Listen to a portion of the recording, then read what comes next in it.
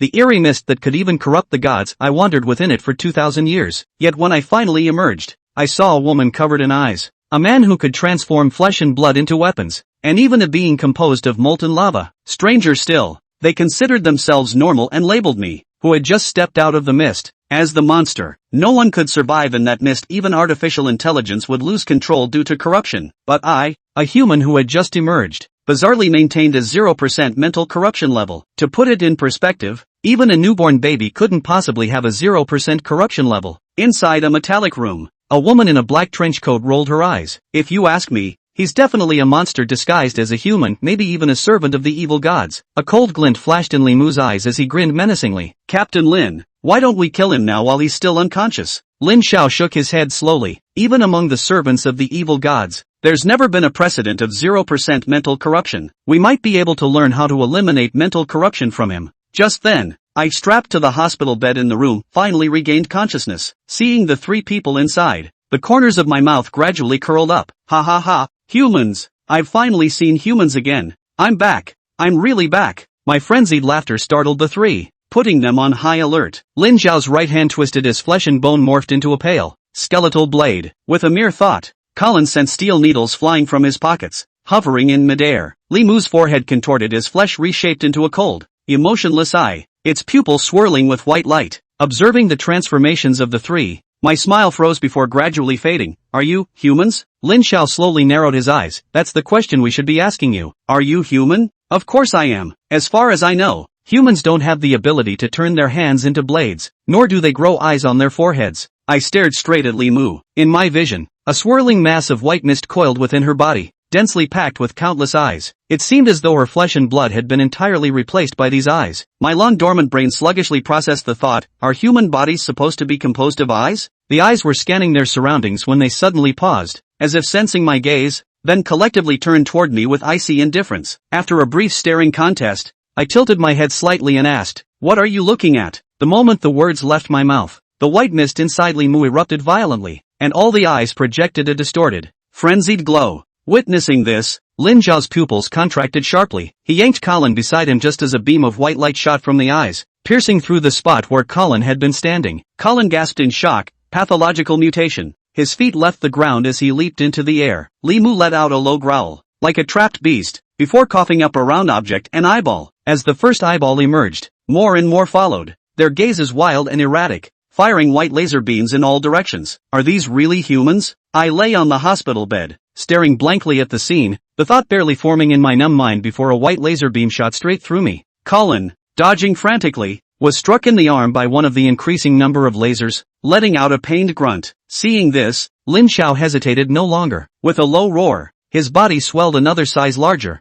and he appeared instantly in front of Li Mu. His fist, now twice its previous size, slammed heavily into her abdomen. Li Mu's body flew backward several meters, crashing into the metal wall before sliding limply to the ground. Unconscious, as she fell, the eyeballs littering the floor seemed to lose their vitality, rotting and dissolving within a few breaths. Colin looked at the unconscious Li Mu, struggling to accept the situation. How could this happen? Mu's mental contamination level had reached the warning threshold, but it shouldn't have progressed to direct physical mutation. Lin Xiao silently observed Li Mu, then seemed to recall something, his eyes flickering slightly. That person earlier, he was staring at Mu and said something. Colin froze, also remembering the incident. Right? He asked Mu. What are you looking at? Hey, Colin quickly turned his head, only for his voice to catch in his throat. The person on the hospital bed had over a dozen bloody holes in their body, their eyes dull, as if they had died with unresolved grievances. Damn it! He's dead. Colin was stunned. Lin Xiao frowned slightly. What a shame. He was the only individual so far with a 0% mental contamination level. Just then, a faint rustling sound came from behind them. They whipped around, eyes wide as they stared at the scene behind them and witnessed something utterly incomprehensible. On the hospital bed, the bloody holes on my body were healing at an unbelievable speed. As all the wounds closed, my dull eyes gradually regained their spark. Glancing at Li Mu, who had collapsed on the floor, I asked in confusion, so humans can grow this many eyeballs? The atmosphere was deathly silent. Lin Zhao's body swelled again as he rasped in a low voice. What the hell are you? I blinked and repeated. I'm human. Bull asterisk asterisk asterisk asterisk. The usually composed Colin flushed red and roared. If you're human, how could you come back to life after dying? I frowned in bewilderment. Since you can alter your body structure and grow so many eyeballs, why can't I revive? The question left Lin Xiao and Colin momentarily speechless, their mouths opening and closing without a sound. Lin Xiao took several deep breaths before turning to Colin. Colin, call someone to take care of Mumu, then I'll take him to see the director. Soon, a team of soldiers in silver-gray metal hazmat suits escorted me to another room. The lighting was dim, and behind a long table sat an elderly man in a black uniform. To his left was a red-haired youth playing with flames, and to his right, an ordinary-looking middle-aged man. After a brief silence, the elderly man in the center spoke first. Hello, I'm Director Wang Anming of this facility. Which base city are you from? There's no record of you in Base City 116. I replied, puzzled. Your organization is really strange. Why call them base cities with numbers? My name is Lu Ning, and I'm from Hangzhou, or, in your terms, Zhujiang Province's Base City 1. The red-haired youth slammed his hands on the table and stood up, leaning forward slowly. Don't play games with us. We've dealt with plenty of suspects like you. What the hell is Hangzhou? And what's a province? Did you just make those up? Compared to the red-haired youth's irritability, Wang Anming's expression remained calm. As far as I know, Hangzhou City, Zhujiang Province, was a civilized city 2,000 years ago. Now it's the year 2014 of the mist calendar. Upon hearing this, my body trembled violently. I pressed my hands against the long table, staring intently at Wang Anming. What did you say? 2,000 years ago? Impossible. You're lying. The red-haired youth's body ignited with strands of flame, and a fireball the size of a soccer ball appeared in his hand. Lin Zhao's body expanded once more, resembling a small giant. The long blade formed from his palm tinged with a hint of crimson. The expressionless middle-aged man's skin took on a metallic sheen, his body also tensing up. Bloodshot veins appeared in my eyes. If this was true, then had I really been trapped in that white mist for over 2,000 years? I need to go outside and see. Wang Anming smiled faintly. Of course, that's no problem. But your origins are mysterious, and we need to investigate thoroughly to ensure you pose no danger. So, Mr. Liu, how did you enter the mist? How long were you trapped inside? I was walking down the road when suddenly everything around me turned into white mist. As for the time, the year was 2025, roughly over 2,000 years ago, if you're not lying to me. Wang Anming's breathing quickened slightly. We've seen the reports. You seem to be just an ordinary person. How could an ordinary person live for over 2,000 years? I replied with utmost seriousness. That's why I thought of one possibility. Wang Anming straightened in his seat, awaiting my answer. Lin Xiao and the other two also leaned in to listen. My gaze swept over them, my eyes carrying a hint of pity. Actually, you're all insane. There hasn't been any passage of 2,000 years. Is this place a mental hospital? The air grew still for a long moment. Wang Anming's eye twitched slightly. That possibility isn't zero. Then, why is it that you couldn't escape the mist for over 2,000 years, only to suddenly emerge now? Because I saw a golden speck of light in the mist, I explained, gesturing as I spoke. And then, inside that speck, I saw the solar system. The solar system? Do you think we're that easy to fool? The red-haired youth slammed the table again, glaring at me furiously. Wang Anming and the others also wore expressions of disbelief. Though Wang Anming took a deep breath and pressed on, and then, my expression grew more puzzled as I continued. I noticed something strange about the solar system. The sun had many long. Before Lu Ning could finish his words, his entire body cracked open. Cracked in the physical sense. There seemed to be an invisible force tearing Lu Ning's arms and legs, and his body apart a little bit. Blood flew and splattered all over the long table and the four Wang Anming men. Lu Ning's broken limbs spilled onto the chairs and the ground. The entirety of Wang Anming's four people were frozen. They stared wide-eyed at the cracked Lu Ning, completely not expecting it to turn out like this. In the next moment, the four Wang Anming's faces changed drastically.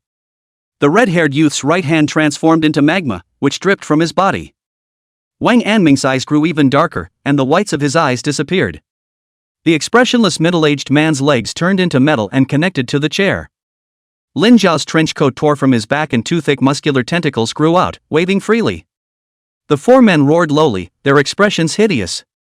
Wang Anming suddenly tapped a white jade tablet on his chest. The jade plate emitted a cool white light, which enveloped the four people at the same time. Gradually, the mutations on the four began to retract and eventually return to their original state. Including Wang Anming, all four of them had horrified expressions and were panting. What was that just now? The red-haired youth growled lowly, looking at Lu Ning's mutilated limbs and broken arms, his eyes filled with fear. Wang Anming slowly shook his head, a palpitating look still on his pale face. I don't know. It seems that some sort of existential force tore Lu Ning apart, escaping a trace of power that almost caused us to become sick. Even the middle-aged man, who had been expressionless, was full of fear at this moment. It's too terrifying. What kind of power is it? Surprisingly so powerful? The four people looked at each other in disbelief, and the air was quiet for a moment. Then Wang Anming looked at the broken limbs and arms on the ground and frowned. I didn't expect it to turn out like this. Lin Xiao, you said before that Lu Ning could be resurrected. Can he still be resurrected like this now? Lin Xiao shook his head with a blank expression. I don't know, before his body was still intact, just a few holes, now. Lin Xiao looked at the arms and legs, eyes, ears and other organs that were spilled on the ground with a very uncertain expression. The red-haired youth spat, dead like this and still able to resurrect?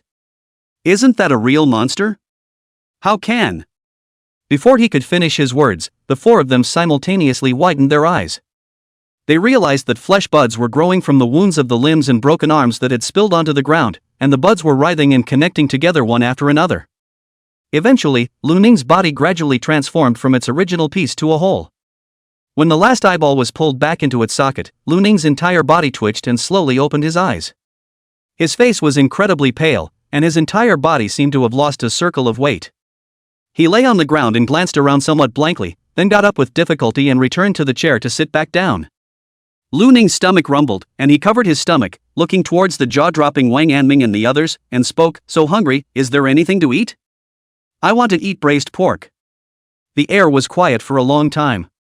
Lu Ning saw that Wang Anming and the others were staring straight at him and didn't answer, so he once again said, is there anything to eat?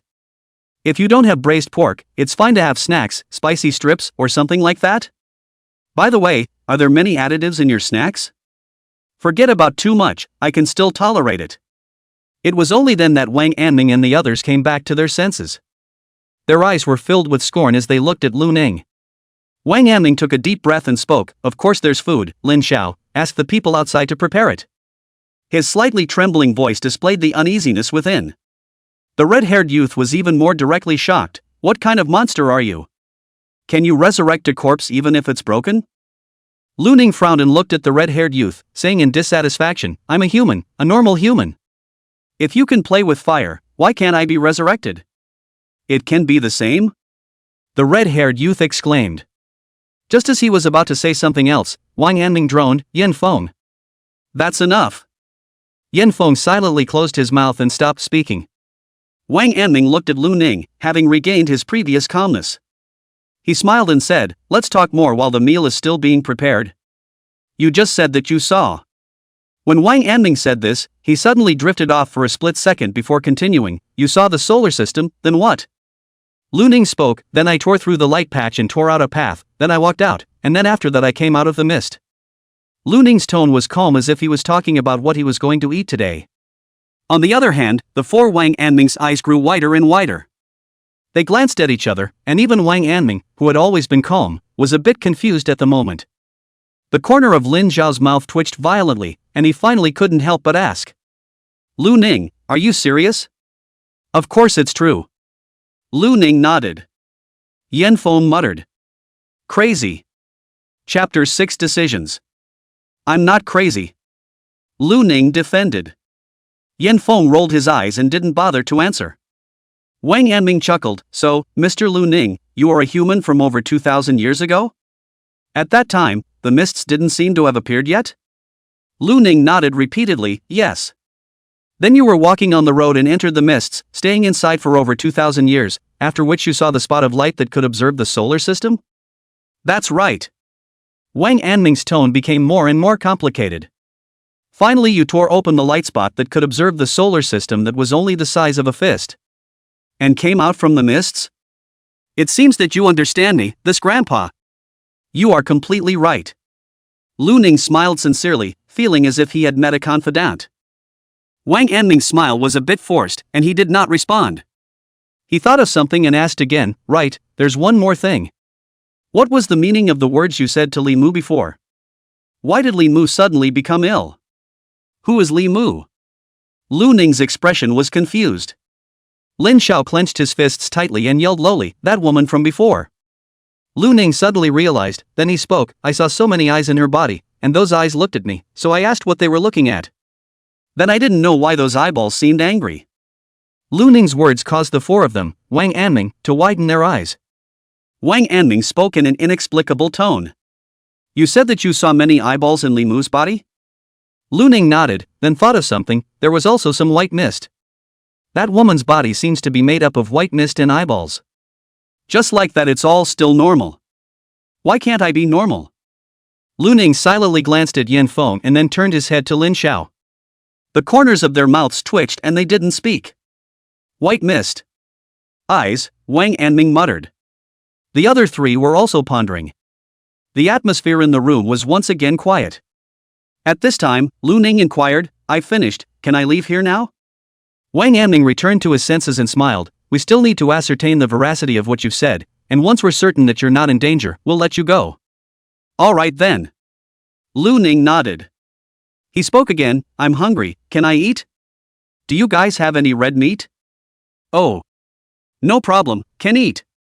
"Shaolin, you prepare a room for Mr. Lu Ning to rest in food."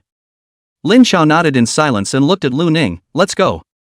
Lu Ning got up and left the metal room. When the door to the room closed again, Wang Anming's expression became very serious. He looked at the two people around him. "What do you think of what?"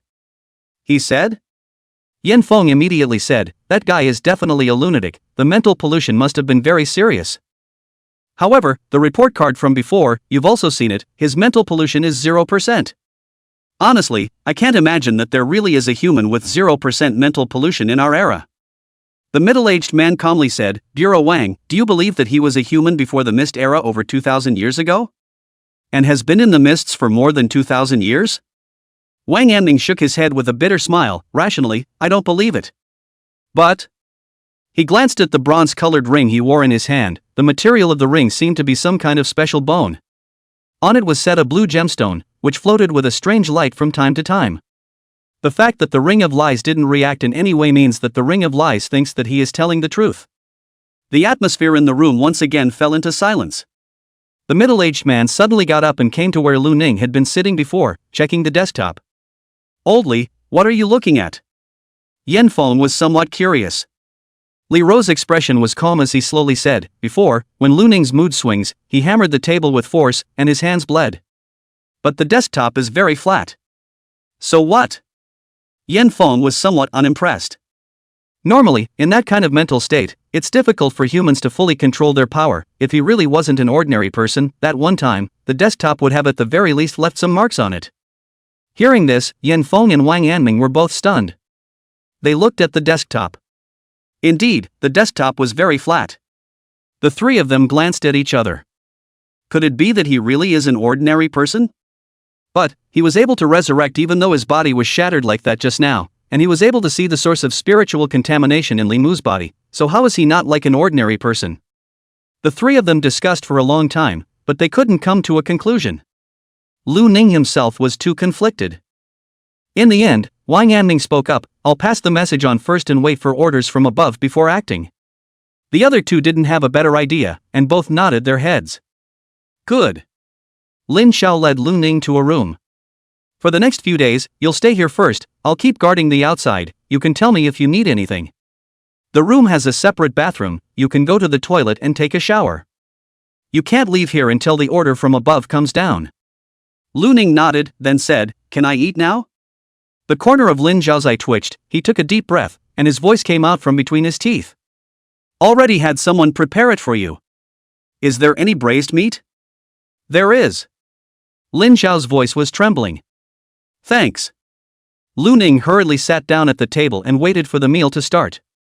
In no time, someone brought 3 dishes and a soup, as well as a large bowl of rice. Among them was also braised pork. Lu Ning's mouth was watering, and he started eating straight away. He glanced at Lin Xiao who was standing to the side, hesitated for a moment, and asked with a wooden face, "Want some?" "No." Lin Xiao shook his head. A bright smile appeared on Lu Ning's face. "Really? That's such a shame, it tastes quite good." Lin Xiao's breathing quickened by a few moments, veins throbbing on his forehead. Looking at the way Lu Ning smiled, Lin Xiao didn't feel that he had any pity at all. With a cold snort, he walked out of the room and closed the door. 3 days later, Wang Anming came to the room where Lu Ning was. Lin Xiao went up to greet him, "Bureau Wang." Wang Anming nodded and glanced at the door of the room behind Lin Xiao. "Has there been anything unusual in the past few days?" Lin Xiao shook his head. "No, other than eating and sleeping, all the other times, he's been dazed." "Dazing all the time?" Yan Feng on the side was a bit shocked. "Won't he be bored?" I'm not sure about his thoughts either. Lin Xiao looked at Wang Anming and inquired, Bureau Wang, is the investigation clear?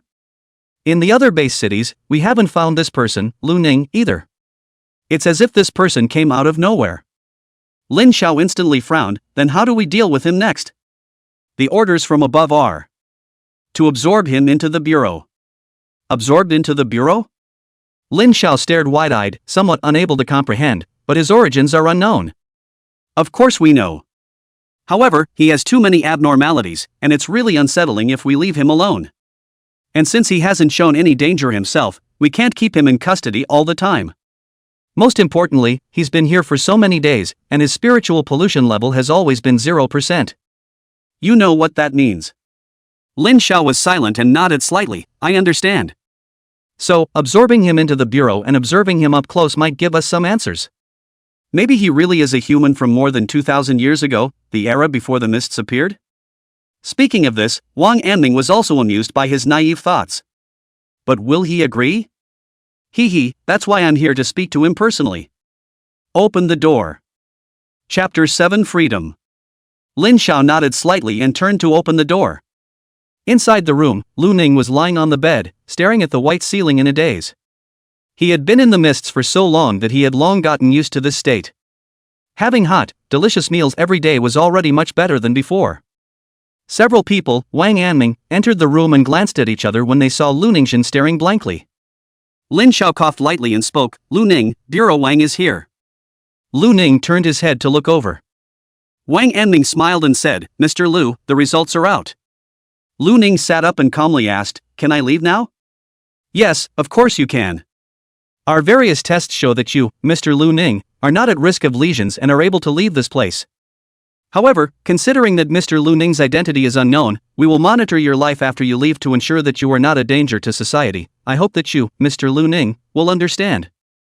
Lu Ning nodded slightly and said, good, I can leave now? Of course yes. But, Wang Anming looked at Lu Ning and smiled, what does Mr. Lu Ning plan to do after he leaves here? Go home. Lu Ning answered without hesitation. Wang Anming calmly said, but according to you, you came from more than 2,000 years ago, so I'm afraid that all of your family members have already passed away. Lu Ning sniffed and fell into silence. The three Lin Xiao at the side immediately tensed up, fearing that Lu Ning would become emotional and appear abnormal. However, Lu Ning's expression was calm as he looked at the several people and opened his mouth to ask, I still want to go back, don't you guys have supernormal capabilities? Do you have the supernormal ability to travel through time? Send me back more than 2,000 years ago? How is it possible to have this kind of ability? Yin Feng spat out with a head full of black lines. How can there not be? People like Flash, Bulma, have it. Lu Ning seriously retorted. The four of them, Wang Anming, looked at each other with some shock. Wang Anming asked seriously, what kind of existence are these people? Surprisingly, they can change time? Oh, characters from movies and anime. Lu Ning explained. Crowd. The corner of Wang Anming's mouth twitched as he smiled. As of now, there are no abilities involving time in the Federation.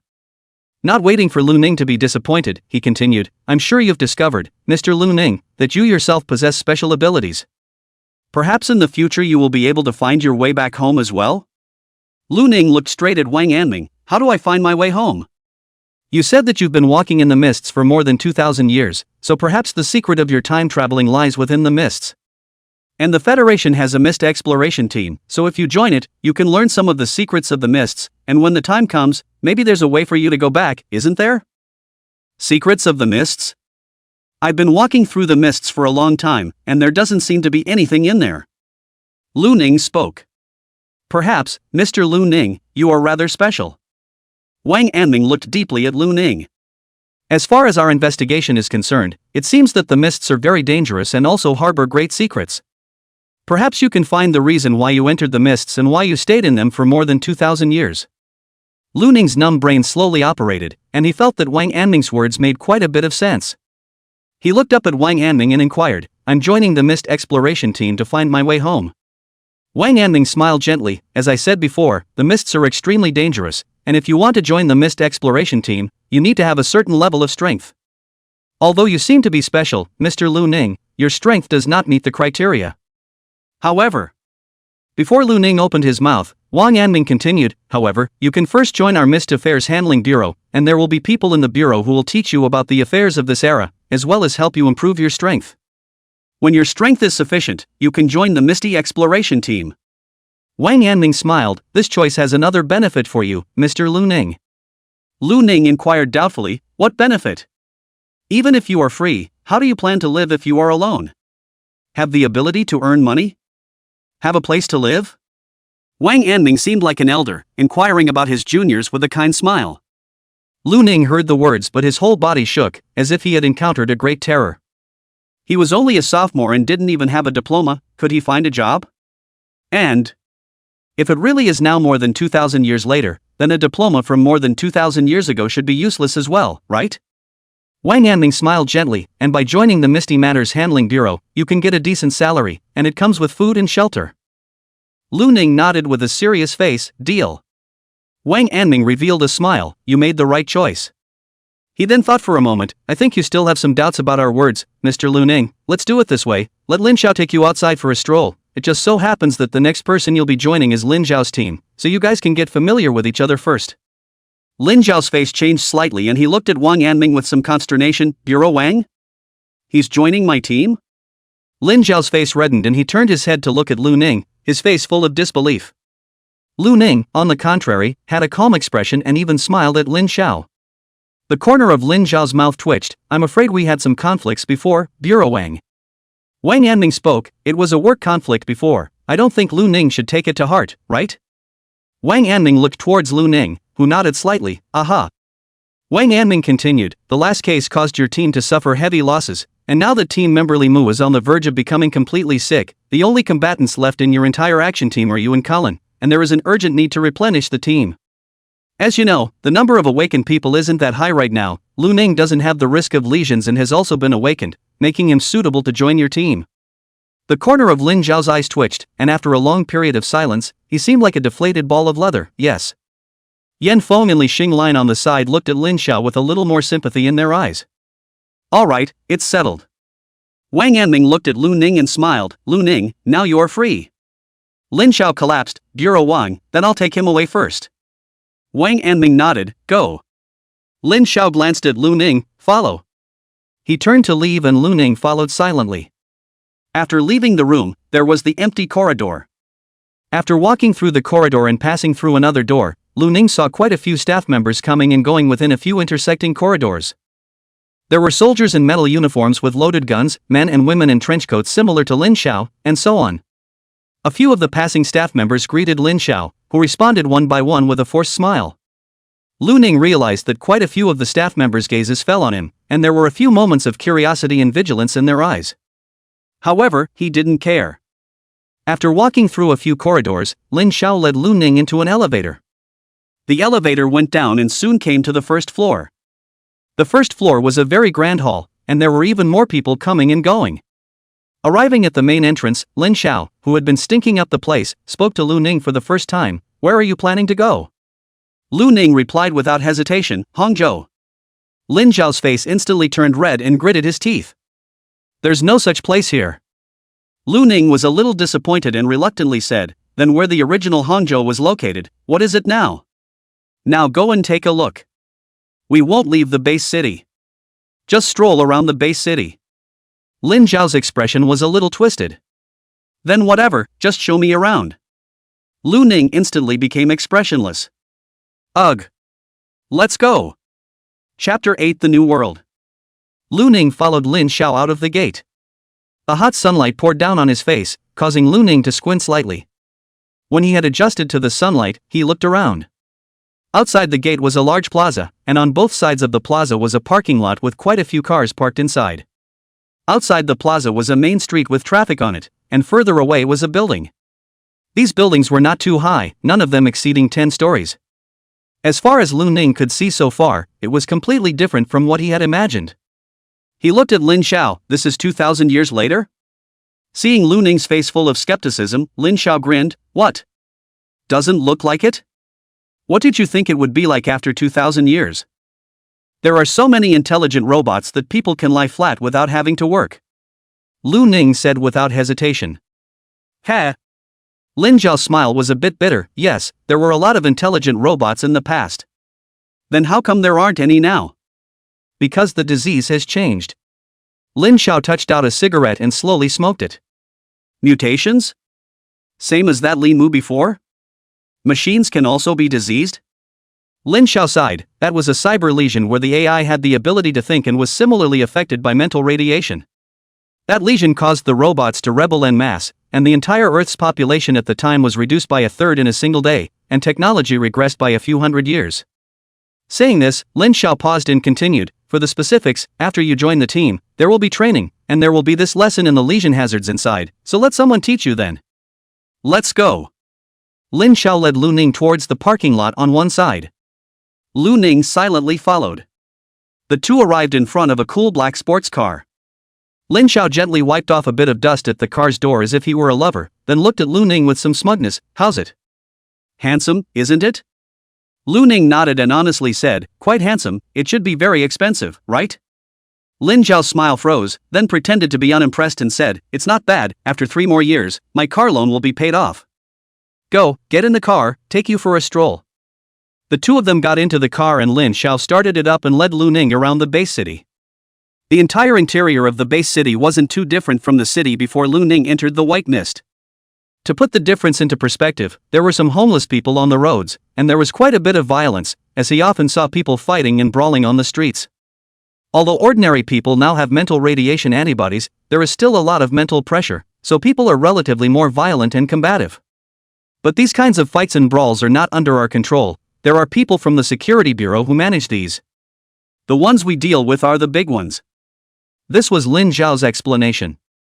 Soon, Lu Ning saw the difference between the base city and the city before the Misty Era. That was the city wall at the edge of the base city. The towering city wall was over 100 meters tall and was made entirely of metal, wrapping the base city. This city wall is to protect the ordinary people in the base city, and the spiritual radiation inside the base city is a bit lower because of the special means of interference. But it's different outside. Many of the original beasts have also sickened and become calamitous beasts, plus some of the diseased mutants that roam outside, and other evil things. All of these are a great danger to ordinary people if they enter the city. Lin Zhao parked the sports car under the city wall. He leaned on the car and smoked a cigarette to introduce it to Lu Ning. The dangers outside the city walls are fended off by the base guards. What we need to do is to keep ordinary people away from the dangers within the base city. Saying that, Lin Zhao looked at Lu Ning and said, actually, joining an action team is very risky. In the last case, we encountered a lesion nest, and only 3 of the entire team, me, Colin and Li Mu, survived, while everyone else died.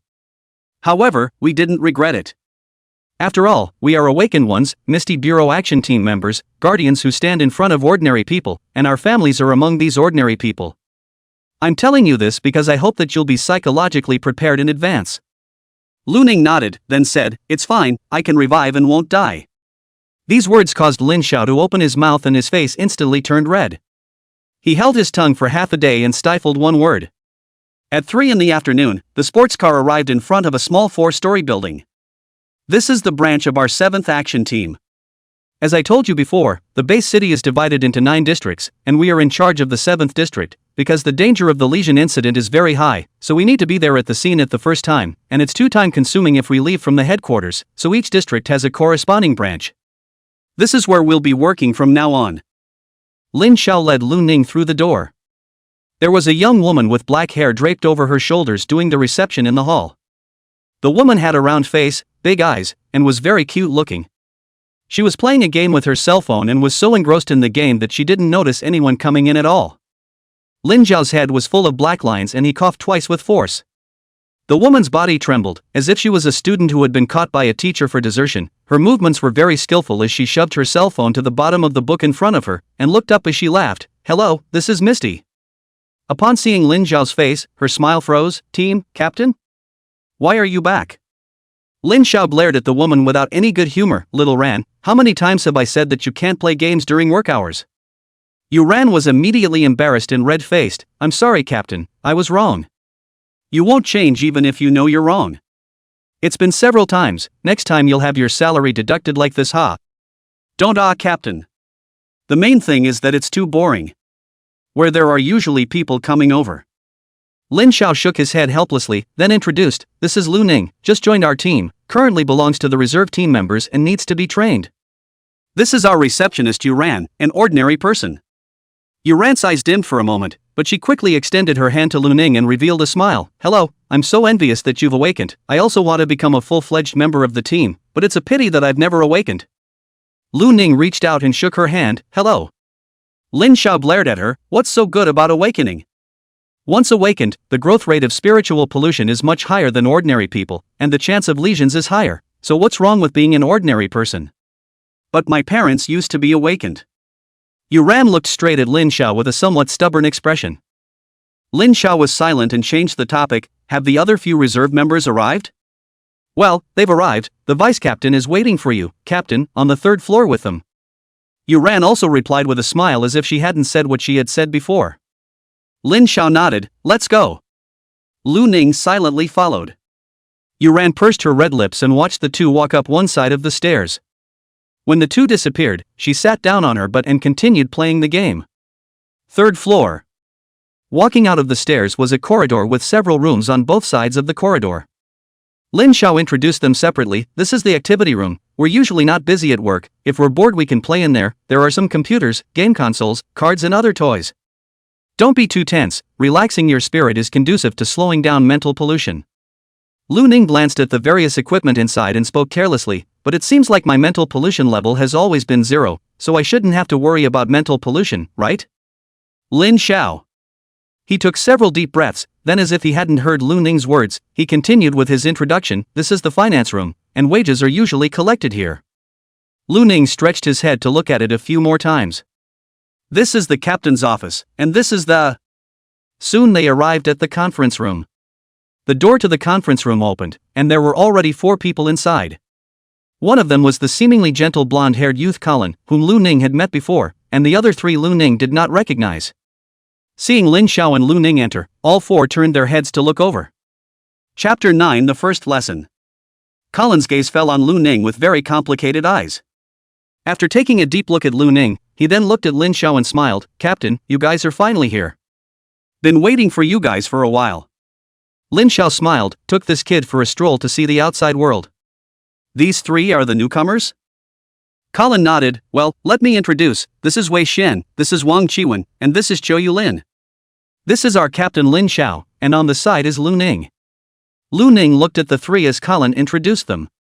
Wei Xian was a youth with an inch hair and a robust, but not very tall body, who smiled at Lu Ning in a friendly manner. Wang Qiwen, on the other hand, was a tall youth who was a bit cold and just nodded slightly at Lu Ning. Zhou Yulin was a black-haired girl with a double ponytail. Her age should be just 17 or 18, with a melon-faced face and beautiful eyebrows, but she seemed to be a bit shy and stood there in a formal manner. Lu Ning also smiled at them and nodded her head in greeting. Lin Xiao fished out a cigarette and lit it, but when he saw Zhou Yulin quietly take a few steps away, he paused and pressed the cigarette out, then said, "You guys have now joined the 7th action team, but since you haven't passed the training yet, you can't be considered official members yet. For the next period of time, you will train with Old Qin, and only after you pass the training will you be considered official members, got it?" "Yes, Team Lin," Wei Xian exclaimed. Wang Qiwen and Zhou Yulin on the side were startled. Lin Xiao glanced at him and smiled cheerfully. "Used to be a soldier?" "Reporting to Team Lin. I was in the security bureau before." Wei Xian stood up straight and said. Lin Xiao nodded. "Not bad. Colin, you take them to Old Qin." "Well, let's go." Colin greeted a few people and left the conference room. Colin walked at the front, and Lu Ning's 4 followed behind as if they were chicks following an old hen. The group walked down the stairs, and Colin introduced them as they walked. Newcomer training is handled by Old Qin. Although Old Qin is not young, he is a retired veteran member. I just told you guys, the accident rate of the action team is not low, and the members who can live peacefully until they retire, all of them have something to offer, so you guys need to follow him and learn carefully, and maybe the survival rate will be higher in the missions afterward. Wei Xian exclaimed, "Yes.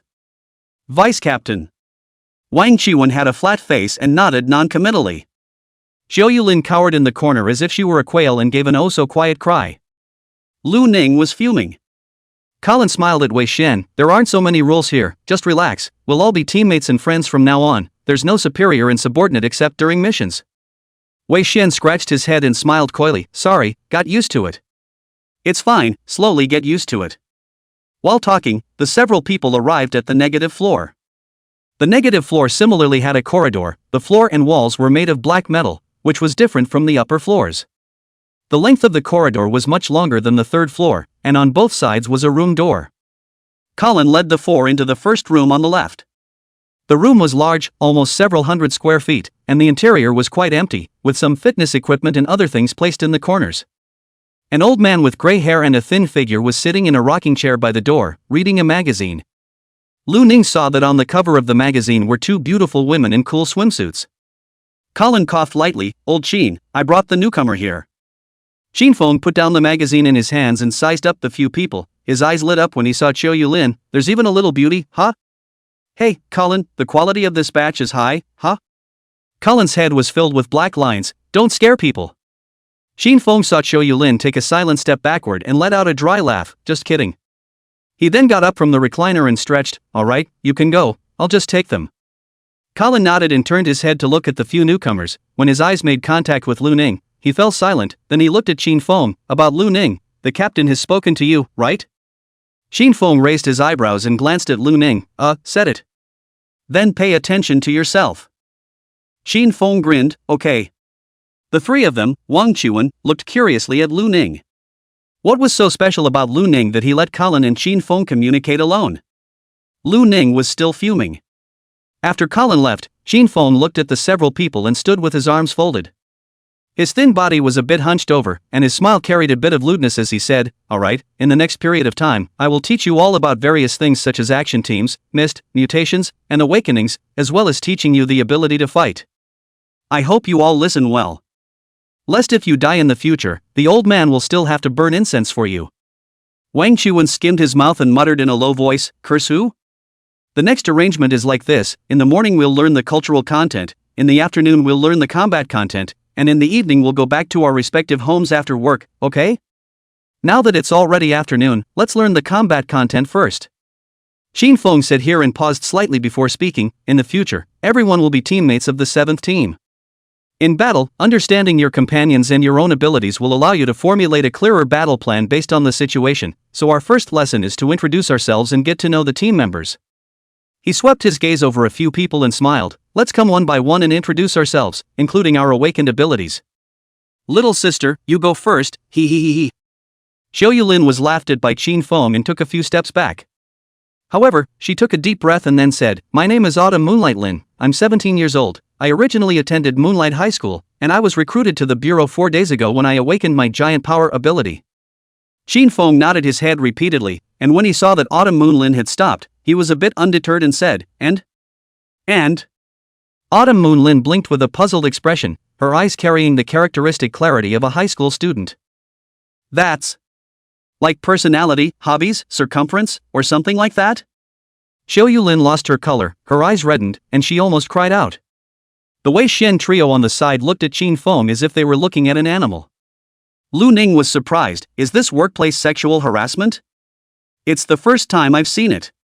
Sheen Feng's smile stiffened and he coughed dryly. "Just kidding, older people are more curious, let's understand. Okay, next, it's you." Sheen Feng pointed at Wei Xian.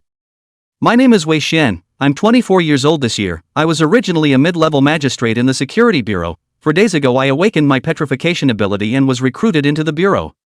"What about you, young man?" Sheen Feng looked towards Wang Chuan. Wang Chuan, who was on the side, heard the two men introduce their abilities and instantly revealed an expression of complacency and pride.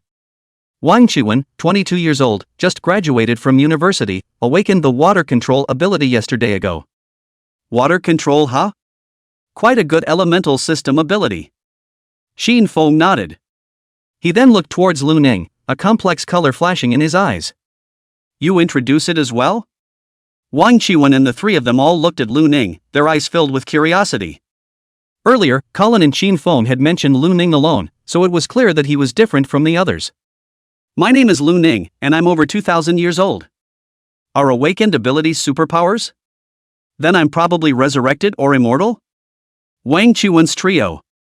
The atmosphere went silent, and Wang Chuan said with an ugly face, "Are you playing us?" Wei Xian scratched his head and said, "Yeah man, over 2,000 years old is too funny, right?" Qiu Yulin also nodded, and Moreover, the awakened ability is immortality? It means it won't die? How could there be such an ability? Just then, Xin Feng's calm voice silenced the three. What he said is true. The trio stared wide-eyed at Qin Feng, who had a serious expression, and then at Lu Ning, who was expressionless and seemed to be traveling outside of the world. The air was suddenly quiet. Chapter 10 Awakening Abilities. Hey, are you kidding me? How can someone live for over 2,000 years? That's too fake, isn't it? And the awakened ability is immortality? Wang Chuan looked at Qin Feng with a skeptical expression. You guys are joining forces to trick us newbies, aren't you? Although Wei Xian and Xiao Yulin didn't say anything, their eyes also carried disbelief. Qin Feng rolled his eyes. The less you see, the stronger the awakened person is, the stronger their spirit and physical body will become, and their life force and lifespan will also increase, theoretically, not to mention 2,000 years old, 20,000 years old can live. That's also a very strong awakened person, isn't he a newcomer? Wang Chuan interrupted Qin Feng and pointed at Lu Ning. Lu Ning's situation isn't quite the same. He came out of the mist. As soon as those words came out, all three of them seemed to have run into something unclean, backing away from Lu Ning as far as they could. I haven't finished yet. Seeing Wang Chuan's trio's horrified appearance, Qin Feng said in a bad mood, you guys don't have to worry about him being diseased, his spiritual pollution degree is 0, it's lower than all of you. Ah. The three of them looked as if they had heard something heavenly as their expressions became even more disbelieving. Looking at them, Qin Feng sighed with a tired heart, then didn't bother to explain. Anyway, that's how the situation is. The headquarters has already confirmed that Lu Ning has no risk of lesion, so you guys don't need to worry about it. Just treat him as an ordinary person who has just awakened. The three of them looked at Lu Ning, who had a calm expression as if he didn't care, and then at Qin Feng, falling into hesitation. After a few breaths, Wei Xian took a deep breath and spoke, since the top has already made sure of it, then of course I trust the headquarters unconditionally. With that, he walked over and extended his hand to Lu Ning, smiling somewhat apologetically. I'm sorry, as teammates, we shouldn't have doubted you. Lu Ning came back to his senses from his delirium. Huh? Oh. It's fine. He reached out and shook Wei Xian's hand, and could clearly hear the sounds of Xiao Yulin and Wang Chuan sucking in cold air. Warrior Ah. Qin Feng nodded in satisfaction. Seeing that the commotion was over, he smiled and said, now that everyone understands each other, they can play a better match with each other based on each other's abilities during combat training. Let's continue the lesson. The strength of awakened abilities can be made stronger by boosting the spiritual power, and developing the ability in depth, just like Wei Xian, you use the ability to see. Perhaps seeing Wei Xian's military nature, Qin Feng asked Wei Xian to do a demonstration. Wei Xian nodded and let out a low gulp, and in the next moment, his hands transformed into grayish-white rocks. Qin Feng had Wei Xian touch his hands together, making a thumping sound. He explained from the side, everyone, look at Wei Xian's ability. Because of his lack of spiritual power, Wei Xian can only petrify his hands right now. If his spiritual power is strong enough, then he can cover his petrification ability over his entire arm, or even over his entire body, so that there are no defense loopholes. And if he continued to develop it, right now his petrification ability turned into marble, after that it could be turned into a harder rock, such as corundum or even diamond? Wouldn't that be stronger as well? Seeing Wei Xian's few people nodding slightly in thought, Qin Feng smiled and said, developing abilities takes time, you guys need to know enough about your own abilities, as well as have enough imagination and creativity, along with constant practice in order to improve. Speaking of this, Qin Feng's expression became a bit more serious. However, I would like to remind you that ability usage requires the consumption of spiritual energy, and once an awakened person's spiritual energy is overconsumed, it can easily lead to increased spiritual contamination, which can in turn lead to lesions.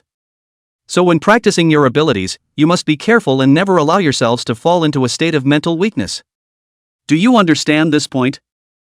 Understood. Wei Xian and Xiao Yulin shouted. Wang Chuan said breathlessly, understood. And Lu Ning opened his mouth and asked, my spiritual pollution level has always been 0, is it possible to keep practicing to improve my abilities? Qin Feng's 4 people? They looked at the speaking Lu Ning with wide eyes and fell into silence, as if the door to a new world had been opened. Qin Feng muttered? It can still be like this? No, like it can really be like this? With envy in his eyes, Wang Chuan said sourly, just because your spiritual pollution isn't elevated right now doesn't mean that it won't be elevated when your spiritual power gets weaker. Qin Feng thought about it and spoke, What Wang Chuan said is also somewhat reasonable. Lu Ning, you can try consuming your spiritual power. When it is consumed to a certain extent, then see if your spiritual pollution will elevate. Once it does, you won't be able to drain yourself of your spiritual power to exercise. It won't. I died twice before at the headquarters. I was very tired at the time, but the spiritual pollution didn't raise. As soon as these words came out, everyone, including Qin Feng, looked at Lu Ning with envy and jealousy in their eyes. Lu Ning, on the other hand, continued to ask, then how should I exercise my abilities? Constantly commit suicide and then resurrect? Lu Ning said suicide and then resurrection with an expressionless face, as if he was saying that he was going to eat braised pork today. This calm demeanor made the four people's scalps tingle. Xiao Yulin's body was trembling slightly as she silently moved away from Lu Ning. Wei Xian couldn't help but grin. Dude. You're normal, I'm a little flustered. Wang Chuan muttered. You're crazy, right? Lu Ning calmly explained, I'm normal, I just won't die. After saying that, he paused and added, you guys don't have to be afraid. The four of them. The air fell into an awkward silence. Qin Feng then coughed dryly and spoke, have you ever tried slightly injuring yourself to see if you can recover?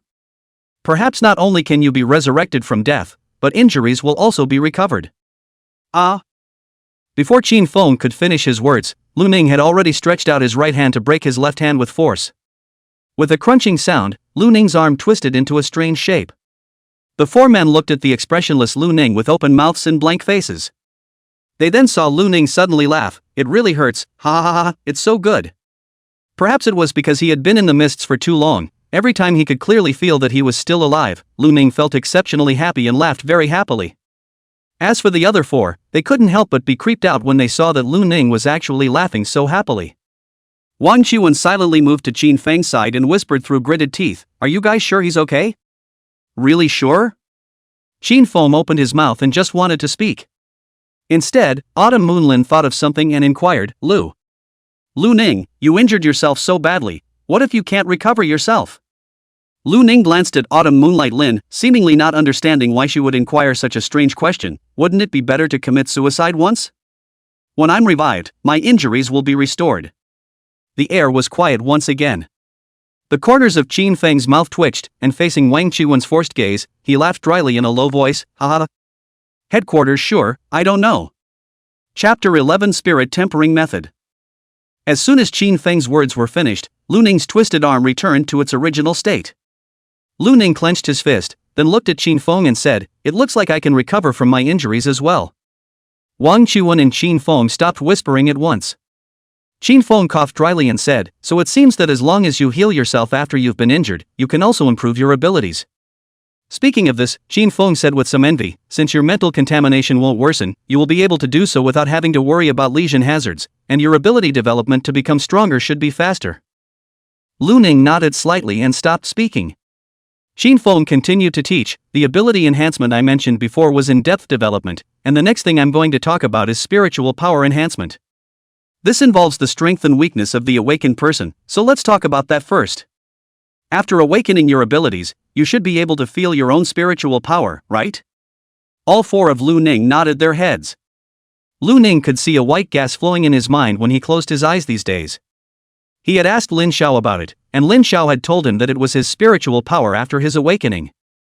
Scientists have been studying the spiritual radiation emanating from the mist since the beginning of the mist era, and discovered that awakened people likewise absorb spiritual radiation to become awakened, and can consciously absorb spiritual radiation. After years of research, our Federation has created a spiritual quenching method suitable for awakened people to use. This quenching method quenches one's spiritual power by absorbing the power of spiritual radiation. And then we categorized awakened ones into 1 to 9 orders based on the strength of their spiritual power, with 1 to 4 orders being the lower orders, 5 to 7 orders being the middle orders, 8 and 9 orders being the higher orders, and on top of that, there are also the saints and demigods above the 9th order. Speaking here, Qin Feng paused, a look of awe surfacing in his eyes. According to the deduction of the powerful and scientific research teams, above the demigods, there should be an even higher rank, that is the rank where the evil gods that some cults believe in are located. Hearing this, Wang Chuan asked with some curiosity, is there this level in the Federation now? Qin Feng glanced at Wang Chuan and shook his head, no. Wang Chuan bristled and did not say anything. Xiao Yulin, on the other hand, inquired, so all we need to do is learn this spirit tempering method and we can raise our strength? That's right, however, each level has a corresponding bottleneck. When you reach the bottleneck, your spiritual power cannot continue to rise, only by breaking this obstacle can you continue to rise. Then how should I break it? Wei Xian asked curiously. Everyone's situation is different. Some people break their bottlenecks due to huge mental fluctuations, some break their bottlenecks by using the quenching method persistently, and some break their bottlenecks by going with the flow after relaxing their spirits. However, it is certain that the lower the level of mental pollution, the lower the difficulty of breaking the bottleneck. Hearing Qin Feng's words, Wei Xian and the three of them simultaneously looked at Lu Ning. Wang Chuan whispered. How come he's taken advantage of everything? Xiao Yulin said with some envy, Brother Lu Ning is so nice, the bottleneck is probably easily broken. Wei Xian also nodded. Qin Feng sighed and said, You guys don't need to envy Lu Ning, as I said before, he's very special. In fact, there is only one human in the entire Federation, Lu Ning, who has a spiritual pollution level of 0%. Note that I'm talking about all humans from the beginning of the Misty Era until now. Seeing that Wang Qiwen and the three of them were still a bit upset, Qin Feng continued, Alright, next I'll teach you the spirit tempering method.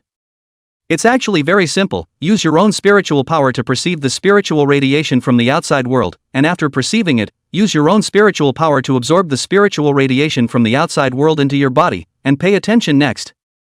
Speaking here, Qin Feng gave the four a serious look. The spiritual radiation from the outside world all carries spiritual pollution, so absorbing spiritual radiation will cause the phenomenon of deepening spiritual pollution. The spirit will feel the pressure, and may even experience visions as well as inexplicable whispers. Wei Xian's three faces changed instantly.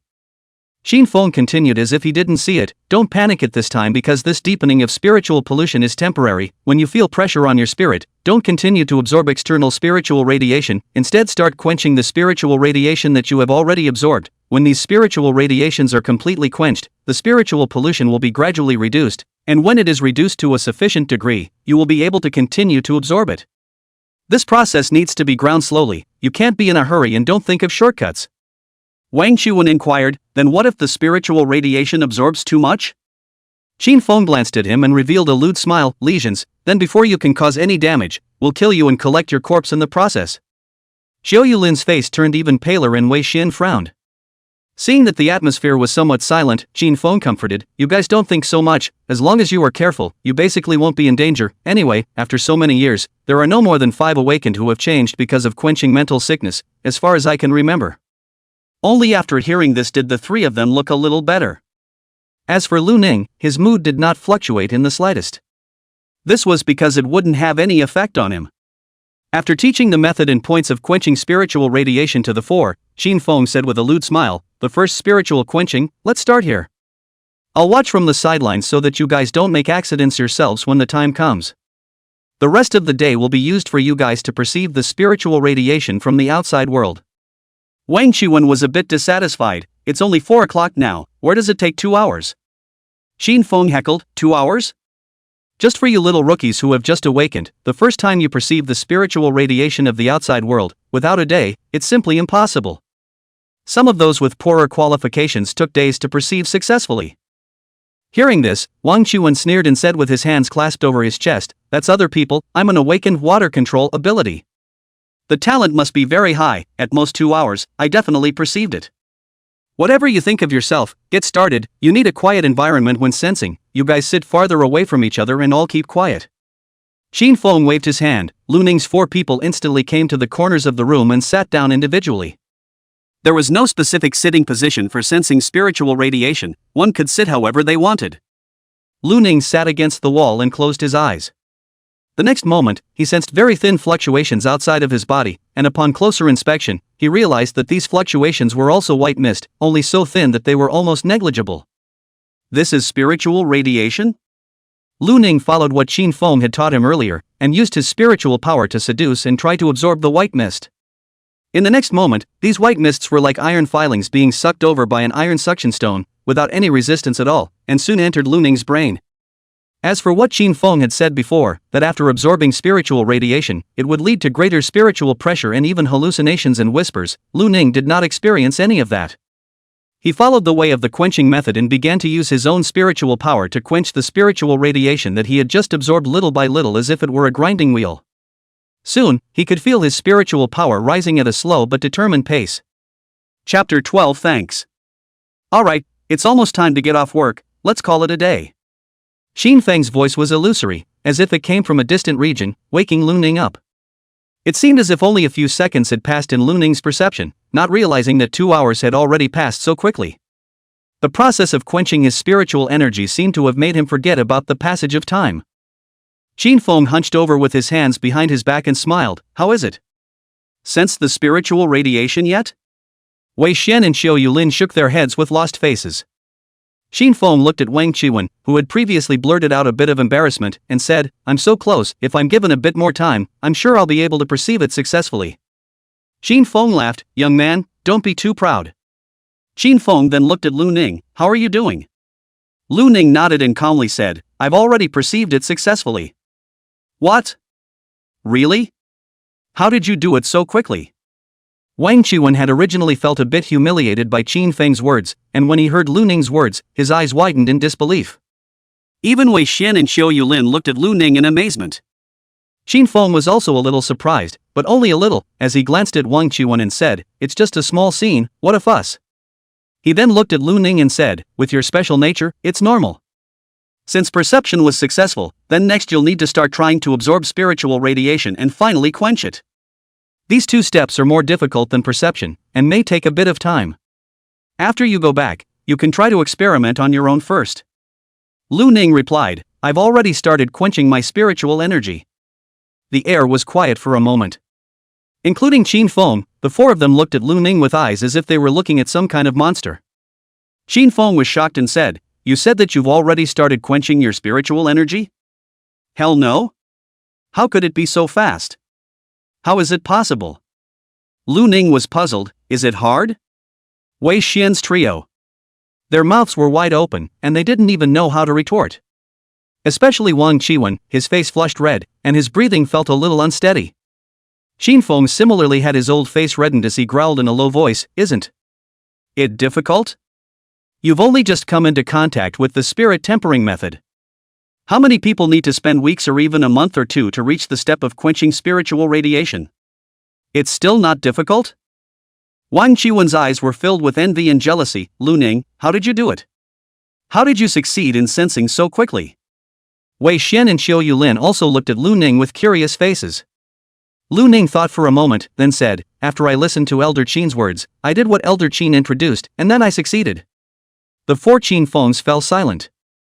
That's it? There's no special method or anything like that? Wang Qiwen was a little less dead-hearted. Lu Ning thought for a moment, then shook his head, no, I think what Elder Qin said is quite simple, just follow it yourself. The atmosphere was awkward for a split second, then Xin Feng coughed dryly, perhaps this has something to do with Lu Ning's own specialness. He then looked towards Wang Qiwen's trio who were somewhat skeptical and comforted them, still, Lu Ning is special, you guys don't need to think about being like him. Wang Qiwen's trio came back to their senses, then nodded helplessly. Alright, you guys have worked hard today, so the lessons will end here and continue tomorrow morning. You guys can go to the 3rd floor and look for that Lin Xiao kid. Xin Feng waved his hand and began to drive people away. Lu Ning's trio nodded and left the room after saying goodbye to Xin Feng. Looking at the backs of the several people leaving, Xin Feng couldn't help but mutter. Surprisingly, there are such geniuses who don't have to worry about spiritual pollution, and with the quenching method cultivation going so smoothly, the ability development shouldn't be too difficult either. Hiss. This is afraid that it is not the posture of a demigod? It's just that the origin is a bit too unreliable. Xin Feng then shook his head and continued to recline in his rocking chair picking up a beauty magazine and reading it. What's the point of caring so much? Since the higher-ups all agree that he's not dangerous, there's no need to think about it anymore. When they went upstairs, Wang Qiwen and the 3 of them looked at Lu Ning as if they were looking at pandas. Lu Ning, on the other hand, completely ignored their stares and fumed to himself. When they arrived in front of the captain's office on the 3rd floor, they saw that the door to the office was open, and Lin Xiao was sitting inside watching TV. The screen was playing out the life and death parting of obsessed men and women. Lin Xiao's eyes were red and she was silently wiping her tears with a tissue, completely unaware of Lu Ning's 4 people coming over. Wei Xian knocked on the door and Lin Xiao's whole body trembled in shock. He threw the tissue paper into the trash can and as if he had changed his face, his expression returned to seriousness. Today's class is over? Reporting to the captain, it's over. Wei Xian stood straight. No need to be so polite. Lin Xiao waved his hand as he silently took out a cigarette, but after seeing Xiao Lin, he put it back. He then smacked his lips and said, "Our branch's usual working hours are 10 in the morning and 6 at night. However, considering the special nature of our work, so every night there should be 2 action team members on duty to prevent accidents from occurring at night, and the other team members who are resting also need to keep their cell phones on to avoid special circumstances and not being able to contact anyone. Although you are not official team members now, you have joined the action team, you also need to be on duty to keep watch at night. Wei Xian and I will be on duty tonight, so the others should go back." Saying this, Lin Xiao paused and looked at Lu Ning. "Right, Lu Ning, you don't have the money to rent a room right now, do you? During this period of time, you'll be living in the staff lounge on the 4th floor, and when your paycheck is paid, you can go rent a room outside." Lu Ning nodded, then he asked, "How much is the salary?" The 3 of them, Wang Chuan, looked at Lu Ning with strange expressions. Wang Chuan couldn't help but ask, "You joined without asking before?" "Well, I just came out of the mists and had nowhere to go." The 3 of them thought about Lu Ning's origins and were suddenly enlightened. Lin Xiao said, "Because of the special and dangerous nature of our job, the salary is low. Even if you're just a reserve member, you'll get a 30,000 base salary a month, which is considered a high salary in the base city. Once you have completed the training, after the transfer, the base salary is 100,000, of which there will be a bonus for completing the mission. The exact amount of the bonus will be determined according to the mission. Once you sacrifice during the mission." Saying this, Lin Xiao paused and rolled his eyes a bit impatiently. "You don't have to consider this." "Damn, not dying is cool." Wei Xian and the 3 of them nodded heavily at the same time. Lu Ning, oh. Lin Xiao looked at Wang Chuan and Xiao Lin. "You guys get off work first." The 2 said their goodbyes and left. Lin Xiao added to Wei Xian, "You can play in the activity room when you're on night duty. Colin is in there, you can go find him." Wei Xian nodded, "Okay." After Wei Xian left, Lin Xiao looked at Lu Ning. "Let's go, I'll take you to the staff lounge." After saying that, he took out a few very large shopping bags from behind the office door. "Inside here are toothpaste and toothbrushes and a change of clothes and all that, and a cell phone. I've already done the card for you, you can use it directly." "Oh, the use of your identity card, your certificate has come down, the same is also in there. I also bought you a wallet, remember to put the certificate, do not lose it. Later you can go outside and get a payroll card, there's a federal bank right outside the door." He pushed something towards Lu Ning's chest. Lu Ning subconsciously caught it. He was silent for a moment, then said to Lin Xiao, "Thank you." Lin Xiao took out his cigarettes and lit them up, took a beautiful drag, waved his hand in an unimpressed manner, and said, "I advanced the money for the flowers, so you'll have to return it to me when you're paid. My home loan and car loan is not yet finished." Good. Chapter 13 Soul Revitalization. The staff lounge was a 1-room, 1 hall, 1 kitchen, and 1 bathroom suite that was nicely decorated and had a quiet environment. This allowed Lu Ning to feel the grandeur of the Misty Affairs Bureau. After washing up, Lu Ning first went downstairs to the federal bank to run a payroll card. The current account balance was 0, but it would be 5 figures next month. Lu Ning's dinner was on the 3rd floor with Cullen, Lin Xiao, and Wei Xian. After dinner, the 4 of them played cards together for a while. Lu Ning, because he hadn't used his brain for too long, was also too lazy to use his brain to play cards. Although it was just entertainment and played very small, Lu Ning still lost more than 500, and the other 3 won 1 or 200 each. Lin Zhao's 3 people all revealed a satisfied smile, even Colin's eyes looked at Lu Ning in a friendly way. As for the money, naturally, he would wait until Lu Ning was paid. By the time it was past 9 in the evening, Colin went back to rest. His house was very close to the branch. As a matter of fact, the houses of the official members of the division action team were all very close to the division. In that case, it was convenient to be the first to arrive at the branch when a special situation arose. After Colin left, the card game couldn't come together. Lu Ning and Wei Xian went to play video games, while Lin Xiao hid in the captain's office to watch idle dramas. Only when it was almost 12 o'clock at night did Lu Ning return to the 4th floor to rest. He had a very happy day today. Walking in the mists for so many years was like walking dead, not to mention. After leaving the mists and entering the headquarters, although he could see many humans, he himself was special and in the observation stage. Now it was different, he had been recognized as no threat and joined the Mist Affairs Bureau. The pay was good, he had communicative, friendly co-workers, and work was going well so far. Everything was slowly getting better. After that, he just had to keep getting stronger and stronger, and when he could join the Mist exploration team, he would explore the mists and find a way home. Lying on his bed, Lu Ning unprecedentedly did not dawdle and thought about the future. He fell into a deep sleep as he held onto his vision of the future.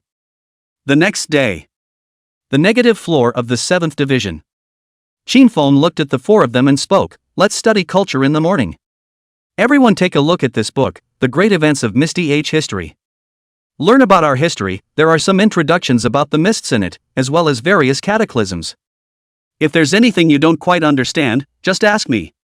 Qinfeng handed out a book to each of the 4 of them, and then lay down on the rocking chair to read the magazine himself.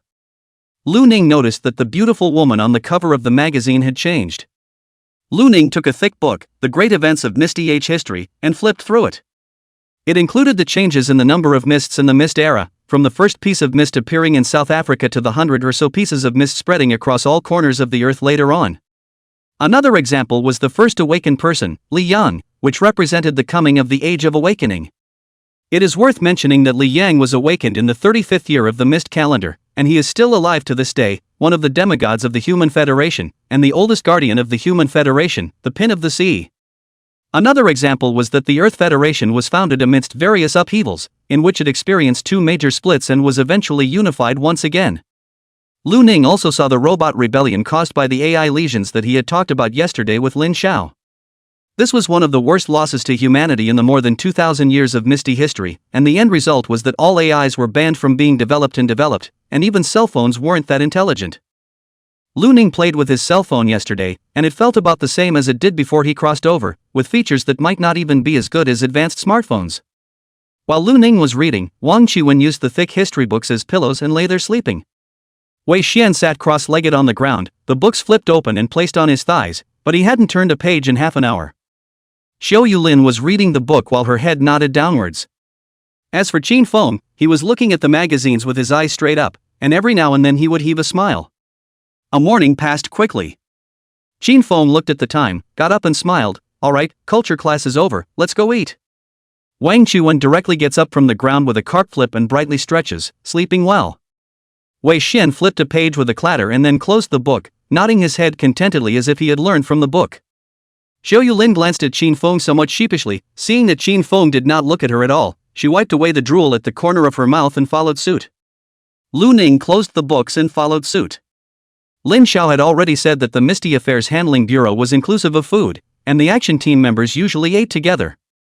Each team member ordered a dish they wanted to eat, and later had Yuran go buy it. This little girl sometimes moonlighted in errand running duties as well. When Lu Ning and the others had just arrived on the first floor, Yuran was already waiting for them to order. The dish that Lu Ning chose was rightfully still braised pork. Wang Qiwen chose the fried pork with green peppers, Wei Xian chose the steak, and Xiao Yulin chose the sushi. They then went to the 3rd floor to wait for the meal to start. The only person on the 3rd floor was Colin playing video games in the activity room. Lin Xiao wasn't here or in the captain's office. "Where's the captain?" Wei Xian inquired. Colin glanced at Lu Ning and spoke, "Went to see another team member." "Besides you and the captain, there's another team member?" Wang Qiwen was a bit surprised. Xiao Yulin and Wei Xian were also a bit surprised. Colin nodded. "Well, there's another one." "Then how come we haven't seen it? Is it on vacation?" Xiao Yulin inquired curiously. Colin took a deep breath and spoke, "No, she's on the verge of complete sickness and is under supervision at headquarters." The 3 of them, Autumn Moon Lin, opened their mouths and fell into silence. Lu Ning knew that Colin was talking about the woman named Li Mu. He inquired, "Are her eyes still intact?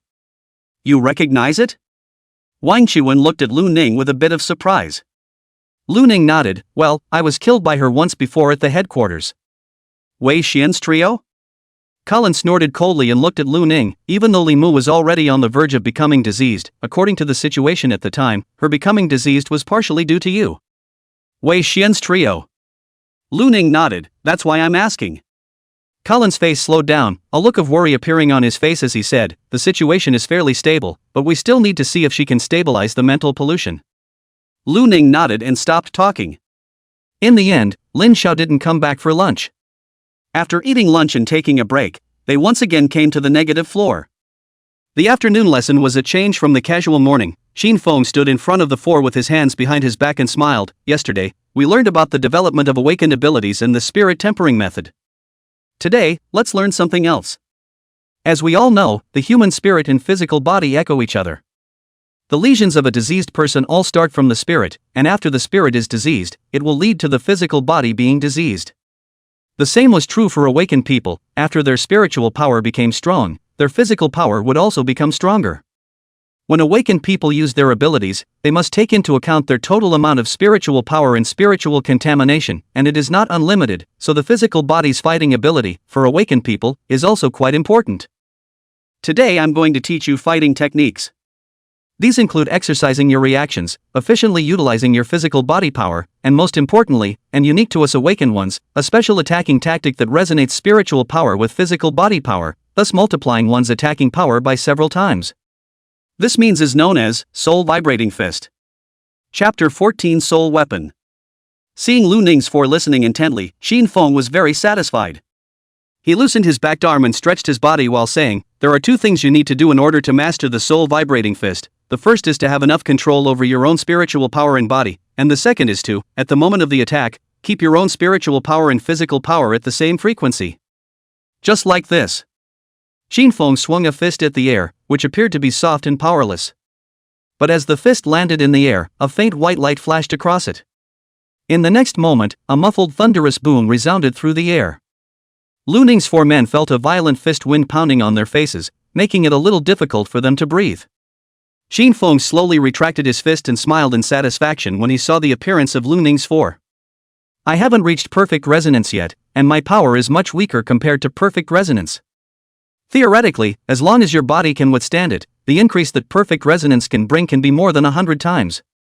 And that punch of mine just now could only increase the power by 3 times. Hiss, Wei Xian sucked in a breath of cool air. So strong? A look of excitement surfaced in Wang Qiwen's eyes. Even Xiao Yulin had a look of anticipation on her face. Only Lu Ning was expressionless as always. Xin Feng laughed and once again carried his hands behind his back, "But I'm afraid that you guys still have a long way to go if you want to achieve this. After all, you've only just awakened, it's not very realistic for you to want to control your own spiritual power perfectly, and the difficulty of controlling physical power is a little higher than spiritual power, not to mention the resonance." "Behind it, Lu Ning, what are you doing?" Xin Feng inquired as he saw Lu Ning suddenly stretch his arm. The three of them, Wang Qiwen, similarly looked over, a bit puzzled. Lu Ning returned, "I just listened to what you said, Elder Qin, and thought that it didn't seem very difficult. I want to try it." When Wang Qiwen heard this, he immediately clasped his hands over his chest and looked at Lu Ning with an excited expression. "Dude, you're a bit bloated, ah? You try it, if you can do it." The old man pulls. Upside down. Boom! A faint white light flashed from Lu Ning's punched fist, interrupting Wang Qiwen's words. Wang Qiwen's entire body seemed to be petrified, and his mouth opened wide as if he had forgotten how to close it. Just like Wang Qiwen, who seemed to be petrified, there were also Xin Feng, Wei Xian, and Xiao Yulin. A skeptical expression surfaced on Xin Feng's aged face, as if asking himself, "It's done? It's a done deal? How come it's a done deal?" He jerked his head up and looked at Lu Ning, blood emerging from his eyes, his face reddening. "Do you kid know that my old man had been practicing for 5 years in order to be able to strike the soul vibrating fist, swinging his fist 10,000 times a day? Why did you make it with your first punch?" His voice grew louder and louder, and his body began to tremble slightly. This caused the three of them, Autumn Moonlin, to look at the mad-like Xin Feng with a bit of fear. "Xin Lao?" Autumn Moonlin called out in a small voice. Only then did Xin Feng jolt awake. He took deep breaths in succession, then smiled bitterly and said, "You guys can practice on your own, my current mental fluctuations are a bit big, I need to be alone." After saying that, Xin Feng seemed to have become even older in an instant. Alone, he walked to a corner and slowly squatted down, took out a cigarette and smoked it silently. Lu Ning was a bit puzzled. What's wrong with Elder Qin? Wei Xian and the three of them looked at each other in disbelief, then Wei Xian patted Lu Ning's shoulder. "Don't you say anything, we also want to be quiet." Wang Qiwen grinned and muttered, "Luckily, we don't have high spiritual pollution." Xiao Yulin smiled and glanced at Wang Qiwen and spoke, "Brother Wang, if your spiritual pollution was high just now, aren't you going to be directly diseased?" Wang Qiwen's face flushed red, then he stammered something like, "How can something about an awakened person be considered a lesion," or something like that. Wei Xian and Xiao Yulin both laughed. Wei Xian also joked in a rare moment, "Wang Qiwen, what did you just say upside down for?" Lu Ning also thought of Wang Qiwen's words earlier and looked over at him. Seeing Lu Ning look over, Wang Chuan hurriedly said, I was talking about washing my hair upside down. I'll go back today and wash my hair upside down. Xiu Lin laughed evilly, is that so? Why do I seem to have heard the word pull as well? You must have heard it wrong. Wang Chuan said with a serious face. Wei Xian then looked at Lu Ning with a pleading face and rubbed his hands together. Lu Ning, we're good teammates, right? Lu Ning nodded, aha. Then why don't you teach me? How did you do it? Hearing this, Xiu Lin also blinked her big eyes and looked at Lu Ning pitifully. Brother Lu Ning, teach us. Wang Chuan coughed dryly and blushed, cough. That's what, I have to fit in too, right? Lu Ning blinked and spoke, I did what Elder Qin said just now. After he finished, I didn't think it was very difficult, and it seemed like I could do it, so I tried it and did it. Wang Chuan's face was filled with questions. You thought you could do it and then tried and did it?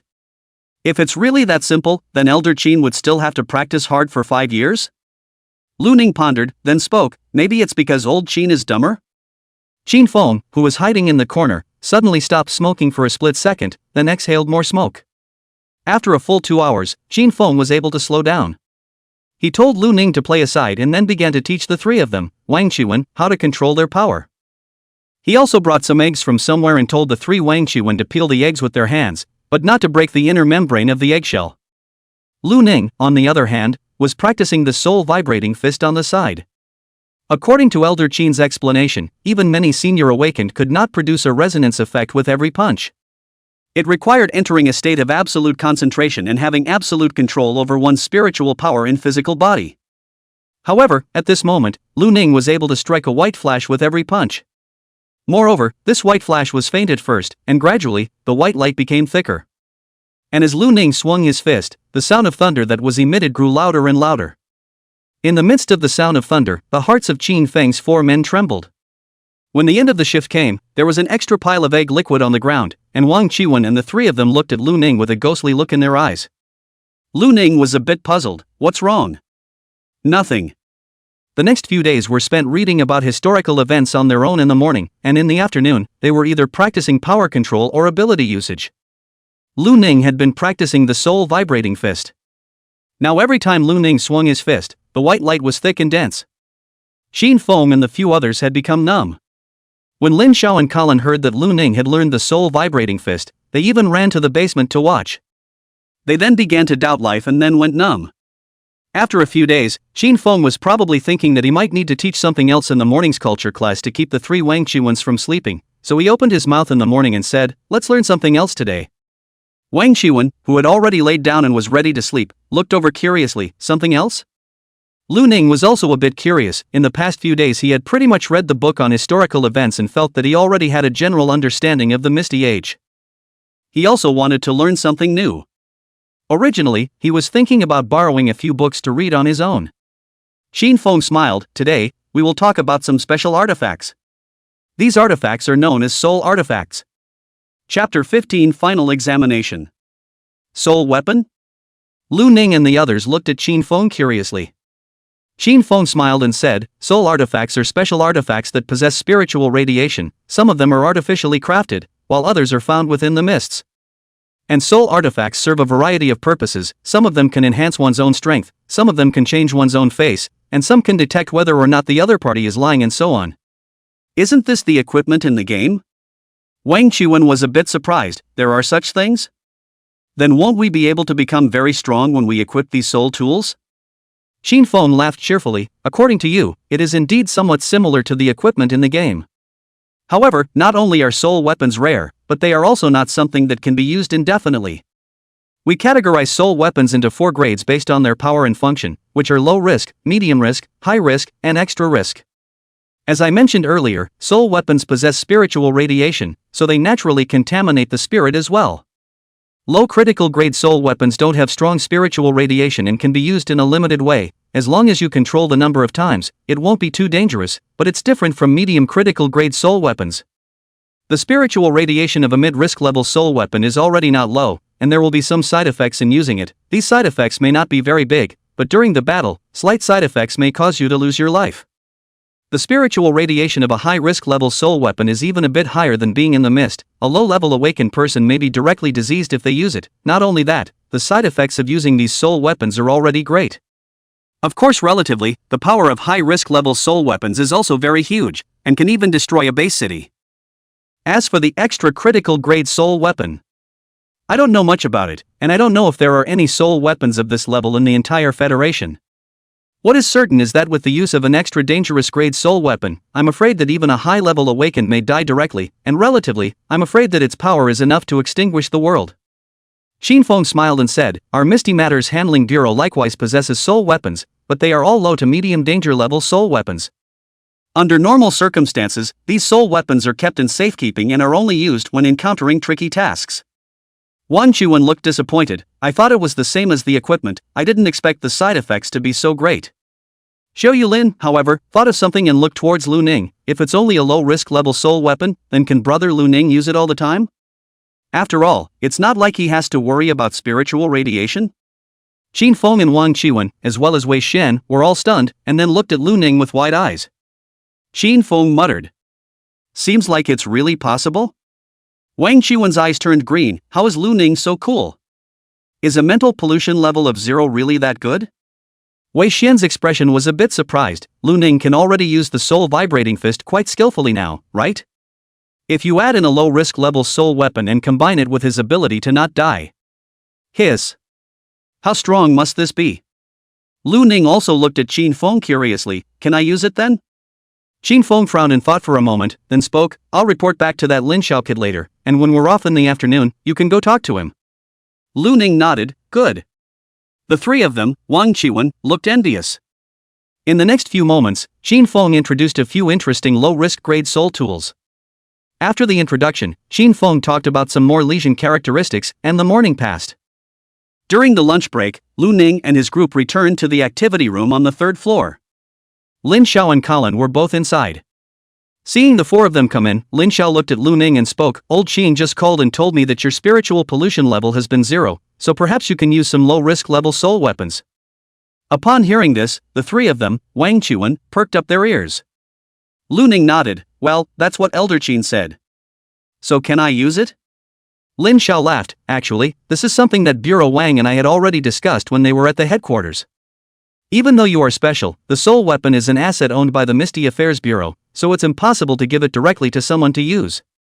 If you can perform well in your missions and accumulate merits, we can open up exchange privileges for you, and you can exchange low-risk grade soul weapons from the Bureau. Hearing this, Lu Ning revealed a small smile, I see.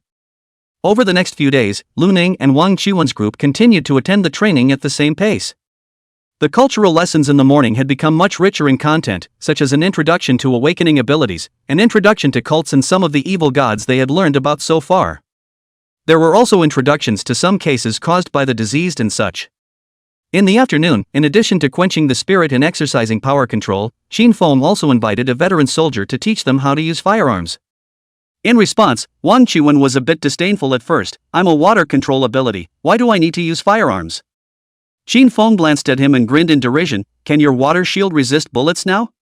Even if it resists, how many shots can it block? Heavy thermal weapons can even threaten mid-stage awakened ones, and you, a little rookie of only the 1st stage, dare to look down on firearms? Wang Qiwen's face turned red with anger, but he didn't retort. There was a special range in the basement that was used to practice shooting.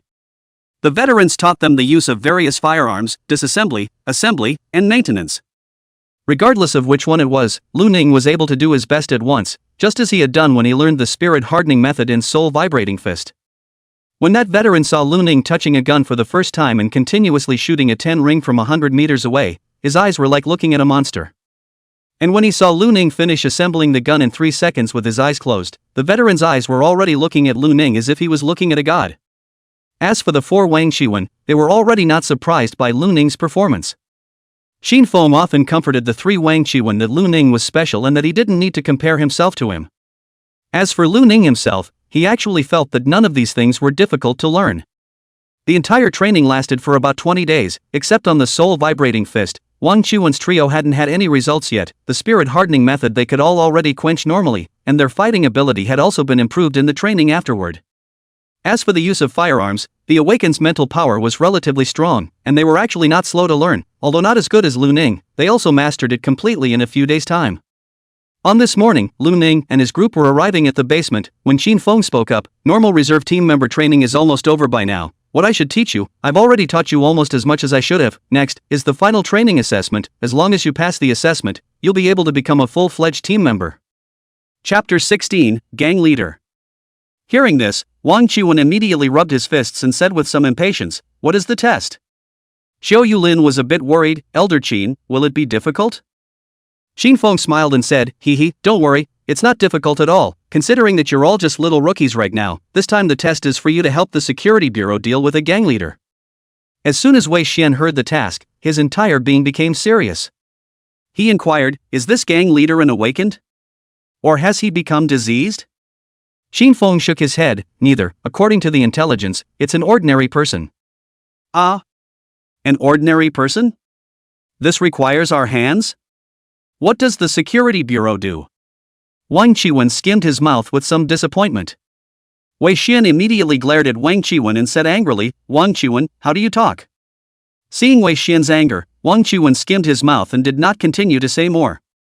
Qin Feng laughed. "Although this gang leader is just an ordinary person, he has quite a few good men under his hands, and he also has some arms in his private stash, so in a head-on conflict, you four first-order awakened, you won't necessarily be able to beat him." Upon hearing that there were actually quite a few arms, this instantly made Wang Qiwen stop complaining. After a few days of shooting training, Wang Qiwen also sort of understood the power of firearms. "But if you guys are careful and utilize your awakened abilities, assassinating a gang leader shouldn't be too difficult. How about it? Is there any confidence? If it doesn't work, either you guys should just go home and forget about it. Just don't do this line of work. After all, the dangers you'll encounter in the future can be much greater than now." "How can it not work?"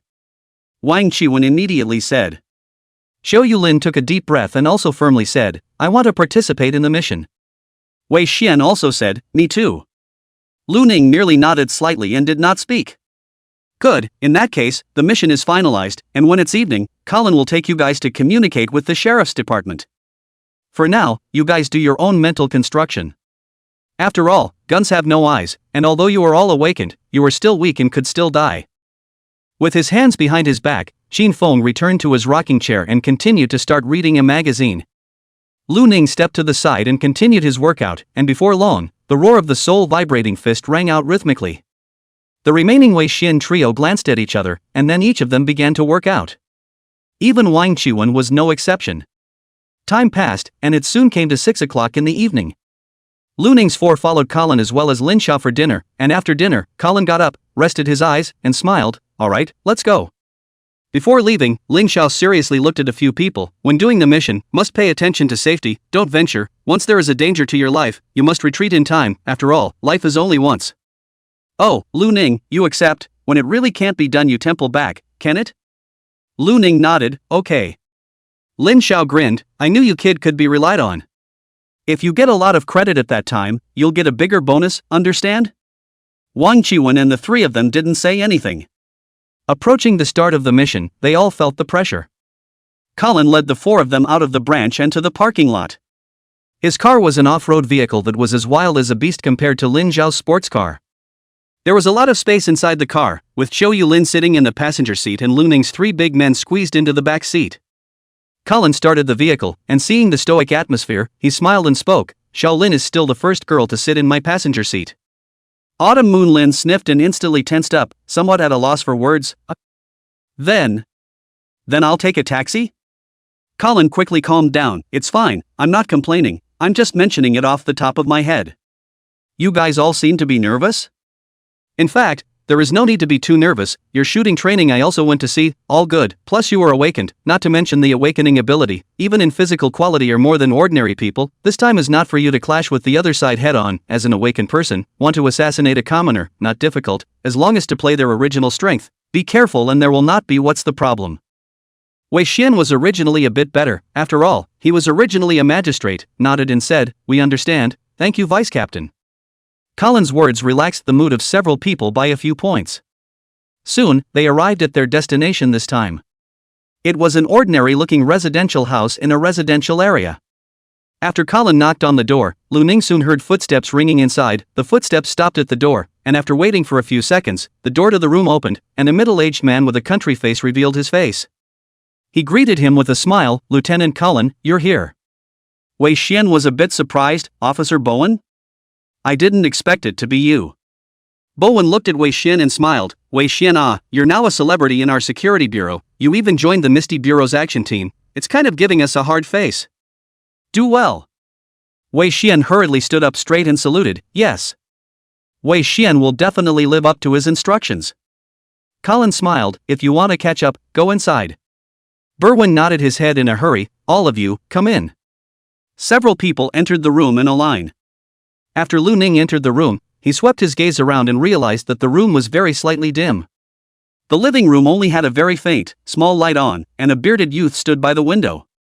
The window was drawn with curtains, and he observed the outside through the gap in the curtains. On the sofa in the living room, there were also 2 men and 2 women sitting. There were uneaten fast food boxes on the coffee table in the living room. The few magistrates on the sofa rose when they saw Colin and the others come in and looked at the several people with a curious expression. The youth by the window just glanced at them before retracting his gaze and continuing to stare. After a brief exchange of pleasantries and introductions, Berwin motioned for several people to take their seats. Colin rested his eyes and wore a svelte smile on his face. "Senior Magistrate Berwin, why don't you and my team introduce this mission?" "No problem." Berwin nodded, his expression serious. "The target this time is Gao Tian Lin, the top leader of the Peach Heart Gang, a major gang in Base City. The Peach Heart Gang's underground industry involves various areas such as drug trafficking, human trafficking, organ trafficking, and loan sharking. Because Gao Tian Lin is cautious, the Peach Heart Gang's industry has developed in the shadows for a short period of time, causing a great deal of negative impact within Base City.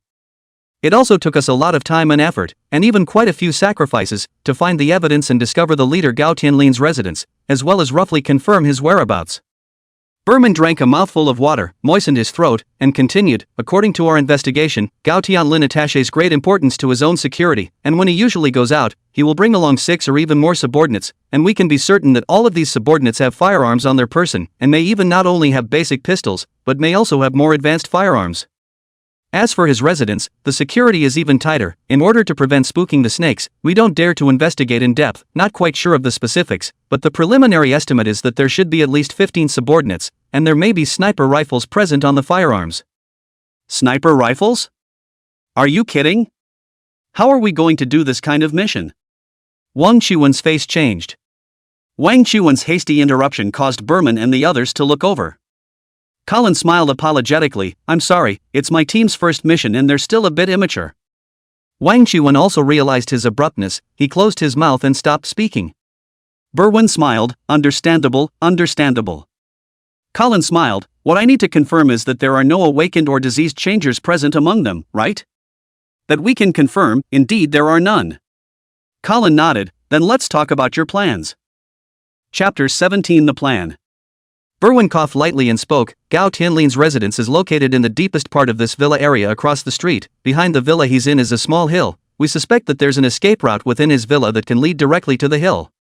Berwin took out a map and spread it on the coffee table. On it was a topographical map of the entire villa area, in which a villa in the deepest part was circled in red. He pointed his finger at the villa, and then at the hill marking the back of the villa. "Our plan is like this. The operation time is 3 in the morning. At this time, Gao Tian Lin should have already rested, and all of you operation members will act as the pointmen to sneak into the villa from all directions and carry out the decapitation plan.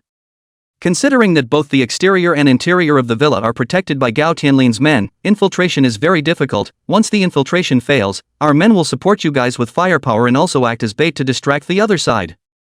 Ensure that you will be able to enter the residence for decapitation.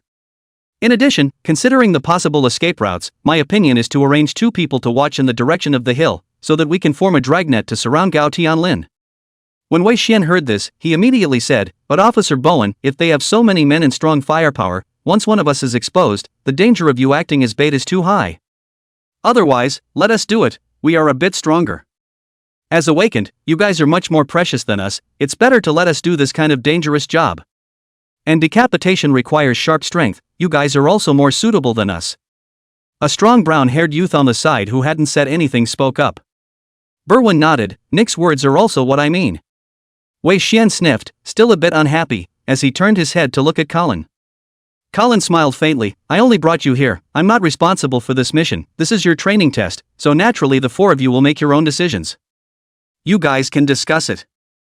Hearing this, Wei Xian turned his head to look at the three Luning. What do you guys think? Wang Chuan glanced at the several magistrates before speaking. If it's a decapitation operation, it generally does require pointman strength, right? I think their plan is alright. Wei Xian frowned, but once our actions are exposed, then they are in too much danger. Wang Chuan was instantly dissatisfied. Wei Xian, you don't think we're in no danger, do you? Right now no one knows the inside of that Gao Tian Lin residence, we're the ones infiltrating, our danger can be even greater than theirs. Wei Xian opened his mouth and fell into silence. Xiao Yulin glanced at Wei Xian, who was still somewhat hesitant, and said in a low voice, I think Brother Wang has a point. Berwin nodded and said, these two team members are right, Wei Xian, your task is heavier than ours. Just then, Lu Ning spoke up, otherwise, you guys can just stand guard around the villa. Let the four of us do this task. Berwin and several other magistrates were stunned. Nick frowned, what do you mean?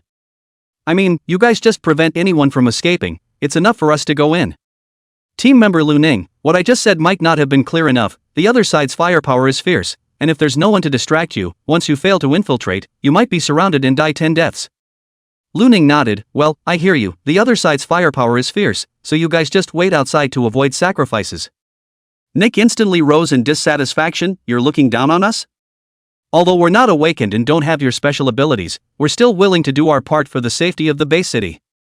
A few other magistrates did not look too good as they looked at Lu Ning's face.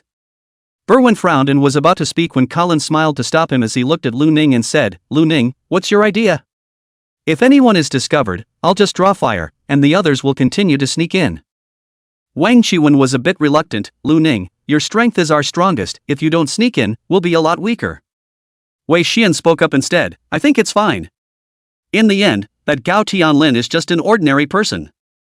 Are a few of us awakened ones still afraid of an ordinary person? Wang Chuan, you won't be such a wimp, right? Wang Chuan then thought that Gao Tian Lin was just an ordinary person. He also stopped being nervous and laughed, what's there to be so wimpy about? It's fine then. Xiao Yulin also agreed, I don't have an opinion either. Then it's decided. Lu Ning spoke. Hey, you guys are just going to act like this? Nick looked at Lu Ning with an incredulous expression. You're crazy, aren't you? The firepower outside Gao Tianlin's residence is very strong, aren't you afraid to die if you attract firepower alone? Not afraid. Lu Ning said back. Nick, several people? Another young woman also spoke up, team member Lu Ning, you don't have to worry about us, although we are ordinary people, we are not goons. Berwin looked at Colin, Vice Captain Colin, what do you say? Colin spoke, Lu Ning's situation is rather special, this is their mission, let's follow their plan. Next several people stared at Colin with wide eyes, somewhat incredulously, as if they felt that Colin was asking his team members to go to their deaths. Just at this moment, the youth who had been standing by the window observing spoke up, Sir, Gao Tianlin's car is back. Berwin was silent for a moment, then after taking a deep look at Colin and Lu Ning and the others, he spoke, Sure you're going to follow this plan? Lu Ning nodded, aha. Berwin and several other magistrates looked at each other and fell into silence. Their mission was to assist and cooperate with the action team members in accomplishing this mission, so naturally, Lu Ning's plan for them was the main focus. Now that there is still some time before the start of the operation, let's discuss the details again to avoid any omissions. Berwin said somewhat helplessly. In the following hours, Lu Ning's four and Berwin and the other magistrates began to discuss the details of the previous plan. The final result was that Lu Ning's four men would sneak in from the four directions of the villa, with the routes already planned. Once someone was exposed, a warning shot would be fired and Lu Ning would immediately rush to support them and act as a decoy to draw the other men in. The rest of the infiltration team continued to act in secret. Considering that none of them were aware of the situation inside the villa, the team members who operated covertly had a heavy task ahead of them. As for the magistrates, they were laying down a defense line on the periphery of the villa, and once Gao Tian Lin took advantage of the chaos to escape, he would be directly shot down. Time passed and soon came to 3 in the morning. There were dark clouds drifting in the sky today, and the villa area opposite the residential building was dim and quiet. The young magistrate who had been observing from behind the curtains only saw 2 women enter the villa area during this time, and Gao Tian Lin did not leave. Time's up, Good luck with your mission. Colin rested his glasses and looked at the several people with a smile. Lu Ning nodded slightly and stood up, followed by the three Wang Chuan and Nick and several other magistrates. The expressions of everyone became serious. Let's go. Several people left the housing and closed the door. In the entire dimly lit room, only Berwin, Colin, and the young magistrate who was still observing remained. Berwin glanced at the closed door of the room with some concern. Isn't this mission too hard for them? So many criminals with loaded guns are not that easy to deal with. Colin smiled civilly. In the past few years there have been more and more diseased events, and the mists have appeared more frequently. The members of the action team must be more elite and powerful to be able to do it. If they can't accomplish a mission like this, then how can they survive in the missions that come after it? Berwin looked at Colin and smiled helplessly. I heard that this month, you and Captain Lin are the only two people holding up the 7th district. Hard work to you guys. Colin smiled faintly. This is our responsibility. We, the Mist Bureau Action Team, are supposed to be the guardians of Base City in the face of the disease, aren't we? Chapter 18 Siege. The group quickly arrived at the entrance of the villa area across the road. There were 8 people in total, for Lu Ning and 4 magistrates. The security of the villa area was quite strict, but Lu Ning and his group had already gotten permission to visit a family in the villa area long ago, so they entered it very smoothly. The entire villa area covered a large area, with a very low residential density and a high greening rate, and the roads between the woods curved and extended as if they were located in a forest park.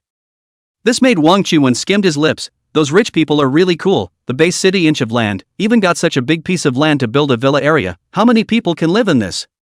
There's no telling how many people outside don't even have a place to live. The sheriff and the others were silent. They were different from the Misty Bureau Action Team. The Misty Bureau were all awakened and had a lofty status. The Magistrate Bureau were all ordinary people, and if they accidentally said the wrong thing, they might have to be laid off. Those who can live in this kind of place are naturally either rich or noble. Wei Xian said, all right, say less, the mission is important. And it's a bad influence if people hear it. Wang Chuan skimmed his mouth, unimpressed. At this point in time, where else can anyone listen? Before he could finish, he fell silent. There were 2 silhouettes walking head-on in front of the road. After getting closer, Lu Ning saw that it was 2 women. Both women were exquisitely made up and had beautiful looks. When they saw Lu Ning and his group, they had a hint of surprise in their eyes and looked at them a few more times before carefully walking past Lu Ning's group. Nick's eyes were still chasing after the 2 beauties, and only when they turned the corner out of sight did he turn back, saying with a look of certainty, if you ask me, these 2 must be the lovers of whichever rich man is here. The youth on the side who had been silent and didn't say anything was also showing envy. It's good to be rich. The woman on the side said in a bad mood, are you guys still members of the Security Bureau or not? Can you have some noble ideals? What's wrong with people from the Security Bureau? The people of the Security Bureau aren't saints. Can't they have the thoughts of normal people? Who doesn't want to have a good life? Wang Chuan retorted. Nick and the other youth nodded in agreement. Wei Xian once again rounded up, let's go, don't cause trouble. They finally stopped talking. When they were almost close to the target location, Nick's 4 and Lu Ning's 4 separated. They would lurk around the villa through the forest trail to prevent anyone from escaping. The remaining 4 Lu Ning watched quietly, their footsteps clearly audible in the dark night. When they turned a corner, they soon saw the target villa. This villa was a king of the building in the villa area, with 4 floors in total, covering a large area, with a small garden, and surrounded by a fence. Lu Ning could see silhouettes walking around the small garden through the gaps in the fence in the dimness. They crouched down at once and looked at each other. Wei Xian took a deep breath and spoke, acting according to the plan? Wang Chuan nodded, don't you guys drag your feet, don't get caught. Xiao Yulin's body trembled slightly with nervousness, and she was somewhat speechless. Wei Xian saw Xiao Yulin's appearance and spoke, Shaolin, why don't you wait for us outside? Think of it as the same task as the people from the Security Bureau. Wang Chuan frowned slightly, but didn't refute it and said stiffly, I have no problem with it, after all, Shaolin is only 17 years old and still so young. Xiao Yulin firmly shook her head and took a deep breath, no, I'm going to do the mission. I'm also an action team member.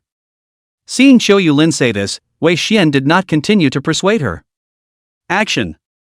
The 4 of them separated and approached the villa manor from the forest. Lu Ning's footsteps were light and his movements were swift, and he soon arrived under the fence. He slightly crouched his body and swept through the gap in the fence to make sure that there was no one around, then with a brace of his hand, he smoothly flipped over the 2-meter-high fence and silently landed on the grass in the garden. He then took the first opportunity to hide behind a rocky wigwam. Just as he had just ducked behind the rock, two men in suits walked out from the corner and walked along the pathway, both of them joking and laughing as they patrolled. "I heard that the boss got some good stuff recently." "What kind of goodies?" "I don't know, it's rumored to be the kind of stuff that makes people feel good, better than any of the previous ones." "Really? Holy, can I try it?" "What are you thinking about fart eating?" "It is said that the price of this kind of goods is very high, and it is very difficult to get it. The boss still want to just get a little bit, surely it is intended to sell a good price, let's not think about it." Alas! Good pity. They quickly disappeared from Lu Ning's line of sight. Lu Ning swept his gaze across and eventually landed on a balcony on the second floor. He ran out from behind the rocky wigwam, jogged 2 steps and jumped up, directly jumping up more than 3 meters high, braced his hands on the balcony fence handrail with a force, and directly flipped over.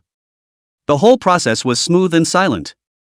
Just when he was going to open the balcony door and walk in, he suddenly heard a gunshot from the opposite side. This was followed by the sound of noisy shouting and drinking. This was the signal that someone had been discovered. Lu Ning was stunned, then directly took out 2 pistols from his holster, made a backward leap, and retraced his steps from the second-floor balcony back to the first floor. With the 2 pistols in hand, he ran towards the direction where the gunshots had sounded with large strides. At the moment there were already intense gunshots coming from that direction, which seemed to be mixed with screams. Lu Ning's strutting movements quickly attracted the attention of the other guards who rushed over. When the guards in suits saw Lu Ning in his trenchcoat, they paused for a moment and instantly raised the guns in their hands at Lu Ning while shouting, "Who are you?" What answered them were 2 gunshots. The 2 guards had 2 more bloody holes in their brows. The 2 stared blankly and fell straight back. Lu Ning didn't even look back at them as he continued to move. Just then, Lu Ning suddenly braked sharply and lunged to the left. The next moment, gunshots rang out, and the sound of bullets entering the ground came from where Lu Ning had been before. Inside one of the windows on the 3rd floor, a bald man with a submachine gun stared in disbelief. How is it possible? This can also be dodged? The next moment, a gunshot rang out, and a bloody hole was added to the bald man's brow. With shock and bewilderment still in his eyes, he slowly collapsed. At this time, Lu Ning realized that several suited guards had run out of the villa and the small garden. Some of these escorts were holding pistols, and some were holding submachine guns. Lu Ning's location was an open lawn with no cover at all. The group of guards wore sardonic smiles and started shooting the first moment they saw Lu Ning. However, Lu Ning suddenly exploded from his original stillness, his body instantly leaping over several meters, the sparks of bullets flashing continuously behind him. From time to time, he changed direction and adjusted his alignment, while his twin guns fired continuously in motion. Bang bang bang! With every gunshot, one of the guards fell to the ground, and all of the places where they were shot were the center of their eyebrows. This terrifying hit rate and that evasive stance made the crowd of guards stare with wide eyes, their faces filled with horror. Is this a human or a ghost? Why is he so fast? A tall man with a cross-faced face roared loudly. A tall, thin man on the side roared into his headset, requesting backup. Backup is urgently needed here. But the tall and thin man's roaring soon stopped. He had an extra bloody hole in his eyebrow, his wide eyes filled with unwillingness and fear as his body swayed and fell to the ground. The cross-fleshed man at the side let out a strange cry and backed up, even his hand holding the gun trembling. The other 4 or 5 guards that were still alive also backed away at the same time, looking at Lu Ning as if he was looking at a monster. Just then, a dull gunshot rang out. Lu Ning sidestepped in time to avoid the key position, but his left arm was still splattered with blood, his bones broke, and a bloody hole appeared in his small arm, running back and forth. It was a sniper rifle. Chapter 19. They're too weak. He's injured. Fire suppression. The surrounding guards were ecstatic, then immediately opened fire. Lu Ning dodged the shots and swept his gaze across the top floor of the villa. The sniper shot from before had come from here. However, the sniper was an expert and directly hit after firing a shot, and Lu Ning did not find an opportunity to counterattack. He then raised his twin guns and continued to shoot. A single shot carried a life with it. The guards who had been shot and fallen to the ground stared blankly with bewilderment in their eyes. The guards who were still alive stared wide-eyed. Someone's voice trembled as they shouted, "What's going on? Wasn't he injured just now? Weird. Monster ah!" A guard turned his head and ran. However, he had just taken a step before he was shot with a single shot. Lu Ning was using the very left hand that was injured, the wounds on his arm had long since healed, his skin was smooth, and only the blood on his clothes could tell that it had been injured. Just then, Lu Ning did not look up and directly raised his arm to pull the trigger on a balcony on the 4th floor. Bang! A muffled sound emanated from the balcony, and the sniper who had just changed his position had an extra bloody hole in his eyebrow, and there was still some doubt in his eyes. He couldn't understand how Lu Ning had found him. Carrie is dead.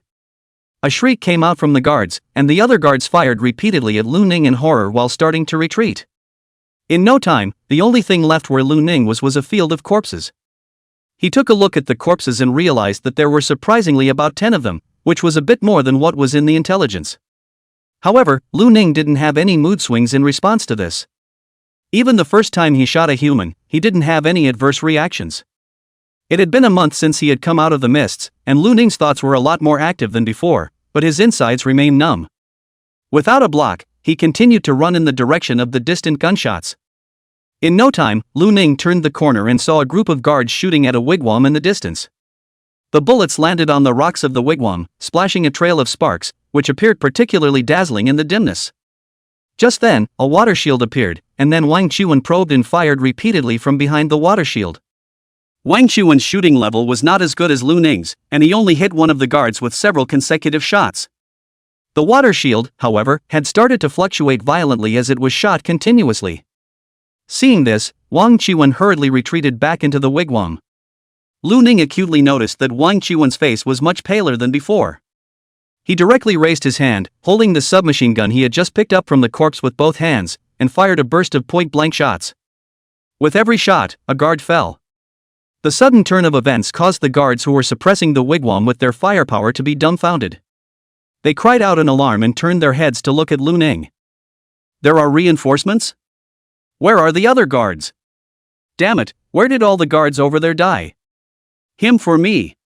A tall black burly man roared repeatedly, holding a submachine gun that was about to strafe Lu Ning. In the next moment, a bloody crater was added to his brow. This area was much better than the lawn with no cover just now. There were quite a few trees and wigwams on the side. Lu Ning used the cover and counterattack from time to time, and in just a few breaths of exchange, all of the dozen or so guards present fell to the ground. During this time, some of the guards tried to escape, but they were killed by Lu Ning's gunshot before they could run a few steps. The air quieted down, and Lu Ning stepped out from behind a large tree, heading towards the wigwam where Wang Chuan was hiding. At this time, Wang Chuan's voice came, "Watch out for snipers." Lu Ning had no reaction, still walking with a big grin. In no time, he arrived behind the wigwam where Wang Chuan was hiding. Lu Ning found Wang Chuan leaning against a rock, with a gunshot wound on his left shoulder, blood flowing, and his face somewhat pale. Wang Chuan angrily said, "I've told you to be careful of snipers, why are you still so inattentive?" Lu Ning spoke, "He's dead." Dead? Wang Chuan was stunned, then sighed in relief. He cursed, "That son of a was too insidious, luckily I used my water shield in time to block the bullets, otherwise I might have died." Lu Ning glanced at his shoulder and asked, "How was it discovered?" Wang Chuan's face was ugly as he angrily cursed, "Damn, a guard pissed on the bush I was hiding in and I didn't hold back and killed him." Lu Ning nodded, "Oh. Wang Chuan. That's your reaction? It's really not my fault, I didn't expect such bad luck. I didn't blame you." Wang Chuan opened his mouth, and his originally pale face became a little red because of the shame. He stopped talking about this topic, and then looked towards the ground full of corpses not far away, with a hint of shock in his eyes. "I didn't expect your shooting ability to be so powerful, and in such a short period of time, you were ed by all these guards." Lu Ning calmly shook his head, "It's because they are too weak, they can't even dodge bullets. If we had known that they were so weak, we should have just forced our way through." Wang Chuan, oh? He silently changed the topic, "Let's not talk about this, the guards on the periphery seem to be dead now, let's go in. I wonder how the two of them are doing." Lu Ning glanced at Wang Chuan's wound, "Are you okay like this? Why don't you wait outside?" Wang Chuan was immediately dissatisfied, "Don't underestimate me. What's this little wound? I used the water shield just now, and it didn't hurt my bones." Lu Ning saw that Wang Chuan insisted on going along and nodded, "All right." He led the way forward, and Wang Chuan got up, holding a pistol in one hand, and followed behind Lu Ning, vigilantly watching the surroundings, especially the upstairs of the villa, fearing that a sniper would pop up. But soon, Wang Chuan realized that something was wrong. He said with a strange expression, "Wait. Are you going to go through the gate?" Lu Ning turned his head to look at him, or else? Wang Qiwen opened his mouth. Dude, we're here to assassinate, right? But we killed all the guards outside, so everyone inside should know about the two of us, right? It's better to waltz over and attract attention. Wang Qiwen fell into silence and said quietly, Can I wait outside now? Well, it's fine. Wang Qiwen let out a dry laugh. Just kidding, just kidding. Lu Ning led Wang Qiwen to the front door of the villa, and he kicked out hard on the metal security door. Thud. The security door shook, but it was not kicked open. Wang Qiwen said, It should be the few guards who escaped just now who locked the door. Lu Ning nodded, then once again kicked out. This kick carried a white light on it, and an even stronger collision sound rang out than before, and the metal gate directly dented inwards before wobbling open. Right at that moment, the two saw that there were about 10 guards at the door who were aiming their guns at them. As the gate was kicked open, a roar rang out, Fire! Wang Qiwen's face went white. Damn it! He hurriedly used his water shield with all his might, blocking both him and Lu Ning at the same time. The bullet landed on top of the water shield, and in just an instant, the water shield shook violently. Retreat! Wang Qiwen roared, then ducked to one side. Lu Ning had similarly dodged to the side. Just as the two of them dodged away, the water shield shattered open, and the bullets landed on the steps in front of the villa's main door, splattering a large amount of sparks. In the moment when the other party's bullets had just stopped, Lu Ning poked out his body and fired his two-handed submachine gun point blank, and in just a moment, 4 guards fell to the ground, all of them shot in the center of their eyebrows. The remaining guards stared in shock, pulling the triggers again, their firepower once again suppressed. However, Lu Ning had already ducked back to the side of the gate. The bullets returned with no success. This time, however, the guards did not dare to stop firing at all, fearing another attack from Lu Ning. However, bullets were limited, and after continuously declaring bullets, in no time, the firepower became much weaker. The moment the firepower became weaker, Lu Ning had already probed his body once again. In addition to Lu Ning, Wang Qiwen had similarly also explored his body. However, unlike Lu Ning, he used a water shield to block his body. Both of them fired at the same time, and within a moment, the guards at the entrance were all reduced to corpses. Chapter 20 The Dead on the 4th Floor. Wang Qiwen looked at the corpses all over the ground with a shocked expression. He looked at Lu Ning and roared, Lu Ning, you almost got us all killed just now. I told you not to use the front door. Lu Ning gave him a somewhat puzzled look. It's not like I'm going to die, and I've already told you to wait outside. Wang Qiwen's originally pale face turned red with indignation. The next time I follow you, I'll be a dog. Lu Ning, oh. Wang Qiwen gasped and took a series of deep breaths, no longer speaking. Lu Ning had already begun to survey the interior of the villa. Inside the main door was a huge living room. There were 2 staircases on either side heading to the 2nd floor, and there were corridors by the staircases. Lu Ning walked over to take a look and realized that there were room doors on both sides of the corridor. He opened each room door and found that none of the rooms were occupied. Lu Ning followed the stairs to the 2nd floor, and Wang Qiwen silently followed behind Lu Ning. Lu Ning turned his head to look at Wang Qiwen, who also looked at him. The two of them stared at each other, wide-eyed, and after a moment of silence in the atmosphere, Wang Qiwen said a bit stiffly, I'm injured now, so it doesn't count. Oh. Lu Ning nodded and continued to lead Wang Qiwen to search the corridors on the 2nd floor. After searching through a few rooms, Lu Ning realized that most of them were empty. However, they soon saw a woman collapsed on the floor in one of the rooms, and judging by the clothing it should be a maid. There were no wounds on her body, and Lu Ning checked and realized that she was still alive. Wang Qiwen spoke, it should have been Wei Xian or Xiao Lin who did this, knocking her out. Lu Ning nodded, Wang Qiwen then thought of something and spoke, since she's the maid in the villa, she should know Gao Tian Lin's room, right? Lu Ning nodded, then patted the maid's face. His patting motion gradually became harder, and the maid's originally beautiful face began to redden and swell, and as a result, she hadn't woken up yet. Wang Qiwen couldn't even look at it anymore. He said with a dark face, I'll do it. He summoned a water ball, which landed directly on the maid's face. The maid's eyelids twitched and slowly opened her eyes. Upon seeing Lu Ning and Wang Qiwen, the maid's eyes widened in horror, and she was about to cry out in alarm when Wang Qiwen opened his mouth menacingly, if you dare to scream, we'll kill you. The maid's voice got stuck in her throat, her eyes were red as if she was about to cry out. Wang Qiwen asked, who knocked you out? The maid trembled her voice and said, yes, it was a strange male, wearing The same trench coat as you. Wang Chuan said to Lu Ning, it seems to be Wei Xian. Did he ask you any questions? The maid's face changed, and she said with a bit of fear. He asked me, where Gao Tian Lin is. Did you answer then? No, I really didn't answer. As if the maid had encountered something horrible, she screamed and squatted with her head in her hands, her mouth chanting no all the time. Lu Ning was a bit puzzled. Why are you so scared? We're not bad people.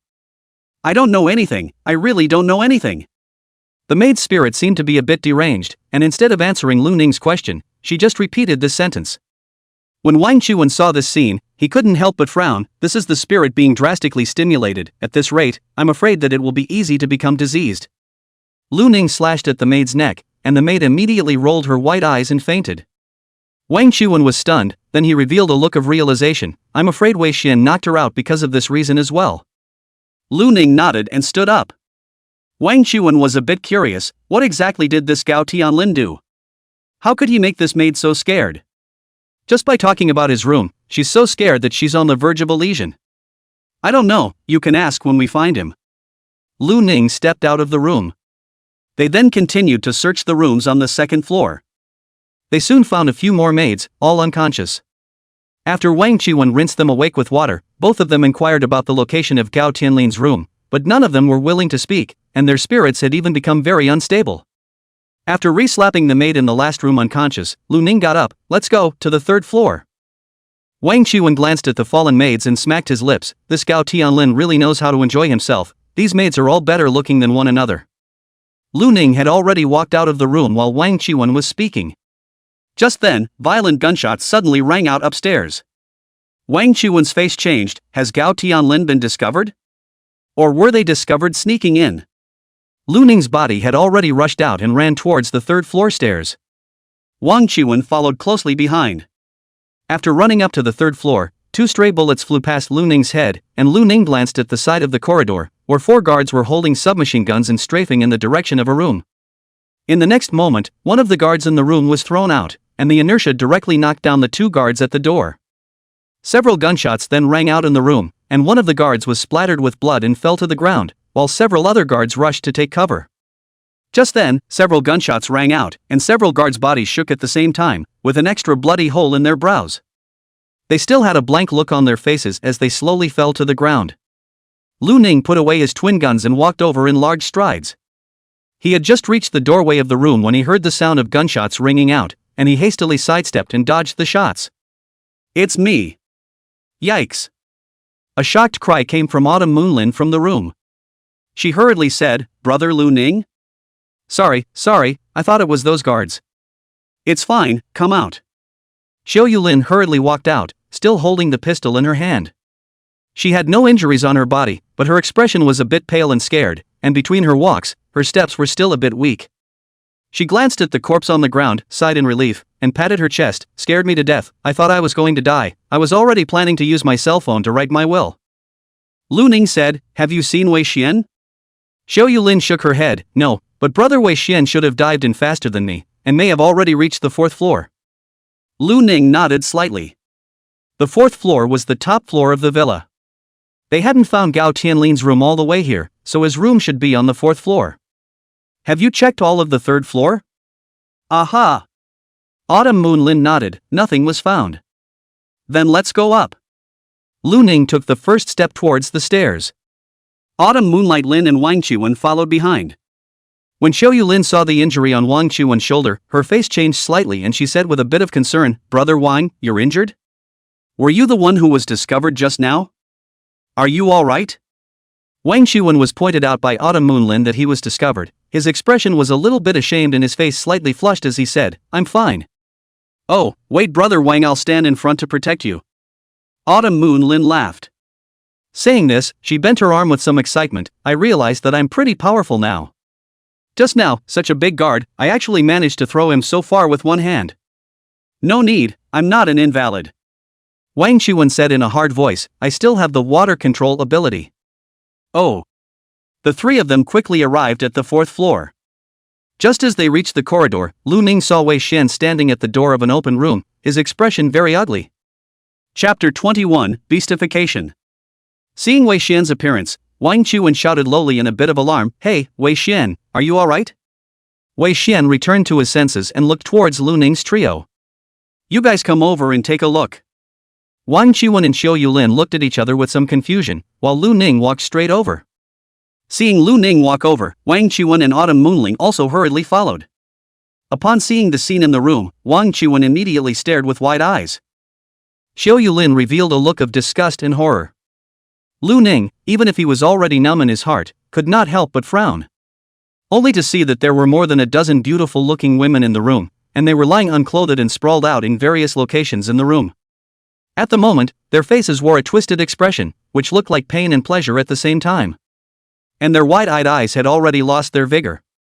On top of that, there was also a strong and incomparable obscene odor in the room. They are all dead? How did they die?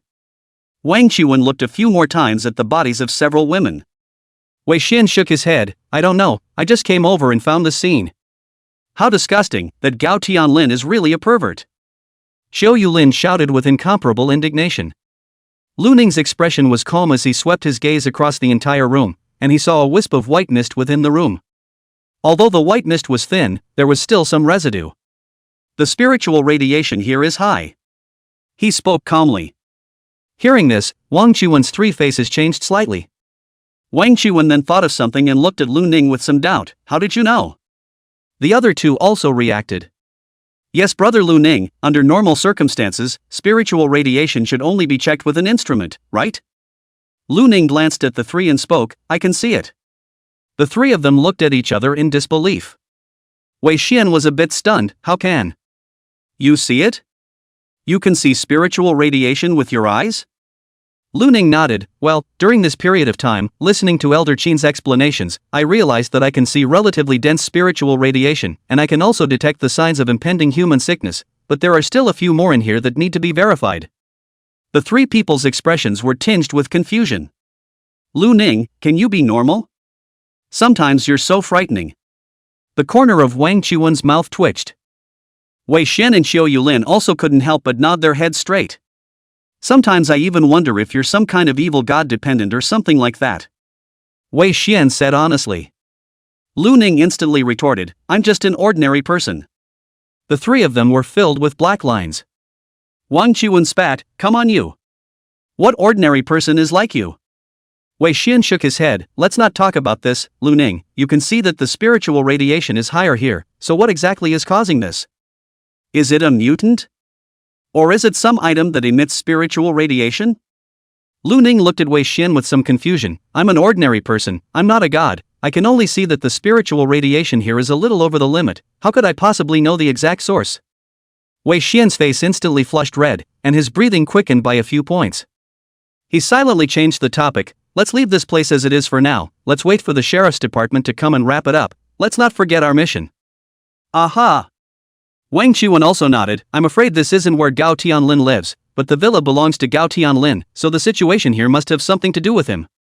He should be living nearby."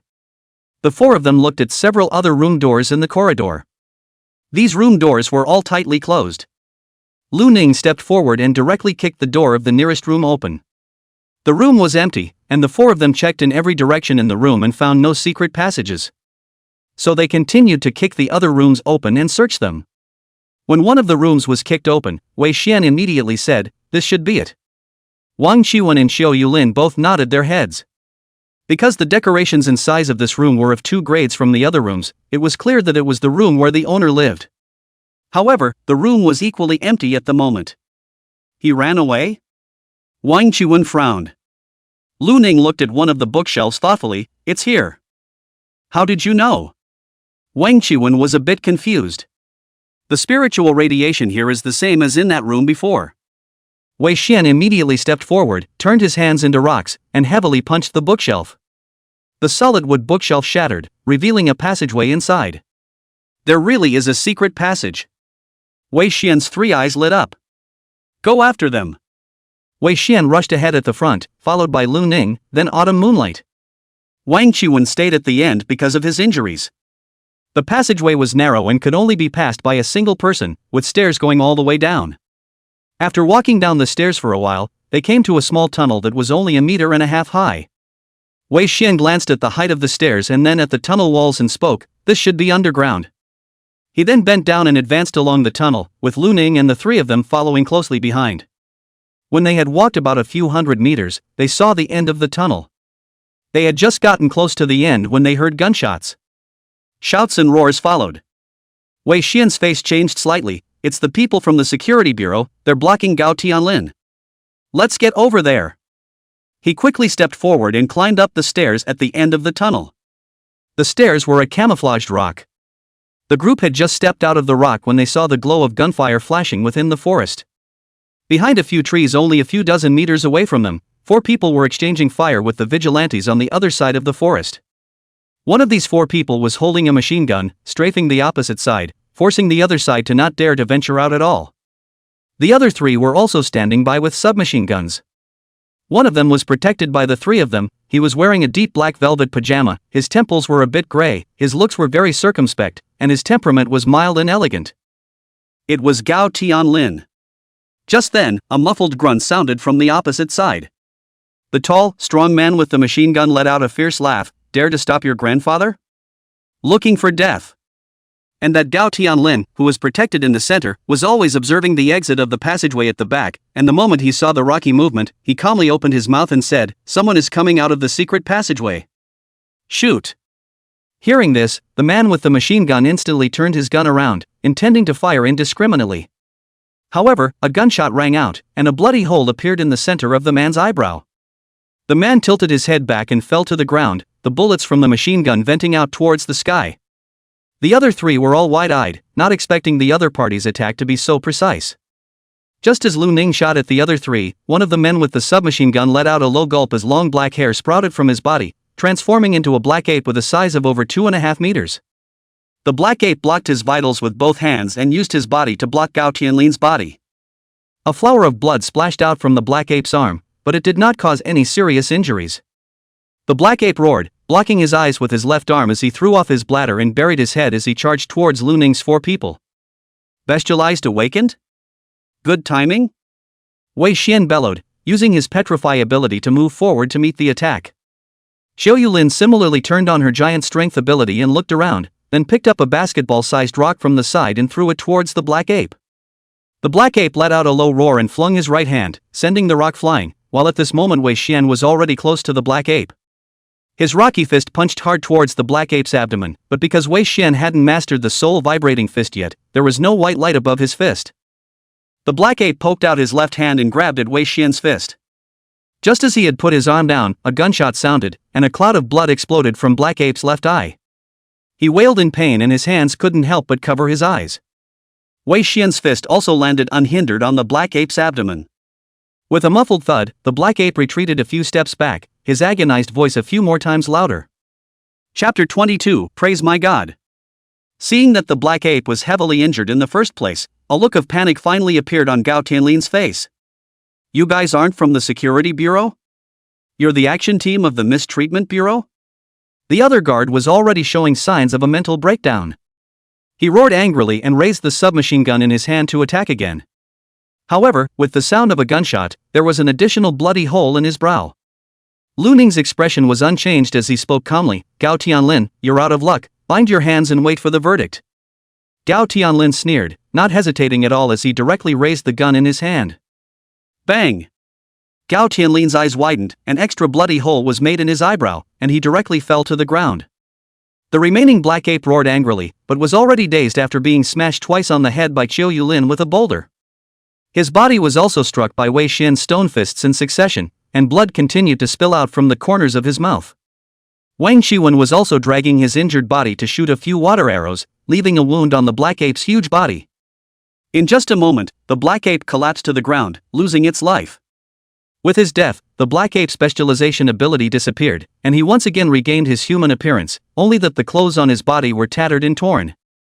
Wang Qiwen glanced at the several corpses on the ground, skimmed his lips, and spoke, "This mission wasn't that difficult, was it?" Wei Xian glanced at Wang Qiwen and said without a trace of anger, "You still have the face to say that? If it wasn't for Lu Ning, I'm afraid that you would have been in mortal danger when you were discovered." Wang Qiwen's face went green and white for a while, but he was unable to refute it. Xiao Yulin looked towards Lu Ning, her big eyes full of admiration. Brother Lu Ning is so powerful, he dealt with so many people just by using firearms. Wei Xian also nodded, looking at Lu Ning with more admiration in his eyes as he spoke. Buddy, without further ado, thanks to you this time, I'll remember this favor. Lu Ning, however, didn't answer their question, his eyes still looking at Gao Tian Lin who had fallen to the ground. In Lu Ning's line of sight, the dead Gao Tian Lin's body unexpectedly had a white mist spreading within a short period of time, and an ever-changing human face then appeared in the white mist. The human face was very beautiful, sometimes pouting, sometimes smiling, sometimes seductive, with constantly changing expressions. Noticing Lu Ning's line of sight, the three of them were somewhat puzzled. Brother Lu Ning, what are you doing looking at Gao Tian Lin's corpse? Xiao Yulin inquired. There is a human face in his body. Lu Ning said truthfully. The three of them were stunned, then stared wide-eyed and somewhat creepily away from Gao Tian Lin. In the next moment, the flesh and blood of Gao Tian Lin's corpse gradually melted as if it were a wax statue. This melted wax statue was then resculpted as if by a sculptor, and in just a few breaths of time, it unexpectedly transformed into a slender, evil, and beautiful-looking human being. It was pure beauty, and one couldn't even tell if it was male or female. Gao Tianlin slowly opened his eyes, a hint of red flowing light flashing in his eyes. He pressed his hands on the ground and straightened up, with an evil smile on his face. When the three of them, Autumn Moonlin, saw Gao Tianlin's stunningly beautiful looks, their expressions all went into a trance for a moment. Both men and women seemed to be attracted by his charm. Only Lu Ning had no fluctuations within his heart as he coughed lightly, waking up the three of them from Autumn Moonlin. The three of them immediately looked at Gao Tianlin in shock, their eyes filled with scorn. This is Gao Tianlin? Wei Xian's face was grave. Lu Ning nodded, it should be a lesion. A lesion? You call this a lesion? Doesn't a lesion turn into a monster?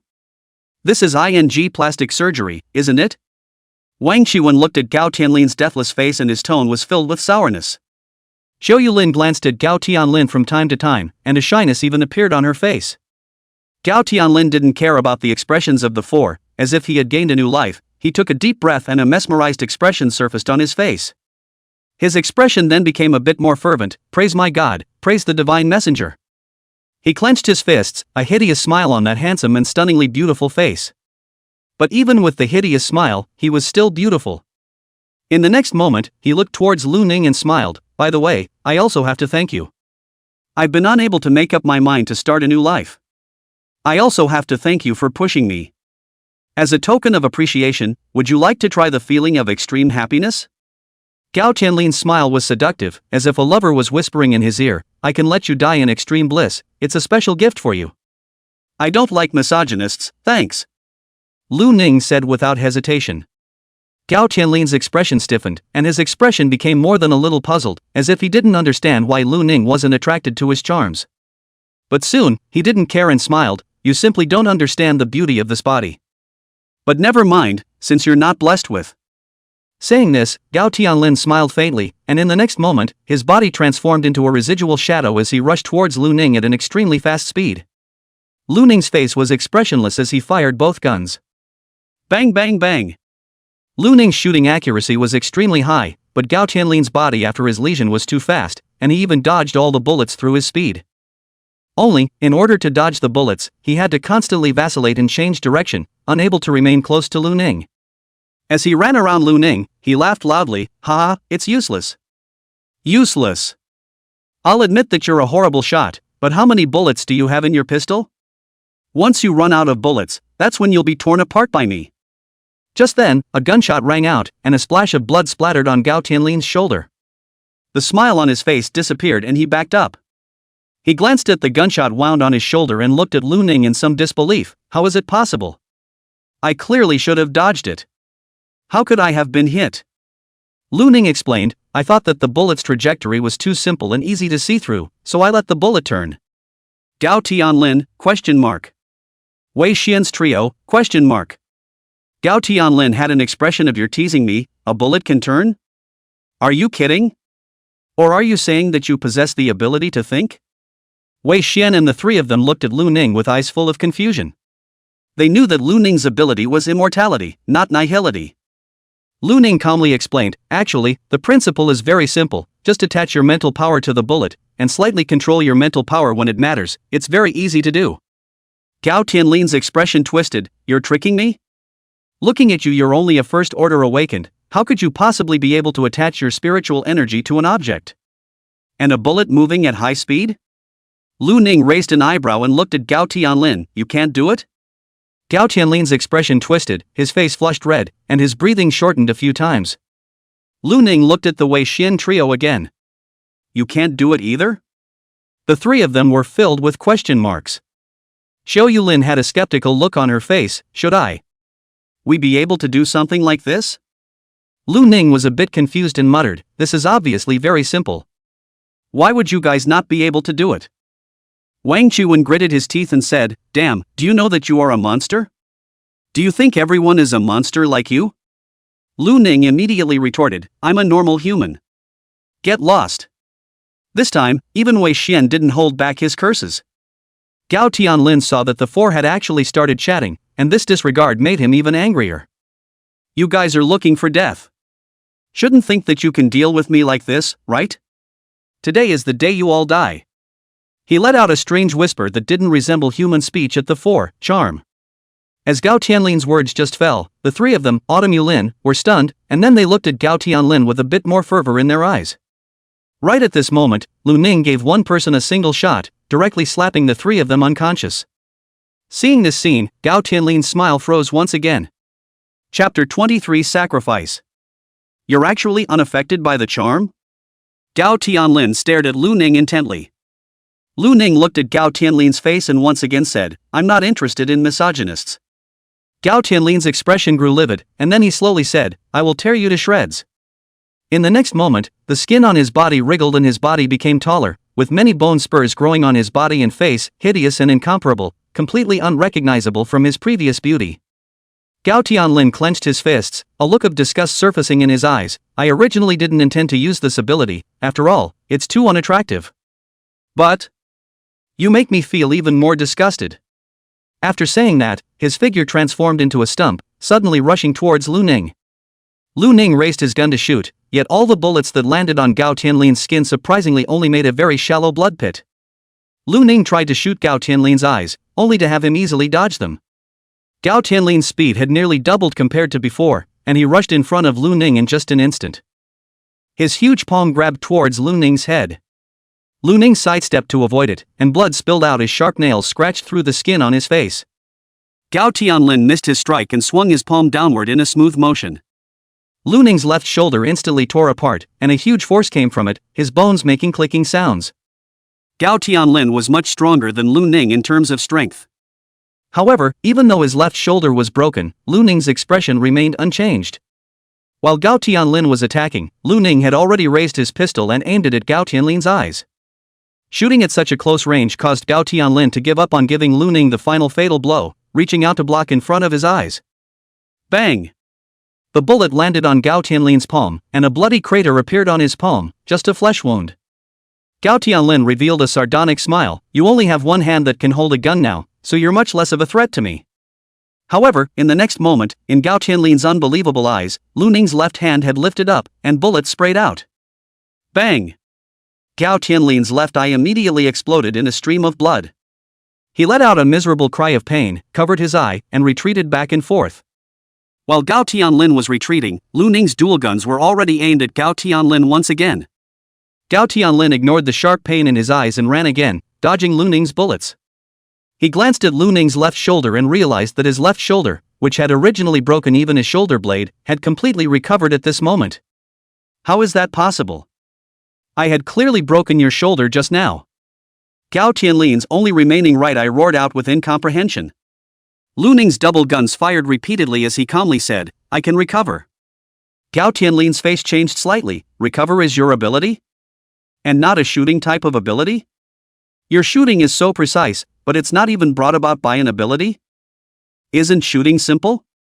Gao Tianlin's hideous face twitched twice, and in the next moment, his legs, which had become thick, stomped on the ground, and his entire body once again lunged towards Lu Ning. However, just as Lu Ning fired, he stepped back in succession, blocking the bullets. After 2 consecutive times, Lu Ning pulled the trigger and realized that there was no more gunshot. He glanced at it and ran out of bullets. Before coming out of the tunnel, he had just filled up his bullets, and he hadn't expected to use them up so quickly. When Gao Tian Lin saw this, he burst out laughing, ha ha ha. Not enough bullets, right? Give me death. Just as Gao Tian Lin was planning to rush towards Lu Ning, a gunshot rang out from behind a tree not far away. The bullets landed on Gao Tian Lin's body, a single splash of blood, but they didn't make it into his body. It was still a flesh wound. Gao Tian Lin turned his head angrily, and Lu Ning also looked over. It was the three magistrates. All three except Nick, and one of the female magistrates' left hand was covered in blood as she held a pistol in her right hand and fired repeatedly at Gao Tian Lin. Gao Tian Lin coldly said, "You seek death." There was a red light flickering in his eyes, and he once again let out a voice that didn't sound like human speech, charm. He hadn't even finished speaking his charming words when he suddenly felt a powerful wave of air coming from his side. He hurriedly turned his head and saw Lu Ning with a calm expression, his fist already approaching Gao Tian Lin. A rich white light flickered above his fist, and the wind from his fist surged, blowing Gao Tian Lin's hair. A look of panic surfaced on Gao Tian Lin's face. It was too late for him to dodge, and he could only poke out his hands to grab at Lu Ning's fist, trying to ward off the punch. However, the moment both of his palms came into contact with Lu Ning's fist, they made the sound of bones breaking. The huge force caused Gao Tian Lin's bones in both arms to be shattered, and he roared in pain as he was directly sent flying, landing heavily on the ground. Before Gao Tian Lin had time to get up, Lu Ning had already rushed to his front, his left foot carrying white light as it heavily stomped down on Gao Tian Lin's chest. Thud! The ground let out a muffled sound as Gao Tian Lin's sternum dented. He opened his mouth and sprayed out a stream of blood. His eyes widened as he looked at Lu Ning with eyes full of unwillingness and incomprehension. "You." Before he could finish his words, his eyes lost their vigor. Lu Ning calmly looked at Gao Tian Lin's body, which had once again returned to that handsome appearance. However, the white mist was no longer in his body. Only then did Lu Ning raise his head. He looked towards the three magistrates not far away, who still had a hint of shock on their faces. Just now, when Gao Tian Lin had looked at them with the intention of using the word of charm, they had already felt as if their consciousness was not their own after merely saying a single word. It was fortunate that Lu Ning had killed Gao Tian Lin in time. Lu Ning inquired, "Are you guys okay?" The three magistrates came back to their senses. They glanced at the handsome Gao Tian Lin on the ground and then back at Lu Ning, their eyes filled with awe. "We're fine, thanks to team member Lu Ning, or else we were afraid we would have died." The male magistrate among them, Lin Fei, said with some trepidation. Lu Ning shook his head, "You guys are already very courageous for attacking in this situation. We are magistrates. This is what we should do." Peng Qianqian, the female magistrate who had spoken in the room earlier, spoke solemnly. Lu Ning nodded slightly. Peng Qianqian looked towards the handsome corpse on the ground, and the body of the beastly awakened before. "I didn't realize that Gao Tian Lin even had an awakened accomplice, and that he himself had become diseased." Lu Ning calmly said, "I'm afraid that Gao Tian Lin's words before his lesion involved members of a cult. This is no longer under the jurisdiction of your security bureau. The Misty Affairs Handling Bureau will take over." Peng Qianqian opened her mouth, then nodded in silence, "Aha." Lu Ning glanced at the three, then asked, "What about Nick?" The three people's faces changed slightly. Peng Qianqian said solemnly, "Magistrate Nick, when he was blocking Gao Tian Lin's group from escaping just now, he was unfortunately shot in the abdomen by a machine gun, and has already sacrificed himself." Lu Ning sniffed and fell silent. He was quite good.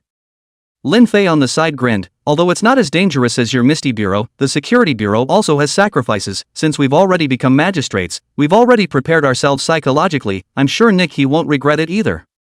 Lu Ning asked, "What about his family?" Peng Qianqian said softly, "We will be responsible for notifying his family, and his pension is enough to clothe and feed his parents, wife, and children. Team member Lu Ning doesn't need to worry." Lu Ning stopped asking. Just then, a muffled grunt sounded. Lin Fei's trio immediately tensed their bodies and raised their pistols in the direction of the sound. It was only when they saw that it was Wei Xian's trio gradually coming to their senses that the three of them sighed in relief and lowered their pistols. Chapter 24 Joyful Heaven. Wei Xian opened his eyes and saw the corpse on the ground with a blank expression. "It's over?" Lu Ning nodded, "Aha." The corners of Wang Chuan's mouth twitched as he touched his neck, which was still a bit sore. "Lu Ning, you've hit too hard. If you weren't charmed, I wouldn't have hit you."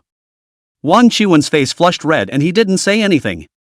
Xiao Yulin glanced at Gao Tian Lin with some palpitations. "This guy is really scary. He shouldn't be at the first rank after the lesion, right?"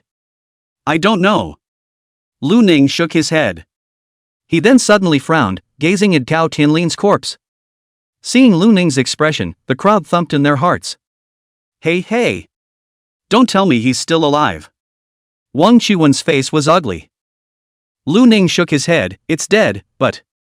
Lu Ning thought for a moment, went up and flipped the pocket of Gao Tian Lin's pajamas open, and took something out of it. It was a few broken pieces of pink incense. The incense gave off a hint of a tantalizing odor, the smell was very faint, but the three Wang Qiwen and Lin Fei in the distance could smell it. They looked at the smoky incense with scorn in their eyes. What is this? I always feel that after smelling it, I suddenly have some not-so-good thoughts in my heart. Wang Qiwen frowned. Wei Xian nodded, it's a bit like that charm ability Gao Tian Lin had just had, but it seems a bit different. Lu Ning looked at the incense, which in his line of sight was emitting a hint of white mist, and it was even a bit more concentrated than what he had seen in the villa before. The concentration of spiritual radiation on these incense is quite high. It should be a special item similar to a soul weapon. Lu Ning spoke. Wei Xian suddenly thought of something and spoke, could it be the source of the spiritual radiation that Gao Tian Lin left behind in the villa earlier? It's possible. Listening to Gao Tian Lin just now, his lesions seem to be connected to a cult. I wonder if this thing is related to that cult. Wang Qiwen also spoke up. Lu Ning put the incense away and said, give it to Vice Captain Colin later. Aha! Wei Xian and the three of them were fine with it. Just then, three silhouettes walked out of the forest, and Colin's voice rang out, what is it that you want to hand over to me? Lu Ning and the others turned their heads to look, and then they saw Colin, Berwin, and the young magistrate who had been standing guard walking over. Captain Colin. Why did you come over? Autumn Moon Lin's eyes lit up as she said. Colin rested his glasses and spoke gently, we came over behind you, if you can't handle it, we'll take care of the aftermath. Colin looked at Lu Ning with complex eyes, your performance is much better than I imagined, not the slightest bit fearful in such a dangerous situation, decisive in your actions, and clear-headed. Bowen on the side also marveled, yes, team member Lu Ning, your performance is really surprising. Especially when the other three team members were being charmed, you made the first judgment and knocked them out, it was just too decisive. Wei Xian's trio looked embarrassed. Lu Ning looked at Colin and inquired, when Nick was hit by the machine gun just now, were you able to save him? Hearing this, Wei Xian's three faces changed slightly. Wang Qiwen froze in place and said with some disbelief. Nick was shot by a machine gun? No wonder he's not here. Wei Xian had a good impression of Nick, and he hurriedly asked, how is he doing? Lu Ning spoke, already dead. Xiao Yulin covered her mouth in some disbelief. Wang Qiwen and Wei Xian's faces were very ugly. Damn, wasn't he fine just now? Wang Qiwen couldn't help but say angrily, the person who was alive and kicking just now, this is dead? He thought of something and looked at Colin, Lieutenant, didn't you say you guys came over just now? Why didn't you save him? Colin's expression was calm as he said, we couldn't save him, we were just in the direction of the villa and heard the gunshots here before we rushed over, about the same speed as you guys, Nick was already shot by the time we rushed over. Berwin also explained, yeah. Nick's sacrifice was a tragedy, and it's not like Lieutenant Colin didn't want to save it. Colin looked at Lu Ning's four and calmly said, the captain has already said that the mortality rate of our Misty Bureau's operation team is not low, and the one who died in this operation was Nick, so perhaps the one who will die in the next operation will be Wang Qifeng, and it could also be me. If you lose your minds because of death, then perhaps you can choose to leave now.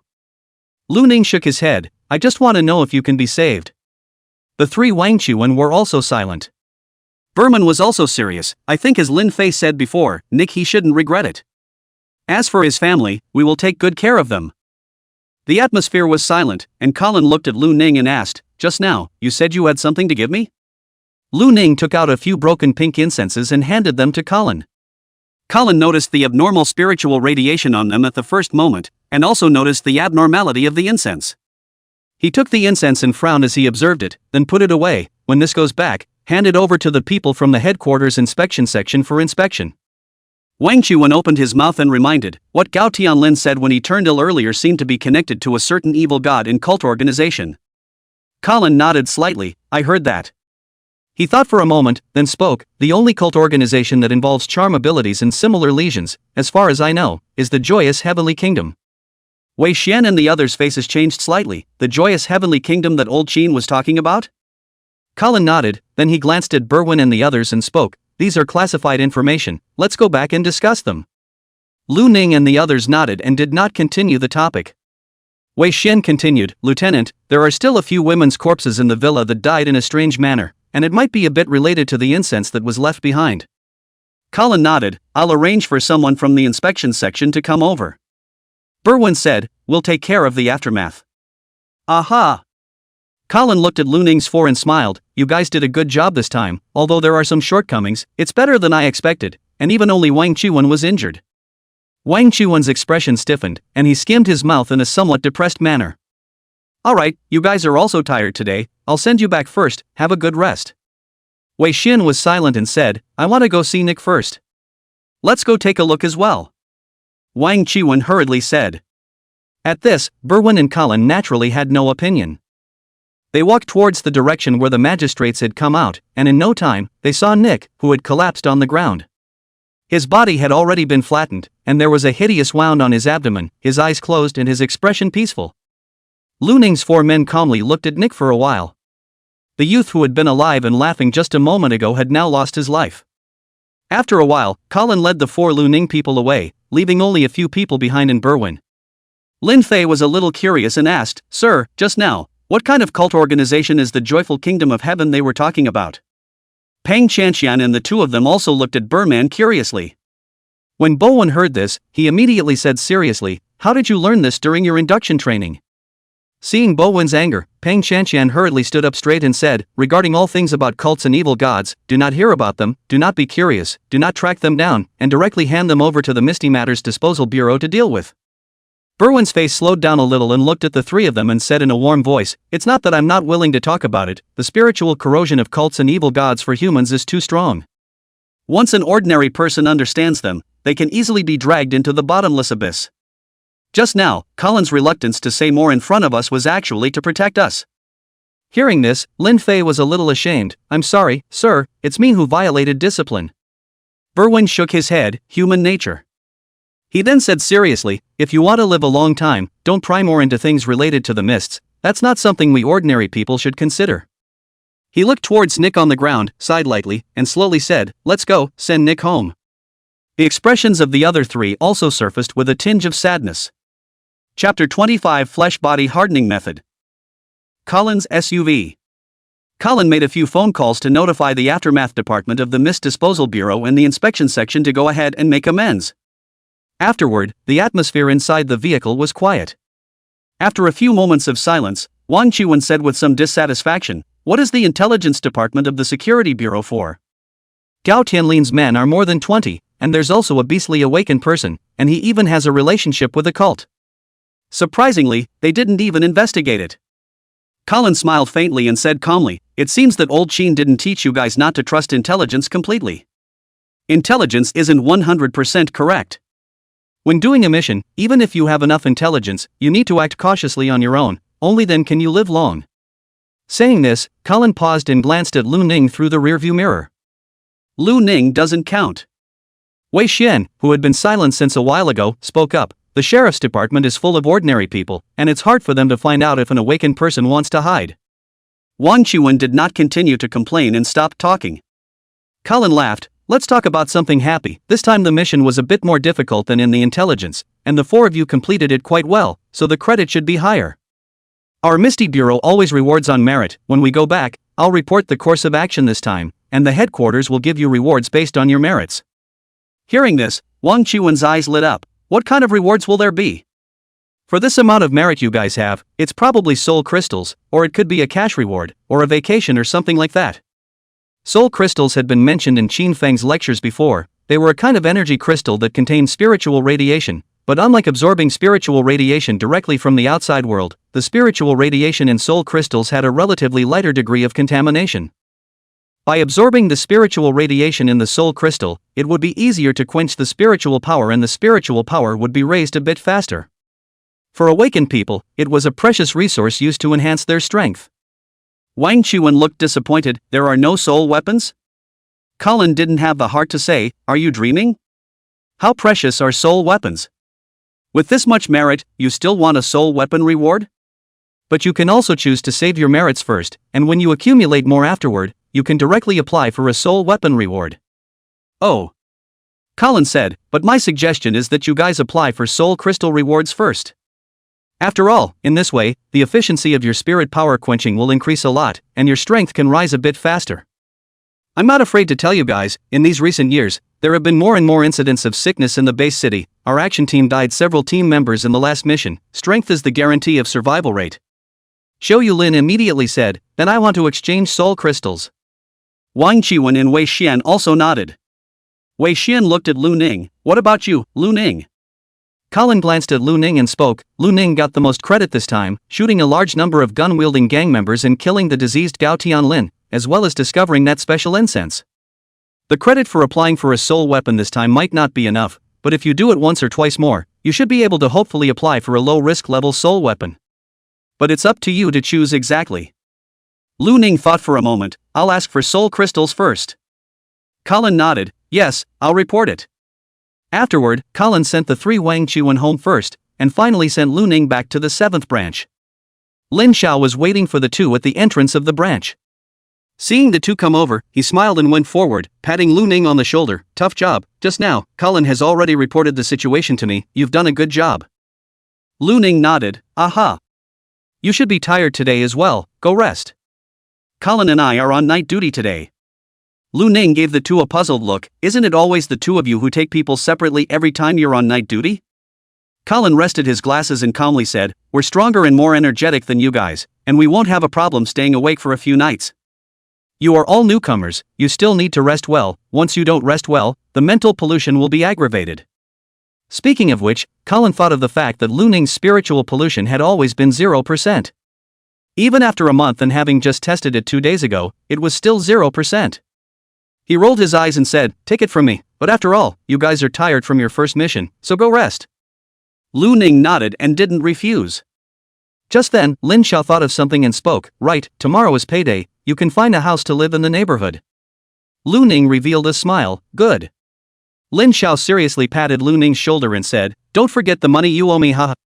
Colin also smiled, and mine. Lu Ning's smile faded. Got it. Lu Ning owed a lot of money during this period of time, and he was afraid that he would not have half of his paycheck in hand at the very least. Returning to the staff lounge on the 4th floor, Lu Ning washed up and lay on the bed. He closed his eyes and tossed and turned without falling asleep, his mind recalling what had happened earlier. A large number of gangsters, various gun exchanges, those women who died in a strange manner, the diseased Gao Tian Lin, and the dead Nick. Such scenes flashed in his mind, and once again, he truly felt that he had come to the misty era 2,000 years later. In this month's time, Lu Ning's thoughts had gradually recovered from the mode in which he had given up thinking when he had first walked in the mists. His brain had gradually gained the ability to think again. He thought back to his previous battle. Although the immortality ability was strong, it didn't help much in terms of combat power. It was good that his marksmanship was okay. However, his shortcomings appeared when the guns lost their effect on the enemy. He wasn't really physically strong, and facing Gao Tian Lin's melee attack, his shoulder was torn to shreds in just 1 round. It was a good thing that he had also mastered the soul vibrating fist. Otherwise, I'm afraid that the previous fight wasn't optimistic. If only his own body was stronger. Just then, Lu Ning thought of something. His body could constantly recover, so if he exercised his body beyond its limits, could he strengthen it? For example, similar to the principles of the soul vibrating fist, using spiritual resonance to exercise his body? Lu Ning sat up from his bed, and then began to utilize his own spiritual energy to vibrate his body. Unlike the soul vibrating fist, this was not a resonance of spiritual energy and physical strength, but rather a resonance with the body itself. Lu Ning's body then began to become sore and numb from the vibrations, and after a few minutes, it became tingly. Blood spilled from the corners of his mouth. When 10 minutes had passed, cracks began to appear in Lu Ning's internal organs and muscles. Blood spilled from his pores in 7 orifices, coloring him into a bloody man. It was only at this time that Lu Ning stopped his mental shock. His body began to recover. After recovering, Lu Ning clenched his fists as his eyes gradually brightened. He could feel his own power getting a little stronger. It wasn't much, but it was good to be able to improve. As long as he kept shocking his body with his spiritual power, when his body couldn't handle it, he would start recovering again. This way, week after week, his body's power would become strong. This way, it seemed, was not suitable for other awakened ones.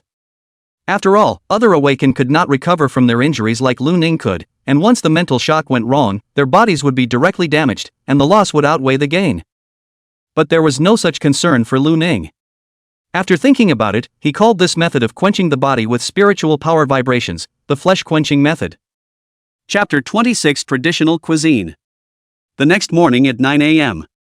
Lu Ning arrived at the activity room on the third floor and found that Zhou Yulin, Wang Qiwen, and Wei Xian were all there. Colin and Lin Xiao seemed to have never gone back and were still in the activity room. Although they had been on night duty all night, they were still in high spirits.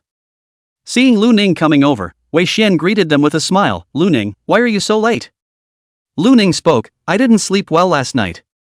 Wang Qiwen hemmed and hawed, "You didn't have a nightmare, did you? Seeing as you seem to be fearless, I didn't expect you to be quite timid?" Lu Ning opened his mouth and was about to speak when suddenly 2 streams of blood spurted out of his ears, coloring the floor red.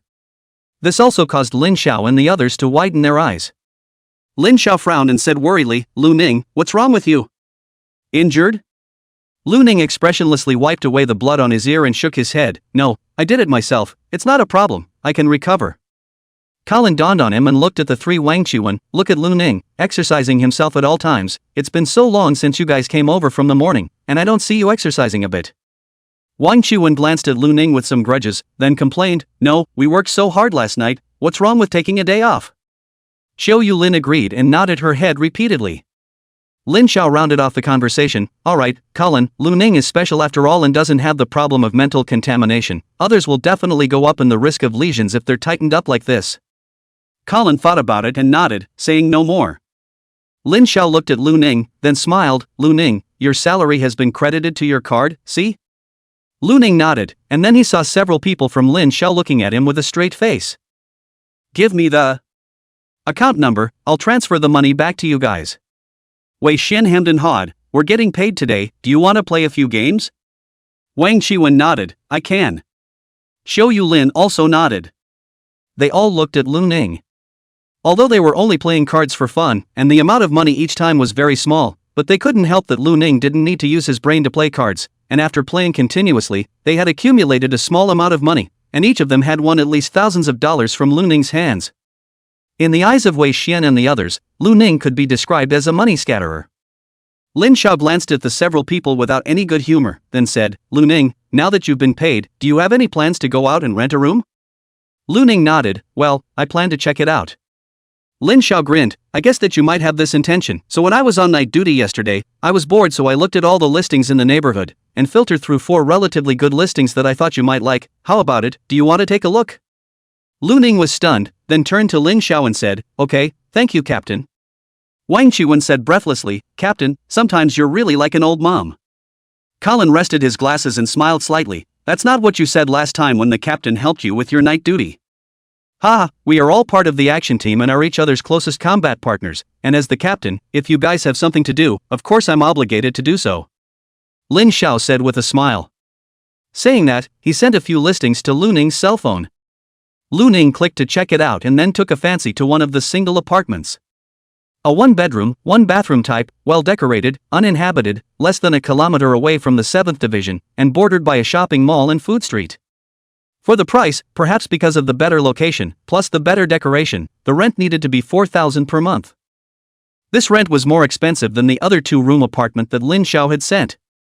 But Lu Ning didn't hesitate. "I'm going to rent this one." Lin Xiao came over to take a look, then laughed. "I guess you must like this one. The environment is the best of all the nearby properties. If I had to live alone, I would choose this one too." Autumn Moon Lin curiously came over to take a look. When she saw the rent, she had a face of flesh pain. "Crazy, right? A monthly rent of 4,000? Is this house made of gold? 4,000 would be enough to rent a 3-room apartment elsewhere. Can't you rent a similar one?" Wang Qiwen didn't care and said, "We're all official team members now, with a basic salary of 100,000 a month, and a rent of 4,000 isn't much."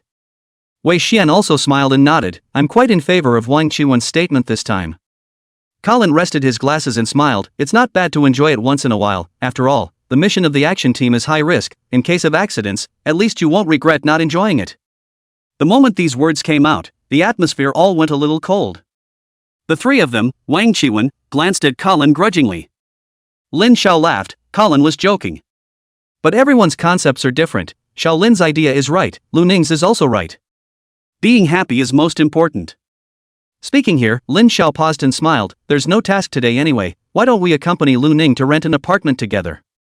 By the way, I'll treat everyone to a meal later to celebrate the fact that we have 4 more new members in the 7th action team. It's also a sort of welcoming ceremony.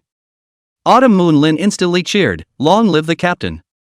Ah, Captain, this is what you said. I want to eat well and have a big meal. Wang Chuan rubbed his fists. Even Wei Xian revealed a smile.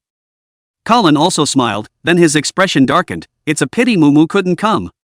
Lin Xiao's smile also froze, then dimmed a few points. Lu Ning inquired, how is she now?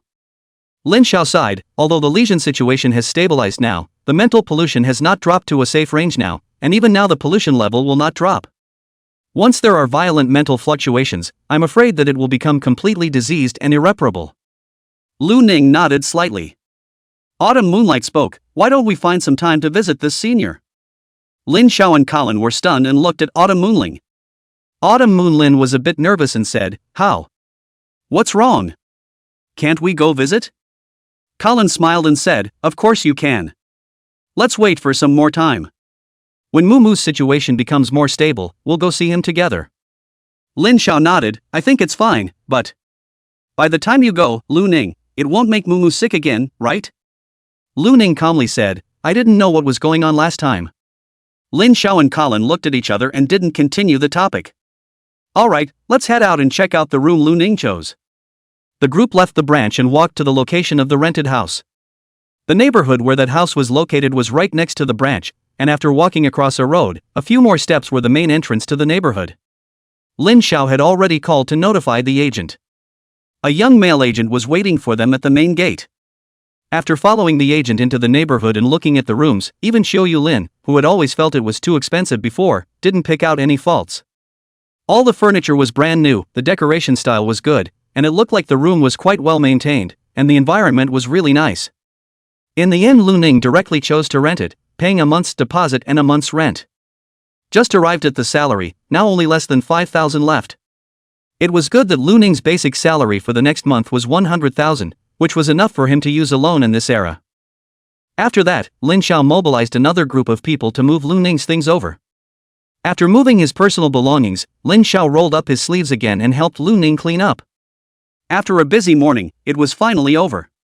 Lu Ning looked at the room where his personal belongings were placed, and unconsciously felt a bit settled in his heart. From now on, he truly stood firm in this era. After moving, Lin Xiao waved his hand, let's go, there's a rather famous hot pot restaurant downstairs, this is traditional Chinese food from before the Misty era, that's high-end cuisine, I'll take you guys to enjoy it today. Lu Ning looked confused. Hot pot? High-end cuisine? Hearing this, several people were stunned and looked at Lu Ning. Then Xiu Yulin thought of something and opened her mouth to ask, right? Didn't brother Lu Ning say that he was a human before the Misty Age? Have you ever eaten hot pot? Eat it once a week or so. Hiss. Several people were shocked beyond belief. Lin Xiao said enviously, that's a hot pot. How dare you eat it once a week? Could it be that you used to be rich? Lu Ning calmly said, hot pot is a commoner's food, and in the past, basically every household in China would eat it. Commoner food? Wang Chuan was a bit unconvinced, then what is high-end food? I'm not rich, how would I know? But it should be something like Buddha jumping wall, open water cabbage, full house, or something like that, right? Lu Ning's eyes were distant. The life before entering the mist seemed like a lifetime ago. Lin Zhao's few people listened in awe. They looked at each other in disbelief, and finally Wei Xian spoke. How come I haven't heard of any of these things? Xiu Yulin looked at Lu Ning with a face of adoration and said, my favorite thing is to eat delicious food, I've specially looked up the food before the Misty era before and I've heard of the legendary Buddha jumping over the wall, but I haven't heard of any of the other two kinds yet. I now believe that brother Lu Ning is from before the Misty Age. Lin Xiao coughed dryly, feeling a bit embarrassed on his face, then we're not going to eat hot pot? Go, haven't eaten for over 2,000 years. Lu Ning's eyes were firm as can be.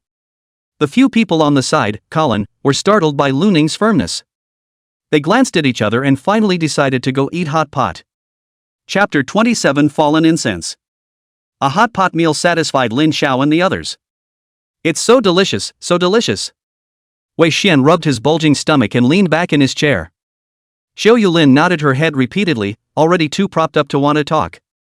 Even Wang Qiwen didn't refute, it's really good. Lin Xiao looked at Lu Ning and asked this authority figure, how is it? Not bad, right? Lu Ning was expressionless, the base isn't very good, and the variety of seasonings is too small. If it was before I entered the mist, this store would have definitely gone out of business.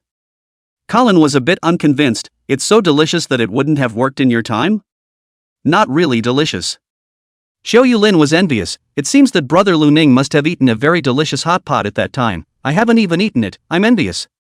Lin Xiao was open-minded and smiled, almost good enough.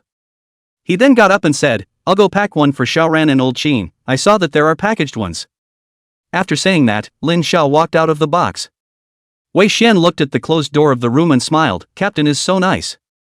Lu Ning also nodded. Colin rested his glasses and smiled gently, he's always said that Division 7 is a big family, holding together to keep warm in this chaotic world, and that he, as the division leader, is our elder brother. Wang Qiwen muttered softly, I feel more like an old mom. Several people burst out laughing. After Lin Xiao finished packing, the group returned to the branch. When Lin Xiao placed the packed hot pot on Yuran's table, Yuran all but jumped up, her cute little round face filled with a pleasing smile, Captain is the best. Go find Old Qin and the others to eat together. Lin Xiao smiled. Yuran nodded repeatedly and happily ran off to find the others. Not a moment later, Xin Feng and the others also came over. On the second floor of the basement of the branch, there were other retired team members who were responsible for guarding the soul weapons and other spiritually radiated items, but they couldn't leave, so the retired team members only came with Xin Feng. Apart from Xin Feng, there was also Annie who was in charge of finance and payroll, that was a charming blonde beauty. Adan who was in charge of miscellaneous duties, that was a middle-aged man who looked very honest. On top of that, there was an armed team of 6 people. These were the soldiers Lu Ning had seen at the headquarters before, wearing silver-gray metal protective suits. These soldiers were responsible for cooperating with the operations team's actions. There were a total of 2 teams in Division 7 that took turns patrolling the division. The one that came this time was the team that didn't patrol.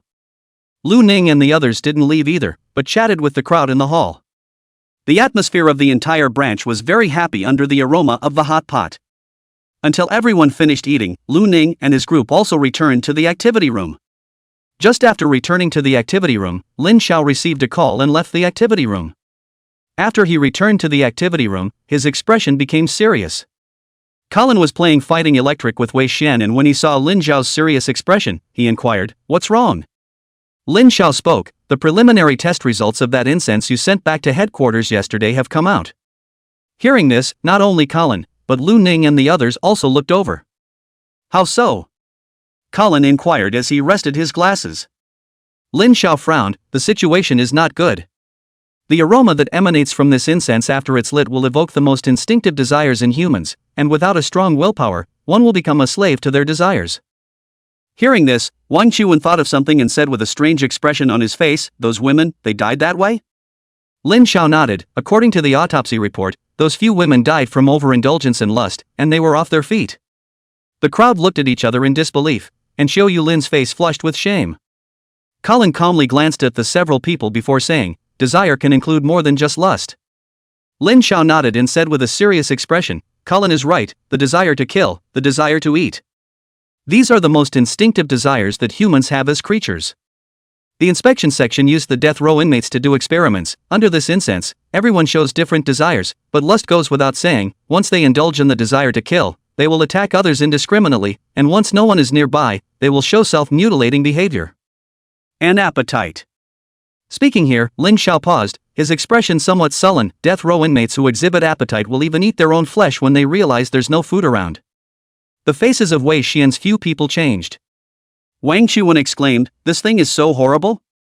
Lin Xiao nodded, it is indeed terrifying, but this incense also has a drawback, that is, the effect on awakened people will be much lower. After all, the spiritual power of awakened people is strong enough to resist such temptation. Upon hearing this, the faces of Lu Ning's few people relaxed slightly. Autumn Moon Lin patted her chest, that's good. I don't want to eat myself. Colin's expression, however, grew more serious as he spoke, don't be so optimistic, the current check is that it doesn't have much of an effect on awakened, but what about once the usage of incense is elevated up? Moreover, even if it has no effect on awakened people, once this incense is used on a large scale. Lin Xiao nodded. After all, there are only a lot of ordinary people in the base city. How many awakened people are there? Once this incense is used on a large scale, the entire base city will be thrown into chaos. Wei Xian's faces gradually paled as the several people listened to Colin and Lin Xiao's conversation. All three of them had family members, and their family members were ordinary people. Exactly, the headquarters has named this incense fallen incense and rated it as a medium risk level dangerous item. Medium risk class dangerous goods. Several people all sucked in a breath of cool air. Dangerous items were likewise classed as spiritual radiation items that seemed to be soul weapons, and when they reached the medium risk level, there was even the hope of destroying the entire base city if they were not regulated. Once it reached the high danger level, then this kind of dangerous item could destroy a base city in a very short period of time, and might even radiate to other surrounding base cities. Once it reached the extra dangerous level, then, this was a special dangerous item that was enough to trigger Armageddon and lead to the extinction of the human race. These were all things that Qin Feng had taught them. This incense is made by the joyful kingdom of heaven? Colin inquired. Lin Xiao nodded. Well, after all, the ability displayed by the incense is very similar to the ability displayed by the joyous heavenly kingdom in the records. Colin sneered. I guessed yesterday that it must have something to do with joyful heaven. The same joy heavenly kingdom that worships the fallen angel? Wei Xian recalled what Qin Feng had told them about the cult. Well, it's that cult organization. The evil god they worship, fallen angel, is an evil god that holds the power to fall, and the main theme of joy heavenly kingdom is to break free from the chains and indulge human nature. Lin Xiao nodded and said. Wang Qiwen asked curiously, then what exactly is a fallen angel like? Colin frowned and said, didn't old Qin tell you guys? The image and specific information of the evil god belongs to the top secret, and cannot be explored under a saint. Wei Xian said, old Qin did say that, but why can't we know? Colin looked at Lin Xiao with inquiring eyes. Lin Xiao took a deep breath and slowly explained, once we explore, we will easily be noticed by the evil god and thus be compelled. Hearing this, Wei Xian and the others were confused. Wang Qiwen was a bit bewildered. I just want to find out about it and the evil god will pay attention to me? Fake, right? Lin Xiao looked at Wang Qiwen seriously. This is corroborated by quite a few tragedies, absolutely true. Unless you guys reach the level of a saint, it's better to try not to learn about the evil god. Even saints will avoid learning about evil gods as much as possible. Lu Ning nodded. I can testify to this. Every time I wanted to talk about the evil god situation, I would die once. Originally I didn't know why, but after listening to Elder Qin's lesson, I guessed it. Lin Xiao was stunned. There's still this? Lu Ning nodded and spoke. The moon has many big eyes. Before he could finish his words, his eyes directly exploded open, followed by blood spewing out from the pores of his entire body, which splattered several people's faces. And Lu Ning himself fell straight to the ground. Lin Xiao several people. Chapter 28 Second Stage Awakening. Lin Xiao and the others moved away from Lu Ning, their expressions horrified. What happened? Wang Qiwen exclaimed in horror. Just then, Lu Ning's eyes had recovered, and he rubbed his eyes, getting back up as if nothing had happened. See? Hearing Lu Ning's voice, several people nodded their heads straight. The corners of Wang Qiwen's mouth twitched and his face paled. I'm not curious anymore. I'm not Lu Ning. I can still be resurrected after death. Lin Xiao was a bit speechless. Lu Ning, next time don't do this kind of thing. It's really a bit scary. I feel like my mental pollution level is going up. Oh. As for Lu Ning's words before he died, Lin Xiao's few people wisely didn't pursue it. After all, they might die if they knew. Colin said, let's get down to business. Captain, what does the headquarters want us to do now? The headquarters means to ask all regions to investigate the traces of the joyous heavenly kingdom members, and once they are found, arrest them immediately, and if they can't be apprehended, shoot them on the spot. Since this fallen incense was obtained from Gao Tian Lin's body, it's a clue, and the headquarters will arrange for magistrates and people from the logistics department to come and assist us in investigating Gao Tian Lin's situation. Lin Xiao spoke of the instructions from the headquarters. Colin nodded slightly. In that case, it would be better to leave the preliminary investigation to the magistrates, right? After all, they have more manpower. We only need to verify the clues. That's what I was thinking. Lin Xiao nodded. Wang Qiwen spoke. In that case, there's no need for us to do anything for now? Lin Xiao smiled. Today you guys can rest and take a break. After all, you just went through a big battle yesterday, so starting tomorrow, just keep 2 team members in the branch, while the others go out and wander around to see if there's anything to be found, right? Although the preliminary investigations are mainly left to the sheriffs and professionals, we always have to make a show of it. Lu Ning's few people nodded. Afterward, several people began playing cards in the activity room. Lu Ning played a few games and managed to lose a few $100, then simply went to the negative floor to quench his body. That night, Lu Ning didn't stay in the branch's staff lounge to sleep, but instead returned to the room he had rented. Perhaps because it was his own rented room, Lu Ning slept a few points more peacefully. Early the next morning, when Lu Ning arrived at the activity room, he found that Wang Qiwen, Wei Xian, and Xiao Yulin were all full of smiles. Seeing Lu Ning coming over, Lin Xiao on the side greeted, "Lu Ning, here you are. The merit rewards for this time have already been distributed, and this one is yours." Lin Xiao handed Lu Ning a black metal box. There are 20 soul crystals inside. Hearing this, the smiles on the faces of the originally happy Wang Qiwen trio immediately disappeared. Wang Qiwen looked at Lin Xiao with wide eyes and shouted, "How many? 20? Wei Xian also looked surprised. Why is the difference so much? Xiao Yulin and I only had 5, and Wang Qiwen only had 4. Colin didn't have the heart to say, "Can it be the same? Lu Ning's credit is much greater than yours." Lin Xiao explained, HQ's reward mechanism is perfect, rewarding on merit, not to mention anything else, just Lu Ning discovering the fallen incense is a big credit. Hearing the fallen incense, Wang Qiwen fell silent and said no more. Seeing Lu Ning put the box away, Lin Xiao spoke, "This is the first time you guys have obtained soul crystals, and old Qin should have said something before the usage, right?" Xiao Yulin nodded, "Well, what old Qin said, just contact the soul crystal with your own body, it's most convenient to hold it in your hand, and then it's the same as quenching your spiritual power normally, just absorbing spiritual radiation from the soul crystal. Since you know that's fine, there's no risk in absorbing soul crystals, this is something you guys can just bring back and use yourselves when the time comes. Today, Lu Ning and I will stay behind, so you guys just go out and wander around and see if you can find some clues," Lin Xiao said with a smile. Colin nodded and left with the 3 Wang Qiwen. Only Lu Ning and Lin Xiao were left in the activity room.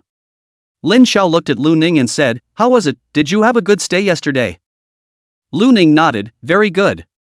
Lin Xiao laughed, "If you stay here, there's nothing much to do, you can just move around by yourself, I'm going to catch up on the drama." "Good." Lu Ning watched Lin Xiao leave and thought to herself, sitting down on the sofa in the activity room before opening the metal box. The soul crystals were transparent crystals, cubes the size of a baby's fist. Lu Ning took out a piece, then closed his eyes and began to sense the spiritual radiation on the soul crystal. Soon Lu Ning felt the rich spiritual radiation, which was stronger than the spiritual radiation in the outside world, and it was also purer. Lu Ning absorbed it smoothly, and his spiritual power rapidly increased. Over the course of this month, Lu Ning's spiritual power had risen a lot, but he still hadn't felt the bottleneck that Qin Feng had mentioned. It seemed that it was still early to be at the second stage. 2 hours later, the spiritual radiation emanating from the soul crystal in Lu Ning's hand was completely absorbed by Lu Ning, and his spiritual power had increased as much as a week of quenching before. He opened his eyes as the soul crystal in his hand turned into dust and dissipated, and he picked up another soul crystal to quench. After another hour or so, Lin Xiao walked into the activity room. "Lu Ning, it's time to eat, I ordered takeout." Lu Ning slowly opened his eyes, "Good." Lin Xiao glanced at the soul crystal in Lu Ning's hand and laughed, "This is already cultivation?" The soul crystal has turned gray, it seems that the spiritual radiation of this soul crystal is almost finished being absorbed by you. To almost absorb the spiritual radiation of a whole soul crystal in a few hours, quenching is very efficient. Lu Ning glanced at Lin Xiao and spoke, "This is the second piece." "Ah?" Lin Xiao was a bit unresponsive, then he snapped back to his senses and widened his eyes with an unbelievable expression, "The second piece? The first piece of soul crystal has already been absorbed?" Lu Ning nodded, "Aha." Lin Xiao's expression was shocked, "You started absorbing it when I first left?" "Yes." "It's only been more than 3 hours, and you've absorbed 2 soul crystals so fast?" "Aha." Lin Xiao had a skeptical look on his face. "This quenching efficiency of yours, it's unbelievable, even a third-order awakened person wouldn't necessarily be able to quench this fast." Saying that, he looked at Lu Ning with a few more points of worry in his eyes. "Are you sure it's okay to absorb and quench so much? There won't be any problems with your mental power, right? Why don't you go check the spiritual pollution level?" "Didn't." Just tested 2 days ago? And I don't feel anything abnormal. Okay, forget it then. Lin Xiao said sourly, if only I had a quenching speed like yours, maybe I'd be at the 6th rank by now. Lu Ning looked at Lin Xiao, your 5th rank? Lin Xiao laughed, yes, barely a middle-ranked awakened. Our base city isn't big, and the Legion events we encountered weren't very serious, so the Misty Bureau's action team isn't too strong. But at this rate you're going, it probably won't take long to catch up to me if there aren't many bottlenecks. Lu Ning nodded and said no more. Let's go eat. For the rest of the day, the action team went to various regions every day to investigate. Lu Ning was also out investigating for 3 out of the 4 days, sometimes following Lin Xiao, sometimes following Colin. Considering that Gao Tian Lin was originally a gang leader, the source of his fallen incense was probably an underground industry. Therefore, most of the places they went to investigate were areas like bars, casinos, and other areas where fish and dragons mixed. Although the place hid dirt, they didn't find the slightest clue. Whenever he was on duty, as well as when he was resting after work, Lu Ning would utilize the soul crystals to quench his spiritual power. Finally, after more than 10 days, Lu Ning felt a bottleneck. However, this bottleneck was very fragile, and Lu Ning absorbed the spiritual radiation from the last soul crystal, breaking the bottleneck after only half a day of quenching. When Lu Ning ascended to the 2nd rank, his spiritual power directly skyrocketed several times. Originally, Lu Ning's spiritual power was only the size of a bowl of water, but now it was the size of a bucket. On top of that, these days Lu Ning would use the flesh tempering method to exercise his body whenever he had the time. After 10 days, there had also been initial results. Lu Ning felt that his strength, speed, and other aspects had increased by close to 2 times compared to when he had fought with Gao Tian Lin earlier. Chapter 29. The group goes crazy. Late at night on this day. Inside the activity room of the 7th Division. Lu Ning, Colin, and Lin Xiao were playing Fight the Landlord. Today, Lu Ning and Colin were originally on duty, and Lin Xiao stayed here to play together because he had nothing to do at home. Want to grab the landlord? Rob. No, Rob. I don't want to side with Lu Ning. Lu Ning said expressionlessly, maybe I'll win this time? Ha! Colin and Lin Xiao laughed at the same time, smiling meaningfully. Just then, the door to the room was knocked on, and Yuran, who was also on the night shift, appeared at the door. She was gasping for breath and had sweat on her forehead, obviously running up. Captain, something's wrong. Lin Xiao and the 3 of them looked over at the same time. Lin Xiao inquired, Ran, what is it? The security bureau side called over, saying that a woman went to the security bureau to report that many people had gone crazy in Villa 13 of the Golden Orchid Garden, and based on her description, it seemed to involve a lesion incident, so the security bureau notified our side. Lin Xiao and the 3 of them looked at each other. Colin rested his glasses and inquired, going crazy? How did you go crazy? Yuran still had a trace of incomprehension on her face. According to that woman, at first they were attending a birthday party, then more and more people were having bottomless fun, and then gradually, some people started attacking other people, and some people stabbed people to death in order to grab food. That woman didn't join the group activities because she was close to the door at the beginning, and then when she saw that the situation was getting worse, she ran out on her own. Listening to Yuran's words, the 3 people's faces kept changing. Lin Xiao fiercely got up and spoke, it's the fallen incense. Yuran was stunned and looked at Lin Xiao with some confusion. Captain, what is fallen incense? Lin Xiao returned to his senses and looked at Yuran sternly. Little Ran, this is a secret of the action team, you can't pry into it. Yuran frowned, then coldly grunted, isn't it just about whether or not you're an awakened? I'm a very good shot, why don't you let me join the action team? Little Ran. You are violating the Misty Bureau regulations. Colin's usual gentle smile also went cold as he droned.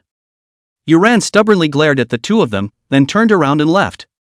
The atmosphere was a bit subdued. Colin rested his eyes and smiled helplessly at Lu Ning. Xiao Ran's parents were our previous team members, and during the last mission, her mother was killed during the mission. Lin Xiao sighed, does she think that being awakened is really a good thing? After awakening, having active spiritual energy means that the spiritual pollution will become more severe and the possibility of lesions will become higher and higher. Even if she doesn't lesion, joining an action team is still very dangerous. Lu Ning nodded slightly and did not say anything more. Colin said with a serious expression, listening to Rant's introduction just now, that should be the effect of the fallen incense. I'm afraid that someone in that birthday party lit the incense. I just don't know if they lit it on purpose or if they didn't know about the incense's abnormality. In any case, let's go to the sheriff's office to find out what's going on, and then go to the location of the incident to deal with this lesion. We have to speed up. According to the research of the inspection section, the fallen incense will cause the human's mental power to fluctuate drastically, which will drastically aggravate the mental contamination, and will ultimately lead to the lesion. Colin rested his glasses and said, according to the effects of the fallen incense, even if those ordinary people present don't lesion, I'm afraid that not many of them will survive. Lin Xiao nodded, then took out his cell phone and said, call Wei Xian and the others and tell them to come over as well.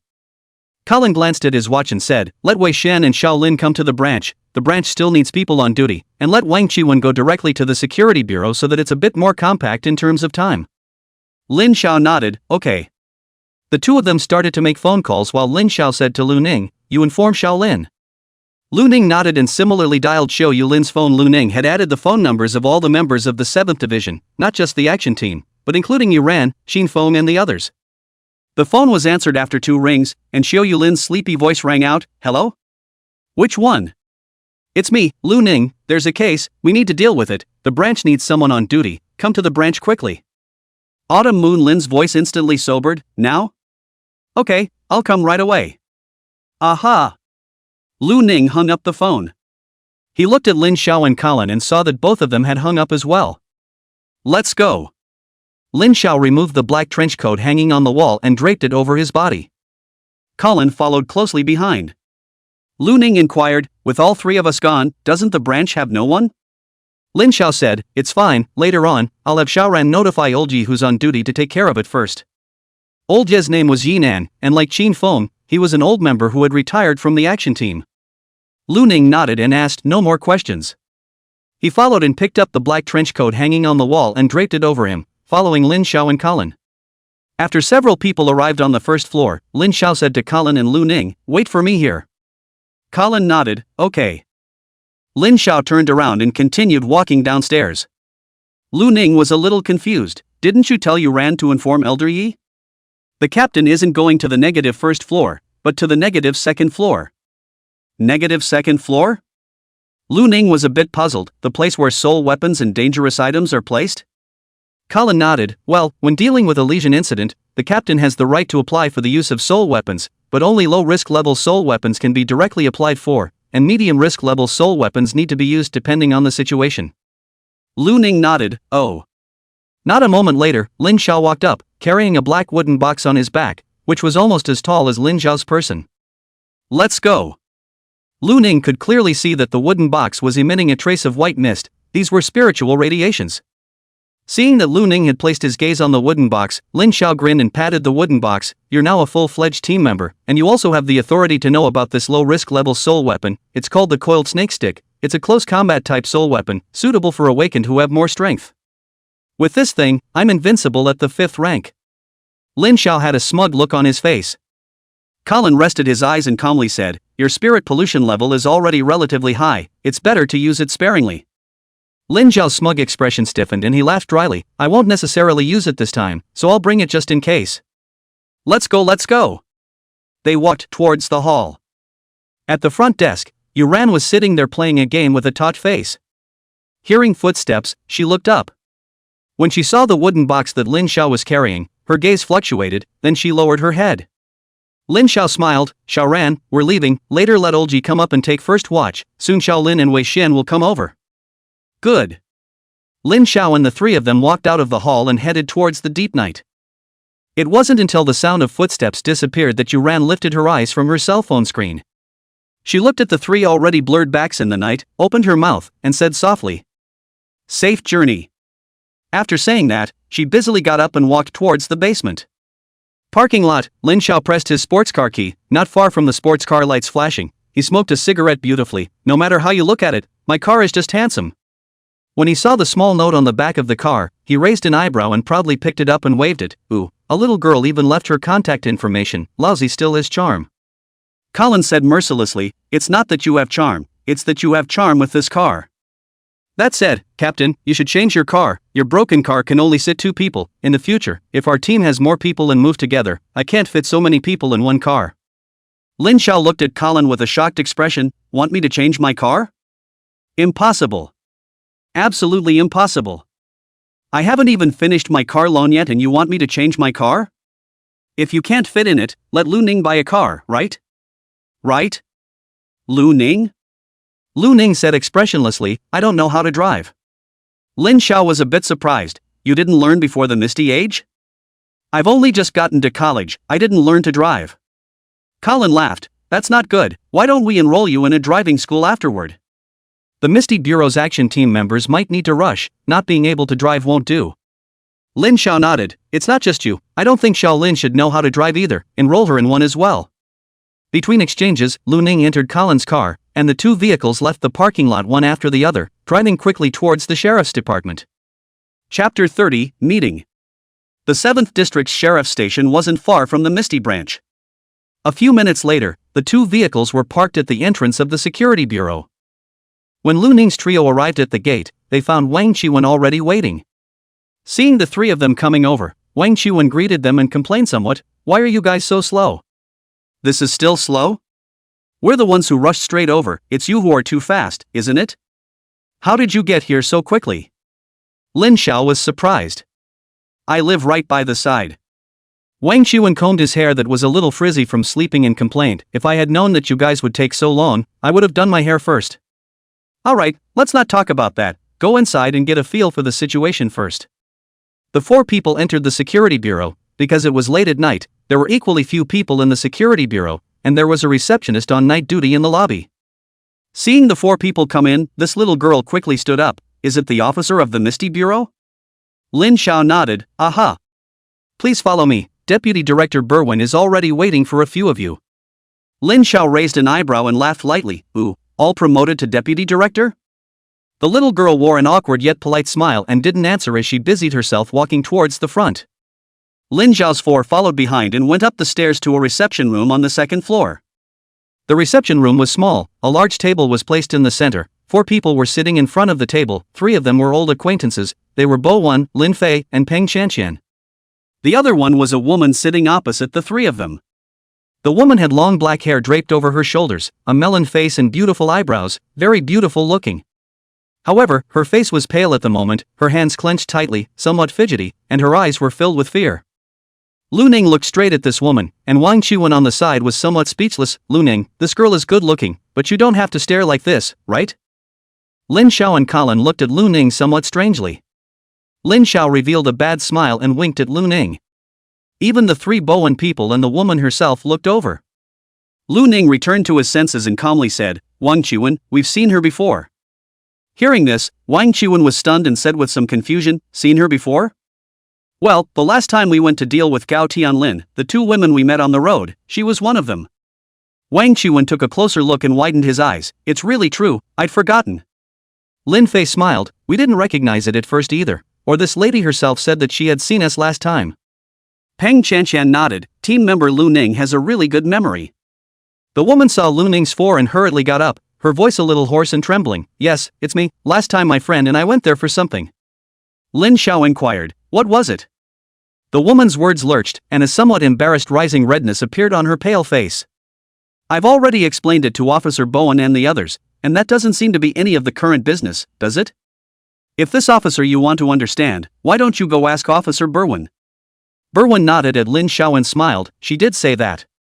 Lin Xiao nodded indistinctly, it's fine if you guys understand. Then let's talk about this time. You're saying that you guys went to a birthday party and then everyone inside changed? Yes. The woman nodded repeatedly, her face pale.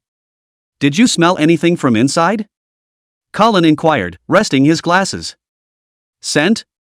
The woman was stunned and thought carefully before saying, a lot of scent, the girls who go to this party will all spray perfume.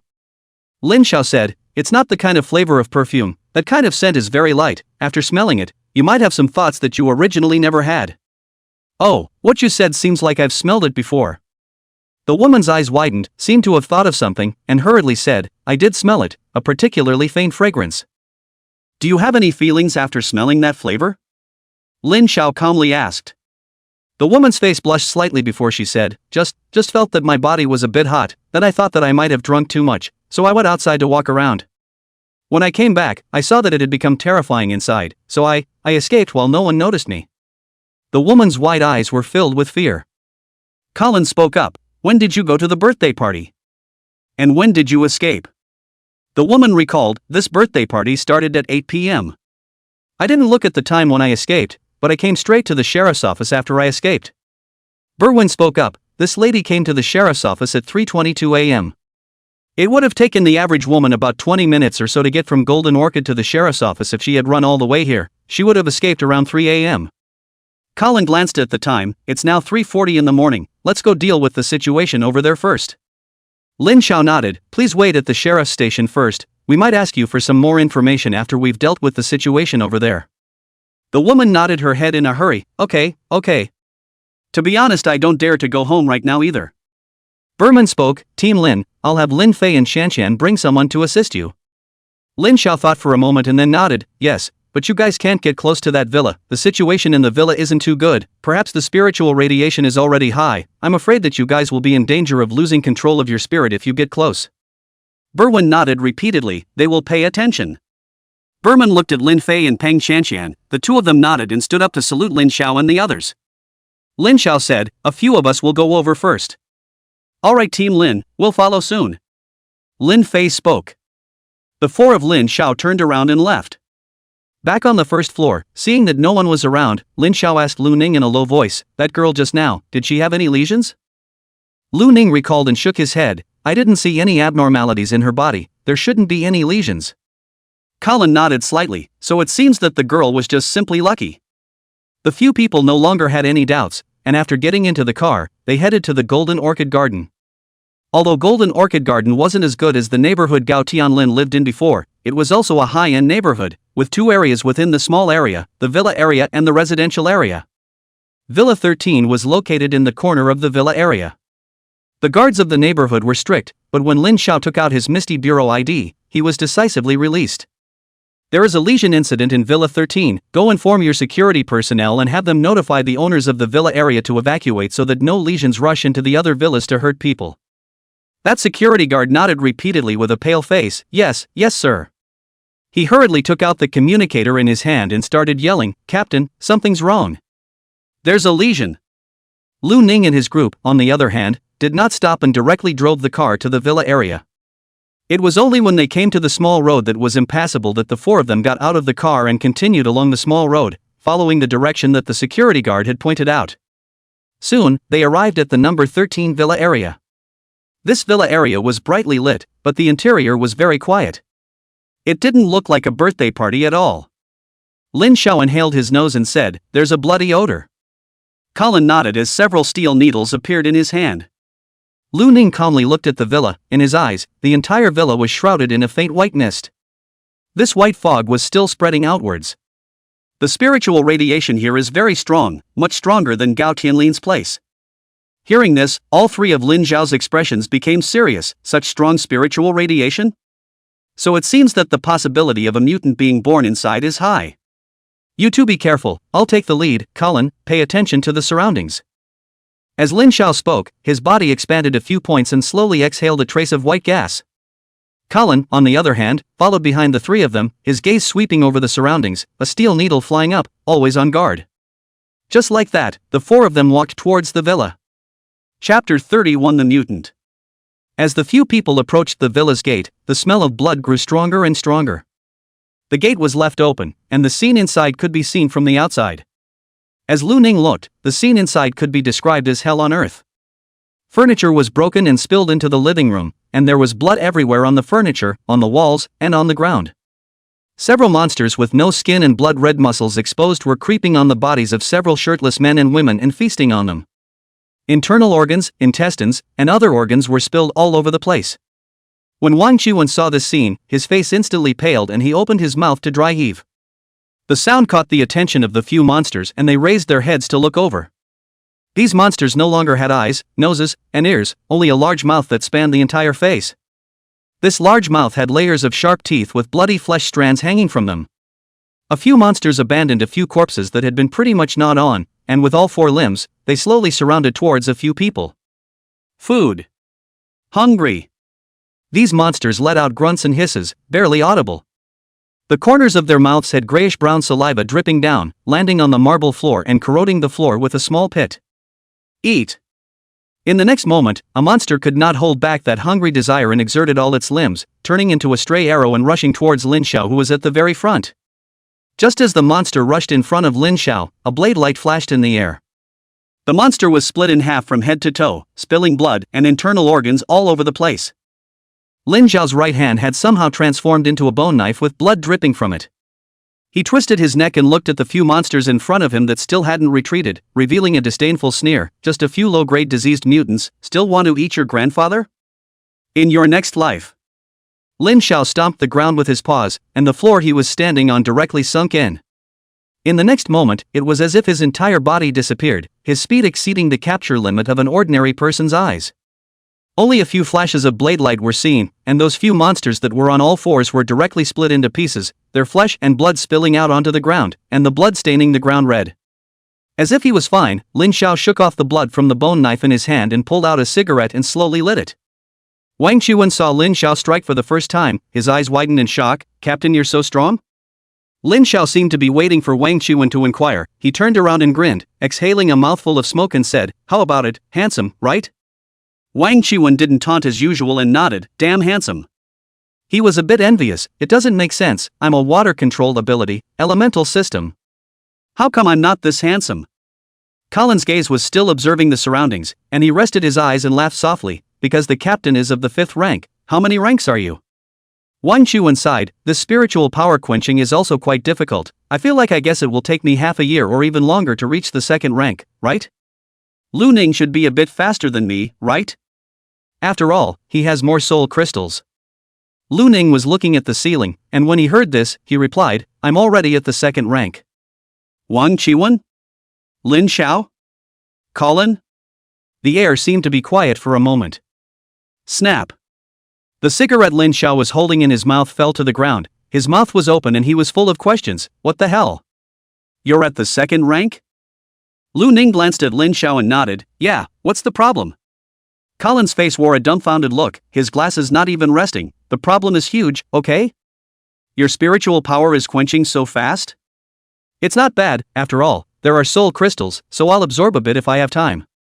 Lu Ning's expression was very calm as he shared his own cultivation experience. "Soul crystals are better to absorb. I basically absorb a piece every day, and when I'm on guard duty I absorb 2 or 3, and without realizing it, I break through." The three people's expressions twisted. "No, even if you absorb soul crystals fast, aren't you afraid of spiritual pollution?" Lin Xiao had a look of incomprehension, then he thought of something. "You kid is really not afraid. This world is so unfair."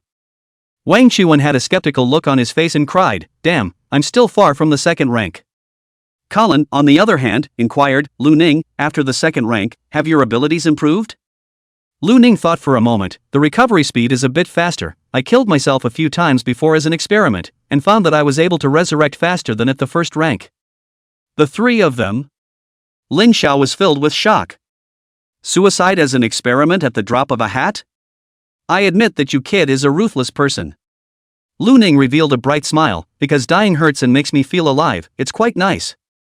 The 3 of them? Colin said with a serious face, "After we go back, Lu Ning, you should go for another check on the level of spiritual pollution." Wang Chuan nodded repeatedly, "I suspect that you've actually gone crazy." Lu Ning said in a serious manner, "I'm a normal person." The 3 rolled their eyes at the same time. Lin Xiao looked around and said seriously, "Alright, that's enough of the idle chit-chat, go inside and investigate to see if there are any other diseased people." Speaking here, Lin Xiao paused and said in a low voice, "By the way, look for any survivors." "Well, in addition to finding the fallen incense here," Colin said. He then led Lu Ning and Wang Chuan to follow him into the hall as well. Just as he entered the hall, Lu Ning smelled a very faint fragrance. Wang Chuan and Colin obviously smelled it as well. Wang Chuan frowned, his expression a bit grumpy as he said, "This scent is so annoying, every time I smell it, it gives me not so good thoughts." Colin glanced at Wang Chuan, "Your spiritual power is still too low. When your spiritual power is higher, such pollution won't have any effect on you." He then looked at Lin Xiao, "This villa isn't small, let's split up." Lin Xiao thought for a moment and nodded, "Yes, Wang Chuan you follow me, Lu Ning you follow Colin." "Okay." Colin looked around, "We'll investigate the 1st floor first. Captain, you guys check out the 2nd floor?" "Good. I'll follow." Lin Xiao greeted Wang Chuan and headed for the stairs. Wang Chuan stood behind and opened his mouth, muttering, "No, I didn't agree to this either." However, he still quickly followed. Colin looked at Lu Ning and said, "Let's look around on the first floor now, we might be able to find the location of the incense." Lu Ning nodded. The two rummaged through the living room, but unfortunately, the hall was a mess and there was no trace of the incense. "Go take a look in the kitchen and other rooms." "Good." The two headed towards the kitchen, and just then, Colin inquired, "By the way, Lu Ning, can your ability revive others?" Lu Ning sniffed and shook his head, "No." Really, Colin was a little disappointed. "It would be nice if you could resurrect others." Lu Ning glanced at Colin. "Do you have someone you want to resurrect?" Colin rested his eyes and laughed. "That's a lot. The team members who died before, if they could be resurrected, their families would definitely be happy, right? Ren wouldn't be clamoring to be a full team member all day. And my mom and dad and my wife." Colin paused, a bit more pain in his smile. "I killed them all when I awakened, and the Nimbus riot caused the items in the room to fly about, driven by the Nimbus." Chapter 32 Save Me. Lu Ning looked at Colin and after a moment of silence, he spoke, "If I can resurrect someone else in the future, I'll help you do it." Colin was stunned, then looked at Lu Ning with surprise on his face. "Really?" Lu Ning nodded. "Aha." Colin's expression was complicated as he spoke. "Lu Ning, to be honest, I actually had a grudge against you before. After all, Mumu's lesion was partially due to you." Lu Ning's expression was calm as he looked at Colin. Colin continued, "However, I actually knew in my heart that I couldn't blame you for this, and I'm afraid that even if it wasn't you, with Mumu's mental state at the time, she would have still ended up becoming ill. It's just that I couldn't get past that hurdle in my heart. But now, after spending this month or so together, I know that you're still a good person. So my grudges against you have long since disappeared as well. If there's anything in the future, just look for me." Lu Ning nodded. "Good." As the two of them were talking, they suddenly heard a loud noise coming from not far away. They turned their heads to look and realized that it was the direction of the kitchen. The two exchanged glances, and Colin whispered, "Follow me." Steel needles floated around him as he carefully walked towards the kitchen. There was a small door on the side of the kitchen, which should be a storage room. At the moment, the small door was closed, and a low sobbing sound came from inside. Colin raised an eyebrow and probed his hand against the handle of the small door with a false grip, turning his wrist slightly. Only 2 meters away, the small door handle followed Colin's wrist and turned. As the small door clicked open, Lu Ning saw that inside, a woman in a red dress was sobbing with her head buried in her hands, her shoulders trembling slightly. Colin was about to speak when he saw Lu Ning raise his pistol at the woman. Bang! A gunshot rang out, and the red dress on the woman's body suddenly danced and blocked in front of her head. The bullet landed on top of the red skirt, embedding itself within it, and blood spilled out from it. The woman let out a scream and raised her head. Her looks were very strange, as if she was two different faces fused together. The left and right side of her face were very incongruous. The face on the left was more soft and the face on the right was more rigid. The woman screamed as if the voices of men and women overlapped together to make a sound, and she looked at Colin and Lu Ning with hunger in her eyes. She screamed shrilly, "Two brothers are so handsome, come and play together. Be happy with us?" In the next moment, ear-piercing cracking sounds rang out, and several steel needles pierced through the woman's red dress, penetrating the woman's brow, heart, and other various key parts. The woman's face still had a seductive smile on it, but her eyes had lost their gleam. Colin rested his glasses, gracefully bending slightly to the fallen woman, and smiled softly, "No, thank you for the invitation." Lu Ning glanced at the pistol and spoke, "The pistol's power is too small, can I apply for a stronger firearm?" Colin laughed. "The power of an ordinary pistol is indeed limited, the body of a mutant is generally strong, and for those above the second rank, it's hard to cause effective damage anymore unless you hit a weak spot with a pistol. Just like Gao Tian Lin before." Saying that, he paused and said, "Normally, the combat power of an awakened person still relies mainly on their own awakened abilities, but you're different. I'll go back and apply for some firearms from the headquarters. Tell me what you need?" Lu Ning thought for a moment and spoke, "Red Sky Pistol, I heard Elder Qin say that this is the most powerful pistol, right?" Colin thought for a moment and nodded, "Yes, if a second-order mutant is there, it can't be defended against unless they specialize in defensive abilities, and third-order mutants can be killed as long as they don't have strong defenses, but the recoil of this thing is relatively strong, and it's specifically designed for power-enhanced awakened people. Can you handle it?"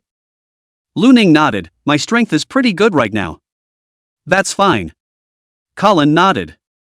Lu Ning continued, "And sniper rifles, I want the clairvoyant Type 3s, and heavy machine guns, I want the Hive Type CXS.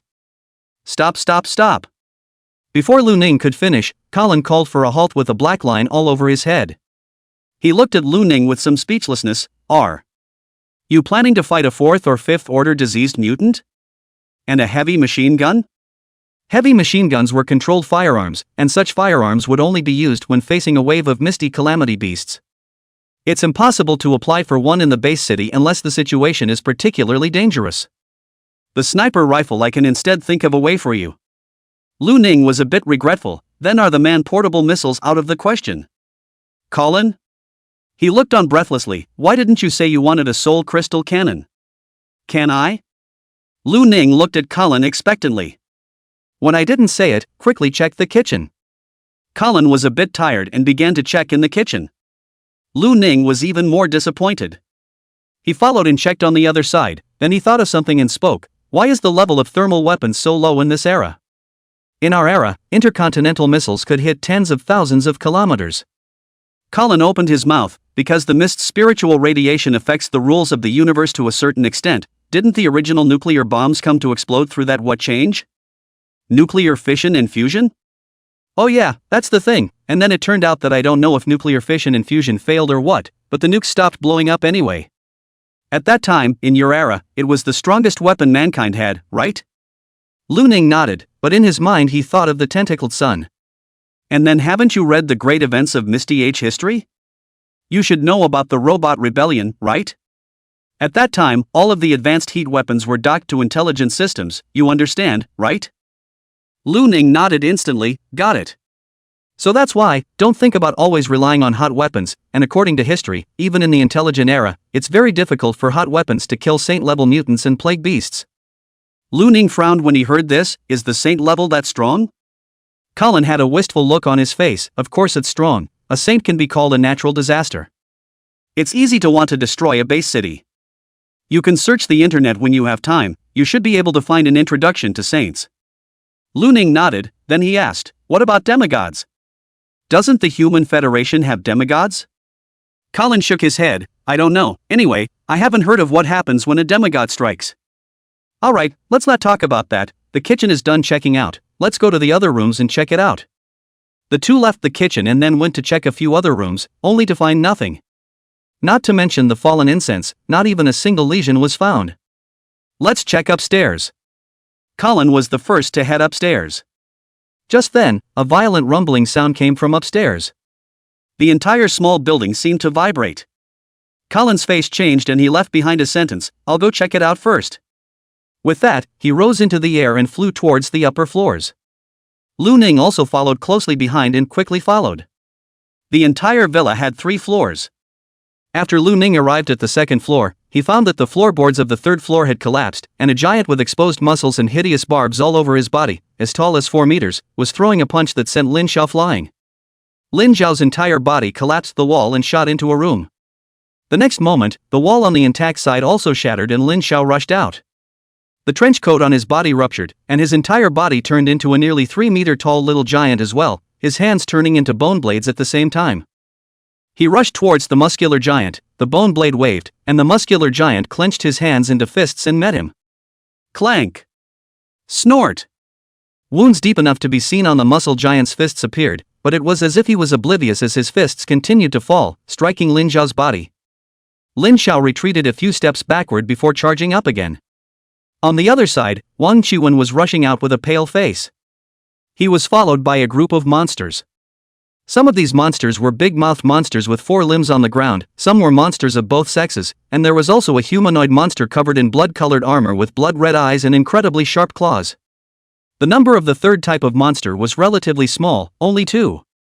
After seeing Colin, Wang Chuan took a deep breath and yelled, Vice Captain, save me. Chapter 33 A Little Knowledge of Fists and Kicks.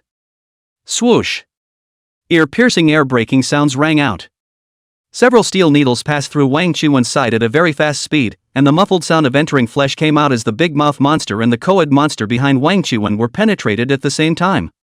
However, the speed of the humanoid monster with the blood-colored armor was so fast that it actually dodged the attack of the steel needles. Colin's expression was calm as he rested his glasses, a stream of light flashing in his eyes. In the next moment, the steel needles changed direction and shot towards the 2 armored monsters again. The armored monsters roared angrily, constantly dodging and retreating. Wang Chuan ran to Lu Ning and Colin's side, his face pale as he gasped for air, damn, almost died. Colin nodded. You stand back and go, these two diseased mutants are quite strong. Wang Qiwen walked to the very back without saying a word. Just then, low roars rang out in all directions. Lu Ning turned his head to look, and saw various rooms on the second floor, and a single mutant walking out. There were both large-mouthed mutants and merged mutants. There were also sounds coming from the roof, and Lu Ning looked up to see that at the edge of the floor of the third floor, which had collapsed earlier, there was a single pathos mutant poking its head out to look over. There were also two armored mutants among them. Colin glanced at the monsters around him and frowned. This place is turning into a nest of legions.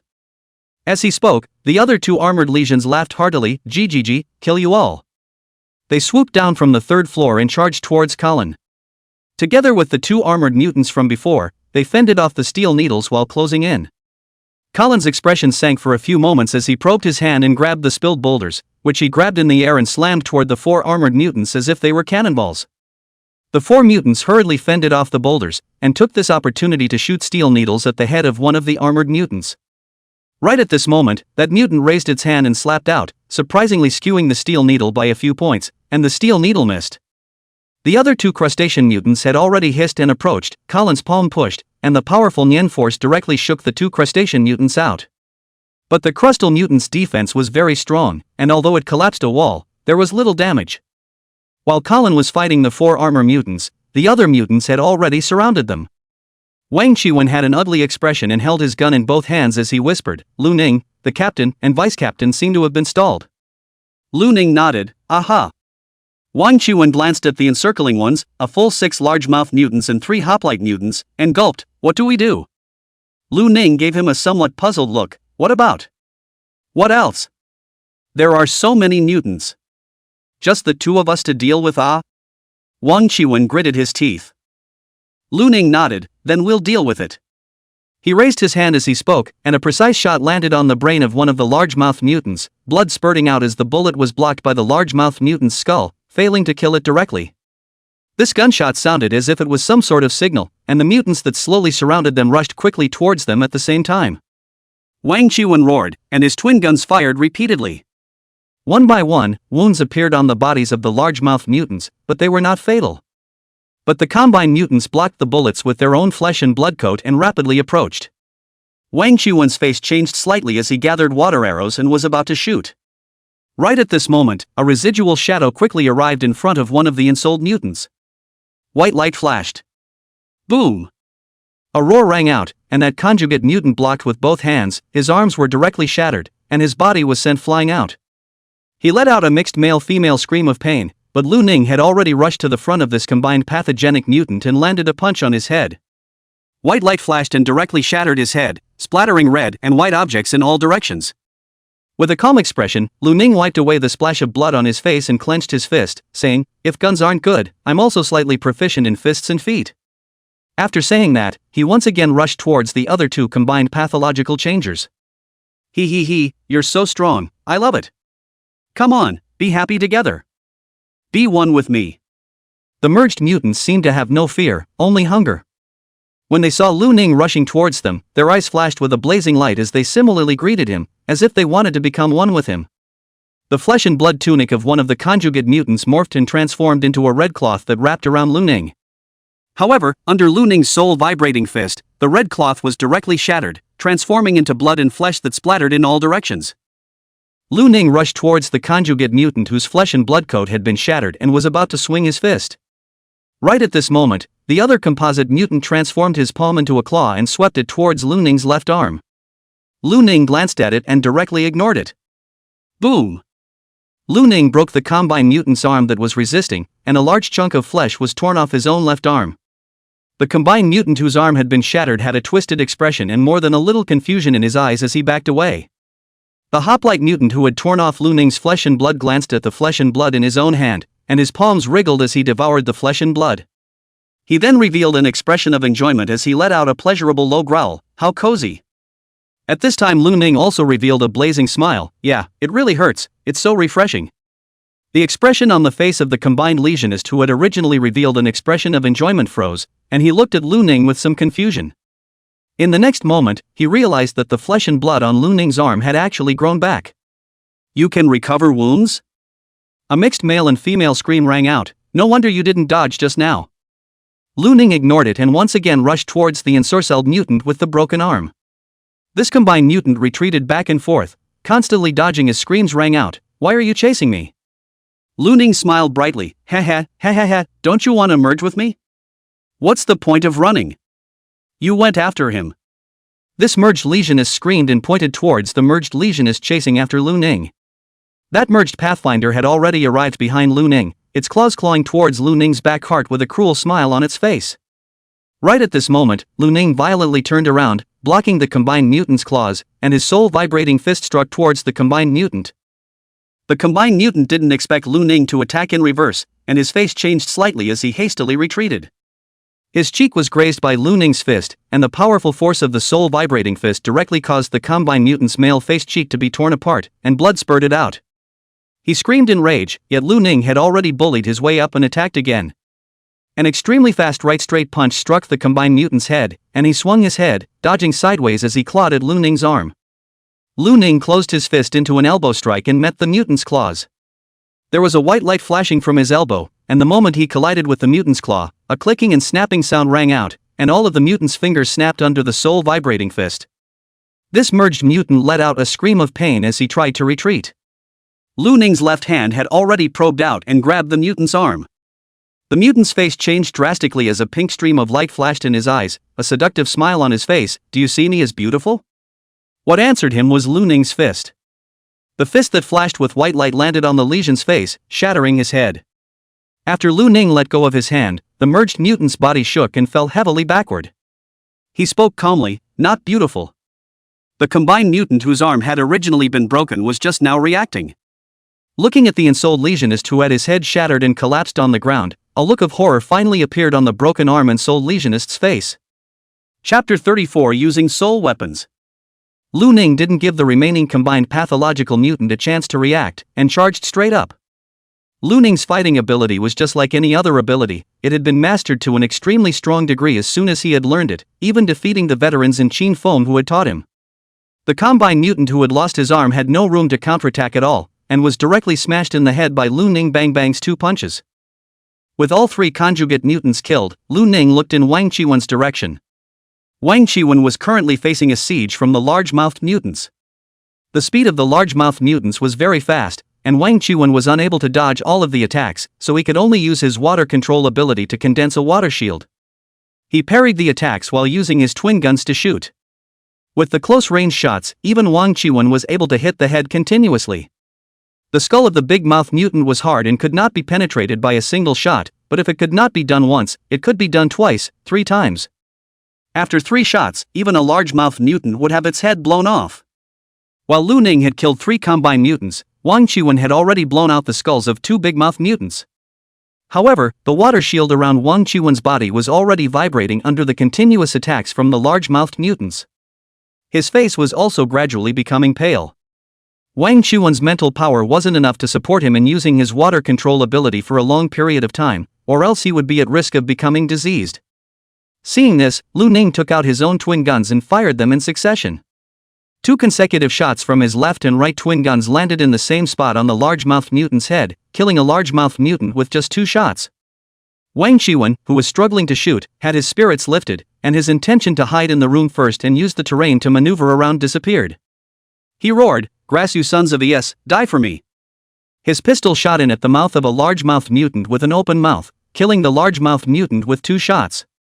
With Lu Ning and Wang Qiwen's successive shots, the remaining 2 large-mouthed mutants were all killed. Wang Qiwen's water shield shattered around him, and he sat down on the ground, gasping for breath and covered in sweat. Lu Ning walked over and said with some confusion, "Your water control ability can only condense water shield defense?" Wang Qiwen was stunned. "Why do you ask? Otherwise, why don't you use your water control ability to attack?" Faced with Lu Ning's question, Wang Qiwen's head was filled with black lines. "You think I don't want to? These dog bays are too fast and have strong defenses. My water arrows are now about as powerful as a pistol and can't kill them in one hit. The spiritual energy consumption of the water arrows is also large. I might as well use the water shield for defense and attack with the pistol." "Oh." Lu Ning nodded. The corner of Wang Qiwen's mouth twitched. "Hey, Lu Ning, what do you mean? It can't be that you're looking down on my water control ability, right? Lu Ning shook his head, I'm not. Wang Qiwen revealed a look of disbelief. I'm telling you, it's only because I'm only at the first rank right now, and when I'm mentally strong, my water control ability will be very strong. Don't think I'm a waste.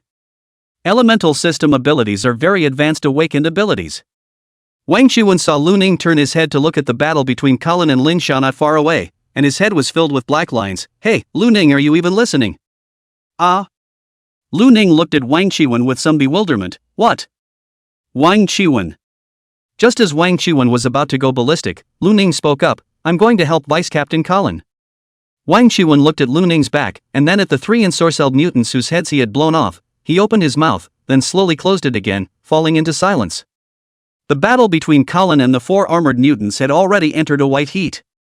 The armored pathogens were clearly the type of pathogens that had strengthened their defenses, and resisted for a long time in the face of Colin's attacks. However, even so, the bodies of the four armor mutants were covered in large and small wounds. And Colin's expression was calm and relaxed, as if everything was under his control. The four crustacean mutants didn't seem to be able to pose much of a threat to him. At this moment, the four crustacean mutants rushed towards Colin from several directions, trying to get close to him at an extremely fast speed. However, Colin just smiled faintly. You guys don't know anything about Nian Lia.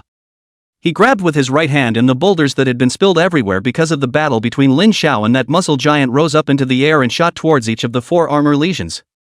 The four armor mutants were unable to dodge and were knocked away, blood spilling from their cracked armor. Lu Ning walked over. Do you need any help? Colin glanced at Lu Ning and then at the dead mutants behind him, his gaze lingering for a split second on the three ensouled mutants. He was a bit surprised. Solved so quickly? It's faster than both me and the captain. Those three misogynists are second-order mutants. How did you beat them like that? The heads are almost smashed. With the soul vibrating fist. Colin was a bit stunned. You were able to keep up with those three mutants? Lu Ning nodded. I've been exercising my body well for a while now, and I'm not bad in terms of speed. Colin looked at Lu Ning, a little surprised, but didn't say much. He then suddenly probed and waved his hand, and a few more boulders flew out, crashing into the bodies of the four armored mutants. He rested his glasses and smiled slightly. No need to help, I'm at least a vice captain and you're senior. If I still need the help of a team member who has just joined the team, then I'm too bad of a senior. As he spoke, a steel needle flew out, shooting through the cracks in the armor of a crustacean mutant that fell to the ground, penetrating his body. This armored mutant screamed miserably, his body convulsed a few times, and then lost his life. The eyes of the remaining three armor mutants were still red. Kill! They hissed and roared, attacking towards Colin once again. However, the wounds on their bodies at the moment slowed them down a lot. Colin's steel needles were so pervasive that they quickly found an opportunity to follow the cracks in their armor and stabbed into their bodies, killing them. With a wave of Colin's hand, those steel needles flew back and landed in his hand. Colin slightly rested his eyes and explained to Lu Ning with a light smile, these are just third-order diseased mutants, but they should be the type with defense specialization, so they're more resistant. Lu Ning nodded slightly, then looked in Lin Xiao's direction. Colin also looked over. The battle between Lin Xiao and the muscle giant had been so destructive that the entire second floor had been pretty much destroyed, and the floors in some areas had even shattered, revealing the space on the first floor. Colin frowned slightly and spoke, I'm afraid that this diseased changeling has reached the 5th rank, and if it was caused by the fallen incense, then I'm afraid that the incense's harm is even greater than imagined. When Wang Qiwen heard this, he immediately looked at Colin. By the way, Lieutenant, have you found the incense? Colin shook his head. What about you guys? We haven't either. We've only just made it to the 3rd floor when we saw a large number of legions gathered together, and this muscular legion was surrounded by them in the center. Legions gathered together? Why? Colin was a bit puzzled. I don't know. Wang Qiwen shrugged. Anyway, we just went up and these legions rushed us. Just as they were talking, the muscular mutant suddenly let out a roar, and in the next moment, the muscles on his body squirmed violently, and his originally gigantic body unexpectedly became about half a meter larger once again. He instantly rushed to Lin Xiao's body and swung down with a forceful punch. Lin Xiao's face was grave as he blocked with both arms. In the next moment, his entire body was knocked into the floor and fell to the 1st floor, and with a roar, cracks in the floor spread and the entire 2nd floor collapsed with it. Lu Ning's few people also followed suit and fell to the 1st floor. Captain!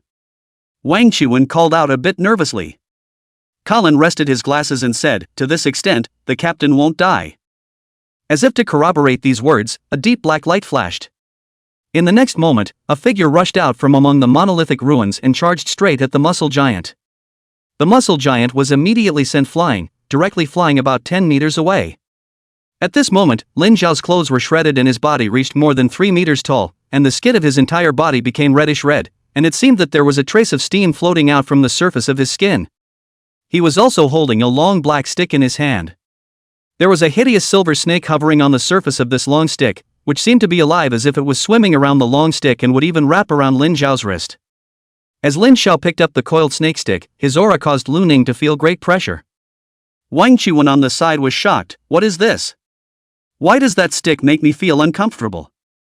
Chapter 35 Smiley Mask. That's a soul weapon. Colin explained. A soul weapon? That's a soul weapon? It looks like it's a bit. How can I say it? Wang Qiwen opened his mouth, wanting to describe the feeling, but didn't know how. A bit evil? Colin spoke. Well, it is a bit. Wang Qiwen nodded repeatedly. Because the Horcruxes themselves contain powerful spiritual radiation that can contaminate the spirit, an ordinary person who spends some time around a Horcrux will be left with permanent mental trauma. Although awakened people are better off, they will likewise be at risk of lesions if they are overused. Colin explained. Right at this moment, Lin Zhao let out a low gulp, his body transformed into a residual shadow and instantly appeared in front of the muscle pathologist, and his coiled snake stick struck towards the muscle pathologist who had just climbed to his feet. The muscle mutant didn't even have time to react before he was struck in the abdomen, his huge body flew backwards once again, and blood sprayed out in the air. Lin Zhao seemed to intend to have a quick battle and disappeared in place once again. Only to see that muscle giant as if it was a leather ball, being hit by Lin Zhao from one position to another, constantly flying around in the air. However, this muscle giant's flesh was very strong, and even after being beaten like this, he didn't die. He roared angrily and frantically, which also contained the emotion of pain. Lin Zhao had a hideous evil smile on his face and paid no attention to the muscle giant's struggles as he continuously swung the coiled snake stick. 1 strike, 5 strikes, 10 strikes. It wasn't until Lin Zhao struck the muscle giant dozens of heavy blows that his body fell limply to the ground and lost its breath. As soon as the muscle giant died, Lin Zhao threw the coiled snake stick on the ground and his entire body followed suit. At this moment, Lin Zhao's hair was already soaked in sweat, a trace of blood was flowing out from the surface of his skin, and he was panting like a cow. Seeing this, Colin hurriedly walked up and put the coiled snake stick into the black wooden box from before. Only then did he look at Lin Zhao and said, "Captain, how is it?" Lin Zhao's expression was twisted and a grimace surfaced from time to time. He grinned and said with a forced smile, "It's okay, a little bit of mental turmoil, but it's still acceptable. This pile of meat is too resistant." Lin Zhao glanced at the muscle disease mutant who was softening into a puddle of mud in the distance and grumbled a little. Colin nodded, then he spoke, "Then you rest here for a while, and we'll continue looking for the incense." "Okay." Lin Zhao smiled. Clap. Right at this moment, there was applause, and both Colin and Lin Zhao's expressions changed slightly as the two of them frowned and looked in the direction from which the applause came. Lu Ning also turned his head to look over. Only to see that on the lawn beyond the ruins, a figure cloaked in black robes had appeared at an unknown time. This person wore a white smiley mask on his face and had a slender figure that made it impossible to tell if he was a man or a woman. He clapped his hands together and looked towards the wooden box in Colin's hands, laughing softly. "I didn't expect that it was just an experiment, but I was able to come across a soul weapon, what luck." The masked man's voice sounded like a man and a woman, somewhat similar to those few merged lesions. Colin narrowed his eyes, and the steel needles surfaced once more. "People from the joyous heavenly kingdom?" The masked man owed a slight bow. "This officer of the Misty Bureau, you guessed correctly. Seeing as your captain doesn't seem to be doing too well right now, why don't we make peace? As long as you give me the soul weapon in your hand, I'll leave right away." What answered the masked man were Colin's steel needles. More than a dozen steel needles pierced through the air, shooting straight at the masked man's various vitals. However, just as these steel needles came close, the masked man reached out his hand and pointed, and these steel needles trembled slightly, surprisingly falling directly to the ground. Colin frowned, his face intensifying a few points. "You can dissipate my thoughts?" "Hee," the masked man smiled softly, speaking as if whispering in his lover's ear, "It seems that you don't know much about us. I've merely made your Nianli negative, and after the Nianli is negative, it naturally dissipates. Like this." He looked straight at Colin. "Negative. As the masked man's words fell, Colin's body swayed slightly, and he actually almost fell to the ground. He let out a low gulp as his spiritual power surged, forcing him to get rid of the negative state. And at this moment, the masked man took out a pistol in his hand at some unknown time and pulled the trigger at Colin. Right at this moment, another gunshot rang out, a flash of fire flashed through the air, and the two bullets collided in the air, both breaking away from their original trajectories and landing on the ground. Ha! The masked man turned to look at Lu Ning, who had raised his gun, with a look of interest in his eyes. Very good marksmanship. What answered him was Lu Ning's bullet. However, just as the bullet approached the masked man, it likewise seemed to fall into negativity, losing its power and falling to the ground. The masked man laughed softly. If you're so impatient in bed, your partner won't be satisfied, oh? Bang bang! 2 more shots were fired, but unfortunately the bullets still landed on the ground. Really? Charmed. The masked man opened his hand slightly at Lu Ning. I don't like people who are too rough, kill yourself. However, Lu Ning was unresponsive and continued to shoot at the masked man.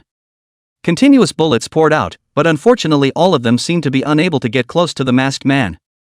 He surveyed Lu Ning in surprise. The charm ability failed? Your mental power is far inferior to mine because your willpower is very strong? I'm interested in you again. Would you like to join our joyous heavenly kingdom? Right at this moment, the masked man suddenly moved his body and jumped out several meters. From behind him, a huge rock ruthlessly smashed into the position where the masked man originally stood. Colin rested his glasses, his originally gentle face carrying a cold and stern look. Digging up my team members in front of me, this is something I won't agree to. As he spoke, veins emerged on his forehead, his hands spread out, and a piece of debris floated up around him. He coldly looked at the masked man and said, there's a limit to how negative you can make your thoughts, right? Then let me see where your limit is.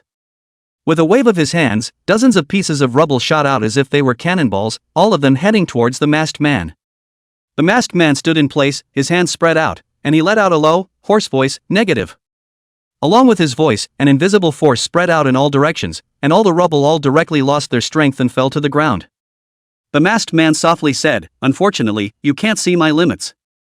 Just as he finished saying this, he turned his head to look in another direction. Lin Xiao, who was originally sitting there resting, had gotten up at this moment as he slowly walked over to Colin's side and took the wooden box in Colin's hand. He grinned, his eyes tinged with coldness. Colin can't, what about me?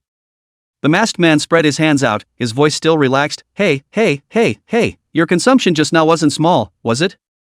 Using your soul weapon at a high frequency, don't get directly sick.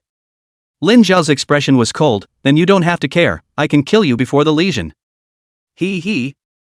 Looks like I'm still being underestimated. Although you're very strong, I'm not brainless like that test subject. My ability is very suitable for maneuvering. The masked man spoke softly. Really? Let's try it then. As he spoke, Lin Xiao opened the wooden box and picked up the coiled snake stick once again. Chapter 36 The Fall. Lin Xiao let out a low gulp and his originally contracted body expanded once again as he stepped on the ground and disappeared in place, instantly appearing in front of the masked man. Lin Xiao gripped the coiled snake stick with both hands and struck towards the masked man's head, and above the coiled snake stick, there was even a faint white light flickering. This was Lin Xiao using the power of the soul vibrating fist. Using his ability at full power, coupled with the power of the soul weapon and the soul vibrating fist, the storm raised by this strike caused the black robes around the masked man to hunt and dance. Are you crazy? The masked man's voice was no longer as calm as before. Negative. He probed at Lin Xiao and used his own ability. As negativity was used, the white light of the soul vibrating fist on the coiled snake stick dissipated, and even Lin Xiao's own speed was weakened by quite a bit. However, even so, the power of that coiled snake stick was still powerful. The masked man did not dare to receive it hard and retreated in a hurry. The coiled snake stick landed on the ground where the masked man had been standing before, immediately creating a large pit several meters in circumference on the ground, and even the ground trembled slightly. When the blow missed, Lin Xiao's figure disappeared again and appeared behind the masked man, his long stick sweeping across. The masked man was about to dodge again, but at that moment, a boulder flew as if it was a cannonball from all directions and hit the masked man. Although the masked man was able to defend himself in time, he was still knocked backward and was unable to stabilize himself. When the boulders disappeared, Lin Xiao's long stick landed heavily on the masked man's back. Boom! The masked man was smashed tens of meters and crashed heavily into the wall of another villa on the side, collapsing the wall of the villa.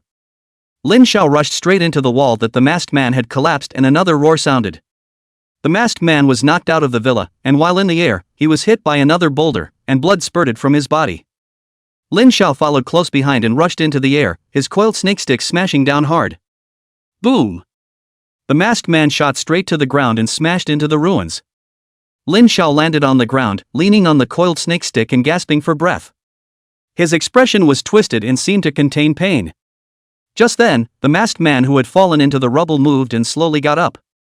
His voice was hoarse and shrill with anger. "Damn it, how dare you disregard the risk of lesions?" Lin Xiao's expression was grim as he laughed and rushed up again. The masked man screamed, then stretched out his hand towards Lin Xiao once again. His voice was hoarse as he let out a filthy whisper, "Fallen." As this sound was emitted, the masked man's entire body trembled, and blood sprayed out from the corner of the mask's smiling mouth. Lin Xiao, on the other hand, stopped straight in place. The tattered trench coat behind him seemed to be bulging with something, and something seemed to be writhing on his back. He let out a hoarse low growl as he stifled a grunt. Colin's face changed dramatically when he saw this, and he shouted, "Captain!" Quickly dropped the coiled snake stick. Blood filaments surfaced in Lin Xiao's eyes with a hideous madness, but his remaining sanity made him let go of his hand. The coiled snake stick fell to the ground from Lin Xiao's hand, and the writhing silver snake slowly calmed down, seemingly losing its life. Lin Xiao collapsed beside the coiled snake stick, and the bulging and twisting trenchcoat behind him gradually calmed down, but his hands tightly gripped the two stone slabs, and his enormous strength gripped the slabs to the point of shattering them, as if he was enduring immense pain. Seeing this, Colin hurriedly pulled the coiled snake stick in front of him with his mind power and put it into the wooden box. Until the coiled snake stick left, Lin Xiao's struggling body slowly calmed down. Seeing this, Colin breathed a sigh of relief while controlling the boulder to shoot out again, shooting at the masked man who was continuously vomiting blood. The masked man was suppressed and retreated back and forth, but after losing Lin Xiao's strong offense, he was suppressed but did not continue to be injured as he was before. "Lu Ning! Bring the captain back!" Colin's expression was grave as he continued to attack the masked man while calling out. Lu Ning nodded and rushed to Lin Xiao's side, where he realized that there were still two remaining tentacles of flesh and blood writhing on Lin Xiao's cheeks. These writhing blood and flesh tentacles slowly merged into his skin and gradually disappeared. And Lin Xiao's face was very pale, as if he had been very sick and looked very weak. Lu Ning picked Lin Xiao up horizontally and quickly returned behind Colin. Wang Chuan came up and said with some worry, "Captain, are you alright?" Lin Xiao's expression twisted as he took a deep breath, then grinned and said somewhat weakly, "It's okay, I almost had a lesion just now." Damn, this guy's ability just now was terrifying. But he shouldn't have developed full control over this ability yet, and suffered a very serious backlash, so I'm afraid it's not easy to bear. Colin looked at Lu Ning. "How is the captain doing?" In Lu Ning's eyes, there was a faint white mist emerging from Lin Xiao's body, but this white mist was slowly dissipating. He spoke, "It should be fine." Colin's expression instantly slowed down a few points. "It's good that it's fine." Lin Xiao, however, did not care. He looked towards the masked man who was being suppressed by Colin. His face was a bit ugly. "This guy is very difficult to deal with. Colin, you may not be able to keep him. Can you block him for a while? I'll ask for help." Colin nodded, "No problem." Just then, Lu Ning looked at Lin Xiao. "Captain, can you give me the coiled snake stick to use?" When these words came out, Lin Xiao, Colin and Wang Chuan were all stunned and stared. Wang Chuan whispered, "Lu Ning, are you crazy?" Lin Xiao was also a bit confused. "You use your strength and so on won't raise your mental pollution level." Lin Xiao reacted with a somewhat strange expression. He then took a deep breath and said seriously, "Lu Ning, although this joyous heavenly kingdom's evil infidel is injured and being suppressed right now, when he recovers a little bit of his state, I'm afraid that Colin won't be able to suppress him, and you're still too weak. Even if you use a spirit weapon, you'll still die." Lu Ning looked at Lin Xiao and asked rhetorically, "Will I die?" Lin Xiao. Wang Chuan. Colin rested his glasses and looked at the masked man who was gradually stabilizing himself in his attack and could even use his negative abilities to eliminate his thoughts, and spoke, "I think Lu Ning's approach is fine. After a little while, he's going to leave and I won't be able to stop him." Lin Xiao grinned, "Try it then." Colin tossed the wooden box to Lu Ning. Lu Ning opened the wooden box and reached out to hold his hand on top of the coiled snake stick. As his hand touched the coiled snake baton, the silver snake pattern on it instantly came to life, and the snake's body wrapped around Lu Ning's wrist as an incomparably powerful force traveled from the coiled snake baton into Lu Ning's body. He put the wooden box down and waved the coiled snake stick, and a wind whistling sound rang out. "Is this a soul weapon?" "Very powerful indeed." In the next moment, he stomped his foot on the ground, the stone slabs underneath him cracking as he transformed into a residual shadow and rushed towards the masked man. The masked man was using his negative ability to defuse yet another of Cullen's attacks, and he gasped for air as he laughed coldly. "This officer of the Misty Bureau, you won't be able to stop me, I'll be able to leave soon." Just then, he saw a figure rushing up holding a coiled snake stick, which caused the masked man's body to tremble slightly. When he saw that the person holding the coiled snake stick was not Lin Xiao, but the team member with the great marksmanship, the masked man laughed out loud. "A mere second-order awakened person, how dare you use a soul weapon? You guys are really crazy. I'm afraid he'll be diseased soon?" However, no one answered his words. Lu Ning had already approached him. Together with Lu Ning, there were also various boulders manipulated by Cullen. The masked man once again shouted lowly, "Negative." With his words, all the boulders fell to the ground in unison, while Lu Ning's speed did not slow down in the slightest. He blinked and rushed in front of the masked man, and his coiled snake stick struck down on his head, the white light on it thick.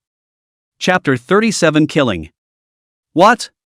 The negative ability seemed to have no effect on Lu Ning, which was completely out of the masked man's expectations. The intense soul vibrating fist power on the coiled snake stick even caused the masked man's eyes to widen and his breath to stutter.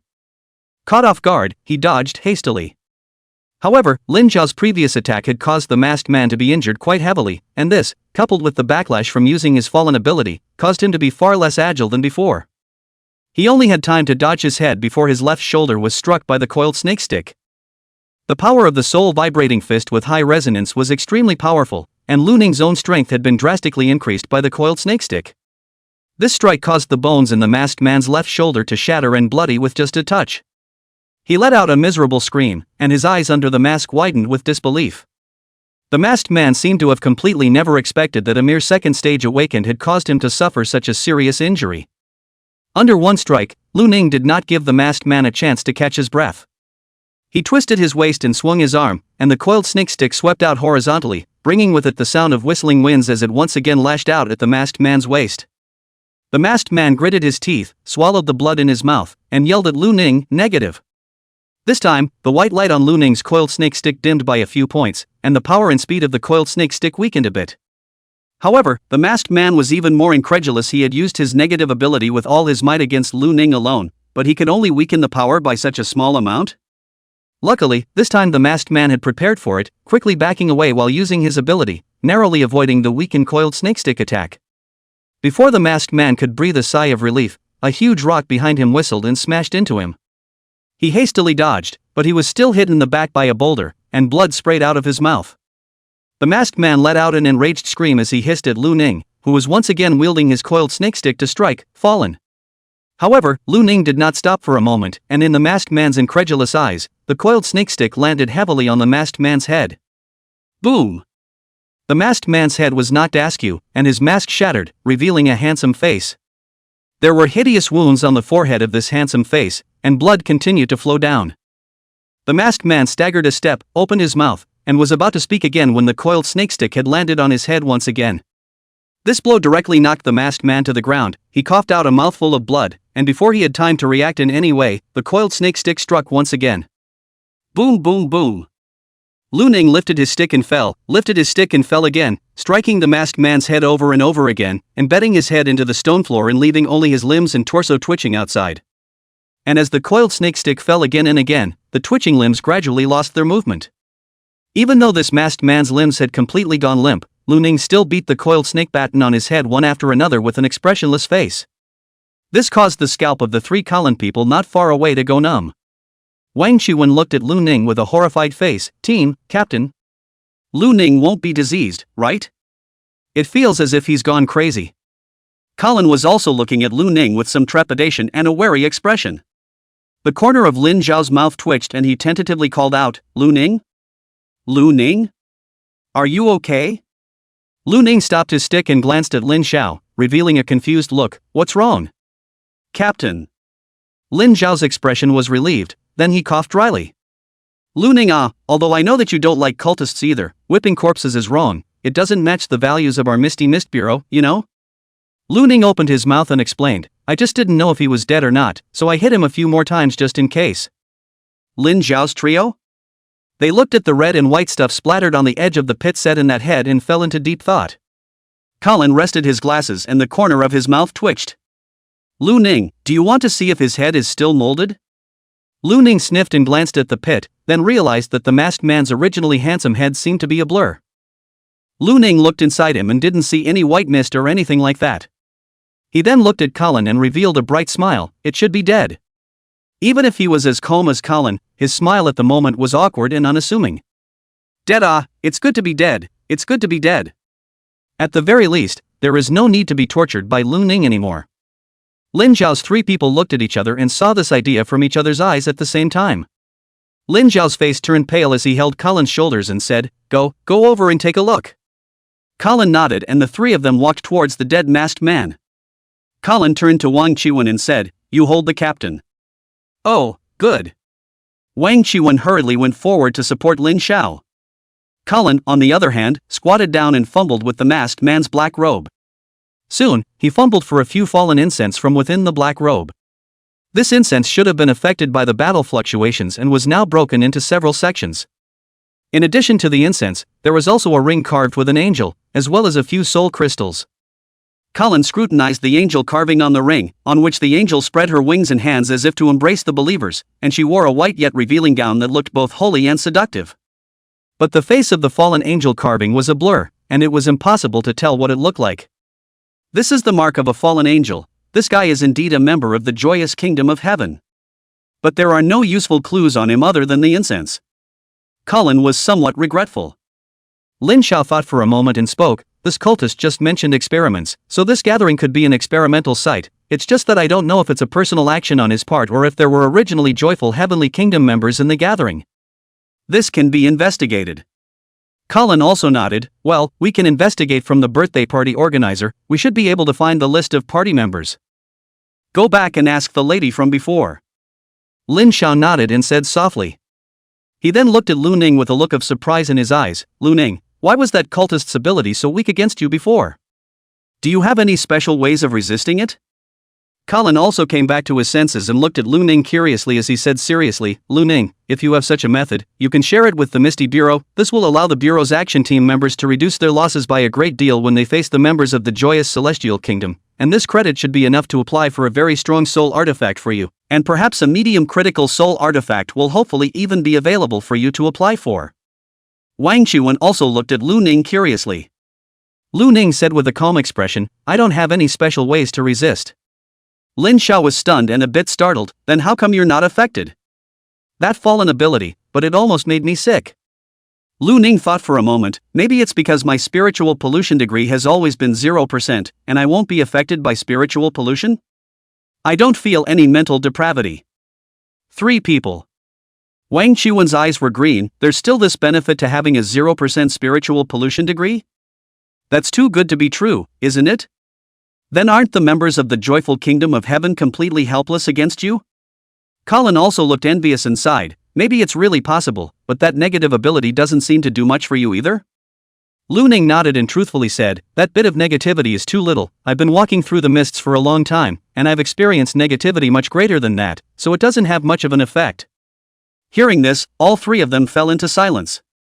Lin Zhao looked a bit puzzled. That negative ability I tried before was as if my whole body was powerless and everything in the world was meaningless. I didn't expect it to be nothing to you? It's hard to imagine what kind of journey you went through in the mist.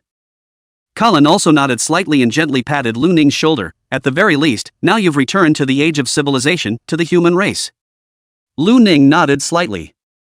Alright, inform Lin Fei and the others and the Misty Bureau's logistics department to come and make amends. Lin Zhao silently changed the topic. Chapter 38 For the Sake of Humanity. Colin called to notify the Misty Bureau's logistics department, then led Lu Ning and the others towards the outside of the villa area. In the outer area, Lin Fei and Peng Qianqian led a few magistrates to blockade the area. Behind them, there were quite a few residents. Most of these residents were wearing pajamas, and some were even wearing only underwear, and were currently shivering in the night wind. Their faces were pale as they looked in the direction of the villa area, their eyes terrified. One of them, a middle-aged man with a big belly, said to Lin Fei, Magistrate Lin, what's the situation now? What exactly is causing the lesions in there? You have to make it clear to us residents, right? Another middle-aged woman with a stern temperament also nodded her head and said, yes, there's so much commotion in there, we, as parties involved, have the right to know the specifics. Lin Fei said with a serious expression, this matter involves the Misty Mist Bureau. All of you can ask the Misty Mist Bureau if you have connections in the Misty Mist Bureau. As a magistrate, I am similarly unclear about the specifics of the lesion incident. The other residents were still not going to let Lin Fei off the hook. Just then, there were footsteps in the night, and everyone was shaken. Lin Fei and Peng Shanshan and the other magistrates had guns in their hands, aiming them at the path in the darkness, their expressions serious. The residents, who were still very strong, were now backing up and hiding behind the magistrates. Shadows appeared on the path, and gradually, Lin Fei's few people got a good look at the visitor. Upon seeing Lin Zhao's few people, Lin Fei and Peng Shanshan and a few other magistrates were overjoyed. However, when they saw the broken clothes of Lin Zhao's several people, as well as the somewhat pale faces of Lin Xiao and Colin, the faces of several people changed slightly. Lin Fei hurriedly greeted them, Captain Lin, you guys are back. How's the situation? Do you need a higher level of alert? Lin Xiao waved his hand and said somewhat weakly, no need, the lesions have been dealt with, we've already notified the Misty Mist Bureau's logistics department, just cooperate with the logistics department later. Hearing this, Lin Fei's expression was obviously relieved, then he revealed a smile and saluted the few people, tough luck everyone. Lin Xiao grinned, for the sake of humanity. Lin Fei nodded heavily, for humanity. Colin said, I'll leave this place to you guys next, the residents can't go in for the time being, the spiritual radiation inside is still very high, and it's easy to develop mental problems after going in. He glanced at the residents standing behind Lin Fei and the others. Hearing this, the residents' faces changed instantly. The stern middle-aged woman who had spoken earlier was now somewhat in awe as she turned to Colin, Sir, may I ask when we can go home? Will the spiritual radiation inside still decrease? Will there be any after effects later? Colin rested his glasses and smiled in a gentlemanly manner, don't worry, this lady, the spiritual radiation inside isn't long-lasting, in 2 days at most, you guys can go back, and there won't be any after effects. Hearing this, these residents were relieved. The stern middle-aged woman nodded her head busily and said, many thanks, sir. Colin nodded slightly, then turned to Wang Chiwen and said, can you drive? Wang Chiwen was stunned, yes, why? The captain can't drive in this state, you drive his car back? What? When the originally weak Lin Xiao heard this, he almost jumped up from Wang Chiwen's shoulder. He shook his head like a rattle drum, no way. I don't want to. What if this Awen kid crashes my car? I haven't finished paying my car loan yet. Wang Chiwen. Colin was helpless, then you can't drive now either? Lin Xiao said obstinately, not anyway, when the logistics department comes, let them help me tow the car back to the branch. Alright then. Then you all get into my car. Several people got into the car together, Lu Ning sat in the co-pilot, and Wang Chiwen helped Lin Xiao into the back seat. The SUV started and quickly headed out of the villa area. When they returned to the branch, the time was almost 5 in the morning. Inside the lobby, Yuran was sitting at the front desk with her hands propped up on her head nodding down from time to time. When she heard the sound of the door opening, she had a jolt and hurriedly came to her senses, looking in the direction of the door. When she saw Lin Xiao all tattered and covered in blood, his face pale as he came and leaning on Wang Chiwen, Yuran's face turned white and she hurriedly got up and ran over, Captain, are you alright? Yuran's voice was a little shaky and her eyes were slightly red. Lin Xiao grinned and laughed, it's fine, it's all minor injuries. Colin and Lu Ning followed behind and also walked in. Colin smiled and said, Ran, the captain is indeed fine, but don't be so furtive as to aggravate his injuries. Yuran sniffed and immediately glared at Colin, Vice Captain really, I'm not that fussy. Yuran's mood was also a bit better after being spoken to by Colin, she quickly said, I'll go get the medicine. Lin Xiao nodded, let's go to the 3rd floor first. Colin spoke, let's take the elevator today, the captain is like this, taking the stairs is a bit of a pain. There was also an elevator by the stairs, usually everyone took the stairs and very few people used the elevator. Wang Chiwen was a bit dazed, I told you how the elevator was installed, so it's for this time? Colin nodded with a light smile, well, if you use a stretcher, taking the stairs would be even more troublesome. Wang Chiwen's head was full of questions, even if we use a stretcher, we're still not going to the hospital. Colin smiled, we have special medicines here that can do emergency treatment, which is better than the hospital. Wang Chiwen nodded indistinctly. A few people got on the elevator and soon came to the 3rd floor. The elevator door opened, a few people walked out and saw a black-haired old man walking out of the activity room. The old man was tall and robust. If one did not look at his face, one would not be able to tell that he was an old man at all. He was none other than Yinan, one of the retired team members. Behind him, Xiu Yulin and Wei Xian also walked out. Seeing Lin Zhao's miserable state, Xiu Yulin's face turned white and exclaimed, "How did the captain get like this?" Wei Xian busily walked up and supported Lin Zhao together with Wang Chuan. What happened? Wang Chuan grinned, his face full of fear. Damn, we met a very powerful guy this time. Yinan frowned as he looked at Lin Zhao. You brought the coiled snake stick with you and it got like this? What's the opponent's origin? Lin Zhao smiled weakly, a Fifth Order Joy Heavenly Kingdom member. Fifth Order? Yinan's face changed slightly. Middle Order awakened people are not rare amongst the joyous Heavenly Kingdom. Usually when a Fifth Order appears, there must be some brats behind it. Or is it because of that fallen incense? Colin nodded and explained, well, listening to that cultist, he should be doing the fallen incense test. Speaking here, Colin's expression sank. The test results weren't too good for us. This time there was actually a Fifth Order disease changeling that was very strong. Yinan's face changed slightly as he looked at Lin Zhao's people with a bit of surprise. A Fifth Order mutant plus a Fifth Order cultist, and you guys didn't even attrition? Colin's trio returned to their senses. Lin Zhao grinned and pointed at Lu Ning, who was standing quietly to the side. Thanks to Lu Ning this time, otherwise, I'm afraid I'd be at risk of having a lesion. When Yinan and the three of them heard this, they immediately looked at Lu Ning with puzzled and surprised expressions. Yinan had a confused look on his face. Lu Ning is only at the first rank. What can he do to help? First rank? This kid is already at the second rank. Colin's mouth twitched, helplessly. Yinan's trio? Chapter 39 The Party Starter. What? Second rank so soon? Didn't he just learn the spirit tempering method not long ago? Yinan looked at Lu Ning with wide eyes and exclaimed in shock. Yeah, this kid doesn't have to worry about the spirit contamination level. Quenching the spirit isn't like we need to be careful, and he's very efficient at quenching. Lin Zhao grinned, his eyes full of envy. Xiu Yulin looked at Lu Ning, her eyes full of admiration. Brother Lu Ning is too powerful, isn't he? This is the second rank. I'm still far from the second rank. Wei Xian also nodded in admiration. I'm still far away as well. But second rank is still a low rank awakened person. How can it be possible to deal with a fifth rank awakened person? Yinan was still a bit confused. Colin smiled. He can use soul weapons, and that awakened person's ability just doesn't have much effect on him, so I can only say that that cultist is also quite unlucky. Hearing this, Yinan instead became even more surprised. A Fifth Order awakened person's ability has no effect on him? How is this possible? Well, because most of that cultist's abilities involve the spirit. Old Ji, you also know that Lu Ning's mental state is very stable. Only then did Yinan realize. Then he looked at Lu Ning and smiled. I didn't expect to be able to make such a contribution at only the second rank. It's true that young people are still more powerful. Lin Zhao also thought of something and looked at Lu Ning and said, by the way, you deserve a lot of credit this time. After all, a middle-ranked awakened one-level cultist is quite dangerous. If it wasn't for you, I'm afraid that the best outcome this time would have been for us to hold out until backup arrives, and for him to know what's going on and retreat. It was all thanks to you that we were able to kill that cultist. You should be able to get quite a few rewards this time.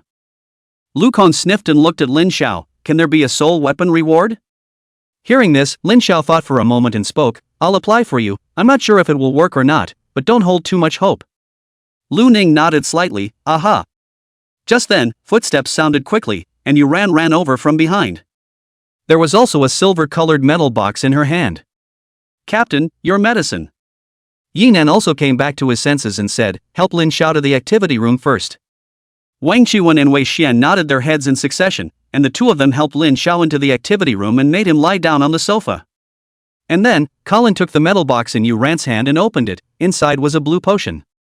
Seeing that Lu Ning and the others were a bit curious, Colin explained, this potion was made by the awakened people of the Mist Bureau who possessed healing abilities, but unfortunately, this potion can't be stored for a very long time, and the process of making it is quite troublesome, so there isn't a lot of stock of this kind of potion in the entire Mist Bureau. Saying that, he fitted a needle and injected the potion into Lin Zhao's body. Lin Zhao's expression instantly soothed a lot, and his originally pale face gradually regained its redness.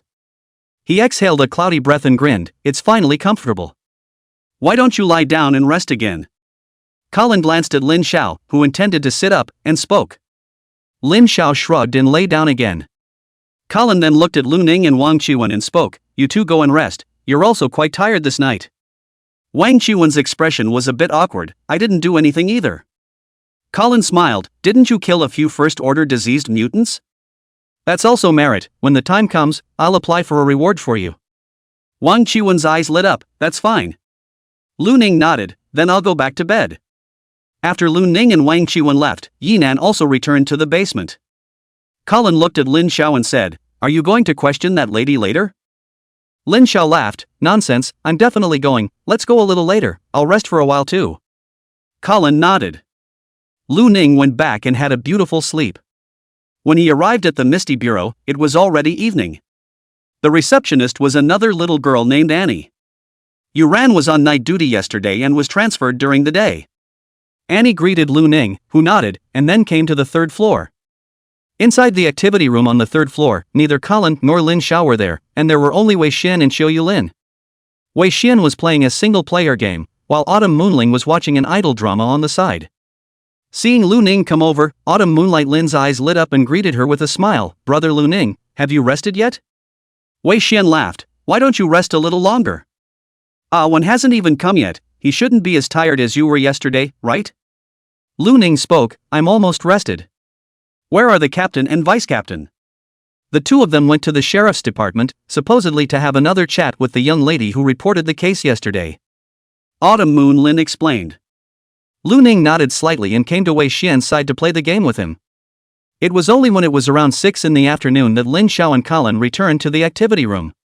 Lin Xiao's clothes had been changed into a new set, his face was rosy, and he couldn't see his previous misery at all. He and Colin hung their trench coats on the wall and sat down on the sofa with tired faces. Wei Xian inquired, "How is it?" Colin said, "That lady has already told us everything she knows. This birthday party was a private party held by Hanyu, the young master of the Tianqing Entertainment Group, and some of the guests attending this party were the children of the entertainment group's top brass, and some were small stars and models. We had the security bureau investigate that Hanyu and found out that kid has been playing around a lot lately, taking in both men and women, and often organizing all kinds of parties. As for whether that's his nature or if he's been exposed to depraved incense, that we're still not sure. As for the list of guests attending the party, that lady doesn't know either, but I think with Hanyu's status, he should have a housekeeper to help him draw up the list and invite them, so it won't be hard to find clues. That's why we're planning to go to the Tianqing Entertainment Group tomorrow to find out what's going on." Lu Ning and the three of them quietly listened to Colin's words, and Xiu Yulin was a bit surprised. Tianqing Entertainment Group is a big group in our base city. I didn't think that the young master of their group would die in the mutation incident.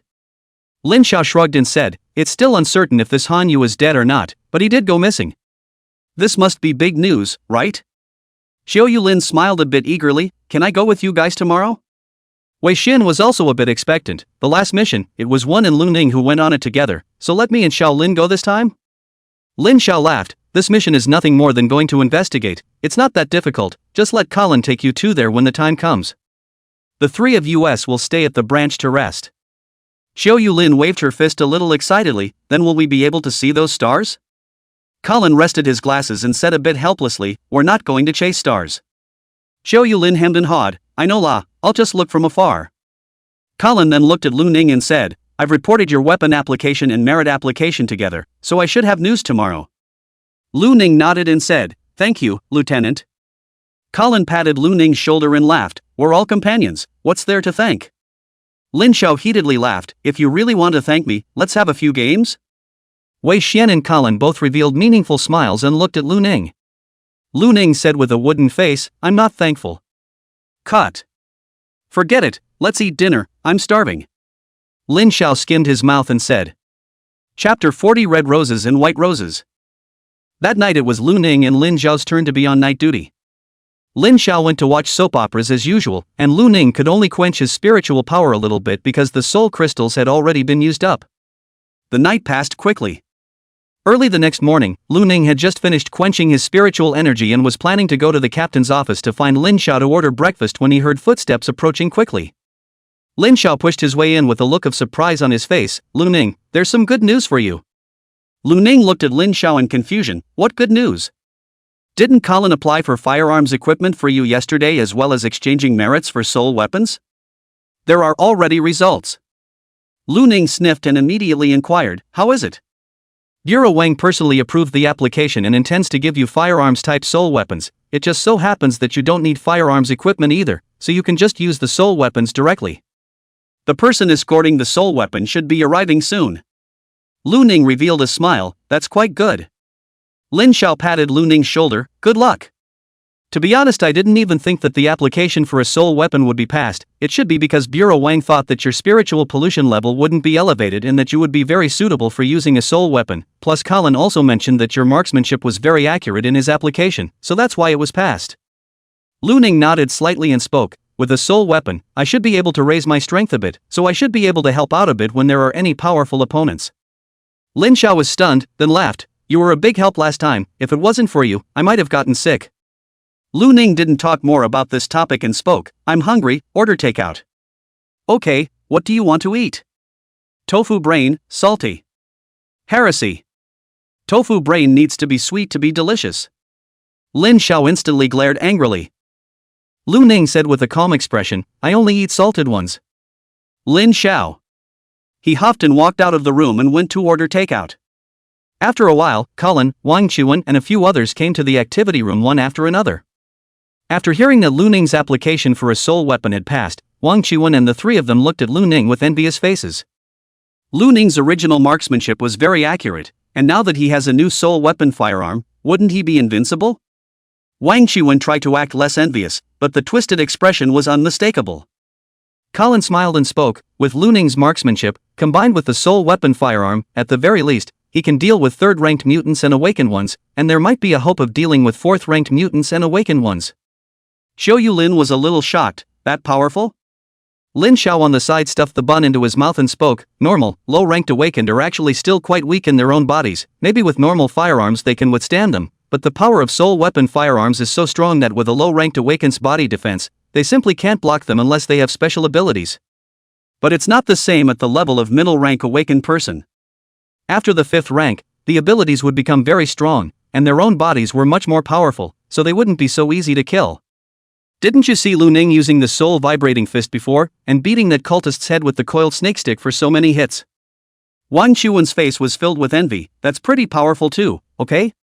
Wei Xin was also sighing. We obviously entered the Misty Bureau at the same time. I didn't expect Lu Ning to be so powerful now. The three of us are still rookies. Xiao Yulin also hung her head. Wang Chuan opened his mouth to retort that he wasn't a rookie, but thinking of Lu Ning's performance the night before, he silently closed his mouth. Colin smiled. You guys don't need to compare yourselves to Lu Ning, he's special. After all, his spiritual pollution has always been 0%, which is incredible for all humans. Not to mention his own talent. These words caused all three of them to nod their heads in unison. Xiao Yulin said with starry eyes, Brother Lu Ning's talent is indeed amazing. No matter what it is, he can learn it all at once, and he can learn it better than even Elder Qin and the others. Lu Ning calmly said, I just think those things are quite simple. I should be able to master them. The corner of Wei Xian's mouth twitched as he smiled bitterly. Geniuses probably think differently from others. Just at this moment, the door to the activity room was knocked on. Xiao Yulin, who was sitting by the door, hurriedly got up to open it. Outside the door was Yu Ran, and she was accompanied by several Misty Bureau members in trench coats. Lu Ning realized that the one in the lead was an acquaintance. It was none other than Yan Feng. Yan Feng was holding a black metal case in his hands, his expression as dangling as ever. Yu Ran spoke, Captain, they said they came here for something. Lin Xiao laughed. Yan Feng, you guys came here with something? Yan Feng nodded slightly and said, well, the goods you guys applied for have arrived. As he said that, he glanced at Lu Ning and a look of gravity and scorn surfaced in his eyes. Lu Ning's performance at the headquarters was still fresh in his mind even now. Come in. Yan Feng nodded and then entered the room himself. Lin Xiao then said to Ran, Little Ran, take these brothers to the parlor and make them some tea. Yu Ran nodded, good. Yu Ran left with a few people. Yan Feng threw the black box towards the coffee table, his entire body collapsed on the sofa and laughed, your goods, check? Lin Xiao several people looked at the black metal box at the same time. Lin Xiao looked at Lu Ning, your stuff, you go open it? Lu Ning nodded and stepped forward to open the latch of the metal box. Inside were 2 pistols. The pistols were red and white. The red pistol had a rose pattern on it, while the white pistol had a rose pattern on it. Twin guns, red rose and white rosebud, low critical grade soul artifact.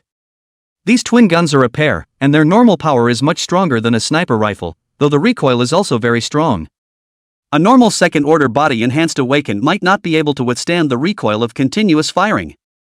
In addition to normal bullets, you can consume mental energy to make the twin guns attach ability attacks to the bullets. The red rose can attach a flame attack, and the white rose can attach a frost attack. However, attaching ability attacks requires consuming a certain amount of mental energy, which you'll have to watch and use. Yan Feng slowly introduced the soul weapons.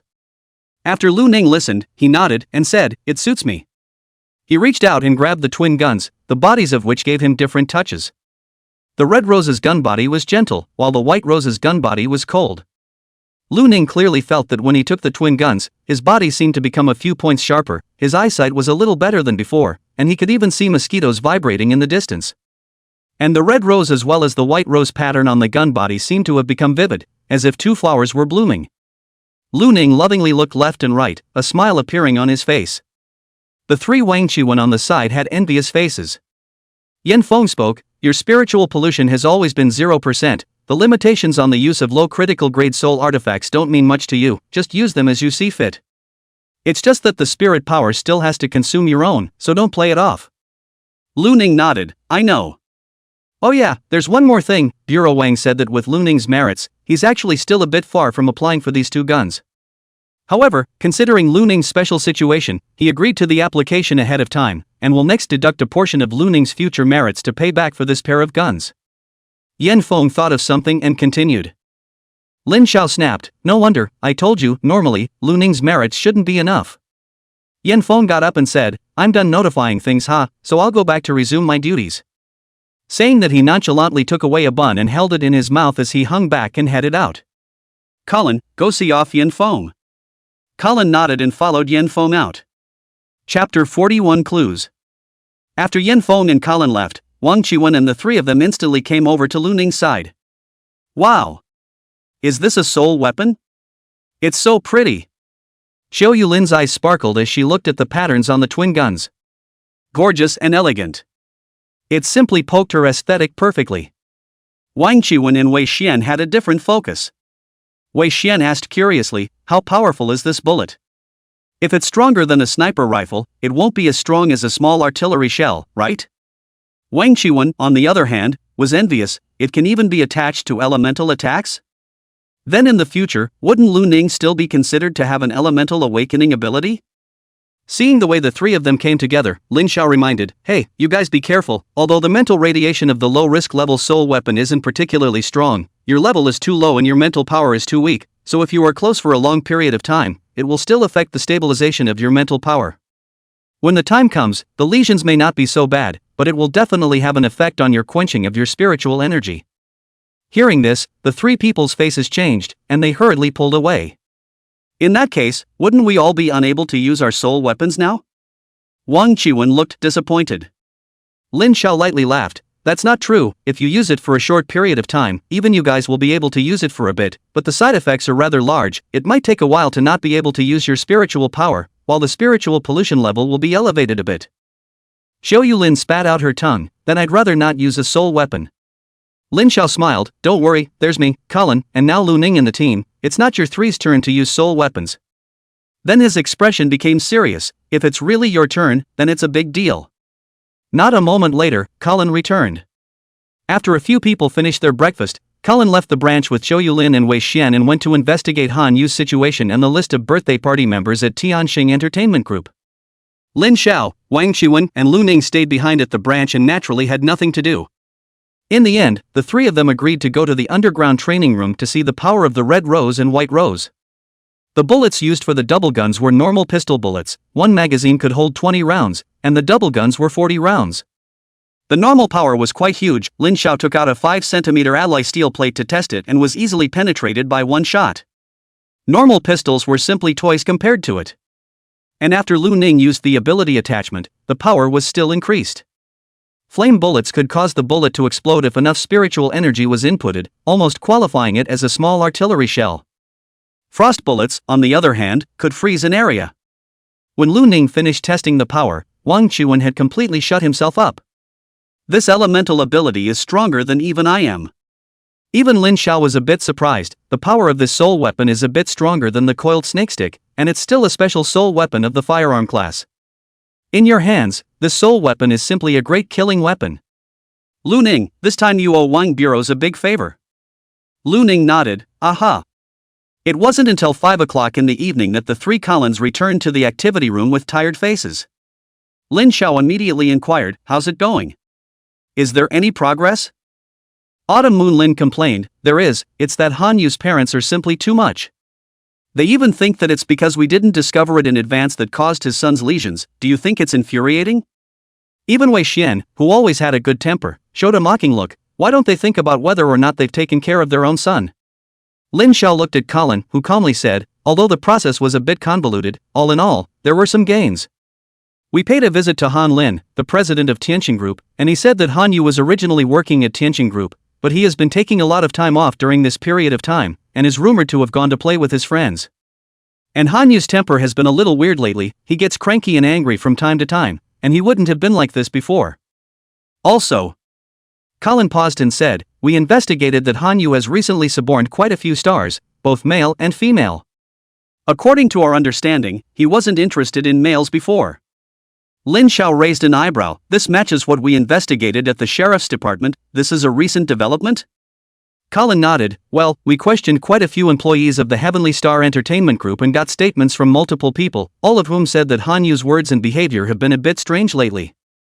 In that case, it seems that Han Yu should have been in contact with Joyful Heaven recently, and even if he hasn't been in contact with Joyful Heaven, he must have already used the fallen incense. Lin Xiao nodded thoughtfully. He then spoke, has Han Yu gotten closer to anyone else recently? Or seen any suspicious characters?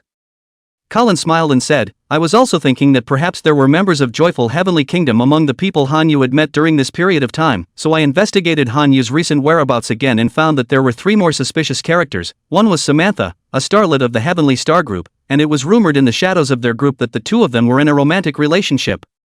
One was a middle-aged man named Li Yang, who had a few casinos and bars in his hands, possibly involving mob forces, and Li Yang had been seen coming to the Heavenly Star Group several times to look for him. The last one was Zhu Jiani, the butler of the Han family. According to Han Lin, Zhu Jiani had done a lot of things for Han Yu, and this birthday party was also organized by him. But after the birthday party, Zhu Jiani disappeared into thin air. Disappeared into thin air? Lin Xiao frowned slightly and sat up straight. Could it be that he fled in fear of being convicted?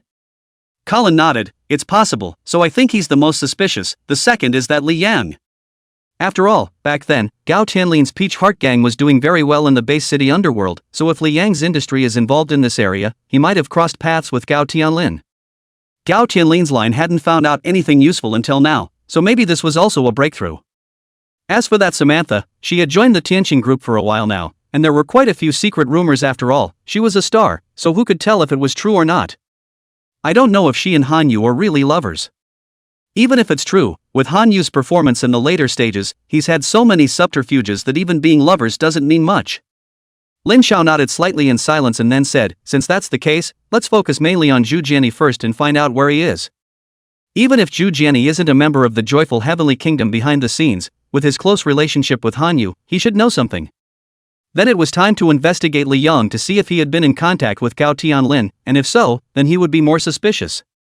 If Samantha likewise sends someone to keep an eye on her, fear not, we can't let any opportunity slip by.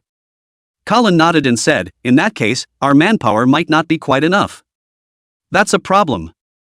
Let's get some people from the headquarters to cooperate with us, and then we can go to the black market and issue a bounty. Colin nodded slightly, that's possible. Let's start with that then. Colin, you draw up a detailed plan later and we'll start moving tomorrow. I'll go to the black market this evening. Lu Ning, you go with me. Chapter 42 One Tree Bar. Good. Lu Ning didn't inquire about anything and just nodded. After dinner, Wei Xian and Wang Qiwen went home from work, and it was Colin and Autumn Moonline's turn to be on night duty today. Lu Ning, on the other hand, followed Lin Xiao into his sports car to leave the branch. Along the way, Lu Ning looked out the window at the scenery passing by and didn't say anything. Lin Xiao opened his mouth and held his tongue for a long time before he finally couldn't help but ask, aren't you curious about where we're going? Lu Ning came back to his senses from his daze. He glanced at Lin Xiao, not curious. Lin Xiao's head was filled with black lines. No, can you at least be curious? Otherwise, how can I explain to you? Lu Ning looked at Lin Xiao in confusion, but I'm really not curious. Lin Xiao fell into silence as he took a few deep breaths before speaking. We're going to a place called One Tree Bar. Lu Ning nodded. Oh. Seeing Lu Ning's flat response, Lin Xiao took another deep breath before speaking. Don't look at this bar. It doesn't sound very famous and it's not very big, but underneath the bar is a black market, which is different from the general black market. It's a black market that is exclusively for awakened people to trade in, and if you're lucky, it's possible that you might even come across a soul artifact. Hearing this, Lu Ning was a bit surprised. Even soul weapons? Seeing that Lu Ning was finally interested, Lin Xiao raised his eyebrows and said, of course, some awakened will not join our Misty Bureau because of their abilities or whatever, but in the end, they are still awakened, right? They always need to find a way to improve themselves, so there will be places like the black market where they can share what they have. Those awakened are not under official control? That's not true, except for the awakened who deliberately conceal their awakening and cult members. Normal awakened will register with the Mist Bureau. After registering, you can receive a federal subsidy, and if your ability is suitable, you will be invited to join the Mist Bureau. Of course, you can choose to reject it, and after rejecting it, you will be living under the Mist Bureau's supervision, and your normal life will not be affected in general. Lu Ning nodded slightly. So Wang Qiwen and the others just accepted the invitation?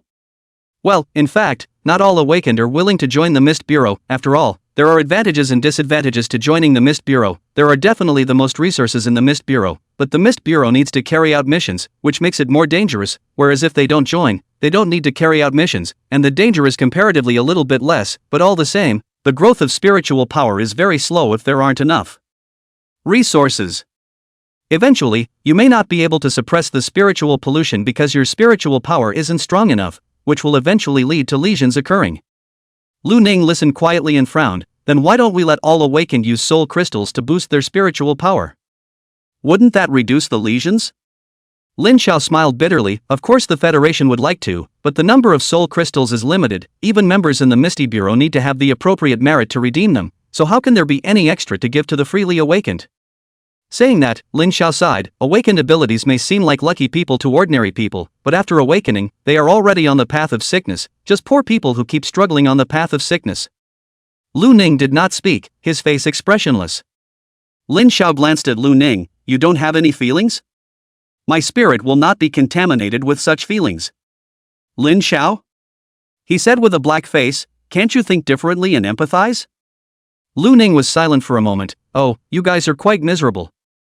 Lin Xiao. Lin Xiao's face was suffocating red. He took deep breaths in succession, and only after a long time did he open his mouth. Generally speaking, when the Misty Bureau is short of manpower, it will go to the black market to release missions, and the free awakened in the black market will choose whether to take them or not depending on the difficulty of the mission, and this is also a way for free awakened to obtain resources. So that's where we're going now to post missions. Lu Ning nodded. I understand. Between the two exchanges, the sports car wended its way to a dilapidated living area on the outskirts of the base city. It eventually stopped in front of a small, 3-story bar, with the words One Tree Bar written on the LED light sign in front of the bar. Lin Xiao led Lu Ning into the bar.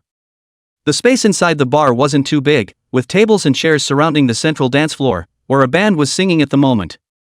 The members of the band all had their hair permed into strange shapes with colorful looks. Because it was still early, there weren't many customers in the bar, and the bartender was wiping glasses behind the bar. Lin Xiao led Lu Ning to the bar and knocked on the countertop. The bartender looked up at him and instantly smiled. So it's Mr. Lin, welcome. Where's your boss? In the back. Do you want me to find him? Find him and come over. Okay, Mr. Lin. The bartender put down the glass in his hand and headed for the back door. Within a moment, the bartender walked over with a blonde-haired burly man. The burly man had several scars of varying depths on his face and walked with a limp. Lu Ning glanced down and realized that his left foot was made of metal. The burly man had a cigarette in his mouth and grinned when he saw Lin Xiao. Old Lin, it's been a long time. Haha, haven't I come?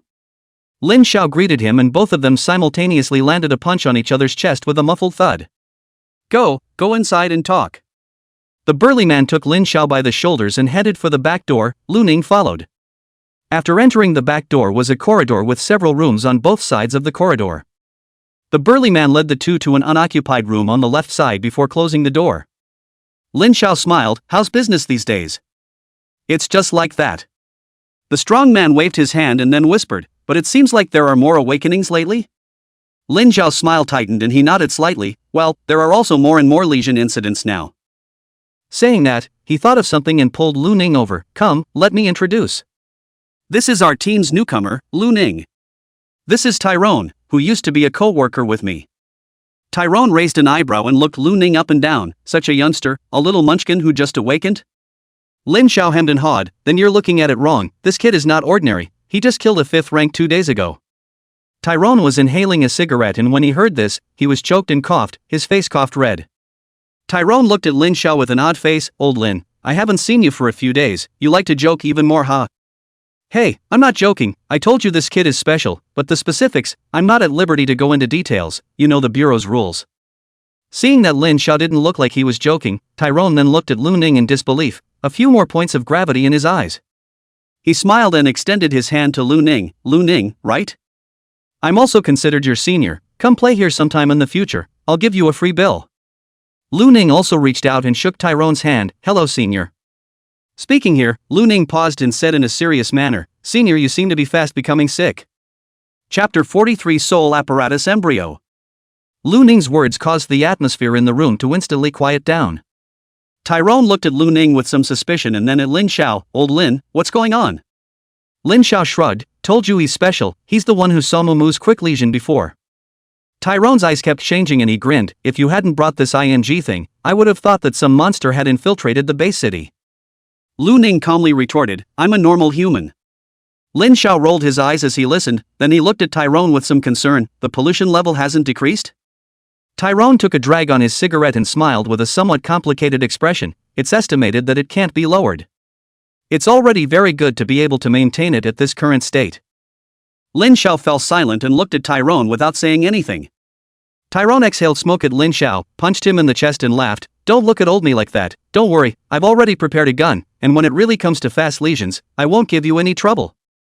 The corner of Lin Xiao's eyes twitched violently. He took a deep breath and also revealed a smile. You old thing. Alright, let's not talk about this. What are you guys doing here? Bringing newcomers to see the world? Or are you here to issue missions? Tyrone changed the topic. Both, bringing Lu Ning to see the black market and posting a few quests along the way. Tyrone raised an eyebrow. The number of missions issued has become more frequent recently. Is there not enough manpower? Well, I lost a lot of money on the last mission, as you know, and there's been a lot more going on lately. Lin Xiao nodded slightly. Tyrone nodded and didn't say much. Tell me about the missions. I'll send them to you when the time comes. 3 missions. One is to find a man called Zhu Jiani. This is his information.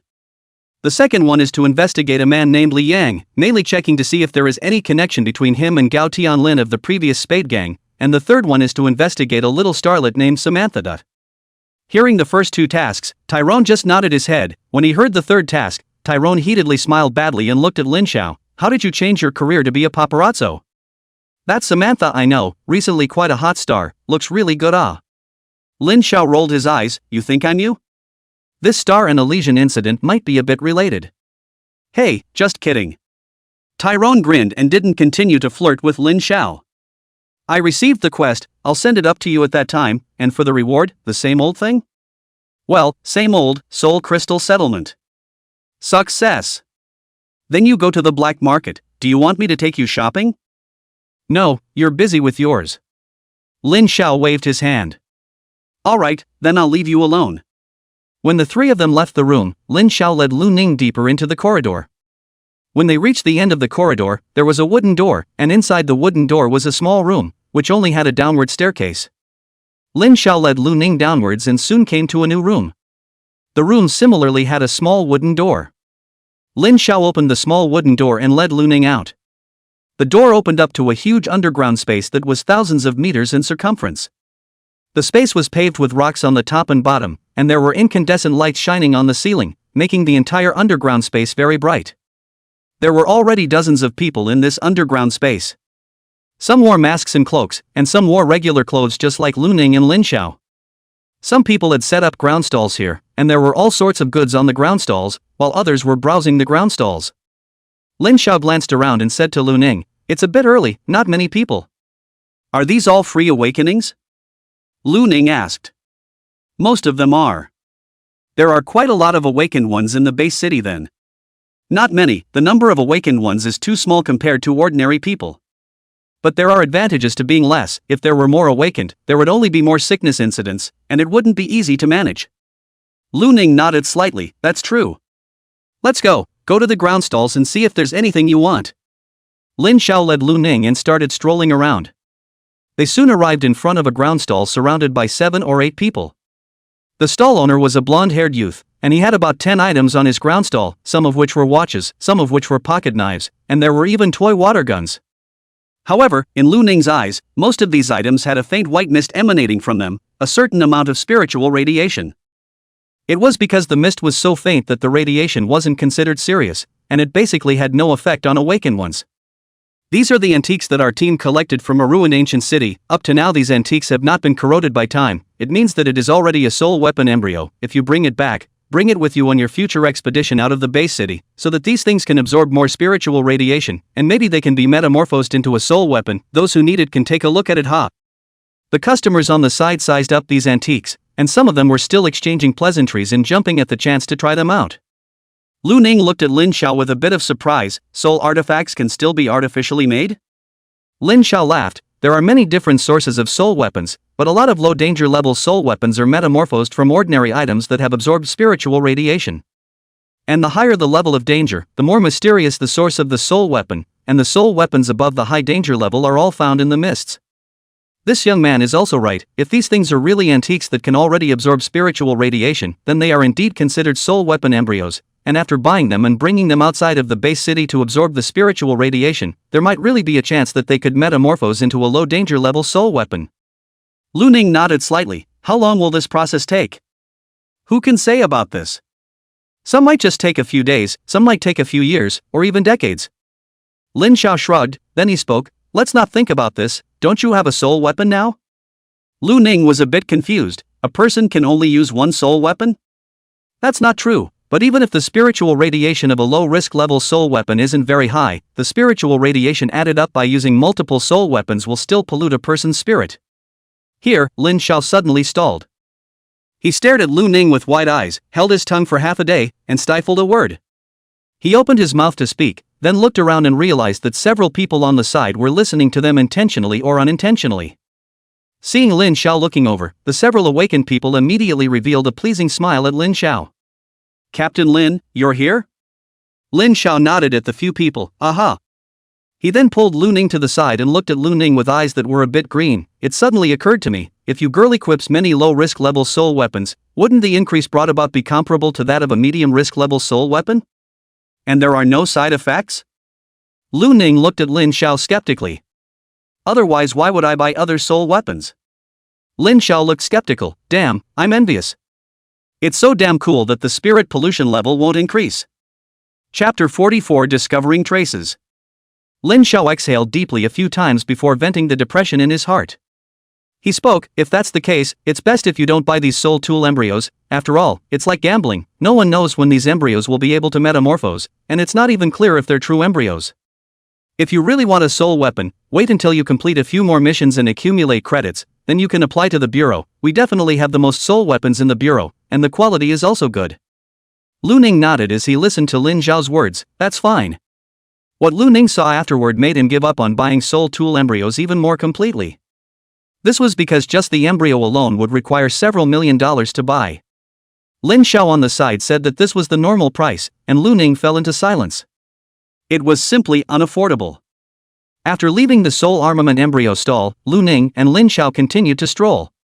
There were all sorts of items on the ground stall, some of which were disposable talismans, which were special items made by the awakened themselves using their spiritual power, which could bring out some special abilities.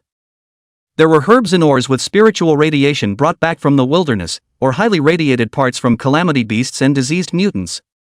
Some of these could be used to refine potions, while others could be used to make soul weapons and talismans. All in all, there were all sorts of things. Unfortunately, Lu Ning didn't have much money in his hand right now, and although Lin Xiao said that he could get an advance, Lu Ning didn't have anything he really wanted after looking at it for half a day, so he didn't buy it. Lin Xiao likewise didn't buy anything. It had to be said that the Misty Bureau, as an official organization, was rich in resources beyond compare, and most of what could be bought from the black market, the Bureau could apply for redemption, as long as there was merit in it. After shopping around, the two left the black market. On the road, the atmosphere in the car was quiet. At this time Lin Xiao suddenly said, "This time, you see that Tyrone is fast becoming sick. He doesn't seem to be experiencing any abnormalities? This is different from last time Moo." Lu Ning spoke. Tyrone's situation is a bit milder than Li Mu's. There's quite a bit of blood and flesh in his body that's writhing on its own, but it seems like he's not conscious. I see, so the reason why Moo became sick was because her spiritual pollution level was too high?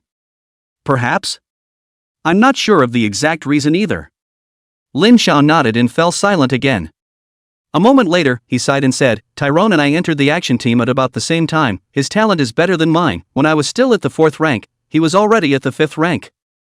The previous captain was killed in action due to an incident, and he became the captain. At that time, Tyrone was originally considered to have hopes of reaching the 6th rank and becoming the most powerful awakened in our base city. Unfortunately, the base city encountered a calamity beast tide before, and in order to fend off the calamity beast tide, he used one of the Bureau's medium-risk soul weapons, and since then, he lost a leg and his spiritual pollution level remained high. He then retired from the team and opened this bar. Even after opening this bar, he still does what he can to help the Bureau." Lu Ning listened quietly to Lin Xiao's words without responding.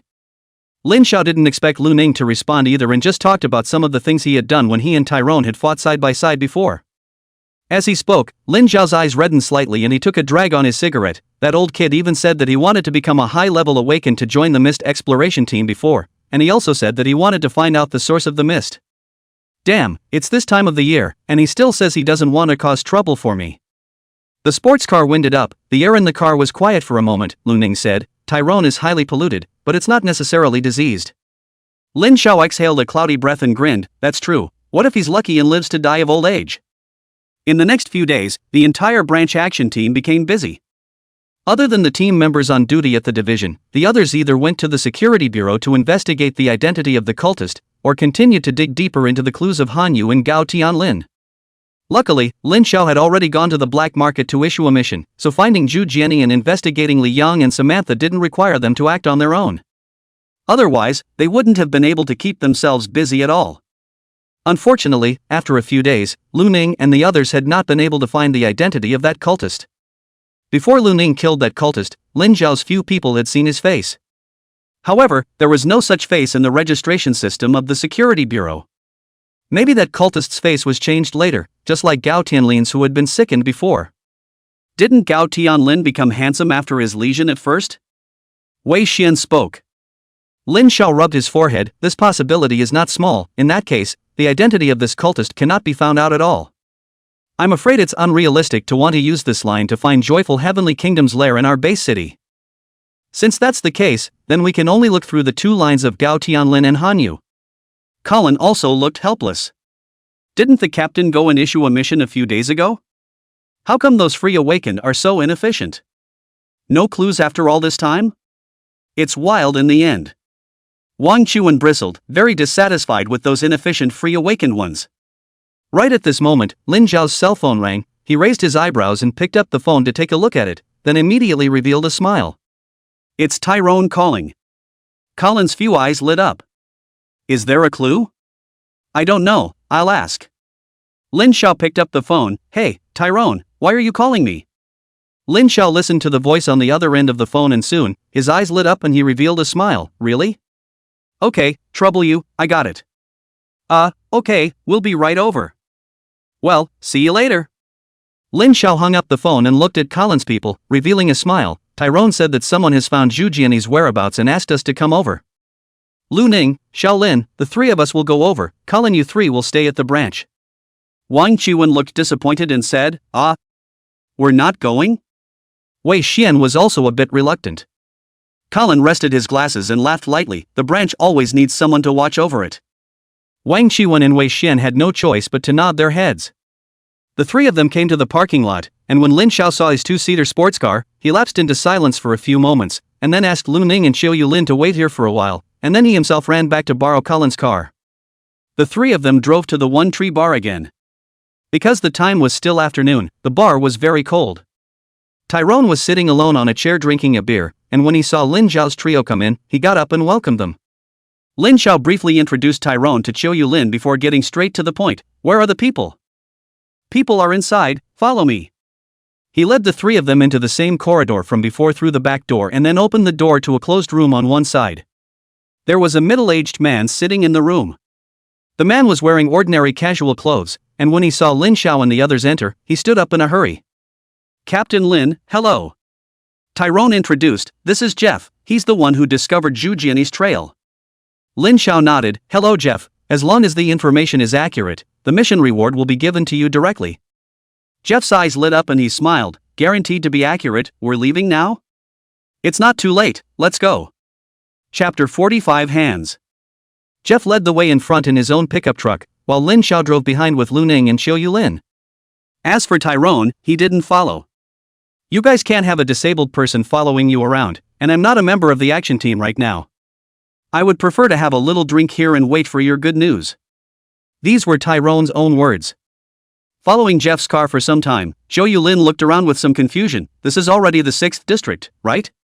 Lin Xiao nodded slightly. "Well, it's the 6th district. Then should we notify the Misty Bureau's action team in this area?" Xiu Yulin inquired. "No need, just notify them when something really needs their help." "Alright then." However, Jeff hadn't stopped yet. He led Lin Xiao and the others through almost the entire base city to the other side of the base city. Eventually the pickup truck stopped outside a remote old residential area, and then Jeff stepped out of the vehicle. Lin Xiao followed suit with Lu Ning and Xiu Yulin and got out of the car. The environment of the residential area was not very well managed. All sorts of garbage could be found everywhere, and there were also some homeless people in tattered clothes lying on the ground sleeping. Not far from these homeless people, there were some foul-smelling gutters. Autumn Moon Lin frowned and said, "The environment here is so bad." Jeff walked over and grinned, "Little girl, this is a slum area, you should have never seen it, right? There are always some poor people in the base city. Look at those guys lying on the ground, they all ended up homeless for a variety of reasons, not to mention whether they can make it through this winter or not. As long as there's a random incident of sickness, it's their end." Xiu Yulin glanced at the homeless with a hint of sympathy in her eyes as she looked at Lin Xiao. "Captain, why doesn't the Federation aid these people?" Lin Xiao shrugged. "The reasons for that are complicated, but some of the vagabonds don't deserve sympathy, and a lot of them may have committed crimes." Jeff grinned. "Captain Lin is right, a little girl like you, if you come here at night, hey." Autumn Moon Lin couldn't help but frown when she heard Jeff's laughter. Lin Xiao looked at Jeff and said, "Alright, tell us the news you know. Where is Zhu Jianyi?" Jeff smiled and rubbed his hands and said, "Captain Lin, you know, people like us have more or less people under our hands. A few of my men came here to do some work and happened to see Zhu Jianyi. Do you think it's a coincidence?" "When was it?" "Just last night." Lin Zhao's eyes lit up. "Did he pass by or live here?" "Hey, a few of my men are resourceful lads. They notified me the first time they found Zhu Jianyi, then they followed him and found his residence." "Don't worry, Captain Lin, I personally came to confirm it, it's definitely right." "Then lead the way." "Alright. 3 of you this way please." Jeff hurriedly walked forward, bowing to lead the way. They entered the residential area. The internal streets were narrow, and there was more garbage than it looked like outside. All kinds of garbage were piled up together, emitting a foul odor. There were very few pedestrians on the streets, and the ones they occasionally encountered had numb expressions, were dressed in shabby clothes, and emitted a strange odor. Autumn Moon Lin looked on and frowned again and again. "They live here, aren't they worried that they'll become sick due to the mental stress brought on by the environmental problems?" Jeff snorted. "Little girl, it's hard enough for them to stay alive, and lesions won't be any worse than their current situation." Just then, Lu Ning, who hadn't said anything, spoke up. "Of those 5 pedestrians we saw, 3 of them should not be far from lesions." Jeff's smile came to an abrupt end. He looked at Lu Ning, who had been silent, with a bewildered expression and let out a dry laugh. This officer really knows how to joke. Lin Xiao raised an eyebrow and looked at Lu Ning. "Which ones?" "The female who wears very revealing clothes, the child who was very skinny and has a lot of injuries on his body, and the male who only has one hand." Autumn Moon Lin sniffed and was shocked. 3 out of 5? That's too much, isn't it? Jeff looked at the serious Lin Xiao with a dumbfounded face and then at Autumn Moon Lin, his eyes widened. "No, are you guys joking so seriously?" Lin Xiao smiled at Jeff. "Man, you don't need to care about these details, keep leading the way." Jeff gulped and nodded silently. "Oh, okay." As he walked ahead to lead the way, Lin Xiao looked at Lu Ning. "How serious is the situation of those 3? Lu Ning thought for a moment and spoke, "Slightly better than Tyrone's situation." Jeff, who was walking in front, stumbled in his steps and held onto the dirty wall before standing still. Autumn Moonlighting glanced at him and spoke, then it shouldn't be in a situation where it's immediately diseased, right? Aha! Lu Ning nodded and said, I guess they don't necessarily have a chance to lesion. Xiao Lin was a bit puzzled. Why? Lin Xiao was stunned, then smiled bitterly. That's true, as far as the living situation here is concerned, I'm afraid that they might die from illness before they can mutate, and as long as one of them develops a mutation, there's no telling how many of the residents around them will die. Autumn Moonlin fell into silence and didn't say anything more. Lin Xiao paused and spoke, however, I'll mention this to this district's branch so that they can come here to do a cleanup. In case multiple lesions appear at the same time, that wouldn't be a good situation. After that, a few people didn't continue talking. Jeff led the three of them through an alley and eventually arrived before a very ordinary-looking unit building. He turned his head to Lin Xiao and said, Captain Lin, Zhu Jianyi lives in here. Lin Xiao glanced at the residential building and said, You found his trail yesterday and made sure he didn't escape? Jeff grinned and said, Don't worry, a few of my men are keeping an eye on this place. If Zhu Jianyi really left, they would have notified me at the first opportunity, and they haven't notified me even now, so he must still be hiding here. Hearing this, Lin Xiao nodded. Jeff then continued to lead the way and pushed open the hidden iron door of the unit building. The space inside the iron door was dim, with only a rather shabby-looking staircase, and the space underneath the staircase was similarly piled with garbage. Jeff whispered, He's on the 4th floor. He led the way up the stairs and headed for the upper floors. There were 2 homes on each floor, with rusted doors and closed rooms. Soon they were on the 4th floor. Jeff pointed to the door of the room on the left and said, Zhu Jianyi is in here. Autumn Moonlight glanced around and said with some confusion, Jeff, didn't you say that your men were keeping an eye on it? Where are your men? Hearing this, Jeff was stunned, and a moment of bewilderment surfaced on his face. My men? What men? I don't have any henchmen? Chapter 46 Unless corpses can talk. Jeff's words caused all 3 of Lu Ning to be stunned. In the next moment, Lin Xiao's body swelled a few points as he looked at Jeff warily. Lu Ning, he's diseased? Lu Ning had focused on Jeff's physical condition at the first moment after Jeff had appeared abnormal, but he had not seen the dense white mist in his body. Lu Ning shook his head, I don't think so. Jeff quickly came back to his senses after being bewildered. He saw that he was surrounded by the 3 of them, Lin Xiao, and his expression immediately became a bit tense. Jeff's eyes widened in shock. Lin, Captain Lin? Why are you here? Where is this place? Lin Xiao's trio frowned once again.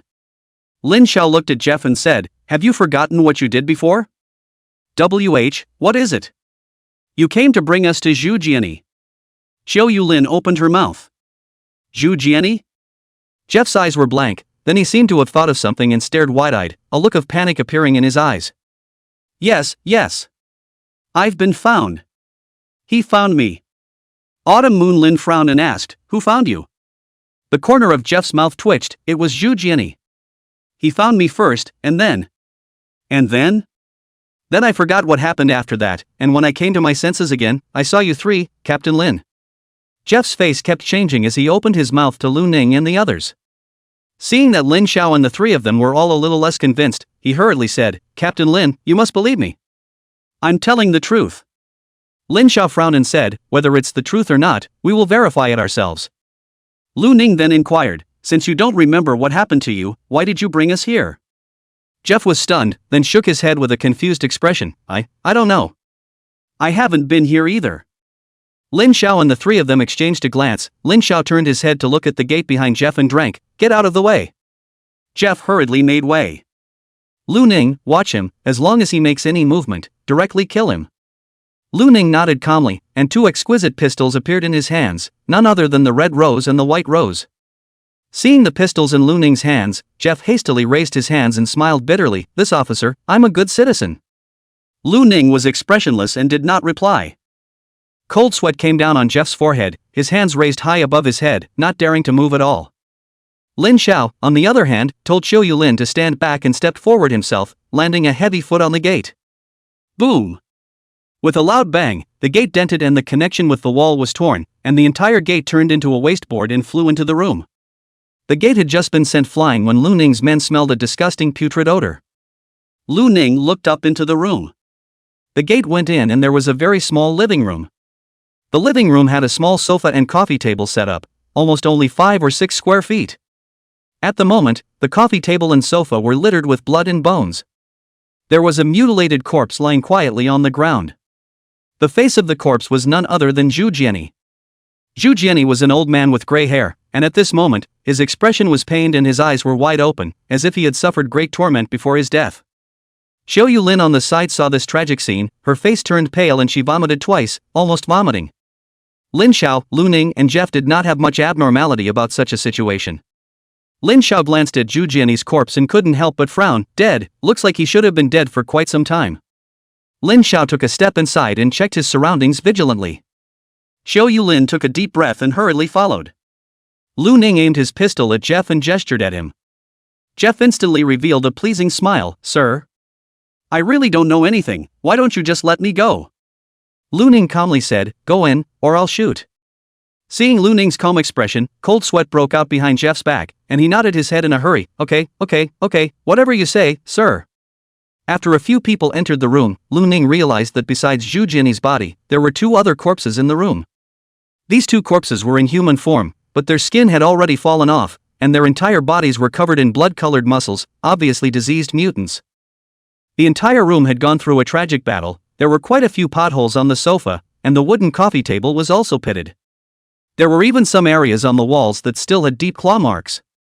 Lin Xiao frowned and said, a battle was experienced here. These 2 diseased mutants won't be above the 2nd rank at the highest, but they are not something that an ordinary person can deal with. If they were killed by Zhu Jiani, then I'm afraid Zhu Jiani is an unregistered awakened. Jeff nodded his head in a hurry and said, he must be an awakened, otherwise, it's impossible for me to lose my memories after seeing him. It must be him who messed up. He should have mind control or something like that. Lin Xiao glanced at Jeff and said, we will investigate what exactly is going on. You need to follow us for the investigation. Jeff's face turned pale and he smiled bitterly. Can I not go? No. Lin Xiao and Autumn Moon Lin went back to the bedroom, kitchen, and other rooms to check them out, and soon they walked out. Autumn Moon Lin spoke, there are no traces of battle in the kitchen and bathroom, but they seem to have been rummaged through. The bedroom has also been rummaged through. It seems that the ones who killed Zhu Jiani weren't just those 2 diseased mutants, there should be others, they were looking for something. Lin Xiao spoke thoughtfully. What could it be? Xiao Yulin was a little puzzled. Lin Xiao thought for a moment and spoke. Zhu Jiani was originally the butler of the Han family. He fled on his own after Han Yu's accident, and now he died in such a remote slum, and his room was turned over. I'm afraid that the person who struck down Zhu Jiani has something to do with Han Yu's death. Lu Ning spoke up. Captain, you're talking about the people from the joyous heavenly kingdom? Well, that's what I think, I just don't know what they're looking for. Lin Xiao said with some regret, it's a pity, we were thinking of seeing if we could get a list of the members of that party through Zhu Jiani. Lin Xiao was stunned and muttered. Membership list? Xiao Yulin stared wide-eyed and said, could it be that those people also killed Zhu Jiani because of the member list? Lin Xiao's expression instantly became serious as he spoke, it's possible. In that case, I'm afraid there are very important clues in that member list.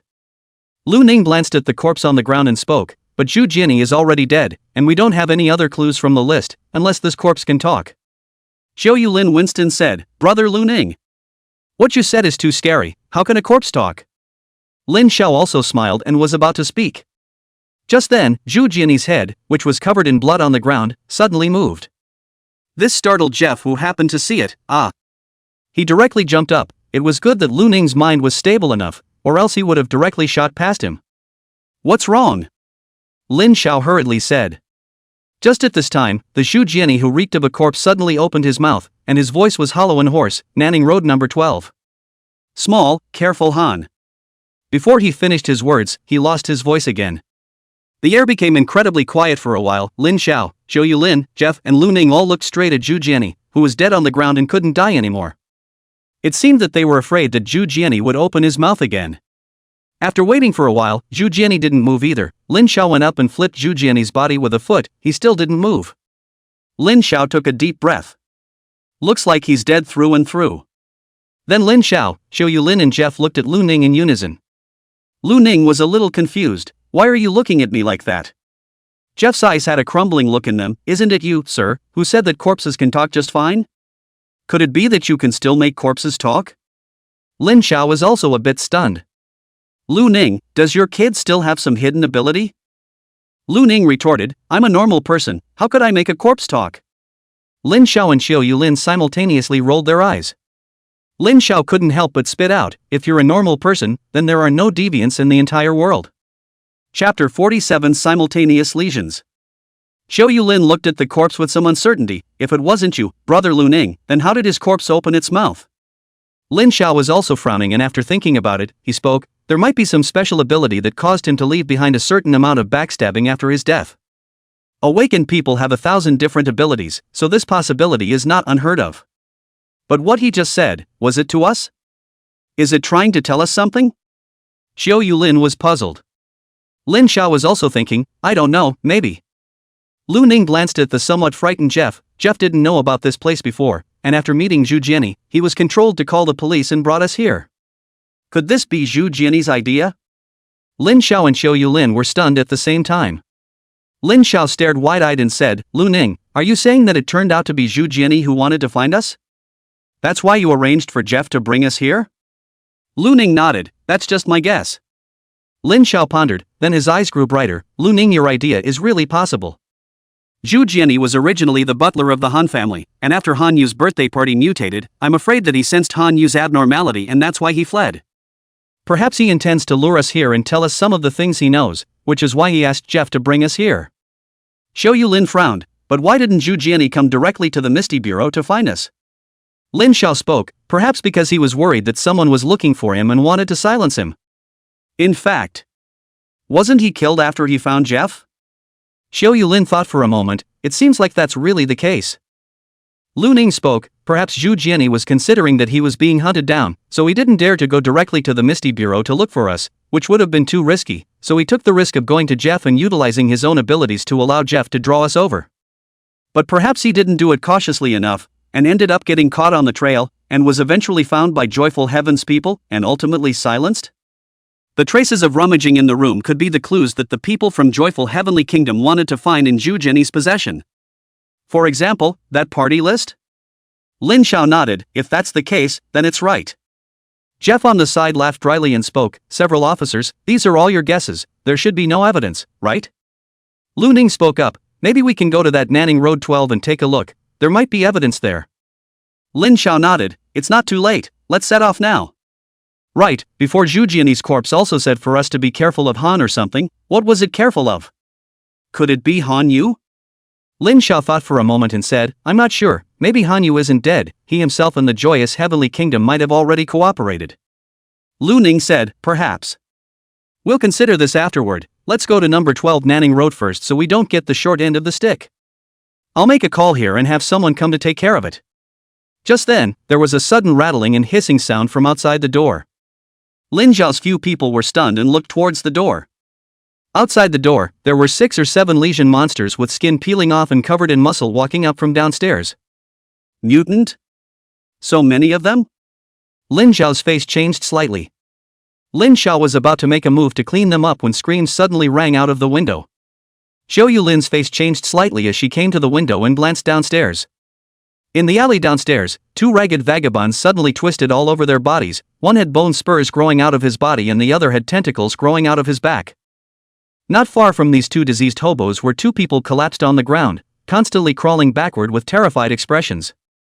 Someone down there is diseased. Autumn Moon Lin exclaimed, it's 2 hobos. What? 2 hobos lesioned at the same time? Lin Xiao was somewhat stunned. However, at this moment, Lu Ning suddenly came to the window and leapt out of it, leaping into the alley. The location where he landed was exactly to the side of the 2 mutated hobos.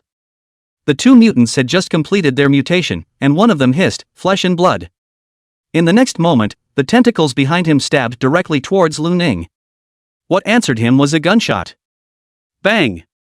The instant the gunshot rang out, the mutant's head directly exploded open, splattering red and white colors in all directions. The red rose in Lu Ning's hand was still emitting smoke. His face was expressionless, and the white rose had already aimed at the other mutant and pulled the trigger. This lesionist didn't have any room to resist and was directly shot in the head. Upstairs, Jeff saw this scene and sucked in a breath of cool air, only feeling that his head was a bit cold. Autumn Moon Lin on the side said, Captain, the mutants downstairs have been taken care of by Brother Lu Ning. Lin Xiao said in a low voice, very well. Wait until I've dealt with these few mutants. Wait. Brother Lu Ning, where are you going? Before Lin Xiao could finish, Xiu Lin called out. Lin Xiao was confused. What's wrong again? Lu Ning's voice came from downstairs. There are traces of excessive spiritual radiation here. It was just left behind. I'm going to track it down. Lin Xiao? Xiu Lin's voice followed. Captain, brother Lu Ning ran away. Lin Xiao's head was filled with black lines. This kid rushed out alone? Damn it! He took a deep breath, his paws stomped on the ground, and his figure instantly disappeared in place. In the next moment, a few rays of blade light flashed past the bodies of a few legions. Lin Xiao's body suddenly appeared behind the several mutants. While the several mutants stopped in their tracks at the same time, their heads fell off their bodies at the same time, blood spraying out like a fountain. Jeff! He touched his neck and felt that besides his head, his neck was also cold. Go! Let's go after them! Lin Xiao's hand reverted from a hand blade to a palm as he turned to look at Xiu Lin. After seeing Jeff, who was frozen in place, he paused and narrowed his eyes. You follow as well. If you escape, I'll directly shoot you. Jeff's body trembled and he laughed dryly. Captain Lin, see what you're saying, how could I escape? I'm innocent, it's not like I'm afraid. It's good that you won't run away. Follow. Lin Xiao walked quickly towards the stairs, and Xiu Lin and Jeff rushed to follow. After Lu Ning jumped downstairs, he saw a faint white fog flowing in the alleyway, extending into the distance. The concentration of spiritual radiation in this white mist was actually not too high. However, the spiritual radiation of the two vagabonds who had been diseased before was already not low in itself, and this white mist was like a catalyst that directly led to their diseased condition. During this period of time, Lu Ning's body tempering method had not fallen behind, and his speed was faster than that of an average second-order body strengthening system awakened, and he soon passed through several alleys, chasing after the white mist. Before long, Lu Ning saw a figure running in an alley in front of him. It was a black-haired woman wearing a colorful red dress and red high heels. Her skin was snow white and her dress was brightly colored, which was out of place in this dirty environment. Even though this woman was wearing high heels, she was still running fast, her footsteps silent as if she was a nimble red kitten. In her hand she also held a pink incense, which was lit and emitted a faint smoke. In Lu Ning's line of sight, the white mist was precisely what emanated from the incense. The white mist was especially dense in the drifting smoke. On the side of the road where the woman passed by, there was a homeless man sleeping on the ground, perhaps absorbing the smell of smoke. His body convulsed a few times and lost movement. The woman was running and humming at the same time. Sensing the movement behind her, she stopped and turned to look over. Lu Ning also saw the woman at this time. Her looks were beautiful, with the right blend of innocence and voluptuousness, a woman who was also very conspicuous when walking on the street. Lu Ning's face was expressionless as he raised the twin guns in his hands at the woman. The woman saw the double gun, her face changed slightly, a sideways lunge, crashed through a window on the side, rushed into the residential building. Chapter 48 Fallen Angel. Lu Ning frowned and quickly ran towards the window that the woman in red had rushed into. Before Lu Ning could even get close to the window, a peculiar scream came from inside the window. The originally convulsing vagrant suddenly shed its skin, let out a hiss, and got up to lunge at Lu Ning. The tramp mutant was only 2 steps away from Lu Ning. His movements were extremely swift, and in just the blink of an eye, he arrived in front of Lu Ning. The mutant's sharp claws grabbed towards Lu Ning's neck. Lu Ning's face was expressionless as he slightly sidestepped, easily dodging the mutant's sharp claws. He raised his right foot, and a dense white light flashed across his foot as he kicked the mutant's body heavily. Boom! The bones of the mutant's entire body exploded and he flew backwards, hitting the wall of the alley heavily and losing his life on the spot. His entire body's bones were shattered by the kick, and he slid down the wall as if he were soft meat. Just then, low roars and running sounds came from behind Lu Ning. Lu Ning turned his head and saw 2 more mutants quickly pouncing behind him. One was on all fours and extremely fast, and one had white bone spikes all over its body. Bang bang! 2 gunshots rang out, and the heads of the 2 mutants exploded and fell to the ground. Lu Ning ran a few quick steps and came to the window, directly pouncing in. There were no lights on in the room, and it was a rainy day at the moment, so the environment was a bit dim. Lu Ning had just entered the room when an ear-piercing cracking sound rang out, coming towards Lu Ning's head. Lu Ning slightly sidestepped his head, and saw cold light slashing against his cheek. The beautiful red-clothed woman closed in, her hands gripping the dagger tightly, her moves stabbing Lu Ning's vitals. The neck, temples, heart, and other locations were all within the woman's range of attack. The woman had high fighting attainments, agile speed, and tremendous strength. She seemed to recognize the great power of the guns in Lu Ning's hands, and didn't give Lu Ning a chance to shoot at all. Lu Ning's fighting ability was equally not weak. Even in such a small space, he was still able to dodge the dagger's attacks in the face of the woman's storming attacks. Lu Ning attempted to use his twin spears to attack, but before the twin spears could be aimed at the woman in red, they would be blocked away by her with her daggers or her arms, and she herself was avoiding being struck by the attacks, constantly sidestepping and dodging. Because the distance between the two was too close, the bullets of the red rose and white rose were so powerful that Lu Ning was unable to make the bullets turn in such a close distance. The two sides collided in this small room, and some of the few wooden shelves and other furniture in the room were broken into pieces. There were traces of daggers on the walls, as well as gun holes from Lu Ning's shots. Just then, Lu Ning waved his left hand with the gun as if he were swinging a fist towards the woman's head. The woman in red, like before, thought that Lu Ning was intending to shoot at her and raised her hand to stab Lu Ning's wrist with her dagger. This would both block and hurt Lu Ning's wrist. However, Lu Ning did not dodge in the slightest, and there was a flash of white light on both his fist and the pistol in his hand. When the woman in red saw that Lu Ning did not dodge, and even had a flash of white light, her face immediately changed. She wanted to close her hand and dodge, yet it was already too late. Plop! The dagger dug deep into Lu Ning's wrist, but the power of the soul-vibrating fist similarly exploded out. The woman's palm holding the dagger was shaken apart, and a bone-cracking sound rang out. The woman in red was jolted backward by the tremendous force and smashed against the wall. She had just stabilized her stance and tried to dodge when a gunshot sound rang out. The woman's right leg's knee directly exploded into a bloody crater. She screamed miserably, her movement to lunge to her side lurched, and her entire body collapsed to the ground. Lu Ning looked at the woman's beautiful face covered in pain. The expression on his face did not change in the slightest, and he shot again. The woman's left leg was similarly broken. This prevented the woman from walking upright and escaping. Only then did Lu Ning put away the pistol in his right hand and pulled out the dagger that was deeply embedded in his left wrist without any expression on his face. Just then, the woman in red seemed to have found an opportunity. With a wave of her slender white arm, the only dagger in her hand shot towards Lu Ning's facade like lightning. Lu Ning was in the middle of pulling out the dagger and didn't even look up. Poof! The dagger that the woman had shot out pierced straight into Lu Ning's head, the blade digging deep into Lu Ning's head. When the woman saw this, a surprised smile appeared on her pained face. Ha ha ha! Stupid bastard! How dare you make such a gullible mistake at the last moment? You didn't die unjustly. However, the woman's smile came to an abrupt end the next moment. She stared wide-eyed at Lu Ning staring at the dagger on his head, still slowly pulling out the dagger at his wrist. After the dagger was pulled out, the wound on Lu Ning's wrist had recovered in the blink of an eye. Lu Ning casually threw the dagger on the ground, and then pulled out the dagger on his head. As the dagger was pulled out, the wound on Lu Ning's brain similarly recovered at an extremely fast speed, and in the blink of an eye, not even the scar could be seen. Lu Ning casually threw the dagger away, looked up at the red-clothed woman who was frozen in place, and inquired, "What death is not unjust?" The woman in red had a look of incredulous horror in her eyes. "What are you?" "You." Lu Ning frowned. "I am a human." Saying this, he paused, as if to emphasize, a normal human.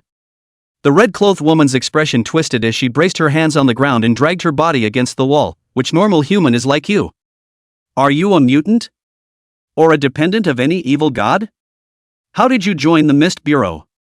The woman in red seemed to be greatly shaken, looking at Lu Ning in a godly manner and saying inexplicable things like impossible and God's favorite. Lu Ning said expressionlessly, "All right, you're a member of the joyous heavenly kingdom, aren't you? Now you're under arrest." The woman in red reacted.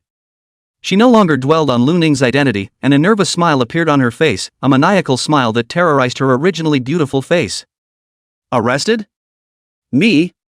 Ha ha ha. Ah." In the next moment, the woman's smile turned into a shrill scream. The pistol in Lu Ning's hand was still smoking. He raised his hand and broke both of the woman's arms. At this moment, the woman's limbs were broken, and she stared at Lu Ning with wide eyes in some disbelief. "Why did you break my arms?" Lu Ning calmly explained, "I saw that you were smiling a bit pervertedly and didn't want to give you a chance to fight back." "Woman." Her expression twisted for a split second, then she revealed a smile once again. "It doesn't matter. Anyway, my mission has been accomplished, and next, my Lord will surely access me to the kingdom of heaven, so that I can enjoy eternal joy." In the next moment, her expression suddenly twisted, and the skin and flesh on her body squirmed. In Lu Ning's line of sight, a dense white mist suddenly surfaced within her body. Within the white mist, there was a vague figure with open, white wings. This was the angelic appearance that Lu Ning had seen on the ring before. Fallen angel. The angel in the white mist was even more blurry, and he seemed to have sensed the gaze, slowly opening his eyes and locking eyes with Lu Ning. After staring at each other for a moment, Lu Ning cocked his head and opened his mouth to inquire, "What are you looking at?" The angel in the white mist seemed to have heard Lu Ning's words, his wings slightly stirring behind his back, and a strange light flickering in his eyes as if it were substance. Lu Ning's mind seemed to go blank for a split second, and in the next moment, his entire body began to melt as if he were a wax statue. As for the woman who had originally begun to become diseased, her entire body's blood and flesh rioted madly, and the proliferating blood and flesh tore through her red dress. The originally slender woman transformed into an unknown lump of flesh. The flesh mass was dripping with disgusting mucus, and there was a wandering eye on it, as well as a wildly dancing tentacle. Chapter 49 Gas Explosion. The eyes darting about on the fleshy mass quickly locked onto Lu Ning, and the long tentacles with mucus were like long whips flinging themselves at Lu Ning. Swoosh swoosh. The tentacles landed heavily on Lu Ning as if he were a melted wax statue with tremendous force. Lu Ning was sent flying backwards and crashed heavily into the wall. Boom! The wall was collapsed, and Lu Ning flew backwards out of the room, landing in the muddy and dirty alley. Lin Xiao, Xiu Lin and Jeff, who had just rushed over, happened to see this scene and stopped in their tracks. Jeff looked at Lu Ning's melted body, his eyes widened and his expression screamed out in horror. Ah! This. Dead? However, in the next moment, Lu Ning, who was like a melted wax statue, slowly climbed up from the ground, and Jeff's scream stuck in his throat. As he looked at Lu Ning, who seemed like a melted wax statue, his face brushed pale and his entire body shivered. Chief, sir. Mutations. Your teammate has a lesion. Lin Xiao blared at Jeff, shut up. In the next moment, buds of flesh wriggled on Lu Ning's melted body and face, and little by little, he began to recover. While he was recovering, a tentacle quickly shot out from within the broken wall and swept towards Lu Ning. Although Lu Ning had not fully recovered, it did not affect his mobility. His body flickered and turned, dodging the attacks while his mental energy was inputted towards the red rose within. The rose pattern on top of the red rose seemed to burst into flames as the spiritual energy was fed into it. Even Lu Ning's surroundings became blazing hot. While Lu Ning dodged the tentacles, he raised the red rose in his hand and shot it towards the interior of the wall. Boom! As if a cannon was roaring, the bullet transformed into a fireball after it was shot into the room. As the fire rushed out, a large explosion seemed to have occurred within the entire room, and the surrounding walls cracked. The tentacles that had originally poked out of the room were burned by the flames and kept waving, and there were even ear-piercing screams coming from within. In the next moment, the walls shattered with a loud bang, and the tentacles beneath that huge mass of flesh wriggled, carrying it out of the room that was burning with flames. Seeing this disgusting mass of flesh, Xiu Lin's face turned pale as she exclaimed, "What is this thing?" Lin Xiao also had a stony expression and frowned. "This level of lesion is rare, Lu Ning. What was this damn thing originally?" Lu Ning had almost recovered at this moment. He dodged the tentacle attacks while calmly recovering. "It's a joyous heavenly kingdom devotee. I saw fallen angels in her body when she was diseased." Lin Xiao trio? Jeff had even forgotten about Lu Ning's recovery from just now until now. He felt as if he was hallucinating, his mouth was open and his entire body was confused. Lin Xiao's expression was incredibly serious. "What did you say you saw?" "Fallen angel." Lin Xiao took a deep breath and turned his hands into hand knives, then he spoke, "Let me help you." Lu Ning's attack just now had caused that meatball to suffer damage though. But the meat mass was several meters square, so the damage was not considered serious. He nodded, "Good." Lin Xiao exhaled a turbid breath and his body slightly lowered. In the next moment, his breathing became incredibly deep and he took a fierce step. White light flashed from his hand blade and a white blade light cut out, directly splitting the meat mass in two. Blood and mucus spurted out from the meatball's wound, splattering across the various areas of the alley. The meatball let out a strange scream, as if countless people were screaming together. Although it was split in two, the two pieces of the meatball's body remained undead. Lin Xiao continued to chop out a white blade light at the larger piece of the meatball in it. Lu Ning, on the other hand, was inputting spiritual energy towards White Rose and Red Rose once again. With the input of spiritual energy, White Rosebud and Red Rose shot out two bullets. White Rosebud's bullet directly froze one of the smaller pieces of the meat mass, followed by an explosion as the fireball shot by Red Rose landed on top of the frozen meat mass. With a roar, the meat mass was torn apart and turned into pieces. As Lu Ning and Lin Xiao moved their hands, the meatball quickly lost its vitality. Lin Xiao's handblade reverted back into an arm as he came to Lu Ning and said solemnly, "What happened just now?" "I just tracked over through spiritual radiation, and I saw a woman releasing spiritual radiation using fallen incense. I defeated her, and originally planned to capture her alive, but I didn't realize that she had mutated." Lu Ning explained briefly. Lin Xiao sniffed. "She used fallen incense? So it seems that the mutant that attacked us before was made by her?" Speaking here, Lin Xiao suddenly changed his face. "How did she know we were here?" "Not good. I'm afraid they were paying attention to Zhu Jianyi's room before. They might have heard what Zhu Jianyi said before." Xiao Yulin's face changed. "Captain, in that case, will the people from Joyful Heavenly Kingdom go to number 12 Nanning Road that Zhu Jianyi just said?" Lin Xiao hurriedly took out his cell phone. "I'll call for backup and have people go to number 12 Nanning Road first and blockade that side. No matter what's there, this is a clue for us." Lin Xiao dialed the phone and eagerly said to the person on the other side of the phone, "Old Lu, we've gotten word that Joyful Heavenly Kingdom's people are targeting number 12 Nanning Road. You guys need to hurry up and go for support." Right. Good. Get over there as soon as possible." Lin Xiao hung up his cell phone after speaking for a while and spoke, "We'll go over there as well."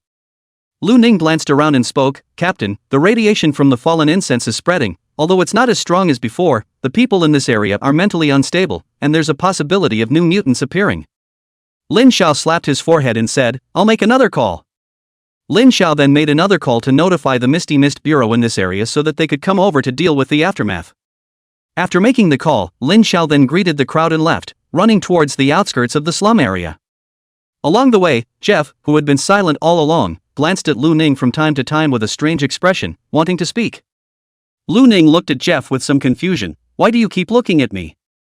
Jeff held his tongue for half a day and asked somewhat cautiously, This, sir, how is it that you are still alive in that situation?" "Just now? This shouldn't be Lu Ning drifted off and was about to speak when Xiao Yulin on the side said smugly, "Brother Lu Ning is immortal." "Amazing, isn't it?" Jeff's eyes widened. "Immortal?" He seemed to want to say something else when Lin Xiao said impatiently, "You're not free from suspicion yet, so pay attention to your identity. Don't ask anything indiscriminately." Jeff's whole body immediately trembled and he nodded in a hurry, "Okay, Captain Lin. I'll shut up now." In no time, the group arrived outside the slum area and once again got into Colin's SUV. Lin Xiao drove much faster than when they got up. However, they hadn't even arrived at number 12 Nanning Road when Lin Xiao received a call. "Hey! What?" Lin Xiao's face changed slightly when he heard the voice on the other end of the phone. He was so silent that he slowly spoke after listening to the news on the other end of the phone. Okay, I know, we'll come over right away." Lin Xiao hung up the phone and Xiao Yulin, who was sitting in the co-pilot, hurriedly inquired, "Captain, what's wrong?" Lin Xiao frowned. "The situation isn't good. Before the second action team arrived, there was a big explosion there. Number 12 Nanning Road and a few stores on the side are on fire. A lot of injured people have appeared." "What? It was the people from the Joyous Heavenly Kingdom who did this?" Xiao Yulin was instantly indignant. "Didn't they also hurt other ordinary people here?" Lu Ning, on the other hand, inquired, "What about the situation at number 12 Nanning Road?" Lin Xiao said in a sullen tone, "Number 12 is a small restaurant. It is said that the restaurant's kitchen gas explosion suffered the worst damage. The owner of the restaurant is nowhere to be found. He may have died in the explosion." After hearing Lin Xiao's words, the atmosphere in the SUV suddenly quieted down. Chapter 50, He's Dead Too. After a long silence, Xiao Yulin said with some reluctance, "Then won't our clues be broken again?" Lin Xiao also looked unsightly. "As of now, I'm afraid the Zhu Jianyi line is broken."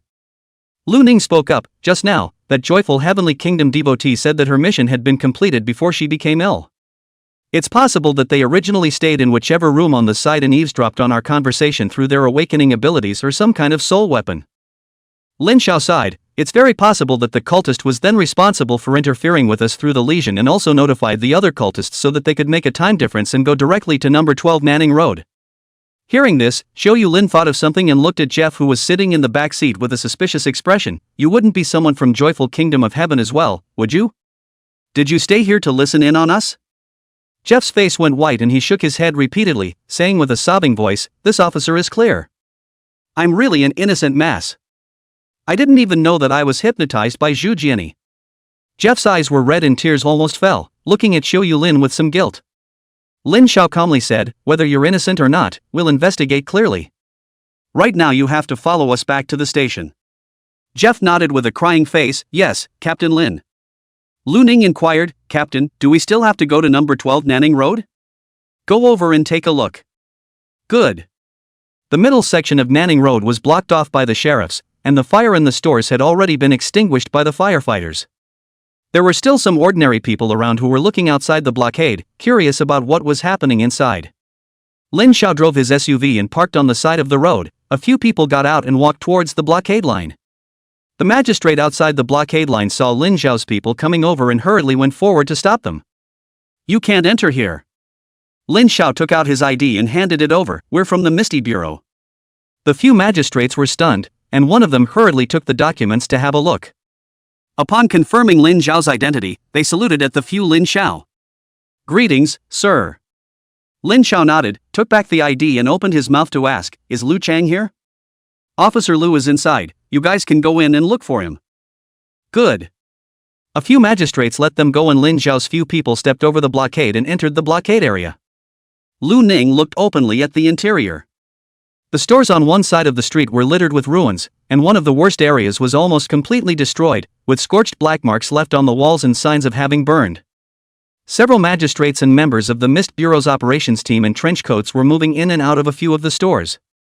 One of them, a tall and thin middle-aged man, saw Lin Xiao's men and his eyes lit up as he walked up. Old Lin, you guys are here? Lin Xiao nodded, well, how was it? Lu Chang frowned, there are traces left from the battle on the walls of number 12, the Awakened moved, but they were cautious and didn't leave any clues. It's also possible that the clues were destroyed by the explosion. Lin Xiao's face didn't look too good as he spoke, who originally owned this restaurant at number 12. Have you checked? Checked, it was originally a restaurant run by someone called Zhu Yunxiao. It's been open for more than 5 years, and according to our investigations, this restaurant has always been very normal. There's nothing wrong with the expenses, taxes, and so on.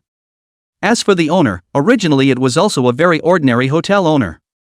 Lin Xiao and Lu Ning, several people looked at each other, surname Zhu? What? What's wrong with this surname? Lu Chang asked suspiciously. One of the clues we're investigating now is broken, and the witness of the clue is also surnamed Zhu. Lin Xiao spoke. Lu Chang instantly frowned and realized, so those people from the joyous heavenly kingdom are planning to destroy the clue? Very likely. Lin Xiao nodded, then he asked, have you found Zhu Yunxiao's body? Lu Chang shook his head, not found. Normally, the power of a gas explosion is not enough to even find body fragments. We didn't find any fragments of Zhu Yunxiao's body, he shouldn't have died here. There are two possibilities, one is running away, the other is being captured by Joy Heaven's people. Lin Xiao frowned and thought, then sighed, I hope it's the first one. You guys help out, investigate the neighborhood and see if there are any signs of Zhu Yunxiao leaving. Okay. After the two exchanged a few moments, Lu Ning's few followed into the scene to check it out. The tables and chairs of the restaurant were almost all shattered, and there were some marks on the walls that looked as if they were claw marks, not like they were caused by an explosion. This was also the reason why Lu Chang thought that there were awakened beings involved in the fight. Other than that, there really weren't any other clues. After carefully examining the area and finding nothing, Lin Xiao's few people could only leave helplessly. Returning to the SUV, Lin Xiao headed towards the Misty Bureau branch in their 7th district. After getting out of the vehicle, Jeff shrank his neck as if he were a quail, looking from side to side with a scared face. Lin Xiao glanced at him and said to Qiu Yulin and Lu Ning, I'll take him for interrogation, you guys go upstairs first. Lu Ning glanced at Jeff and nodded, aha. Lu Ning and Autumn Moonlight returned to the 3rd floor. Cullen, Wang Qiwen, and Wei Xian were playing games in the activity room, and when they saw Lu Ning and Autumn Moonlight enter, they all turned their heads to look over. Cullen rested his glasses and asked, how's it going? Any progress? Qiu Yulin sat on her but on the sofa and said in exasperation, don't mention it. We found Zhu Jianyi's residence, but he's already been killed, and it was done by someone from the joyful heavenly kingdom. Upon hearing Autumn Moonlin's words, the three of them stopped playing games and walked over. What's the situation? Cullen said with a serious expression. Autumn Moonlight Lin spoke about everything that had happened before, and Cullen's three people's expressions kept changing. After a few moments of silence, Cullen said, so it seems that the joyous heavenly kingdom is afraid to have quite a few people in our base city. Wang Qiwen's brows furrowed as he slapped the coffee table with force, what the hell are they trying to do? Wei Xian's expression was a bit worried as he spoke, usually when cultists gather for activities, it's not good for the base city. Colin also sighed and said, yes, there are quite a few base cities in history that have suffered huge losses due to cultist activities, and there are even base cities that have been wiped out as a result. The air in the activity room suddenly became quiet. The members of the joyful heavenly kingdom were becoming more and more frequent in their activities within the base city, which caused everyone to feel worried. Xu Yunxiao should know some clues that Zhu Jianyi might have, I just don't know what his current situation is, I'm afraid I can't count on this line for now. Colin shook his head. Lu Ning inquired, did you guys have any other news in the bureau today? What about the situation regarding Li Yang and that Samantha? And are there any clues on Gao Tian Lin's side? Hearing this, the expressions of the three Colin people instantly became serious. Colin said with a sullen expression, Li Yang is dead. What? He's dead too? Xiao Yulin's face changed drastically and her eyes widened. Chapter 51 The Missing Awakened. How did it die? Lu Ning asked suspiciously. Suicide by hanging. Colin shook his head and slowly said. Suicide? Xiao Yulin was a little puzzled, why did he commit suicide? Who knows? Maybe because of that birthday party sickness, Li Yang had something to do with it and committed suicide in fear of the crime? Wang Chuan skimmed his lips. Wei Xian said, it doesn't necessarily have to be suicide, after all, awakened people have so many abilities, it's not impossible for Samian to disguise themselves as a suicide. Originally I didn't have a clue about this, but now that I heard what you guys said, Li Yang might have also been killed by people from the joyful kingdom of heaven, and perhaps the purpose was also to eliminate clues. Autumn Moonlight said with some distress, then, wouldn't the two lines of Zhu Jianyi and Li Yang all be broken? That Miss Samantha's side should have a hard time getting anything, right? After all, given Han Yu's previous behavior, that young lady is probably just being suborned, right? No matter what, as long as there's a little hope, we shouldn't give up on the investigation. Joy Heaven's actions are becoming more and more frequent, giving me a not-so-good feeling. Colin sighed. The crowd didn't say much after that. Lu Ning and Xiao Yulin had run around for a day, and Colin had gone to Li Yang's suicide scene earlier. The group was all a bit tired and rested in the activity room. After more than 2 hours, the sky was already dark before Lin Xiao returned to the activity room. Xiao Yulin glanced behind Lin Xiao and inquired, Captain, what about that Jeff? We've interrogated him carefully, that Jeff really doesn't know anything, and his spirit has shown signs of being controlled, Zhu Jianyi's matter shouldn't have anything to do with him. All right. Colin stood up and clapped his hands, let's call it a day, order a meal, I'll go buy it, everyone has worked hard today, I'll treat everyone to a good meal. Lu Ning's eyes lit up, braised pork. The others cheered. Long live Captain Colin. After a few people ordered, Colin left the room and went to buy food. Over the next few days, Lu Ning's few people continued to investigate the clues in cooperation with the Sheriff's Department and other departments as usual. Unfortunately, there wasn't much progress. Zhu Yunxiao's whereabouts were still unknown, and after Li Yang's autopsy report came out, all kinds of data indicated that it should have been a suicide, so naturally there were no clues. As for Samantha, she was likewise being watched, but nothing was found. Gao Tian Lin's estate had already been penetrated by the sheriff, and so far there had been no discovery of the source of that depraved incense on him. As for Lu Ning himself, when he had previously gone in search of Zhu Jianyi, he had killed a few diseased changelings and played a crucial role in killing the joyous celestial kingdom cultists, so he had gotten a lot of credit. This merit was naturally being used to pay off the debt of merit owed to White Rose and Red Rose. Unfortunately, there had been no new soul crystals recently, and Lu Ning's spiritual quenching speed had decreased, with his spiritual power improving much more slowly than before. However, the quenching of the physical body was as strong as ever. This was thanks to Lu Ning's recovery ability that had gotten stronger after reaching the second stage. This allowed Lu Ning to utilize his spiritual resonance to quench his flesh even more recklessly. Although the process was somewhat painful, this was instead very reassuring to Lu Ning himself. This was because it allowed Lu Ning to know that he was still alive.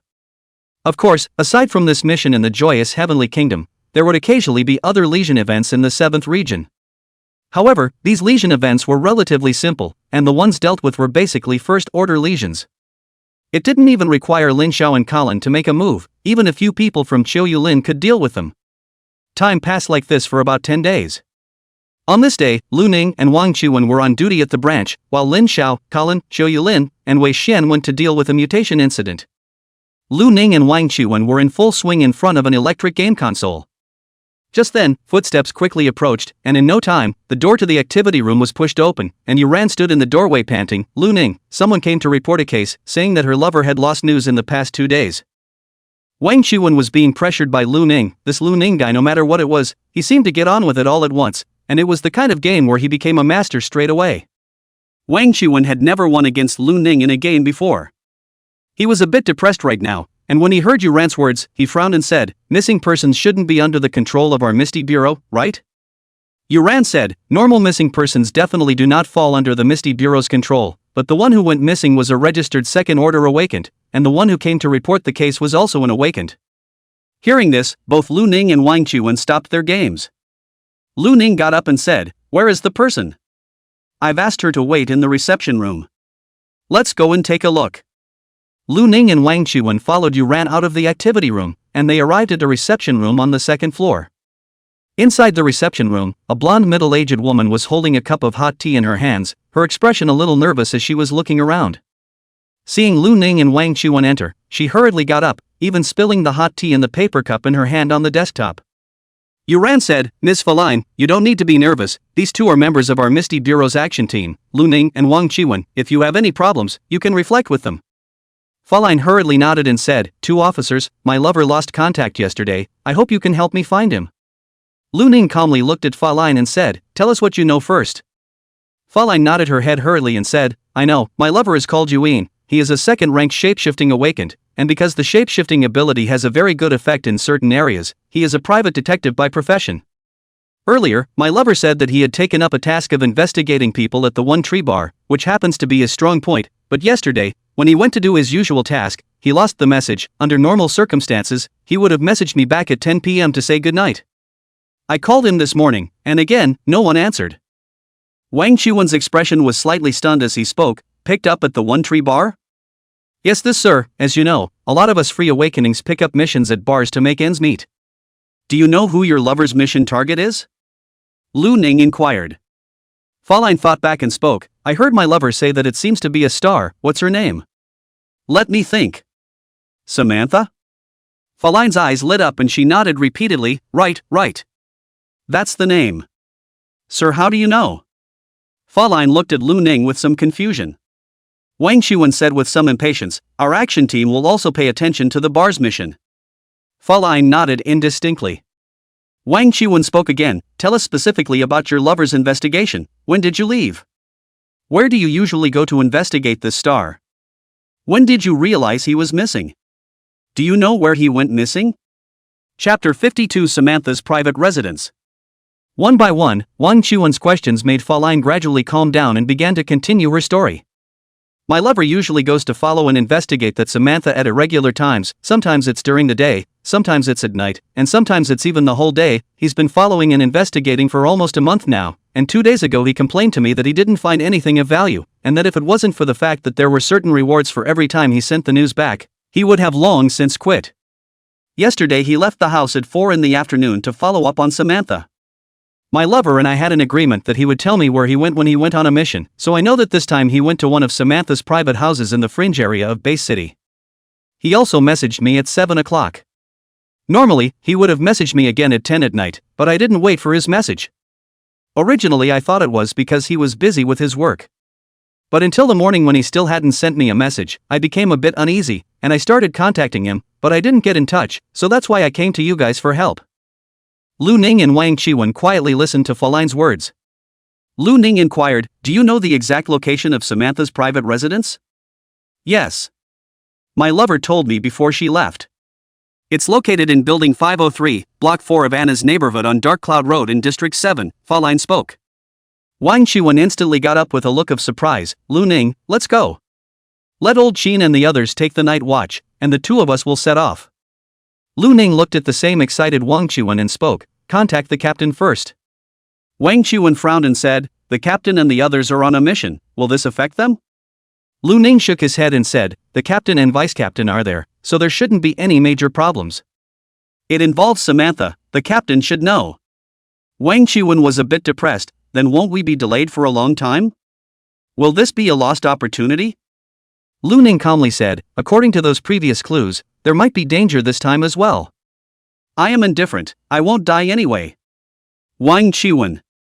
He fell silent and said with a serious face, Lu Ning, I think you're right, we do have to contact the captain.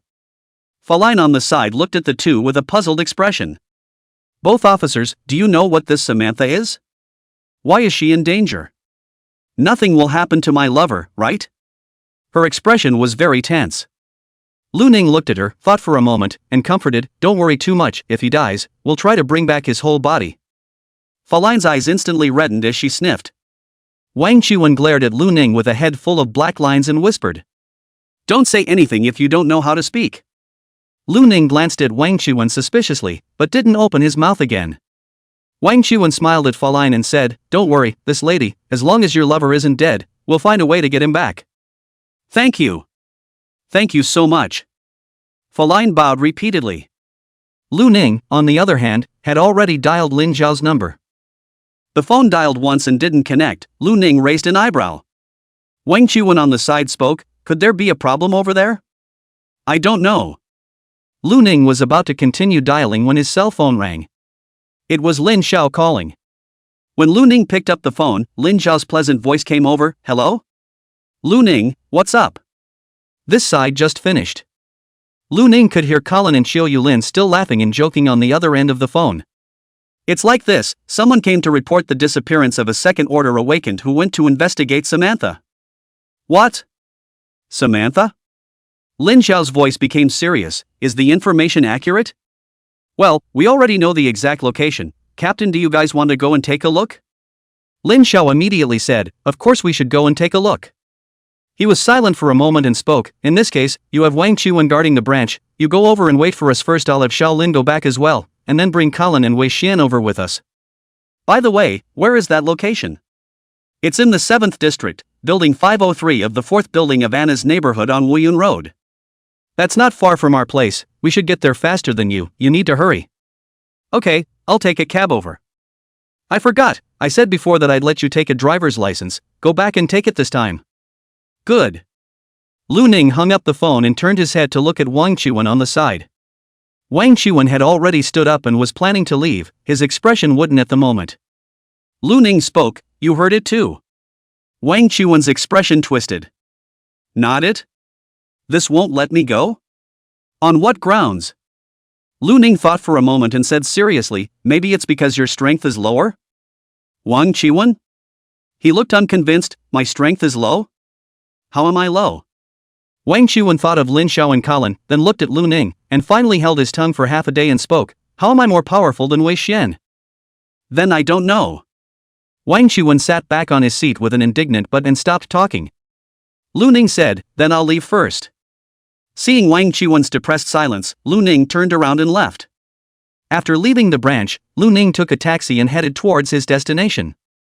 The 7th district was not small in scope, and it was a good thing that the branch was located in the center of the 7th district. This was also for the convenience of being able to provide support as quickly as possible when encountering a lesion incident. So heading to Anna's neighborhood on Wuyun Road wasn't far, and it only took a mere 10 minutes or so to arrive at the destination. It was a new neighborhood that looked like it had just been built not long ago, and although it wasn't as good as those villa areas, the environment was not bad. Lu Ning got out of the car, and the first thing he saw was the SUV and sports car not far away.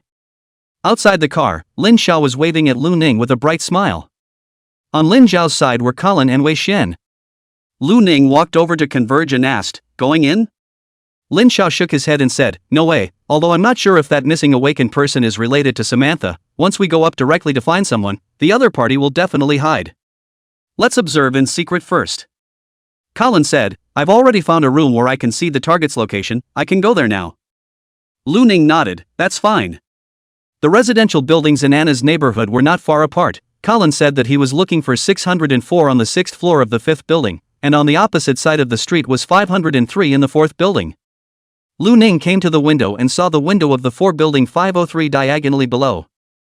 At the moment the time was afternoon, and there seemed to be no one inside. Wei Xian walked over and smiled, just let me do the stakeout, I've done this kind of work often in the security bureau and have experience. And since several of you are such strong fighters, this is all I can do to assist. Lu Ning nodded, good. Wei Xian then leaned against the window and stared at the target through the curtains. The The three of them, Lu Ning, sat down on the sofa in the living room and waited for news. Time passed, and soon the sky grew darker and darker, eventually turning pitch black. When the time came to more than 9 o'clock in the evening, Wei Xian, who had been silent all this time, suddenly opened his mouth and said, "The lights in the target's room have been turned on, someone should have returned." Hearing this, the three people who were fighting the landlord immediately came into the spirit. Lin Xiao carefully put down the cards in his hand and said uneasily, "Don't anyone move their cards, ha." Continue later. Colin also looked at Lu Ning uneasily. Lu Ning had a wooden face and turned his head to Wei Xian. "How's it going?" Chapter 53 Pray. Wei Xian hid behind the curtains and looked outside through the curtain slit without turning back and said, "At the moment, I don't see anyone." "Wait, someone is coming over, huh? How come it's a guy?" The next moment, Wei Xian frowned and said, "The curtains are drawn."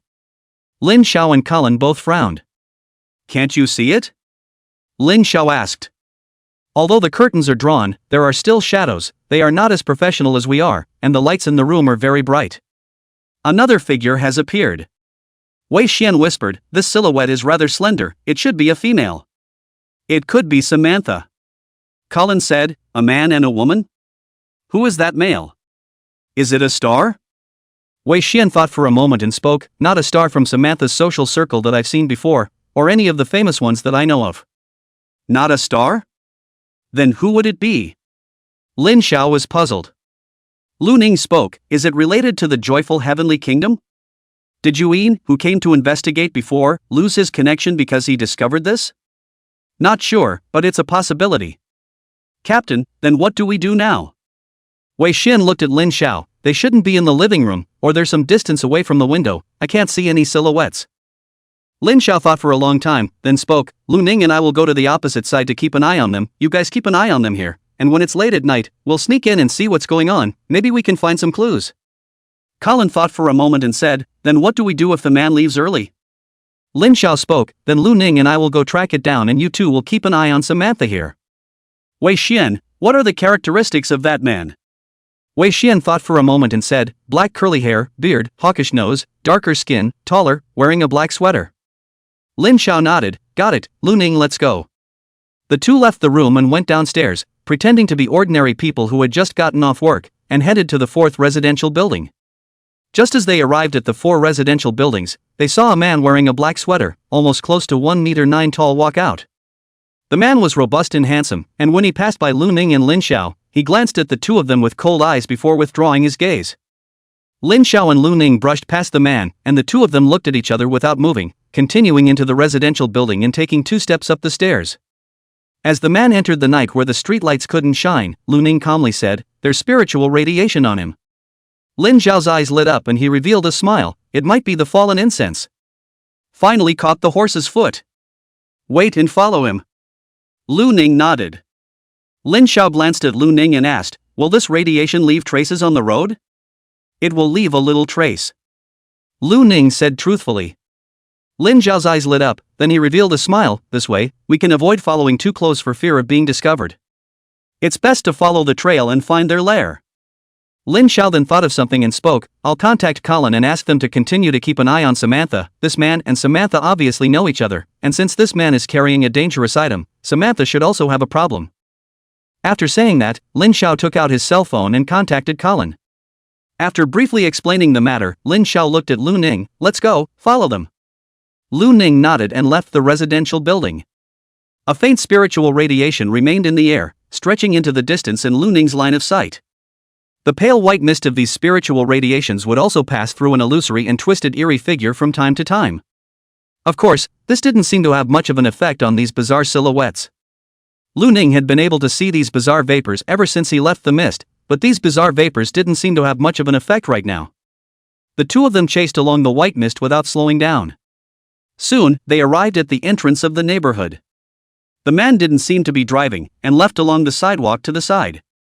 Lu Ning and Lin Xiao followed along the mist. There were fewer people in Base City at night, and the streetlights were spaced far apart, making the entire street seem dim and quiet. The footsteps of both Lu Ning and Lin Xiao seemed to be audible. After walking for a while, Lu Ning suddenly frowned. Seeing Lu Ning frown, Lin Xiao was a bit puzzled. "What's wrong?" Lu Ning looked towards a dark alley at the side and spoke, "He went in this direction." Lin Xiao raised an eyebrow. Follow him. Lu Ning nodded and the two entered the alley. Just after walking in the alley for a short while, Lu Ning frowned again. His speed is a bit faster than before. We seem to have been thrown off by him a little bit, and the spiritual radiation in the air is lighter than before. Lin Zhao's face changed slightly. Could it be that they found us? I don't know. Damn. Then let's speed up as well. Lu Ning nodded and took a step to run. Lin Xiao followed behind Lu Ning. Just after running a few steps, Lin Xiao realized that something was wrong. With a puzzled look on his face, he looked at Lu Ning's back in front of him and opened his mouth to ask, "That's not right, Lu Ning, how can you be so fast? Haven't you only been at the second rank for a short while? And you're not a speed-enhanced awakened, ah?" Lu Ning said as he ran, "Because I've been exercising my body recently." Lin Xiao was filled with curiosity. "Before, I felt as if your physical quality wasn't worse than a flesh-enhanced awakened of the same rank. How did you work out? I might be able to learn from it, by then my strength might break through the 6th rank. It's very simple, it's the principle of the soul vibrating fist, utilizing spiritual energy to shock the body's internal organs, bones, flesh and blood and all of these, and becoming stronger through this shock." Lu Ning calmly stated his principle of tempering the physical body. Lin Xiao behind him listened with his head full of question marks. He looked at Lu Ning's back with a dumbfounded expression. Not. The soul vibrating fist can still be used like this? How do you shock the body with spiritual power? And what if the control is not good? Won't the body get hurt? Lu Ning had a rightful face. Of course it will get hurt, I've even died twice because I overexerted myself. Lin Xiao. His face went black as he looked at Lu Ning incredulously. No, Lu Ning, what deep hatred do we have that makes you want to put me to death? Puzzled, Lu Ning asked, wasn't it you who told me to say how to exercise? That's how I work out. Lin Xiao was numb. You kid can resurrect and I can't. Who else but you can use this method? I don't know. Lin Xiao's face flushed red and he didn't want to speak. Just then, Lu Ning spoke again. The spiritual radiation has gotten thicker. Lin Xiao no longer thought much and his spirit lifted. Then we can slow down for a while. Before he could finish his words, a cold light flashed around the corner of the alley, extremely fast and incomparable. Lu Ning, who was in front, just reacted, and before he had time to dodge, the cold light cut across Lu Ning's neck. Blood spurted out of Lu Ning's neck, his head directly landed on the ground, and Lu Ning's entire body swayed and slowly fell to the ground. Lin Xiao was splattered by Lu Ning's blood and stopped in his tracks, his expression sullen as he looked at the corner of the alley. The sweater man from before was holding a long knife and slowly walked out from the corner. He licked the blood on the long knife and revealed a look of enjoyment. It tastes really good, ah. He looked towards Lin Xiao, a red light flashing in his eyes. I told you that I smelled the flavor of prey. Surprisingly, there is still someone who dares to come and track me down? I wonder if your meat will be as good as that little mouse before? Chapter 54 Big Fish. Lin Xiao didn't say anything, his hands turned into bone knives and he was about to attack. Just then, movement came from under his feet. The headless Lu Ning climbed up and fumbled to pick up the head on the side and put it on his head. Sweater-clad man? His originally hideous and cruel expression stalled, and his brain seemed to go down for an instant. Then a frenzied color emerged in his eyes. Not dead? Can recover? Great! The perfect ingredient! He muttered, if I only cut one thigh at a time, I should be able to recover, right? In that case, wouldn't we be able to eat fresh thighs every day? As he spoke, the sweatered man gulped, and his eyes became nakedly greedy as he looked at Lu Ning. Lu Ning had already put his head back together and said with a wooden expression, your eyes are too disgusting. Jia jia jia. Ingredients don't deserve to talk. The sweatered man laughed, already treating Lu Ning as meat on a chopping board. Right at this moment, a cracking sound rang out, and the sweater-clothed man's face changed drastically as he sidestepped and raised his sword to block. Clang! The sound of gold and iron clashing rang out, and the sweatered man retreated back and forth, hitting the wall on the side of the alley. He looked at Lin Xiao who had an ice-cold expression, and a few more scorns were added to his sardonic smile. 5th rank? After saying that, he turned around and ran. Want to run? Lin Xiao laughed coldly, his figure disappeared in place and instantly appeared in front of the man, the bone knives that his hands transformed into chopped down repeatedly, the light of the knives flashing in the dark alley. The sweater man had amazing intuition. Although his body was not as good as Lin Xiao's in every aspect, he surprisingly barely managed to resist Lin Xiao's attack. However, Lin Xiao's attacks were so powerful that the man took a step back with every block, and he was being suppressed to death. Right at this moment, the sweater man let out a low roar, self-devouring. In the next moment, his originally robust body unexpectedly gradually slimmed down, and the flesh and blood under his skin seemed to be devoured by some unknown existence. As the flesh and blood disappeared, the sweatered man exchanged his powerful physical qualities and surprisingly resisted Lin Zhao's attacks continuously. Lin Zhao's expression did not change in the slightest, sneering as he attacked. How long can the ability to damage oneself last? The sweater man did not reply. After he had a hideous expression and Lin Zhao sparred a hard blow, he followed the recoil of Lin Zhao's raging power and surprisingly changed his direction and ran towards Lu Ning, who was watching the show not far away. A crazy red light flashed in his eyes, his mouth was wide open, and the corners of his mouth gradually tore open, revealing blood-colored buds of flesh. Just then, Lu Ning raised the twin guns in his hands. At this moment, the red and white light on the red rose and white rose flickered, the red rose pattern burning with flames, and the white rose pattern emitting ice mist. Lu Ning had been pouring his own spiritual energy into the two soul weapons as he watched the show. Although this sweatered man was not as strong as Lin Zhao, he was afraid that his rank was also at the 4th stage. Lu Ning hadn't left any room for error and had infused as much spiritual energy as possible, ready to help Lin Zhao at the critical moment. He just didn't expect this sweater man to charge towards him. Seeing the light emanating from the twin spears in Lu Ning's hands, the sweatered man's face turned from hideous to shocked. Soul weapon? He sidestepped and tried to dodge. Bang bang! However, the soul weapon twin guns that were imbued with a large amount of spiritual energy shot bullets that were comparable in power to small artillery shells, and their speed was extremely fast as well. If the man was slightly farther away from Lu Ning, with his speed, he might still have hoped to dodge.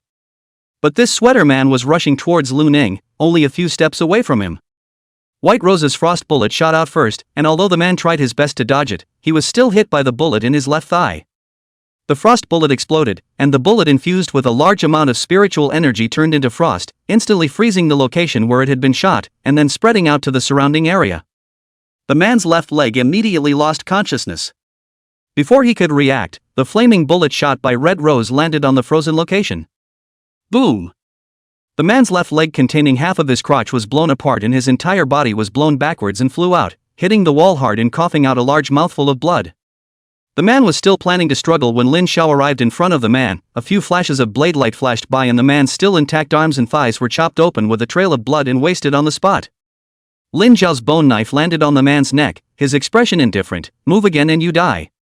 The sweater man's face changed, his expression twisted and he no longer moved. He looked towards Lu Ning, his face still carrying shock and disbelief. You're only at the 2nd rank. How can you use such a soul weapon? Aren't you afraid that spiritual pollution will lead to lesions? Lu Ning put away his twin guns, not afraid. The man in the sweater was still about to say something when Lin Zhao directly slapped him across the face and his face instantly swelled up. You're under arrest now, be honest and don't ask questions. However, when this slap went down, the sweater man's head went down and he directly lost his movement. Lin Zhao's face changed slightly, he probed his hand and wiped it down, then sighed in relief, fainted, scared the old man. I thought I'd killed him with a slap. Lu Ning was a bit puzzled. So unbeatable? Lin Zhao glanced down at the sweatered man and spoke. It's probably the backlash of the ability he just used. What he just used should be an evil technique, a power gifted by the evil god. The backlash must have been very severe, coupled with such a heavy injury. It's only reasonable that he fainted. Lu Ning nodded, not asking any more questions. Lin Zhao gave Lu Ning a thumbs up and grinned. You can do it. I didn't expect that we would catch a live one this time. This kind of cultist who has mastered evil arts should not be in a low position. Let's see if we can pry something out of his mouth when we go back. Maybe we're making progress. If we can really pry something valuable out of him, the two of us will have made a great achievement this time. Lu Ning's eyes lit up and he also revealed a smile. Can we still exchange it for a soul artifact? Lin Zhao rolled his eyes. How can it be that simple? You already have a soul artifact yourself, so in principle you shouldn't be able to change it again, right? If you really want to change it, it's estimated that you'll need even more merits. Speaking here, Lin Zhao paused and said, but I can go and apply for it with you. After all, you're rather special. Maybe you can pass the application? But don't get your hopes up, ha. Lu Ning nodded. Aha. Lin Zhao said, I'll make a call to have someone come over and bring this kid to the headquarters. There are more specialized interrogators at the headquarters. It's better to go there. Lu Ning didn't have a problem with that either. After Lin Zhao made a call to the headquarters, he made another call to inform Wei Xian and Colin. The two were still keeping an eye on Samantha, and the two of them were likewise a bit surprised to hear that Lu Ning and Lin Zhao had both captured a joyful Heavenly Kingdom devotee alive. although the main credit went to Lu Ning and Lin Xiao. However, they had also acted together, so naturally, they could share some of the credit as well. Most importantly, having captured a cultist who had mastered evil arts alive, then there might be a great deal of progress regarding the whereabouts of the members of the joyous heavenly kingdom. This was undoubtedly good news for the security of their base city. Lin Xiao instructed Colin and Wei Xian to continue to keep an eye on Samantha to see if she had any movements. Instead, they watched the sweater man here and waited for someone to come from the headquarters. More than half an hour later, dense footsteps came from the alley. Lu Ning turned his head to look over and saw the familiar red hair. Yin Feng and 3 members of the action team in trench coats walked over from the distance. Those 3 members Lu Ning didn't recognize, not the members of the action team who had followed Yin Feng to deliver the red rose and white rose last time. Yin Feng was as dangling as ever, his hands in his pockets as he glanced at the unconscious man in the sweater and grinned. Yo, not bad, actually caught a big fish? Chapter 55 Death is always sudden. Lin Xiao rolled his eyes, stopped chirping, quickly take him back for interrogation so that the night doesn't get long. Yin Feng waved his hand, got it. He glanced at a woman behind him, who nodded and probed his hand. The sweatered man rose into the air and flew in mid-air. Lu Ning glanced at her, this was the same numinous ability as Colin. Yin Feng looked at Lin Xiao and Lu Ning. Do you want to go back with us? Lin Xiao thought for a moment and looked at Lu Ning. I'll follow over there in case there's an accident, you go find Colin and the others. Lu Ning nodded, aha. Yin Feng glanced at Lu Ning with a complicated look in his eyes and didn't say much. Lu Ning walked past Yin Feng's few people and headed out of the alley. It wasn't until Lu Ning left that Yin Feng looked at Lin Xiao and said, how is this kid? Did anything go wrong?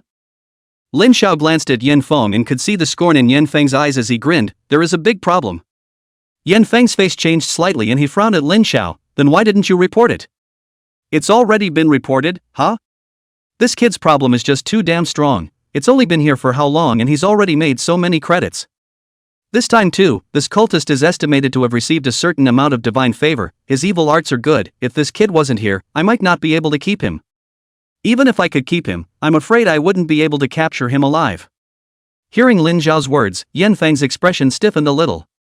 He said with a dark face, you know what I mean by that?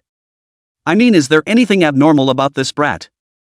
At that time at the headquarters, we were all present. Lin Xiao shrugged, what else could it be? It's still the same? Should die, should live. Here, see this blood on the wall? Just now that kid sprayed it out from his neck, good guy, sprayed it up high. The 3 action team members on the side glanced at the blood on the wall, their faces full of question marks. Yin Feng glanced at the bloodstains and the corner of his mouth twitched. Are there any other questions? No, oh, that kid is a genius, this promotion speed is too fast, now it's all second rank, and what he learns will be what? This I know. Yin Feng was a little impatient, other no? Nothing. Yin Feng exhaled a cloudy breath and no longer asked more questions, let's go. He took 2 steps and said with some uneasiness, if anything goes wrong at that time, you can report it up at the first time, this kid's origins are unknown, and it's too bizarre. I know. Lin Xiao rolled his eyes in disbelief, I do think that this kid person is actually not bad, although it's a bit exasperating. Ha! Lu Ning returned to his room in the 5th building of Anna's neighborhood. Wei Xian was still staring at Samantha's room, and Colin inquired, how's it going? It's been taken away. Colin revealed a smile, not a small harvest this time. Wei Xian didn't turn around and also spoke with a smile, this is a big progress. I hope we can interrogate something out. Lu Ning nodded, then asked, no movement from Samantha? Wei Xian shook his head, no, her room is lit up, and shadows can be seen from time to time, so there shouldn't be anything unusual. Lu Ning stopped asking more questions and sat down on the sofa. Colin, on the other hand, spoke, since Lu Ning is here, I'll go to the 4th building to keep an eye on it, and the 2 of you will guard here. With Lu Ning here, even if something happens, I'll feel a little more at ease. Wei Xian sniffed in silence, then spoke, good. Colin looked towards Lu Ning and smiled, if anything goes wrong, just make a noise at the first opportunity and I will rush over. Lu Ning nodded and did not say anything. After Colin left the room, only Lu Ning and Wei Xian remained in the room. Lu Ning leaned back on the sofa, looking at the dim ceiling in a daze. The only light in the entire room was the dim candlelight on the coffee table. After a long period of silence, Wei Xian spoke with some envy, Lu Ning, sometimes I really envy you, the spiritual pollution level never goes up, that's too cool, and you're so talented, you're quick to learn everything. Lu Ning glanced at Wei Xian and calmly said, if you walked in the mists for 2,000 years, you wouldn't be envious if you couldn't see or feel anything. Wei Xian was silent at his words, then smiled, you're right, I can't even think of an experience like yours. The two stopped talking and continued to stare at Samantha's room. By the time it was late at night, the lights in Samantha's room dimmed, and there was no news from Colin's side. It wasn't until the next morning, when the residents in the neighborhood woke up for work and a new day began, that Colin called Lu Ning and Wei Xian. Samantha went out. The two of them, Lu Ning and Wei Xian, had their spirits lifted and left the room. They covertly followed Samantha out of the neighborhood, and afterward followed Samantha's car and Colin's SUV all the way to the Skystar Entertainment Group before stopping. Watching Samantha enter the company, Colin rested his glasses and said, it seems like she should have nothing to gain here, go back. Wei Xian and Lu Ning nodded slightly. Wei Xian spoke, I wonder what's happening on the captain's side. Colin shook his head, I don't know, but it shouldn't be that fast. The three returned to the branch. Yuran, who was sitting at the reception desk, saw this and hurriedly looked up as she smiled, Lu Ning, you're back? That Ms. Feline is still in the reception room, how is the situation? Did you find her lover? Lu Ning was silent and spoke, not sure yet, I'll go over and take a look. I'll go with you.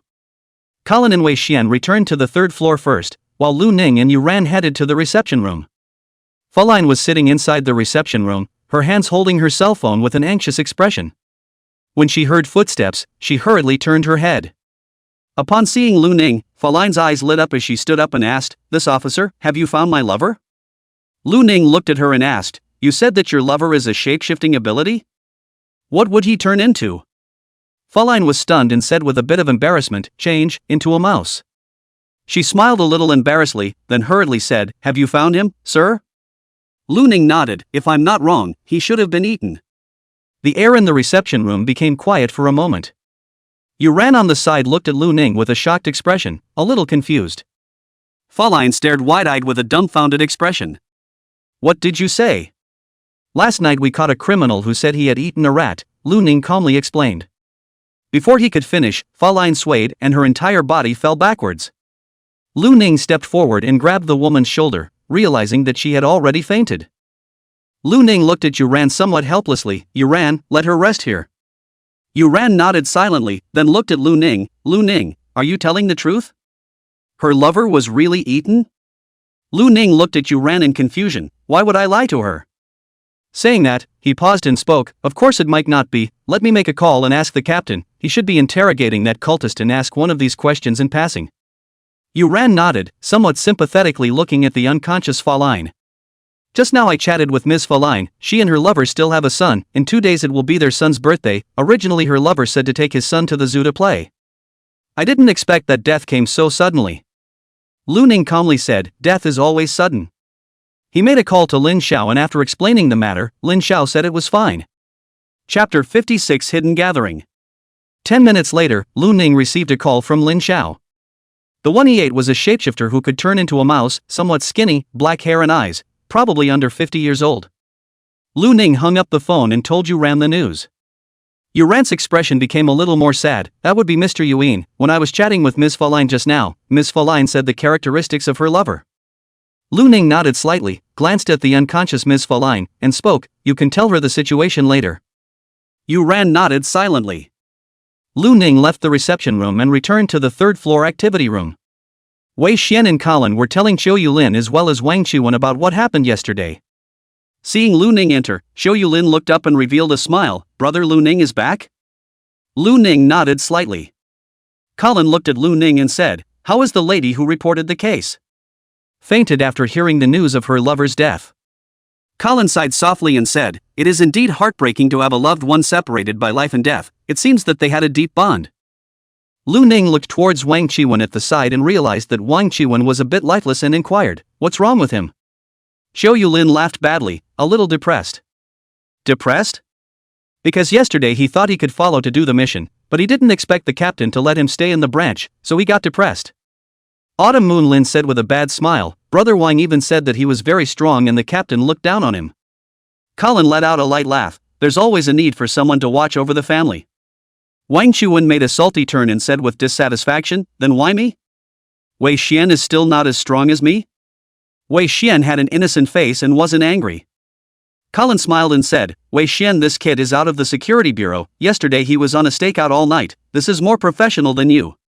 Wang Qiwen. Wei Xian cheerfully laughed. I think it's because this merit didn't take you on, right?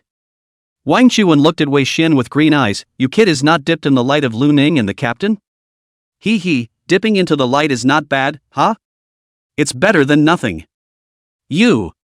Wang Qiwen was furious. Are you trying to fight? All right. Colin rounded up. According to our Misty Bureau's tradition, we'll give you guys credit when the time comes. After all, being on duty is also part of the job, and it's also important. Autumn Moon Lin's eyes lit up and smiled. Really? That's great. Wang Qiwen lightly grunted and stopped arguing with Wei Xian. 3 hours later, Lin Xiao walked in with a smile on his face. Brothers, your captain is back. When Colin saw Lin Xiao, he immediately asked, How was it? Did you ask anything? Lin Xiao's smile became even brighter. Caught the big fish. Asked out very important information. Lu Ning and the few others all looked over. Colin inquired, What intelligence? The joyous heavenly kingdom is preparing to do something in our base city and is currently acting in secret. Every other month, they will hold a hidden gathering that only members above the deacon level can attend, and that kid is a deacon level member who knows the location and specific news of the gathering. Listening to Lin Xiao's words, the eyes of Colin's few people grew brighter and brighter. Colin rested his eyes, folded his hands, and smiled. In that case, won't we be able to wipe out their top brass directly through this hidden gathering? Lin Xiao smiled and nodded. We have the same idea. Wang Qiwen got up violently. Then what are we waiting for? When will we set off? Lin Xiao waved his hand and said, Don't be in a hurry. The last hidden gathering was only 2 days ago and there is still a long time until the next gathering. We need to prepare properly during this time. Just then, Lu Ning inquired, What is the joyous heavenly kingdom planning to do with us? Colin's few people also reacted and looked at Lin Xiao. Lin Xiao frowned and shook his head. We've also asked this question, but this joyful heavenly kingdom's deacon himself isn't clear about it. According to him, his rank isn't enough, and only the regional bishop in charge of this is clear about it. Surprisingly hidden so deeply? It seems that this is not a small matter. Colin's brows furrowed. Yeah, we think so too, so we need to wipe out the joyful heavenly kingdom cultists in the base city as soon as possible, otherwise they're in the dark and we're in the light. The danger is too great. Lin Xiao also nodded. Wei Xian asked with some curiosity, so this cultist doesn't know the identities of the other cultists? If we know the identities, we can just go ahead and arrest them now. Lin Xiao frowned and shook his head. No, joyful heavenly kingdom is a hidden cult. The identities of their members to each other are also secret. The cultist we captured only knows the identities of those few cultist members under him. Even the identities of the other joyful heavenly kingdom deacons he is not clear about, let alone the identities of the regional bishops. And if the few cultists under him, if we move now, we will only startle the snakes and make them hide even deeper. Hearing this, several people fell silent. Lu Ning asked curiously, in that case, that Samantha is also a member of the joyous heavenly kingdom? Well, indeed, I also got word from the mouth of that Joy Heavenly Kingdom's deacon that Hanyu, the initiator of this birthday party, had contacted the Joy Heavenly Kingdom through Samantha. And then they conducted an experiment through the birthday party to understand the effects of the fallen incense. Upon hearing the effects of the fallen incense, Colin frowned. So, they're testing the ability of the fallen incense? I'm afraid that what they intend to do this time is somehow related to the fallen incense. Lin Xiao nodded. That's what we thought when we inquired at the time, but the specifics, which this deacon is not aware of, are the responsibility of another deacon, the masked man we killed earlier. Lu Ning inquired, what about Hanyu? Is it already dead? This deacon doesn't know either. After all, he wasn't the one in charge. Lin Xiao shook his head. Then what do we do now? Colin spoke up. Bureau Wineside has already said that during this period of time, we'll secretly prepare, and when the hidden gathering begins, all the Misty Bureau operatives in the entire base city will act together to make sure that the entire joyous celestial kingdom's top brass are eliminated in one fell swoop. At the same time, those few members of the joyful heavenly kingdom under this deacon, we have to keep an eye on them all the time to prevent any accidents. After Lin Xiao finished speaking, Colin suddenly thought of something and inquired, then will there be any repercussions if this deacon is captured by us now? Lin Xiao smiled. Don't worry about this, there's already an arrangement on Bureau Wang's side. All of that kid's information has already been dug out by us, although it's impossible to keep it hidden all the time. There shouldn't be much of a problem hiding it for a period of time. Colin nodded. That's good. Lin Xiao smiled broadly and spoke, alright, the harvest this time is great, several of us have credit, say what you want to apply for and I'll report it. Chapter 57, Darkness Under the Lights. Wei Xian laughed. I should only have a little credit, right? Give me some soul crystals, I want to raise my strength quickly, otherwise I always feel insecure. No problem. Colin rested his glasses and spoke, I should have almost saved up my credits, I'm going to apply for that soul artifact. Lin Xiao raised an eyebrow, glanced at Colin, and spoke, you can usually apply to use it when you want to, why do you need to apply for that thing? Colin rolled his eyes and said helplessly, Lu Ning, this kid has only been in the bureau for such a short period of time, and now his strength is so strong, although that thing can be applied for when doing missions, but it's always not his own, and if he doesn't get a soul weapon to boost up his enhancement, I feel that it won't be long before he'll be surpassed by Lu Ning, this kid. Lu Ning was a bit puzzled, what's this got to do with me? Colin rolled his eyes and didn't say anything. Lin Xiao hesitated. What you said makes sense, so it looks like I'll have to apply for an exclusive soul tool as well. He then looked at Wang Qiwen and Xiao Yulin, you two are on night duty, although you didn't join the mission, according to our rules, you can also apply for a little bit of soul crystals, no problem, right? Xiao Yulin smiled and said, it's already good to have a reward, I have no problem with it. Wang Qiwen also grunted, I have no problem with it either. Lin Xiao nodded and looked at Lu Ning, what about you, Lu Ning? This time, you have a lot of credits, Bureau Wang said that the credits owed by the previous double guns can be paid off, and there are still quite a lot of credits left that can be used, but this amount of credits to apply for a new soul weapon will definitely not work, should we save it or apply for something else? Lu Ning thought for a moment, I'll have some soul crystals as well, without soul crystals for a while now, my spiritual power is improving a bit slowly. No, you're still slow here? Wang Qiwen's head was filled with black lines. Wei Xian and Xiao Yulin also looked at Lu Ning with a grudging expression. Xiao Yulin said, Brother Lu Ning, we've only just been at the first rank for a short while now, and you're already at the second rank, so you still think you're slow? Leave us some room to live. Alright, you guys, don't be sour, things aren't going too well right now, and it's good for our entire team if Lu Ning can advance faster. After all, with more strong people in the team, the few of you will be a bit safer as well. Colin smiled. Hearing this, the three of them, Wang Qiwen, felt that Colin had a point. They also stopped yelling. Alright, since everyone has decided what they want to apply for, I'll go ahead and report it. Lin Xiao hurriedly left the activity room. Early the next morning. Lin Xiao smiled brightly and handed over the requested supplies to everyone. Among them, Wang Qiwen and Xiao Yulin had the least, with only 10 soul crystals a person. Wei Xian had a little more, with a full 30, which made Wang Qiwen look envious. Colin didn't take any soul crystals, he had an extra soul artifact.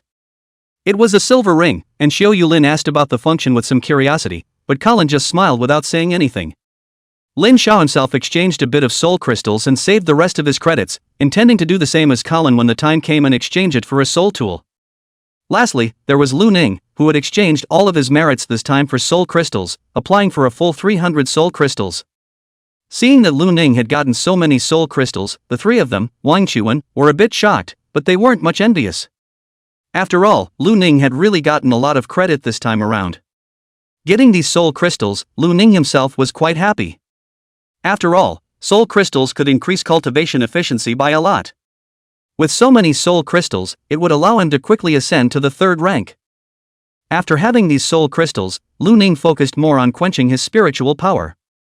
On weekdays, other than dealing with the lesion incident and spying on Samantha, as well as investigating the underground industries left behind by Gao Tian Lin, Lu Ning spent his spare time quenching his spirit.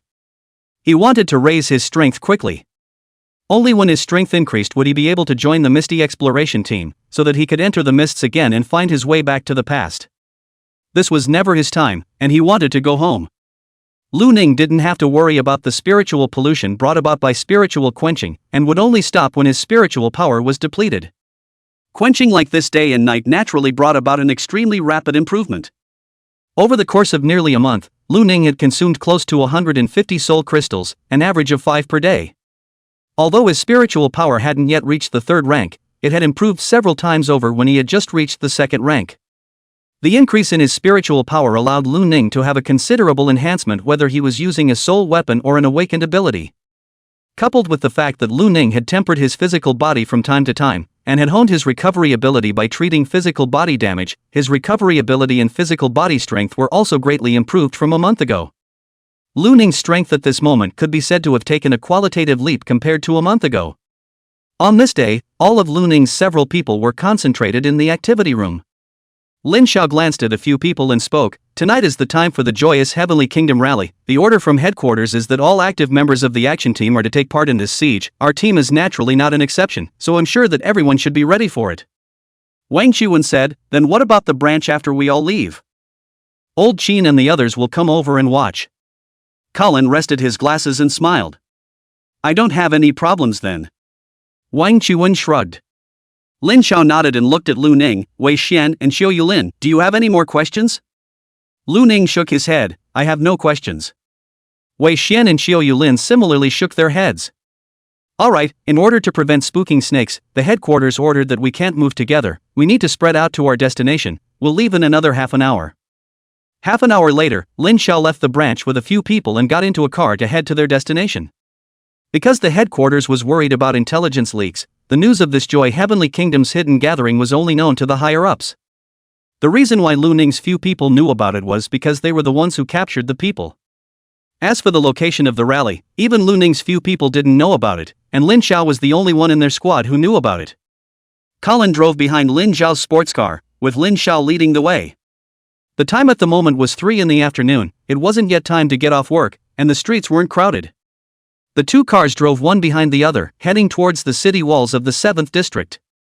When they arrived near a busy shopping mall, Lin Xiao called to inform Colin to go to the parking lot and park. Upon hearing Lin Xiao's instructions, Xiao Yulin, who was sitting on the passenger side, looked around with a puzzled expression. "Joyful Heaven's hidden gathering is here? It can't be, can it? There are so many people here."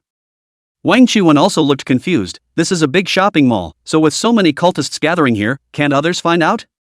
Colin rested his glasses and smiled. "I also don't know the assembly location, but there are times when it's not the more remote it is the safer it is, instead, sometimes it's the darkness under the lights that makes it hard for people to see." Hearing this, Akazuki Lin nodded somewhat indistinctly. "Well, get off."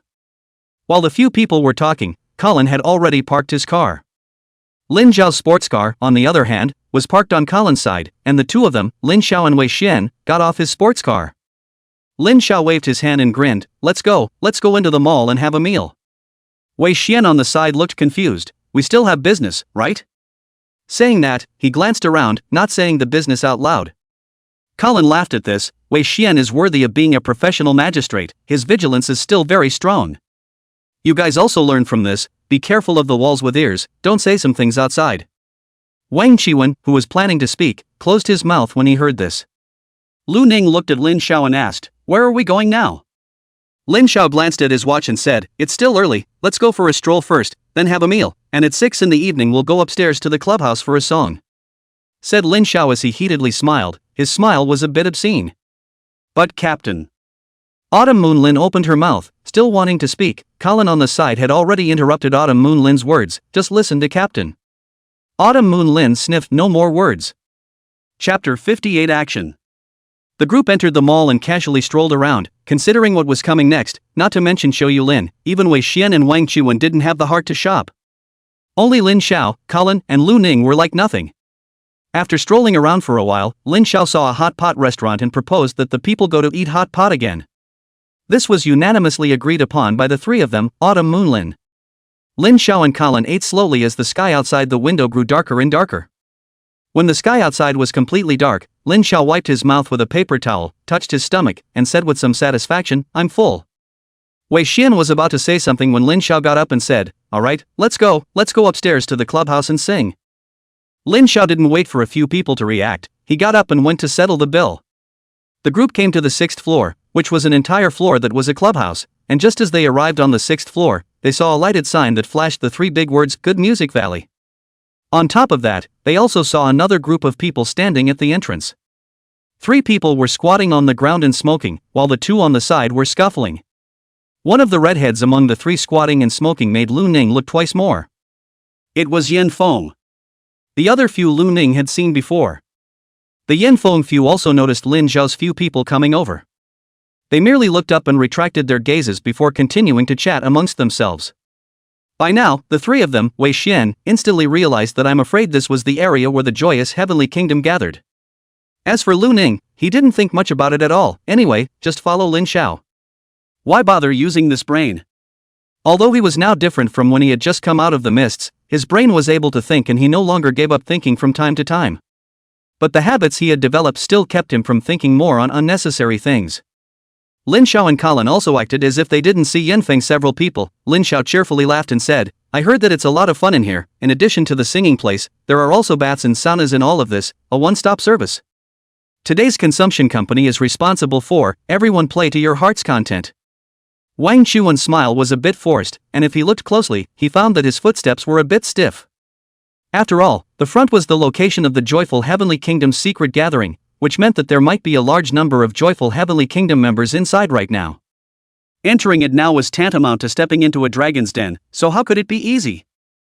Xiao Yulin was similarly a little nervous, no different from Wang Qiwen. On the contrary, Wei Xian's mental quality was quite a bit higher, and he laughed as he agreed, I'll be polite then. After entering the front door, the few people came to the front desk. There were two beautiful-looking female attendants at the front desk. They revealed gentle smiles when they saw Lin Xiao's few people coming over. Welcome. Lu Ning swept his gaze over, and in his line of sight, there was a whiteness surging within the two women's bodies, and the flesh and blood within their bodies twisted as if a worm was wriggling within them. Lu Ning withdrew his gaze and looked elsewhere. Inside the hall and by the passages leading to the various areas, there were also some uniformed attendants. These attendants, regardless of gender, were all good-looking and had affable smiles. However, inside their bodies, blood and flesh were twisted and whiteness flowed, all of them seeming to be made of twisted worms. A male attendant at one of the passages noticed Lu Ning's stare, and he gave him a slight smile, a gentle smile. However, in Lu Ning's line of sight, the back of his face seemed like a wax statue, blurred and indistinct. Lu Ning calmly nodded slightly at the male waiter and withdrew his gaze. Colin on the side glanced at Lu Ning and patted his shoulder. Lin Xiao leaned on the service counter and said with a smile, we want a deluxe box. No problem, you wait a moment. The receptionist smiled gently and operated on the computer. Not a moment later, she took out a card from one side and waved at a male waiter at the side. The male waiter walked over and the receptionist smiled, take them to box 108. The male waiter nodded and bent slightly at Lu Ning's few people, saying very politely, please follow me, a few people. Lin Xiao waved his hand at Lu Ning's few people, let's go. The few people followed the waiter into a corridor and walked towards the private rooms. Along the way, Lu Ning scanned his gaze.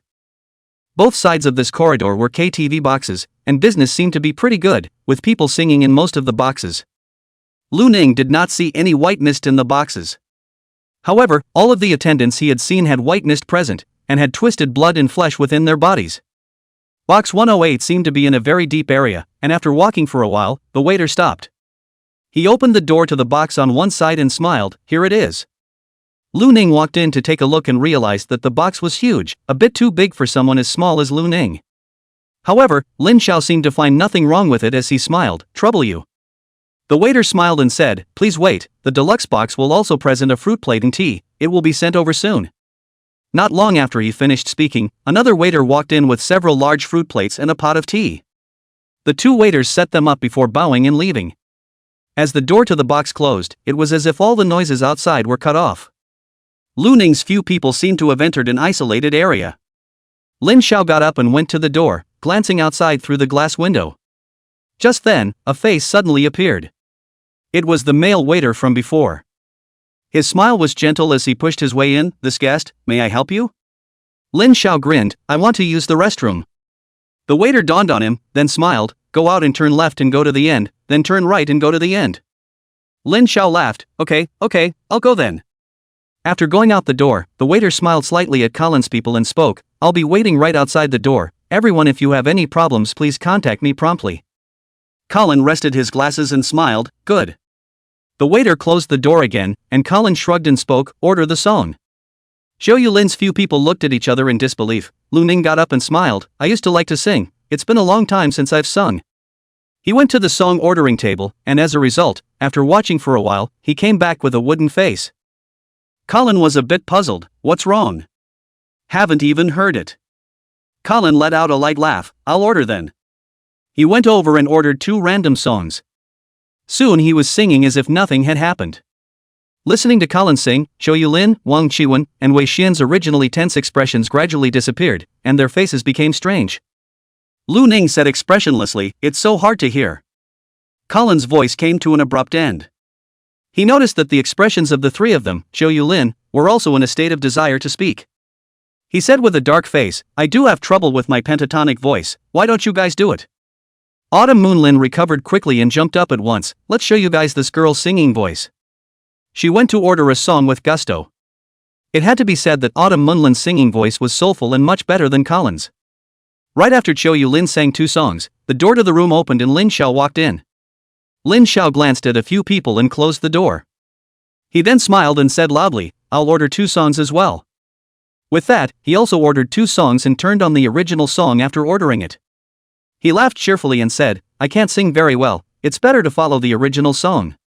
He came and sat down in the center of a few people. When Xiao Lin's song ended, it was Lin Xiao's turn. As the song started, Lin Xiao signaled to a few people to lean over.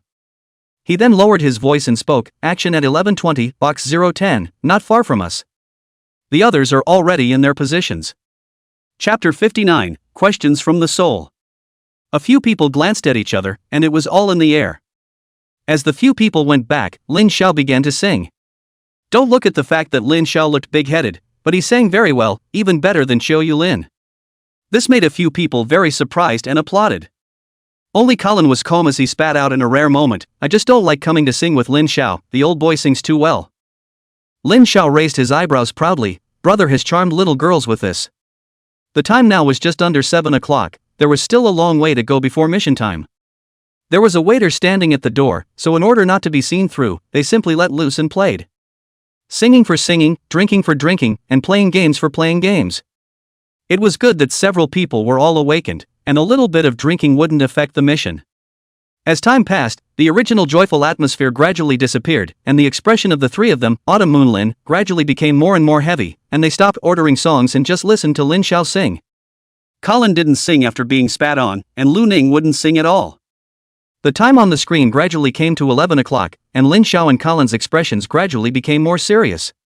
Lin Xiao glanced at his cell phone every now and then. After another 20 minutes, the time came to 11:20.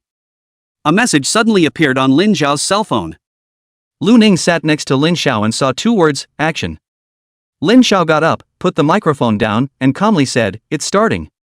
Colin and Lu Ning got up right after him, and the 3 of them, Wang Chuan, hurriedly followed suit.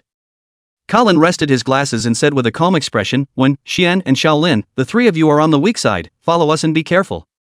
At this moment, even Wang Chuan didn't retort and just nodded. As for Lu Ning, just watch yourself.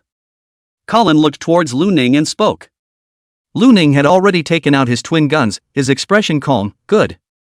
The next moment, he looked in the direction of the room's door. Outside the window on the door, a face was stuck on it at some point. It was none other than that male waiter.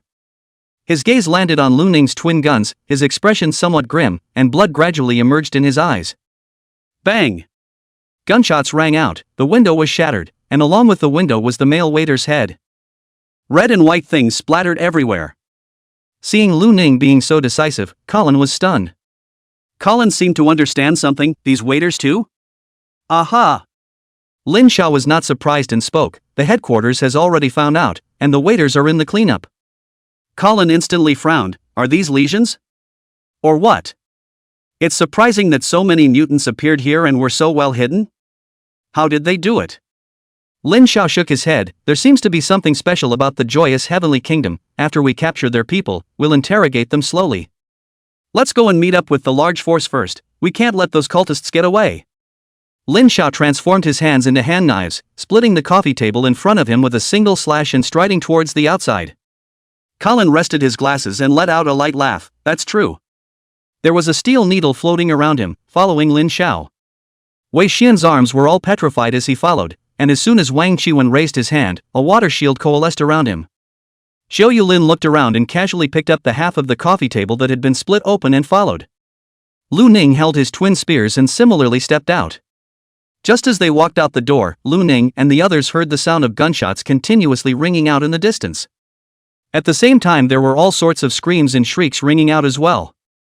Lu Ning turned his head to look and saw that not far from the end of the corridor, 2 waiters had flesh and blood tentacles floating around their bodies, rushing towards the 2 youths in the distance.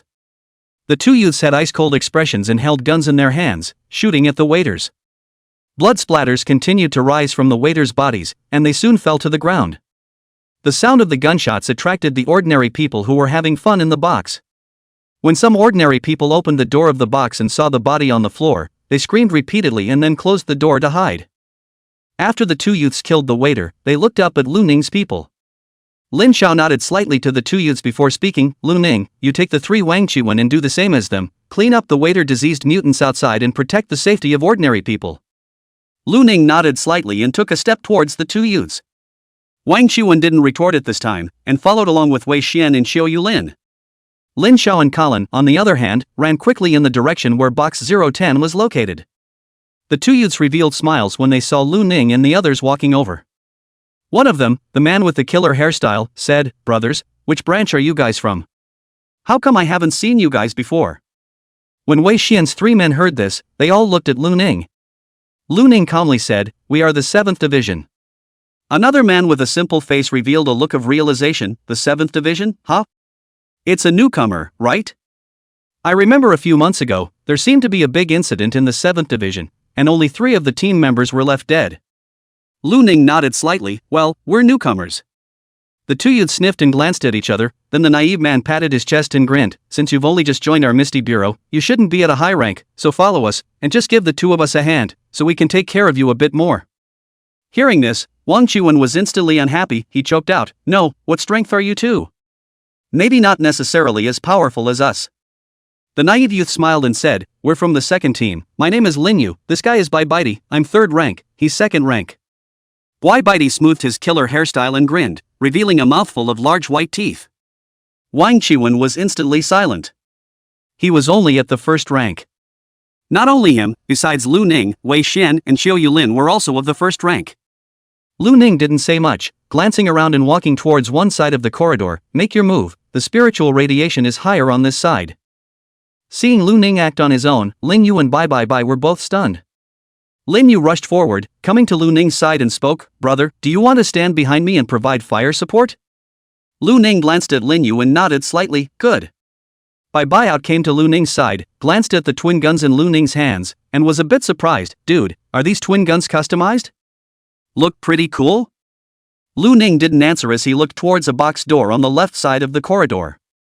In the next moment, the compartment door ripped open, and a giant mutant rushed out.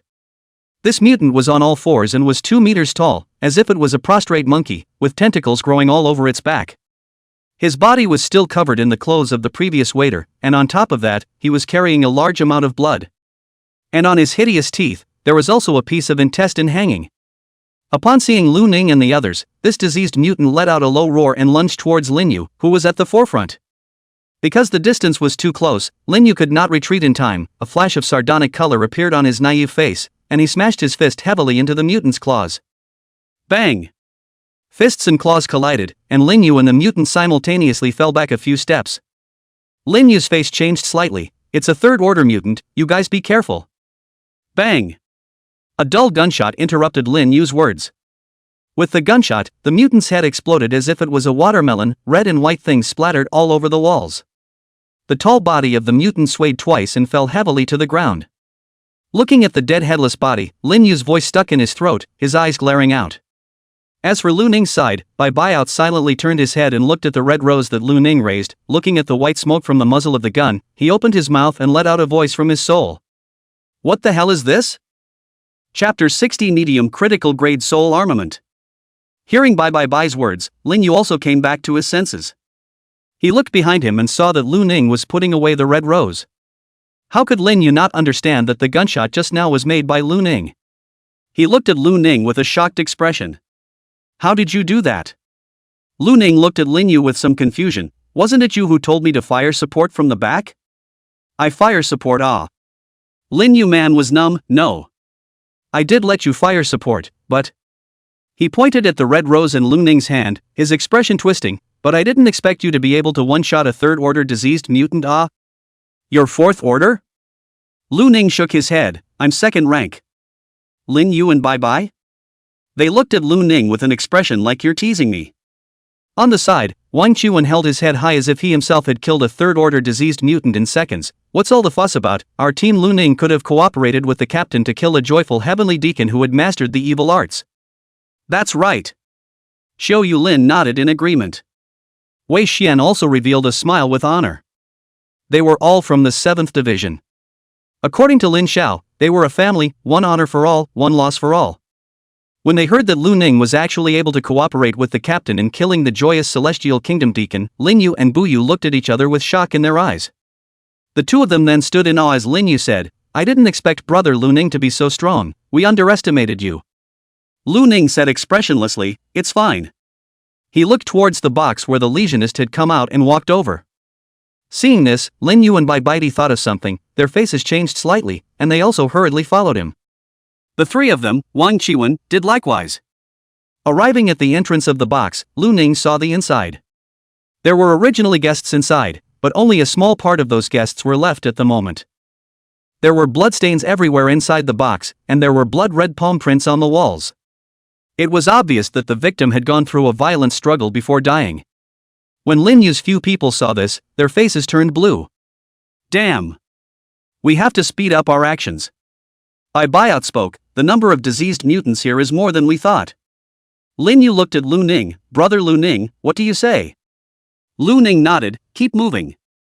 The group trotted down the corridor, checking each box to see if there were still ordinary people inside. Soon after, Autumn Moonlight said loudly, "There are survivors here." Lu Ning and the others ran over. When Autumn Moonlight Lin opened the door, she saw two young men and women walk out from inside. Their faces were both very pale, and their entire bodies were soft. Especially the woman, if it wasn't for Xiao Yulin holding her up, I'm afraid she wouldn't be able to stand. Lin Yu said, "Hello you guys, we're from the Misty Mist Bureau, you guys are now following us and we'll be responsible for sending you out safely." The two young men and women nodded repeatedly. Next, they continued to search for the boxes, some had ordinary people inside, while others were empty. During this time, they also encountered some attendant diseased mutants, which had varying strengths. The weak ones were even only of the first rank, even the current Wang Chuan and Wei Xian could easily defeat them. The strong ones would be able to reach the third rank, but the number of third-rank mutants was extremely low, only 2 had appeared so far. Both third-order mutants had been killed by Lu Ning with a single shot. The first one had at least touched Lin Yu, and the second one had just appeared and died within a second. This made both Lin Yu and Baiao a bit numb. It seemed that Lu Ning's strength had galvanized the fighting spirit of the two, and when they encountered the first and second-order diseased mutants, they worked especially hard. This caused Wang Chuan and the three of them to have a look of resignation as they didn't even manage to grab a few monsters. A few minutes later, there were more than a dozen people in their group. All of these were ordinary people who were currently alive. Right at this moment, a strange buzzing sound suddenly sounded in the distance. This buzzing sound caused people to inexplicably feel in a tranquil mood. After the buzzing sound, a white ripple spread at a slow speed. As the ripple spread, Lu Ning suddenly felt his body and mind settle down. However, his brows were slightly furrowed. Because, he saw white mist on top of these ripples. Moreover, the concentration of the white mist was quite high, almost comparable to the red roses and white roses in Lu Ning's hands. And this was just one ripple. Not only that, Lu Ning clearly felt that his body was rejecting these ripples. Autumn Moonlight on the side had a peaceful expression, and under such an environment where there was blood and death everywhere, as well as the possibility of a diseased person appearing at any time, she actually unconsciously revealed a smile. "What is this?" As for the ordinary people who were originally fearful, it was as if they had lost their fear at this moment. "What is this? A gift from the gods? I feel as if I've been purified, so comfortable. Is it divine light?" However, Lin Yu and Bai Baiao were very grave in their expressions.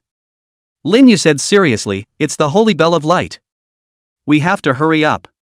Lu Ning looked at Lin Yu and asked, "What is the brightness holy bell?" Lin Yu glanced at the several ordinary people who seemed to be completely immersed in the ripples and whispered, "It's one of our bureau's medium critical soul artifacts." "What?" The three people on the side, Wang Chuan, who had also originally begun to think that it was a gift from the gods, had cold sweat pouring out behind their backs and their entire bodies were chilled. A soul artifact meant danger. And a medium dangerous grade soul weapon, that was something terrifying enough to destroy a base city. Seeing the fear on the faces of Wang Chuan's trio, Lin Yu hurriedly said, "Don't worry, this holy bell isn't an attacking soul weapon, the danger isn't that great, if it was really that dangerous, it wouldn't be used here at all." It was only after hearing this that Wang Chuan's three sighed in relief. Wei Xian inquired, "Looking at your expressions, is it still dangerous?" Lin Yu nodded, he glanced at the ripples with some scorn, and whispered with some sadness, "I participated in a mission before, when I used this, which ultimately led to the sanctification of our team's previous captain." Sanctification? Lin Yu glanced at the confused Lu Ning, that is, it was assimilated with the holy bell. It can also be said to have been devoured. What? This thing can devour captain-level awakened people? Wang Chuan was shocked, then it's still not dangerous? Lin Yu said, as long as the contact time isn't too long, it's not dangerous. The longer the contact time with the holy bell, the easier it is to be sanctified, so we have to speed up.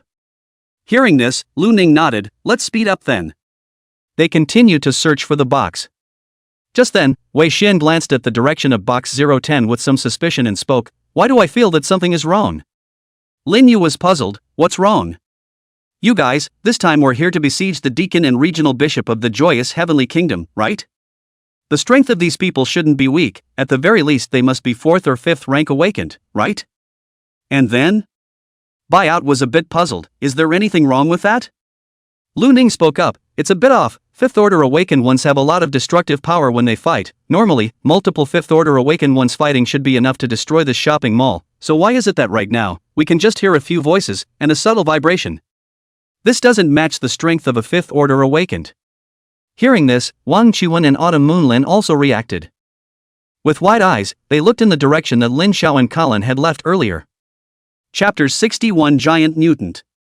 There's actually no need to worry about this one, it's another mid-risk level soul weapon from our bureau that seems to be able to pull people into other dimensions, so we can't feel too much movement here. Lin Yu pacified the several people. Hearing this, Wei Xian's few people were a bit surprised. There's still this kind of mid-risk level soul artifact? This is too magical, isn't it? There are many soul weapons with magical functions, but I'm not too sure about the specifics of this soul weapon. Lin Yu smiled. Lu Ning looked into the depths and inquired, using 2 medium critical grade soul weapons at the same time, the spiritual pollution should be great, right? Bayak and Lin Yu looked back. That's why we have to speed up, we're fine, ordinary people in this kind of environment, we don't know when they'll get sick. Lin Yu woke up the survivors who were still immersed in the white light patterns, and the group continued their search.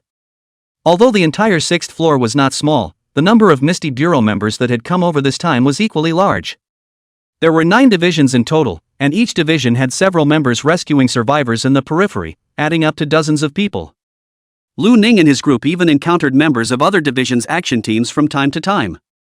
It only took less than 10 minutes for them to rescue all the ordinary people in the boxes and bring them to the exit, allowing them to leave the 6th floor. There's a logistical blockade down there, and the entire mall should have been emptied.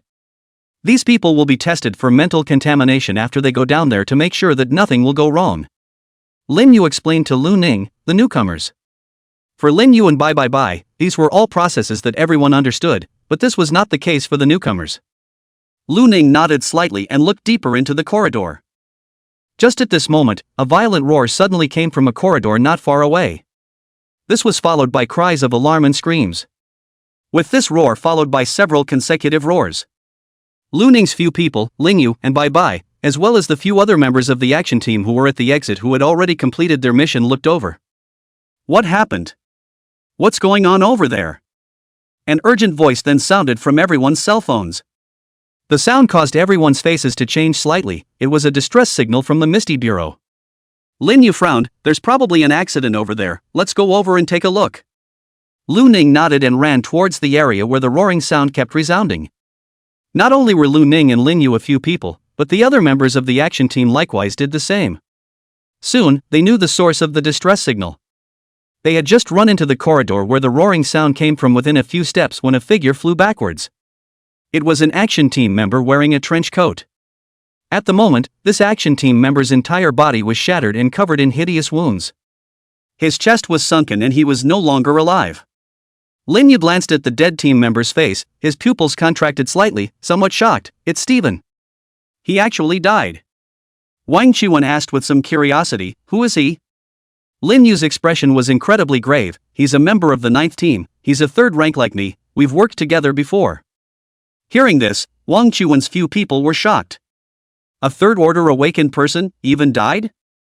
A few team members on the side who knew Steven were similarly shocked and stared wide-eyed.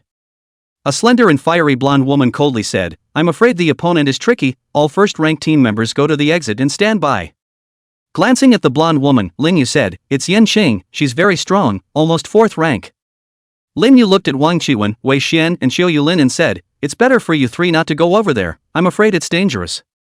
The three of them looked at each other and looked at Lu Ning. Lu Ning nodded slightly, you guys go to the exit, don't let the still surviving lesions slip out. Wei Xian said with a serious expression, then be careful. Lu Ning calmly said, I won't die. Xiao Yulin was still about to say something when a roar sounded once again at the end of the corridor, followed by the wall blowing up, and a huge and hideous mutant rushed out from the side of the wall. It was a blood-colored giant covered in bone spikes, with no skin and bare blood-red muscles. The giant was over 3 meters tall, with a head that resembled a skeleton and looked hideous. To this giant, Lu Ning and Wang Chuan looked somewhat familiar. It was somewhat similar to the giant that they had encountered at the birthday party villa earlier. On one side of this giant were 2 members of the action team who retreated back and forth. The trench coats on their bodies were broken in multiple places, and they looked very distressed. Behind the 2 members, there were several other action team members who were using their firearms to shoot at the giant. However, all the bullets that landed on the giant's body seemed to fall on steel, spattering a trail of sparks. Looking at the giant, several of Lin Yu's people were all gloomy. It's a 4th rank. Right at this moment, a muffled roar rang out as another wall was torn apart and a giant rushed out. This giant had the head of an action team member cupped in its hands. This action team member's expression was horrified, and the giant claw that his left hand had transformed into tried to tear the giant's arm and make him let go. However, the giant pinched hard, and the action team member's head was directly crushed. The giant claw he had transformed into lost its power boost and reverted back to its original arm. The giant flung the corpse of the action team member away and let out a low roar. 2 4th order? There are actually 2 such strong lesions here? The expressions of everyone present became ugly. Every action team naturally had 4th order awakened as well. But the 4th and 5th ranked awakened had already gone forward to besiege the joyous Heavenly Kingdom's top brass. The members of the action teams that stayed here were only at the highest level of the 3rd rank. Facing a 4th order awakened might be acceptable, but facing 2 4th ordered awakened, the members of the action team here were naturally under tremendous pressure. However, as members of the action team, everyone quickly reacted. Yan Chang, who had spoken earlier, droned, 2nd order and 1st order awakened retreat and use long-range firepower to support them, and 3rd order awakened move forward and fend them off head-on. As soon as her words fell, the 2 4th order giants were already charging towards them. The 2 mutants were like tanks, the walls were cracked wherever they passed, and every foot that stepped on them caused cracks to appear on the marble floor. The other 3rd order awakened had already stepped forward at this moment. One of the 3rd order awakened drank lowly, split into 2 teams. One team to block one. Although there was no coordination, the 3rd order awakened had chosen their targets based on their stations in the first instance. They started using their abilities one after another. Some awakened abilities were body strengthening, some awakened elemental abilities, and there were also those who had awakened strange abilities like armor protection. As for that most powerful one, Yan Qing, she was holding a long sword in her hand, and every time she swung it, she was able to cut out a sharp blade chi, which seemed to be a very powerful ability. The attacks of all the 3rd stage awakened fell on those 2 giants with a roaring sound. The defense of these 2 giants, however, was very powerful, and one attack merely caused damage to their muscles and blood to flow. But these injuries were not fatal. On the contrary, the injuries stimulated their ferocity even more, and the 2 diseased mutants roared in rage, pushing through the attacks and quickly approaching the 3rd order awakened ones. Right at this moment, one by one, the 2nd order and 1st order awakened beings behind the 3rd order awakened beings similarly began to attack. Some used firearms to shoot, while others used their own awakened abilities. The large number of attacks that hit the 2 mutants gave them a lurch, and in conjunction with the attacks from the 3rd order awakened ones, caused the 2 giant mutants to stop in their tracks and stagger back 2 steps. Just then, 2 loud and incomparable gunshots rang out. The sound was so loud that many awakened only felt their eardrums buzzing. Only a red and a white stream of light quickly cut through the air, and wherever they passed, the air became blazing hot on one side and cold on the other. The two streams of light shot towards the head of one of the giant mutants. The mutant seemed to have sensed the danger as he let out a low roar and dodged sideways with great speed. Just as the mutant seemed to be about to dodge the attack, the two streams of light unexpectedly made a subtle turn and landed heavily on the mutant's head. Chapter 62: A Moment of Silence. Boom boom. The streams of light exploded as they landed on the giant mutant's head. The white stream of light erupted first, freezing the giant mutant's head into frost, then the red stream of light exploded, the frost tore apart, and a hideous crack appeared on the giant mutant's head along with it. The intense pain caused the giant mutant to cover his head with both hands and let out a roar of pain. All the members of the action team were stunned when they saw this. Yancheng immediately drank. Good opportunity. Attack! The Third Order Awakened, who were originally the opponents of this giant sickness mutant, took advantage of this opportunity to launch their most powerful attacks at the first opportunity. Yancheng's figure flashed and turned into a stump, appearing behind the giant mutant in mere moments. She leapt up and her long blade viciously chopped down. The light of the blade erupted and landed heavily on the giant mutant's neck. Puff! Blood gushed out as the long knife embedded itself deeply into the flesh and blood of the giant mutant's neck, but it got stuck when it touched the bone. Yancheng's face changed slightly, not expecting this giant mutant's bones to be so hard. After receiving such a heavy blow, this giant mutant had not even died. With a roar of rage, he fiercely turned around and swung his fist hard towards Yancheng. Yancheng could only force himself to draw back his long sword and block it horizontally. Bang! The fist landed on top of the long sword, and Yancheng felt a huge force come upon her, and immediately flew backwards, only stopping when she hit the crumbling wall. Her face turned a little white, and her hands trembled slightly.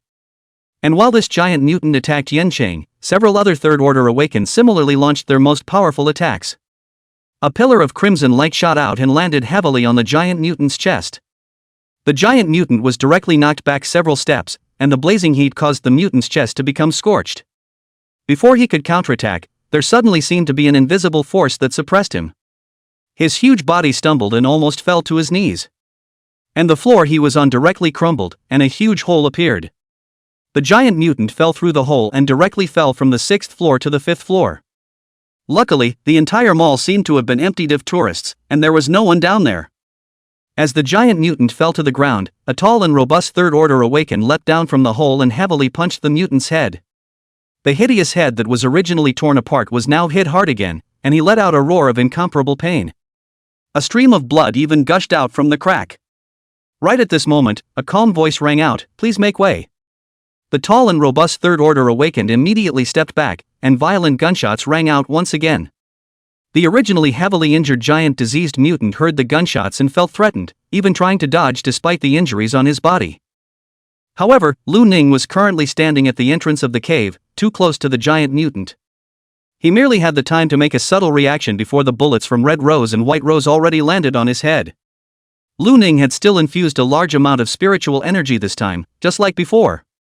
The large amount of spiritual energy was enough to drastically increase the power of the bullets from this soul artifact. The two bullets burst once again, and when the flames dissipated, the giant mutant's head had completely cracked open, and blood slowly flowed out. He didn't even have time to let out a scream as the huge body shook and fell down heavily on its back. Lu Ning put away his twin spears, and just then he heard a sharp voice, "Watch out." Lu Ning could only feel a strong, powerful wind surging behind him. He turned his head to look and saw that another giant mutant had actually rushed in front of him. This giant mutant had a hideous expression as it clenched its enormous fist and ruthlessly punched towards Lu Ning. That huge fist was comparable to the size of Lu Ning's head, and as the wind from the fist surged, Lu Ning's black hair flew. When the other awakened ones saw this, their faces changed dramatically. Yancheng had already approached the giant mutant, her face unsightly, her long blade carrying a blade chi above it, ruthlessly chopping towards the back of the mutant, trying to force the mutant to defend. However, the giant mutant seemed to have a certain level of intelligence, or perhaps it wanted to avenge its companion, and even seemed to disregard the blade chi on its back, with only Lu Ning in its eyes. In the face of this huge fist, Lu Ning's face was calm. His right hand loosened, and the red rose in his hand slowly fell to the ground, and then his fist, striking towards the huge fist that was coming towards him. As Lu Ning's fist struck, a dazzling white light emerged, which appeared suddenly like a bolt of lightning, causing the eyes of the crowd of awakened to narrow slightly. Soon, Lu Ning's tiny fist and the giant mutant's fist collided together. Boom! The sound of the collision rang out, and the huge aftermath of power transformed into a ring-shaped wave of air that spread out in all directions. Under everyone's gaze, Lu Ning started from his fist and turned into blood mist little by little. Fists, arms, shoulders, and even half of his body, all crumbled in this collision, and blood dyed the sky red. And the giant mutant similarly let out a miserable scream. He retreated back and forth, and that huge fist was likewise crumbled by the blow, his 5 fingers twisted unnaturally, a crack covering his entire palm, and blood flowed wildly. Even his entire arm twisted unnaturally. Damn it! Yan Cheng gritted her teeth as she saw that only half of Lu Ning's body remained, her face unsightly. Her blade she chopped into the back of the giant mutant, tearing open a huge wound that was deep enough to see through to the bone. After she landed, she coldly said to the other members of the action team, "Do it. What are you still watching for?" The other Third Order Awakened also turned back to their senses.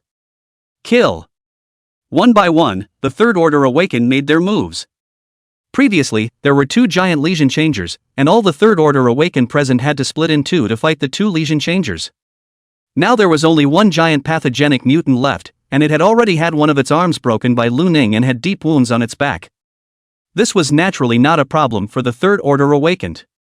Although the giant pathological mutant's defense was extremely powerful, it faced such a large number of Third Order Awakened ones surrounding it, along with the assistance of the guns of a group of Second Order and First Order Awakened ones. In just a few rounds, this Fourth Order mutant was killed by Yan Cheng with a single blow as he ran a knife through his eyes and into his head. After Yan Cheng landed on the ground, he shook off the filth from his long knife and said with a somewhat ugly expression, "It's a pity."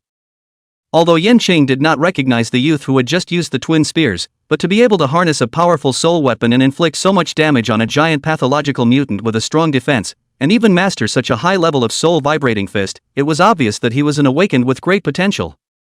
It was a pity that this youth had died here. With a serious expression, Yan Cheng turned his head to look in the direction where Lu Ning had fallen to the ground. While speaking, everyone observe a moment of silence for this comrade in arms. Yan Cheng's words stopped.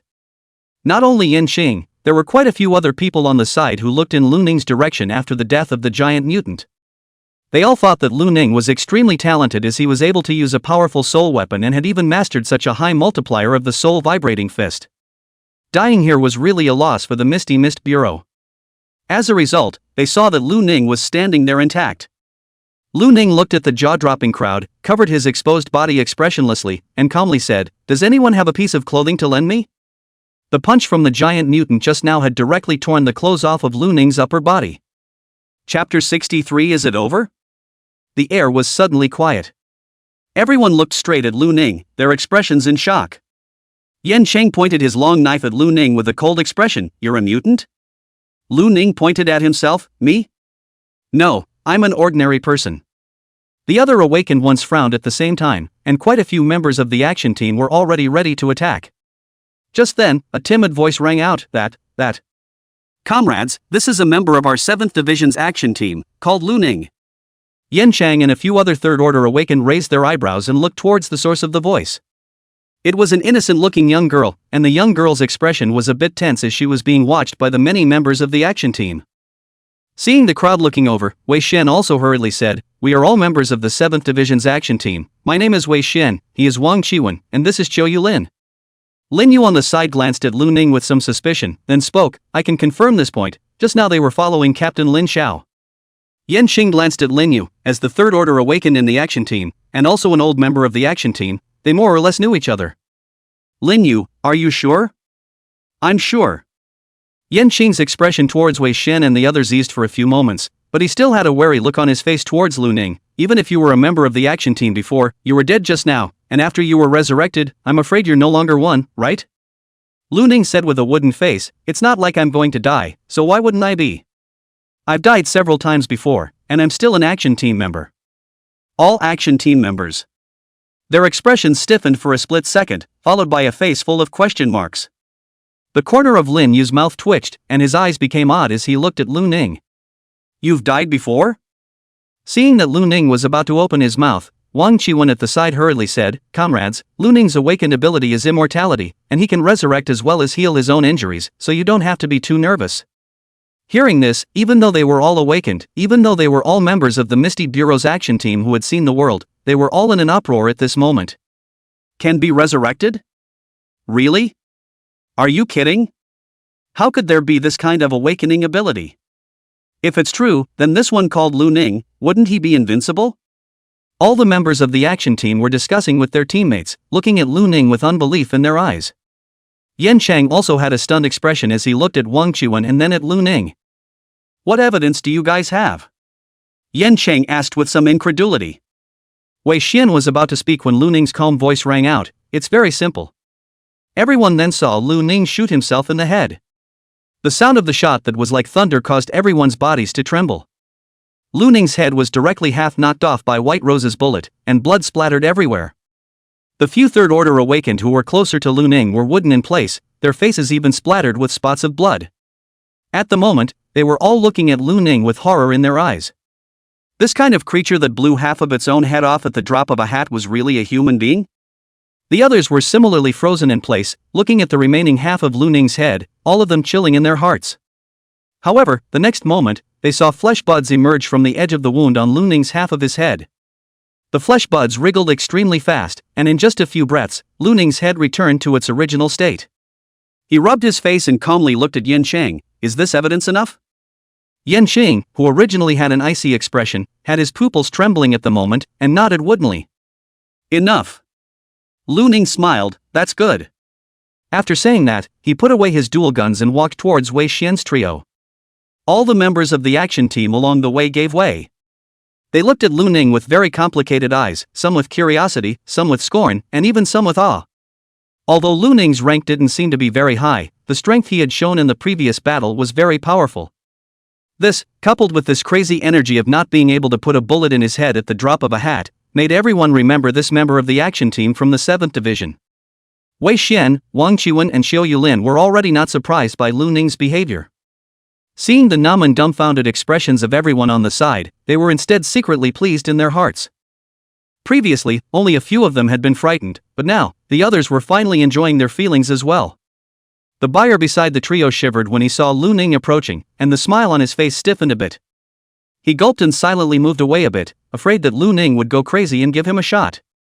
After Lu Ning walked over, Wei Xian immediately took off his trench coat and handed it to him. "You wear it." "Thanks." Lu Ning was not polite and took the trench coat and put it on, blocking his exposed body. Yan Chang quickly recovered her state of mind. She glanced at Lu Ning before speaking. "Check again to see if there are any remaining diseased mutants on this floor, but don't let the Fourth Order diseased mutants appear again." The other Third Order awakened also nodded their heads. One by one, the members of the action team searched again. This time, however, they did not find any more lesions. Everyone returned to the direction of the exit, blocking it while waiting for the results from the central area. What they were doing was nothing more than aftermath work. The real target of this operation was dealt with by those 4th and 5th ranked powerhouses. Compared to before, the booming collision sounds that seemed to come from a distant region had been much lighter and less frequent than before. After another less than a minute, all the sounds of battle stopped. Lin Yu whispered, "It should be over." Cold sweat broke out on Wei Xian's forehead as he spoke. "It's a good thing it's almost over, or else I feel like I won't be able to hold on." Wang Chuan also nodded repeatedly, looking with some fear at the ripples that spread from time to time. The light ripples brought out by this light sacred bell made them worship the light more and more, as if they had the urge to become one with the light. Even if they tried their best to restrain it, this impulse continued to grow stronger and stronger. It was as if it came from the deepest desires of their souls. Right at this moment, the ripples that had been slowly spreading suddenly disappeared, and quite a few First Order awakened one side in relief. Lin Yu spoke, "It seems that the bright sacred bell has been put away, they're coming over." After another moment, there were footsteps. Lu Ning then saw about 20 people walking over.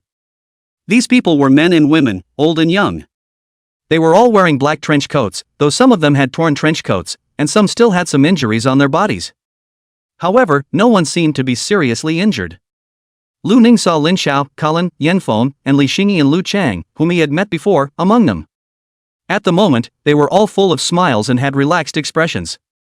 However, when they saw the corpses of the fallen action team members that had been collected by Yan Chang and the others, their smiles all faded away.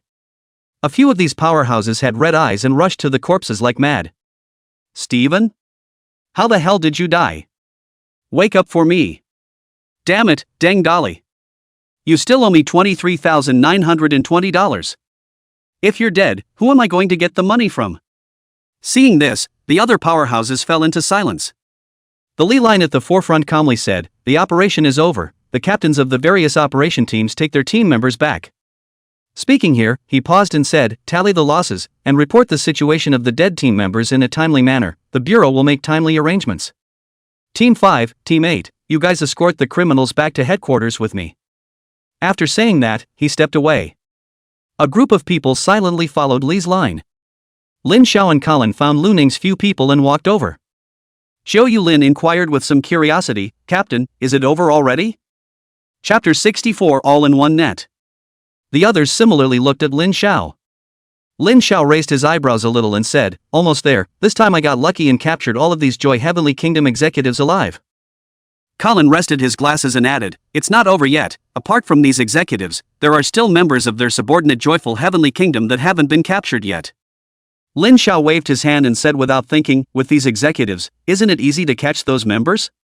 Colin didn't retort either. Wang Chuan looked around and said suspiciously, "You guys captured the top brass of Joyous Heavenly Kingdom alive? Why didn't we even see anyone from the Joyful Heavenly Kingdom just now?" Lin Xiao raised his eyebrows and said, "We naturally have special soul tools that can take them away." Wang Chuan and the few others drifted off. Lin Xiao then glanced at the corpses not far away and then at the trenchcoat on Lu Ning and asked with some doubt, "It seems that things aren't going too well in your periphery?" Lu Ning nodded slightly. 2 fourth-order diseased mutants have appeared, and their strength is not weak. Xiao Yulin spoke, "Yes, if it wasn't for brother Lu Ning, I'm afraid more people would have died." Lin Xiao and Colin both looked at Lu Ning with a bit of surprise. Lin Xiao was surprised, Lu Ning is so powerful now? Wei Xian thought of Lu Ning's battle earlier and couldn't help but sigh, Lu Ning is indeed very strong now. Wang Chuan didn't retort and nodded. Colin laughed, "Go back and tell us properly, let's leave first." Lin Xiao nodded, "Well, let's go first, the 3 of you participated in such a dangerous mission for the first time and all survived, it's worth celebrating." So a few people walked and talked as they descended the stairs to leave the mall. Upon leaving the mall, Lu Ning saw that the periphery of the mall had been blocked off, and there were magistrates and Misty Bureau logistics everywhere. Lu Ning also saw the familiar Burman and Pang Shanshan several people. When Bowen saw Lin Xiao and the others, he jogged over, he glanced in the direction of the mall and asked somewhat seriously, "How's the situation inside?" Lin Xiao spoke, "It's kind of a big victory, the top management of the Joyous Heavenly Kingdom has been wiped out, and the pressure on you guys will be lighter next." Berwin immediately revealed a relaxed expression and breathed a sigh of relief. His smile was bright, "That's good, since that birthday party sickness earlier, I haven't been able to sleep well during this period of time for fear of any accidents. It's good that those Joyful Heavenly Kingdom executives have been wiped out in one fell swoop. We can also relax a bit." Lin Xiao patted Berwin's shoulder, then waved his hand and said, "I'll trouble you guys here, we'll go back and rest first." Berwin nodded with a serious face and said to the few people, "No problem, leave the rest to us, you guys have worked hard." After saying that, Bowen also gave them a military salute. Not only Burman, Peng Chanshan and the others did the same. Amidst the salutes of the crowd, the group left the blockade circle and headed to the parking lot. Because of the evacuation of the Security Bureau and the Misty Bureau, all the ordinary people in the vicinity had already left and there were not many cars in the parking lot anymore. Lin Xiao and Colin each got into their cars, and Lu Ning and a few others followed them up as the two drove away. In Colin's car, Wang Chuan complained with some dissatisfaction, "It's not that I'm saying, these people from the Security Bureau really can't do anything right, such a big covert organization that gathers in such a busy shopping mall and has already held several covert rallies, and it's surprising that they haven't even discovered it yet."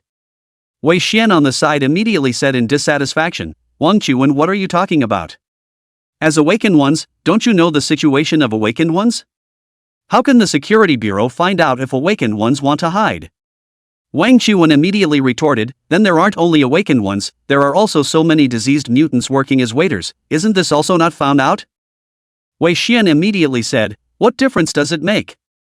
The Security Bureau is not the Misty Bureau, and there are no conditions for investigating mutants. Originally, the issue of lesions is the scope of our Misty Bureau's work, and the Security Bureau deals with just ordinary people's matters." Although Wei Xian had a point, Wang Chuan still couldn't help but skim his mouth with some dissatisfaction. Colin, who was driving the car, gazed ahead and said thoughtfully, "But to be honest, it's really a bit of a thing that these diseased changeling waiters haven't even been discovered until now. I'm afraid that the Joyous Heavenly Kingdom side has some special means, and we'll know exactly what's going on when we interrogate that group of Joyous Heavenly Kingdom executives. So you two don't need to argue anymore." Wei Xian nodded, yes, Lieutenant. Lu Ning did not join Wei Xian and Wang Chuan's bickering, but quietly looked out the window. Colin asked with some confusion, Lu Ning, what are you looking at? Lu Ning spoke, nothing? By the way, did you guys search for incense this time? Hearing this, Colin instantly laughed. A considerable amount of fallen incense was searched. This time, the credit is not small. Lu Ning nodded, what about these incenses? Colin thought for a moment and spoke, it should be sealed up and perhaps used as a special item afterward. Wei Xian and Wang Chuan were both stunned and looked at Colin with some confusion. Wang Chuan asked, Vice Captain, isn't this fallen incense something from the joyous heavenly kingdom? Are we going to use it? Colin rolled his eyes and said, you guys really don't know how expensive oil and salt are when you're not in charge, huh? These are special items that possess spiritual radiation, and if used properly, they can enhance combat power. How wasteful would it be if they were destroyed? We've searched and scraped a lot of stuff from all over the world, and we've ended up using it all ourselves. Other than that, there are quite a few soul weapons that were seized from criminal awakened people. Wang Chuan and Wei Xian drifted off. Wang Chuan was a bit curious, then our branch is the one that found this clue, shouldn't we share a bit of it for us to use? Colin laughed softly, I'm afraid not at the moment, I'm afraid that these incense will still be studied at the headquarters, so they shouldn't be taken out and used in a short period of time. Alright then. Wang Chuan shrugged and said no more. The group quickly returned to the branch. Yuran was sitting at the front desk, fidgeting, and when she saw Lu Ning and the others enter, her eyes lit up and she hurriedly got up. Upon seeing everyone there, Yuran breathed a sigh of relief and smiled brightly, Captain, you guys are back? Lin Xiao nodded, well, did anything happen in the bureau? Yuran shook her head, nope, old Qin and the others are watching from the third floor. That's fine, right, our operation this time was a big success, and as you can see, our team has no casualties, it's worth celebrating. I plan to order a barbecue, let's celebrate together. Yuran cheerfully laughed, no problem. The group went up to the third floor and met the two of them, Qin Feng and Yinan. After talking to the two about the situation, the two said that they also wanted to stay and celebrate together. Lu Ning, on the other hand, because he had quite a bit of blood all over his body and his clothes were torn, went upstairs to the lounge to take a shower first. As for the clothes, Lin Xiao volunteered to go and buy them for him. After the celebration, the sky was already getting light. Lin Xiao and Colin said that the two of them were on duty and let Lu Ning and the others go back to rest. Lu Ning's few people naturally accepted the good advice and left. Chapter 65 Cleanup. Early the next morning. Lu Ning had just arrived at the activity room when he heard Lin Xiao talk about the good news. Last night, after they brought back the joyous Heavenly Kingdom's senior management, they interrogated them all night long, and quickly interrogated a few of the deacon's subordinates. As for that regional bishop, nothing was interrogated. But even interrogating the deacon's subordinates was good news, after all, there were a full 20 or so members of the joyful Heavenly Kingdom among them. These members would also be a big trouble if they hid within the base city and secretly messed things up. The 7th region likewise had 4 joyful Heavenly Kingdom subordinates. This was naturally given to their 7th district's action team. Colin and Lin Xiao led separate teams, while Lu Ning acted alone. Lu Ning's strength had already been recognized by Colin and Lin Xiao, being immortal and having a not-so-weak strength, even when facing a 4th-order diseased mutant, he likewise had the power to fight. With this kind of strength, he could even hope to become a vice-captain in the action team. Watching Lu Ning take a taxi and leave, Lin Xiao thought for a moment and said, I think I'll have to go and apply for a car with the headquarters. After all, Lu Ning can drive now and his strength is good, so in the future when he goes out on a mission and maybe both of us are not there, wouldn't he have to take a taxi every time? Wang Chuan heard this and immediately said, then Captain, why don't you apply for a few more? Wei Xian and I can drive too. Lin Xiao squinted at Wang Chuan, you kid can go on a mission alone? If you can go on a mission alone, I'll apply with you. Wang Chuan fell into silence. Wei Xian on the side laughed cheerfully, you just don't have any self-knowledge. Wang Chuan immediately said angrily, aren't you also unable to go on a mission alone? But I have self-knowledge and I don't apply for a separate vehicle. You? Alright, you two don't argue anymore, let's go. Colin smiled helplessly and spoke. Lin Xiao said, Xiao Lin and Wang Chuan follow me, Wei Xian you follow Colin, move. Lu Ning took a taxi to his destination, and according to the intelligence, this member of the joyous Heavenly Kingdom was located in a snack street not far from the One Tree Bar. He had opened a noodle shop in the snack street. As for whether this joyful Heavenly Kingdom member would have already escaped when he saw that the situation was not right, Lin Xiao had already had his say a long time ago. Because the joyful Heavenly Kingdom belonged to a hidden cult organization, the relationship between the upper and lower levels was extremely confidential. The assemblies of the Joy Heavenly Kingdom's top brass were naturally not clear to the ordinary Joy Heavenly Kingdom members under them. These ordinary Joy Heavenly Kingdom members could only be considered peripheral members, and some of them even only knew that they were helping to work for a hidden organization, and they didn't even know the name of the organization. Even if they did know, they wouldn't know about the news of the gathering of the higher-ups of the joyful Heavenly Kingdom. Coupled with the fact that the logistics departments of the Security Bureau and the Misty Bureau had long since blocked the news, the bottom-level Joy Heavenly Kingdom members naturally did not know that their superiors had all fallen into the net. Thus, when Lu Ning arrived at this noodle shop called Away, the owner of this noodle shop was still busy cooking noodles. It had to be said that the noodle shop's business was not bad, and the small store had a total of 5 tables, all of which were now full. The owner was a good-looking youth. He smiled at Lu Ning and said, "What kind of noodles do you want?" Lu Ning calmly took out his pistol and aimed it at the youth. "Don't move, you're under arrest." The owner's face froze. Not only him, but the entire store's originally somewhat noisy conversation disappeared. All the diners froze at this moment, looking towards Lu Ning's pistol with horrified expressions.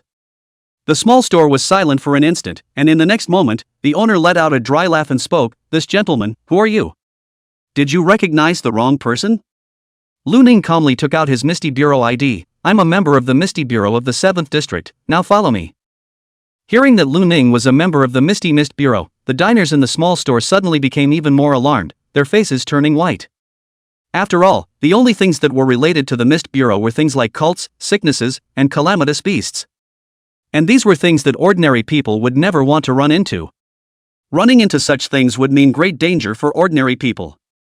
As for the small store owner, after hearing Lu Ning's identity, he reacted at the first opportunity as an icy blue stream of light surfaced in his eyes. Just as he was about to use his ability, a gunshot rang out. As the gunshot rang out, the diners screamed and crouched down, covering their heads and not daring to look up. As for the small store owner, his right leg was torn directly from the knee, blood spurting out as his entire body fell to the ground, letting out a miserable scream.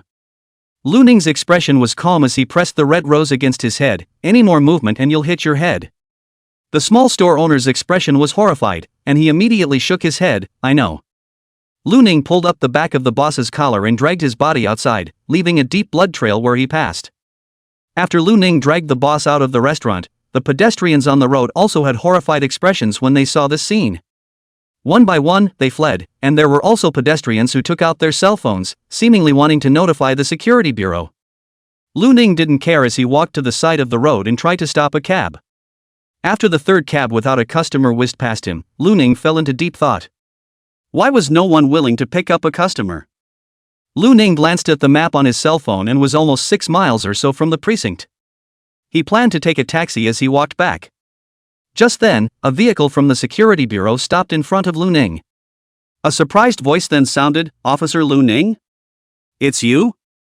Lu Ning took a look and it was Lin Fei. He nodded. Why are you here?" Lin Fei glanced at the small store owner on the ground who had passed out, his expression a little strange. "I heard a report that someone committed an assault here and broke a youth's leg." Lu Ning glanced at the boss on the ground and pointed at himself. "You mean me?" The corner of Lin Fei's mouth twitched. "Right now, it seems like you should be the only one here who fits the bill. This person is a cultist," Lu Ning explained. Lin Fei laughed. "I had a guess when I saw Officer Lu Ning." He then looked at Lu Ning with some doubt and then at the cultist who had passed out. "Officer Lu Ning, do you still have something to do if you stay here?" Lu Ning thought of something and spoke. "Can you send me to the branch? The cab won't do my business."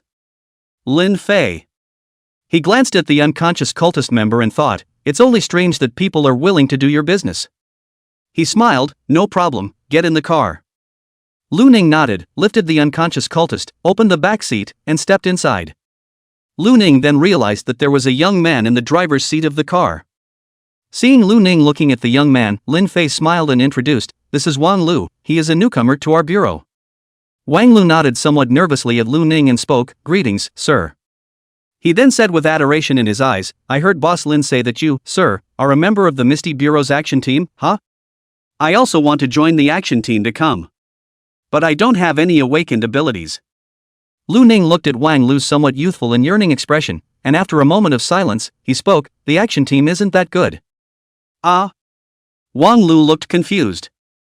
Lu Ning did not explain and spoke, "Let's set off." Lin Fei slapped the somewhat bewildered Wang Lu's head, "Kid, don't think too much, drive." Oh. Chapter 66 The Second Soul Artifact. Wang Lu drove to the 7th Division, and Lu Ning got out of the car, thanked the two men and excused himself before dragging the unconscious member of the joyful Heavenly Kingdom into the bureau. In the lobby, Yuran was playing with her cell phone with her head down, not even seeing Lu Ning enter. Lu Ning walked over and looked down. What Yuran was playing seemed to be a competitive game, somewhat similar to the League of Legends and King's Honor or something like that he had played before. He watched for a while and realized that Yuran was a rookie, dying twice in just a moment. After being killed by his opponent once more, Yuran slapped the table, "So annoying, why am I such a dish?" Lu Ning nodded, "Indeed a dish." Yuran was so shocked that her entire body shook, and her cell phone was thrown out. She looked at Lu Ning, her face all a little white, then said in dissatisfaction, "I say Lu Ning, do you walk without a sound? Do you know that people scaring people will scare them to death?" Lu Ning nodded slightly, "Oh. You ran." She took a deep breath, then said, "By the way, didn't you go on a mission?" "Well, it was completed, the people were brought back by me. Did the captain and the others come back?" "The captain is back, the vice-captain and the others haven't returned yet." Lu Ning nodded and pointed at the member of joyful Heavenly Kingdom lying on the ground, inquiring, "Then where did he throw him?" Yuran glanced at the ground, and only then did he see the unconscious joyous Heavenly Kingdom member on the ground. At this moment, the joyful Heavenly Kingdom member's broken leg had stopped bleeding. However, because of the loss of blood, his face was very pale. Yuran's mouth twitched. "He's not going to die, is he?" "No, the body of an awakened person is quite strong, it won't die that quickly." "Oh. Captain said that this guy throw the first floor, old Sheen will receive it, when the capture is finished we will send it to the headquarters." "Good." Lu Ning then dragged the Joy Heavenly Kingdom members into the first underground floor again. He quickly found Qin Feng in the room where he had originally trained, and Qin Feng was reading a swimsuit modeling magazine just like before. Hearing the commotion, Qin Feng looked up. Upon seeing Lu Ning and the joyful Heavenly Kingdom members on the ground, he got up and said, "Back? Quite fast, huh? Just drop this guy here." Lu Ning nodded, "I'm off then. Go go go." Qin Feng waved his hand, his gaze glancing at the magazine every now and then. When he returned to the 3rd floor, Lu Ning saw Lin Xiao, Xiu Yulin, and Wang Qiwen resting. Seeing Lu Ning return, all three of them greeted him and then continued playing. Not long after, Colin and Wei Xian also returned. Of the 4 joyful Heavenly Kingdom members, 2 were captured by Lin Zhao's people, one was Colin and Wei Xian, and the other was captured by Lu Ning. After capturing the joyous Heavenly Kingdom members, Lu Ning's few people did not get any new information about the joyous Heavenly Kingdom members, nor did they encounter any other diseased events. For the next few days, the few people almost belonged to a state of vacation. Everyone who came to the branch just rested and lounged in the activity room, either quenching their spiritual power or exercising their awakened abilities. Lu Ning used his soul crystals as usual, and his spiritual power steadily increased. As for this siege of the joyous Celestial Kingdom's higher-ups, because the interrogation of the higher-ups of the joyous Celestial Kingdom had not yet ended, the rewards for this time had not yet been handed out. However, according to Lin Zhao's revelation, this time, all the members of the action team had worked together to capture a group of Joy Heavenly Kingdom's deacons, and there was even a regional bishop amongst them, and the Federation's General Directorate of the Mists would be issuing rewards, so everyone's rewards weren't bad. Those like Lu Ning, who had played an important role in killing 2 4th-order diseased mutants, naturally received even more credit. According to Lin Zhao's speculation, Lu Ning might even hope to apply for a soul weapon. Lu Ning was also quite excited about this. Without realizing it, 10 or so days had passed. During this period of time, the people of the 7th Division received instructions from the headquarters one after another, and the headquarters had found a few more members of the joyous Heavenly Kingdom hidden in the 7th District through interrogation.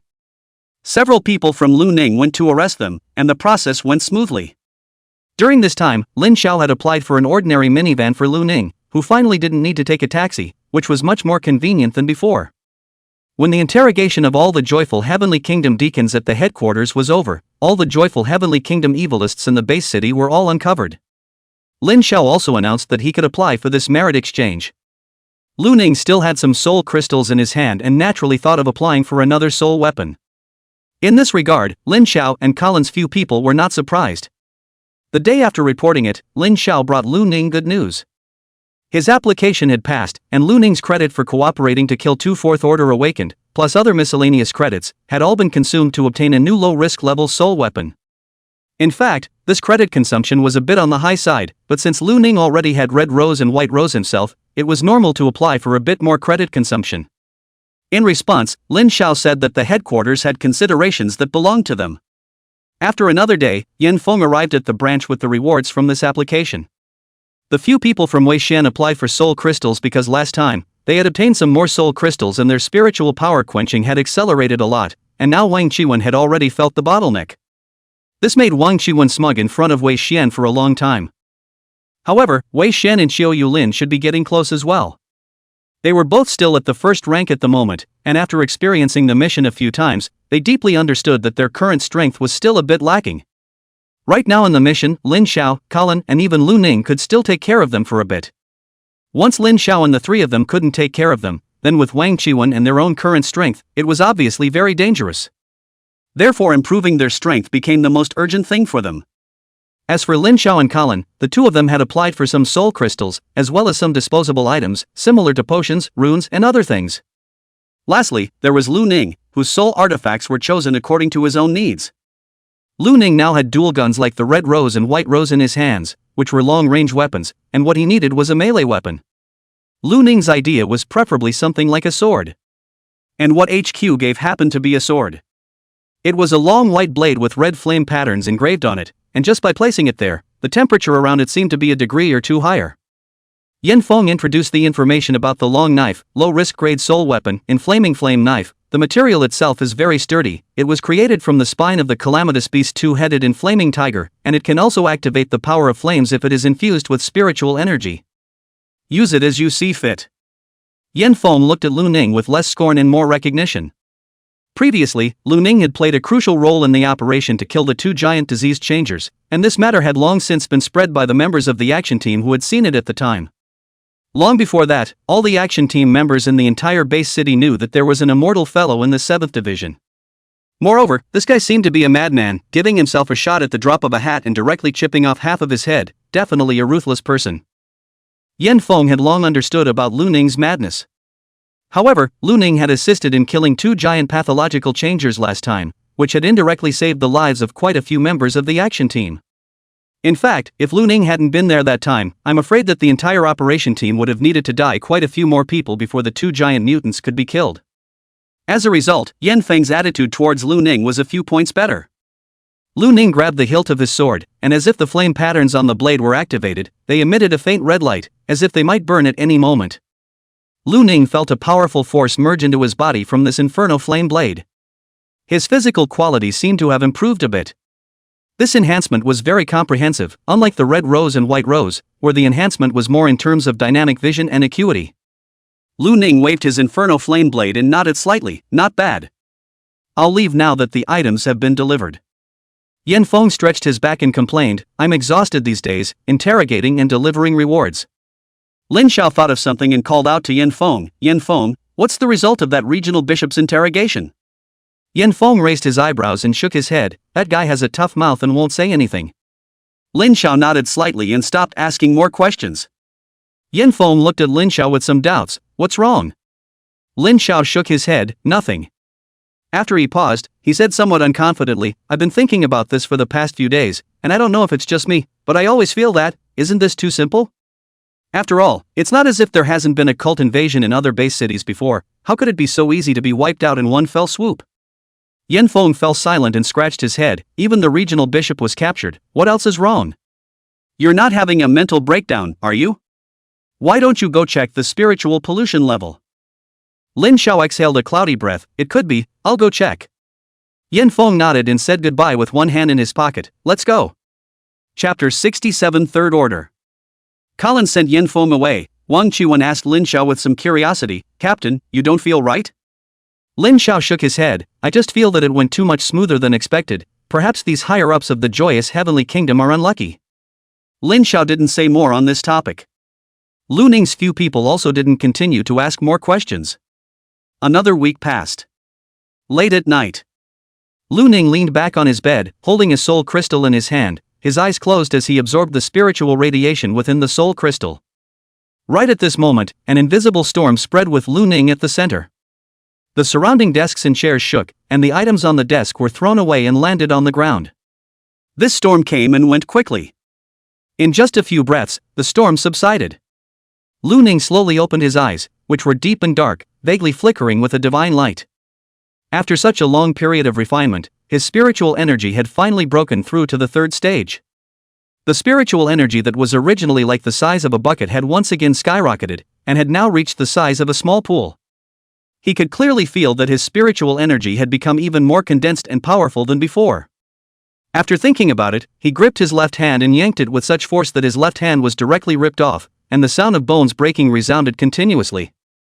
However, in the next second, his left hand directly recovered, and this recovery speed was much faster than before. Not only that, he could feel that the transmission of his spiritual energy was also more efficient, and he would also have better results in using his soul weapon.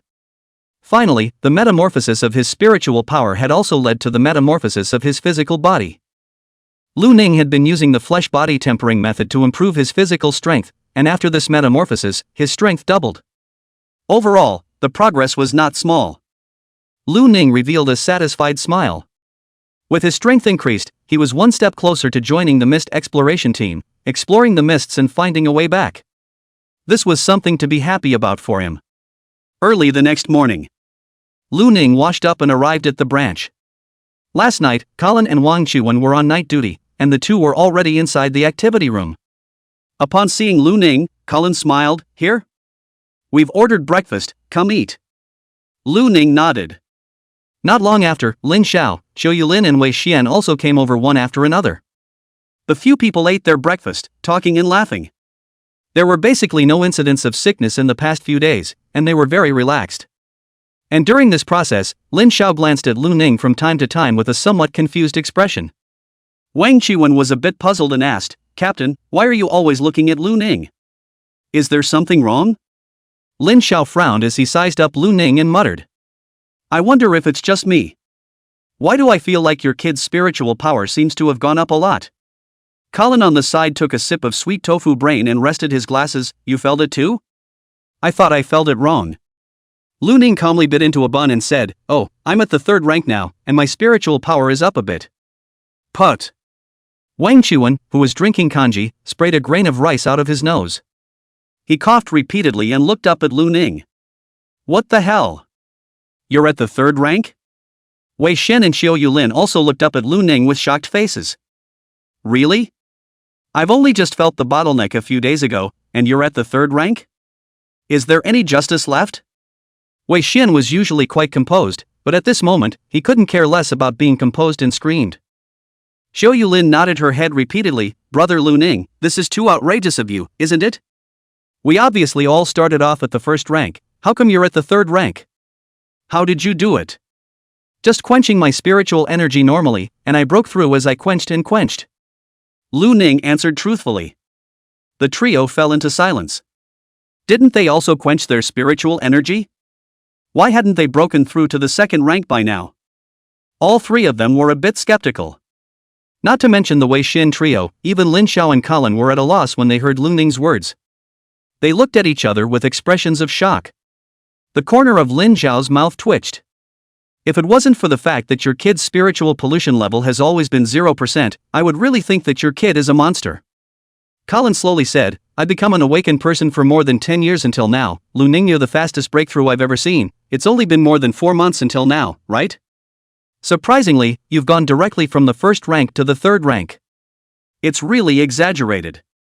Lu Ning was confused. "Is it exaggerated?"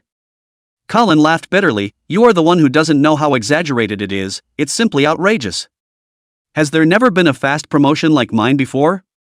Lin Xiao rolled his eyes. "Of course there are those who improve fast, but I've never really seen one like you. To be honest, I don't even know if there's ever been a boost as exaggerated as yours from the birth of the mist until now." Colin then spoke. "However, Lu Ning's spiritual pollution degree won't improve and will always be 0%, which seems to be the first case in human history. Perhaps it's because he's special himself that his spiritual power boosts so quickly?" Lin Xiao also nodded slightly. "Perhaps it is, Lu Ning, You brat are special in the first place. Lu Ning nodded slightly, perhaps.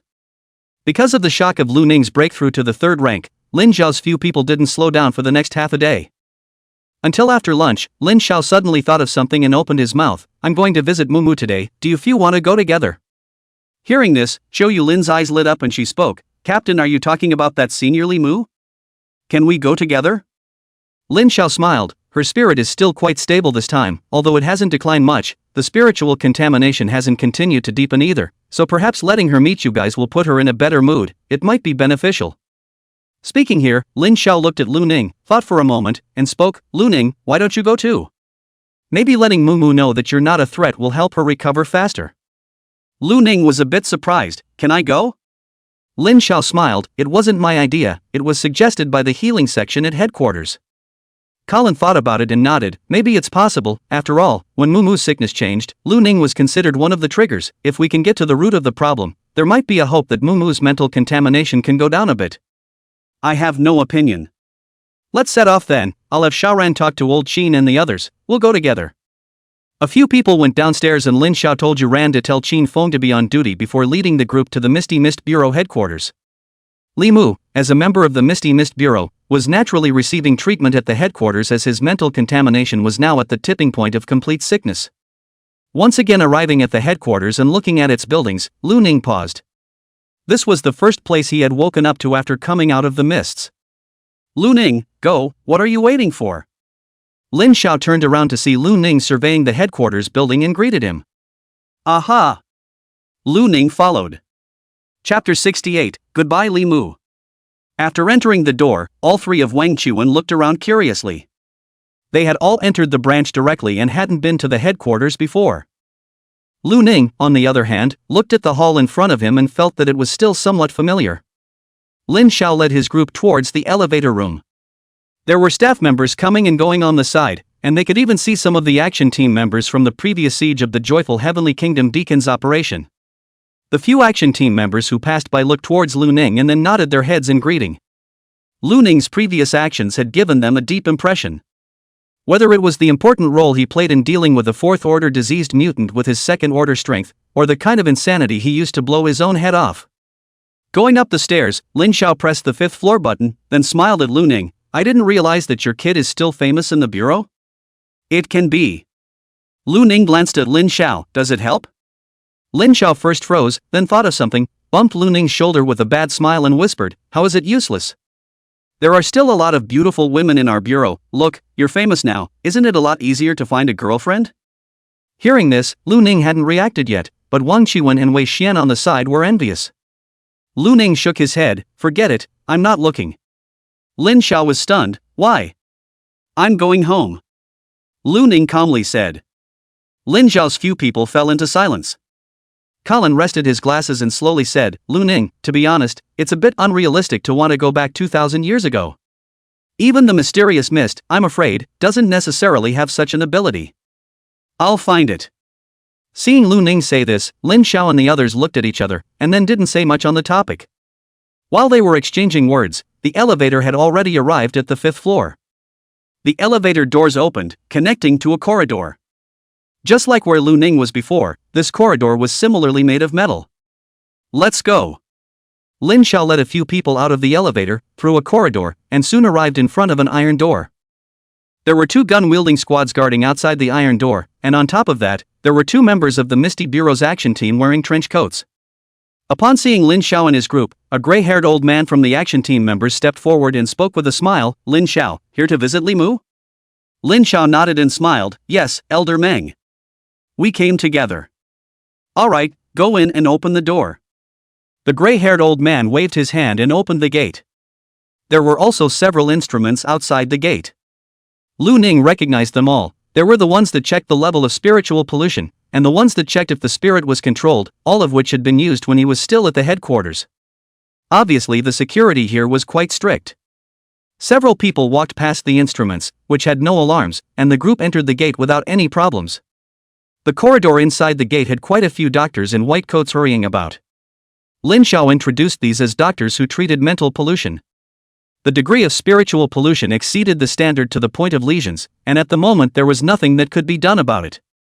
But before it becomes completely diseased, spiritual pollution can still be recovered little by little through medicines, auxiliary therapies, and psychological treatments. And these doctors, they were the ones who did this. When the doctors who came and went saw Lin Xiao and the others, they all just looked at them and left in a hurry, presumably very busy. Lin Xiao and Colin had already been here several times and were familiar with the place. They led Lu Ning and his group to the doctor's office first and found the attending doctor in charge of Li Mu. It was a woman with gray hair. The woman's name was Phyllis. Visiting a patient required the attending doctor to accompany them. "Dr. Philly, it's been a long time, we want to go see Mumu." Philly was typing something using the computer, and she finished typing the last few options before raising her head. Her smile was kind and gentle as she smiled. "It's Captain Lin and Vice Captain Colin. Are these the members of your squad?" "Yes, doctor." Let's go take a look. I'm about to go give Mumu a checkup." Philly got up and Lin Xiao's few people followed her. The few people went deeper all the way and soon arrived at the ward area. The ward area was large and was divided into several corridors, with wards on both sides of each corridor. Phyllis led several people to Li Mu's ward. At this moment, the door of the ward was closed. Phyllis took out a magnetic card and swiped it against the door. Phyllis then gently said into the intercom outside the door, "Mumu, this is Phyllis, is it convenient for you right now? I need to give you a checkup." There was silence within the intercom for a moment, then a breathless voice rang out, "Convenient." Philly nodded and pressed a button on the side, then the door to the room moved open, but a glass door remained. Through the glass door, Phyllis and Lu Ning and the others could see the situation in the ward. The ward was not large and could only put down tables and chairs. Li Mu was wearing everyday casual clothes and leaning back on the bed to read a book. Compared to Lu Ning's beauty when he first saw her, at this moment, Li Mu's face was pale and full of fatigue, and she didn't look good. And as Lu Ning's line of sight moved down, he could see that Li Mu's body was still shrouded in white mist, and within the white mist, her eyes were spinning madly. Compared to last time, there didn't seem to be much of a change. As the door to the room moved away, Li Mu looked up. Upon seeing Lin Xiao and Colin, she faintly revealed a smile. However, her smile didn't last long, and when she saw Lu Ning, the smile on Li Mu's face stiffened. With a cold expression, she frowned at Lu Ning and said, "Why is he here?" Lin Xiao smiled somewhat embarrassedly and was about to speak when Philly said gently, "I asked Captain Lin to bring him here." Li Mu looked at Philly with icy eyes. Philly seemed to be oblivious to Li Mu's eyes that seemed to contain killing intent. She smiled and said, "It's like this, I think your current situation is quite stable, there is no risk of continuing to deepen the contamination, however, your mental contamination has never been able to come down, perhaps it has something to do with your own psychological problems, and your accidental lesion at that time has some connection with Lu Ning, perhaps he can unravel your mind after he comes over." Li Mu looked at Lu Ning and sneered, "Him? If it wasn't for him, I wouldn't have gotten sick." Lin Xiao coughed dryly and spoke, "Mumu, before we were looking at Lu Ning with colored glasses, we actually misjudged him, he's not in any danger. I've also told you about this, right? He's dealt with quite a few mutants and cultists in the bureau during this time." "Enough!" Li Mu let out a sharp, stern cry, interrupting Lin Xiao's words. Lin Xiao opened his mouth, and his next words were stuck in his throat, not continuing. Colin rested his glasses, also intending to say a few words for Lu Ning. Just then, Lu Ning's calm voice rang out, "Can I go in?" Upon hearing this, Phyllis and the few others were stunned. Philly looked at Li Mu, who had a cold expression, and then at Lu Ning, and was a bit worried. "Mumu isn't in a very good state right now, and after you go in, she might not be able to control herself and attack you." Lu Ning glanced at Philly and calmly said, "It's fine." This. Phyllis looked at Lin Xiao and Colin. Lin Xiao immediately asked, "Will Lu Ning going and stimulate Mumu's spirit?" Phyllis spoke, "Not sure. There is this possibility, after all, Mumu's situation is very rare, she underwent a temporary lesion before her spiritual contamination was completely overloaded, which is what allowed her to recover from the lesion at the moment. Normally speaking, as long as Mumu's spiritual pollution didn't completely exceed the standard, even if it stimulated her spirit to briefly lesion, it would still allow her to recover. But that's just in theory, I'm not too sure about the actual situation." Colin looked at Philly and then at Lu Ning, inquiring, "What do you want to go in for?" Lu Ning looked at Li Mu and spoke, "I seem to see something a little different." Chapter 69 Ability Homology Conjecture and Spiritual Instincts. Hearing Lu Ning's words, Lin Xiao and Colin both looked at each other. Lin Xiao frowned at Lu Ning. "You're not going to mess something up again, are you? It won't make Mumu sick again, will it?" Lu Ning shook his head, it shouldn't. Li Mu inside the ward naturally heard the conversation between the several people. A cold and hideous look surfaced on her delicate face. You dare to come in? Aren't you afraid of death? Lu Ning cocked his head and glanced at Li Mu, not afraid. Li Mu's expression stiffened, remembering what Lin Xiao had said to her earlier about Lu Ning's specialness. She said with an ugly face, get lost, I don't want you to come in. I don't. Lu Ning calmly said. Li Mu let out a sharp pop. Regarding Li Mu's agitated appearance, Phyllis hurriedly glanced at her spiritual pollution level, and only after determining that her spiritual pollution level hadn't risen did Phyllis breathe a sigh of relief. Philly looked at Lin Xiao and Colin. What do you two think? Lin Xiao and Colin were silent for a moment. At this time, Colin looked at Lu Ning and asked seriously, you won't hurt Mu, right? Lu Ning calmly said, no.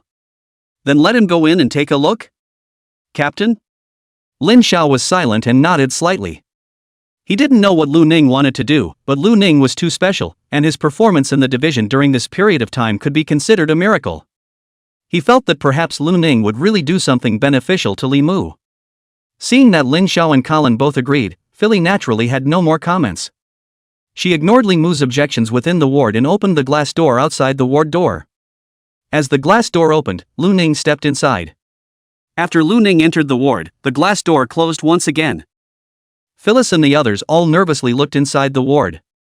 Are you really not afraid of death? Li Mu looked at Lu Ning with an icy and hideous expression. Not afraid. Lu Ning still had this sentence and took a step towards Li Mu. As Lu Ning approached, Li Mu's expression became increasingly ugly. Her exposed skin, such as her face, neck, and palms, gradually had blood and flesh writhing on them, as if they might twist at any moment.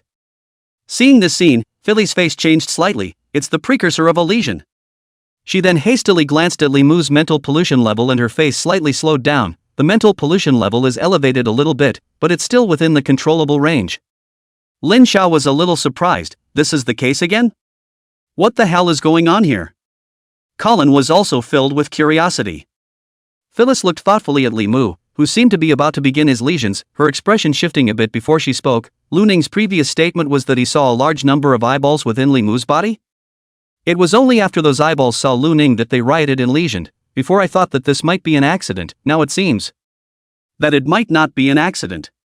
Dr. Philly, what are you talking about? Lin Xiao looked at Philly with a confused expression. Philly's expression kept changing and she hesitated for a long time before speaking. I have a very bold idea, even this idea can be said to be incredible. Colin pushed up his glasses before speaking. You said that Mu's situation is too rare, so perhaps a different idea of treatment is needed. Phyllis nodded slightly before speaking. My idea was analyzed in conjunction with Lu Ning's origin. Lu Ning himself came out of the mists, so perhaps there is some connection to the mists. As you all know, spiritual radiation comes from the mists, so regardless of whether one is an awakened or a diseased, in essence, they are of the same origin. And that source is from the mists. Mu's lesion is essentially a process where the spiritual pollution in his body is too high, and he is unable to control his awakening ability, and begins the process of transforming into a lesionist. We proposed an ability homology conjecture long ago, which is that awakened abilities perhaps come from certain existences in the mists, such as the stream of evil gods, just like evil arts and the abilities of lesionists and even divine descendants. The mutated abilities, having lost control of their own bodies, perhaps deepen their connection with these existences, and Lu Ning's own special characteristics may allow the mutated abilities that have lost control to mistake Lu Ning for certain existences in the mists, thus causing a riot to occur. Listening to Philly's explanation, Lin Zhao's several people were filled with question marks. They looked at each other in disbelief, and the people were all a bit confused. Wang Chuan scratched his head and said with a face of uncertainty, Dr. Philly. Do you mean that the ability within Senior Li Mu treated Lu Ning as an evil god or something like that? Wei Xian's few people were also thinking the same thing, and they all had strange expressions at the moment. Seeing the strange expressions of Lin Zhao's several people, Phyllis did not care as she smiled gently and said, That's why I said that this idea of mine is very bold and unbelievable. As a doctor and also a scientific researcher, it is a meaningful thing to come up with innovative hypotheses. Maybe the possibility is extremely low, but we can't miss any of it. That's not right. At this time, Lin Xiao spoke up. Previously, Lu Ning had also encountered some awakened people, and even diseased mutants, but it seems that nothing like Mu has appeared. When he said this, he suddenly stopped, and his entire body was struck by lightning as he stared wide-eyed. At the side, Xiao Lin also thought of something and let out a low gasp, even covering her mouth. Seeing the two's appearance, the three Collins were somewhat confused. What's wrong? As for Philly, she seemed to have sensed something, her spirit lifted and she asked busily, is it possible that Lu Ning had encountered something similar before? Lin Xiao was a bit uncertain and said, I don't know if it's something similar. It's like this, when we went to investigate Zhu Jianyi before, didn't Lu Ning encounter a joyful heavenly kingdom cultist? Then when that cultist sickened, Lu Ning the kid said he saw fallen angels, and then that cultist sickened to an exaggerated degree. But this is not the same as Mu Mu's situation. In terms of that cultist's lesion, the level of spiritual pollution must have exploded, and it definitely can't be changed back. Listening to these words, Philly's gaze flickered before she spoke, I have another bold idea. Crowd. They looked at Philly with strange eyes, this one's idea was indeed bold. Lin Xiao gave a dry smile, you say. Philly spoke, earlier, Captain Lin, you also said that the mutated cultist was from the joyous heavenly kingdom? Then the abilities he mastered should be those of the evil god fallen angel, while Mu Mu's abilities are obviously not from the fallen angel. The different behavior of the two when they saw Lu Ning is perhaps related to the origin of the ability? Hearing this, the crowd looked at each other even more blankly. Colin rested his glasses and said with a bit of disbelief, according to you, this ability can still have a consciousness? The faces of Wang Chuan's few people went white. If that was the case, then wouldn't there be another consciousness in their bodies? Philly shook her head, then said seriously, this is not a consciousness, but a spiritual instinct of the spiritual radiation itself. Perhaps this spiritual instinct is the root cause of the fact that we awakened people will have increased spiritual pollution and eventually become sick. Lin Xiao several people looked at each other. Then Colin thought of something and frowned, that Lu Ning is also an awakened, but his spiritual pollution is 0%. Could it be that his awakened ability doesn't have this kind of spiritual instinct? The crowd also looked back at Philly. Philly smiled, so that's what makes Lu Ning special, isn't it? His ability to be immortal, an ability that has likewise never existed before. There are quite a few possibilities to this question of Colin's. For example, the spiritual instincts of the immortality ability are not violent and do not lead to spiritual contamination. It is also possible that the immortality ability not only heals the physical body, but even heals the spirit, so when Lu Ning develops spiritual contamination, he will be healed in the first place, and likewise there is also the possibility that, having spent a long number of years in the mist itself, Lu Ning himself absorbed a large amount of spiritual radiation, leading to him being completely immune to these spiritual instincts. Speaking here, Philly paused and laughed. There is also the boldest conjecture, that is, the spiritual instincts of this ability originally originated from Lu Ning himself, and if that is the case, it is something that would never allow Lu Ning to be contaminated due to the spiritual instincts of his awakened ability. Chapter 70 Miracle. Originating from Lu Ning himself? Several people were somewhat confused. Yes, Lu Ning has spent thousands of years in the mists, perhaps he has become similar to those existences in the mists, and by his spiritual instincts, perhaps the same can be born out of awakening abilities. Lin Xiao several people? Xiao Lin blushed a little. You mean that brother Lu Ning is like those evil gods? Wei Xian shook his head repeatedly, impossible, absolutely impossible. If Lu Ning is really the same as the evil gods, how strong must he be? Although Lu Ning's performance is beyond common knowledge, how can it be compared to the evil gods? Even Wang Chuan, who had always liked to sing against Wei Xian, nodded his head and said, I think so, if that Lu Ning guy really was an evil god, we'd probably have to die 800 times, right? Although Lin Xiao and Colin didn't retort, the expressions on their faces were clearly disbelieving as well. Philly smiled, I don't mean that Lu Ning possesses the same power as an evil god, but that there is a certain similarity between his nature and that of an evil god. Of course, this is just an unfounded, pie-in-the-sky conjecture. And the possibility of such a conjecture is very low. Lin Xiao was about to speak when suddenly Li Mu's scream came from inside the ward. What are you doing? Several people stopped their discussion and looked inside the ward. Their expressions then became strange. Lu Ning had come to the side of the hospital bed at this moment, and several holes had appeared in the trenchcoat he was wearing, with a little bit of blood remaining on it. It was clearly Li Mu's handiwork. As for Li Mu, 2 more eyes had appeared on his forehead, and other areas of exposed skin seemed to gradually begin to have eyes taking shape as well, only 1 step away from being diseased. But Lu Ning directly pressed down on Li Mu's body, holding her down on the bed. Li Mu struggled frantically, shooting out a stream of laser rays, each of which managed to penetrate Lu Ning's trenchcoat, but failed to penetrate Lu Ning's body, only leaving behind a single blood hole that wasn't too deep.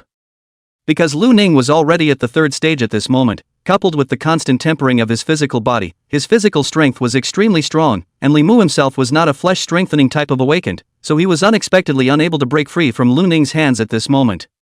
Seeing this scene, Lin Zhao's expression was shocked. What does this Lu Ning kid want? Does he still have this kind of hobby? Wang Chuan looked in awe. No, didn't Lu Ning say before that he didn't want to find a girlfriend? Could it be that he likes lesions? What are you guys talking about? Shouldn't we be talking about whether or not to stop brother Lu Ning now? Xiao Yulin glared at Lin Xiao and Wang Chuan with some exasperation. Colin also rested his glasses and looked at Lin Xiao. Captain, what do you say? Lin Xiao was about to speak when suddenly they saw an incredible scene. Lu Ning reached out and pressed his hand on the chest of Li Mu, who was constantly struggling, and Li Mu, who had begun to go a little crazy due to his gradual sickness, as if he had encountered something unbelievable, stared with wide eyes and a shocked look at Lu Ning, who had a calm and cold expression. After an instant of silence, Li Mu let out a sharp burst of sound and was about to go completely insane. Just then, Li Mu's body shook. Lu Ning pulled his hand outwards, and gradually, strands of white mist were actually pulled out of Li Mu's body by Lu Ning. These strands of white mist carried a series of illusory and distorted eyes. These eyes were cold with a hint of madness, and it was feared that just one look at them could cause an ordinary person to go insane with fear. The eyes that were pulled out with the white mist at the moment became even crazier, wanting to burrow back into Li Mu's body. Both sides were caught in a pull. Under such a state of pulling, Li Mu's bare skin, where the eyes had already appeared again, gradually returned to its original state. However, her expression was extremely painful. Lu Ning glanced at Li Mu, and after a moment of silence, he unexpectedly pressed the white mist that had been pulled out towards his chest. The white mist that wanted to burrow back and stagnated for a moment, and then twisted even more crazily, wanting to escape from Lu Ning's body. However, Lu Ning kept pulling, and gradually, more and more white mist was pulled out of Li Mu's body, and the white mist that was pulled out was gradually absorbed into Lu Ning's body. As more and more white mist was absorbed by Lu Ning's exposed left arm unexpectedly twisted in flesh and blood, and an eyeball emerged. This eyeball rotated around with coldness and madness, and after seeing Lu Ning, a white light emerged from the eyeball. However, in the next second, Lu Ning casually grabbed it and directly reached out to snap the eyeball off the back of his hand. Blood flowed down the wound, closing it in the next second. As for the gouged-down eyeball, it was casually thrown to the ground by Lu Ning and exploded with a snapping sound as he stomped on it. Lu Ning was expressionless as he continued to pull the white mist. Gradually, the white mist in Li Mu's body became less and less. After a few breaths, the white mist was completely pulled out, and all of it was stuffed into Lu Ning's body. Lu Ning silently got up, reached out and snapped his hand into his neck, once again snapping out an eyeball and throwing it on the ground to stomp it out. He wiped the blood from his neck and looked at Li Mu, who had collapsed on the ground gasping for air, his expression pale, and his entire body drenched in sweat. Inside Li Mu's body, there was no more white mist or eyeballs. And he could feel that within his body, there were more white mist and eyeballs. He controlled his spiritual power and surrounded these white mist and eyeballs, quenching and absorbing them little by little according to the spiritual quenching method. Although during this process, the white mist and eyeballs would rush out of the spiritual power encirclement from time to time, leaving him with a little more eyeballs on his body. But it wasn't a big problem. Lu Ning casually snapped off another eyeball and stomped on it, then turned his head to look at Phyllis and the others, who were dumbfounded outside the door, and calmly said, "Dr. Phyllis, please check Li Mu's level of spiritual contamination, thank you." As if waking up from a dream, Phyllis glanced at Lu Ning, her eyes glowing as if she was looking at something she had never seen before. She used the instruments in the ward to check the spiritual pollution level, and then her breath hitched a few times. It's dropped. It's really dropped. Muumu's spiritual pollution level is only 2%. This doesn't even look like the spiritual pollution level of a normal fourth-order awakened person. Unbelievable. This is too incredible. Lin Xiao's few people also came back to their senses when they heard this. Lin Xiao and Colin were equally short of breath. They looked at each other with shock in their eyes. What was the concept of pulling an awakened who was on the verge of a lesion back hard? This was the greatest miracle since the birth of the Misty Age. Then Lin Xiao thought of something and hurriedly asked, "Dr. Philly, what about Lu Ning? How is Lu Ning's mental pollution level?" Philly didn't answer and was still checking the data, her brows stretching and frowning at times. She muttered, "This data isn't right, how could it be? It's not right, it's too wrong. Dr. Philly." Colin called out to Philly again. Phyllis came back to her senses. She hurriedly said, Lu Ning's data is very unstable, sometimes it's only 0%, sometimes it reaches 32%. Although it doesn't lead to lesions yet, this contamination is not low. Hearing this, Lin Xiao and Colin glanced at each other and a look of worry appeared on their faces. What is the reason for this? Xiao Yulin watched as Lu Ning expressionlessly snapped out an eyeball from his face, then threw it on the ground and stomped it to explode, and the corner of her mouth twitched as she saw Lu Ning reveal a contented smile. Is it because Brother Lu Ning absorbed Elder Mumu's diseased spirit, and this diseased spirit has affected Brother Lu Ning? Chapter 71. You're welcome. Philly shook her head, not sure. But according to the level of spiritual contamination, Lu Ning has no risk of lesion. Wang Chuan pointed to the image of Lu Ning stomping out his eyeballs with a strange expression. This is called no risk of lesion? Phyllis was also momentarily speechless. At this time, Lin Xiao called out to Lu Ning in the hospital room, Lu Ning, are you okay? Are you alright? Lu Ning looked up at Lin Xiao and calmly said, it's fine. As he said this, he smoothly snapped off an eyeball at his arm and stomped on it. Lin Xiao, several people. Colin rested his glasses and spoke, what's with the eyeballs growing on you now? Can you feel anything wrong yourself? Lu Ning spoke, it's not a big problem, just now I put that white mist from Li Mu's body into my own body, and my spiritual power tried to quench these white mists, which were resisting, that's why there are eyeballs. It's not a big problem though. Hearing Lu Ning's introduction, Phyllis was somewhat dazed and muttered, it's the source of the lesion in Mumu's body that's resisting? This is in line with the guess of spiritual instincts. Xiao Yulin was a little worried, Brother Lu Ning, then you won't be like this all the time, right? No, it'll be fine after quenching some white mist. But it's a little more difficult to quench this white mist than normal spiritual radiation. Hearing this, the crowd sighed in relief. And at this moment, Li Mu gradually recovered from her original weak state. She slowly sat up, the expression on her face no longer as cold as before, and there were a few more complex colors in her eyes as she looked at Lu Ning. Part of the reason why she had become ill was because of Lu Ning. However, even without Lu Ning, her level of spiritual contamination at that time was still dangerous, and perhaps there was a not-so-small possibility that she would become diseased. Now, on the other hand, Lu Ning had weakened her spiritual pollution degree to a level that she hadn't even dreamed of before, and she didn't even have to worry about spiritual pollution afterward. This was a great favor to Li Mu. However, Lu Ning's previous behavior was more or less offensive to her, and although Li Mu could understand it, as a woman, she still felt a little less comfortable with it. Seeing that an eyeball had grown out of Lu Ning's body and was gouged down by him, with blood dripping from the wound, Li Mu was silent and spoke, Lu Ning, thank you very much. Lu Ning glanced at Li Mu and calmly said, it's fine. Li Mu asked, is there anything I can help you with? No. Lu Ning shook his head. Li Mu fell silent and didn't know what to say. Just then, Philly said to Li Mu, Mumu, how about you feel yourself?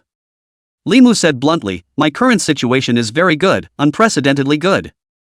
Since becoming an awakened, I've never been this relaxed, my current spiritual pollution level should be very, very low, right?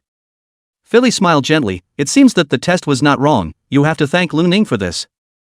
Li Mu glanced at Lu Ning, who was currently holding an eyeball in his hand and was curiously observing it. Li Mu. Philly's voice sounded again, Mumu, you come out now, I'll take you to do an all-around examination to make sure there's no aftermath. Li Mu came back to his senses and nodded, then asked, what about Lu Ning? Lu Ning and Lin Xiao and the others similarly looked at Fei. Phyllis thought for a moment, then spoke, according to the test results, Lu Ning does not possess a risk of lesions per se, but his physical characteristics have lesion-like traits, so my opinion is to stay here for a day of observation to make sure that there is no danger before leaving. Lin Xiao frowned, Dr. Philly, this is not in line with the rules, is it? There shouldn't be a need to observe here if the mental pollution level is normal. Phyllis smiled gently, but you've seen Lu Ning's condition, eyes appear on his body from time to time, which in itself should be a characteristic of a lesion. Lin Xiao opened his mouth and fell into silence. Just then, Li Mu spoke, then I'll observe for another day as well.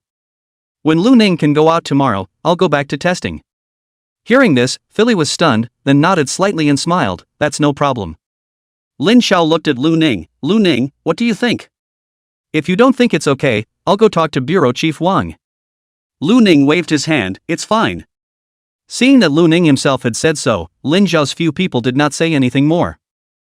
After staying here for a while, Lin Xiao and the others said their goodbyes because they still had work to do, leaving Lu Ning and Li Mu to stay in the ward. After Phyllis waited for Lin Xiao several people to leave, she also checked the data in front of the ward for a period of time, and after determining that Li Mu's spiritual pollution degree was normal and had not rapidly rebounded, and Lu Ning's spiritual pollution degree peak had not continued to increase, Phyllis was also relieved.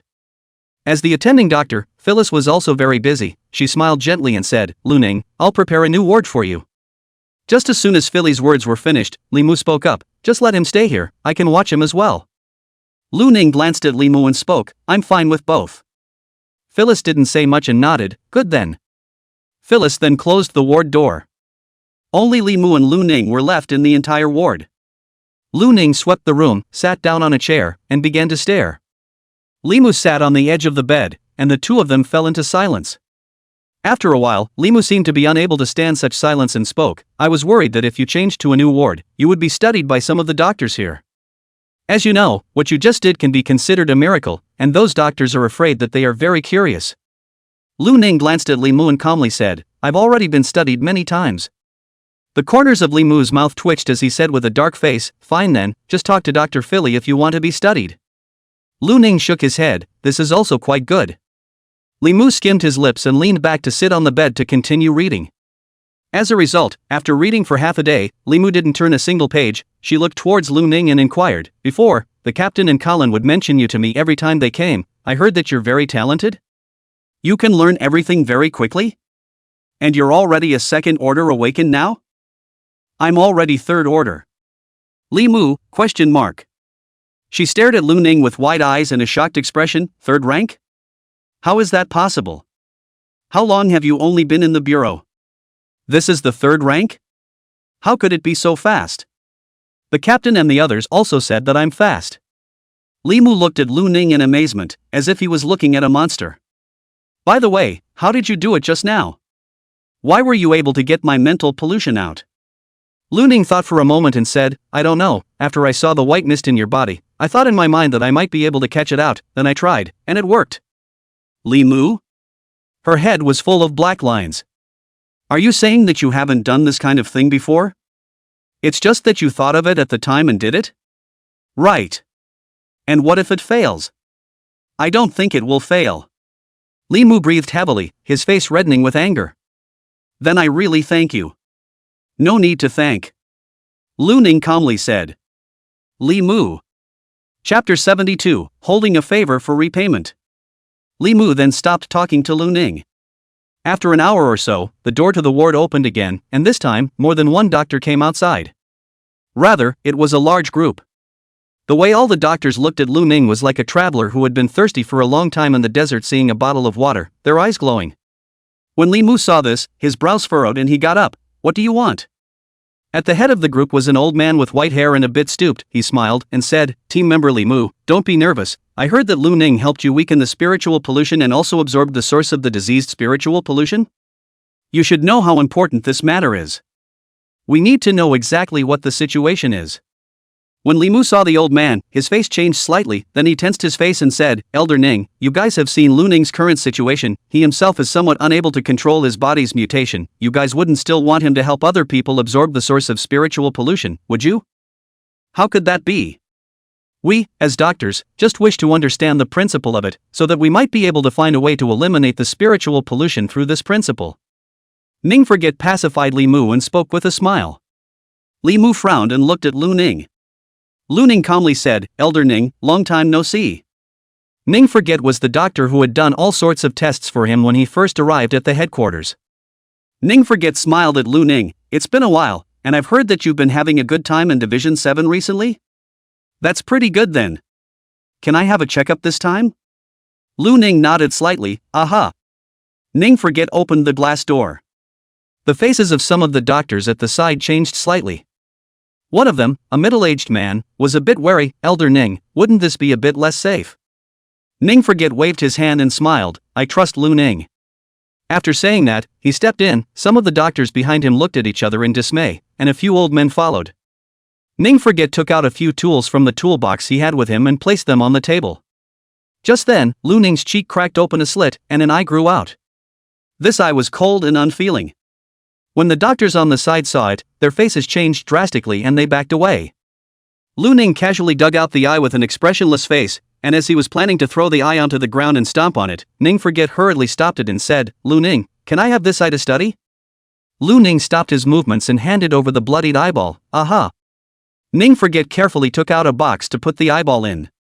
He then used the instrument to check Lu Ning's body over. After the inspection, Ning Forget was a bit surprised. "Lu Ning, your current peak spiritual pollution has decreased, and it's only 28%. Lu Ning nodded. "I quenched a bit of white mist just now." Ning Forget revealed a look of interest, sat up straight, and opened his mouth to ask, "Lu Ning, from what Phyllis said just now, you absorbed the spiritual pollution origin of Li Mu's team member into your own body? By what means did you remove that spiritual pollution origin?" After saying this, Ning Oblivion hurriedly said, "If your method has generalization, it would be a good thing for all awakened ones. After all, it might allow awakened ones to stop worrying about the problem of spiritual pollution. And the Federation will inevitably give you quite a precious reward." I saw that white mist of spiritual pollution and thought that I might be able to reach out and grab it out. Then I tried, and I grabbed it out. Lu Ning's reply was exactly the same as when he had faced Li Mu before. Ning Forget and the others? The air in the ward was quiet for a moment. Ning Forget's pale face all stiffened for a moment, then he rubbed his face somewhat helplessly. "I'd forgotten how difficult it was to communicate with you." Somewhat undeterred, he added, "Aren't there any tricks or anything like that?" Lu Ning thought hard and shook his head. "No, I just thought about reaching out and grabbing it." A doctor on the side was a bit less convinced and asked, "Then how did you feel that you could grab out that source of spiritual pollution?" "Feelings," Lu Ning said bluntly. The crowd was silent for a moment. "Goddamn feeling." Ning Forget pondered, and then asked, "Then what kind of technique did you use to wrap and quench these sources of spiritual pollution using your own spiritual power?" "I thought that this spiritual pollution source was also essentially spiritual radiation, so I should be able to quench it, so I gave it a try." As soon as they heard Lu Ning say, "I thought about it," Ning Forget's few people knew the result. After hearing Lu Ning's words, they had an "I knew it" expression on their faces. The people looked at each other in disbelief, and then Ning Forget asked some more questions. In the end, they helplessly realized that it was simply unrealistic to want to do anything to lower the spiritual pollution degree through this case of Lu Ning's. However, Ning Forget had still come up with a surprising piece of news. That was, Lu Ning was able to quench the spiritual pollution source. Once Lu Ning had quenched the source of spiritual pollution, could he continue to remove spiritual pollution from other awakened who were on the verge of becoming diseased through this method? This possibility was quite high. However, this still required further experimentation before it could be done. Only when Lu Ning had quenched all of Li Mu's sources of spiritual pollution would he be able to try again. Right now, there wasn't much for them to gain. The group stayed in the ward for more than an hour, asking quite a few questions before bidding farewell and leaving. Before leaving, Lu Ning called out to Ning Forget, "Elder Ning, please tell the kitchen that I want to eat braised meat today." Ning Forget smiled, "No problem." Watching the door to the hospital room close, Li Mu then sat back on the bed and calmly said, "Your spiritual pollution level has dropped?" That was quite fast. Well, it's about the same as quenching spiritual power. Hearing Lu Ning's reply, Li Mu nodded slightly and said no more. After another moment, the staff brought him the meal. Lu Ning took a bite of the braised pork and revealed a satisfied smile. Seeing Li Mu look over, Lu Ning said with a wooden face, "Why don't you eat some too?" Li Mu nodded, "Good." Lu Ning's expression froze, then he picked the fattest piece from it and threw it to Li Mu. Li Mu looked at the fat meat in the bowl, her head full of question marks. When she looked at Lu Ning, she realized that Lu Ning had almost finished the braised pork, eating much faster than earlier. Li Mu. After dinner, Li Mu went to wash up first. After she came out, Lu Ning went to wash up. When Lu Ning walked out of the bathroom, he found a quilt spread on the floor. Seeing Lu Ning come out, Li Mu spoke, "I'll sleep on the floor, you sleep on the bed." "Oh." Lu Ning got into bed and lay down. Seeing Lu Ning actually really lay down like this, Li Mu's breath stuttered, and then said with a bit of disbelief, "Not. You don't have anything else to say?" Lu Ning looked at Li Mu with a confused face, "What to say? For example, the ground is cool, you sleep on the floor and so on? Or maybe you're just trying to repay me for my kindness? Delusion that I'll sleep on the bed with you." Saying that, Li Mu faced Lu Ning's calm expression, and she couldn't go on in her own embarrassment. With a dark face, she wrapped the quilt around her entire person and spoke, "Sleep." "Oh." Li Mu. Chapter 73 Man in Tattered Clothes. Early the next morning, Phyllis once again came to do tests for Lu Ning and Li Mu. Li Mu's spiritual pollution level had slightly increased, but this was normal for awakened people. On the other hand, Lu Ning's spiritual pollution peak had once again dropped, leaving only 23%. There was nothing abnormal about either of them. Outside of Phyllis' detection, she looked at Lu Ning, who was observing the eyes in his hands, and inquired, Lu Ning, how are you feeling right now? Will the appearance of these eyes have some effect on your spirit? Is there any discomfort in your body? Lu Ning shook his head, none of it. Phyllis nodded slightly and did not continue to inquire, smiling, if there are no abnormalities in the afternoon for the two of you, you can leave. After saying that, Phyllis went to get busy.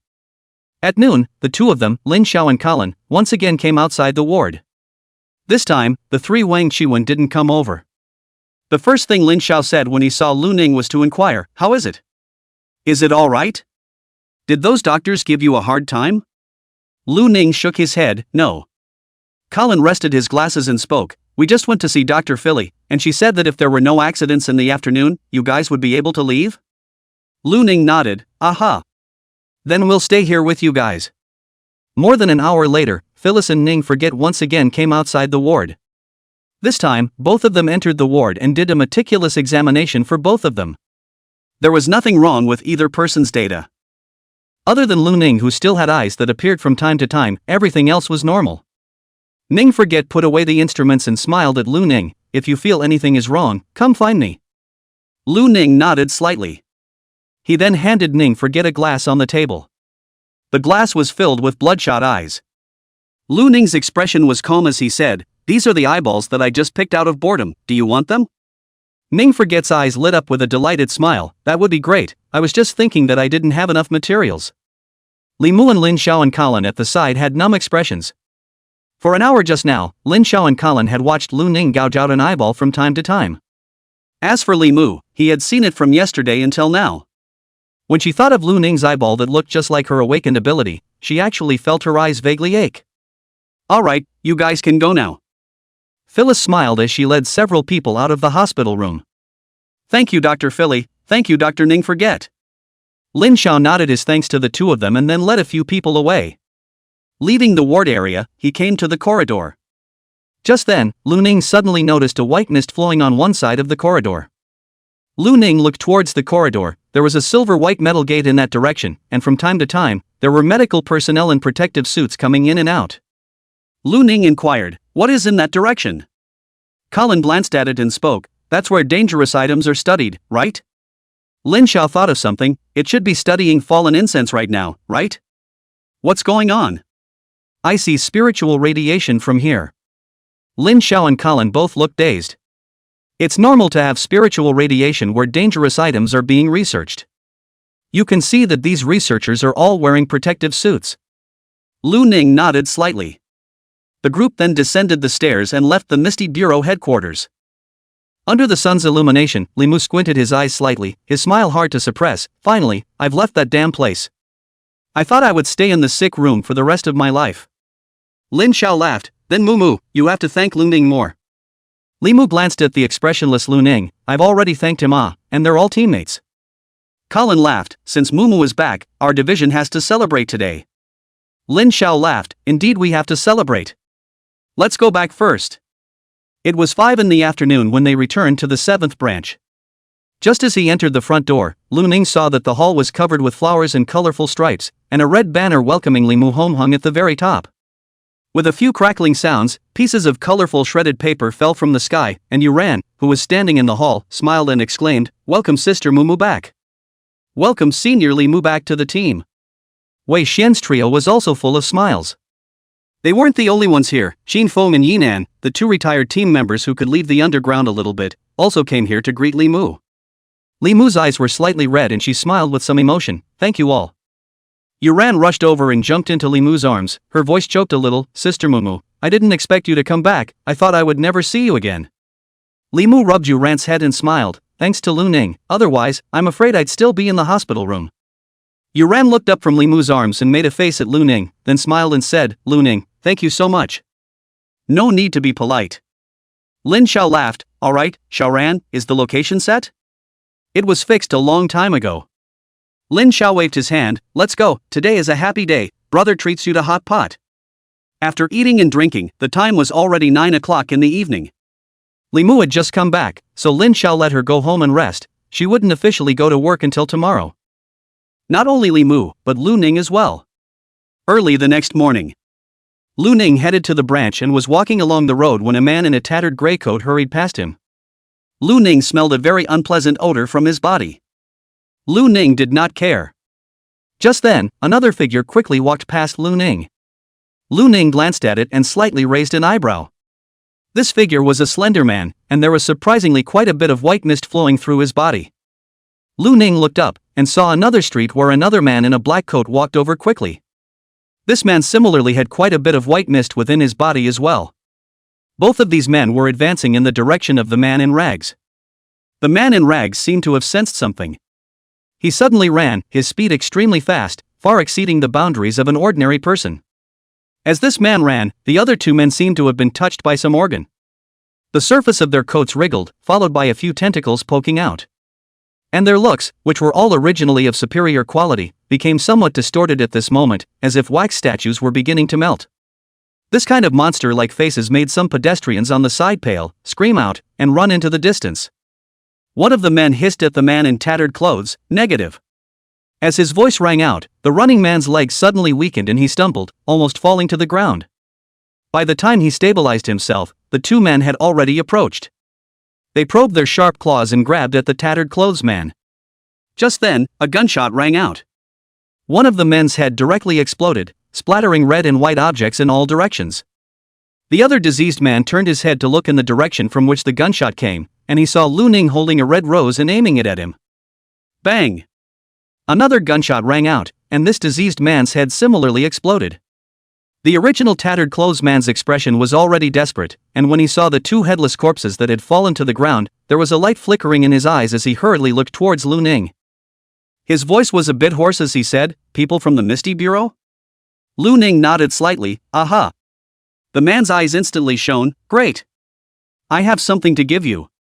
Something very important." Just then, a hoarse yet evil voice sounded in the distance, "Fallen." As the voice rang out, the white mist of the trapped eyes within Lu Ning's body suddenly rioted, and an eyeball emerged from his neck and cheeks. The man who had originally run over turned pale, and his entire body froze in place, his expression instantly becoming more desperate. Chapter 74 The Divine Benefactor. Just as the man in the tattered clothes was about to turn around and run away, he saw a scene that made people go crazy. Lu Ning probed his hand and gouged out the eyes on his body one by one, throwing them on the ground and stomping them out. As he gouged, he said to the tattered clothes man, "Wait a moment." After saying that, he turned his head to look behind him. Behind him, there was an unusually beautiful-looking woman who was looking at Lu Ning with a look of astonishment and uncertainty. She didn't seem to understand how Lu Ning could still maintain his sanity when he had clearly undergone a lesion.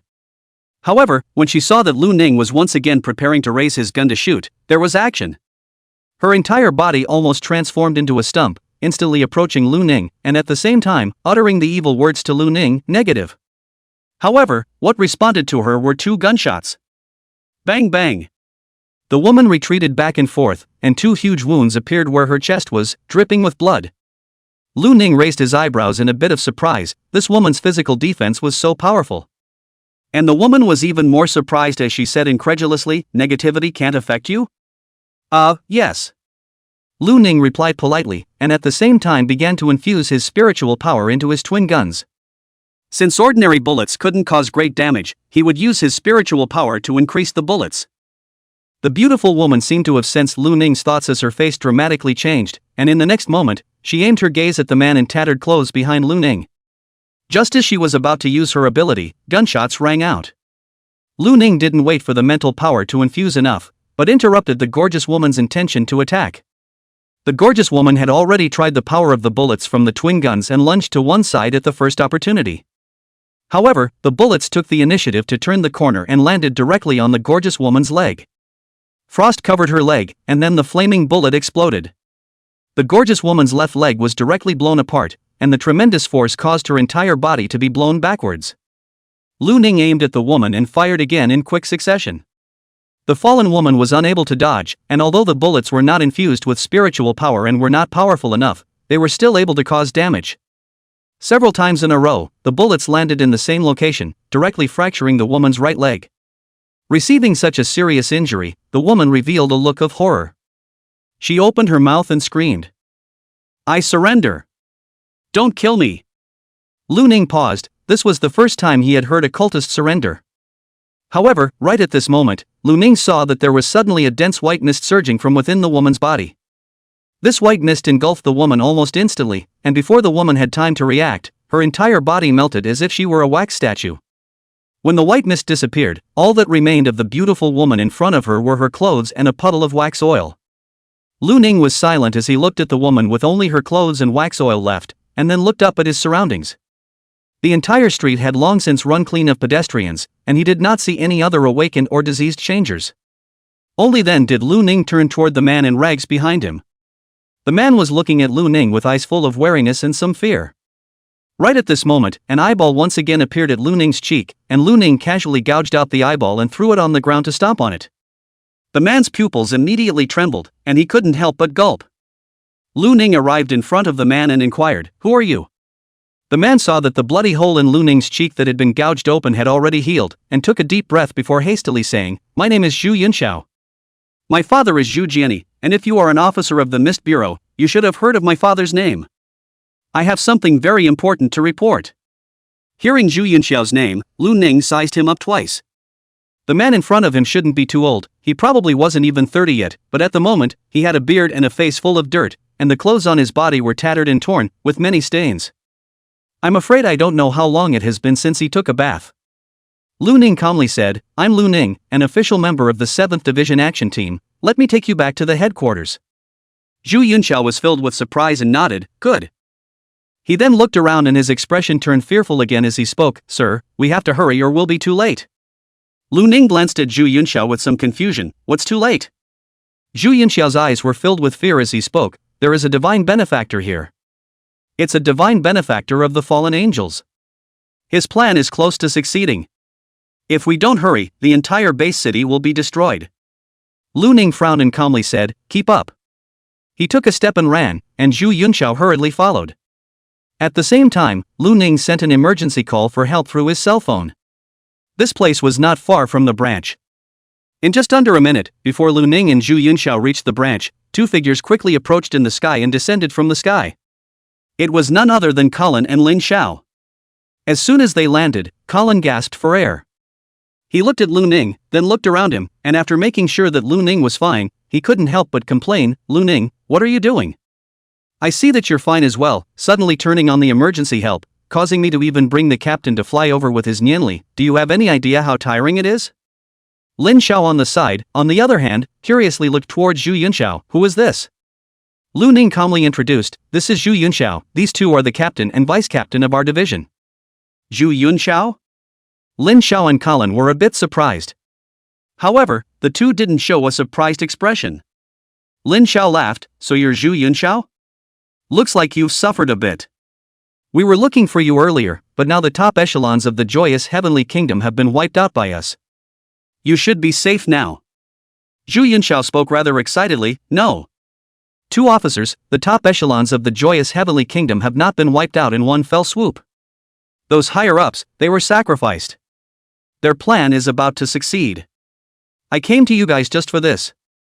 Hearing this, Lin Xiao and Colin frowned and looked at each other. Lu Ning spoke calmly, "When I found him, he was being hunted down by two diseased mutants and an awakened one. That awakened one can use negative abilities and depraved abilities. He should be from the joyous heavenly kingdom."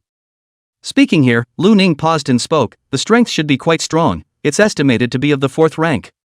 Hearing Lu Ning say this, Lin Xiao and Colin's expressions became more serious. "What about the awakened?" "I was planning to capture her alive, she begged for mercy, but I don't know for what reason, she directly died. Before she died, the spiritual pollution in her body skyrocketed. This situation is a bit different from a lesion." Lin Xiao and Colin's faces became a bit ugly. Zhu Yunxiao, on the other hand, spoke with some fear, "It must be that divine benefactor. Only he has such means." "Divine benefactor?" Lin Xiao and Colin's cheeks trembled as they heard this appellation and were a bit tense. "You said there's a divine benefactor in our base city? Where?" Lin Xiao ignored the dirt on Zhu Yunxiao's body and directly picked up his clothes. Zhu Yunxiao breathed a little hard as he shook his head. I don't know, but my father found a bit of a clue, and he left that clue with me. I haven't been able to find the opportunity to send the message to the Misty Bureau. A few days ago, I heard that you guys were cleaning up the Joyous Heavenly Kingdom's congregation, and I realized that all of this must be that divine benefactor's plan, so I'm going to take a chance on it. Where's the clue? Colin hurriedly said.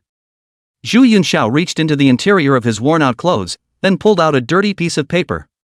It's right here. Chapter 75, The One Who Was Left Out. Lin Xiao took the paper and unfolded it, realizing that on it was a series of names. After seeing these names, Lin Xiao quickly reacted. This is the list of that birthday party? Colin and Lu Ning sniffed and looked at the paper. The three of them glanced at each other and Lin Xiao said with a serious expression, now go back and then compare the list of dead members of the birthday party we investigated with the list of members of Joyful Heaven to see if there are any people we haven't found. Go! Colin didn't use his nimbus this time because there were too many people. The four of them quickly ran towards the branch.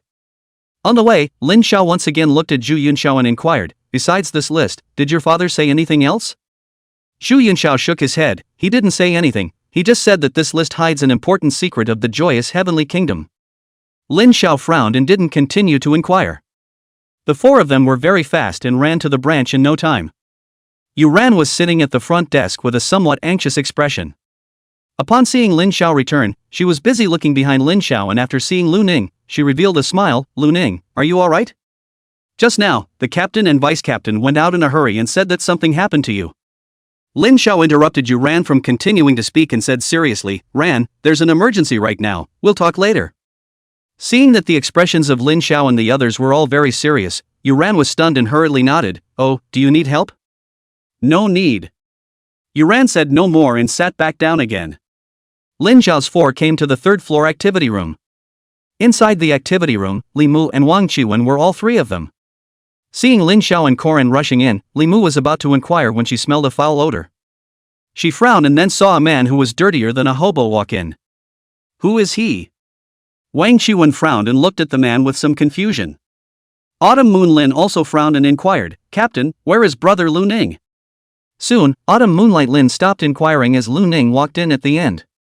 Seeing Lu Ning come in, several people were about to open their mouths to speak. Lin Xiao directly interrupted them and spoke, Cullen, contact the headquarters and ask for a list of all the members of the Joyous Heavenly Kingdom this time, including the deacon hierarchy. Cullen nodded, good. Lin Xiao came to the coffee table and opened the drawer of the coffee table to rummage around. In no time, he found a piece of paper. Wei Xian, who was sitting on the side, glanced at it and was slightly stunned. Captain, isn't this the list of victims from that birthday party earlier? What's going on? Lin Xiao's brows furrowed as he spoke. This thing with Joy Heavenly Kingdom might not be over, there are still people behind it. What? Wang Qiwen was a bit surprised. Captain, how did you know? Lin Xiao took out the list of birthday party invitations that Zhu Yunxiao had just given and spoke while quickly comparing them. This is the list from that party. This is Zhu Jinyi's son, Zhu Yunxiao. Wei Xian's few people looked at Zhu Yunxiao and revealed a dazed look.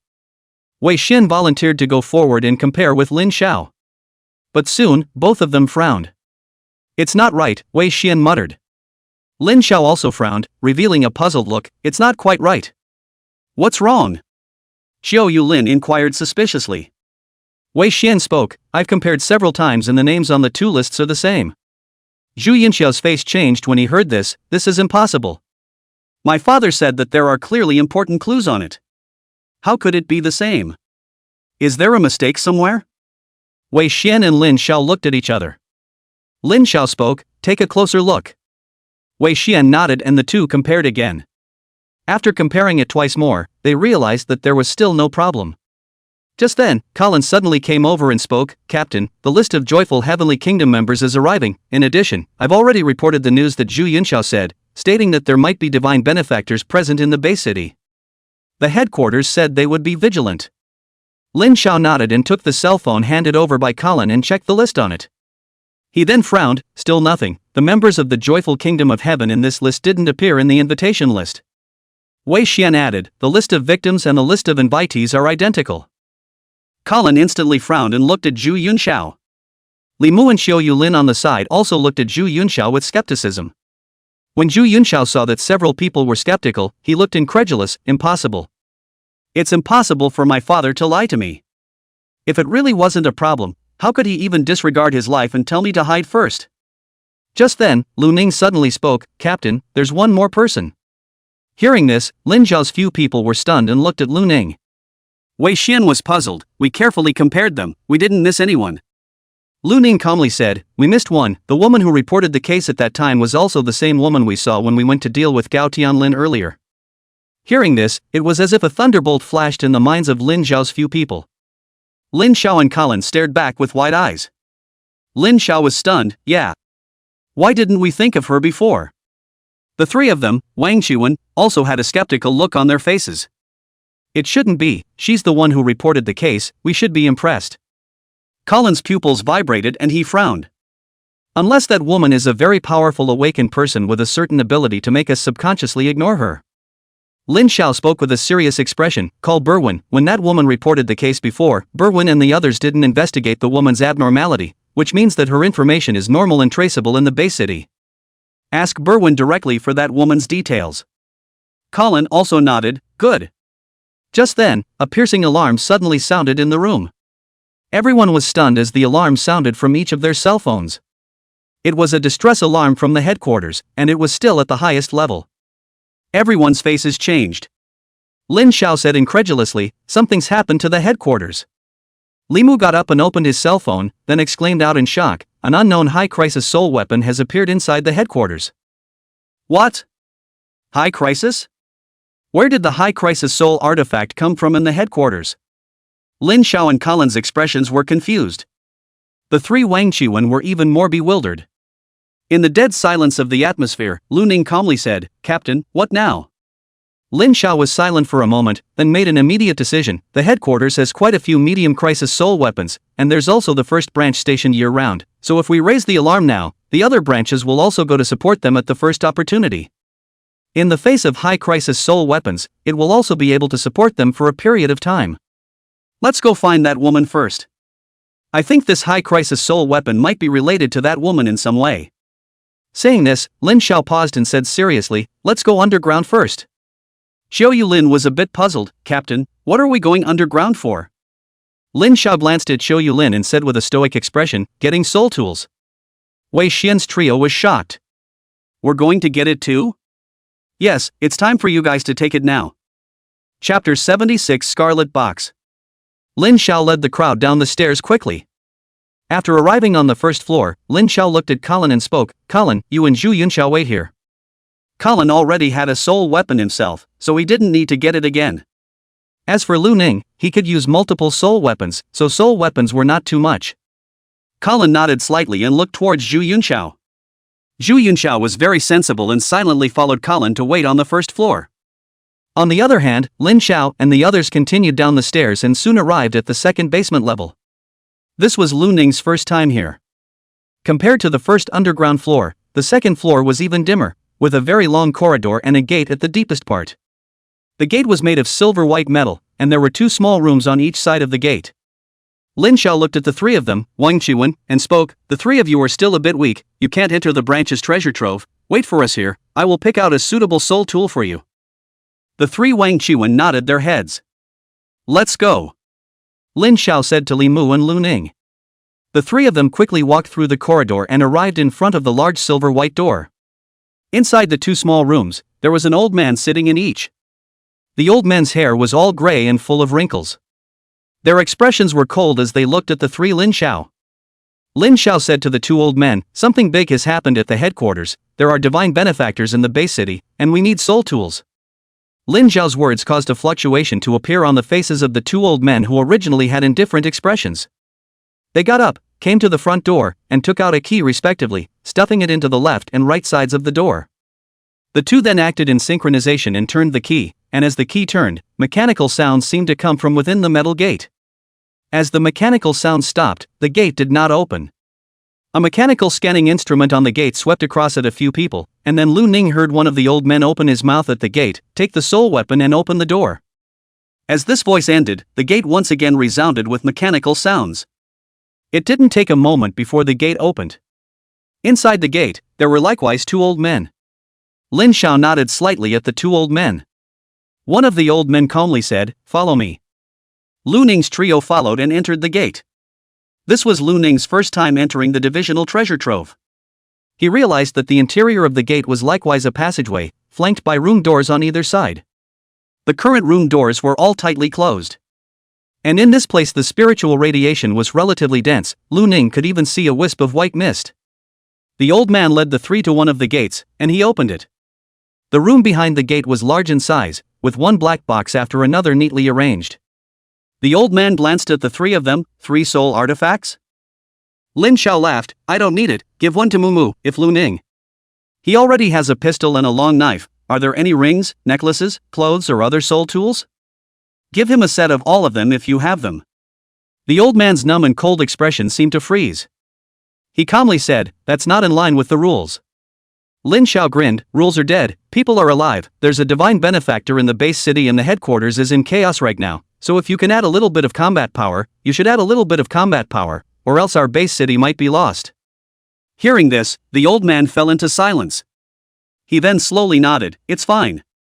Lin Xiao continued, "There are 3 other first-rank newcomers outside, each coming with a soul artifact, and their awakened abilities are one of water control, one of petrification, and one of strength enhancement." The old man nodded. "I'll look for them." The old man entered the room and started rummaging. Soon, he took out a white bracelet and handed it to Li Mu. "This one is for you, it can increase energy output." Not long after, he took out another pair of black shoes, and a red metal undershirt and handed it to Lu Ning. These shoes can increase speed and physical agility, and this undershirt can generate an energy shield, as well as drastically improve physical fitness. Lin Xiao was a bit disappointed. "There's nothing else? Only these 2 pieces are suitable for Lu Ning?" The old man glanced at Lin Xiao and calmly said, "Aren't you clear about the number of divisional soul weapons? It's already good enough to find 2. Lin Xiao was a little disappointed, then said, "All right then." After that, the old man took out another ring that could increase elemental control, a pair of boxing gloves, and a huge battle axe. These were given to Wang Qiwen's trio. While the old man was finding suitable soul weapons for Wang Qiwen's trio, Lu Ning had already changed into his metal undershirt and shoes. After changing into these 2 soul artifacts, Lu Ning clearly felt that his body had become much lighter, and his strength and other aspects had greatly improved. Originally, under the tempering of the flesh tempering method, Lu Ning's physical quality had already surpassed that of an average third-order body strengthening type awakened, and now he felt that his physical quality might be comparable to that of a fourth-order body strengthening type awakened. After taking these soul tools, Lin Xiao took a deep breath and his expression became serious. "Elder Wang, take out that soul tool as well." Elder Wang was stunned and his numb eyes looked deeply at Lin Xiao. "Are you sure?" Li Mu on the side also had a slight change in his face as he looked at Lin Xiao. "Captain, that soul artifact is too dangerous." Lin Xiao rubbed his nose and laughed brightly. "Of course I know the danger of that soul weapon. If I don't have to, I won't use it." Elder Wang fell silent and silently walked out of the room. "Follow me." He closed the door of the room and walked to the door of another room. He then took a deep breath and opened the room door. Just as he opened the door to the room, Lu Ning smelled the strong odor of blood. Along with the smell of blood, there was also a rather dense white mist. These were rather dense spiritual radiations, more than the spiritual radiations of all the soul weapons on Lu Ning's body combined. He looked into the room and realized that the interior was quite empty, with only one item. It was a blood-red box. Elder Wang entered it, picked up the blood-colored box and handed it to Lin Xiao, calmly saying, "Don't use it if you can." Lin Xiao nodded and then carried the box on his back. "Let's go."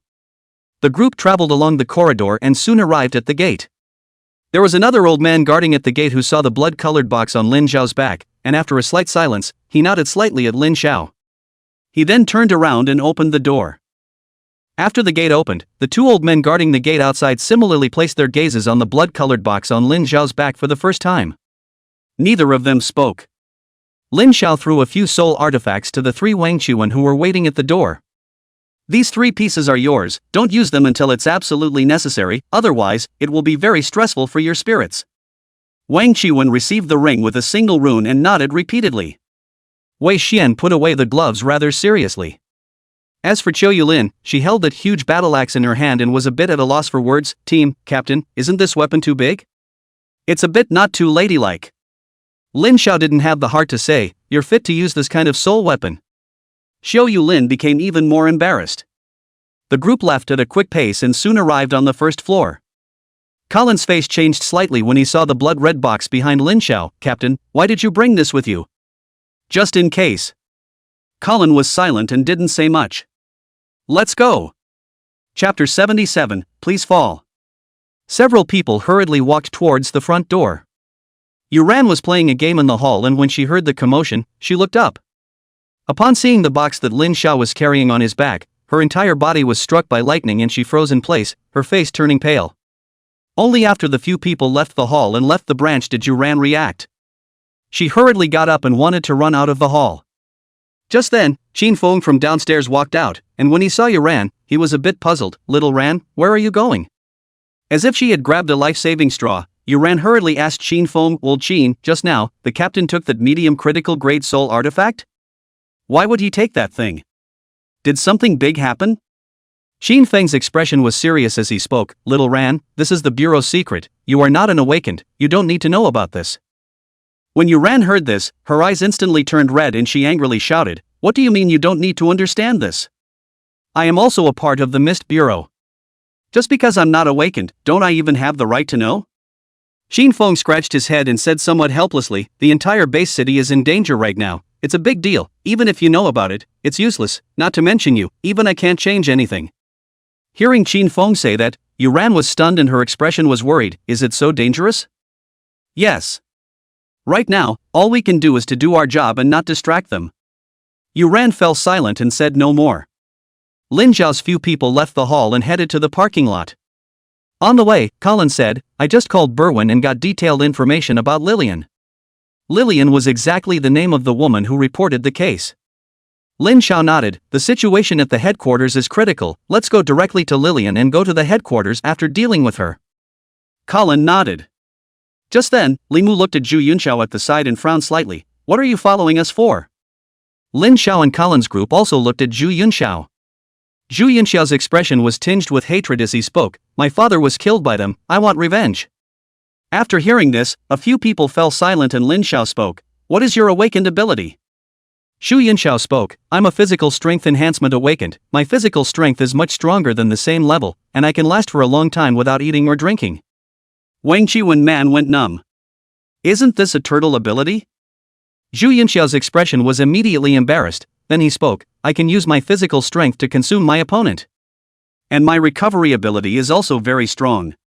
Speaking here, Zhu Yunxiao thought of Lu Ning's battle just now and said somewhat depressed, "But it's a normal recovery, not as good as this officer." The expressions of Lin Xiao's few people became even more strange. Compared to Lu Ning. This who could compare? Lin Xiao thought for a moment and then spoke. "You're not strong, going there won't do much. If you really want to do something, go to the One Tree Bar and inform the bar owner, Tyrone. Tell him that there are divine benefactors in the base city and that the Misty Mist Bureau headquarters has been attacked and that the entire base city may be in danger. So he can mobilize all of the awakened he knows to come together to help the Mist Bureau headquarters, and the Mist Bureau will be rewarded afterwards." Hearing this, Zhu Yunxiao thought about it and nodded. "Good. Do you know where the One Tree Bar is?" "No, I've been there." Afterwards, Zhu Yunxiao quickly ran towards the One Tree Bar. Lu Ning and his group, on the other hand, each got into their own cars, and they headed towards the residence where Lillian was based on the information provided by Colin. However, they were on their way when they suddenly saw snowflakes suddenly appear on the advertising screen of an upstairs in front of them. As the snowflakes disappeared, the screen turned into a place similar to a news report room. A very beautiful-looking woman wearing a long black halter dress was standing there. The appearance of this woman caused Lin Xiao's several people to widen their eyes, and even the car almost stopped. The two of them, Lu Ning and Wei Xian, were traveling in the car allotted to Lu Ning. Wei Xian exclaimed out in shock when he saw the woman. "Isn't that Lillian? How did she appear on TV?" Lu Ning shook his head. "I don't know." The next moment, Colin's voice came from the cell phone. "It's possible that the TV channel was forcibly switched through the entertainment group's technicians." Hearing this, whether it was Lu Ning and Wei Xian, or the others in the cell phone, they all fell silent. Lin Xiao said with a serious expression, "I'm afraid it's Tianqing Entertainment, as the leading entertainment group in the base city, that has the means to do this in a short period of time. In that case, it seems that Han Yu didn't just join the joyous Heavenly Kingdom before because of the experiments, there's also a relationship with the Heavenly Star Entertainment Group." "What does this woman want?" Xiao Yulin's somewhat puzzled voice rang out. Not only were they puzzled, all of the pedestrians on the street stopped in their tracks, and even the vehicles on the street, many of them stopped at this moment. As a strong person of the joyous heavenly kingdom, Lillian's ability to charm was extremely strong, and even through the screen, it still made quite a few ordinary people feel as if they had been seduced. Lillian within the screen lifted the hem of her black skirt and bowed elegantly to the camera, then a seductive smile appeared on her face. To introduce myself, my name is Lillian, and this time I'm meeting with all of you because I wish to ask you for a favor. Knowing that no one would answer, Lillian spoke directly to herself. However, this time, her voice became overlapping, and although it was still seductive, it was as if there were countless strange voices ringing in her ears. Please, everyone, fall. As the voice appeared, Lu Ning saw the abnormality at the first moment. The spiritual radiation within the entire base city seemed to shake. Subsequently, the expressions of the pedestrians on the streets varied, some pleasurable, some agonizing, and some hideous. Many people trembled and fell to the ground into unconsciousness. Just then, a low roar rang out, and the skin of one of the tall and robust men's entire body peeled off, revealing hideous muscles. His body skyrocketed, rising to over 2 meters tall, his hands turned into sharp claws, and his feet became abnormally wide. The clothing on his body was directly propped up and ripped apart by him. Seeing this hideous muscular monster appear, it was as if the ordinary people on the side who originally seemed to be caught up in the depravity were doused with a wave of cold water. A terrified scream resounded through the entire street. However, right at this moment, several more low roars rang out.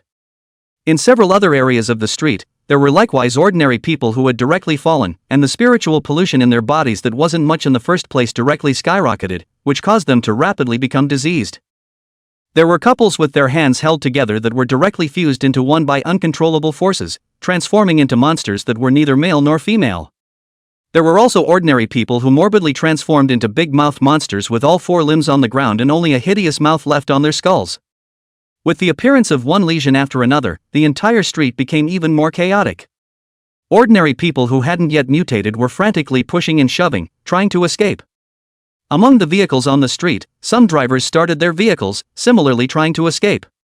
However, there were also drivers who were either diseased or unconscious, and their cars were stopped in the middle of the road, unable to start at all. That Lillian just made the whole street fall into chaos with just one sentence. Chapter 78, The Headquarters That Lost News. Lin Zhao's voice came from the cell phone, "Get off." Lu Ning and Wei Xian immediately opened the door and got out of the car. A few people from the sports car and SUV in front of them, Lin Zhao, also stepped out. Other than a few of them, many of the doors of the vehicles on the street were open. Apparently some drivers and passengers felt that the cars were already blocked here, so they might as well open the doors and escape. Staying here could only wait for death. After Colin got out of the car, several steel needles surfaced around him, which instantly disappeared as a residual shadow. In the next moment, a few of the surrounding lesions were directly penetrated through their heads, dying on the spot. The ordinary people on the side who were screaming in fear were stunned when they saw this scene. They didn't even see who struck down the mutants. Lu Ning's few people approached Lin Zhao and Li Mu frowned. "Captain, what now?" Lin Zhao glanced at the large screen that had been turned off and frowned. "Lillian is not where she lives. I don't know where she is. Right now the whole base city is in a terrible situation. I'm afraid it won't be easy for us to find her." Colin rested his glasses and looked at the chaotic surroundings and spoke. "First, take care of the mutants in the neighborhood. If we let these mutants kill, I'm afraid that many people will die in the base city. Let's split up and deal with the mutants first. Since the screen in this one place is showing Lillian, I'm afraid the other screens won't be an exception. I'm afraid that the mutants aren't just in this area. Let's do it this way, Mumu, you take Xiaolin and Wei Xian, Lu Ning, you take Wang Qiwen, Colin and I will split up. Let's split up and deal with the lesions first." "No problem." Li Mu nodded. Lu Ning also nodded. "Good. If you run into any danger, call for backup and I'll be the first to fly over." Colin calmly said. Action. The members of the action team were divided into 4 squads, and Lu Ning found a direction and started moving with Wang Qiwen. They jumped from the roof of the car and moved quickly through the streets. Within a moment, the two heard a hissing sound in the distance. Lu Ning and Wang Qiwen turned their heads and saw a large-mouthed mutant tearing into a corpse, blood splattering all over the ground. The ordinary people around them were pale and filled with fear, and some even collapsed directly to the ground out of fear. Wang Qiwen was busy taking out his pistol with the intention of shooting, when at this moment there was a roaring sound from the side. The big-mouthed diseased mutant's head directly crumbled. Wang Qiwen looked to his side. Lu Ning was putting away the red rose. Wang Qiwen. Go. Lu Ning looked at Wang Qiwen and saw that his expression was a bit strange and inquired, "What's wrong?" "Nothing." The two continued to move, and as they moved farther and farther away from the previous street, the two realized that indeed, it wasn't just the street they were on before that had mutants, but other areas likewise had mutants present. Moreover, at this moment, there were quite a few mutants who had already killed ordinary people. The streets were littered with corpses and blood. Lu Ning and Wang Qiwen killed the mutants as they encountered them. The strength of the mutants among them varied, with the weakest being of the first rank and the strongest reaching the third rank. However, third-order mutants were nothing to Lu Ning at this moment, and could be killed with a single shot. As Lu Ning and Wang Qiwen crossed an intersection, they suddenly heard the sounds of battle not far away. Lu Ning turned his head to look, and saw that there were two men and a woman surrounding a fusion mutant. One of the men was not young, a middle-aged man, and his strength should have already reached the second stage. The other man and woman were both youths, and their strength should still be at the first rank. Facing the fusion mutants, they fought back and forth. Lu Ning realized that the young man even had wounds on his body. Just then, a figure quickly rushed out of an alley not far away. It was a large-mouthed legionist. The addition of this big-mouthed mutant caused the pressure on the three awakened to suddenly become greater, and for a time, it was a close call. Right at this moment, a gunshot that sounded like thunder rang out, and the fusion legionist's head was directly shattered. This caused the three awakened to be stunned. Another gunshot followed, and that big-mouthed legionist similarly turned into a headless corpse. The three of them looked in the direction from which the gunfire had come, and they saw Lu Ning standing on top of a vehicle with dual guns in his hands. Lu Ning nodded to the three with a calm expression, then led Wang Qiwen away. Looking at the back of the two leaving, the young man was a bit astonished. Who was that man? 2 shots and he chipped 2 legions to death? The young woman was also shocked. Yeah, that fusion mutant is still a second-order one, and he even had his head crushed by a single shot. The power of this pistol is also too great, right? The middle-aged man had already withdrawn his gaze and glanced at the corpse on the ground. That pistol should be a sole weapon. I haven't seen that young man either, but by the looks of it, it should be second rank, or maybe even stronger. Hiss. He's still so young, and he's so powerful? I wonder when it was awakened. What's the point of thinking so much? Keep looking for any lesions. The middle-aged man slowly said, this time, there is a big problem in the base city, although we are not powerful characters, but as a part of the base city, we have to do our part. In case the base city falls, no one will survive. The young man and woman had serious expressions and nodded vigorously. Captain is right.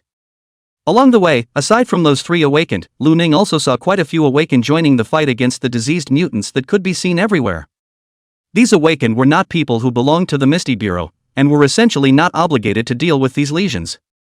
However, at this moment, the mutation incident had spread too far, and more ordinary people were dying, which made more and more awakened ones unable to look at it, and began to deal with the mutants.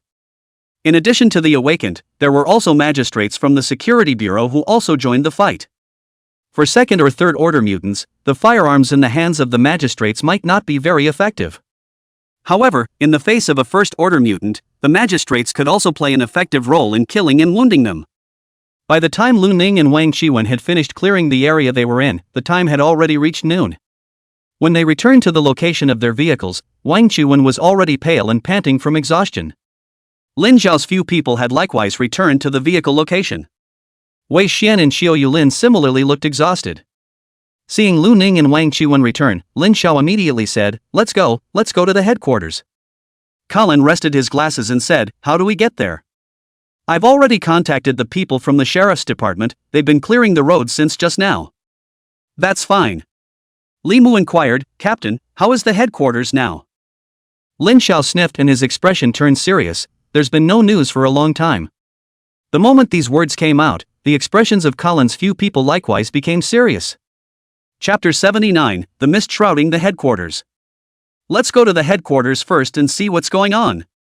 Without continuing to say much, the group of people got into separate vehicles and left through the passageway cleared by the sheriff's department, heading towards the headquarters. As the vehicles traveled, Lu Ning discovered that it wasn't just the 7th district that had a large-scale lesion event occurring, but several other districts likewise had large-scale lesion events as well. Everywhere they passed, the sides of the streets were littered with corpses, and people were wailing. However, the mutants had already been pretty much dealt with by the Mist Bureau, the Security Bureau, and the Civil Awakening.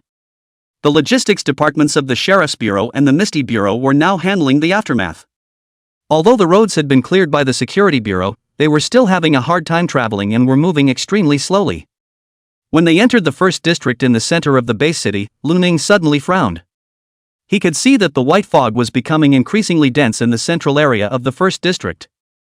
The concentration of this white fog was higher than anything he had ever seen in the base city. Right at this moment, Zhou Yulin's alarming voice came from her cell phone. "Why is there white fog in front of us?" Wang Chuan's voice sounded similarly. "Is this the white fog caused by spiritual radiation? How can it be directly visible to the naked eye? How high must this spiritual pollution be?" Lu Ning was a bit confused. "You guys can also see the white fog?"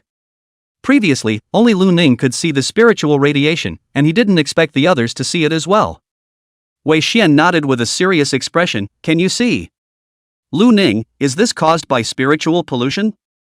The voices in the cell phones were quiet. Everyone intended to hear Lu Ning's explanation. Lu Ning nodded slightly. "Yes." Everyone sucked in a breath of cool air. Lin Zhao's somewhat grave voice rang out. "Spiritual radiation to this extent is even close to rivaling the mist. Is this caused by that high crisis soul artifact within the headquarters?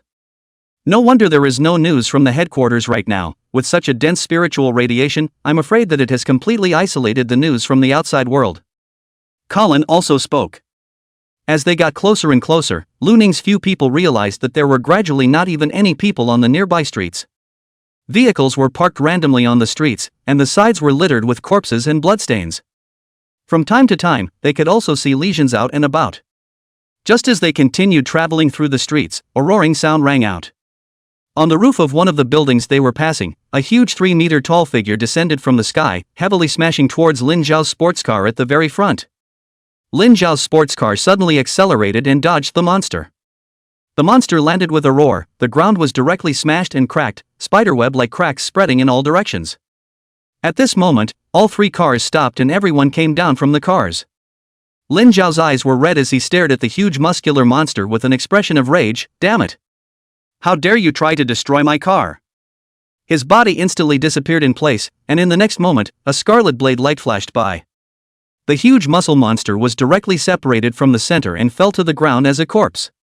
After the death of the muscle monster, Lin Zhao was still a bit unsettled and slashed 2 more times, dismantling that muscle monster in a big way, which restored his arm. Colin walked over and was about to speak when roars once again sounded from both sides of the street. Everyone turned their heads and saw that another sick mutant had appeared on the roofs of the buildings on both sides and in the alleys. The number was more than 20. The types of these mutants varied. Besides the common large-mouthed mutants, fusion mutants, and muscle giant mutants, there were also humanoid mutants with tentacles all over their bodies. After these mutants appeared, they launched their attacks at Lu Ning and the others at the first opportunity. The tentacles of the humanoid mutants could be retracted, and dozens of tentacles quickly shot towards Lu Ning and the others. Lu Ning and the others immediately launched a counterattack. Lin Zhao's figure disappeared into thin air and rushed straight ahead. Colin used his mind power to control a steel needle to shoot at the lesions. Eyes appeared on Li Mu's forehead and began to condense energy beams. Lu Ning, on the other hand, used his twin guns to fire repeatedly at the many mutants. These mutants were not of a high rank. The most powerful ones were instead the tentacle-laden mutants. There were 2 of these mutants, both of which were of the 4th rank in strength, and all of them were killed by Lin Zhao as if he were slicing and dicing. The remaining mutants were killed by Colin, Li Mu, and Lu Ning. As for the 3 Wang Chuan, they fell behind and did not attack. Unless they were using their soul weapons, they could only deal with first-order mutants, and when facing second-order mutants, they were afraid that they would need to surround them as well. Facing so many mutants, it was difficult for them to make an effective attack. After killing all of these mutants, Lin Zhao glanced at the corpses on the ground and slowly said, "It seems that because the spiritual pollution here is so severe, ordinary people are afraid that they will either become diseased or die." Colin looked around and estimated the area, his expression serious. "I'm afraid that this range is a full 2 or 3 kilometers, and all the ordinary people in the entire area are dead." Lin Zhao shook his head and sighed. "That's how this world is. Let's continue to go deeper. If the headquarters is captured, then the entire base city is finished. At that time, it won't just be these people that die, all the humans in the entire base city will die." "Keep driving?" Colin spoke. Lin Xiao thought of the image just now and thought for a moment, it's better to run in. It's estimated that there are all diseased mutants inside. If we drive in case we encounter another ambush, we may not be able to run out in time to meet it. Speaking here, he said with some palpitations, and I haven't finished my car loan yet. The car was almost scrapped just now. It would have been too much of a loss if it had been scrapped. Lu Ning's few people ignored Lin Xiao's later words. Let's go then. The group took a step in the direction of the headquarters. Just as they arrived at the entrance of a street close to the headquarters, they suddenly heard the sounds of battle resounding from the other side. Lin Xiao's several people looked in that direction with grave expressions. Go over and take a look. Lin Xiao calmly said. The group of people ran towards the direction of the battle. Within a moment, they saw a group of people fighting the legions.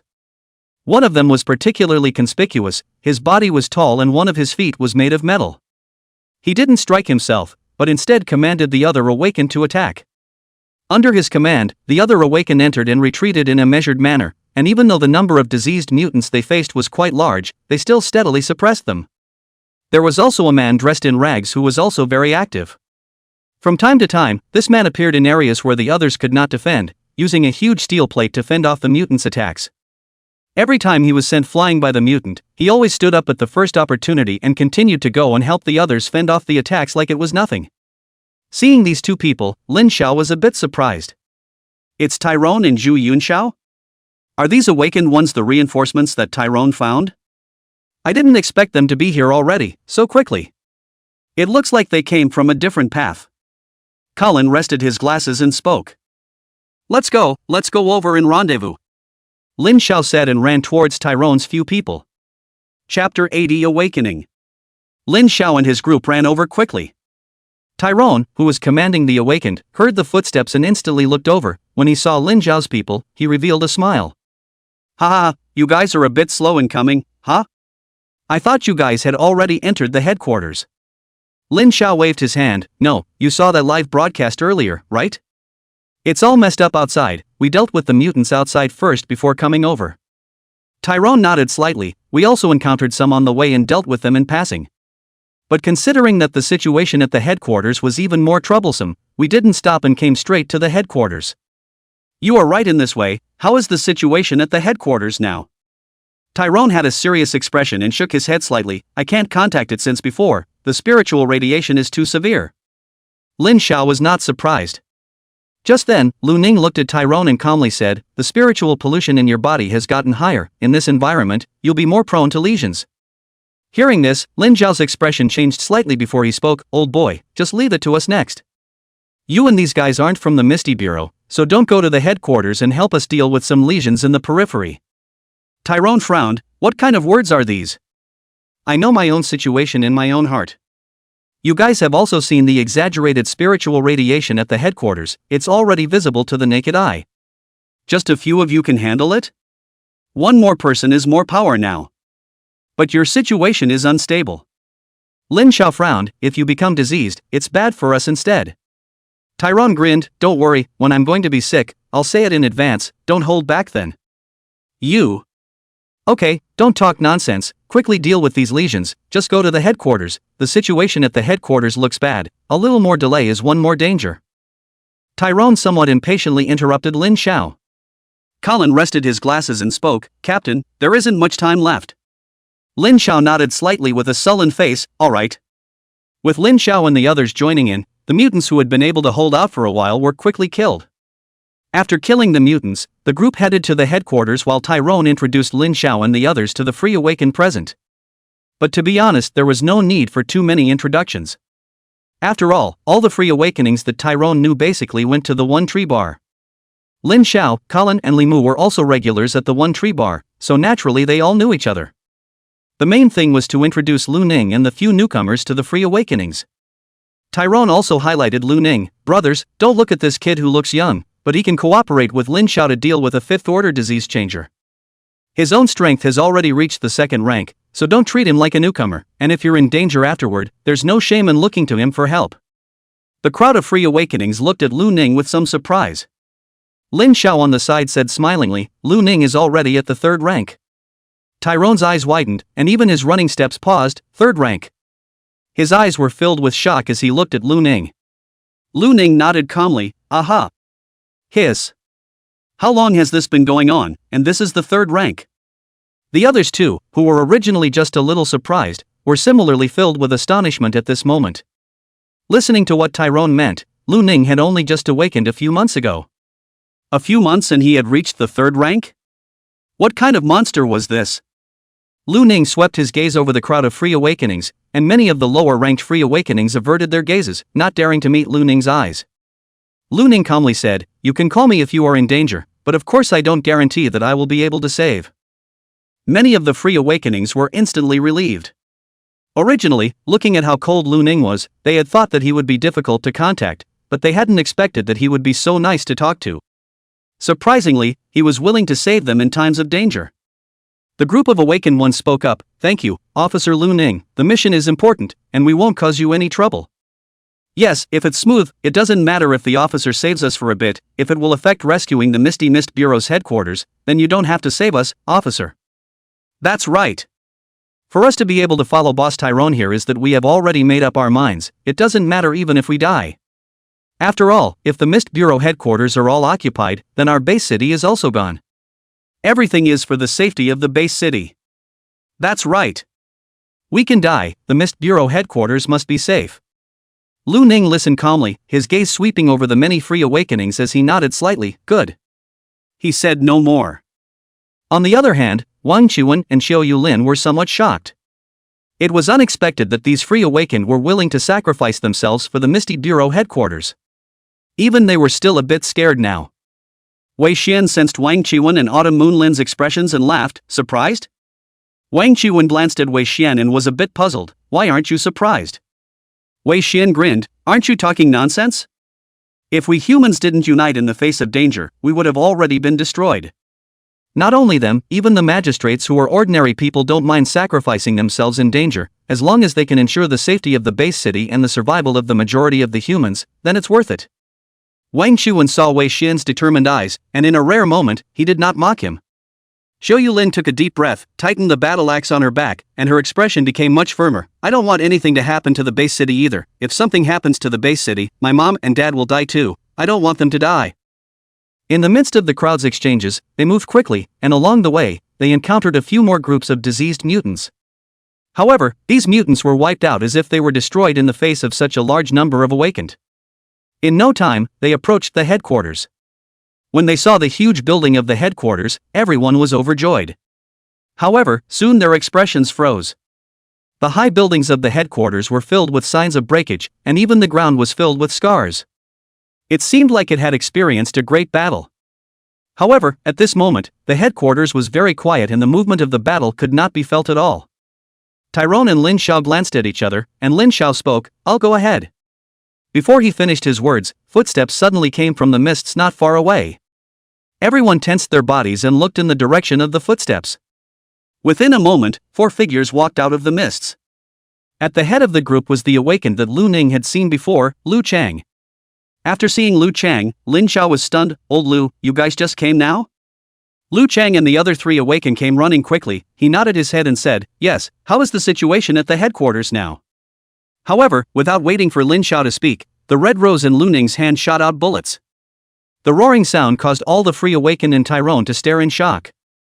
On the other hand, Lin Xiao and the few others who knew something about Lu Ning all tensed their bodies and looked at Lu Chang and the few others vigilantly. In the next moment, they saw that Lu Chang had been knocked backwards and flew out, with a hideous wound on his chest.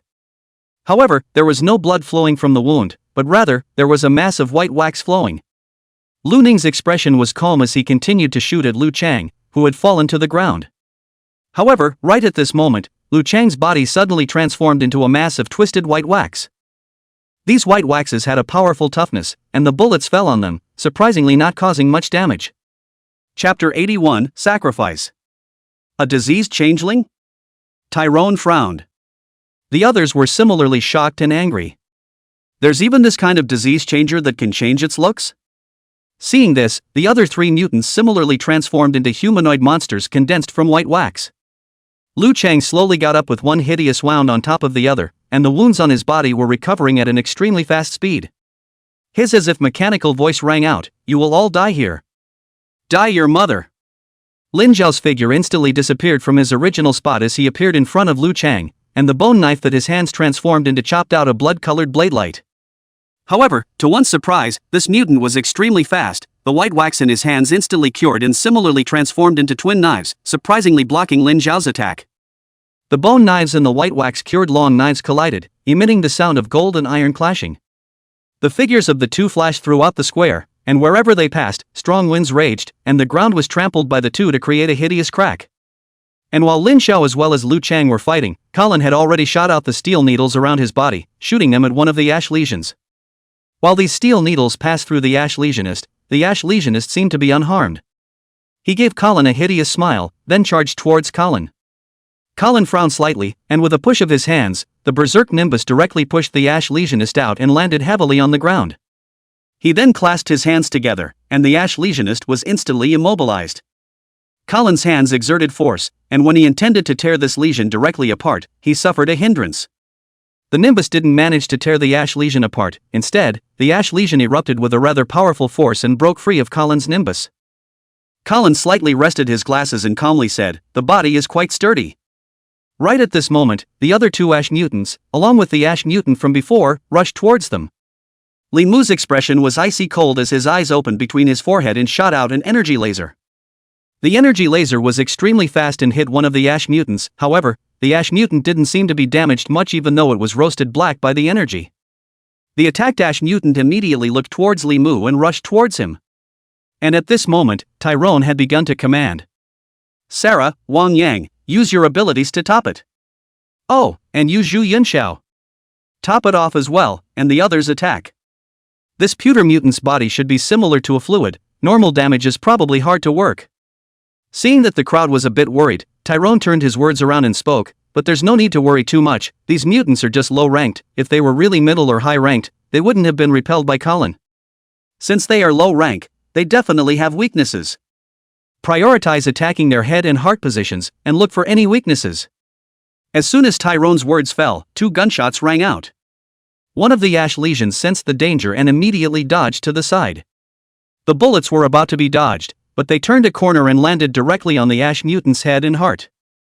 This ash mutant was not as good as the ash mutant who had changed into Lu Chang before. His head and heart position was directly pierced through a large crater. And at his heart location, blood spurted out. The mutant swayed twice and collapsed on the spot. Lu Ning spoke calmly, "The weakness is in the heart." The other Free Awakened looked at Lu Ning, their expressions all a bit confused. When they had faced the mutant earlier, they had seen that Lu Ning's twin guns were very powerful. But what was the case with bullets that could bend? Compared to the surprise of these Free Awakenings, Colin was very calm, and with his backhand, he had already shot a steel needle into the heart of that ash legionist. The ash mutant was struck by lightning, and blood gushed out from his heart as he fell to the ground. Li Mu similarly attacked the heart of another mutant and killed him. After Colin killed an ash legionist, he called out to Lin Zhao in the square, "Captain, the weak point is in the heart." "Roger that." Lin Zhao's voice rang out from the mist. Then a fierce collision sounded, and not a moment later a sharp scream came out. Lin Zhao then slowly walked out. His expression was cold and he was shaking off the blood from his bone knife. Colin and Tyrone looked at Lu Ning at the same time, and when they saw that Lu Ning was not abnormal, both of them smiled. It was the person himself. Lin Zhao restored his hands to their original shape and grinned, "That guy is a 5th rank, but unfortunately not as good as me. Keep going in." However, just at this moment, there were footsteps again. Everyone frowned once again. Lin Zhao muttered, "This is such a large number of mutants?" Soon, 7 people stepped out of the mist and walked towards them. The leader was surprisingly Lu Chang again. When Lu Chang saw Lin Zhao, he immediately revealed a smile, "Old Lin, how is the situation?" However, what answered him were Lin Zhao's hands that turned into bone knives. Lin Zhao's expression was cold, "Stand there and don't move." Lu Chang and the people behind him were stunned and then became alert. Lu Chang looked straight at Lin Zhao and his afterglow looked at the Colin several people with a calm expression. "Old Lin, is there some kind of misunderstanding?" Lin Zhao didn't answer but looked at Lu Ning. "Lu Ning, what do you say?" Lu Ning calmly said, "It's not a mutant."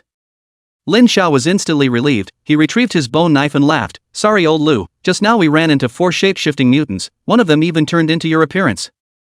"Shape-shifting type of mutants? Turned into my appearance?" Lu Chang and his teammates' expressions became serious. Here, the corpse on the ground is. Lin Xiao pointed at the ash mutant's corpse on the ground. Looking at the limp ash corpse, Lu Chang immediately frowned at Lin Xiao. Then how do you prove that you are not mutants? The action team members behind Lu Chang also had serious expressions. Lin Xiao rolled his eyes. How about I tell you where you went at the end of last year? Lu Chang was stunned and his expression became embarrassed. Then he coughed dryly. I believe you now. The members of the action team behind Lu Chang looked at Lu Chang and then at Lin Xiao with a curious expression. Lu Chang felt the sight behind him and cold sweat broke out behind him. He changed the topic. We just finished dealing with the lesions in the region and just came over. What about you guys? We also came over not long ago. The situation in the headquarters is still uncertain. Lu Chang nodded and said with a serious expression, it might be using the illusory star realm, or it might. Lu Chang didn't finish, but Lin Xiao's few people understood what Lu Chang meant. Lin Xiao said categorically, impossible. If the headquarters has fallen, then that divine benefactor from the joyous heavenly kingdom must have already started spreading the spiritual radiation out. Most of these divine benefactors' ultimate goal is to please the evil god. That madman must be trying to sacrifice our entire base city to the fallen angels. Lu Chang also nodded, that's right, let's go in. Let me see what the joyous heavenly kingdom is up to. The group gathered together and headed towards the headquarters gate.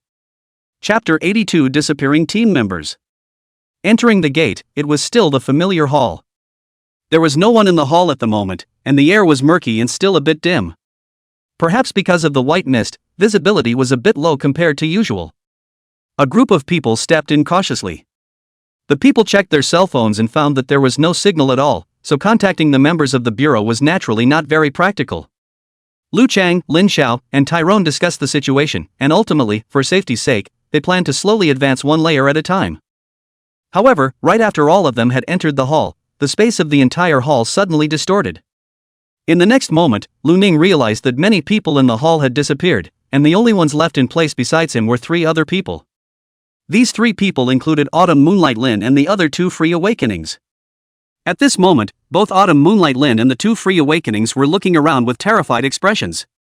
Upon seeing that Lu Ning was still there, Autumn Moonlight Lin hurriedly leaned over and said in horror, Brother Lu Ning, what's going on? Why are the others gone? Lu Ning swept his gaze across the surroundings and shook his head slightly, I don't know. The other 2 Free Awakenings also came back to their senses at this moment, and similarly leaned towards Lu Ning.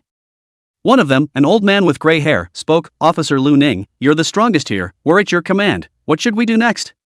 The other woman, Wang Yan, who had a clean-cut look, also nodded her head repeatedly, I'm the same as Mr. Qi, Lu Ning sir, you command us. Lu Ning didn't refuse either, and just looked in the direction of the second-floor platform. He took out his twin guns and calmly said, there are mutants coming. As his words just fell, at the second-floor platform, disorganized footsteps sounded, and they were getting closer and closer. Soon, a hideous and twisted monster rushed out from the corridor deep within the platform. It was as if these monsters were all fused from several humans, and some of them still had silver-white protective suits remaining on their bodies.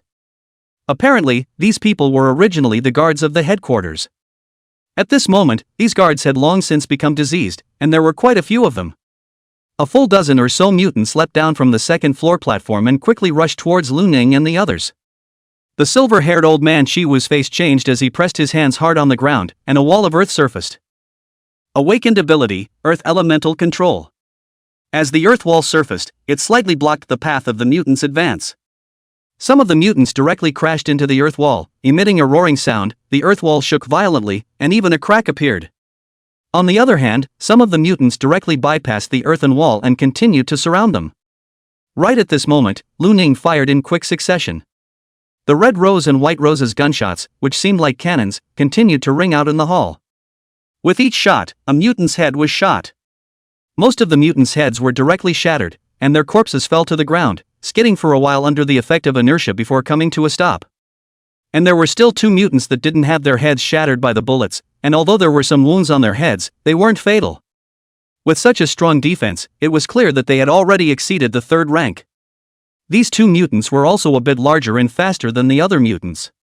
After being attacked, the first thing they did was to block their arms in front of their heads. And on top of their arms, the flesh and blood twisted, and an eye unexpectedly grew out. These eyes rotated, and then stared at Lu Ning in death. Lu Ning glanced at these eyes and shot 2 more shots towards these 2 mutants. Unfortunately, these 2 mutants had a large number of arms on their bodies, all of which were blocking key parts of their bodies. Lu Ning's attacks did not cause much damage.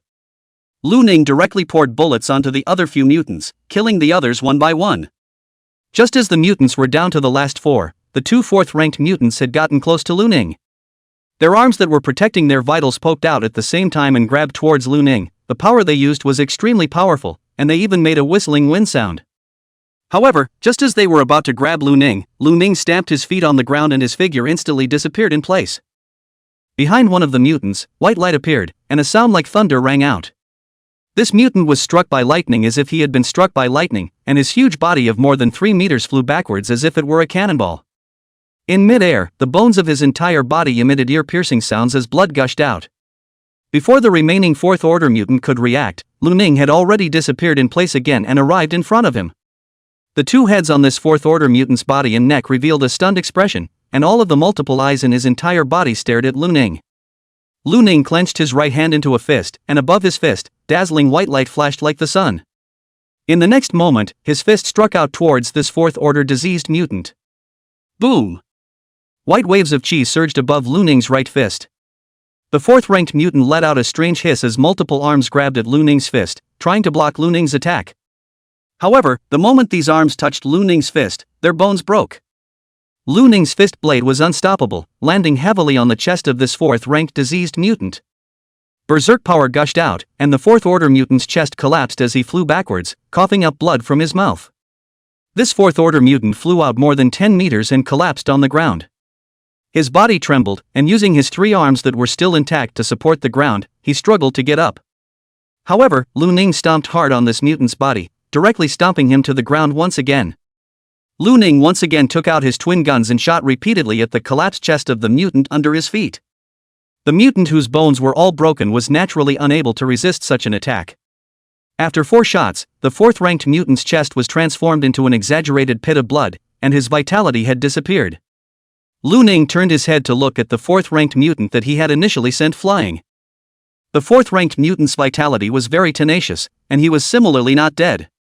However, Lu Ning's previous punch had broken his spine, and he struggled to use his arms to support himself, yet without the support of his spine, he could only crawl. The mutant had just crawled not far from Lu Ning at the moment, and when he saw Lu Ning looking over, he hissed at him. Lu Ning cocked his head and walked over. When this mutant saw Lu Ning walking over, his whole body arms exerted force, and he leapt up and lunged towards Lu Ning. However, Lu Ning turned around and kicked, and the kick with soul-vibrating power sent this mutant flying once again. This time, he convulsed a few times and failed to get up. Lu Ning walked over and added a few more shots to ensure that the mutant was completely dead. Lu Ning then looked in the direction of Qiu Yulin's trio. In addition to these 2 4th Order mutants, Lu Ning still had 2 more mutants that he hadn't killed. At the moment, these 2 mutants were attacking the 3 of them, Autumn Moon Lily. The 3 of them were at a disadvantage, but they were barely able to fend off the attacks. Qi Wu's Earth Elemental control could create Earth walls and Earth Elemental puppets that could stall one of the mutants. While Wang Yan's ability was a sonic attack, under the sonic attack, the mutant didn't receive any substantial damage but didn't dare to move forward. Together with Qiu Yulin harassing from the side with her guns from time to time, she was able to resist the mutant as well. Lu Ning raised his double guns and killed the 2 mutants with 2 shots. Seeing that their opponents had been killed so easily, the 3 of them, Autumn Moon Lily, were all stunned. They then saw the corpses of the 2 4th-ranked mutants that seemed like rotten meat. Qi Wu and Wang Yan both sucked in a breath of cool air. The 2 of them carried surprise in their eyes. Lu Ning had previously shown strength with that soul weapon pistol, which was extremely powerful. Now, they hadn't expected Lu Ning to be even stronger in close combat? Surprisingly, he had beaten up 2 such powerful disease changers like this. Qi Wu said with some awe, "Officer Lu is really powerful. The 2 4th Order mutants were all killed by you in such a short period of time. Yes, with strength like yours, Officer Lu, you can be ranked at the top in our base city." Wang Yan also nodded her head repeatedly. Qiu Yulin listened to the words of the 2 men and tilted her head back as if she was being complimented, saying very proudly, "What else do I need you guys to say? Brother Lu Ning is super awesome." Lu Ning didn't care about the trio's conversation, his expression calm. "Let's go, continue inside." Chapter 83 Survivors. Lu Ning took the lead, followed by the three of them, Autumn Moonlin, and the footsteps of the four of them echoed in the empty halls, instead making the headquarters seem extraordinarily quiet. They first checked out the first floor and found quite a few bloodstains in the offices. There were even corpses in some of the offices. Likewise, there were quite a few battle marks. However, Lu Ning's few people did not encounter any survivors. There weren't many offices on the first floor. When the investigation was over, Lu Ning led the three of them into the stairwell. He wasn't going to go up from the elevator. Just as he entered the stairwell, Lu Ning felt a strong wind coming his way.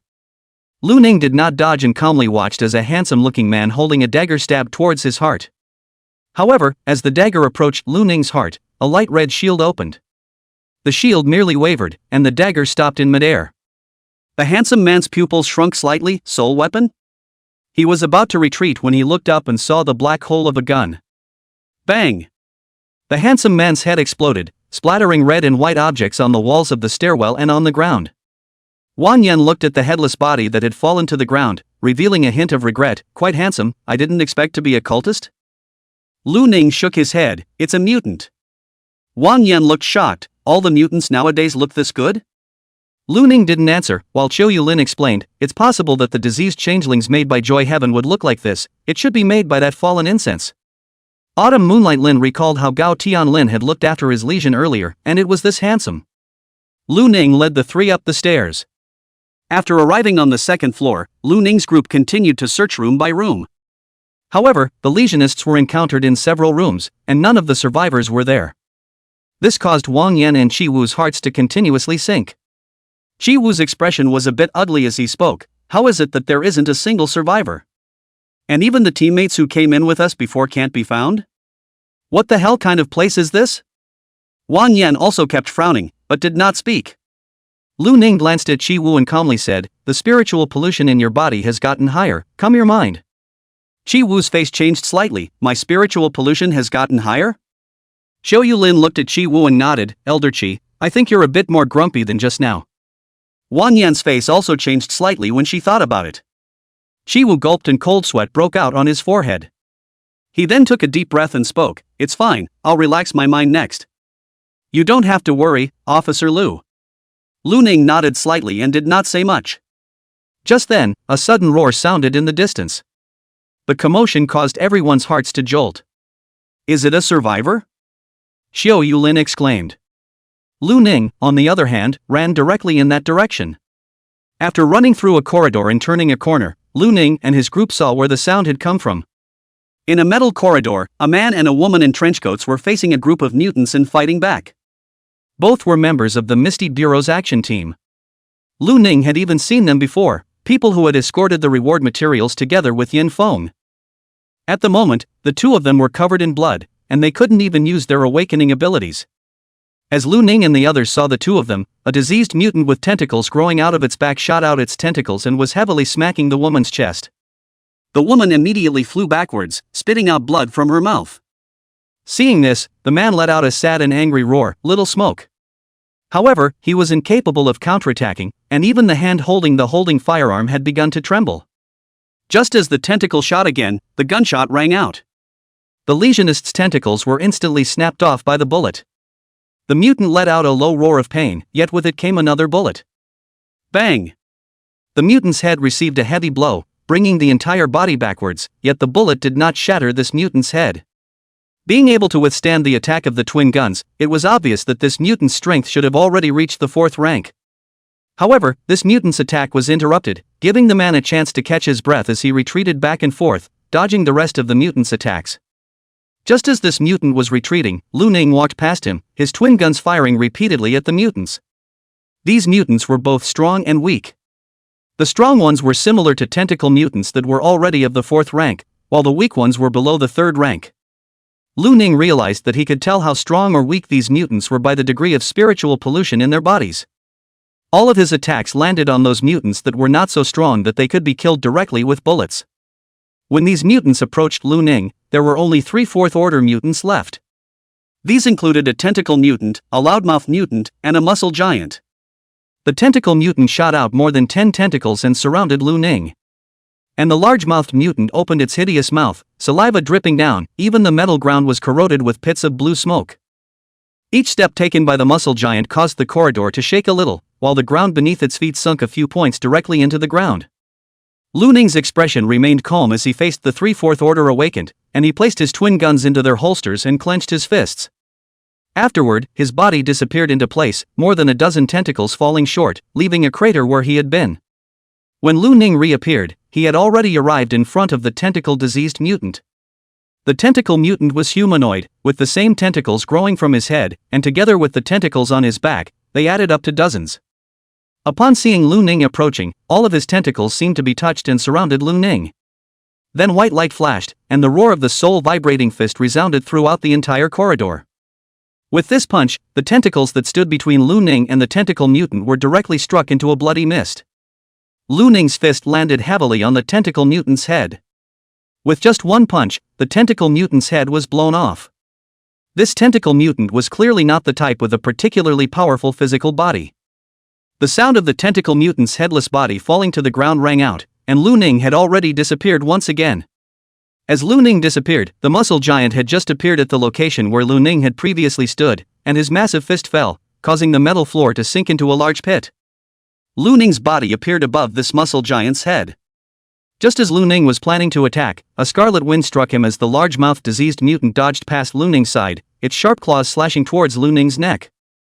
However, this claw was blocked by a red shield as it approached Lu Ning's neck.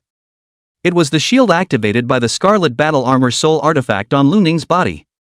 Lu Ning immediately changed direction and casually grabbed the big-mouthed mutant's claw with a consistent force, directly smashing the big-mouthed mutant towards the muscle giant below. Boom! The two mutants collided together with a deafening sound, and the enormous force caused both to fall to the ground at the same time. Lu Ning heavily stomped on the big-mouthed mutant's back and slammed his fist down. Boom!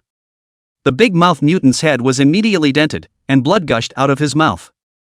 However, even though his head was dented, the mutant's powerful vitality still allowed the big-mouthed mutant to survive. He struggled and twisted his head to bite Lu Ning, however, Lu Ning stomped down heavily, and the kick with the soul-vibrating fist directly stomped on him, breaking his bones. The muscle giant underneath the big-mouthed mutant was originally trying to get up, but he was also staggered by the stomp. However, the muscle giant stabilized his stance and threw a heavy punch towards Lu Ning. The strong wind blew Lu Ning's hair flying, yet it was as if he was unaware of it. He clenched his fist once more and punched the big-mouthed mutant's head where it was recessed. This punch directly turned the big-mouthed mutant's head into the shape of a clay pot. Even the powerful vitality of the legionist was unable to save his life, and the big-mouthed legionist died on the spot. And at this moment, the muscle giant's fist had already arrived. The shield activated on Lu Ning's body resisted for a few moments before it was eventually broken, and the huge fist landed on Lu Ning's body. Boom!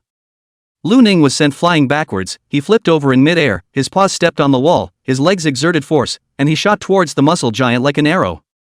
Chapter 84 Living Soul Artifact. The muscle giant roared angrily in the face of Lu Ning, who had shot up, and clenched his fists with both hands, slamming them down hard towards Lu Ning. Facing the muscle giant's falling fists, a white light flashed above Lu Ning's right hand. As the fists collided, a roaring sound rang out, and with it came the sound of bones breaking as well as agonizing screams of pain. Lu Ning's body was much smaller than the muscle giant's, and his fists were even more different, but under the collision of the two fists, the power of the soul-vibrating fist completely erupted, and the violent power directly shattered the muscle giant's bones. The muscle giant staggered backwards under the tremendous force, and Lu Ning also landed on the ground under the reaction force. After he landed, he didn't pause for a single moment as he rushed towards the muscle giant once again. Both fists clenched, Lu Ning swung his fists in succession. The muscle giant's defense was the highest of the 3/4 Order diseased mutants, and it took 3 consecutive punches before Lu Ning shattered this muscle giant's chest, the violent force shattering his internal organs. Even so, the muscle giant's strong vitality still allowed him to swing his fists in an attempt to counterattack.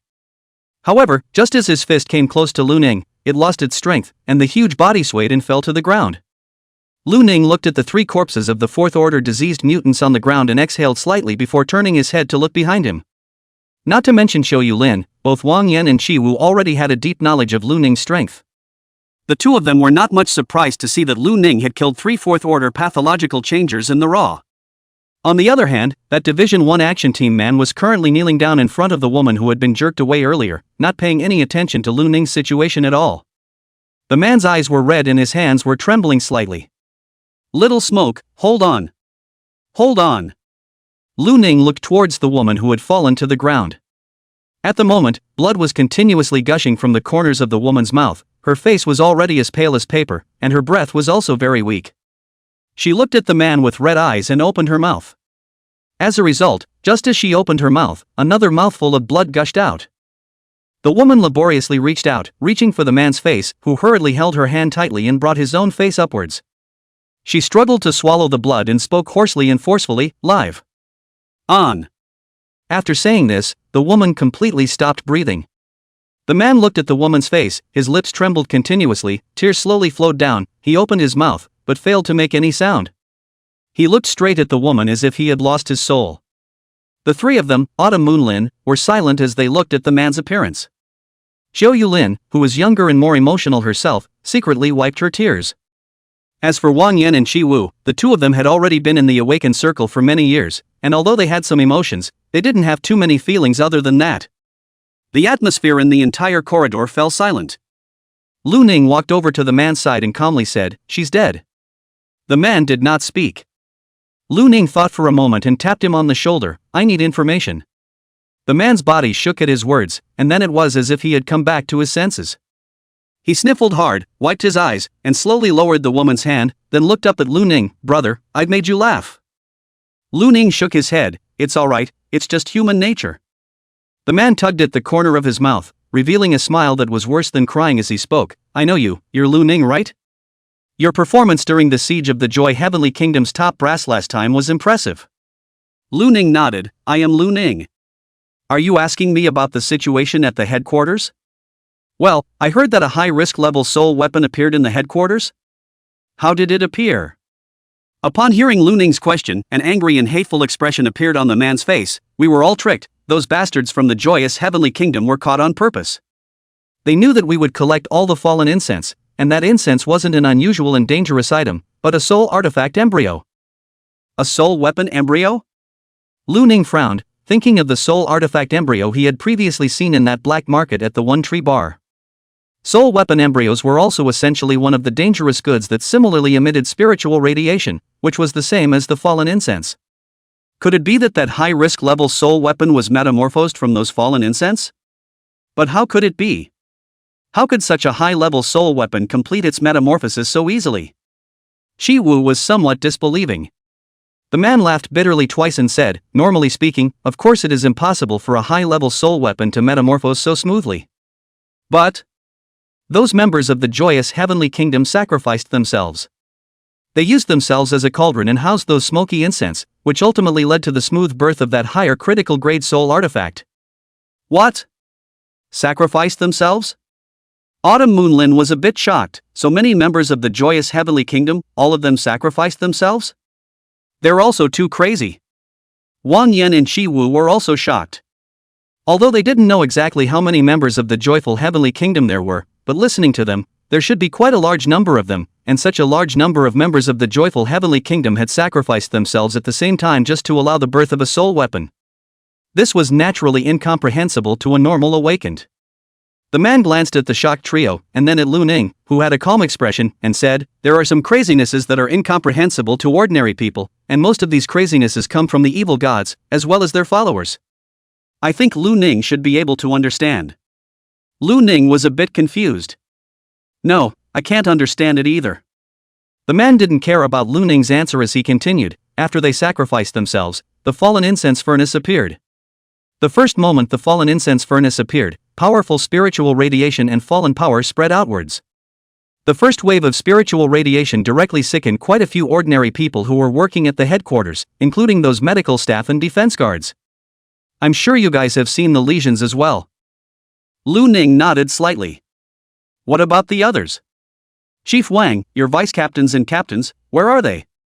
The man's expression was unsightly as he spoke. "They went to the treasure trove to fetch the medium critical grade soul artifact at the first moment the fallen incense burner was born, intending to seal the burner. A high-risk level soul tool without a user is dangerous, but if you don't count your life, a middle-ranked awakened person using a medium-risk level soul tool can still hope to seal it. But that fallen incense burner is alive. Wang Yan and the three of them looked at each other. Shiwu was a bit unable to accept it and said, "Are you saying that soul artifact is alive? How is that possible? How could a soul artifact be alive? That's clearly an artifact." Lu Ning was calm as he spoke. Is it the influence of spiritual instinct? What came to his mind was the spirit instinct speculation that he had heard Ning Oblivion and Fei Li and the others talk about earlier in the hospital room. I don't know what it's because of, but that soul tool is just alive. Perhaps high-risk level soul artifacts are special? The man shook his head as a look of fear gradually appeared on his face. He slowly said, that fallen incense burner might have sensed its dangerous situation, and it even fell one of the medium-risk level soul artifacts at the headquarters, illusory astral boundary, and used the illusory astral boundary to divide the space, and Bureau Wang and the rest of them were dispersed, and so were we. Lu Ning nodded slightly. So you were separated from the others, and were surrounded by the diseased mutants until now? The man laughed bitterly. It's not exactly being separated from everyone. There were originally 7 other people with me in Little Smoke, and they're all dead. Chapter 85 Fear. Lu Ning's few heard the man's words and fell silent. Lu Ning then inquired, "Where is that fallen incense burner?" The man looked at Lu Ning in surprise. That's a high-risk level soul artifact. You guys will die if you go over there. Perhaps even the spiritual radiation it emits you guys won't be able to block it. Lu Ning calmly said, I'll just go over there. They won't go over there. Autumn Moonlight Lin sniffed and opened her mouth, wanting to say something, but ultimately didn't. Xiao Yulin understood her own strength, and facing a high-risk level soul weapon, even just mental radiation was enough to make her sick. Wang Yan and Shiwu didn't say much either. The fact that they were still alive after becoming free awakened for so long was that they had a clear perception of their strength. The man fell silent and spoke. The fallen incense furnace is at the location of the original incense study, located on the 6th floor. Lu Ning nodded slightly. Got it. He then looked around and spoke. Are there any other survivors here? The man shook his head. I don't know. We didn't find any other survivors in the first place, but we came down from the 3rd floor. We haven't been above the 3rd floor, and you guys have come in quite a bit, right? Maybe some new people will come in. So how do we get rid of the spatial division? This should require finding the illusory star realm to do so, but I don't know where the illusory star realm is right now. Lu Ning thought about it and had no other questions. He spoke, the diseased mutants here have already been cleared, so you can rest here, we'll leave first. The man forced a smile at Lu Ning and spoke, Lu Ning, I knew from last time that you were extraordinary, maybe you can survive, go for it.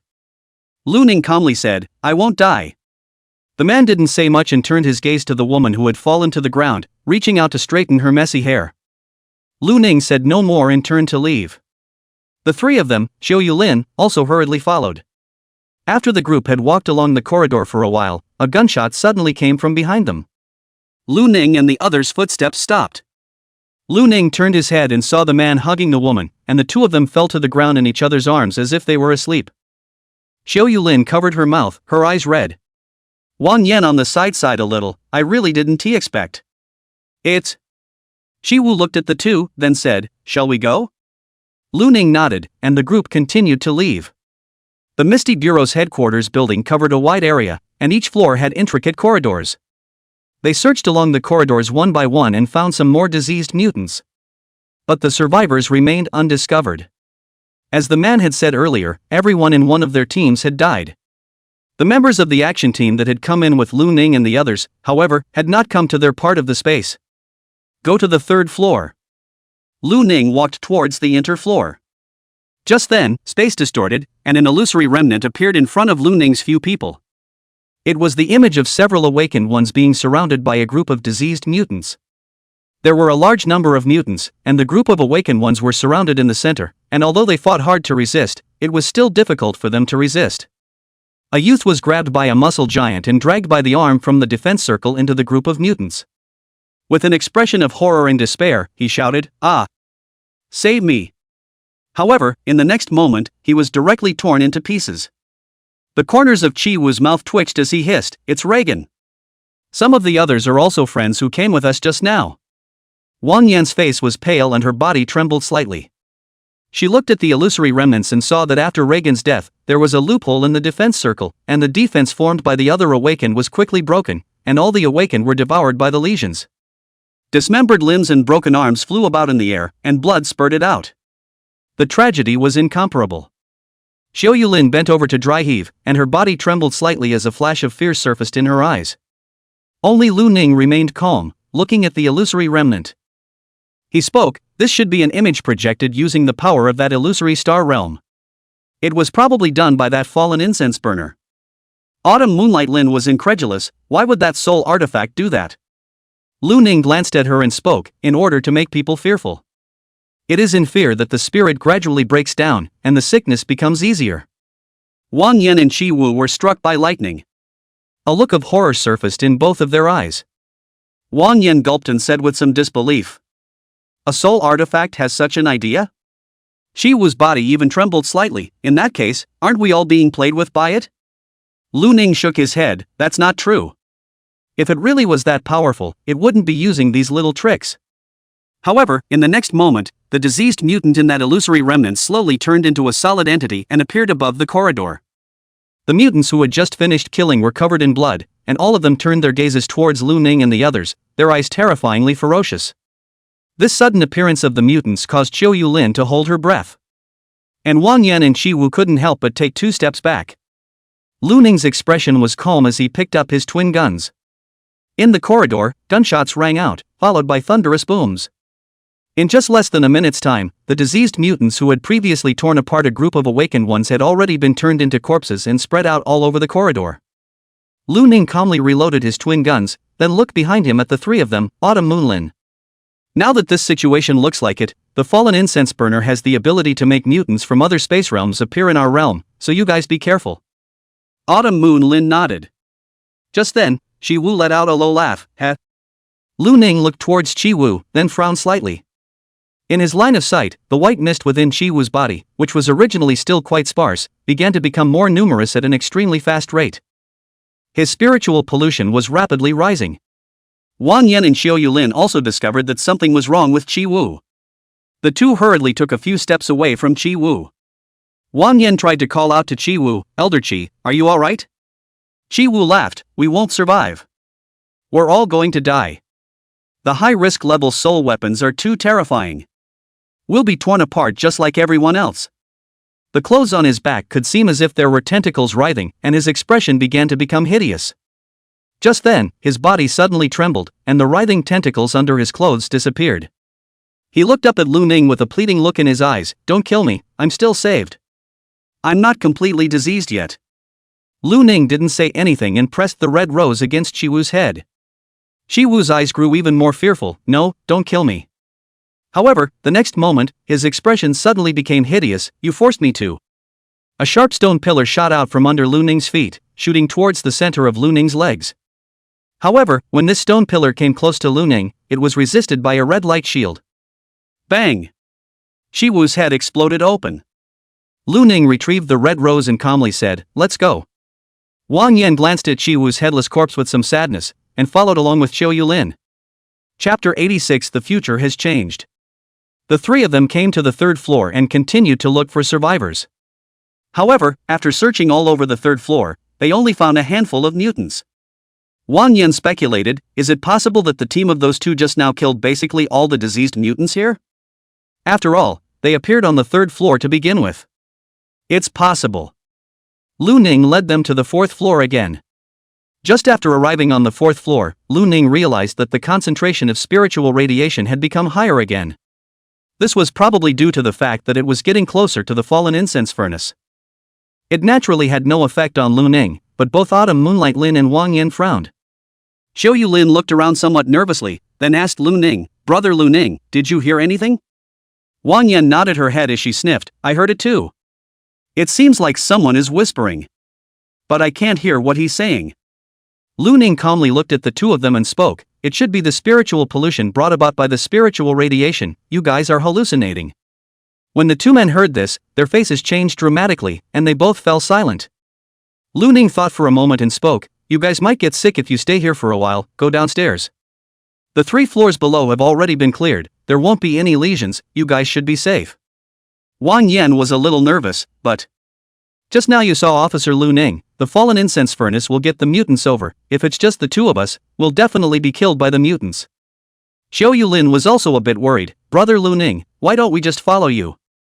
After the previous few floors, both Wang Yan and Autumn Moonlin felt that the only way to feel safe was to follow Lu Ning. Lu Ning calmly said, "It doesn't matter to me, I'm just afraid that you guys won't be able to hold up." We definitely can't hold up. The two nodded solemnly. Lu Ning said no more and turned around to walk out of the stairwell. Just after walking out of the stairwell, Lu Ning saw two mutants in the corridor.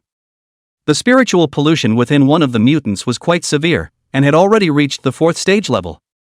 Perhaps it was because the closer one got to the area of the fallen incense furnace, the stronger the mutants became. The first time these two mutants saw Lu Ning's trio, they rushed over. However, to Lu Ning, these two mutants were not enough to look at. He killed the 3rd-ranked mutant among them with a single shot, and his remaining punch shattered the 4th-ranked mutant's head. Perhaps because the commotion was a bit too loud, a few doors on both sides of the corridor were smashed open, and some more mutants appeared. Among these mutants, there were 3 4th-order mutants. However, they were still easy for Lu Ning to kill. When the sounds of battle subsided, the corridor had become pitted with the corpses and blood of the mutants everywhere. Let's go. Lu Ning led Xiao Yulin and Wang Yan to step over the mutant corpses 1 foot deeper and 1 foot shallower as they continued to go deeper. Just as they walked through 2 corridors, the 3 of them, Lu Ning, once again saw the illusory projection. There were 4 people in this projection. 2 of them were familiar to Lu Ning. One was Wang Qiwen, and the other was Tyrone. The other 2 were ones Lu Ning hadn't seen before, not even the Free Awakened who had come with Tyrone this time. None of the 4 were in good shape at the moment. Wang Qiwen's left arm was bent at a strange angle, it should have been broken, and his face was pale, not as spirited as before. The other 2 were covered in blood and their faces were shriveled. And Tyrone looked to be in the best condition of the 4, but his face was as pale as paper, and a grimace surfaced from time to time. Because it was an illusory projection of space, Lu Ning was unable to see Tyrone's state of mental pollution. But looking at Tyrone's expression, he was afraid that he was on the verge of a lesion. As Lu Ning saw the 4, Wang Yan and Xiao Yulin behind him likewise saw them. The first time she saw Wang Qiwen, Xiao Yulin exclaimed out in shock, "Brother Lu Ning, it's Brother Wang. His hand is injured." Lu Ning nodded, "Aha." Autumn Moonlight Lin's expression became even more complicated. As she followed Lu Ning all the way, she didn't encounter too many dangers, as all the dangers were blocked by Lu Ning. To Autumn Moonlight, the biggest danger was instead the high concentration of spiritual radiation that was everywhere here. It wasn't until she saw Wang Qiwen that Xiao Yulin realized how lucky she was. Wang Yan frowned, "There's another void, so I guess it's another attempt to make us fearful? How come we don't see any lesions?" Lu Ning didn't say anything as footsteps sounded at the end of the corridor in the illusory projection. Lu Ning then saw a man in a suit and uniform slowly walk out. The man's looks were very handsome, and his face wore an evil smile if nothing else. With just the first glance, everyone knew that this guy must be a diseased changeling or a high-ranking member of the joyous heavenly kingdom. This was because just by seeing him, everyone present, except Lu Ning, could feel the eerie seductive aura coming from him. The 4 Tyrone men stopped in their tracks, and the 3 Wang Qiwen took a step back, a look of nervousness surfacing on their faces. Tyrone, on the other hand, had a sullen face and blocked the front. His ice-cold voice rang out, "Higher-ups of the joyous heavenly kingdom?" The man smiled faintly with an evil smile. He guessed correctly, but no reward. Tyrone clenched his fists and slowly said, "It seems that not all members of the joyful heavenly kingdom have sacrificed themselves." "Ha, you mean the ones that were captured at your headquarters? They are nothing more than sacrifices. And I'm the one who follows Her Highness the Holy Maiden's heart." Tyrone's expression turned cold as he slowly said, "How dare you be so bold as to want to destroy our base city? Aren't you afraid of the retaliation of the Federation's powerhouses? The number of cults that have been destroyed under our retaliation is not small." The man laughed as if he had heard some funny joke, and after laughing for a while, he said, "That was only in the past. The future has changed." The man's expression was filled with fervor. "My lord has already sent down an oracle, he is about to descend. At that time, other than the believers in my lord, all other humans, will become my lord's sustenance." Tyrone snorted, "How many times have you said this? But we haven't seen any evil god descend until now. The past was the past, the future has changed." The man still repeated this sentence. He then looked at Tyrone dead on and spoke, "Watch. Next, there will be more and more miracles from the mists, and these are all evidence of my lord's imminent coming." He then laughed, "Unfortunately, you won't be able to see it. Because, you're all going to die here." He was about to open his mouth to utter the words of depravity when in the next moment, a lightning bolt flashed on Tyrone's body. Even though one leg was a metal prosthetic leg, Tyrone's speed was still extremely fast, and he instantly arrived in front of the man. He grabbed the man's neck with one hand and flung him towards the wall with force. In the next moment, the metal wall was dented. The man coughed out a mouthful of blood. Tyrone clenched his fist with one hand, with lightning and white light flashing above his fist, and was about to fall. However, right at this moment, Tyrone's face changed, and a black feather grew out of the skin on his arm. With a hideous expression, he took a few steps back and let out a low roar of pain. The handsome man was loosened, and he coughed a few times, then looked at Tyrone with some astonishment. Soon after, he laughed out loud, "You are very strong, but it's a pity that you're fast becoming diseased. Ah. Ha ha, to think that you're almost diseased?" As the handsome man laughed, his expression became hideous. "In that case, let me give you a ride." Fall. Tyrone's body shook tremendously, his clothes began to tear, and a feather that looked like a steel needle grew rapidly on his side. He let out a low roar, "Run! You guys run down!" One of the awakened said unwillingly, "Captain Tyrone. We can't let you stay here alone. Roll!" A thunderbolt surfaced around Tyrone. His hands unexpectedly began to transform into sharp claws. The three of them glanced at each other, and Wang Chuan's face twitched as he yelled in a low voice, "Get out of here!" The three of them turned around and ran in the direction of the stairway. "Want to go?" The handsome man let out an evil laugh and was about to use his ability on the trio. However, right at this moment, a sharp claw instantly grabbed the handsome man by the neck and brought him rushing into the room on the side of the corridor, closing the door with a bang and locking it behind him. Chapter 87 Trouble. Miserable screams accompanied by and the roar of metal clashing came from inside the unlocked room. The wall on the side of the room near the corridor protruded from time to time, seemingly struck with a huge force from the inside. The roar sounded for close to a minute, and blood continued to flow out from the doorway, before the mournful screams disappeared. The entire room became very quiet and somewhat unusual. Looking at the quiet illusory remnants, Wang Yan and Xiu Yulin were both tense, their foreheads sweating coldly, their eyes staring at the unlocked room. Just then, a roaring sound rang out, and a large hole was made in that alloy-built wall, and a hideous monster stepped out. It was a humanoid creature with a tall stature, almost nearly 3 meters. The humanoid creature's body was covered in black feathers, while its head was a hideous bird-like image, and only the shadow of Tyrone could be seen vaguely. Lu Ning looked at the humanoid monster that Tyrone had morbidly transformed into, and a wave appeared in his eyes. Wang Yan's face even changed, sad and fearful. "It's Boss Tyrone? How did he become like this?" Autumn Moonlin wasn't too familiar with Tyrone, but in the very few times she had interacted, she also knew that this uncle was a warm-hearted person. Seeing that Tyrone had become like this, Autumn Moonlin's eyes were also slightly red, but likewise very fearful. Lu Ning brother. Will Uncle Tyrone come over?" As soon as Autumn Moonlin finished speaking, space distorted, and the diseased mutant that Tyrone had turned into appeared in the corridor. When Tyrone saw the sudden appearance of Lu Ning's trio, killing intent surfaced in his originally ice-cold eyes. He let out a low roar, and purple lightning gradually emerged between his black feathers. In the next moment, it was as if he had transformed into a bolt of lightning, instantly appearing at Lu Ning's side, his sharp claws sweeping towards him. The claws that flashed with lightning were blocked by the blood-red shield, but in just an instant, the shield shattered, and the claws swept towards Lu Ning's face. Lu Ning raised his hands to block, and white light flashed above his hands. A roar rang out, and Lu Ning and Tyrone flew backwards at the same time. The location where the two had been before was now even more dented down by a large area. Lu Ning crashed into the metal wall and glanced at his arm, which had been torn apart by the huge concussion, the wound in his arm recovering in the blink of an eye. With a calm expression, he looked at the mutant that Tyrone had transformed into and spoke calmly, "Let me give you a ride."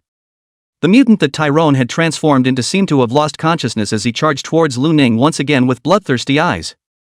However, right at this moment, his body suddenly paused, as if he was being controlled. Subsequently, Tyrone's originally hideous face twisted and struggled, and surprisingly, he gradually took on a few of his original appearance. Seeing this scene, Wang Yan exclaimed, "Boss Tyrone? Is that you? Can you recover?" Tyrone's eyes were tinged with sobriety as he swept his gaze over the three of them, then looked at Lu Ning. He barely grinned. Kid. Help me apologize to old Lin, I have to go first. Lousy, but I promised that I wouldn't trouble you guys. Lu Ning's eyes fluctuated, and before he could say anything, Tyrone's claws stabbed hard into his skull. Perhaps because Tyrone himself was powerful, the monster he had diseased and transformed was equally powerful. Even after being stabbed into his skull, he still carried life with him. However, then, Tyrone's entire body flashed with lightning, and the violent power of thunder directly poured into his skull along the wound. Tyrone's hideous body trembled for a few moments, then slowly fell to the ground. After falling to the ground, Tyrone's originally hideous body gradually regained its human form. In Lu Ning's line of sight, the white mist that was originally incredibly thick within his body gradually dissipated, eventually returning to clarity. Lu Ning fell silent and stepped forward, taking off his blood-stained trench coat and covering Tyrone's body, covering the body that could not be covered by his tattered clothes that had been torn apart due to the lesions. He picked up Tyrone's body and placed it in an untouched room off to the side. He then walked out of the room and said to Wang Yan and Xiu Yulin, who were also silent at the door, "Let's go." Wang Yan did not move as she looked at Tyrone's corpse and spoke, "Officer Lu Ning, you and Sister Xiaolin should go." Lu Ning looked at Wang Yan, a little puzzled. Wang Yan ruffled her hair, her gaze somewhat distant as she reminisced, "When I first awakened, I knew nothing about the world of awakened people and didn't dare to join the Mist Bureau. I was very confused at the time, thanks to Boss Tyrone. He helped me a lot. I can't look at his body just sitting here. My strength is limited, and I don't think I can help much on the next journey. I want to bring Boss Tyrone's corpse down with me." When Xiu Yulin heard this, she was silent and spoke, "I'll join you with Sister Wang Yan, Brother Lu Ning. I'll be a burden if I continue to follow you down the road, so I won't go with you." Lu Ning glanced at the two and nodded, "Good." Wang Yan picked up Tyrone's body, Xiu Yulin carried her battle axe and followed behind Wang Yan, the two of them walking back along the way they came. Lu Ning watched as the two disappeared into the corridor and turned around once again to go deeper. Lu Ning understood in his heart that if Wang Yan and Xiu Yulin continued to follow him, even if he was able to deal with all of the diseased mutants, just the increasing level of mental pollution was not something that the two could withstand. Although walking back was equally dangerous in terms of the possibility of encountering the mutants, it was relatively safer than continuing to follow Lu Ning instead. After he didn't need to consider Wang Yan and Xiu Yulin, Lu Ning's speed of advancement instead became a bit faster. He didn't need to consider the ambush of the mutants, and even if he was injured or even died, it would be nothing more than a trivial matter to Lu Ning.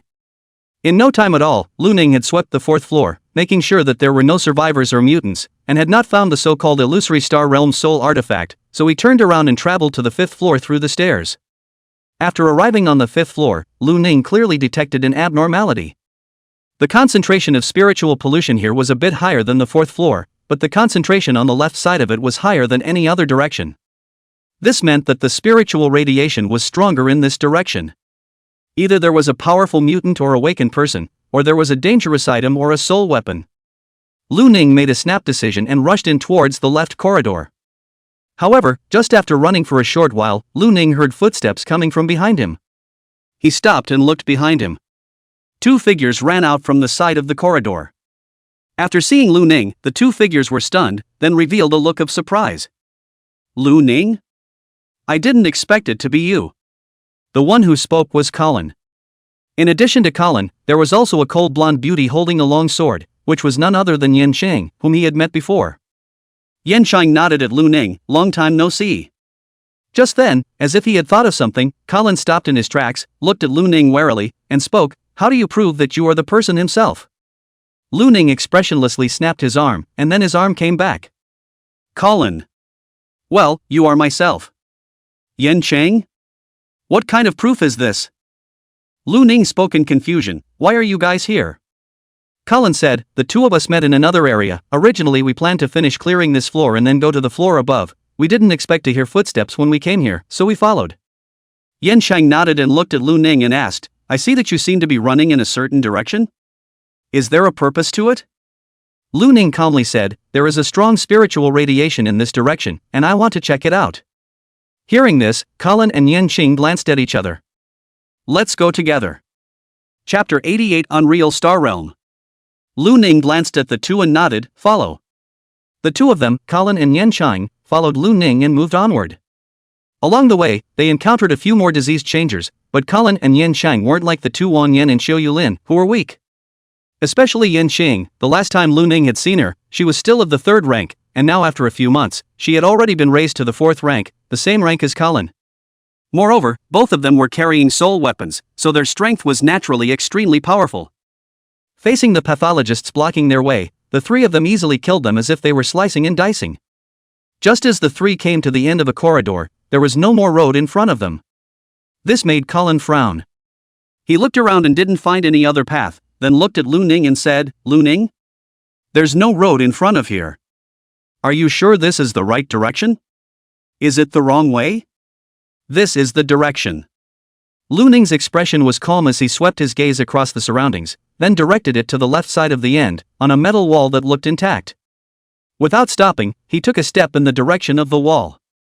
When he arrived in front of the wall, Lu Ning pondered, then probed his hand and grabbed in the direction of the wall. Just as Lu Ning's palm touched the wall, a watery ripple suddenly appeared on the wall. It was as if Lu Ning's hand had passed through the water and had actually probed into the inside of the wall. This turn of events caused both Colin and Yin Xing to be stunned and a bit surprised. Then Colin thought of something, and a look of surprise appeared on his face. Spatial power. It's the illusory star realm. As Colin's voice had just fallen, a raging beam of light shot straight out from the wall and toward Lu Ning's head. Lu Ning's blood-colored shield around his body was shattered just as soon as it appeared, and the beam of light directly penetrated Lu Ning's head, leaving a huge wound. Lu Ning's body was thrown away, falling to the ground on the spot. And after running through Lu Ning's head, the beam's remaining momentum did not diminish and landed on the wall behind Lu Ning, which directly exploded and was torn out with a huge gash. This turn of events caused both Colin and Yin Xing to be shocked beyond measure. They were alert beyond measure as they looked at the direction from which the beam had come, and Colin used his soul weapon at the first opportunity, casually beckoning as pieces of metal from not far away flew in and hovered around him.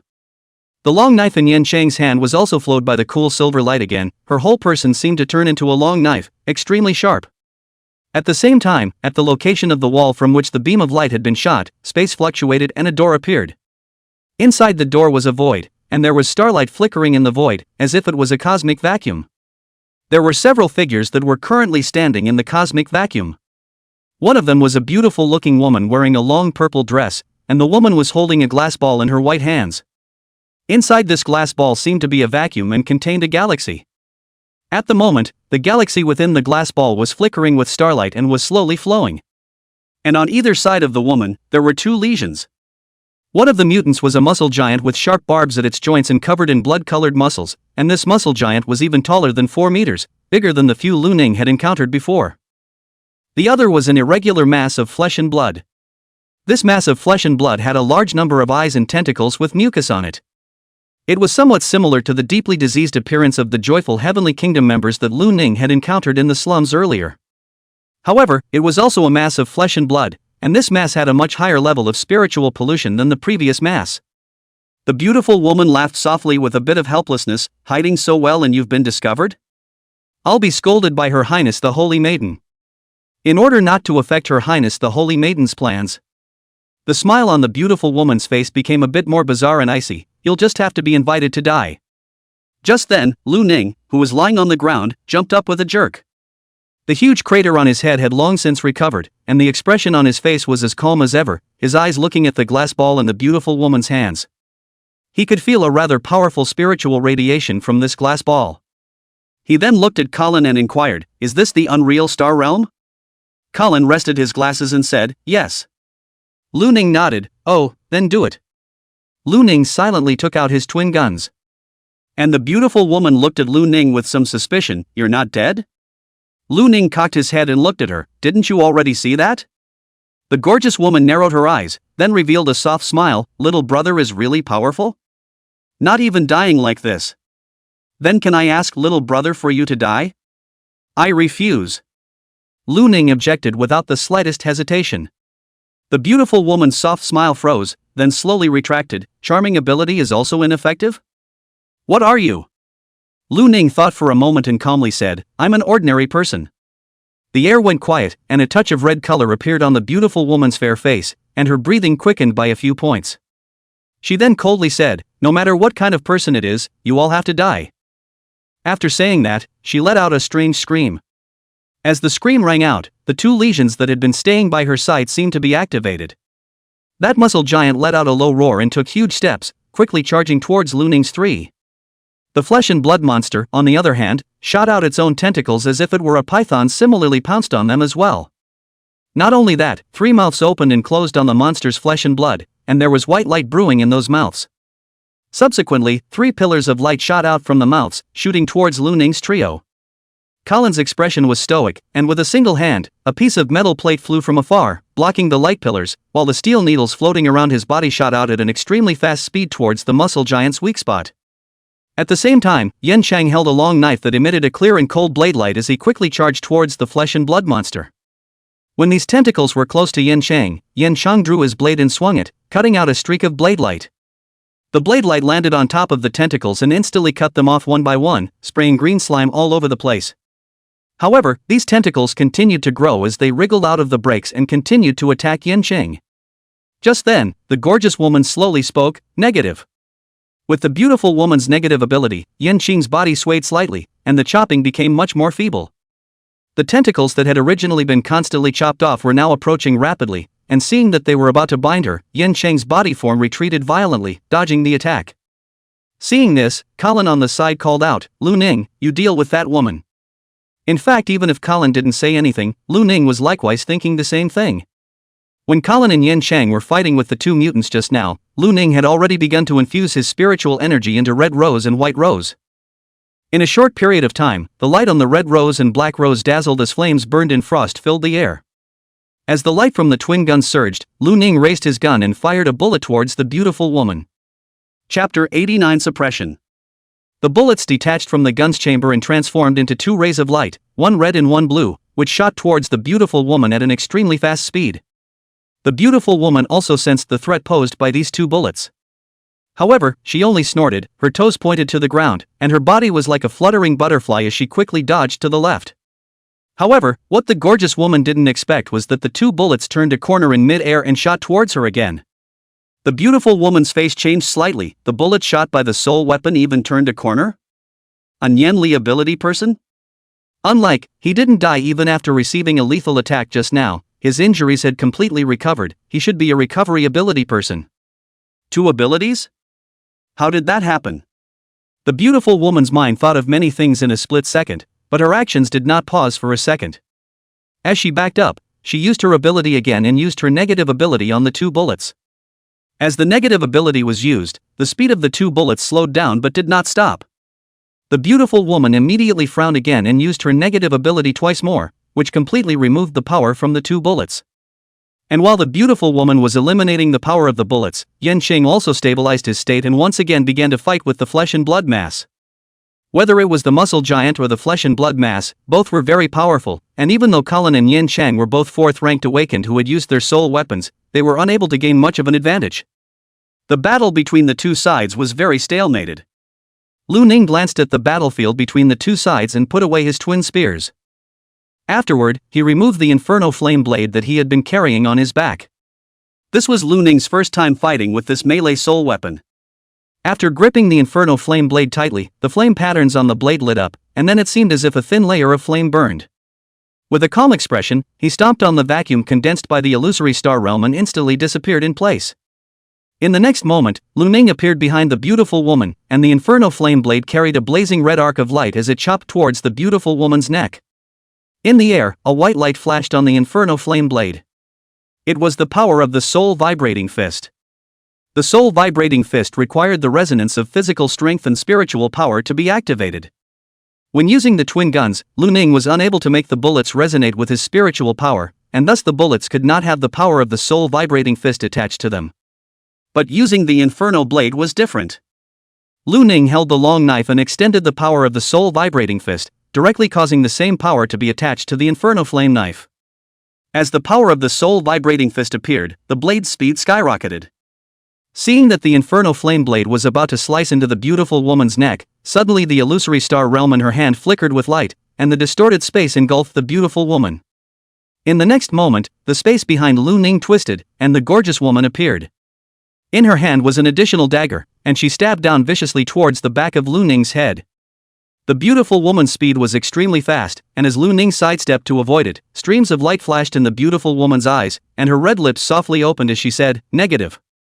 Lu Ning's movement slowed down by a few points, and seeing that the woman's dagger was about to zap, a blood-colored shield appeared around Lu Ning's body.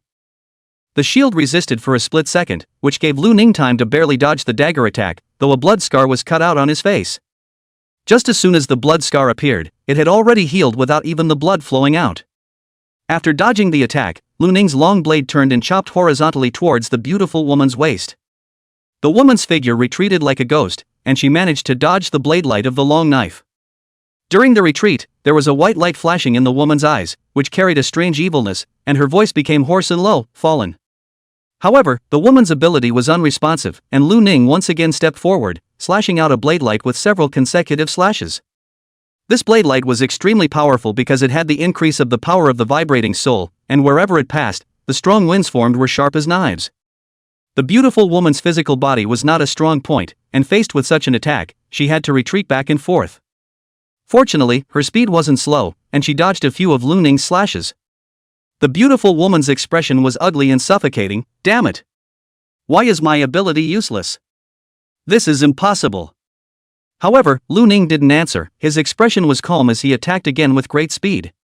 The beautiful woman's negative abilities were extremely ineffective against Lu Ning, and her fallen ability was even more useless.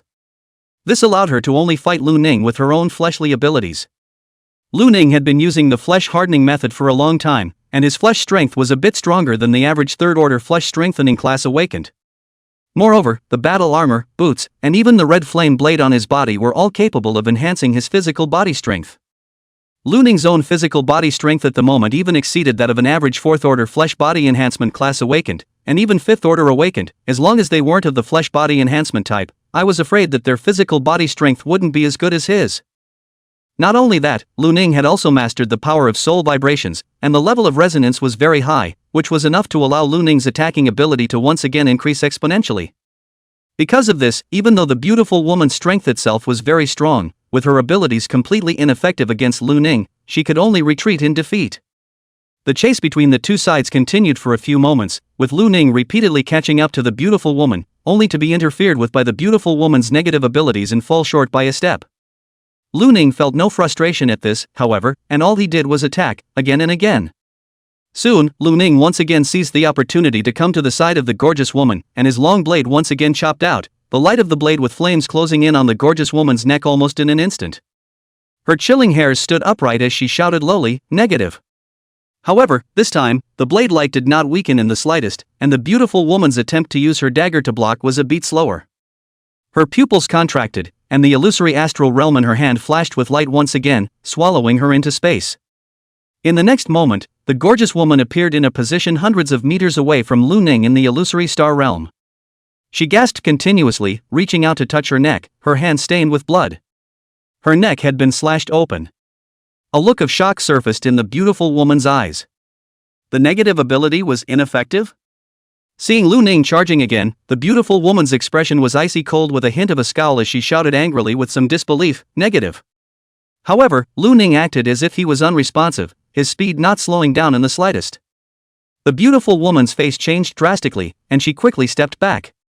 In the exchange just now, she had long understood that the close combat ability of the fellow in front of her was extremely powerful. Although she was not an awakened of the physical body strengthening lineage, there was also a fighting ability enhancement talent in the divine grace. She thought that her fighting ability wasn't weak, but when facing this man, she was suppressed at every turn, and could be decapitated if she wasn't careful. At this moment, the gorgeous woman had long since lost the idea of fighting Lu Ning face to face in close combat. She swept her gaze across the other two battlefields as she retreated. She saw that the battle between the muscle giant and Colin was still hard to separate. But Yen Cheng had already fallen into a disadvantage when facing the flesh and blood mass. This caused a glimmer of hope to flash in the gorgeous woman's heart. As long as she held on and waited until Yen Cheng died, she would be able to form a 2-against-1 situation. Lu Ning could be immune to her abilities, but not necessarily immune when facing the flesh and blood mass. When the time comes, the advantage is mine. Chapter 90, It's Not Necessary. The beautiful woman had very good thoughts in her mind, but within a moment, she realized that the situation didn't seem to be going as smoothly as she had imagined. When the negative abilities failed to work against Lu Ning, it became much tougher for her to face Lu Ning's furious attacks. After all, the beautiful woman's own speed wasn't as good as Lu Ning's, who possessed a speed-boosting soul artifact, and Lu Ning's attacks were equally powerful and extremely threatening to her. After a few consecutive dodges, the gorgeous woman had more than a few minor injuries on her body, and blood stained her black dress. Put. Once again, the gorgeous woman barely dodged Lu Ning's attack, and her fair and beautiful face was cut by the blade chi, leaving a long bloodstain and her broken hair flying in the air. Lu Ning's face was unperturbed as he turned back and slashed again. The beautiful woman's face was unsightly, and the dagger in her hand blocked the long blade. Clang! The sound of gold and iron clashing resounded, and with the berserk power of the soul vibrating force surging out, the gorgeous woman only felt her arms shake as her entire body flew backwards. Lu Ning's figure disappeared into place, arriving in front of the gorgeous woman and waving his sword straight down. However, right at this moment, the light of the illusory star realm flickered once more, and the gorgeous woman disappeared into the starry sky, appearing hundreds of meters away. She gasped continuously, and sweat surfaced on her forehead. Not only that, she had discovered a very serious problem. The illusory spirit realm, as a medium critical grade soul artifact, had side effects after use. And as she had used the illusory spirit realm continuously just now, the side effects had accelerated to manifest at this moment. This side effect surprisingly caused her spatial discrimination to become worse and worse, and there was even a situation where her body and consciousness were out of sync. Her mind wanted to go forward, but her body was going left or right. If it wasn't for the fact that she had been suppressing her side effects with her spiritual power, I'm afraid that she would have been chopped by Lu Ning just now. However, with the continuous use of the illusory spirit realm, the side effects were becoming more and more pronounced, and she had already felt that she was about to be unable to suppress them. As the gorgeous woman's heart continued to sink, Lu Ning didn't give her a chance to catch her breath. Failing once, Lu Ning continued to attack. The beautiful woman gritted her teeth, her expression somewhat grim as she continued to dodge Lu Ning's blade light. Right at this moment, Lu Ning's long blade slashed horizontally, and the beautiful woman, who had originally clearly stepped backward, did not expect to take a step forward.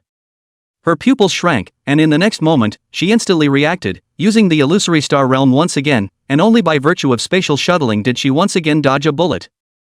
And by the time she appeared, Lu Ning had already rushed in again. The beautiful woman wanted to back up, only to realize that she had actually run 2 steps to the left, and then started running to the right again. Lu Ning also noticed that something was wrong with the gorgeous woman. He raised an eyebrow, and without saying much, he rushed to the front of the gorgeous woman, and the long blade in his hand chopped down again. The gorgeous woman screamed angrily and once again used the illusory star realm to travel through space.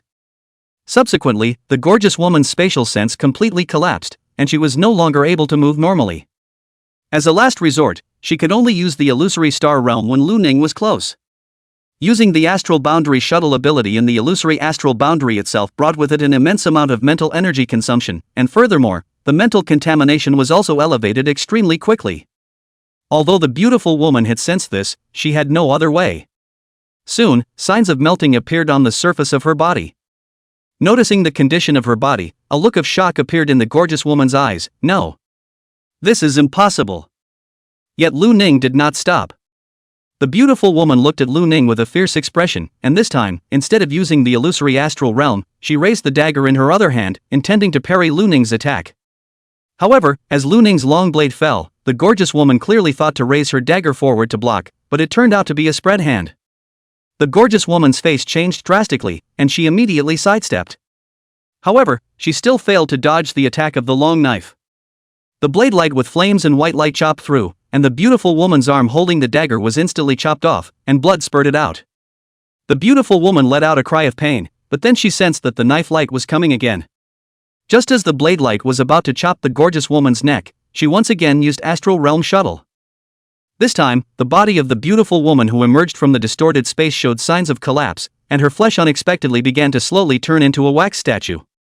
The right hand holding the illusory star realm could no longer hold the illusory star realm due to melting, which caused the glass ball to roll directly down in the astral plane. Lu Ning stepped forward and glanced at the melting beautiful woman, stepping forward and directly picking up the glass ball and placing it into his pocket. As Lu Ning finished this, the beautiful woman melted and then coalesced again, turning into a woman with long white hair, even more beautiful than before, and even the hand that had just been severed was restored.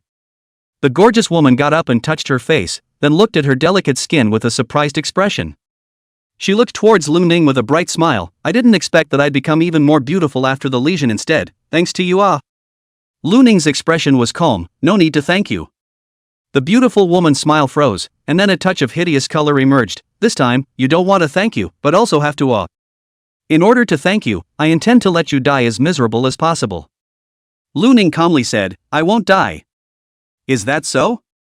The beautiful woman smiled indifferently, and then her snow-white feet stepped on the ground, her left and right feet tripping together, and her entire body lunged forward dozens of meters, paddling directly to Lu Ning's feet. Lu Ning? Beautiful woman, Hugh. The two of them stared at each other, and the atmosphere was a bit silent for a moment. Lu Ning hesitated, but still spoke. I received your thanks, but there's no need for that. I thank you. The beautiful woman's expression was hideous as she propped her hands on the ground and rose up into the air, her snow-white palms transforming into claws as she grabbed at Lu Ning's neck with extreme speed. Lu Ning was busy crossing his sword to block. The snow-white palm landed on top of the long knife, surprisingly issued a sound of gold and iron. Lu Ning only felt a huge force coming, and his entire body flew backwards like a cannonball. Even his arms felt a bit overwhelmed, his muscles crumbling, blood gushing out, and even his bones showing signs of fracture. The beautiful woman wore a bright smile. After the lesion, the strength of my physical body has once again increased. You are not my opponent. With that, the gorgeous woman stumbled backwards. Lu Ning landed on the ground, the injuries on his arms having recovered.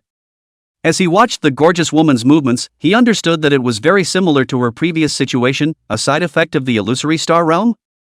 And the beautiful woman had already let out a frantic scream at this moment. She wanted to stop, but it turned out that she hadn't even managed to stop. Lu Ning had already rushed to her at this moment, and the blade light with flames and white light chopped down towards her snow-white neck. The beautiful woman tried to raise both of her hands to block, but ended up making a strange gesture of a rock spreading its wings. With wide eyes, she watched as Lu Ning's long blade landed on top of her neck. The powerful soul vibrating force, combined with the various soul artifacts increasing her physical body, caused the beautiful woman's neck to detach from her body directly with this blade. After this slash, Lu Ning did not stop. With a calm expression, he slashed repeatedly, chopping the gorgeous woman's head and body into several pieces as blood and flesh fell to the ground. Lu Ning nodded his head in satisfaction when he saw that the white mist inside the gorgeous woman's corpse had disappeared. Only then did he turn his gaze to the other two battlefields. Chapter 91 Riotous White Mist. Colin and the muscle giant were still fighting hard. The muscle giant's defense was extremely strong, and Colin used his nimbus to control the steel needles and metal fragments to attack, which were harsh but didn't cause considerable damage. As long as the muscle giant blocked the eyes and other key areas, with its own body strength, it could stiffly resist many of Colin's injuries. Not to mention that the muscle giant's own speed was extremely fast, allowing it to dodge many of the attacks. And when the muscle giant wanted to attack Colin, Colin could easily dodge the attacks by virtue of his own nimbus flight. The two sides had a back and forth, and it looked like the battle was fierce, but there wasn't much that could be done about the other side. On the other hand, the battle between Yen Cheng and the flesh and blood mass was much more grueling. Yen Cheng's own ability could cut out sharp slashes of light, and his offensive ability was extremely strong. Whereas the flesh and blood lump could control a large number of tentacles, and even the tentacles could be reborn after breaking. Plus, he could also eject energy rays through several holes in his body. Both sides belonged to existences that possessed powerful attack abilities. At the moment, both sides were covered in wounds. However, because the flesh and blood clump possessed a decent recovery ability, he used his tentacles to fend off the attacks of the long knives, and himself attacked Yen Cheng with his extra tentacles and energy rays. This resulted in Yen Cheng being at a disadvantage. At the moment, Yen Cheng's left hand was fractured and he was panting for breath, and from his original strong attack, he could only gradually play passive defense. Defense was not Yen Cheng's strong point, and at this moment, she was already stretched to the limit and seemed to be defeated at any time. Lu Ning made an immediate decision to charge towards Yen Cheng's battlefield. Bang! Yen Cheng held her sword to block the tentacles drawn by the blood and flesh mass, and her body flickered as she retreated back and forth, dodging 2 more energy beams. Just then, she saw a figure pass by her side at great speed. The battle knife with flames and white light was waved, and everywhere it passed, the tentacles were sliced into several pieces as if they were tofu. Chunks of flesh and extremely corrosive blood splashed everywhere. The clump of flesh and blood let out an angry and agonized hiss, then shot out 3 beams of light. Lu Ning's figure flickered as if he were a stump, dodging the 3 beams of light and further approaching the core area of the flesh and blood mass. Seeing this, the flesh and blood clump immediately controlled all of its tentacles to surround Lu Ning. Yan Chang was stunned when she saw Lu Ning. She turned her head to look at the area where the gorgeous woman had originally been, and after seeing the gorgeous woman's corpse, she revealed a shocked expression. She could naturally detect how powerful that gorgeous woman was, and she was afraid that she was quite a bit stronger than the flesh and blood diseased mutant in front of her. Unexpectedly facing such a strong person, Lu Ning had killed it? And Lu Ning himself was only at the 3rd rank. Yan Chang was unable to comprehend how Lu Ning could have such a powerful fighting force. However, this did not affect her ability to react quickly. Lu Ning had pulled all of the flesh and blood mass's attention, and Yan Chang immediately exploded into her fastest speed, closing in on the flesh and blood mass. When Yan Chang arrived in front of the flesh and blood mass's main body, her expression was cold and stern as she slashed down. A hideous and incomparable wound instantly appeared in the region of the flesh and blood mass's main body. He let out an angry and agonizing scream as his tentacles waved wildly. The majority of these tentacles shot towards Yan Chang, wanting to kill this culprit who had harmed him. However, the majority of the tentacles no longer blocked Lu Ning, and some of the remaining tentacles were naturally unable to block Lu Ning out.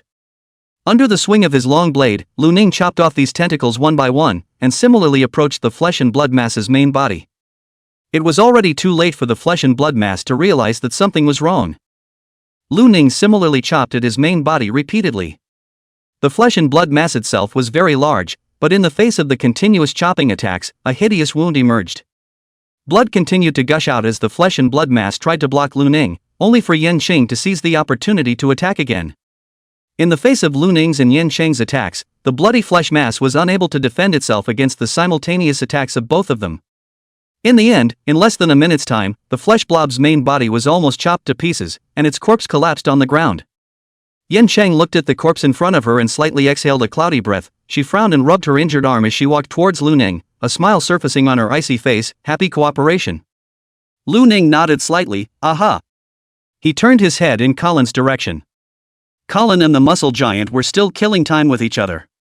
However, Colin's expression was very relaxed as he saw that both Yan Chang and Lu Ning had freed their hands. Facing another attack from the muscle giant, he rose up in the air in a dashing manner, rested his glasses, and smiled. It won't be a one-on-one fight next. Lu Ning and Yan Chang joined the battlefield. The muscle giant was very powerful, but not even as difficult as the flesh and blood pathology mutant, and in just less than 10 seconds after Colin used his Nianli to imprison him, he was cut into several pieces by both Lu Ning and Yan Chang. After Colin landed on the ground, he hastily removed his silver ring and rubbed his temples somewhat tiredly. I hate this kind of punch-resistant monster the most. It feels like my mental energy is almost drained. Yan Chang glanced at him and spoke, shouldn't we have switched opponents just now? Or have Lu Ning switch opponents with you? Colin glanced at the corpses of the flesh and blood diseased mutant and the beautiful woman not far away, rested his glasses, and said seriously, I think my opponent is quite good. Yan Chang glanced at Lu Ning, who still couldn't understand how he was able to deal with such a powerful Joy Heavenly Kingdom senior. However, she didn't inquire. This was because Lu Ning took out the Unreal Star Realm from his pocket.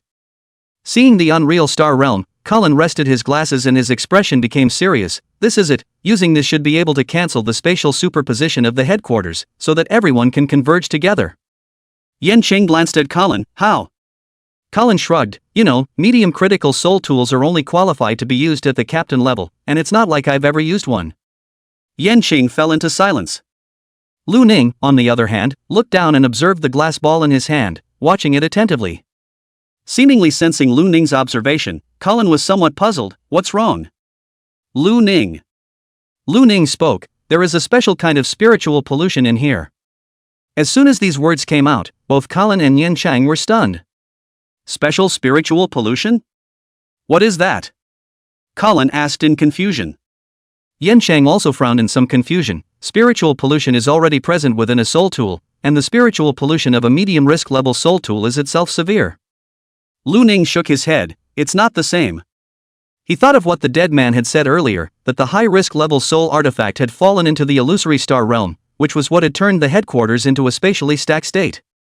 This particular spiritual pollution should have come from that high risk level soul artifact.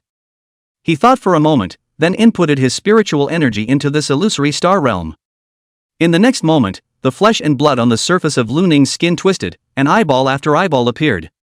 These eyeballs rotated rapidly, their eyes very frantic. This caused Yan Qing's face to change drastically, and she was immediately about to chop at Lu Ning. However, Colin hurriedly stopped her and spoke, "Don't be nervous. This is not a lesion." Yan Qing's ice-cold image had crumbled. She glanced at Colin with a "you're teasing me" expression, then backed up in a row, looking at Lu Ning and Colin warily. "What are you guys?" The corner of Colin's mouth twitched. "I'm Colin. These eyeballs of Lu Ning's really aren't a problem, the Bureau knows that." Just as he finished speaking, energy beams shot out from one of those eyeballs. This scared Colin so much that he hastily stepped back to avoid it, calling out, "Lu Ning! What are you up to?" Yan Qing even retreated even further, looking at Colin with even more skepticism. Just then, the two suddenly changed their faces slightly. They clearly felt a ripple spreading in all directions with the illusory star realm and Lu Ning's hand as the center. As this ripple spread, the pale white mist within the headquarters unexpectedly rioted. Chapter 92 Fallen Incense Burner. What happened? Yan Qing looked at the surging pale white mist, his face constantly changing. However, soon, the white mist calmed down. Along with the calming, there were also the illusory ripples. Lu Ning placed the glass ball into his pocket and began to pick at the eyeballs on his body one by one. Watching Lu Ning gouge his eyes, Yan Qing was filled with question marks. Colin, on the other hand, was relieved as he rested his glasses and spoke, "Lu Ning, what happened to you just now? I thought you were really diseased?" Lu Ning threw the gouged out eyeballs on the ground and stomped on them to burst them, making a snapping sound. He calmly replied, "I tried to use my spiritual power to isolate the spiritual pollution in the illusory astral realm, and I consumed some of my spiritual power, and the white mist from the batch of eyeballs that I absorbed last time rioted again." Colin drifted off, then he spoke, "You startled me, you should have said something in advance. And it's even more frightening when that eyeball of yours suddenly shoots out light." Lu Ning tilted his head to look at Colin and said, "I didn't pay attention just now." The corners of Colin's mouth twitched, his face flushed slightly, and he breathed a few times faster. Yan Qing on the side interrupted the conversation between the two, and she looked at Lu Ning in shock. "You really didn't have a lesion?" "No." "Then what are you doing now? Words, can you stop stepping on these eyeballs?" Yan Qing looked at Lu Ning as he kept stepping on the eyeballs, his expression was a little twisted, and goosebumps rose all over his body. Lu Ning was stunned and dug out an eyeball and handed it to her. "You want it?" "Yan Qing? No thanks." "Oh." Snap, snap. Yan Qing took a deep breath and blushed just like Colin. She spoke, "So what's with the eyeball?" "Just a little problem, it'll be fine in a minute." Lu Ning reached into his clothes and snapped out 2 more eyeballs, dropping them on the ground and stomping them out. He then clapped his hands and said, "It's gone." Before Yan Qing could say anything, Colin nodded and said, "Then what next?" "That ripple just now looked like it was made by the unreal star realm?" Lu Ning nodded, "Well, I eliminated the spatial dimension, and now everyone should be able to see it in the headquarters." Yan Qing's eyes went green. She was about to say that it was fine? That was a lesion. However, in the next moment, an immense and incomparable roar rang out. The entire headquarters building seemed to be shaking violently. Lu Ning's trio watched as a crack appeared in the ceiling made of that metal alloy. Colin's face changed slightly. The headquarters has an extremely high degree of sturdiness, and this movement should be the Wang Bureau who made their move. Let's go over there as well. Lu Ning nodded and ran towards the 6th floor. Colin followed closely behind. Yan Qing saw that the two even ignored them and ran like that. She couldn't think much about Lu Ning's long eyeballs just now and hurriedly followed. As soon as the 3 of them ran down the corridor, they felt the entire tall building shaking all the time, and the cracks on the ceiling were getting more and more numerous. Even the floor seemed to be unable to withstand the force and cracks appeared. The next moment, an angry roar traveled down through the ceiling. Lu Ning clearly felt the temperature in the corridor skyrocket, and wisps of fire emerged from the cracks in the ceiling. When the flames dissipated, the temperature did not drop. Yan Qing frowned. "Is this the ability of Yin Feng?" Colin rested his glasses with a very serious expression. "Although he's not weak, it's impossible for him to be this strong. He should have used a soul weapon, and it's not just any soul weapon, it's most likely a mid-crisis level soul weapon." Yin Feng used a medium-risk level soul weapon? It seems to be a fierce fight up there. After the flames, the roars resounded continuously again, never stopping. Lu Ning's trio was extremely fast, and in no time at all, they arrived at the stairwell, then ran towards the upper floors. Having just arrived on the 6th floor, Lu Ning sensed that the concentration of spiritual radiation here was even higher, and the white mist in the air was even more dense. The concentration of spiritual radiation in one of the directions far exceeded the other several directions. And that direction, which Lu Ning also knew, was the direction of the research lab that was studying the fallen incense that they had passed by the last time they had come to see Li Mu. All three of Lu Ning ran in that direction. Along the way, the floor of the corridor was covered in corpses. Some of these corpses were legions, some were members of action teams, some were members of the defense guards, and there were even medics. Lu Ning saw a familiar figure in a pool of blood on one side of the corridor, and it was none other than Ning Forget. The light in Lu Ning's eyes flickered, then he withdrew his gaze. Because there were no legions blocking the way, with Lu Ning's speed, the three of them approached the research lab in no time. Just then, the alloy wall shattered, and a huge figure flew out backwards. Lu Ning took a look, and it was also a familiar face. It was none other than the same Li Ro he had seen when he had first awakened at the headquarters. Li Xing's entire body had turned a black iron color at the moment, reflecting a metallic luster. However, there were already quite a few cracks on top of his metallic body. In his hand, Li Xing was holding a long-handled warhammer. The warhammer emitted a black light and looked incredibly thick and heavy. Li Ro crashed into the corridor wall, denting it. He coughed out a mouthful of rusty blood, then struggled to get up. Upon seeing Lu Ning's trio, he was stunned before saying, "Come help." After saying that, he instantly rushed over again in the direction of the backward flight. In the direction that Li's line was advancing, the roaring sound was unceasing. Lu Ning's trio similarly ran over. Lu Ning then saw a huge research room that was thousands of square feet in size, with pieces of instruments everywhere and blood all over the walls and corridors. On top of that, a pink-colored mist emanated from the entire space. In the center of this space, a white incense burner floated in the air and slowly rotated. The pink mist was precisely emanating from within the incense burner. Upon seeing this incense burner, Lu Ning heard voices of unknown significance coming from his ears, the voices overlapping as if there were many people whispering in his ears. Yan Cheng and Colin instantly frowned. Colin stifled a grunt, his expression slightly pale. Yan Cheng gripped the long knife in his hand tightly, his hands trembling slightly. Lu Ning looked over at the two of them, a little puzzled. "What's wrong with you guys?" Yan Cheng was likewise a bit puzzled. "You're fine?" "What is it?" Colin took a deep breath, calming himself, and asked curiously, "After seeing that incense burner, didn't you feel anything? It's like there's some kind of evil thought bubbling up?" Lu Ning shook his head, then said, "I just heard someone talking in my ear, it was quite noisy." The two men fell silent. On the side of the incense burner, there was a handsome-looking man and a beautiful-looking woman, as well as a full 4 mutants. The auras of these 4 mutants were even stronger than the few that Lu Ning's trio had encountered on the 5th floor. At the moment, these joyous Heavenly Kingdom executives and mutants were facing an attack from the Misty Mist Bureau powerhouses. Lu Ning saw quite a few familiar figures, including Mist Bureau Director Wang Anming, Li Xingyi, Yin Feng, Lu Chang, and even their captain Lin Xiao. There were more than a dozen Mist Bureau powerhouses here, surrounding these diseased mutants, and Joy Heavenly Kingdom awakened. However, even so, the scene was still not optimistic. The Misty Bureau's powerhouses were surprisingly at a disadvantage. Chapter 93. You've been enhanced. Because of the effects of the fallen incense and that pink mist, the expressions of the Misty Bureau's powerhouses were constantly changing, sometimes dull, sometimes grim, sometimes full of smiles, and even though they tried to control themselves, they still couldn't completely restrain themselves. This negative effect would naturally also have a great impact on their battle power. Even if they used medium critical grade soul weapons, they still couldn't gain an advantage. In Lu Ning's line of sight, they all had objects on their bodies that emitted a dense spiritual radiation. Such dense spiritual radiation was naturally brought about by medium-risk grade soul weapons. Among them, the medium-risk level soul artifact in Lin Zhao's hand should be the blood-colored box that he had brought out earlier. At the moment, the item in that box was held in his hand. It was a large, blood-colored sword. The body of the sword was wide and thick, the hilt was very long, and the body was blood-red, while the back of the sword also carried purple-black strange runes, which flowed on the sword as if it possessed life.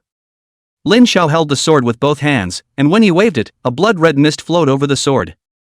Lu Ning could tell that at this moment, Lin Zhao's speed, strength, and other aspects were much more powerful than when he hadn't used this blood-colored greatsword before. The others were thought to be in a similar situation. However, the opponents that Lin Xiao and the others were facing were also not the kind that Lu Ning had encountered before.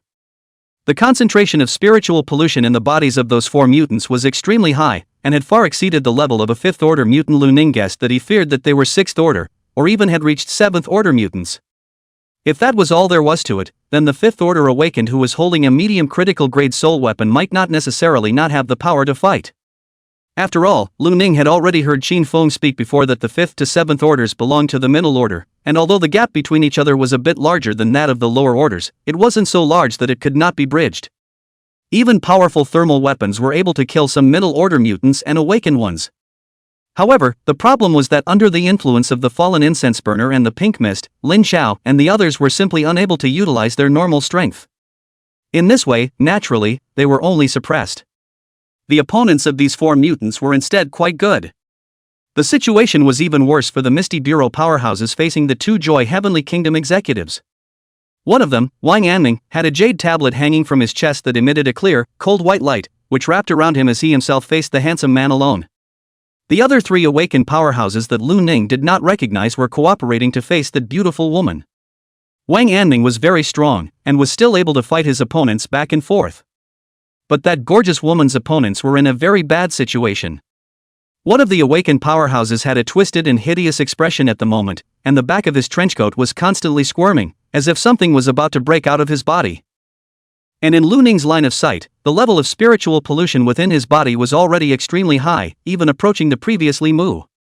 And in such a state, he had almost no combat power left, and he didn't even dare to use his awakening ability at will. His 2 companions were naturally having an extremely difficult time in this situation as well.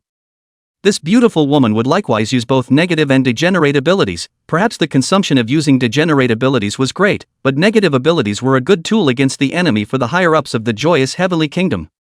And that fallen incense burner still had no effect on them, so naturally, the situation became very bad under this circumstance. The first time he saw this situation, Lu Ning spoke, "I'll deal with the Joy Heavenly Kingdom's senior management, and you guys go deal with the diseased mutants." Colin and Yanqing didn't have the slightest rebuttal to Lu Ning's proposal. They had both seen before that Lu Ning had managed to suppress the joyous Celestial Kingdom's higher-ups when he faced them. Lu Ning stamped his feet on the ground and instantly disappeared in place, and the next moment he appeared behind the gorgeous woman. Lu Ning's long blade chopped towards the gorgeous woman's neck with extreme speed. The gorgeous woman's strength was even stronger than the one on the 5th floor. She reacted the instant Lu Ning appeared, and her body was like a spirit snake, twisting with unrivaled flexibility and bending to avoid Lu Ning's blade. And at that moment, the cacophony of voices in Lu Ning's ears suddenly became denser. Lu Ning frowned and muttered, "It's noisy." With Lu Ning's words, the sound seemed to pause for a moment, and then got louder. Lu Ning didn't care much and slashed his vertical sword at the gorgeous woman. The gorgeous woman laughed softly, her voice soft, negative. However, Lu Ning's speed did not decrease at all.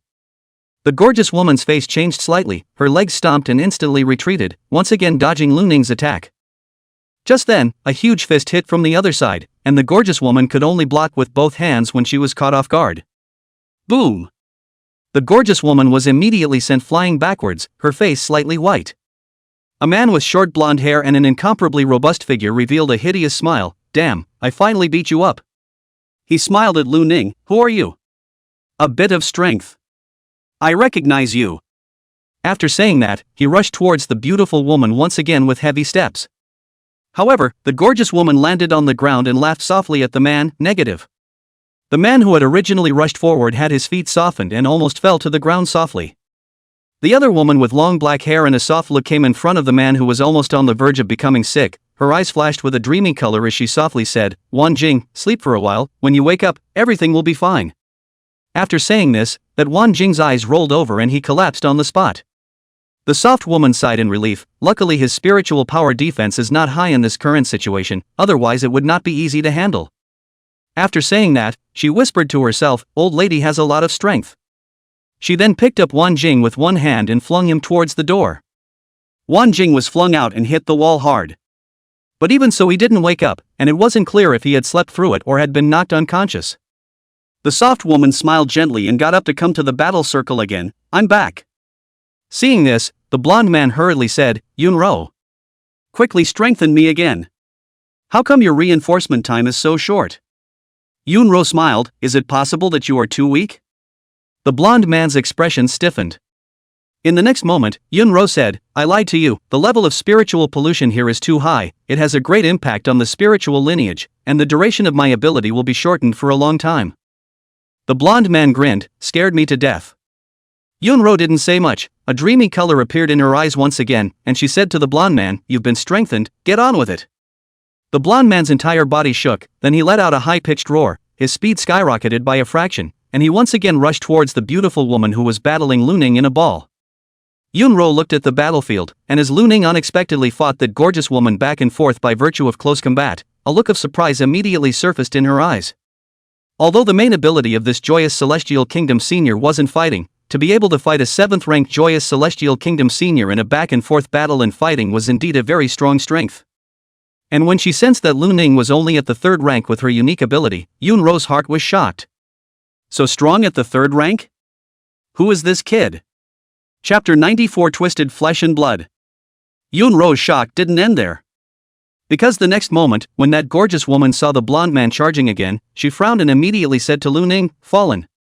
However, what Yunro did not expect was that Luning was unaffected. In the face of the beautiful woman's power of fallen, Luning's spirit seemed to have no fluctuations. This was simply unscientific. Not only did Yunro feel that it was unscientific, but the gorgeous woman likewise did as well. She stared wide-eyed, a little stunned, no effect? What are you?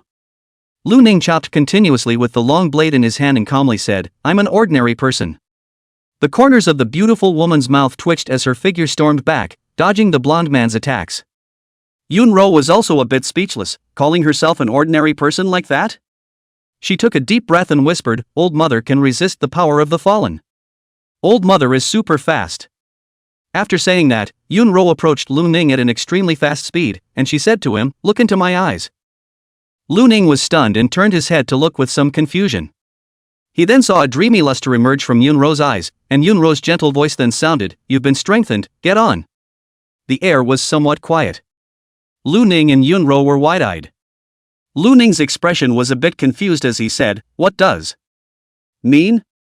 Yunro was filled with question marks, eh? You weren't reinforced? No. Yunro somewhat disbelievingly said again, you've been strengthened. Get on it. Luning remained silent. The corners of Yunro's mouth twitched, somewhat alarmed. What is your spiritual pollution level? Luning, 0. Yunro revealed a dawning color, I heard before that our base city had discovered a pervert with a mental pollution degree of 0, so it's you? Luning was instantly unhappy, I'm an ordinary person. Yunro laughed and didn't pick up on this.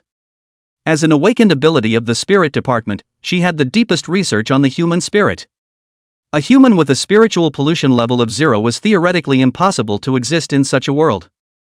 How could it be an ordinary human? Yunro spoke, my power acts on the spirit, your spiritual power is too solid for me to strengthen you. Luning nodded, oh. Yunro. Facing Luning's bland expression, she always felt a little bit uncomfortable.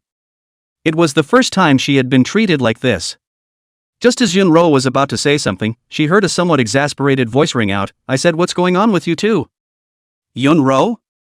Does it take this long to strengthen?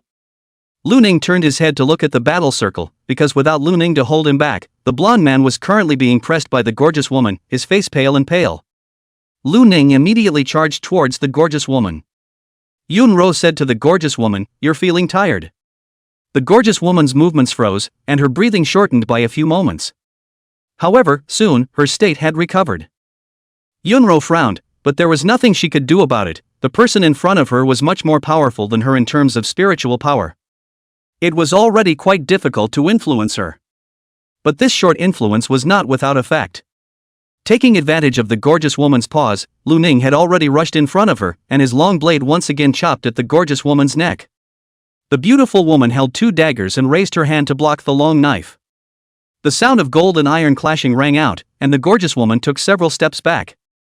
At the same time, the blonde man had already appeared on the side of the gorgeous woman, his huge fist once again struck, the wind of the fist surging. The gorgeous woman sidestepped and tried to dodge, but realized that it was already too late. She instantly said to the blonde man, negative. The power of the blonde man's fist was instantly weakened by a lot, but it was not completely negated. The fist landed on the beautiful woman's shoulder, and the beautiful woman's face turned white as her entire body flew backwards. She flew out for about 10 meters before she stopped with a flip. And just as she stopped, Lu Ning had already rushed over again. The beautiful woman's face was a bit ugly as she used negative again, but it was still ineffective. She could only continue to retreat. If her opponent was just Lu Ning alone, even in close combat, the gorgeous woman did not think she would be outmatched. In front of her, although this guy from nowhere was very strong in close combat, his physical strength was actually a bit worse than hers. Unbelievably, the man in front of her used his soul vibrating fist extremely purely, and his soul vibrating power was very powerful, which made up for the difference in physical strength. But even so, the two sides could only be considered to be said to be in between. But she wasn't one-on-one. The blonde man was not as tricky as this newcomer, but he could still threaten her. Damn it! The beautiful woman had an icy look in her eyes.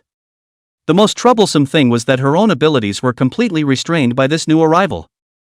Whether it was negativity or depravity, surprisingly, it was completely ineffective. This was something she had never encountered before in all the years she had been an awakened. It was for this reason that she was fighting so stiflingly. Just then, Junro once again made the beautiful woman feel weak. The beautiful woman could only do the same as before, once again dodging Lu Ning's attacks with all her might while using her negative abilities to weaken the blonde man's attacks and subsequently eating the damage the hard way. Even after being weakened, the blonde man's attacks still made the gorgeous woman feel bad, and blood spilled from the corners of her mouth. The entire person had retreated to an area close to the fallen incense burner. However, at this time, the fallen incense furnace suddenly shook, and as if it had consciousness, the pink mist leaned towards the gorgeous woman. Noticing this situation, the gorgeous woman was stunned and a look of shock appeared on her face. A hideous smile then surfaced on her gorgeous face. Ha ha. Ha ha ha. I see, I believe you. My soul will surely be rewarded by my God, and when my God descends, I will surely be allowed to enter the divine kingdom. The beautiful woman's skin then turned flushed as she tilted her head and let out a long, low chant. In the next moment, a line emerged on her forehead, and her skin developed from its original snow-white color towards pink. Just as the beautiful woman's body changed, Lu Ning suddenly appeared in front of the fallen incense burner. His expression was calm, and his longsword viciously chopped at the fallen incense burner that was floating in the air. Clang! The sound of gold and iron clanking resounded, and the fallen incense burner, which had been quietly floating in the air, directly seemed like a ball that had been knocked out of the air as it directly crashed into the wall, before bouncing back onto the ground. As the fallen incense furnace was knocked down, the pink-colored mist around the body of the beautiful woman who was originally undergoing lesions rioted. The beautiful woman's face changed drastically, revealing a look of horror. No. What's going on? Goosebump after goosebump surfaced on her body, and her body seemed to be starting to show signs of collapsing. And in the next moment, a blade light chopped towards the beautiful woman's neck. The beautiful woman wanted to dodge, however, she realized that her body was collapsing and moving had unexpectedly become extremely difficult. She only had time to turn her head before the blade light slashed through the gorgeous woman's neck. Lu Ning then proceeded to slash continuously, chopping the gorgeous woman into several pieces. Pieces of corpses spilled onto the ground, the flesh and blood on the corpses collapsed and twisted, seemingly wanting to fuse together, and Lu Ning directly continued to chop these twisted pieces of flesh and blood into pieces. The blonde man on the side also arrived in front of the corpse's flesh and blood, smashing the twisted flesh and blood out of the meat paste with a single punch. Yunro similarly ran over, holding an immense and incomparable iron pillar in her hand, which should be a laboratory instrument. She similarly hit the iron pillar to strike the bloody flesh one by one. The collapsed flesh and blood of these body fragments had extremely terrifying vitality, and even though they had shattered into such a state, they were still thinking of coalescing. Lu Ning's trio had smashed almost all of this flesh and blood once, which caused it to completely lose its vitality. Lu Ning looked at the puddles of flesh and blood on the ground, the spiritual pollution on them having disappeared. He calmly said, "Dead through and through." Only then did the blonde man and Yunro stop. The blonde man wiped the cold sweat from his forehead with a hint of palpitations in his eyes. What the hell is this? If we let this thing polymerize into existence, I'm afraid we'll all die here. Yunro also nodded without refuting. Right at this moment, a miserable scream rang out, causing Lu Ning's three faces to change slightly. Chapter 95, Old Immortal. Lu Ning turned his head to look and realized that the one who had let out a miserable scream was not a strong person from the Misty Mist Bureau, but the man from the joyous Heavenly Kingdom.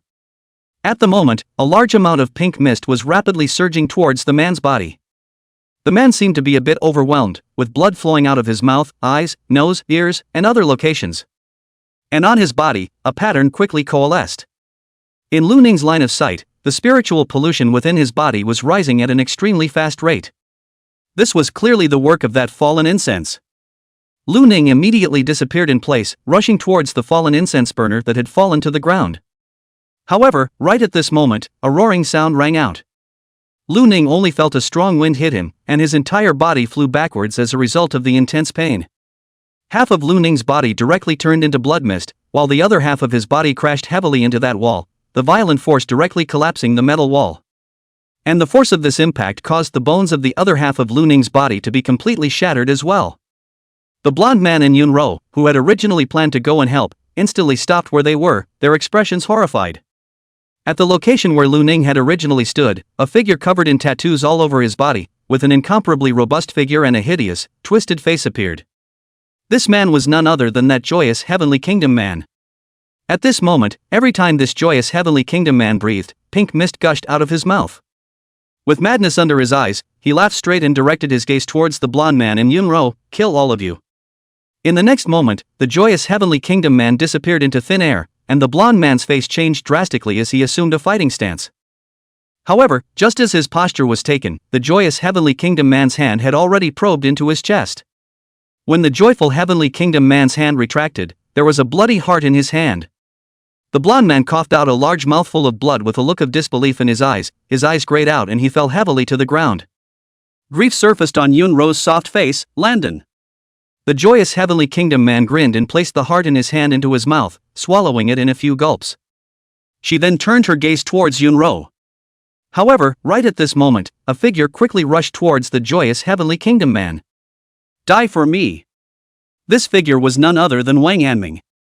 At this moment, Wang Anming's entire body was churning with muscles, and through his tattered clothes, one could see the clear muscle lines on that aged body. His wrinkled face carried anger, and in his hand, he had an additional golden lance, which was like electricity, stabbing towards the joyous Heavenly Kingdom man's head. The joyous Heavenly Kingdom man let out a fierce laugh. "Old undead, do you think you're still my opponent now?" His figure flashed, dodging the shot with great speed, while he stepped forward, his fist carrying white light as he punched towards Wang Anming. Wang Anming's face changed slightly as he retrieved his long spear to block.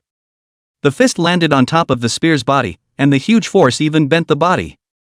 The berserk force caused Wang Anming to retreat back and forth, each step stepping on the floor and making deep pits. When Wang Anming stopped, his hands actually trembled slightly. The joyous Heavenly Kingdom man, however, had no thoughts of letting him go and disappeared in place once again, charging up towards Wang Anming. Wang Anming gritted his teeth and met him with his gun. Just then, another figure rushed out, and the long blade with white light and flames chopped towards the joyous Heavenly Kingdom man. Sensing the sharp blade behind him, the joyous Heavenly Kingdom man's figure flashed and dodged to the side. Upon seeing Lu Ning in his tattered battle armor, the joyous Heavenly Kingdom man was stunned with a look of surprise. "Not dead?" Lu Ning didn't answer and attacked again. The joyous Celestial Kingdom man spat out a mouthful of pink mist, his expression hideous. "Big deal, kill again." He suddenly disappeared, instantly appearing at Lu Ning's side, his thick right leg sweeping towards Lu Ning's waist. Lu Ning's expression was calm, completely ignoring the joyous Heavenly Kingdom man's attack, and the long sword in his hand instead added a few points of strength. A flash of hostility flashed across the joyous Heavenly Kingdom man's eyes, and he likewise did not dodge as he stretched out his arm in front of the long sword. When the joyous Heavenly Kingdom man's right leg struck Lu Ning's waist, Lu Ning's long sword similarly chopped into his arm. In the next moment, Lu Ning flew backwards as if he had been struck by a cannonball, and in the air, Lu Ning's body folded in pairs, the sound of bones shattering endlessly. And the joyous Celestial Kingdom man's arm also had a deep slash mark added to it. The joyous Heavenly Kingdom man glanced at the slash mark on his hand and revealed a sardonic smile. "I don't know what I'm talking about." And at that moment, the joyous Heavenly Kingdom man suddenly felt a powerful aura. His face changed slightly as he looked in the direction of the aura, and then he saw an additional dark blue necklace on Wang Anming's neck. With the necklace on, Wang Anming's body drew up more than a meter taller, almost turning into a small giant. His aura also skyrocketed, and that powerful aura almost formed a breeze that spread in all directions. Even the joyous Heavenly Kingdom man at this moment narrowed his eyes as he revealed a wry smile. "Old undead, using 3 medium critical grade soul weapons at the same time? Really not afraid of death? With your old body, how long can you hold up?"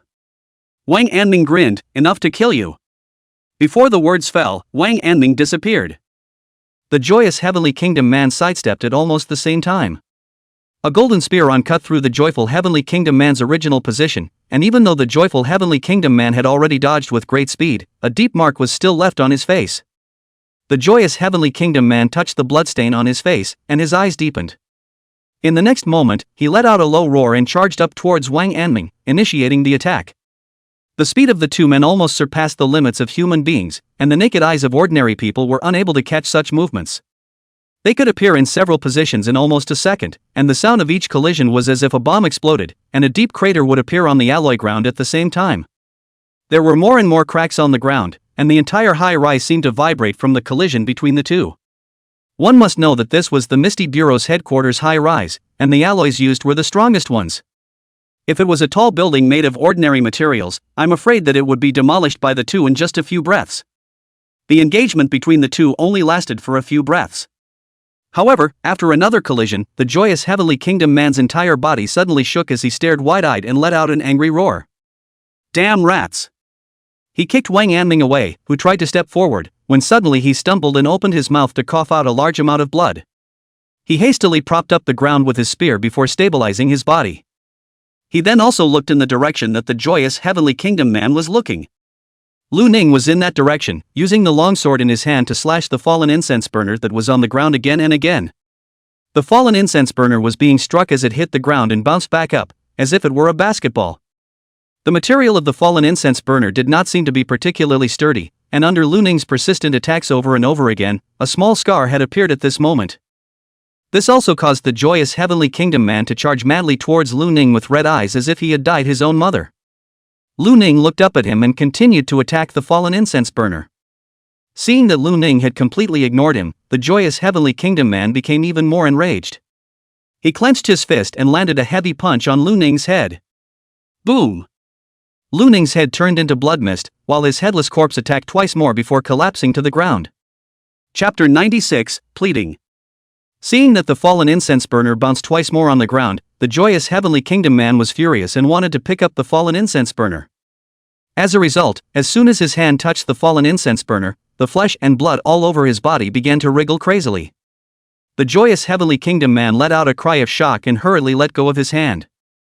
Just then, he felt a sharp wind coming from behind him once again and hastily dodged. The golden lance slashed through the joyous Heavenly Kingdom man's side, cutting a deep bloody scar into the joyous Heavenly Kingdom man's chest. The joyous Heavenly Kingdom man roared angrily, "Old undead thing, you seek death." He rushed towards Wang Anming and threw a heavy punch towards Wang Anming's head. Wang Anming raised his gun to block and retreated 2 steps.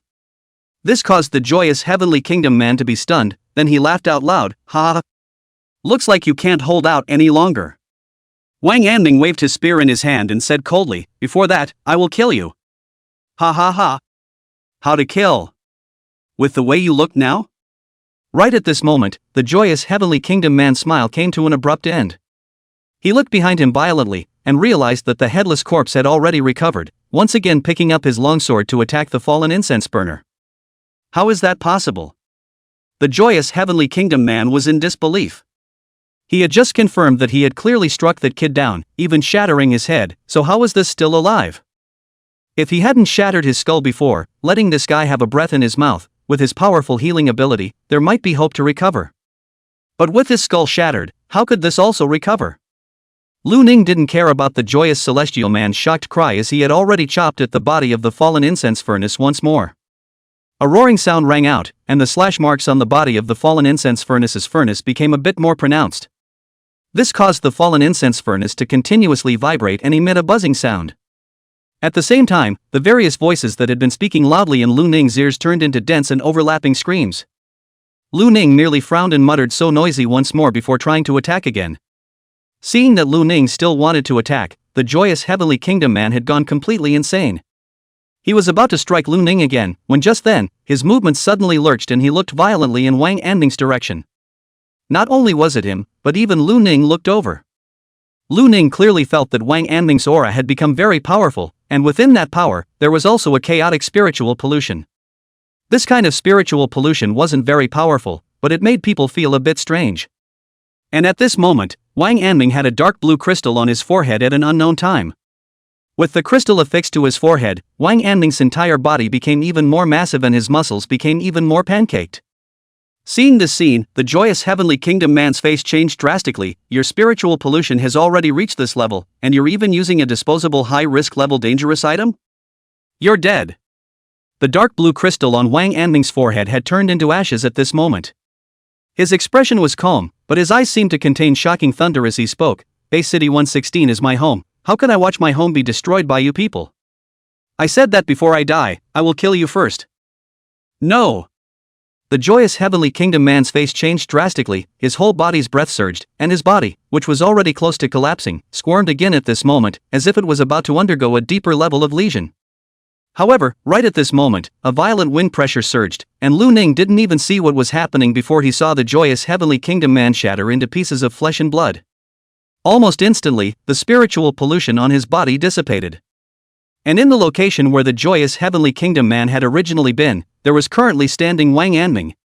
Wang Anming stood with his fists clenched, and his fists unexpectedly began to crumble and dissipate into a mist of blood. He glanced at his fist, then looked at Lu Ning, his eyes that originally contained a shocking thunderbolt carrying a mixture of complexity and relief. He smiled and said, Lu Ning, it seems that you have integrated into this world well. Lu Ning's expression was calm as he looked at Wang Anming, whose small arm had already turned into a mist of blood. You're about to die. Ha, yes, he laughed softly. I've lived for more than 300 years, and I've lived almost as long as I can, so just die.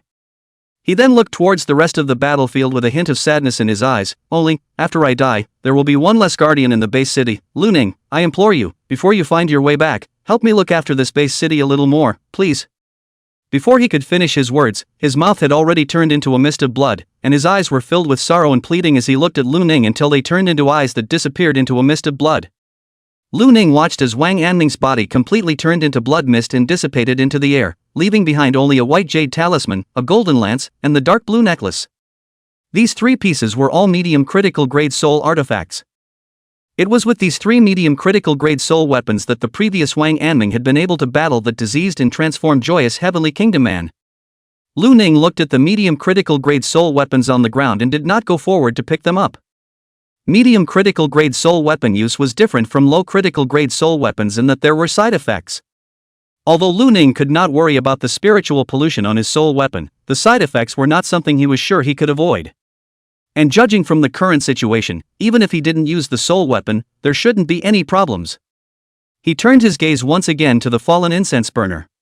The fallen incense burner was a living soul artifact, and as if it had sensed Lu Ning's icy gaze, it trembled madly as pink mist surged and poured into the bodies of the remaining diseased mutants.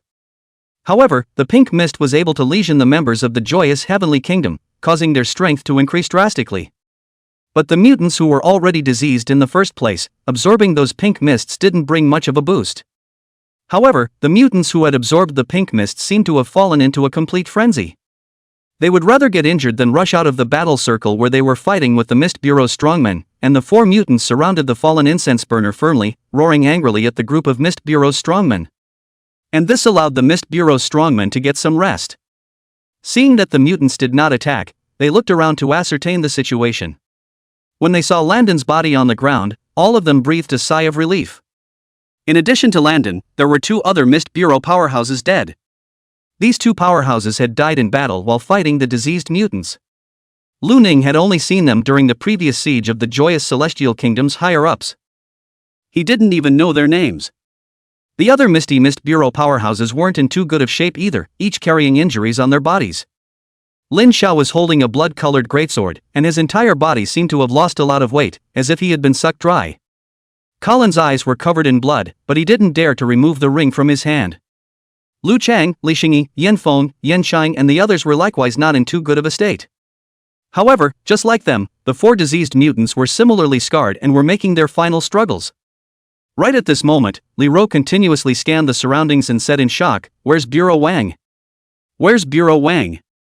The other Misty Bureau powerhouses were also startled and searched for Wang Anming's figure. They had all been in a fierce battle just now, and hadn't had the time to pay attention to the battlefield of Lu Ning's few people. And Yun Ro, who was also aware of the situation, said with a sad expression, "Bureau Director Wang used the director's bottom and sacrificed himself." As soon as those words came out, the air went silent, with only the low roars of the four mutants still ringing out. Chapter 97, Lillian. Li Ro's eyes instantly turned red. He looked towards the 4 mutants who were roaring, and his body once again turned into a metallic color as he let out a low roar, "Your mother!" In the next moment, he held a giant hammer and charged towards the 4 mutants.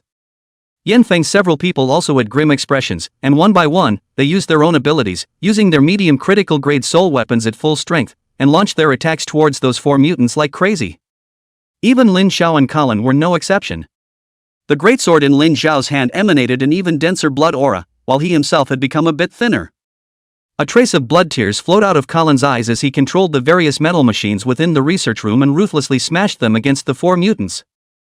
Unrave's eyes flashed with dreamy colors as she continuously used mental hints on the Misty Bureau's powerhouses. Even though her mental energy was greatly depleted, her face was incredibly pale, and sweat was pouring from her forehead. She did not stop. Lu Ning looked at the Misty Mist Bureau powerhouses who seemed to be going crazy and fell silent, then he also gripped his battle sword tightly and rushed up. Perhaps because the fallen incense furnace had suffered some damage from Lu Ning's attack, its own fallen ability had weakened quite a bit, and even the pink-colored mist had become very weak. Of course, most of that mist had been absorbed by the previous member of that joyous heavenly kingdom, while some of it had entered the bodies of the 4 diseased mutants. As a result, the negative statuses that the group of strong members of the Mist Bureau had been subjected to were much better, and their fighting strength was also much stronger.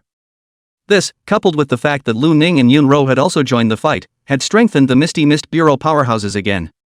The Mist Bureau powerhouses themselves were also fierce.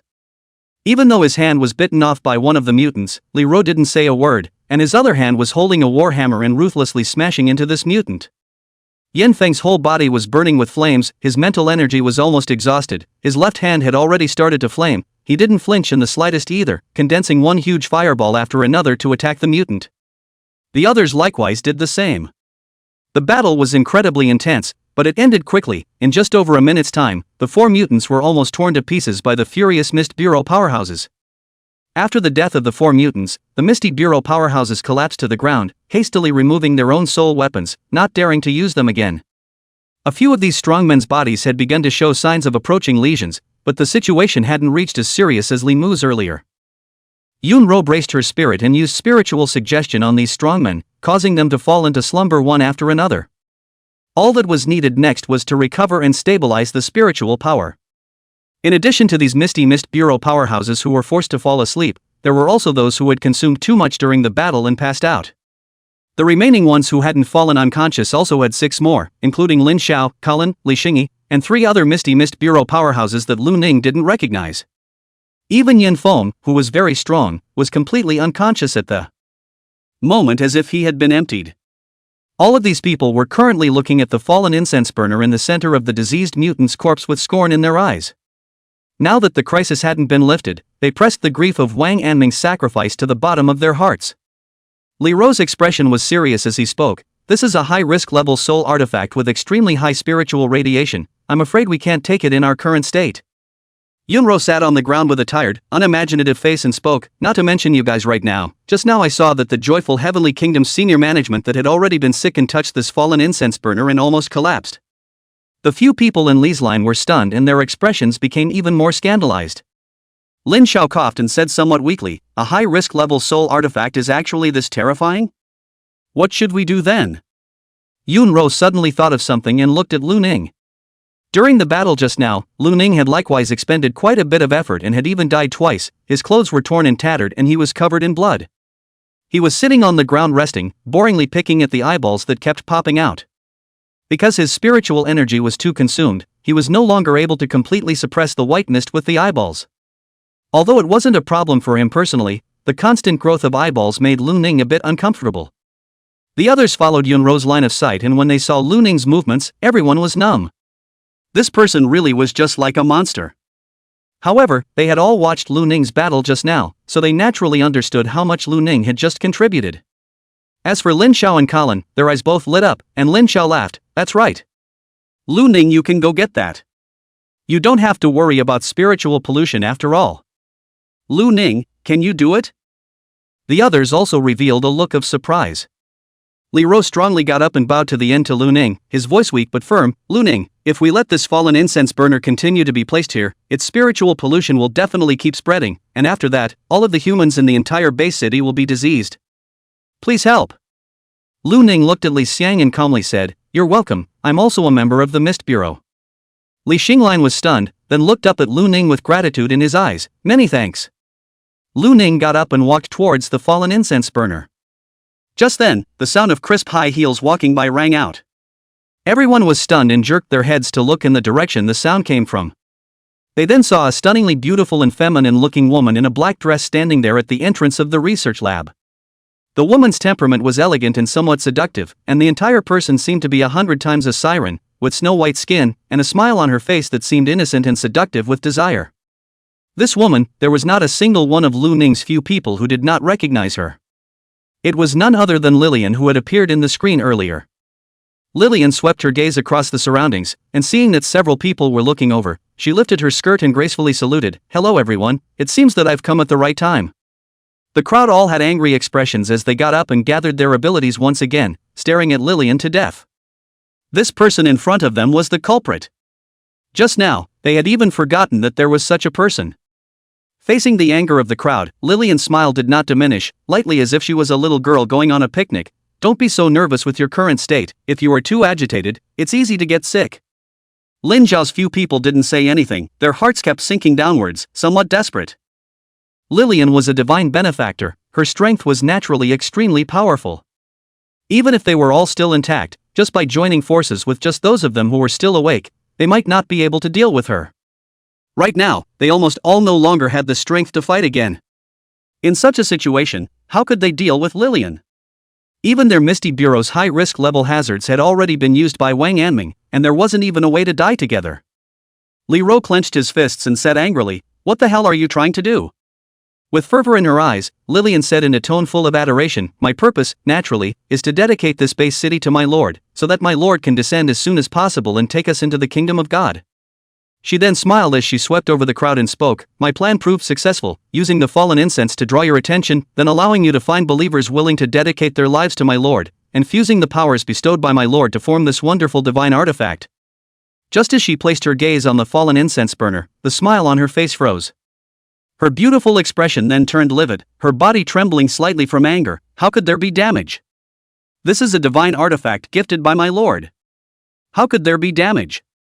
Which one of you did this? Before Lu Ning and the others could speak, Lillian let out a shrill cry, You all deserve to die. Fallen. Invisible fluctuations spread out in all directions, and the people who were still awake instantly felt their spiritual energy ripple. Li Ro, Lin Xiao, Cullen, Yun Ro, and the others all experienced mutations in their bodies. Chapter 98, Receiving the Sword. Li Ro's body transformed towards metal, the direction of the metal's growth continued to twist, a metal strip began to appear on his limbs, and his entire body seemed to be starting to become irregular. The flesh and blood on Lin Zhao's body began to twist as a tentacle emerged from all parts of his body. Cullen's body trembled as blood vessels surfaced all over his body, and his violent and unorganized Nianli surged, knocking the unconscious crowd out of the way. Yun Ro's body seemed to start becoming vapid and dreamy, as if it was about to disappear from the real world. The other three Misty Bureau powerhouses that Lu Ning did not recognize similarly experienced lesions. In Lu Ning's line of sight, the level of spiritual pollution within these people's bodies was climbing at an extremely rapid rate. Even Lu Ning, the white mist with eyeballs within his body was churning, and eyeball after eyeball grew out of his body. Lu Ning frowned as his body flashed and ran towards Lin Xiao. Just then, a tentacle on Lin Xiao's body stretched out and pushed Lu Ning away. Go save Cullen. Lu Ning was stunned as Lin Xiao gripped his blood-colored greatsword, and in the next moment, above the greatsword, a blood-red mist violently churned. The flesh and blood on Lin Xiao's body, including the tentacles that had grown out, all seemed to be absorbed by an invisible force, and all of them became dried up. Even the tentacles that had just grown out were like this.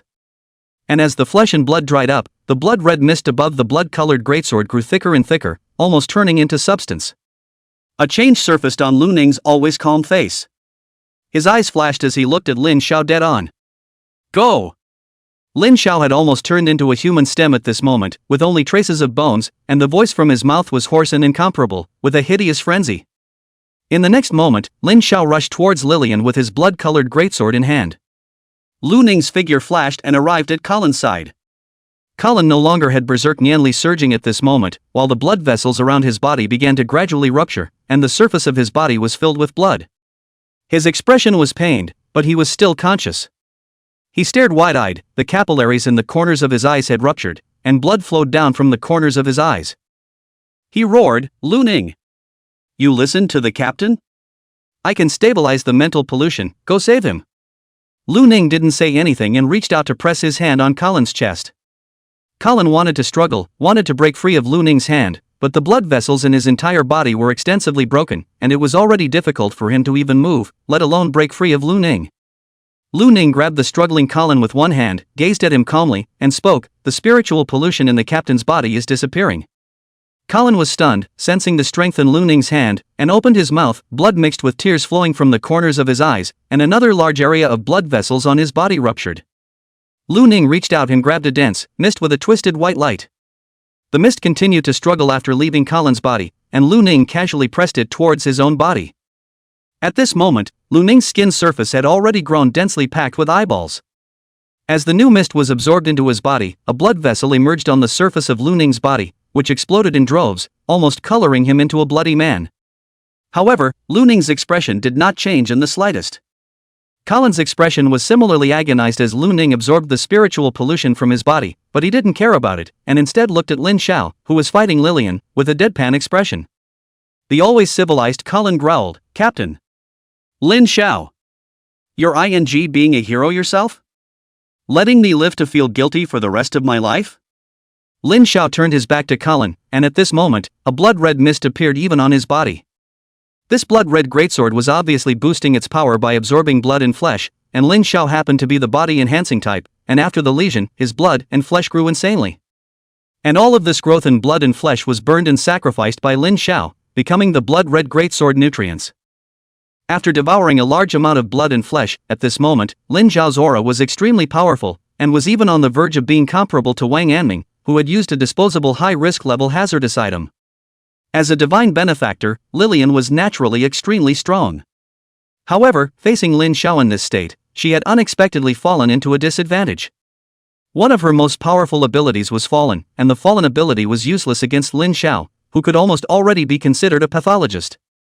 And although the negative ability could weaken Lin Xiao's state at the moment could be considered extremely powerful. Even after using the negative ability, Lillian was still suppressed by Lin Xiao. Her beautiful face was icy and manic as she wanted to pick up the fallen incense burner, wanting to see what was wrong with it. How was it that someone was trying to get in her way? Lin Xiao's body that was like a withered bone contained a terrifying power, and the greatsword in his hand carried a blood-colored glow as it chopped at Lillian, forcing her back. His voice was hoarse and weak. "I'm the captain of the 7th Division and your elder brother, of course I have to protect you younger siblings." In the next moment, Lin Xiao's body trembled and the blood-red greatsword showed signs of trembling. Having absorbed too much blood and flesh and strengthened too much power, he was on the verge of not being able to master this power. Lin Xiao's attack stopped. He exhaled deeply and blood-colored mist came out of his mouth.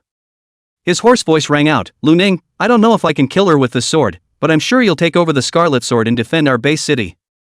Looning's movement of absorbing the white mist gave a start, then he nodded slightly, "Good." Lin Xiao's head that seemed like a skeleton revealed a hint of a smile, then with a scarlet glow in his eyes, he stared at Lillian to death. Lillian seemed to have sensed the danger, her face changed slightly, and in the next moment, she prayed, "My lord, please give me strength." As Lillian finished speaking, a strange and complex rune appeared on her brow. As the rune appeared, Lillian's aura suddenly increased, and her originally snow-white skin seemed to be plated with a layer of wax, glowing with an evil luster.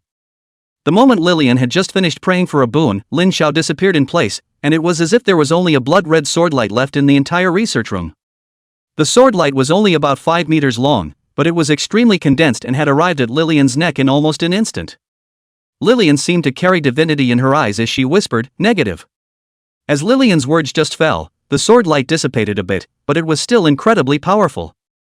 Lillian's figure then stormed back, and a mass of wax blocks appeared on her hands, condensing a thick shield that blocked before the sword light. Boom! The sword light instantly tore through the shield condensed by the wax blocks, and in the next moment, it chopped off Lillian's hands. However, at this moment, Lillian had already twisted her body, and the sword light failed to chop through Lillian's neck and landed on her chest, chopping out a bone deep wound on her chest. Lillian's body flew out backwards and heavily hit the metal wall. The wall was directly shattered, and Lillian's body flew to nowhere. Dan gang! The blood-colored greatsword landed on the ground. Lin Xiao's body that seemed to be like withered bones stood in place, his hand bones had been broken and the remaining flesh and blood on top of his body was burning and dissipating.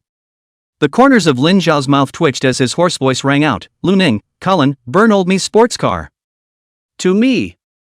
Old me finally doesn't have to pay back the loan, he. Lin Zhao's voice gradually weakened and then fell completely silent, and his body, which was only a skeleton, collapsed to the ground with it. Chapter 99, Anger. Captain. Colin roared in grief and anger, unable to stop the tears of blood in his eyes. Lu Ning held the struggling Colin down, his expression calm as he ripped out and absorbed the remaining spiritual contaminants. The two sources of contamination intertwined within Lu Ning's body, surprisingly clashing with each other in a frenzied collision. This caused eyes to appear on the surface of Lu Ning's body from time to time, and from time to time, the eyes exploded. For Lu Ning, it was naturally covered in blood. Lu Ning didn't seem to notice the blood on his body as he got up and walked over to Lin Zhao's skeleton, bending down to pick up the scarlet sword. As the scarlet sword entered his hand, Lu Ning immediately felt an incomparably powerful force surge into his body. However, as he gripped the scarlet sword, the blood in his body began to drain away, slowly being absorbed by the scarlet sword along his arm. The scarlet sword seemed like a traveler who had been starving in the desert for many years, and Lu Ning's blood seemed to be sweet rain to it. However, the speed at which this blood was being lost was not fast. Lu Ning understood that it was because he hadn't completely activated the scarlet sword yet, or else the rate of loss should be about the same as Lin Zhao. While Lu Ning was picking up the scarlet sword, Colin braced his injured body and rushed to Lin Zhao's skeleton. He knelt down in front of Lin Zhao's skeleton and clenched his fists, his body trembling, but he could not utter a single word. Lu Ning glanced at Colin and spoke, "That woman isn't dead yet, Vice Captain, you take the captain's body to the back." Colin was stunned and let out a low growl, "Still not dead?" He looked up, his eyes filled with blood, his eyes filled with anger and hatred. Lu Ning frowned, "Lieutenant, calm down." Colin took a series of deep breaths before calming down. He didn't say any more and just nodded, "Good." Using his Nianli, he gently picked up all of Lin Zhao's corpses, including the bones of his hands that had been shattered, and then left with the bones. After walking a few steps, Colin stopped and looked at Lu Ning. "Lu Ning, kill her." "Aha!" Lu Ning had just nodded his head when he heard a low roar coming from his side. He turned his head to look, and saw that a mist bureau powerhouse that Lu Ning didn't recognize had completely sickened at the moment, transforming into a humanoid creature with a grayish-white mist on the surface of its body. The humanoid creature seemed to view Lu Ning as a target, and the grayish-white mist on his body surged as he lunged towards Lu Ning. Lu Ning's figure disappeared, and the gray-white mist pounced. In the next moment, a scarlet sword light flashed past, and the gray-white mist's humanoid creature was severed in the middle. With just a single sword strike, Lu Ning had killed the diseased mutant. Lu Ning looked towards the other Mist Bureau powerhouses and realized that at the moment, the mutation process of these powerhouses had stalled. Li Ro's expression was hideous, and he was trying to shrink the iron that protruded from his body. Yunro had already recovered. She lowered her head and was not allowed to mutter to herself, "Lao Mama's spirit is normal, Lao Mama's spirit is normal, Lao Mama's spirit is normal." A few others were likewise constantly saving themselves. In Lu Ning's line of sight, although the spiritual pollution in the bodies of these Misty Bureau powerhouses was still high, they were still a bit short of being completely diseased. Lu Ning guessed that it might have something to do with the fact that Lin Xiao had just interrupted Lillian's persistent fallen ability. He turned to Colin and said, "Lieutenant, help take the others away as well." Colin nodded and used his mind power while dragging his somewhat weakened body to drag the unconscious Misty Bureau powerhouse away. At the same time, Yunro and a few of Li's party likewise struggled to get up on their own and began to help Colin. Just as they had stepped out of the door, the sound of crisp footsteps rang out. A figure quickly rushed out from the broken hole in the wall. It was none other than Lillian. At this moment, Lillian's broken hands had already recovered, and there was white wax flowing from the hideous wound at her chest position, which was also being quickly repaired. Her expression, however, was not too good, even her breath was weaker than before. It was obvious that Lin Zhao's strike just now was not without effect on her. As Lillian swept her gaze across the surroundings, she saw the scarlet sword in Lu Ning's hand. She revealed a soft smile. "This sword came into your hands? It's a pity that you're only at the 3rd rank."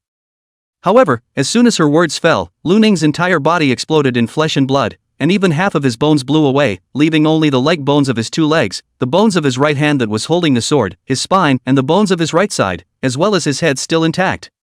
The exploded flesh and bones were instantly absorbed by the scarlet sword. The great sword let out a hungry, freckling shudder. Lu Ning's body disappeared in place in an instant.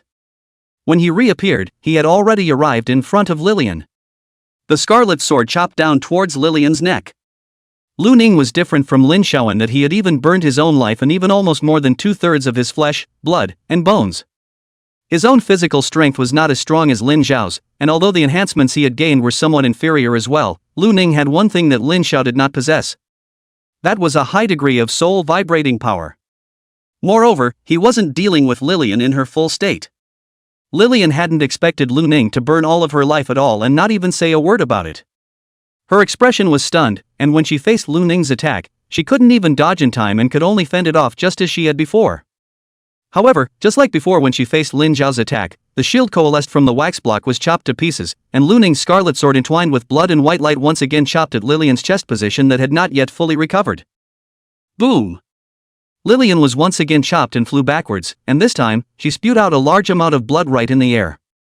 She then smashed through the wall once again and disappeared.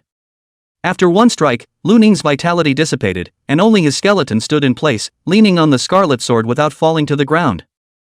And seeing this scene, Li Ro and the others had shocked expressions. This kind of fight, never seen before. Li Ro's voice was weak as he muttered. The others also nodded their heads.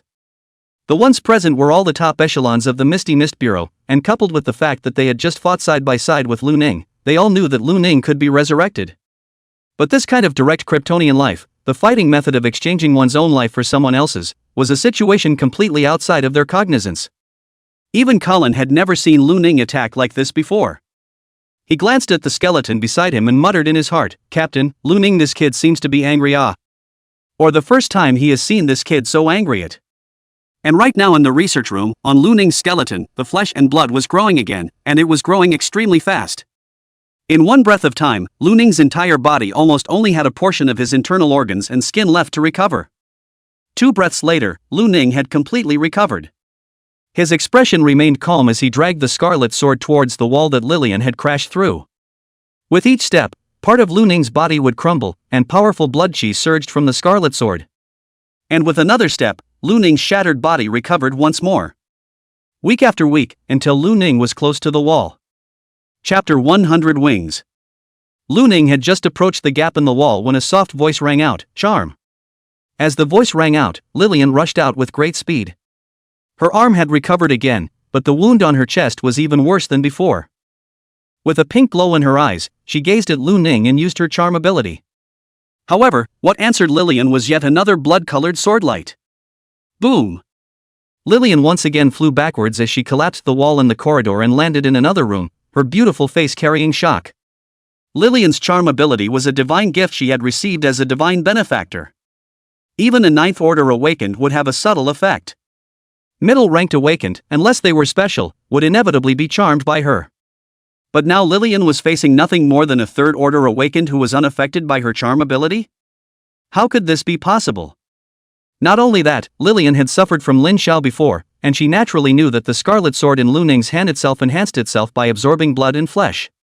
Before Lu Ning's last attack, his flesh and blood had already disappeared, and even his bones were only half left. This was surprisingly still alive? Even the flesh and blood had been restored? Lillian spat out a mouthful of blood, not bothering to utilize her ability to repair her own wounds as she rolled over and got up. Just as she got up, Lu Ning had already reappeared in front of her. At this moment, Lu Ning's entire body had once again disappeared, and the scarlet sword once again chopped down. Lillian shouted in a low voice, "Negative. Fall." Lu Ning's blood chi and soul vibrating power around his body shook slightly, becoming weaker. But the extent of this weakening was far lighter than Lillian had thought. She didn't even have time to dodge before she was chopped once more. This time, the scarlet sword cut through Lillian's neck. Lillian's head was directly chopped off, and blood sprayed wildly. Lu Ning stopped where he was and began to revive once again. Right at this moment, Lillian's body, including her head, all but transformed into a white wax statue. Above the wax statue, there seemed to be a winged silhouette floating vaguely. This shadowy figure trembled its wings and melted the wax statue, fusing it together once again. When the wax statue was restored, it once again took the form of Lillian. After Lillian resurrected, she touched her neck and a look of horror appeared on her face. She had just died? Used a divine grace to be resurrected? Before she had time to think much, she saw that Lu Ning, who was standing in front of her, had similarly opened his eyes. The moment Lu Ning opened his eyes, his entire body's flesh and blood and most of his bones were directly sacrificed. Lillian's entire body went numb. Crazy.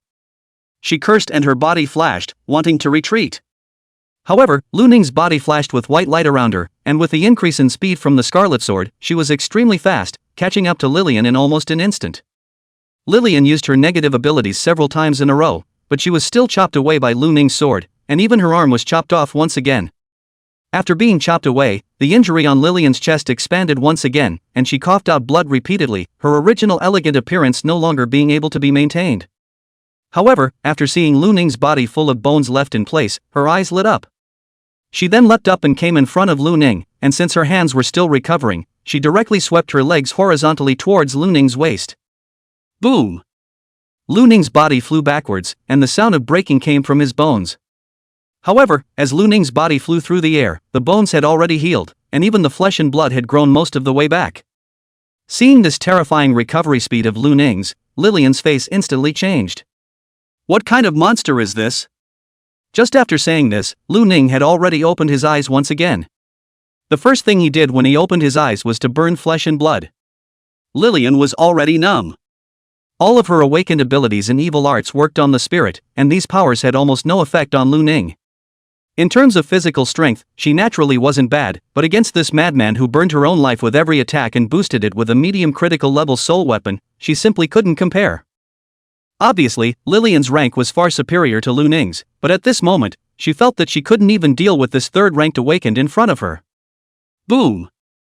Lillian was once again chopped away. After her previous resurrection, her injuries had already healed, but her breath was a few points weaker than before. With this strike, it was even more difficult for Lillian to resist. With just one strike, Lillian's hands were once again chopped off, and even almost cut off at the waist. Lillian barely managed to use the wax block to seal her injuries. She glanced at Lu Ning, who was recovering, and with a clench of her teeth, she directly charged towards the fallen incense furnace. If she utilized the fallen incense furnace to increase her own abilities, there might be hope to charm or corrupt this monster. This was the only way she could think of right now. However, Lillian had just rushed into the research room when the Scarlet Sword awnings behind her surfaced once more. This strike almost decimated Lillian's back, and her entire body landed heavily, making it difficult for her to even get up. Lu Ning, on the other hand, didn't even burn his bones this time, and his flesh and blood recovered in a matter of breaths. Holding the scarlet greatsword, he walked towards Lillian, who was struggling to get up. However, right at this moment, Lu Ning stopped in his tracks. Lillian's back was twisted, and a pair of wings slowly grew out of it. These wings were all white, but there was a little bit of black speckling on them, and the speckling rotted as if it had been contaminated. As the white wings appeared, the wounds on Lillian's body recovered at an extremely fast speed. Her expression seemed to have become calm as well, and her pupils transformed into deep black as she surveyed Lu Ning with interest. She was about to speak when a scarlet swordlight had arrived in front of Lillian. Lillian probed her hand to grab it, and the scarlet swordlight in Lillian's arm let out a roar. Red and white light enveloped the entire research room. When the light dissipated, Lu Ning's figure flew backwards, and in midair, blood and flesh grew again. Lillian, on the other hand, glanced at her palm. A crack appeared in the snow-white palm as if it was porcelain, and then it turned into pieces and fell to the ground. Lillian whispered, "Interesting." She probed at Lu Ning, "Human. I am interested in you, Faith." Before she could finish her words, Lu Ning had already reappeared in front of her. This time Lu Ning did not use the scarlet sword chopper. His hand pressed directly onto Lillian's chest. Lillian seemed to be stunned as well, and in the next moment, her face changed dramatically. This was because a cloud of white mist was pulled out of Lillian's body. As the white mist was pulled out, the wings behind Lillian's back seemed to lose their source of power and unexpectedly began to collapse. Lillian's originally calm, but seemingly lifeless face regained its vividness. However, this vividness was filled with fear. She frantically tried to struggle while also screaming loudly, "Who the hell are you? How is it that my lord's power can be ripped out by you?" Chapter 101, Spatial Rift. Lu Ning didn't reply. The scarlet sword in his hand plunged directly into Lillian's abdomen, pinning her to the floor, and the movements in his hand didn't stop. After he pulled the white mist out, he pressed it into his body, and as the white mist was continuously pulled out, the wings on Lillian's back completely collapsed. At the same time, inside Lu Ning's body, the white mist seemed to transform into a blurry figure with wings. This figure let out an ear-piercing shrill whistle once it had coalesced. The white mist of eyes and the white mist of thoughts that were also within Lu Ning's body originally trembled at the sound of the shrill whistling and was almost on the verge of collapsing. Lu Ning's hair grew rapidly, dragging to the ground in almost an instant, becoming black and shiny. And the lines of his face gradually became softer, with red lips that seemed to be starting to feminize. At the same time, his body began to gradually melt, as if he were a wax statue. In response, Lu Ning didn't care and continued to absorb the white mist. As the white mist absorbed more and more, the white mist, which contained the power of the fallen angels, went berserk within Lu Ning's body. The eyeball white mist and numinous white mist that were also within Lu Ning's body seemed to have fallen into a frenzy, trying to flee, only to be targeted by the fallen white mist, which surged wildly and began to devour them. Although the other two white mists were struggling madly, it was only a matter of moments before the fallen white mist completely devoured both of them. As for Lu Ning, his body had almost completely melted at this moment, with only his long black hair spilling onto the ground, not turning into a wax statue. During the process of Lu Ning's body melting, Lillian's breath was rapidly slipping due to the absorption of the white mist that contained the power of the fallen angels within her body. It was almost to the point where only the sixth rank remained. She stared wide-eyed with despair in her eyes. No. This can't be. Lillian, who had lost her fallen angel power, couldn't even be called a divine benefactor. It was because the divine benefactor was no longer there. Lillian tried to struggle, yet the injury she herself had received hadn't even completely healed, and now that she had lost her divine grace, her power had drastically declined, not to mention that her body was still pinned by the scarlet sword. The blade of the scarlet sword pierced into Lillian's body, constantly drawing on her flesh and blood. Soon Lillian realized that something was wrong. Her face turned pale, and a hideous look surfaced on her stunningly beautiful face. Damn it! Let go of me! However, Lu Ning was simply unable to respond to her at the moment. As the scarlet sword continued to draw, Lillian's originally full body gradually dried up, and her originally luscious face began to dry up. She struggled frantically, but only managed to have her wounds and the locations rooted by the scarlet sword continuously torn apart. As the wounds were torn apart, more and more blood gushed out and was absorbed by the scarlet sword. The speed at which Lillian was absorbed into the blood and flesh also grew faster and faster. In just less than a minute, Lillian's struggle stopped. Her originally stunningly beautiful face had turned into a skeleton, and her body was similarly reduced to nothing but white bones. As for Lu Ning at this moment, he was still a lump of melted wax. Whenever Lu Ning started to recover from the wax block into a humanoid form, it soon collapsed once more. The many powerhouses outside the research room heard the movement inside the research room disappear. They glanced at each other, and they all saw a look of gravity in each other's eyes. Yunro took a deep breath and spoke, "I'll go take a look." Colin shook his head and said firmly, "I'll go." Yunro frowned and said, "I've suppressed my spiritual pollution, and the situation is the best we have here." Colin firmly looked at Yunro and said, "Lu Ning is on our team, as our captain said, we are all family, I want to see how he is doing." Yunro glanced at the white bones beside Colin and fell into silence. At this time, Li Ro's somewhat weak voice rang out, "Yunro, you guys should go together." Hearing this, Yunro nodded, "All right." The two of them got up and carefully walked towards the door of the research room. When they saw the situation inside the research room, they were both stunned. Colin quickly saw the wax mass, and his face dramatically changed. "Lu Ning?" He wanted to rush over, but was pulled back by Yunro. Yunro said seriously, "You're not even sure what's going on with Lu Ning right now. What are you going over there for? Let go of me. His current condition should be affected by spiritual pollution. But he'll definitely be fine. Even if he won't be fine, you can see that he's trying to recover on his own right now. Aren't you disturbing him by going over there?" With a dreamy glow in her eyes, Yunro communicated with Colin by way of spiritual suggestion. This also calmed Colin down. He took a deep breath, clenched his fists, and nodded, "I'll watch from here." Yunro sighed in relief. She looked towards the wax mass that was constantly twisting and changing, wanting to try to use her spiritual perception to see how Lu Ning was doing. But before she could do so, she received a violent mental cue of her own. "Can't do that. Doing so would kill. It would definitely kill." This caused a cold sweat to break out behind Yunro's back, and she hurriedly stopped the thoughts she had just intended to do. Regarding her own suggestion, Yunro was convinced. After all, Yunro herself belonged to the ability of mental suggestion, and this kind of suggestion could only appear when one was under a deadly threat. Yunro looked at the twisted wax mask that Lu Ning had transformed into with some disbelief. She couldn't understand what Lu Ning was going through right now.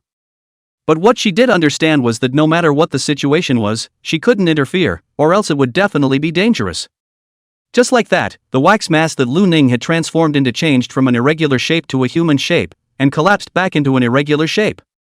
This process cycle continued for more than 10 minutes.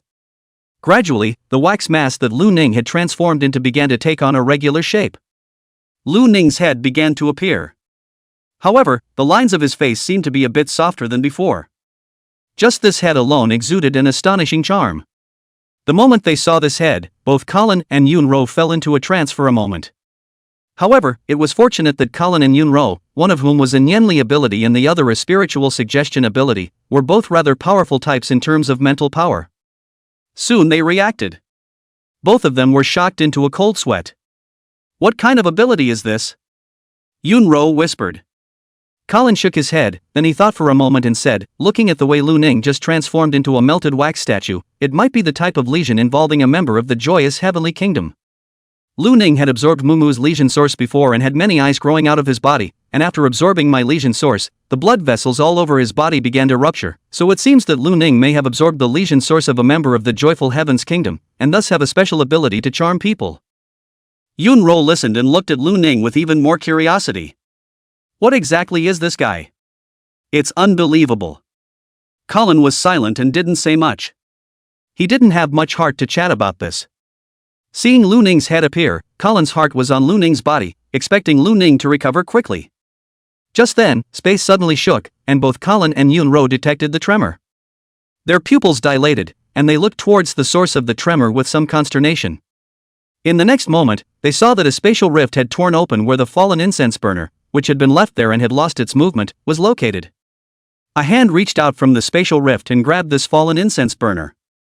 The fallen incense burner buzzed continuously, but did not struggle, allowing this large hand to grab it and drag it into the spatial rift. As the fallen incense burner entered the spatial rift then closed. All of this seems to have never happened. Chapter 102 Recovery. Colin and Yunro looked at each other, both seeing shock in the other's eyes. Tearing through space. Either he was a spatial ability person, or his own strength had reached an extremely exaggerated level. If it was the former, having a spatial ability, one could imagine how powerful it was. And if it was the latter, then it was feared that it had to be at least at the saint level. Regardless of which possibility it was, it caused Colin and Yunro to break out in a cold sweat.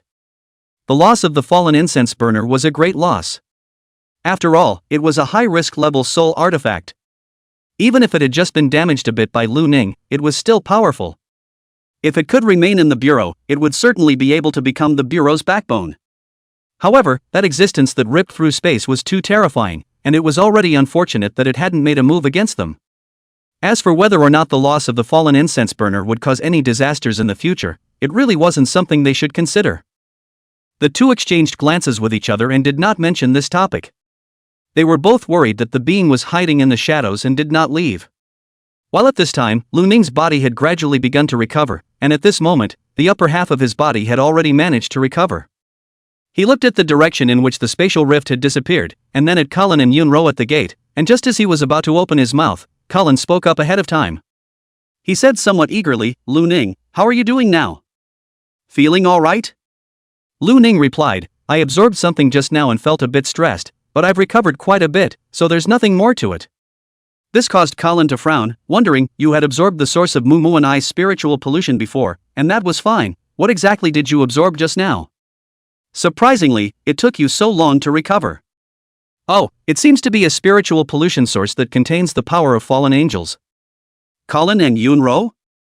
Lu Ning spoke plainly, but Colin and Yunro felt as if they had heard something horrifying, and the two of them even forgot about the spatial rift just now, only feeling their scalps numb and their heads buzzing.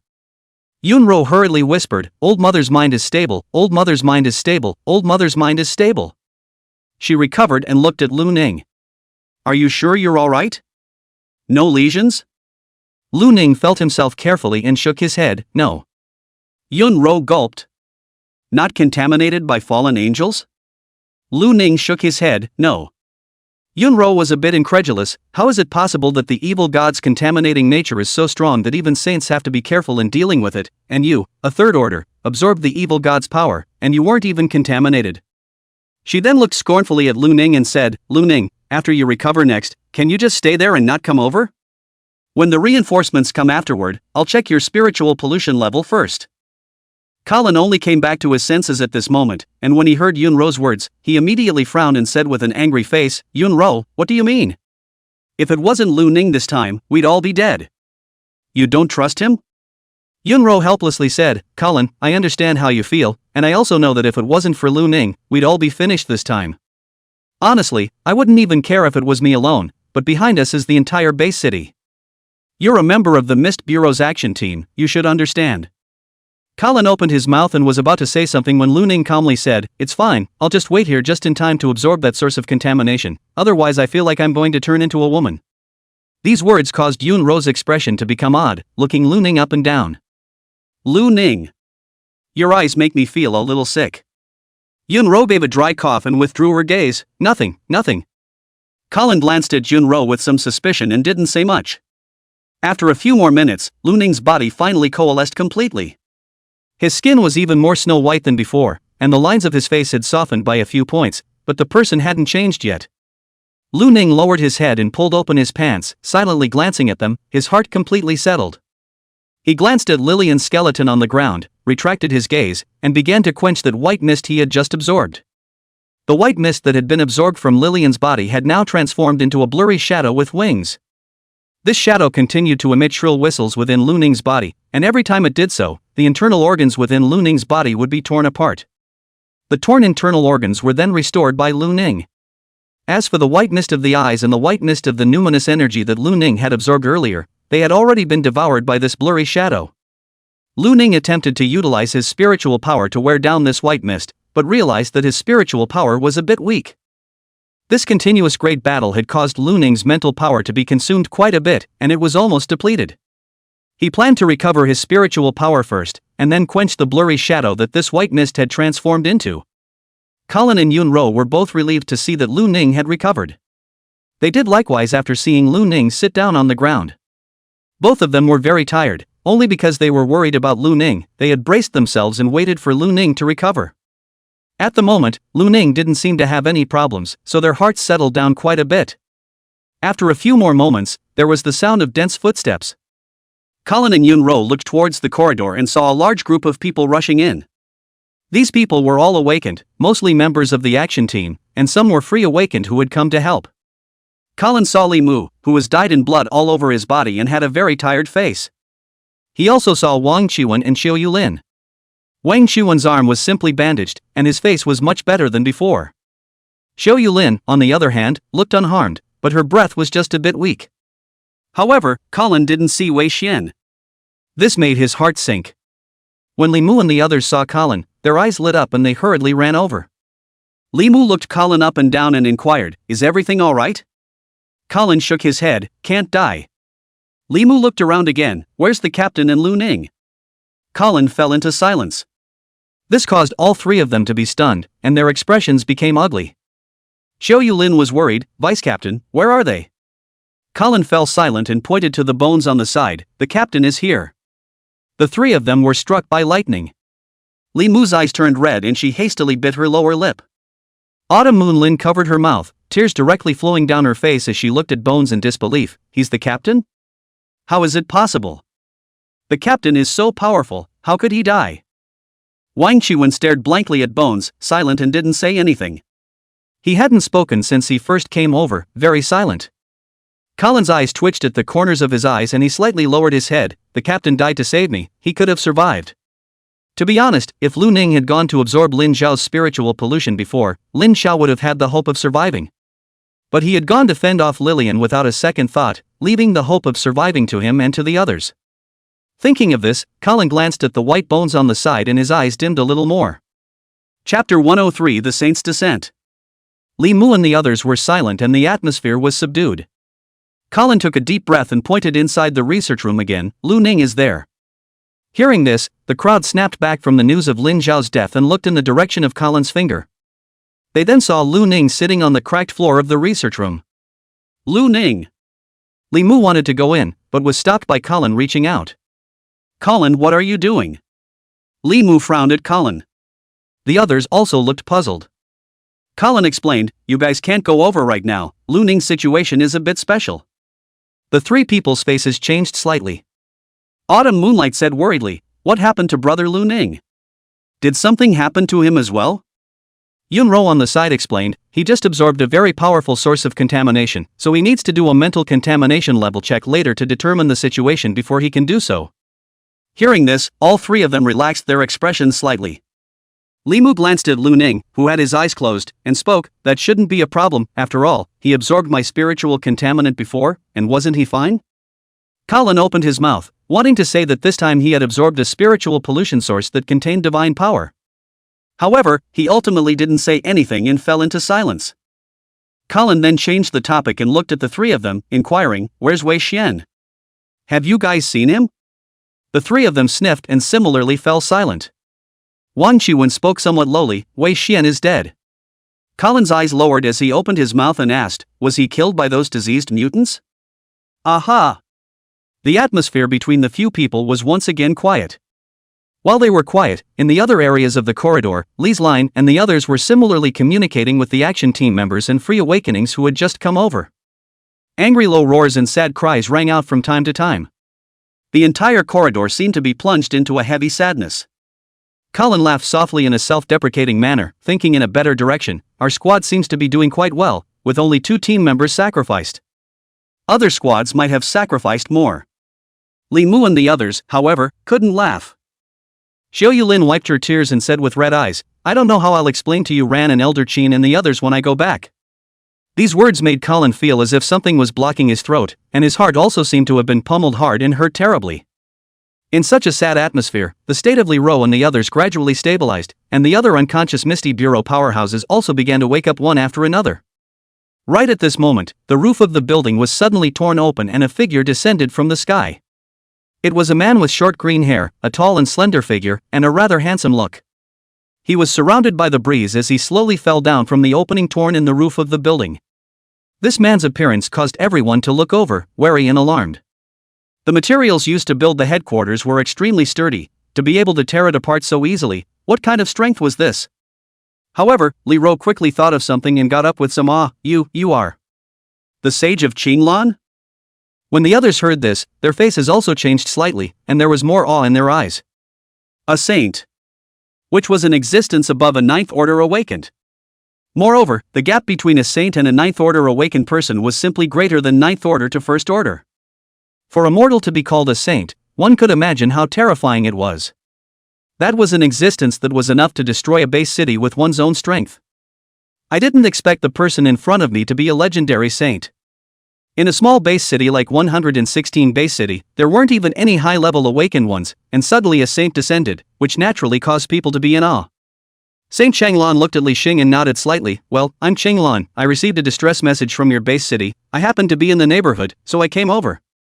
His attitude wasn't arrogant, only that his own powerful aura still caused everyone to instinctively bow their heads slightly. Changlan didn't care about the crowd's reaction, his gaze swept across the surroundings, a ray of green light flowing in his eyes. Soon enough, he landed his sight on the location where the fallen incense had been before, and frowned slightly, his expression becoming quite grave. Spatial power? Hearing Saint Chinglan's mutterings, Colin and Yunro glanced at each other, and Yunro hurriedly said, Saint Chinglan, we saw it just now. That place had a spatial tear and someone took the fallen incense burner away. Saint Chinglan's brows furrowed even tighter as his entire body turned into a wisp of breeze and disappeared. At the same time, his figure appeared at the location where the fallen incense burner was before. He carefully examined it and raised an eyebrow, escaped very quickly. He looked at Yunro and said, what are the characteristics of that person? He didn't appear in person, he just stretched out a hand from the spatial rift. The hand looked ordinary, but it should be a man's hand. Yunro recalled and spoke her opinion. Sage Changlan nodded slightly and did not continue to say more. He turned his gaze back to Lu Ning, who was sitting on the ground. Lu Ning also opened his eyes at this moment and looked toward Sage Changlan. Saint Changlan looked at Lu Ning thoughtfully and spoke, in your body, there is a strand of divinity? Lu Ning blinked and spoke, perhaps it's because I just absorbed the white mist that contained the divine power of the fallen angels? Before Saint Changlan could react, Li Mu, Autumn Moonling, and Wang Qiwen at the entrance of the research room jerked their heads up and looked at Lu Ning. Their expressions all crumbled a bit. Li Mu turned his head a bit dumbfounded and looked at Colin. Did you guys just say that Lu Ning absorbed a very powerful source of contamination that was carrying divine power? The corners of Colin's mouth twitched, and he nodded slightly, aha. All three of Li Mu's people went numb. Xiao Yulin looked at Lu Ning in stupefaction. Is brother Lu Ning sure it's alright? Wang Qiwen was also shocked. I thought Lu Ning was already perverted enough, I still underestimated him. Saint Qinglan was also stunned, then he sized up Lu Ning and smiled, your name is Lu Ning? I know you. Did Elder Wang and the others report my information up? Saint Qinglan smiled, it seems that you've recovered well, the previous intelligence said that you seem to have lost most of your ability to think. Lu Ning nodded, not bad. Saint Changlan looked at Lu Ning with some curiosity, to be honest, we originally had a lot of disagreements about how to handle you, but Lord Li Yang said that he would let you develop freely. Lu Ning looked at Saint Changlan with some confusion, who was Lord Li Yang? Saint Changlan laughed softly, the first awakened of our species, and the first demigod. Lu Ning thought of something he had learned in history class before. So it was him. Lu Ning was a bit curious, why did he do that? Saint Changlan shook his head, none of us can understand what Lord Li Yang is trying to do. What he said, however, is all right. If it wasn't for him, we humans would have been swallowed up by the mists long ago. Lu Ning fell silent, then spoke, can I meet him? Saint Changlan was stunned and smiled, why? I've read in a book that he was awakened not long after the appearance of the mists, and having lived for many years, he must have seen a lot, so I want to ask him if he has a way to be able to go back to the past. Sage Qinglan smiled, Lord Li Yang said that it's not time to see you yet. Chapter 10 for the best elder brother. Lu Ning frowned and was about to speak when Saint Changlan calmly said, don't ask me, I'm not very clear, and I don't even know where Lord Li Yang is right now. Lu Ning sniffed and fell into silence. The Qinglan saint then transformed into a wisp of breeze and arrived in front of Lu Ning, reaching out and pressing his hand on Lu Ning's shoulder. Lu Ning only felt as if a breeze flowed from his body, and it was ice cold. When the breeze disappeared, Saint Qinglan withdrew his hand and spoke, you seem to be doing quite well. He couldn't help but marvel a little, it's unbelievable that even the third stage absorbed divinity can still be alive. I kind of understand Lord Li Yang's thoughts. Lu Ning was puzzled, is divinity hard to absorb? The smile on Saint Qinglan's face froze as the corners of his mouth twitched, heh. He then glanced at the others and spoke, you guys have worked hard, the diseased mutants in the other areas, I just cleared them out in passing. The spiritual pollution here has also basically disappeared, so let the logistics that are still alive come over, clean up a bit, and then send you guys for treatment. Hearing this, Yunro hurriedly took out her cell phone. After fiddling with it a few times, she frowned, my cell phone is broken. Colin spoke, mine broke just now. Xiao Yulin hurriedly took out her own phone, which still had a pink cat charm on it, my phone is still intact. She handed the phone to Yunro, who said thank you to Autumn Moonling and then dialed the phone. Not a moment later, the members of the logistics and medical departments who were still alive rushed over. Lu Ning saw Philly, the amiable doctor who had survived Li Mu's previous attending physician. With the help of a group of logistics department and medical personnel, the injured and unconscious awakened were brought to the nearest hospital to receive treatment. Because the headquarters had been almost completely destroyed during the battle, the medical facilities had naturally been destroyed and were no longer able to treat the awakened. As for the less injured or uninjured awakened, they were given rooms in nearby hotels to rest. Even the free awakened ones who came here to help had the same treatment. Of course, if the free awakened ones wanted to leave, they wouldn't stop them, and everyone was free to come and go as they pleased.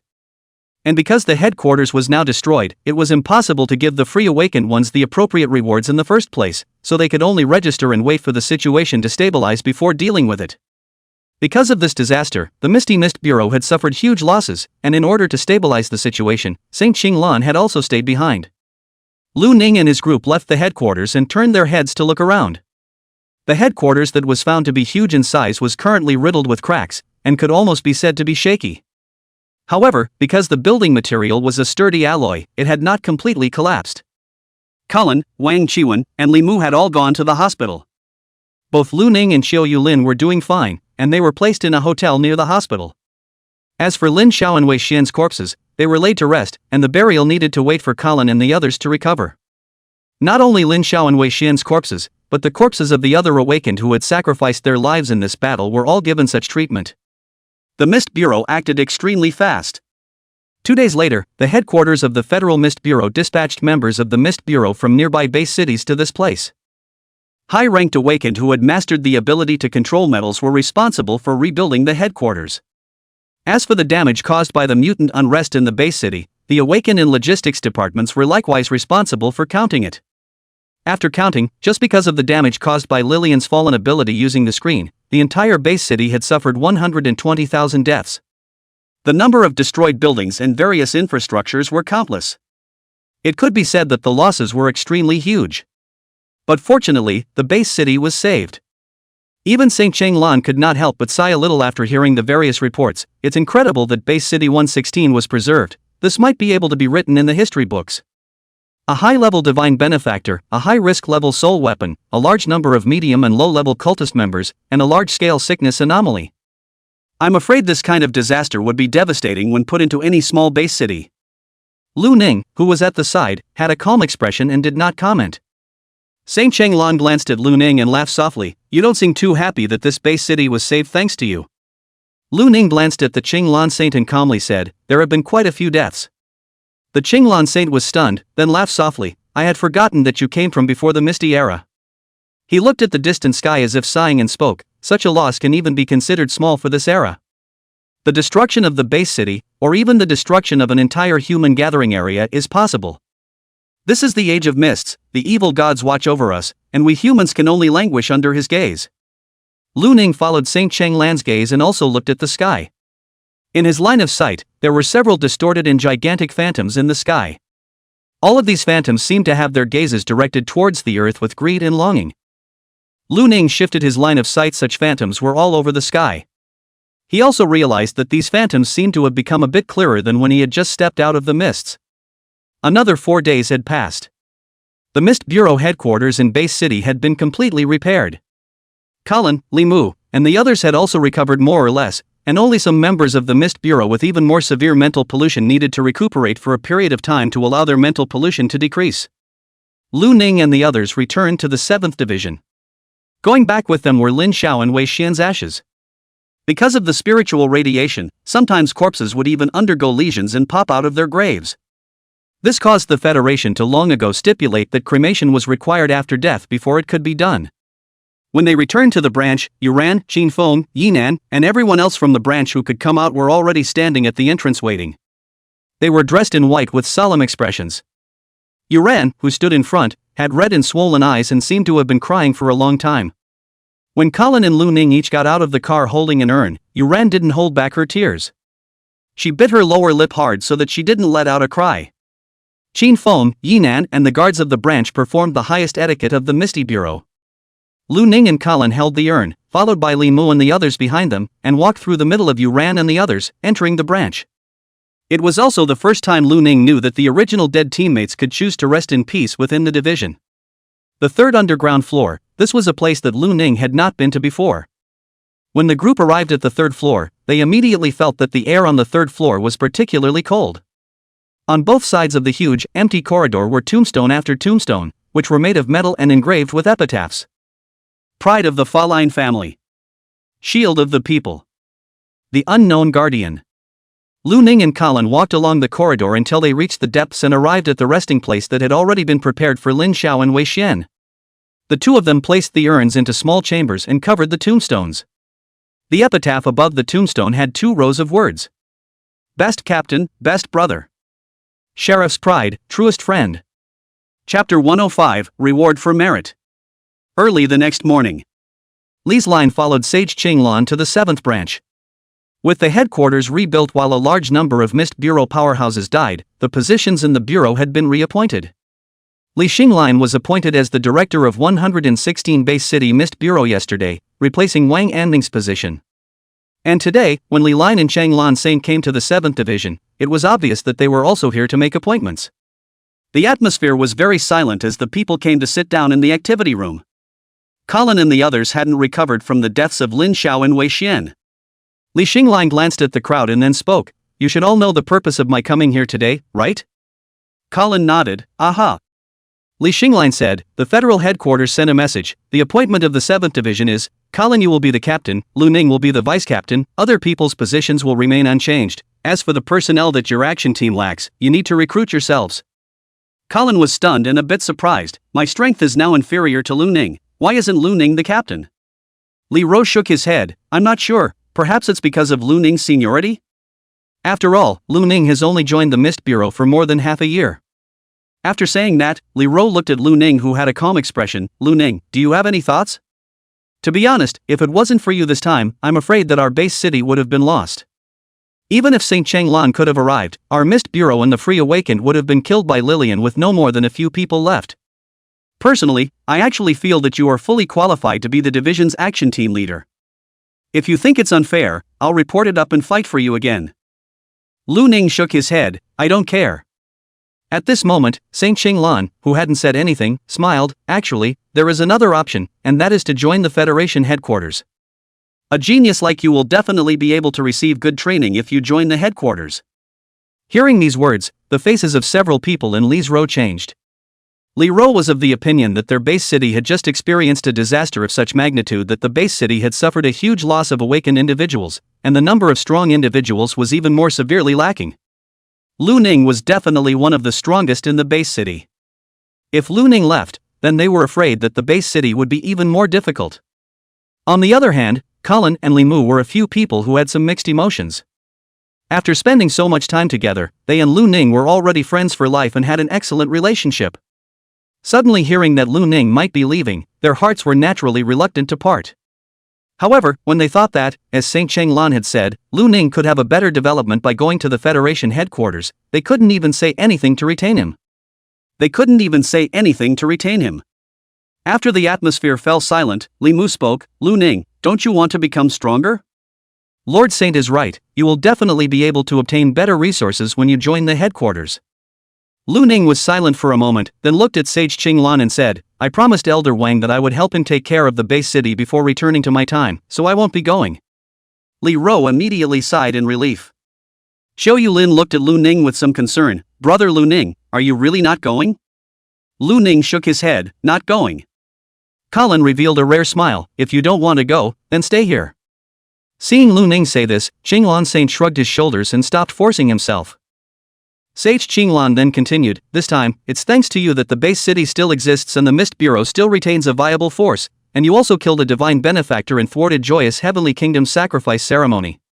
To be honest, if that divine benefactor had really sacrificed the entire base city, then I'm afraid that it would be very close to the fallen angels descending. So you've gotten a lot of credit, and the federal headquarters mentioned your reward to me yesterday. Hearing this, everyone was stunned, and Li Ro was a bit surprised. Lu Ning's reward was mentioned separately? After all, he hadn't received any news about the rewards as the new director of the Misty Bureau. Saint Changlan glanced at Li Ro and nodded slightly. Well, he's gotten a lot of credit this time, unlike you guys. Several people in Li Xing's line did not refute. After all, they were all present at the time, and they all knew what would have become of the entire base city if not for Lu Ning. Lu Ning asked with some curiosity, what is the reward? Saint Chinglan smiled, the Scarlet Sword belongs to you, and in addition, you will be given a disposable high-risk level dangerous item, as well as 10,000 soul crystals. Hiss. Chinglan Saint's words caused Colin and the others to suck in a breath of cool air. Even Li's line revealed a look of envy.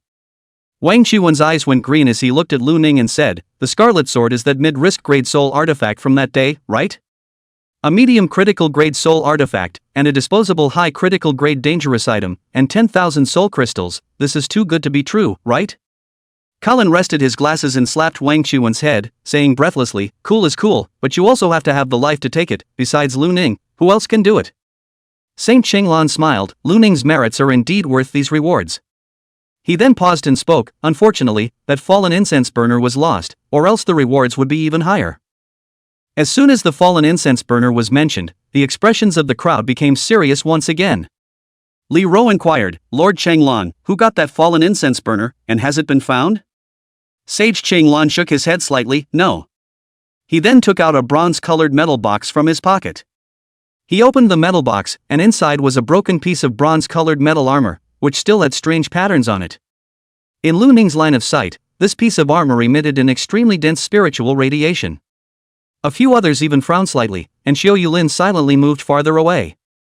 Saint Qinglan spoke, inside this is a rewarded disposable hazardous item, activated with your spiritual power. After activation, it will allow your spiritual power to skyrocket in a short period of time. At the same time, your physical body will be metallized and extremely strong. Of course, there are also side effects. When the effect is over, you will be transformed into a metal statue, and will die outright. Li Lin, Colin and Li Mu were not surprised. After all, a high-risk level dangerous item, naturally the side effects were huge. Xiao Yulin, however, was very surprised. She hadn't expected the side effects to be so terrifying. Lu Ning nodded slightly, I see. Saint Chenglan closed the metal box, in which the spiritual radiation was locked, and handed it to Lu Ning. Lu Ning took the metal box and put it into his own pocket. Then Saint Chenglan said, the bloody sword is in your branch, right? You can pick it up at any time. Good. As for the soul crystals, since 10,000 pieces is a relatively large amount, you can apply with your base city's headquarters at any time and use them as you wish. I see. The Qinglan saint nodded, there's nothing else going on. After saying that, Qinglan sage looked at Li Xingline. Li Xingline also spoke, there's nothing else going on for me either. It's just that your action team is now missing 2 more people. It's best to recruit members earlier. Our base city is in great need of manpower right now. Colin, as the new captain, nodded slightly and said, no problem, I'll arrange it right away. Then it's fine. Just as the two were planning to leave, Lu Ning suddenly spoke, Lord Qinglan, I want to ask you something. Qinglan gave a start and looked at Lu Ning, what is it? I heard that there's a mist exploration team in the Mist Bureau? Can I join? Saint Qinglan was stunned, then smiled, you can apply to join when you reach a high rank. However, the Mist Exploration Team doesn't have an exploration program at all times. Lu Ning nodded slightly, then spoke, then when will there be an exploration program for that mist I came out of? Saint Chenglan thought for a moment and spoke, I haven't paid any attention to this, but I can check for you, and notify you afterward if there is an exploration plan. Many thanks. Chapter 106 The New Boss of One Tree Bar. After sending Sage Qinglan and Li's party away, the crowd returned to the activity room. Colin looked at Lu Ning and asked, Lu Ning, is it really okay for you to stay here? Lu Ning looked at Colin and inquired, what do you mean? If you go to the headquarters, your strength should increase faster, right? At that time, maybe you'll be able to join the Misty Exploration Team faster. Lu Ning fell silent and calmly said, no problem. Autumn Moonlight Lin smiled and clapped her hands, it's certainly better if brother Lu Ning can stay, or else our team will be missing 3 people all of a sudden. Speaking here, Autumn Moonlight Lin's eyes dimmed again. The other few people were likewise somewhat silent. Colin laughed softly, be happy, the captain and the others don't want us to mope around all the time. Mumu, we're all old men, we've been through a lot, don't be bitter. I'm the captain today, my treat, how about it? Li Mu revealed a hint of a smile, that's what you said, don't blame us for beating you up. No problem. Eat whatever you want. Lu Ning calmly said, I want braised pork. Colin spat somewhat breathlessly. Can't you change the dish? Lu Ning looked at Colin with some confusion, the braised pork is so delicious, why should I change to another dish? Wang Chuan was also a bit speechless, every time someone invites you to treat them you always have this dish, and you usually eat it often, aren't you tired of it? Lu Ning shook his head, not tired of it. Xiao Yulin on the side covered her mouth and laughed softly, hee, brother Lu Ning must be a very dedicated man. The few people ordered what they wanted to eat while they were joking around. A few people went downstairs again, allowing Yuran and Qin Feng to follow suit and order their food. Yuran was sitting at the front desk, rarely playing a game, fidgeting. However, under Colin's enlightenment, she reluctantly ordered a tomato beef brisket. Qin Feng was a bit more open-minded, and was already reading those swimsuit magazines at the moment. According to Qin Feng's words, I've lived for so long, and I've sent away more teammates than you guys. They died, but I'm still alive, so how can I enjoy their share as well? Otherwise, wouldn't I be living at too much of a loss? Hearing that Colin was going to treat him, Qin Feng cheerfully ordered several dishes and specifically picked up the expensive ones, causing Colin's smile to collapse a bit. Over the next few days, the crowd gradually came out of the grief over the deaths of Lin Xiao and Wei Xian. The reconstruction of various areas within the base city was methodically underway because of the previous disaster. The streets were plain white everywhere, and funerals honoring the deceased were everywhere. However, the dead were gone, and the days of the living had to go on. Soon, the base city gradually regained vitality from the dead silence. And during this process, Lee's line brought people to investigate the Sky Star Entertainment Group. After the investigation, it was found that the large-screen broadcast that Lillian had forcefully cut into the base city before was the work of the Sky Star Entertainment Group. However, the person in charge did so because of the charm and was killed by Lillian after being used up. This time, although the act had little to do with the Heavenly Star Entertainment Group, but coupled with the fact that the previous collusion between Hanyu of the Heavenly Star Entertainment Group and the Joyous Heavenly Kingdom was well documented. Thus the Heavenly Star Entertainment Group was still subjected to a very heavy punishment, and Hanyu's parents were both imprisoned. This was also what Lu Ning had heard while listening to Li Mu and Xiao Yulin's gossip in the activity room. As for what happened to Hanyu's parents afterward, Lu Ning wasn't sure. Colin, on the other hand, had been very busy in the past few days because the number of members of their 7th Division's action team was too low. After the deaths of Lin Xiao and Wei Shen, there were only 5 team members so far, including Colin, Li Mu, Lu Ning, Wang Chuan, and Xiao Yulin. Among them, Wang Chuan had only just reached the 2nd rank, and Autumn Moonling still had a little time before she reached the 2nd rank. 2 days ago, because Sage Qinglan was still here, there was not a single case of sickness in the base city. However, Sage Qinglan had left yesterday, and there would definitely still be normal lesions in the base city. With this amount of manpower they had, if there were 2 lesion events at the same time, they might be a bit understaffed. Therefore Colin had been busy contacting some of the Free Awakened in the past few days, hoping that someone would join the Misty Bureau's action team. At the same time, he was also communicating with the Security Bureau and actively contacting newly awakened newcomers. It could be said that he was busy. He had instead asked Lu Ning to follow along and contact them. After all, Lu Ning was also a vice captain and needed to be in charge of these in his own right, but after having been there twice, Lu Ning had been fuming at the side, practically following the pendant. This made Colin look helpless, so he let Lu Ning go to the One Tree Bar to try his luck. Lu Ning did not expect the One Tree Bar to still be there. After all, Tyrone was already dead. When Lu Ning arrived at the One Tree Bar and saw the familiar lighted sign and interior, he felt as if he saw Tyrone walking towards him and Lin Xiao with a bright smile on his face, and then he and Lin Xiao simultaneously hammered each other's chests in greeting. Lu Ning arrived at the bar with a calm expression and knocked on the countertop. "I want to see your boss." The bartender at the bar looked up at Lu Ning, then hurriedly said, "You're Mr. Lu, huh? Alright, please wait, I'll have the boss come over." The bartender entered the back room and came out with an individual in no time. The new One Tree Bar owner was very young. Lu Ning looked a bit familiar at first, then thought of something and raised his eyebrows. Zhu Yunxiao? Zhu Yunxiao was neatly and cleanly dressed, and compared to his previous slovenly appearance, he was a complete different person. Zhu Yunxiao smiled. "Boss Tyrone said that if he passes away, he will let us keep the bar running, sort of giving the Free Awakened a place to rest." "You guys?" Zhu Yunxiao smiled and nodded. "Well, the 2 of us, Wang Yan and I, are running it together here." Lu Ning nodded slightly, remembering that Tyrone's corpse was taken away by Wang Yan and Xiao Yulin together. He fell silent and inquired, "What happened to Uncle Tyrone's body?" Zhu Yunxiao said heavily, "Boss Tyrone was celibate before when he was in the action team, then something happened. It seems to say that he might turn ill at any time and didn't want to harm others, so he has always been celibate, and I, Wang Yan, and some of the Free Awakened who have received his favors joined together to see him off. His ashes are buried in the underground black market." Lu Ning was silent for a moment, then spoke, "Take me to take a look." "Good." Zhu Yunxiao led Lu Ning into the back door, following the same path that Lin Xiao had taken him down earlier, and descended the stairs to the underground black market of the One Tree Bar. Lu Ning had come here to recruit members of the action team, purposely choosing the evening time, and there were quite a few people in the black market now. Everyone was setting up stalls to trade. As soon as Lu Ning and Zhu Yunxiao entered, everyone in the neighborhood looked over. Upon seeing Lu Ning, many people's faces changed slightly, from awe to excitement. "It's Officer Lu Ning? Officer Lu, how are you? I also participated in the operation at the Misty Bureau's headquarters last time. Do you still remember me?" Quite a few Free Awakenings with higher ranks took the initiative to greet Lu Ning. There were also some Free Awakenings who looked at Lu Ning with curiosity. "He's Lu Ning?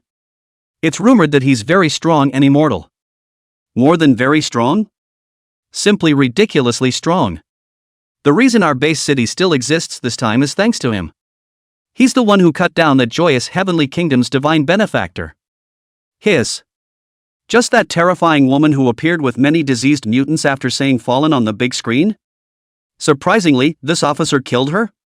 Base City 116 wasn't too big, and the circle of awakened people was that big. The well-informed Free Awakened had long since learned about the battle at the previous headquarters through their own news channels.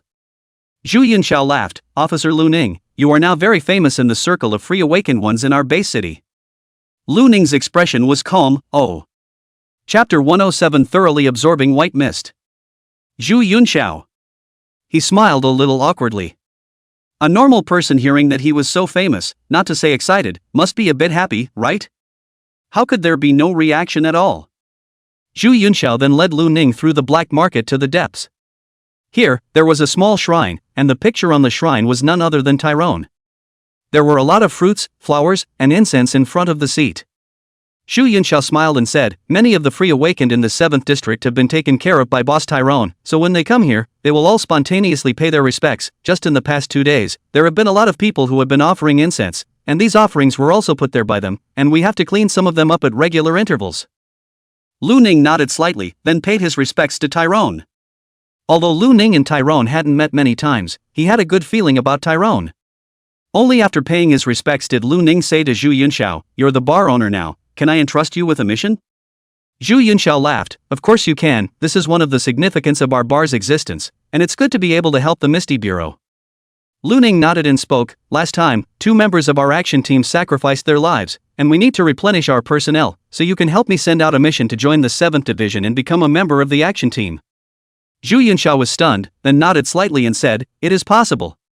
But you also know that the requirements of the Misty Bureau's action team members are still there, some not so practical abilities, you all don't want, and the awakened who have good abilities, as long as they are registered you all have already been invited, and since they have chosen to become Free Awakened, then the possibility of joining now is not high. I know, you just need to release the mission, and now that the Mist Bureau is somewhat short of people, it's fine to have weak abilities, as long as they are of some use. Hearing this, Zhu Yunxiao smiled, that's something you can try, don't worry about it, I'll post it for you later. Okay, thanks. You're welcome, if it wasn't for you, I would have died a long time ago, this little thing, it's just a show of hands for me. Zhu Yunxiao waved his hand, then smiled, do you want to stroll around here? Lu Ning shook his head, no, I'm going back. Alright then. Lu Ning left the One Tree Bar and returned to his residence. He wasn't on night duty today. After returning to his residence, Lu Ning began quenching the white mist in his body. The white mist that contained the divine power of the fallen angels that he had absorbed earlier had only absorbed a little bit by now. In the end, it was the white mist that contained the power of the evil god, and it was so much more powerful than the white mist that he had previously absorbed from Li Mu that it was difficult to wear out. Lu Ning didn't know how long it would take to completely absorb and digest this white mist. The side effects of this white mist were not small, causing Lu Ning to unconsciously exude a special charm, and walking on the road, he always attracted attention. And the sight of these people didn't make Lu Ning like it too much. In addition, during the process of quenching this white mist, the white mist emitted sharp whistles from time to time, causing Lu Ning's internal organs to shatter, and he still needed to repair them. However, there was an advantage to Lu Ning. This process Lu Ning was also tempering his body, while exercising his immortality. And when his spiritual power was almost depleted, Lu Ning began to use the soul crystal to restore his spiritual power. As for the spiritual pollution on the soul crystal, it was naturally negligible to Lu Ning. When his spiritual power was almost recovered, Lu Ning continued to quench the source of pollution. Week after week. This was how Lu Ning's cultivation process had been for the past few days. After a few more days, the branch had finally recruited 4 new members thanks to Colin's efforts and the bar's commission missions. A young brown-haired man named Dimitri, who had a very robust body and was 2 meters tall. The man's ability was air cannon, and his roar could send out air cannons that were quite powerful. Originally, Dimitri was a third-order Free Awakened. During the last big battle, he went with Tyrone to support the headquarters and survived the battle. This time, after seeing the commission at the One Tree Bar, he chose to join at the first opportunity. A slightly chubby middle-aged woman named Shershan, she was a change ability person who could turn into a crow, and her rank was second order. Shershan's husband died in this joyous heavenly kingdom turmoil, and her daughter was eaten by a diseased changeling, so she was the only one left in the family. Originally, Shershan didn't think she could join the Misty Bureau. After all, her ability wasn't much of a combatant. However, after hearing that the Mist Bureau had relaxed its recruitment conditions, she chose to give it a try, and didn't expect to succeed. The remaining 2 were both newly awakened ability users. One of them was a young boy who was only 14 years old, named Aiha. The young boy was very lively and his ability was metal manipulation. As an elemental system ability user, he had a lot of potential. There was also a beautiful young woman named Zhong Kaixian, whose awakened ability was bullet time, which could greatly improve her dynamic vision and reflexes in a short period of time. This ability was likewise considered good. For the action team, having 4 new members was a good thing. Colin inherited the tradition that Lin Xiao had left behind, and also specialized in treating the newcomers to another good meal. In the next period of time, the 4 newcomers were dropped off at Qin Feng's place for training as usual. It was good that during this period of time, because Saint Ching Lan had just left, there weren't too many incidents of sickness. Overall, it was still considered idle. Lu Ning was working hard to quench his spirit whether he was at the branch or back home. Gradually, Lu Ning's long black hair was getting shorter and shorter. One should know that he had previously cut his hair short, and it had grown back again after a sleep. Now the hair was shrinking back on its own. On top of that, Lu Ning's situation where he would turn into a wax statue from time to time had also been greatly alleviated. As for the facial lines that had become softer, they had also recovered little by little. However, as Lu Ning's facial lines recovered, Lu Ning always felt that Colin and the others were looking at Lu Ning with a hint of regret in their eyes. Time passed. 2 months flew by. On this night, Lu Ning thoroughly quenched and absorbed the white mist. As the last strand of white mist was absorbed, a shrill whistling sound with anger rang out. It was as if Lu Ning's body was being gazed upon from by an invisible gaze, a gaze that spanned time and space, a gaze that carried with it extreme fury. Almost in a short moment, Lu Ning's body transformed into a wax statue, which then exploded and flew everywhere. And then, as if the wax block was being burned by an invisible flame, it gradually melted away, turning into a puddle of wax oil. Until after a few hours, the wax oil slowly solidified and wriggled as if it had a consciousness. All of the wax blocks located in various parts of the room wormed their way to the bed, where they transformed into the same figure leaning against the bed as earlier, none other than Lu Ning. At this moment, Lu Ning had already regained his original appearance. As the wax figure gradually became vivid, Lu Ning slowly opened his eyes. His god-colored eyes flickered with a ray of pink, evil light. Chapter 108 Fourth Order. This pink-colored evil light flickered away, and Lu Ning's eyes became even deeper and darker than before. Even though Lu Ning's emotions had always been calm, he felt a bit surprised and elated at this moment. After absorbing that white mist, Lu Ning had gained some of the powers of the fallen aspect. These included the negative abilities, depravity abilities, and charm abilities that were commonly used by members of the Joy Heavenly Kingdom. On top of that, there was the morphing ability that transformed itself into a wax statue and reshaped its appearance. This morphing ability was different from a morphing ability person, and had both advantages and disadvantages in comparison. A morphing ability person's morphing could not only change the outside, but even the inside. For example, Shirshan, her morphing ability could directly turn her from a human into a crow, and even her weight and body structure would change accordingly. But this ability he obtained was different. Although the outside would change, the essence would not change. He could turn into other humans, men and women alike, but the internal structure of his body was the same as it had always been, and his weight and such would not change. On top of that, Lu Ning's body became more acute, and there was some enhancement in all aspects such as flexibility and dynamic vision. This was also an ability that those religious in the joyous kingdom of heaven often possessed. These abilities that Lu Ning had obtained were no different from his own awakening, as they also required the consumption of spiritual power, and their effects were based on the strength of his own spiritual power. It was as if Lu Ning had suddenly awakened quite a few abilities related to fallen angels. With these abilities, Lu Ning's overall strength was bound to increase. Not only was there an increase in combat power, but after his abilities became more comprehensive, Lu Ning could also have more ways to respond when faced with various scenarios. All of these abilities had been obtained from Lu Ning's thorough absorption of the white mist that contained the power of the fallen angels. This caused Lu Ning to be a bit puzzled previously. When he had absorbed Li Mu's pollution source and Colin's pollution source, neither of them had gained their corresponding abilities. Previously, perhaps it was because Lu Ning hadn't completely absorbed those 2 masses of white mist. But those 2 masses of white mist had already been absorbed by the fallen white mist, and Lu Ning had absorbed the fallen white mist, so theoretically, he should have also absorbed the I white mist and the numinous white mist. However, Lu Ning still hadn't gained the corresponding abilities. This caused Lu Ning to be somewhat puzzled. However, for Lu Ning, he would still choose to give up thinking about things that he couldn't figure out. And after absorbing the white mist, in addition to obtaining fallen-related abilities, Lu Ning's mental strength had also increased drastically. Lu Ning had an intuition that he was very close to the 4th rank. Although the white mist had been absorbed and the spiritual power in it had been depleted, Lu Ning still had 10,000 soul crystals unused, so he thought that breaking through to the 4th rank shouldn't be a big problem. Maybe he could even reach the 5th rank with some effort. He got up and went to take a bath, and then slept beautifully. After another month or so, Lu Ning managed to feel the bottleneck, and just like the previous bottleneck, Lu Ning broke through in just half a day, his realm coming to the 4th rank. After breaking through to the 4th rank, Lu Ning's spiritual energy had directly increased from originally being like a small pool to the level of a fish pond. Vast spiritual energy was surging, and not only did the quantity become greater, but even the quality took a leap forward. At this moment, the spiritual energy was incredibly dense, and it was like mercury in Lu Ning's mind. Although he hadn't tried it, Lu Ning could still perceive that his immortality ability and the fallen ability he had just acquired had both increased tremendously. Not only that, Lu Ning had likewise not let go of the tempering of his body during this period of time.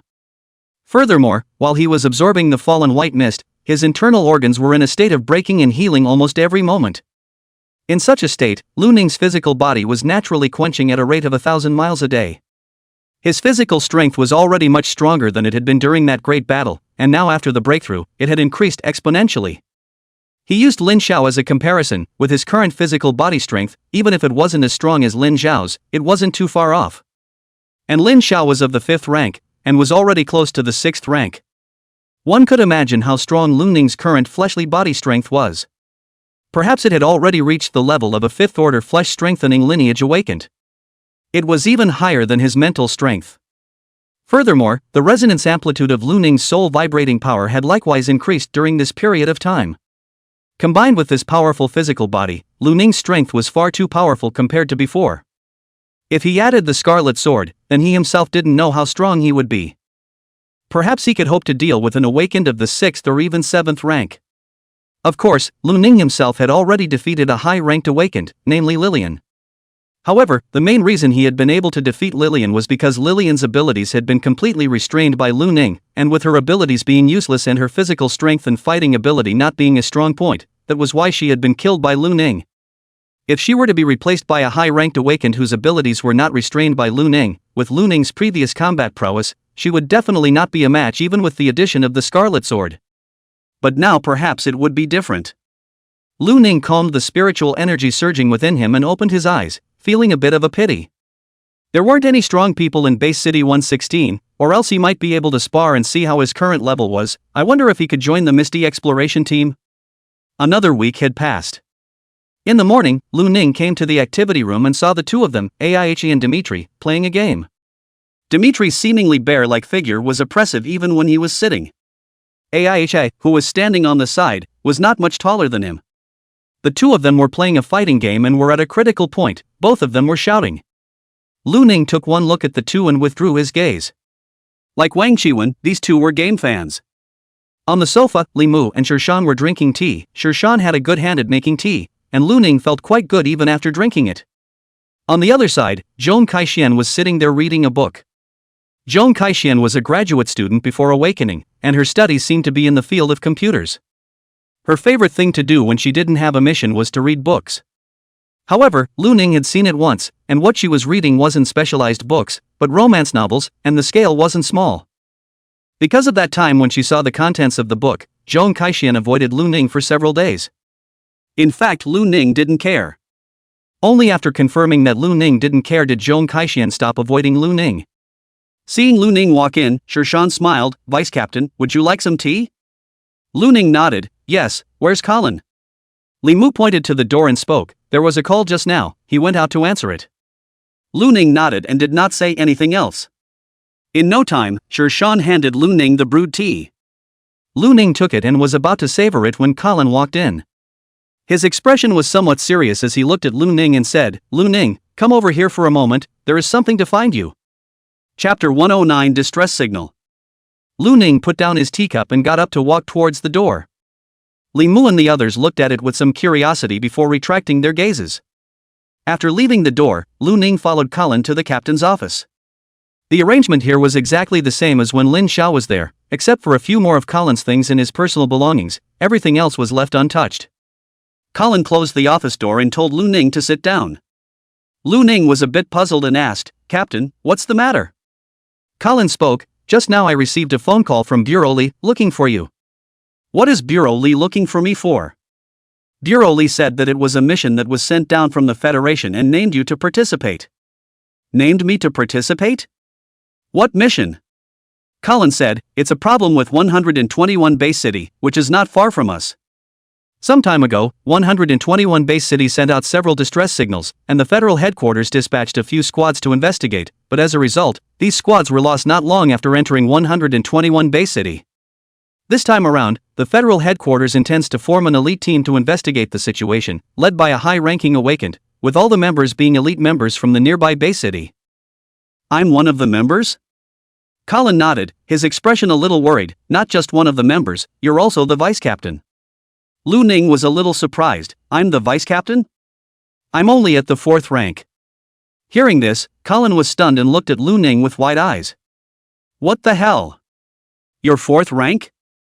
Lu Ning nodded, his expression calm. Well, I just broke through a few days ago. Colin was numb. He said breathlessly, when you entered our bureau, I was at the 4th rank, you were only at the 1st rank, I just broke through to the 5th rank 2 days ago, and you're even at the 4th rank? Is there any justice in this? Lu Ning calmly said, maybe my talent is better? Colin was speechless. Is this a matter of being better? You've only been in the bureau for less than a year and you're already at the 4th rank. If others knew about it, I don't know how many awakened might be directly stimulated to lesions. Lu Ning was a little less convinced. It's not that exaggerated, is it? People may only have 2 or 3 orders in their entire lives, and when they hear that you have 4 orders in a year, do you think they will break down? Lu Ning thought about it and nodded slightly. All right then. Lu Ning then asked, I'm only at the 4th rank, why did you make me a co-captain? Colin took a few deep breaths and managed to calm down. He then thought for a moment and spoke, maybe it's because you have the Scarlet Sword in your hand, a soul weapon that matches you well and allows you to exert strength beyond your own rank, right? It could also be because you are more special. For the exact reason, I asked Bureau Lee, and he said that he didn't know either. Lu Ning nodded, not asking any more questions. When is the departure date? Bureau Lee said that it's just these 2 days, someone will come here to pick you up, so get ready. Good. The two returned to the activity room. Li Mu asked with some curiosity, Colin, what's the matter that only called on Lu Ning? So secretive? Colin glanced at Lu Ning, then thought that he couldn't hide this matter. After all, Lu Ning would be going on a mission soon. He spoke, it's like this. After listening to Colin's explanation, Li Mu and the others had the same first reaction as Lu Ning. Wang Qiwen, who had just come to the activity room, was a bit confused and said, no, an elite squad led by a 7th order awakened person, why did they let Lu Ning, a 3rd order one, be the vice captain? Colin rested his glasses and a smile appeared on his face. Lu Ning is already at the 4th rank. Then Colin had the satisfaction of seeing everyone freeze. He couldn't be left alone with this kind of excitement. Seeing the expressions on the others' faces inexplicably soothed Colin's mood. The elite team came even faster than Lu Ning had imagined. At noon the next day, Colin told Lu Ning that Li's line had asked him to go to the headquarters.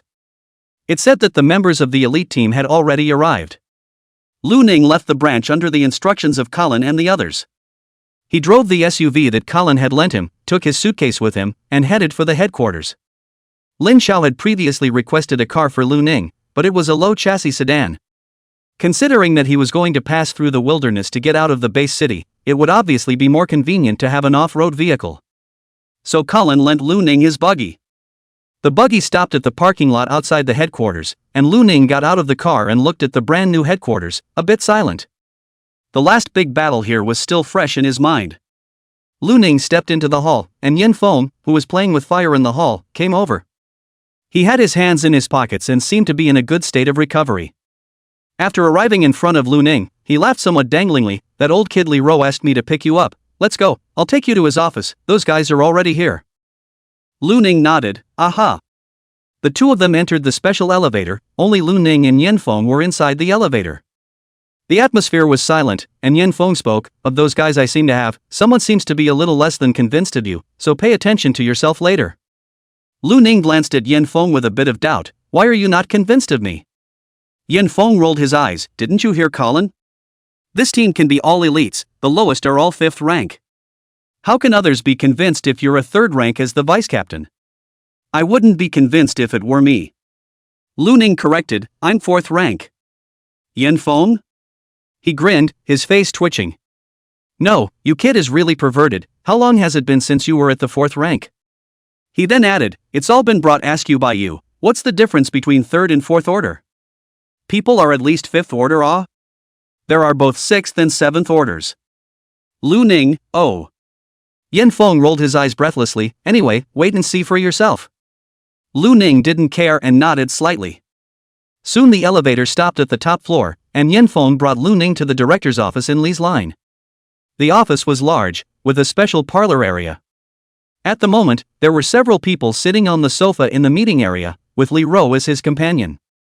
Yin Feng came in, swept a glance at the several people, and spoke, "Oldly, the people have been brought."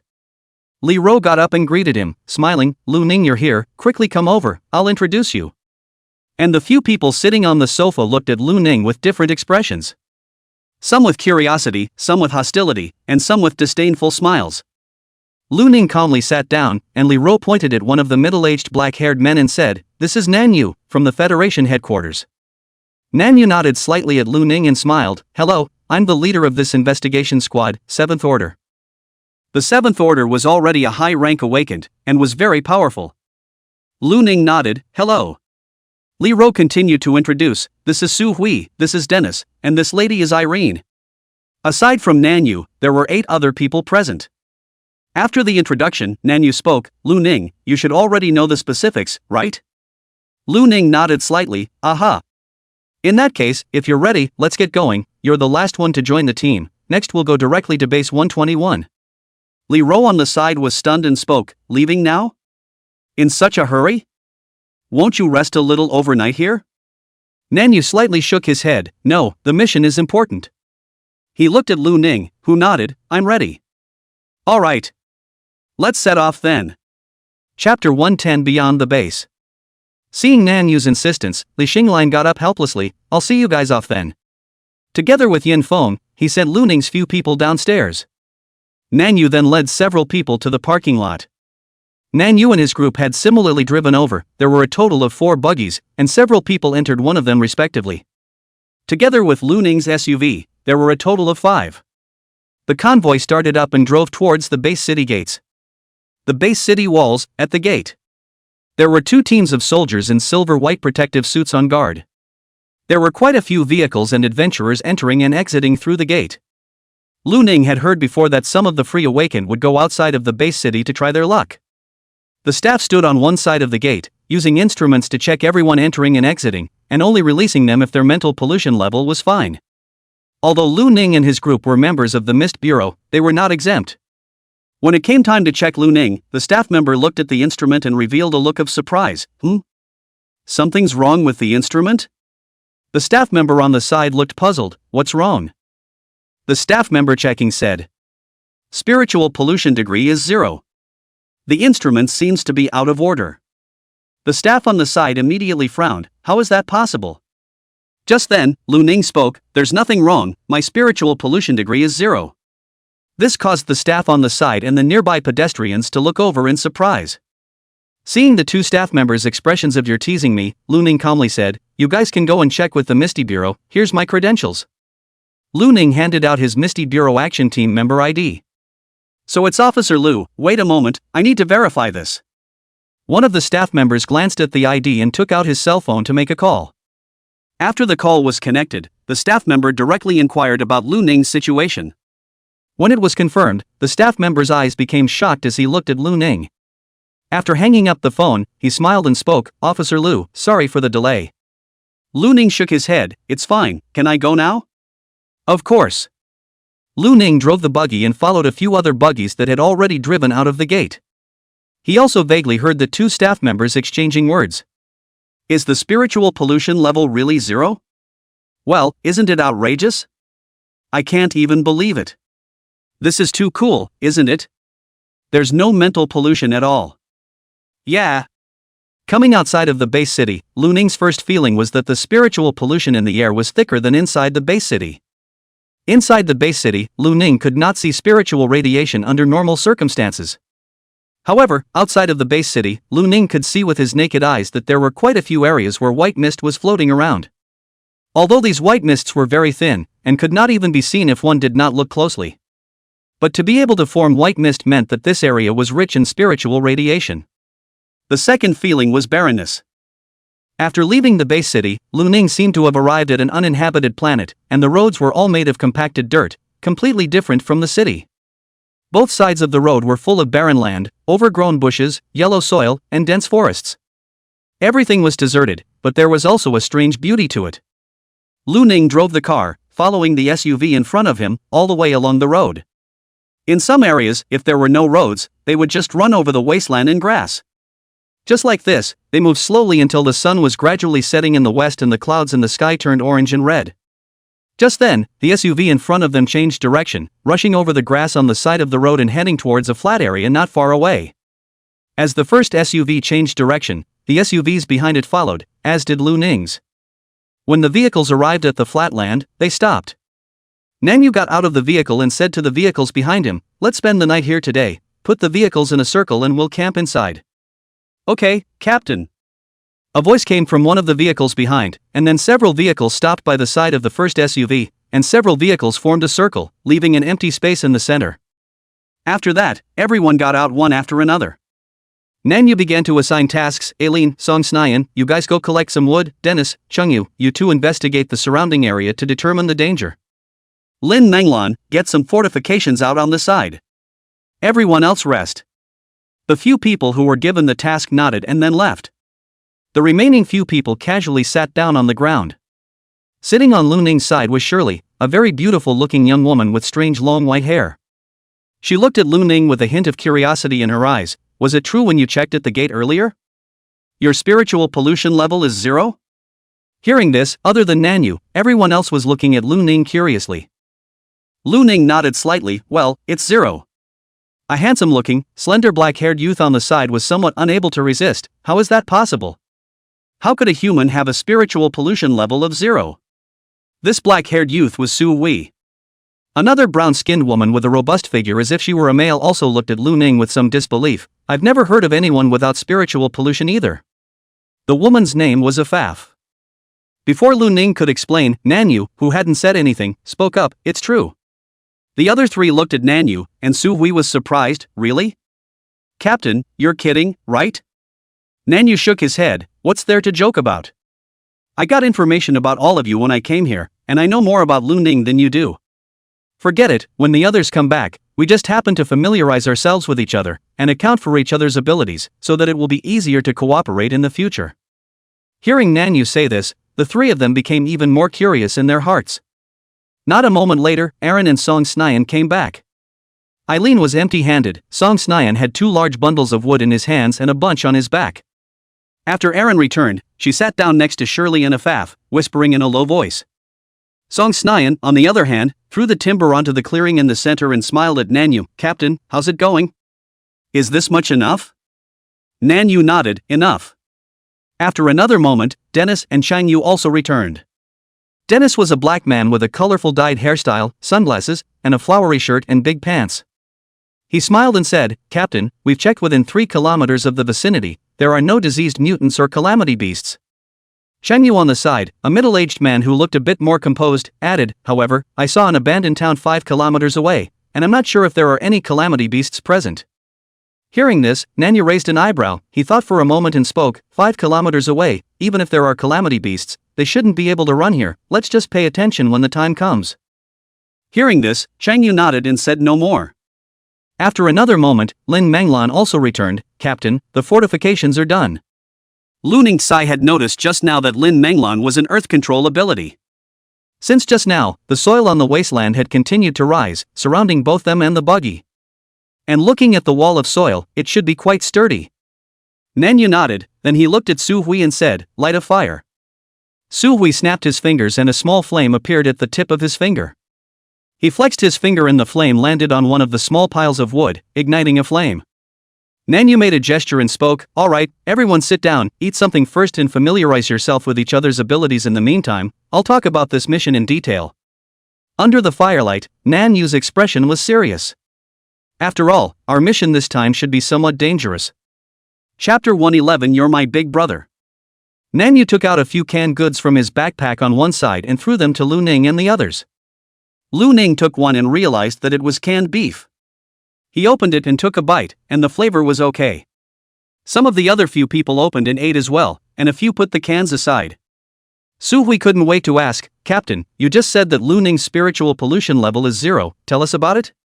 Hearing Su Hui's words, the few people who weren't there just now also looked at Nanyu with a curious face at the moment.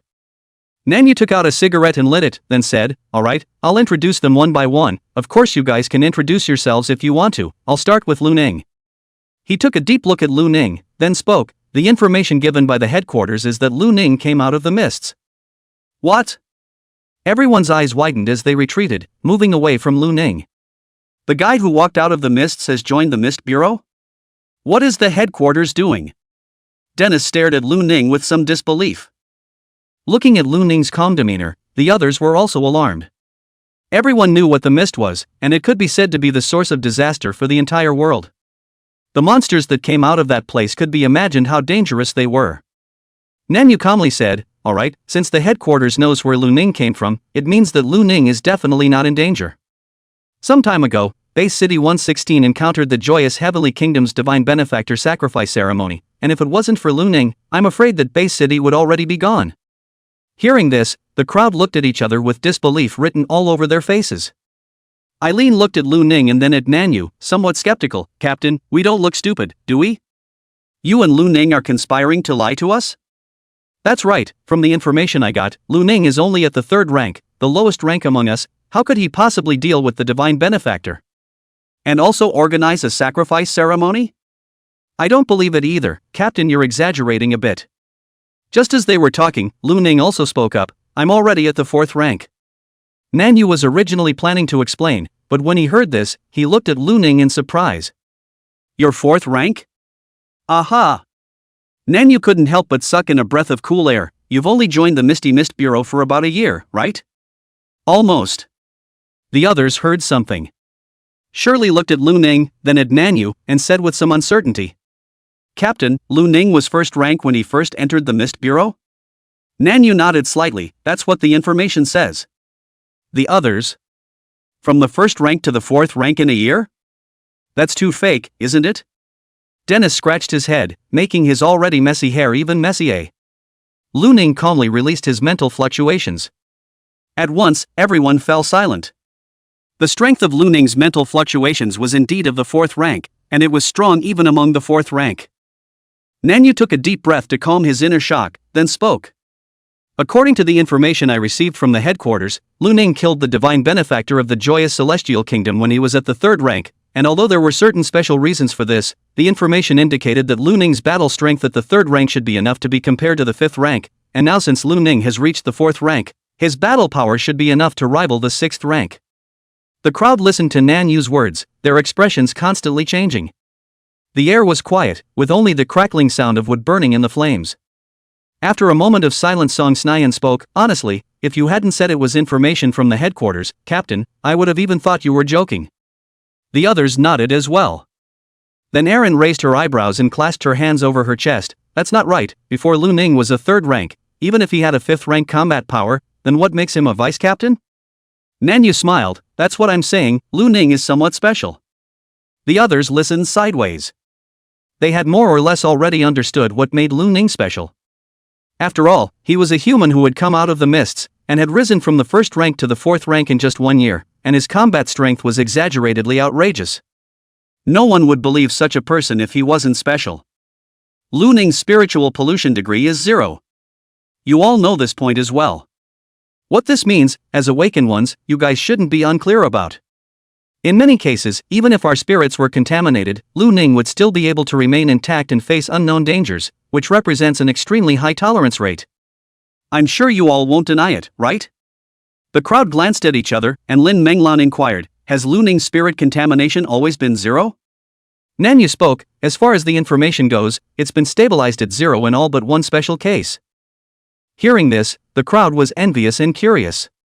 What special case? Nanyu's eyes were looking at Lu Ning with a bit of a blaze as he spoke. When Lu Ning absorbs someone else's pollution source, the spiritual pollution degree will be raised a bit, but in this case, he will slowly recover. As soon as these words came out, the air fell into a deathly silence. Chen Yu's eyes flickered as he looked straight at Lu Ning. What do you mean by that, Captain? Absorbing other people's pollutants?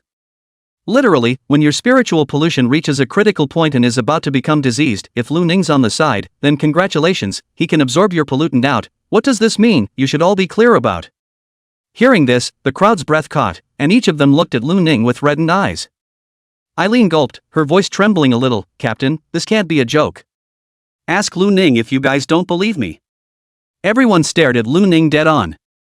Lu Ning's expression remained calm as he nodded his head. It's indeed possible, but I can't absorb many spiritual pollution sources at the same time. However, Lu Ning's strength had also increased now, and his spiritual power had grown by a sizable amount, so he could definitely absorb more pollution sources than before. Hearing Lu Ning's affirmation, Dennis directly jumped up and came behind Lu Ning, squeezing his shoulders as he smiled a very flattering smile. Captain Lu, my attitude just now wasn't too good. Look, from now on, you're my big brother. Whatever you say, I'll do it. You get lost. This is my godfather. Su Hui rushed over and squeezed Dennis away, taking over Dennis' job. The others looked at Lu Ning with fiery eyes. Nanyu wasn't the least bit surprised by the reactions of a few people. After all, being able to absorb a spiritual contamination source was too important for awakened ones. This meant that they might not have to worry about the risk of lesions, and it was possible to save their lives at critical moments. Even for Nanyu himself, after seeing the information about Lu Ning from the headquarters, he was somewhat incredulous. He continued, in addition to the two above, Lu Ning has another special feature. And the crowd was even more shocked. Those two special features from before had already caused Lu Ning's importance in their hearts to be infinitely elevated, and there was even more? Nanyu nodded. The last one is Lu Ning's ability. His awakened ability is immortality, immortality in the true sense of the word. The crowd once again looked at Lu Ning. Shirley smiled bitterly and spoke, to be honest, I'm a little jealous. This world is so dangerous, you could die at any time. Not die? That's too outrageous. The others nodded their heads. Nanyu smiled. It is because of this ability of Lu Ning's that there are some dangerous situations where Lu Ning can take the lead, which is beneficial to our entire team. The crowd also reacted, looking at Lu Ning with even more fervor. Erin clasped her hands to her chest and murmured, strong in combat, and able to fend off danger, he can also help us absorb spiritual pollutants. I'd say let's not let Lu Ning be the captain. Nanyu? Chapter 112, Unknown Source of Signal. Of course, this was just a joke from Erin. As a 7th Order powerhouse, Nanyu's strength was undoubtedly the strongest here, and he was still assigned by the headquarters to take full responsibility for this investigation mission, so naturally, it was impossible to change it. However, after Nanyu introduced Lu Ning, the attitudes of the other team members towards Lu Ning had a 180-degree turnaround, and everyone was smiling and kind towards Lu Ning. Let me introduce the others next. After introducing Lu Ning, Nanyu began to introduce the others. He himself was an awakened of the 7th rank, and had already stayed at the 7th rank for a long time, reaching the bottleneck of the 7th rank, and as long as he broke the bottleneck, he would be able to ascend to the 8th rank. And his awakened ability was the very rare gravity manipulation, so one could imagine how strong the strength was. Su Hui was a 6th Order fire control ability. Dennis was likewise of the 6th rank, but his ability wasn't of the frontal combat type, his ability was super perception, which could sense abnormalities in various aspects such as killing aura and spiritual pollution. Erin, a 6th Order awakened, her ability was lightning mastery, and was likewise an extremely powerful combat-oriented ability. Lin Menglan, 5th Order awakened, ability is earth elemental control, very practical, as can be seen from her construction of fortifications this time. Song Snyan, 5th Order awakened, ability is extreme speed. Afaf, 5th Order awakened, ability is body strengthening. Shirley, 5th Order awakened, ability is morphing, but a little different from normal morphing ability person is that she has multiple morphing ability, morphing state is cat, snow eagle, and white tiger respectively. Cat form and snow eagle form can be scouted, while the white tiger form has an extremely powerful physical strength, fighting strength is also very powerful. The last one, Chung Yu, was also an awakened person of the 5th rank, his awakened ability was Soundwave, he could utilize Soundwave to attack, and at the same time, he could also utilize Soundwave to do some scouting. The entire squad was fully equipped, with frontal combatants, as well as scouts who were extremely fast and had strong probing abilities. Moreover, as Lu Ning had heard before, even the lowest strength members had already reached the 5th rank, with the exception of Lu Ning. Not only that, the abilities of each and every one of them were quite good. It was enough to see how elite this squad was. After understanding each other's abilities and strengths, Su Hui inquired, "Captain, what exactly is the situation of this mission?" "Yeah, I don't know much about it. I heard that it's a mission designated by the Federation headquarters." Dennis also inquired curiously. Under the firelight, Nanyu's expression was serious as he said, "A year ago, the 121st base city sent out a distress signal to the outside world for the first time, saying that there was a strange disease phenomenon in the base city and support was needed. Not long after the first rescue team was dispatched there, a message was sent back. The content of the message was that everything was normal in the base city. However, after that rescue team lost track of the message, as if a stone had sunk into the sea. That rescue squad was a powerful squad led by 3 Fifth Order Awakened. As you all know, after the 100th base city, are not any large base city, normally, such a rescue squad is almost enough. After all, other base city awakened person manpower is also tight, can't not care about their own base city, forcibly go to support. After the first rescue team went wrong, the headquarters realized that the situation was a bit off, so they arranged for 2 Sixth Order Awakened to lead the team and went to investigate the situation. As a result, that rescue squad remained stone cold. And we are the third squad. The crowd quietly listened to Nanyu's words, their expressions all somewhat serious. Chengyu spoke, "In that case, Captain, you also don't know what the situation is in that 121 base city? It's just that the 2 previous rescue teams, including the one led by the 6th Order, were in trouble? It didn't even send out a signal?" "That's right. Then why don't we send stronger awakened ones? What if we can't handle the situation in that base city?" Lin Menglan couldn't help but say. Nanyu shook his head and said, "Been there, Lord Sage Qinglan just visited that base city some time ago.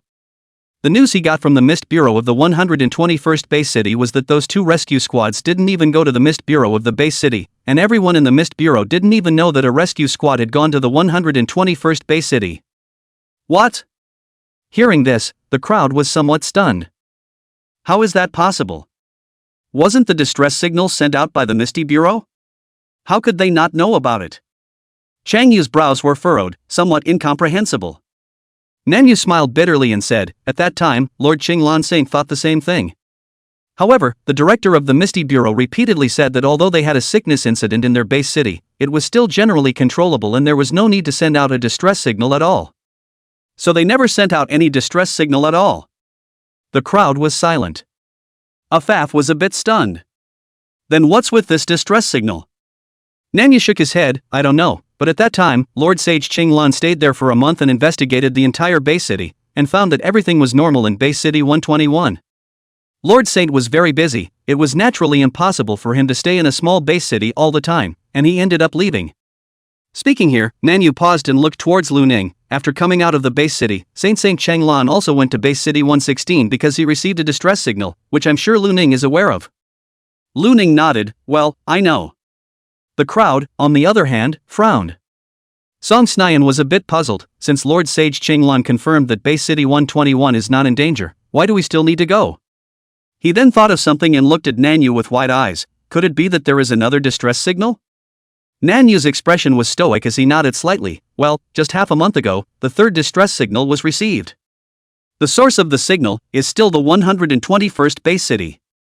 The faces of the crowd sank. As a precaution, Lord Qinglan Saint went to base city 121 again in his busy schedule, and as a result, the base city remained calm, and the director of the Misty Mist Bureau continued to say that they hadn't sent out a distress signal at all. However, the distress signal did not stop. Lord Sage Qinglan guessed that it might be because he was too powerful to reach the anomalies in it, and that's why he arranged for an exploration team to check it out again. Lin Menglan couldn't help but say with a bitter face. "Then isn't this mission extremely dangerous? Even Lord Saint didn't manage to discover the anomaly." The others also nodded repeatedly with bitter expressions. Seeing that the crowd was a bit depressed, Nanyu spoke, "Our team this time is made up of elite members, and we've also purposely arranged for several scrying department abilities, so there's no need for everyone to be too pessimistic." "Don't you guys see that Lu Ning isn't pessimistic at all?" The crowd sniffed and looked at Lu Ning. Lu Ning's expression was very calm, and when he saw the crowd looking over, he slowly spoke, "It's not like I'm going to die." "Nanyu and the others, oh? The atmosphere was a bit awkward for a while. Nanyu joked, "Everyone doesn't need to worry too much. If anything really happens to us this time, the entire 121 base city will also be treated as a source of contamination, and will directly send saints to destroy it. It's always considered revenge for us." This joke didn't make the crowd relaxed, but instead made them even more grave. Historically, every base city that was treated as a source of contamination was so unimaginably terrifying that even the usual books rarely recorded specific information. Because just the information alone could drive people crazy. Chapter 113 Diseased Machinery. After listening to Nanyu speak about the mission, Lu Ning and the others ate the canned food in silence, then Nanyu arranged to rest in groups. Lu Ning, you and I will be on night duty for the first 2 hours. Before Nanyu finished his words, Dennis on the side hurriedly said, Captain, I'm energetic, I'll help Captain Lu with the night watch. Saying this, he heatedly smiled at Lu Ning. Captain Lu, you rest well, I'll keep watch at night. Su Hui on the side had a face of miscalculation. Why didn't he think of this? Nanyu's head was full of black lines. Sneaking a glance at the others, he dryly coughed. Is there anyone who wants to help me with the night watch? The air is quiet, everyone is either leaning against the wheels, or has taken out their sleeping bags, and there are also people who have already burrowed into the car and started resting. Nanyu? Lu Ning glanced at Dennis and then back at Nanyu. I'll go rest then. Go go go. Nanyu waved his hand lifelessly. Lu Ning got into the backseat of Colin's SUV and laid down about to go to sleep when Aaron knocked on the window and smiled. Lu Ning, mind if I lean in the front? Shirley also came over and laughed. I also want to rest in the front row. Lu Ning nodded. That's fine. The two thanked him and sat down in the front seat of the SUV, leaning back and resting. Late at night, a voice rang out, everyone get up, there's a situation. Lu Ning snapped his eyes open, and Shirley and Aaron in the front row did likewise. The three of them jumped out of the SUV and realized that everyone else had gotten up as well. Su Hui was currently lying on the dirt wall, while Dennis had a somewhat serious expression.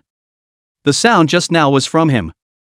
Nanyu frowned and inquired, Dennis, what's wrong?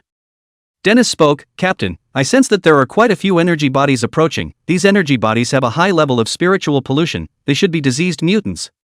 Chang Yu's face changed slightly as he leapt to the earth wall. He then opened his mouth and sent out sound waves that ordinary people could not hear. The sound waves spread and began to detect. Not a moment later, Chang Yu frowned as he spoke, Captain, there are dozens of objects rapidly approaching, but they don't seem to be living bodies. They don't quite have the same body structure as normal living creatures and mutants, they kind of look like diseased machinery. Lesion machinery? Nanyu frowned, which direction did it come from? This direction, Cheng Yu pointed ahead, then as if he thought of something, his face changed slightly, Captain, this is the direction of that town. Nanyu recalled that Cheng Yu had reported to him earlier that there was a small town 5 kilometers away in this direction. The lesion machinery explores its surroundings through radar, and has a much higher perception than normal lesions and calamity beasts. It's no surprise that it can detect us from so far away. It's been a long time since a lesion machine has appeared. If there is one in this town, then we'll have to report it up. Lin Menglan spoke up. After all, once a diseased mutation machine appeared with mechanical intelligence, it would be easy to utilize the special characteristics of the diseased mutation machine to start mass-producing the same kind. Once it developed, it could easily cause a disaster. That was why every time a diseased machinery appeared, it would be removed at the first opportunity. Nanyu opened the map and took a look at it and spoke, this area was cleared before, it should be from somewhere else that the mutated machinery appeared to migrate over. Before Nanyu could say more, Cheng Yu reminded, Captain, we're almost there, it's only less than 500 meters. In the next moment, a blue beam of light quickly crossed the sky, illuminating the dark night sky. Boom boom boom. The earth wall continued to shake, and chunks of earth fell. However, even after receiving a flurry of shots, the earth wall remained solid. One could imagine how sturdy the earth wall created by Lin Menglan was. Dennis on the side spoke, the energy response isn't high, the highest leader is only of the 5th rank, there are 3 in total, and the rest are all of the 4th rank. Just at this moment, a ball of firelight quickly shot from the distance. This caused Dennis and the others to change their faces. Missile? Even the physical body of a 5th order awakened could not stand up to a missile. Just as everyone was planning to dodge, Nanyu probed his hand towards the missile and held it. The missile seemed to be directly pulled by some kind of force and crashed straight to the ground, landing on the ground that was still some distance away from the earth wall and exploding with a loud bang. Counterattack. Nanyu's expression was cold and stern as he ignored gravity and rose up into the air, flying quickly in the direction from which the attack had been shot. Thunder light flashed around Erin's body as she appeared on top of the earth wall. She reached out and grabbed it, and a purple lightning spear appeared in her hand. She reached out and threw the spear, and the purple lightning flashed and instantly landed on the ground in the distance with a roar. At the same time, Su-hui also condensed a huge fireball in his hand. The fireball carried a blazing heat as if it was a small sun. He threw the fireball, and it similarly emitted a roar. Lu Ning and the others jumped onto the fence.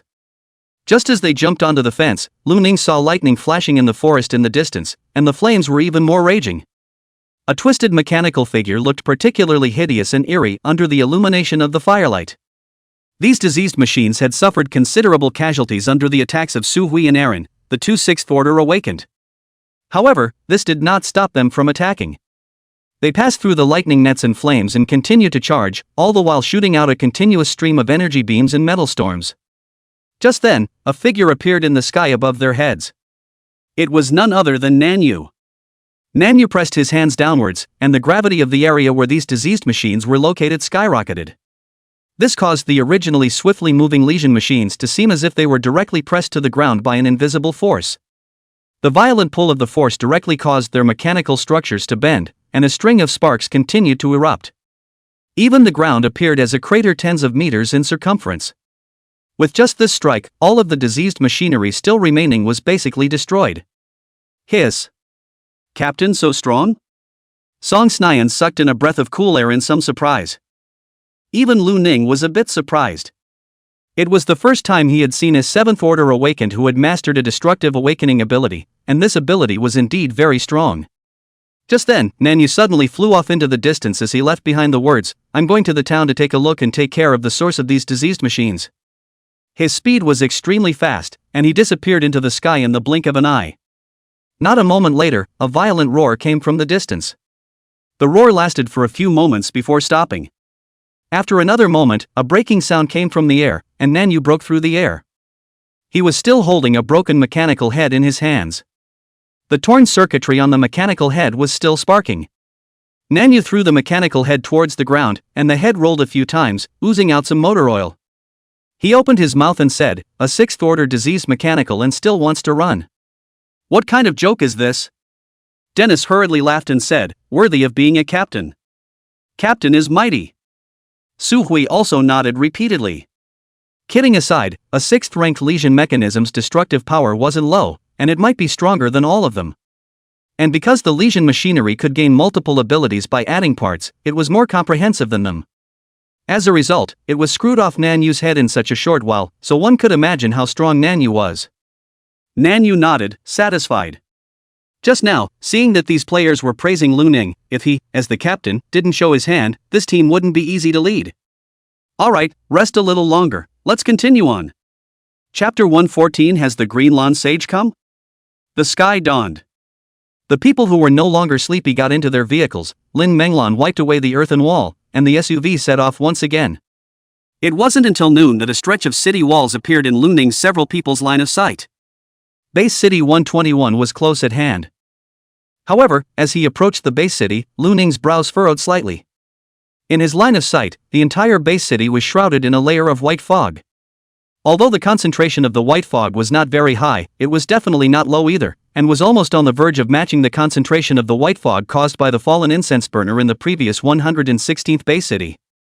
This kind of spiritual pollution concentration was definitely abnormal for a base city. However, when Saint Cheng Lan came to this base city before, he did not find any abnormalities in the base city. This was enough to show that the thing causing the spiritual pollution was hidden deep. The caravan followed the deserted streets and soon arrived at the gate of the city wall. At the gates, free awakenings were entering and exiting the same as in base city 116. In Lu Ning's line of sight, there was a faint white mist flowing through the bodies of these free awakened ones. These white mists were not enough to cause lesions, but the same already indicated that the level of spiritual pollution was not low. After all, for a normal awakened, Lu Ning was unable to see the white mist within his body. Being able to see the white mist meant that the awakened's spiritual pollution was not too normal. Lu Ning's expression was calm as he looked at every awakened passing by. Without exception, all of the awakened could see the white mist within their bodies. However, when those two staff members in protective suits tested them with their instruments, there was no alarm. Of course, these two staff members in protective suits, as well as the defense team behind them, likewise had white mist inside their bodies. And most of these defense soldiers were ordinary people.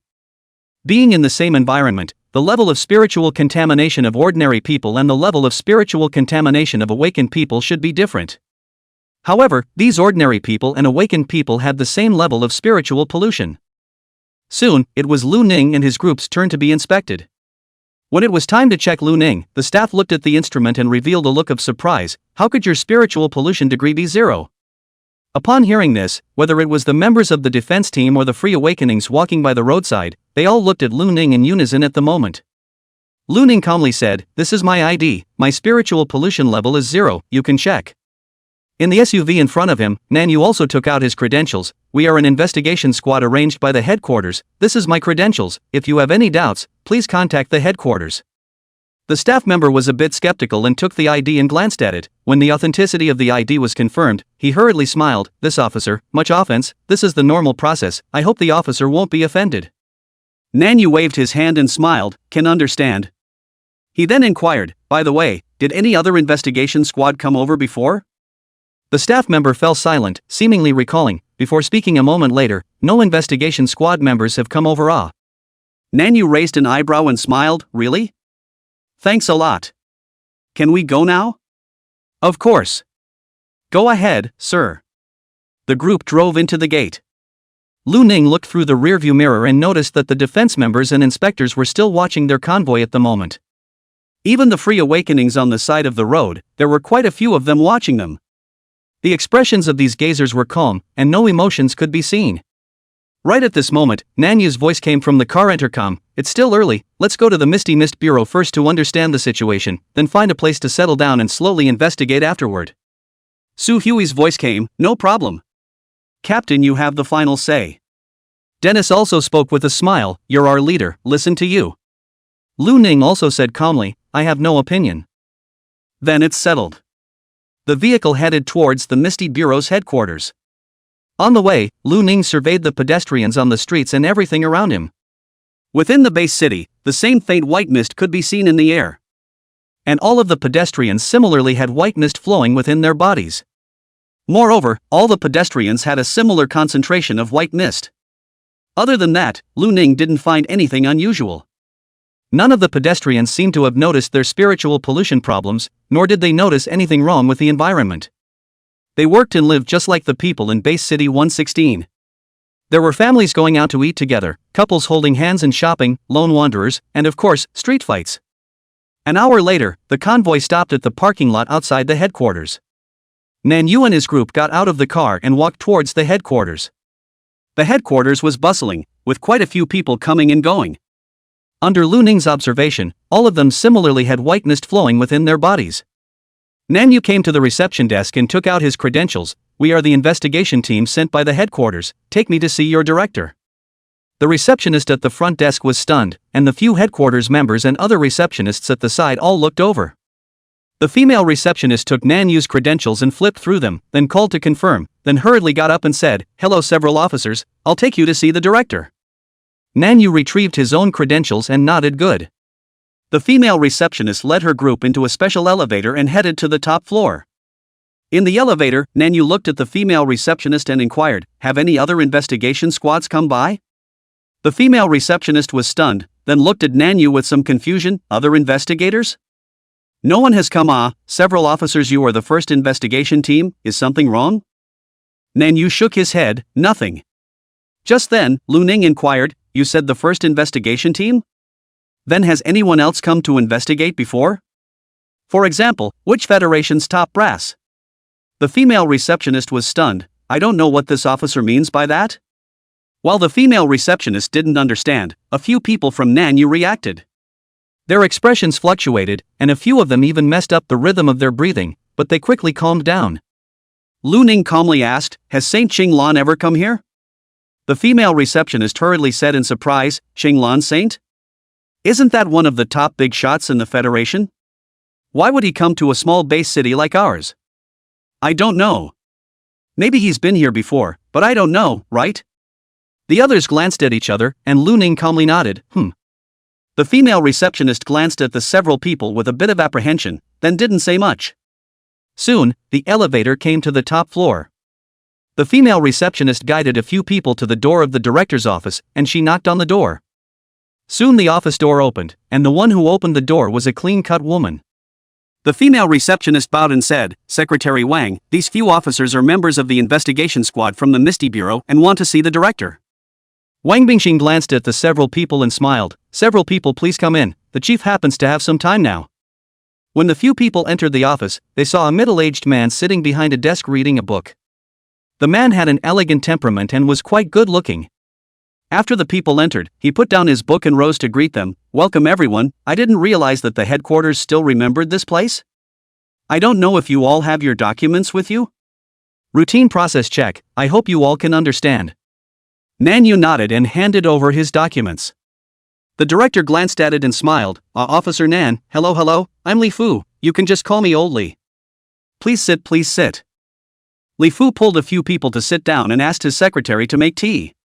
Nanyu sat down, looked at Li Fu, and smiled. Old Li, I'll get straight to the point. Earlier we had an investigation team come here and get lost, have you guys seen it? Li Fu unsurprisingly shook his head, never seen it. Nanyu raised an eyebrow and inquired, then has there been any sightings of the Qinglan Saint? Li Fu was stunned and surprised. Qinglan Saint? Isn't that the top big shot of the Federation? Why would he come to a small base city like ours? I don't know, right? It might have come, but I don't know, right? Chapter 115 The Man Without White Mist. Nanyu slightly raised his eyebrows, then smiled. Have you really never seen the Qinglan Saint before? Li Fu frowned and pondered for a long time, then still shook his head. Never seen it. Nanyu nodded and laughed. In that case, forget it then. Li Fu glanced at Nanyu with some doubt, then he did not dwell on this issue, and only inquired, Captain Nan, what is the purpose of your investigation squad coming here to investigate? Nanyu spoke, we received a distress message from Base City 121, that's why we came over to investigate. Before us, there were already 2 investigation squads that came here, but they were both lost. What? Hearing this, Li Fu and Wang Bingxing both revealed a look of surprise. Li Fu frowned, but this isn't right, our base city is normal, there's no need to send out a distress signal, and I haven't heard of any investigation squads coming to our base city until now. The crowd from the investigation squad all had flickering eyes as they looked at Li Fu. Noticing the eyes of the crowd, Li Fu hurriedly said, don't you all believe me? I really haven't seen the investigation squad. If you guys don't believe me, feel free to walk around the headquarters to investigate. If you guys have any questions, you can also ask anyone at the headquarters. Nanyu slightly raised an eyebrow, then smiled, we will. Li Fu nodded, seemingly afraid of being misunderstood, and emphasized again, our Misty Bureau hasn't heard of this for a while, could it be that they didn't come to the Misty Bureau at all? Perhaps there is also this possibility, but everything needs to be investigated, doesn't it? Li Fu nodded his head repeatedly, that's right, Captain Nan, since you guys are an investigation squad, you must be professionals. If there's anything we need to cooperate with, just say it, we'll absolutely cooperate unconditionally. Nanyu's few people glanced at Li Fu with some surprise. Although Li Fu's words did not match the facts as perceived by the Nanyu few, he acted too sincerely as if he really did not know the whereabouts of those investigation squads. This was somewhat strange. Nanyu laughed, it will definitely trouble you, Old Li. What's troublesome about it? Everyone is a colleague, working in conjunction with each other. Li Fu laughed. He then glanced at the sky outside, the sun had already started to set. He spoke, it's already late today, why don't I have someone arrange a residence for you guys first, and you can investigate tomorrow. Nanyu shook his head, since we've come all the way here, let's take a look first. Li Fu didn't refuse and nodded, this is your freedom. He then added, then I'll have my secretary accompany you guys? No need, we can just casually stroll around on our own.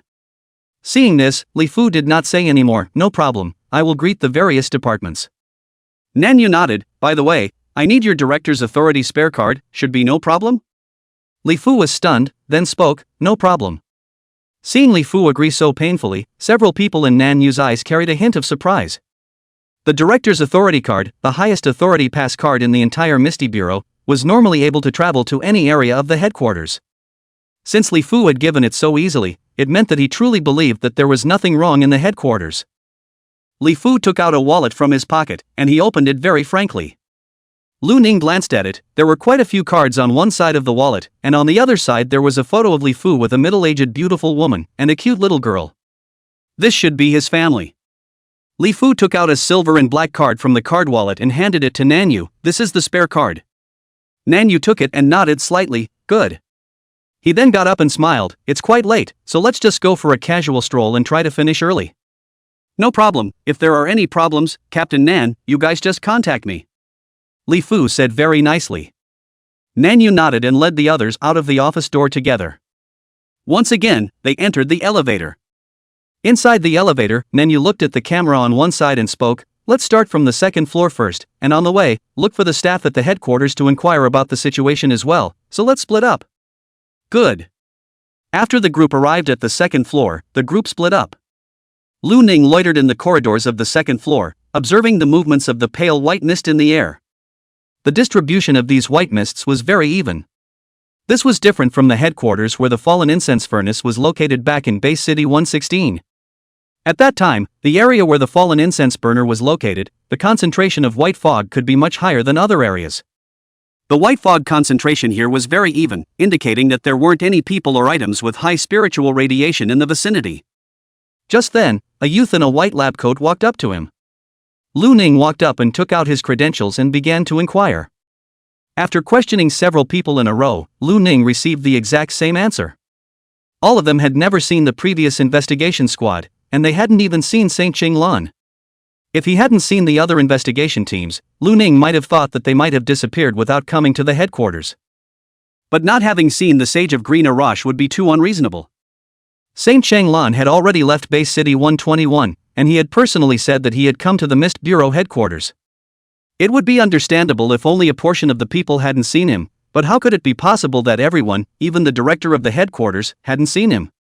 However, regardless of whether it was Li Fu from before or the person Lu Ning was questioning now, they were all very sincere and all said that they had never seen it.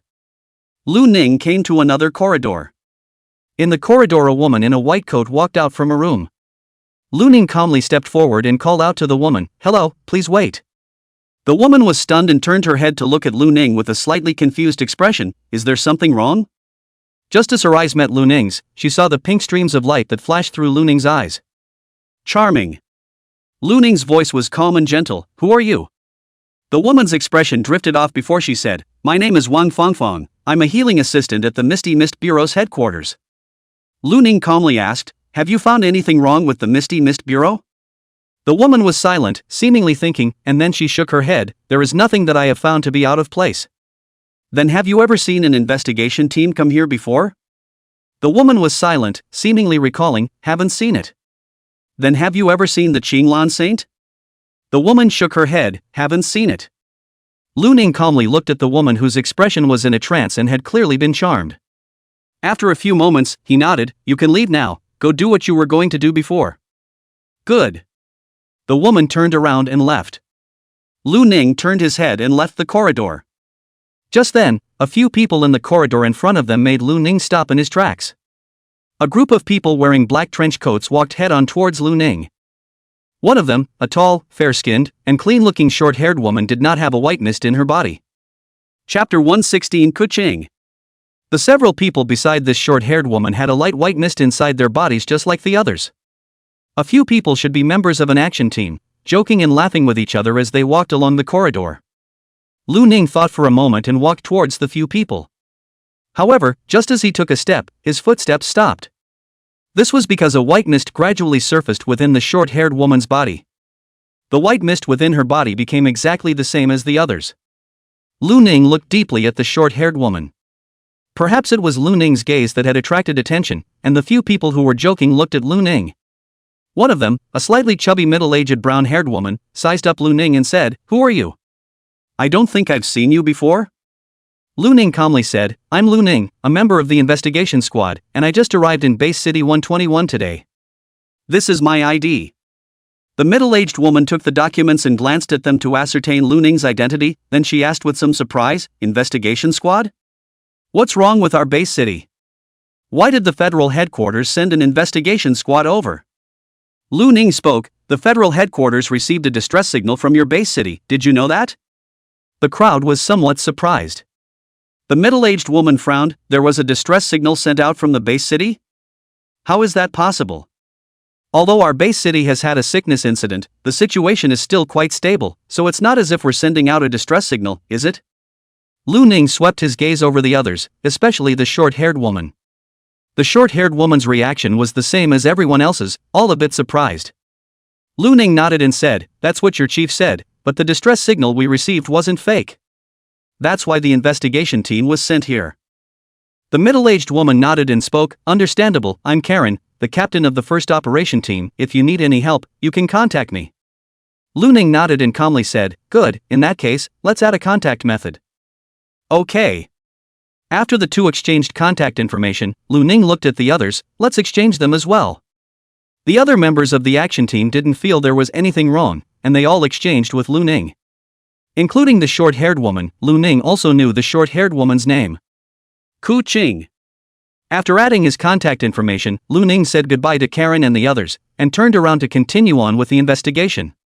When the sky darkened, Lu Ning and Nan Yu and the others met at the elevator entrance on the second floor. Nan Yu didn't directly ask the crowd about the harvest, but instead gave a wink to a few people and spoke, "Let's go find a place to stay first." The crowd nodded. They could all see that there was a problem with this base city, and it wasn't small. Even the headquarters was no exception. After all, even Li Fu, the director of the Mist Bureau, said that he didn't know that the Qinglan Saint had come. Whether it was deliberately concealed or forgotten, it was not right. It was fine if it was the former, but if it was the latter, it was even worse instead, being able to make everyone forget the memory of a saint's visit. One could imagine how dangerous it was. Nan Yu spoke, "Let's talk to Li Fu first before we leave." A few people went to the director's office again. The one who opened the door was still Wang Bingxin. When Li Fu saw the few people coming, he smiled and got up to greet them. "Captain Nan, how is it? Everything should be normal in our bureau, right?" Nan Yu nodded with a smile. "We really haven't found anything going on at the moment. We plan to go and rest first, and then slowly start our investigation in the base city afterward." Li Fu sniffs and busily says, "Then I will prepare rooms for you." Nan Yu waved his hand and refused. "Don't bother you, we'll just find a place to stay on our own." Li Fu enthusiastically stated that they, as the local Misty Mist Bureau, should do their part as landlords. But Nan Yu still decisively refused.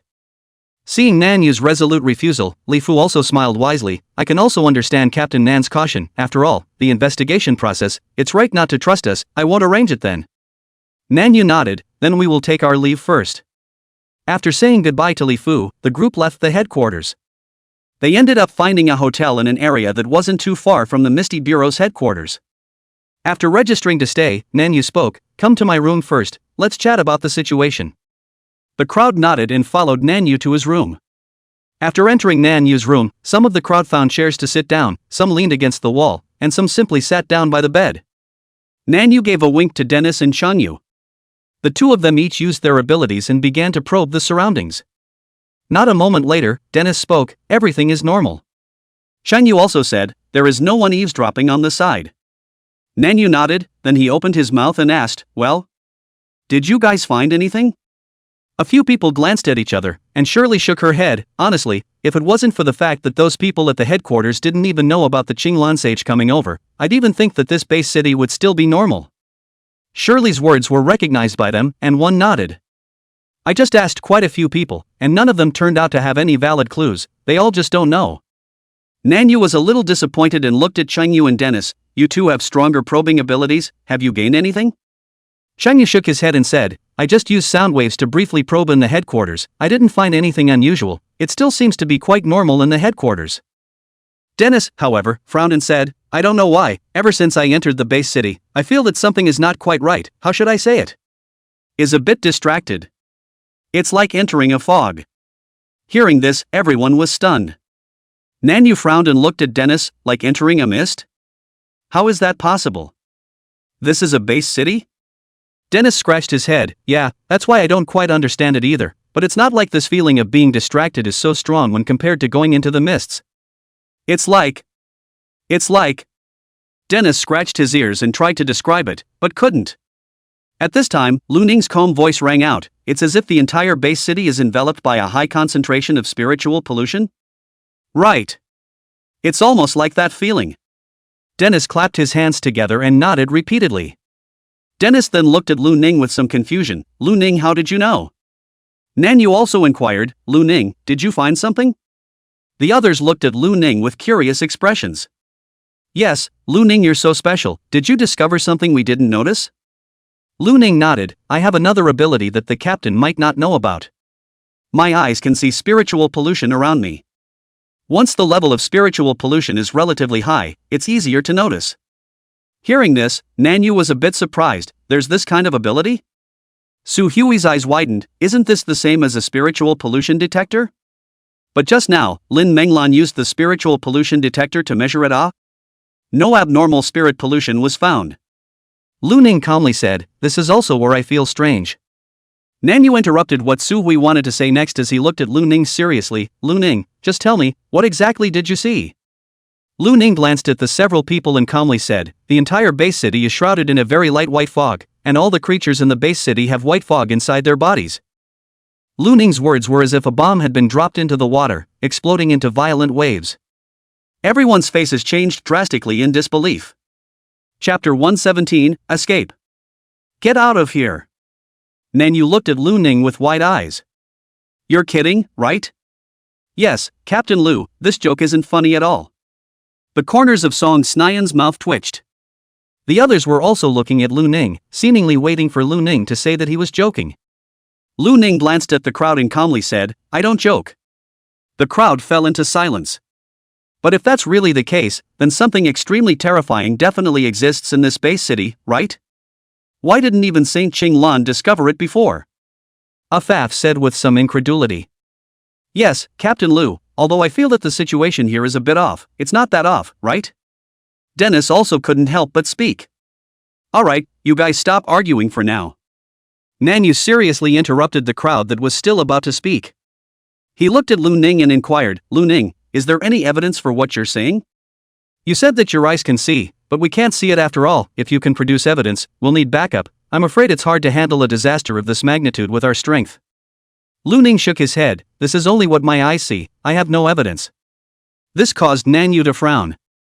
He was silent for a moment, then said, Lu Ning, it's not that I'm not willing to believe you, this time the matter is too significant. If you don't have any evidence, even if I do believe it, we won't be able to account for it with the federal headquarters. Lu Ning nodded. Well, I can understand. The others fell silent, then Aaron inquired, Captain Lu, since you can see the spiritual pollution, you should be able to see where the pollution is more serious, right? Perhaps the source can be found? Hearing this, the eyes of the crowd lit up. Shirley nodded slightly. Eileen is right, once we can find the source, we will be able to get the appropriate evidence, and it will be easier to deal with it then. Lu Ning shook his head. The concentration of spiritual pollution in the entire base city is about the same, and even the concentration of spiritual pollution in the bodies of ordinary people and awakened people is about the same. It's very unreasonable, but I don't know why. The crowd sniffed and looked at each other. Su Hui gave a dry cough and looked at Lu Ning. Is there such a possibility? Captain Lu, are you blind? Lu Ning glanced at him. No, now I can see it too. Dennis spoke. Could it be a mental problem? After all, after a mental problem, perhaps there will be phantom vision? Nanyu gave the two of them a breathless look. Lu Ning's spiritual pollution level has always been 0, even if your spirits go out of order, he won't go out of order. Dennis thought about it and couldn't help but hem and haw and scratched his head. I'll just make a blind guess. Nanyu sighed. Since we don't know the source of the spiritual pollution, there's not much point. Perhaps next Lu Ning you can try to observe it, and if you can find the source, that would be best. Lu Ning nodded slightly. Nanyu spoke up and asked, anything else you found out? Lu Ning spoke, I found a special person. The crowd's eyes lit up. How special? Nanyu inquired. Lu Ning recounted what had happened to Kuqing earlier. As the crowd pondered, Aaron spoke, the level of spiritual pollution in her body didn't exceed the standard before, but it did later? Is it possible that she was in such an environment and just managed to hold out until Lu Ning saw her, and it was only after Lu Ning saw her that she suddenly exceeded the standard? Not without this possibility. Nanyu nodded. Su Hui spoke, I think it's also possible that she was already affected herself. After all, didn't Captain Lu say so? She didn't seem to have changed in any way before or after her mental pollution level exceeded the limit. This possibility is equally possible. Nanyu nodded. Nanyu then thought for a moment and spoke, I think that this Kuqing might be a clue, and through her, we might be able to find an abnormality in this base city. This point was agreed upon by everyone. Lu Ning did the right thing just now by not directly inquiring about Kuqing's situation, or else it would be bad if he provoked a stress reaction from the other members with excessive levels of mental pollution. Since we got Kuqing's contact information, perhaps we can ask her out for a chat alone. Nanyu nodded slightly thoughtfully. The others all turned their gazes toward Lu Ning. Lu Ning, who was thinking, noticed the sight. He pointed at himself, "Shall I go?" "Since it was you, Captain Lu, who left the contact information, of course you're going." Dennis hemmed and hawed. "I said that Captain Lu is also very good looking, so maybe it will pay off if you use the beauty trick a little?" Song Snyan's smile was a little lewd. Erin rolled her eyes. "Can you guys stop being so lewd?" Captain Lu was just trying to fulfill his mission. Song Snyan's smile froze and he hurriedly said, "Eileen is right. You guys are too obscene." Su Hui and the others? Nanyu looked at Lu Ning and smiled. "Lu Ning, I'll leave this task to you." Lu Ning nodded slightly. "I'll do my best." "Is there anything else out of the ordinary?" Nanyu continued to ask. Lu Ning shook his head. "There's nothing else found." With some regret, Nanyu spoke, "The situation this time is indeed quite troublesome, and it may take a while to complete the mission. Everyone acting here must be a bit more careful to avoid accidents. Next, if you want to split up, you should at least work in groups of 2. Previously, Nanyu wasn't worried. After all, the strength of the team members were all at the 5th rank at the minimum, and in a small base city like the 121st base city, they were definitely top-notch powerhouses. Even if they encountered danger, running should be no problem. But what Lu Ning had just said cast his shadow over Nanyu's heart. Perhaps the situation in this base city was even worse than he had expected. The others also nodded with serious expressions. Although there was no evidence for Lu Ning's words, they all recognized Lu Ning's specialness, and they all chose to believe Lu Ning's words. After all, Lu Ning had no need to deceive them. "Alright, everyone should be tired after running around in the wilderness for so long these past few days, so go rest first, and starting tomorrow, we'll need to get moving." "Good." The group left Nanyu's room and headed towards their own rooms. Considering the convenience and secrecy, Nanyu threw away a lot of money and booked an entire floor of rooms. Of course, this amount of money was just a drop in the bucket for 7th-ranked powerhouses. Lu Ning's few people could choose their own rooms at will. Considering the abnormality of Base City 121, Lu Ning's few people had chosen rooms that were close by. Lu Ning entered a room at random and was just about to wash up when suddenly a cry of alarm came from the room to Lu Ning's side.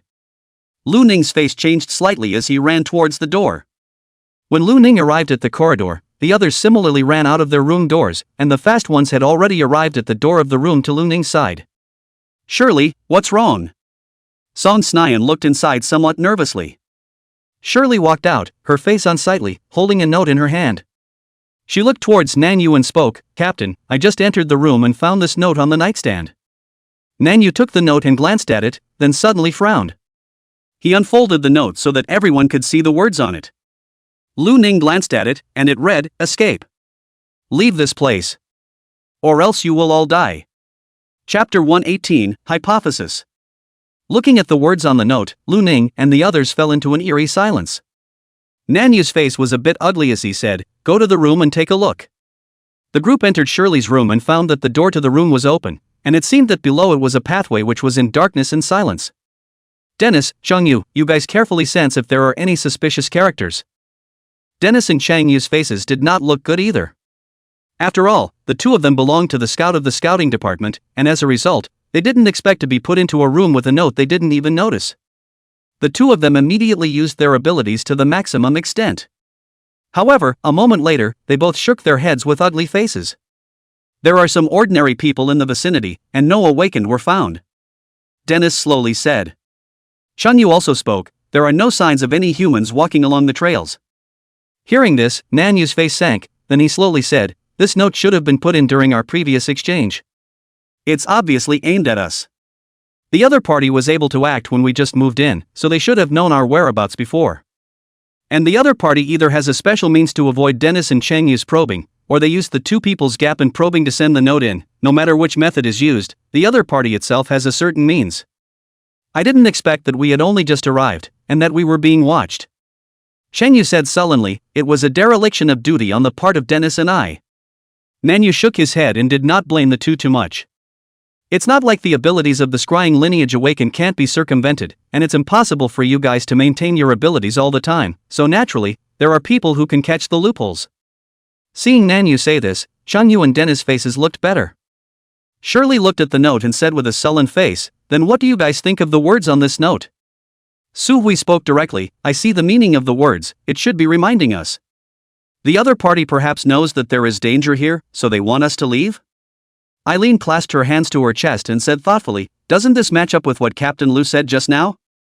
If it's really like what Captain Lu said, that the entire base city has a high concentration of spiritual pollution, then even our squad may not be able to get out in one piece, and it's not impossible for all of us to die.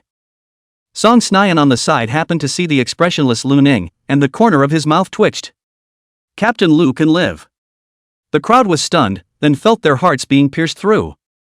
Afaf said quietly, not dying is cool. The others nodded silently. Nanyu spoke, alright, what we need to do now is to first understand our current situation. Aaron and Suhui have a point, what do the others think? Shirley spoke, I think this could also be a form of intimidation, precisely because we are from the scouting squad, the other party might just be afraid that we will dig deeper and discover the secrets of the base city, so they want to use intimidation to scare us away. The others sniffed in thought. Lin Menglan nodded slightly and said, I think what Shirley said seems to be somewhat reasonable. Nanyu thought for a moment and spoke, no matter what the reason is, we are bound to not be able to leave so easily, and this note is likewise a clue for us. If we can find the person behind the note, it will obviously be helpful to our investigation of Base City. The crowd all agreed. Nanyu then continued, it seems that we still need to be on night duty, there are 10 of us, 3 of us will be on night duty every night, Dennis and Chengyu, the 2 of you must take turns. Dennis and Changyu's expressions were both serious and nodded. They were also holding their breath, clearly not wanting this kind of problem to occur again afterward. That's it, today, Sherry and I and Dennis will be on night duty, and the others will go rest first. Lu Ning's few people nodded and returned to their respective rooms. Early the next morning, Lu Ning woke up and washed up before leaving his room. The room where Shirley was before was used as the meeting point, and Shirley had chosen to change rooms. Just as Lu Ning entered, he saw several people from Nanyu playing solitaire. Suhui was very lucky and had quite a few chips piled up in front of him, the smile on his face was so wide that it was almost blossoming. In contrast, Nanyu, Dennis and Shirley only had a pitiful few chips in front of them. On the side, there were also Irene and Song Sternian watching the battle. Seeing Lu Ning come in, Suhui greeted him with a smile, Captain Lu, do you want to play a few games with us? Lu Ning grimaced and shook his head, forget it, I don't feel like it. When he was in the 7th division before, he basically never won. Every time, he was won by the captain and Wang Chiwen. Thinking about this, Lu Ning's eyes dimmed, then he walked over to watch the battle. Nanyu laughed, I've already ordered takeout, so after we finish eating, let's split up. Lu Ning, you go find a way to get close to Kuching and see if you can find out anything. Dennis and I will go investigate yesterday's note, and the others will each split up into teams and go look around the base city.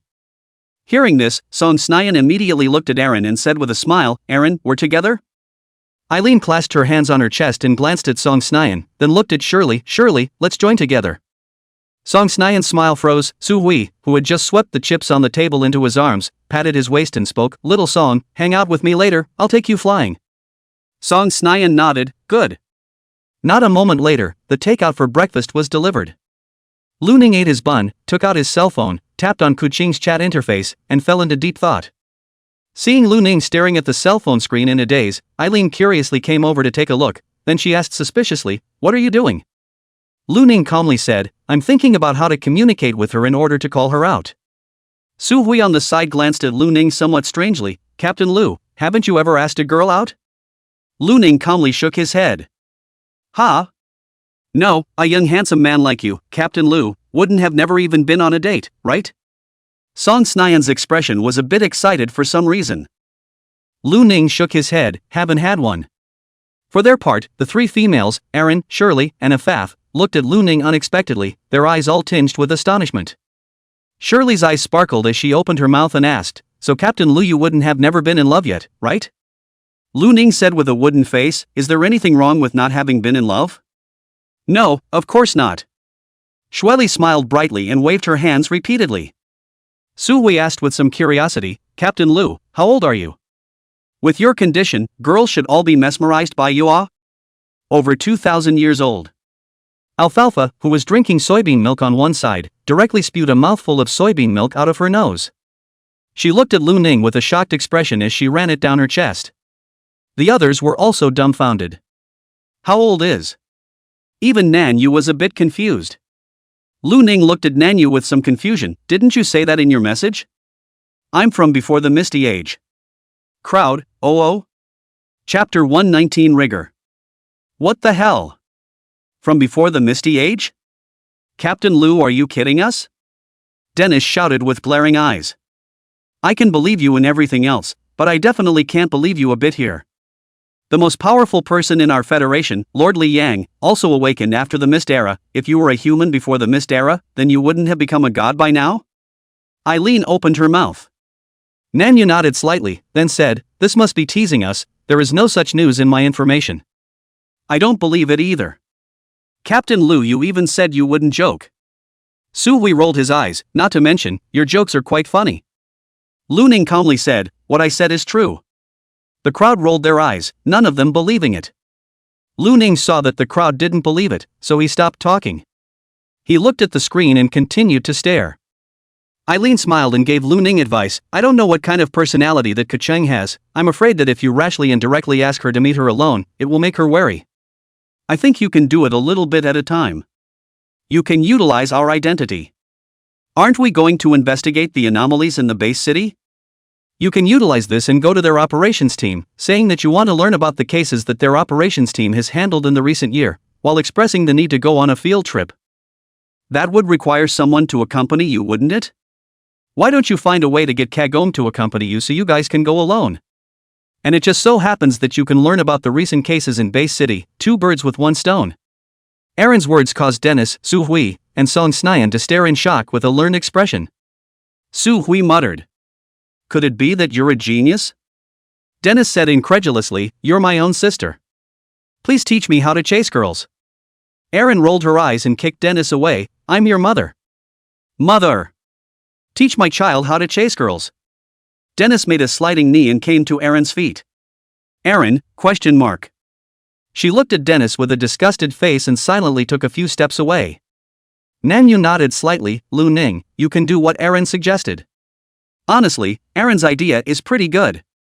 Aaron tilted her head slightly and laughed. Nonsense, I'm a woman, so of course I know how to approach a woman without being offended. Lu Ning nodded, thanks. Aaron smiled slightly. If you want to thank me, treat me to dinner when you come back. Good. Song Snyan on the side was shocked, his eyes widening. Lu Ning exited Kuching's chat page, clicked on Karen's page, and sent a message. Hello, Captain Karen, this is Lu Ning. I'd like to visit your operation team. I wonder if it's convenient? It didn't take long for Karen to reply to the message. Of course it's convenient. We're at the branch now. The location will be sent to you. Karen then sent over a coordinate.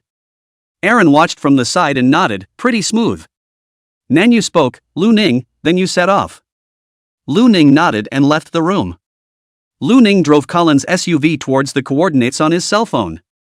Base City 121 was a small base city just like Base City 116, and the layout was similar. Because the hotel they were staying in was in the central area of the base city, it wasn't too far to travel to either area. Lu Ning drove the SUV for just under half an hour before arriving at the entrance of the first branch. After parking, Lu Ning entered the lobby.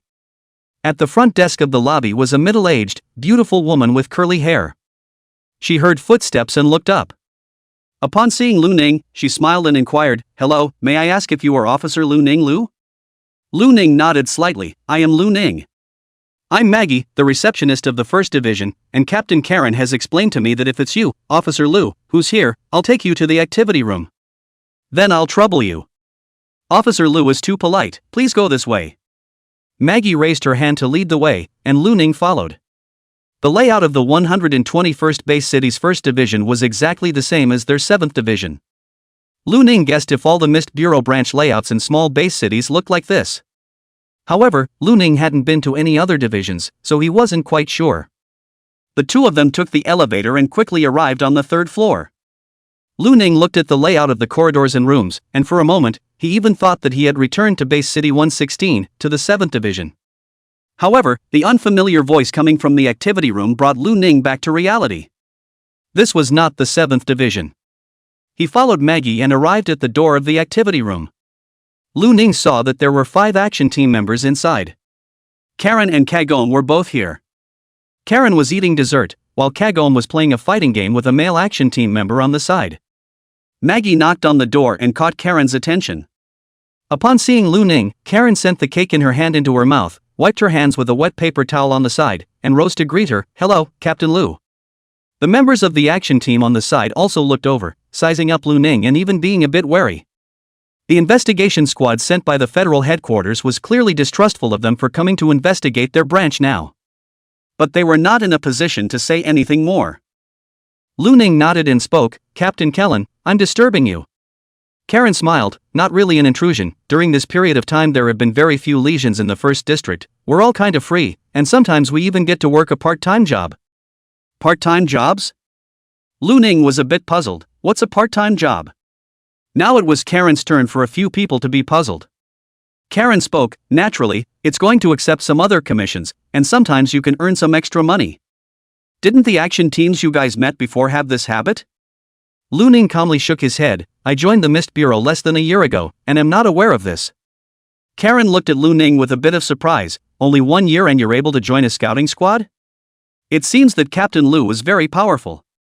Karen didn't chat more on this topic. She got right to the point and asked, "Captain Lu came to investigate our branch. What is he planning to investigate?" Lu Ning calmly said, "I need to understand the specific intelligence on the lesion incidents you have dealt with in the last year to see if there are any unusual clues." Karen revealed a look of dawning realization, and the others looked at Lu Ning in a much better light. It wasn't against their action team, but for the lesion incident. Karen laughed, "That's no problem. According to the regulations, there will be a dossier for every lesion incident. I'll take you there." Lu Ning spoke, "In addition to checking the dossier, I also need to check the field. I wonder if I can arrange for someone to take me there?" Karen nodded thoughtfully. "Captain Lu is very strict. It's just that if the point in time of the case is too long ago, I'm afraid that all the traces left behind at that time have already disappeared. However, since Captain Lu has requested this, then how about this?" She swept her gaze across the back and then landed on Kuching. "Kuching, you take Captain Lu to take a look." Kuching got up and gave Lu Ning a very energetic and bright smile. "No problem, Captain Lu, I'll take you there." Lu Ning looked at Kuching's smile and always felt that it seemed somewhat familiar. But with his current mental power and clear memory, he thought for a moment but could not think of where he had seen Kuching before. His face remained calm as he said, "Then I'll trouble you." He was thinking about what method to use to designate Kuching, but he didn't expect Karen to choose her directly. This saved Lu Ning the effort of thinking. Chapter 120, Flesh and Blood Aberrations. The two left the activity room and first went to the file room. This was where all the case files from the first division were stored, and the files were stored in both computerized storage and physical file storage. Kagome quickly identified the files for the last year from the computer in the file room. There were a total of 22 of these lesion incidents. This number was slightly more than Division 7, but it was still within a reasonable range.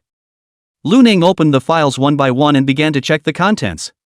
These files included the capture of free awakened criminals, the elimination of calamitous beasts that had appeared in the base city, and the elimination of ordinary people and awakened diseased mutants. In general, they were all routine cases.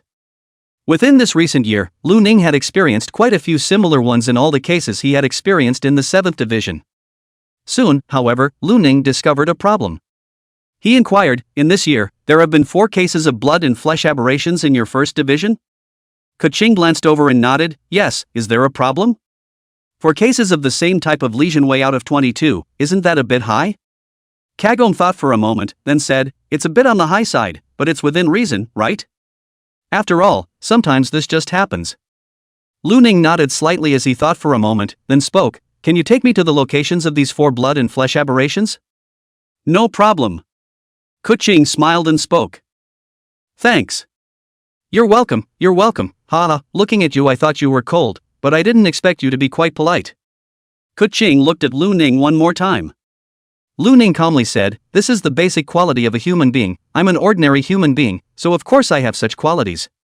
Kuching was stunned, and her expression was a bit strange as she said, "Awakened person shouldn't be considered an ordinary human, right? In my opinion, all are normal humans." "All right then." Kuching felt that Lu Ning's definition of normal humans seemed a bit problematic, but seeing Lu Ning's determined eyes, she did not argue with him. The two left the branch, and Kuching spoke, "Did you drive over?" "Aha! Then you drive, I'll show you the way, let's go." "Good." After seeing the SUV, Kuching called out in a bit of awe, "This car is nice.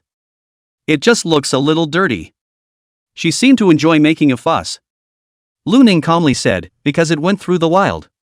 Kuching was a bit curious, what's the wilderness like? Lu Ning glanced at Kuching, you've never been out? Kuching shook her head and spoke, no. I grew up in the base city, then my dad passed away and I was dependent on my mom, then I awakened my abilities and joined the Misty Bureau straight away because of the high salary thief. My mom had brought me through a lot of hard times before it, I was thinking that she could live a better life, so I didn't become a free awakened person.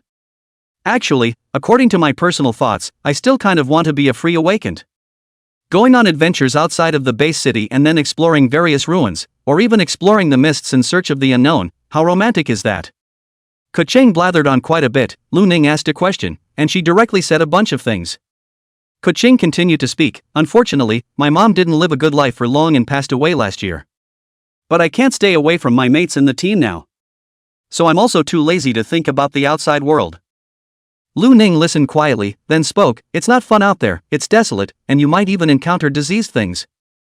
Kuching let out an oh-so-quiet sound, and Lu Ning inquired, from what you said, your memory is very good, and you remember all of your previous lives very clearly.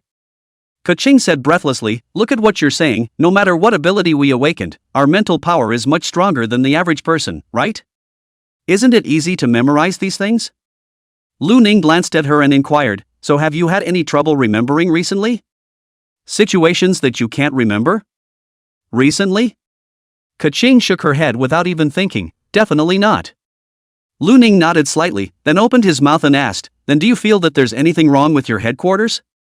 Or anything wrong with your teammates? Hearing this, Kuching instantly gave Lu Ning a wary look, why are you asking this? Lu Ning calmly said, I'm a member of the scouting squad, making routine inquiries.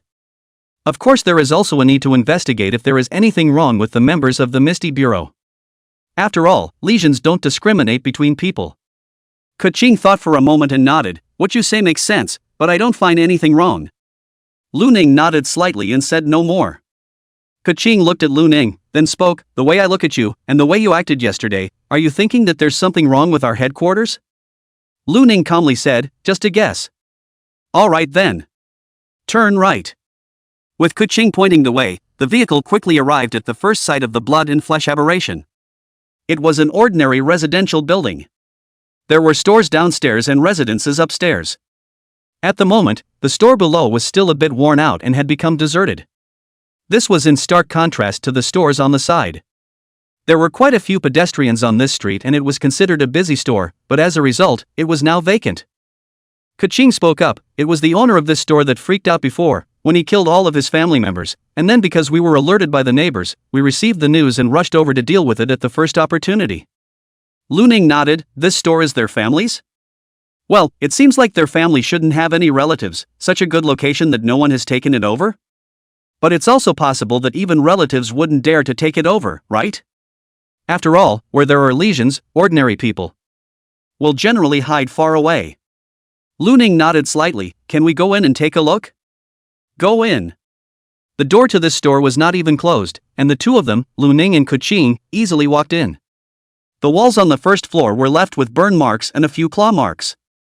Kuching pointed to a few of the deep pits and burn marks and laughed, this should have been left behind by our people, but I didn't take over this mission at the time, so I wasn't there. Lu Ning nodded slightly, then looked up at the back door. The back door had stairs leading upstairs, but it was dim because the room's windows seemed to be closed. Kuching asked, go in and take a look? Lu Ning nodded, aha. The two of them went up the stairs one step at a time. Because no one had lived there for so long, the floor was all dusty and there was dust floating in the sky. After arriving on the second floor, it was an ordinary residential housing pattern. The doors of two of the rooms were torn apart, and there were dark brown bloodstains all over the floor and walls. This should have been left behind at the time. Lu Ning entered a few of the rooms to take a look, and the furniture was all destroyed. He didn't find any clues though. Kuching laughed, well? Did you find anything? Lu Ning shook his head, no. Then go to the next one? Kuching laughed. Aha! Just then, Lu Ning's cell phone rang, he glanced at it, it was Nanyu calling. He picked up the phone, and Nanyu on the other end of the line spoke, Lu Ning? How's it going over there? Not much of a clue. Then you come back first? Lu Ning was a bit puzzled, what's wrong? It's like this, just now Bureau Chief Wang told me that there have been several cases of blood and flesh aberrations in the base city now, causing him to be a bit burned out, and he's thinking of letting us help to see if there's someone behind it. I'm thinking it might have something to do with the missing investigation squad, so maybe we can go check it out. Lu Ning looked at the broken room door and fell into deep thought. Lu Ning? Okay, I'll come over now. Chapter 121, Can't think of anything. Going back? Although Kuching did not hear Nanyu on the other end of the phone, she heard Lu Ning's reply. Lu Ning nodded. Well, next time, I'll trouble you to take me to continue investigating the other 3 blood and flesh aberration crime sites. Kuching patted her chest and said with a vibrant smile, of course there's no problem. It's a pity that you have to go back now, and one of the locations of the flesh and blood aberrations isn't far from my house. Maybe I can even let you have lunch at my house, my mom's cooking is delicious. Lu Ning's footsteps toward the stairs lurched. He turned his head to look at Kuching and realized that the white mist inside Kuching's body was fluctuating slightly. She had a smile on her face and looked normal. Lu Ning calmly asked, Does your mom cook well? Just then, the white mist within Kuching's body went from slight fluctuations to violent surges. Kuching was silent for a moment, then spoke, My mom? My mom does know how to cook. It's a pity that she's already passed away. Huh? How do you know that my mom can cook? Lu Ning looked at Kuching's expression. You just said that. Kuching was stunned, then laughed. Don't be ridiculous, where did I just say that? Lu Ning looked deeply at Kuching and realized that the white mist inside her had calmed down. Lu Ning spoke, let's continue on to the other blood and flesh aberration locations. Kuching was stunned and a bit puzzled. Weren't you going to leave just now? Lu Ning shook his head. It's not anything important, I'm not the leader of the action team, it's fine without me. After saying that, he thought for a moment and took out his cell phone to make a call to Nanyu. The call was quickly connected, and Nanyu's somewhat puzzled voice, What's wrong? Lu Ning calmly said, I may have to go back later, I still need to continue to go investigate. Nanyu was stunned, then quickly heard Lu Ning's words. He spoke, No problem, you can get busy with yours first, and the rest of us can go investigate this mission. Aha! Lu Ning nodded and hung up his cell phone. N.E. He then looked at Kuching, Let's go. Kuching didn't say much, Let's go downstairs then. The two of them went downstairs and returned to the SUV.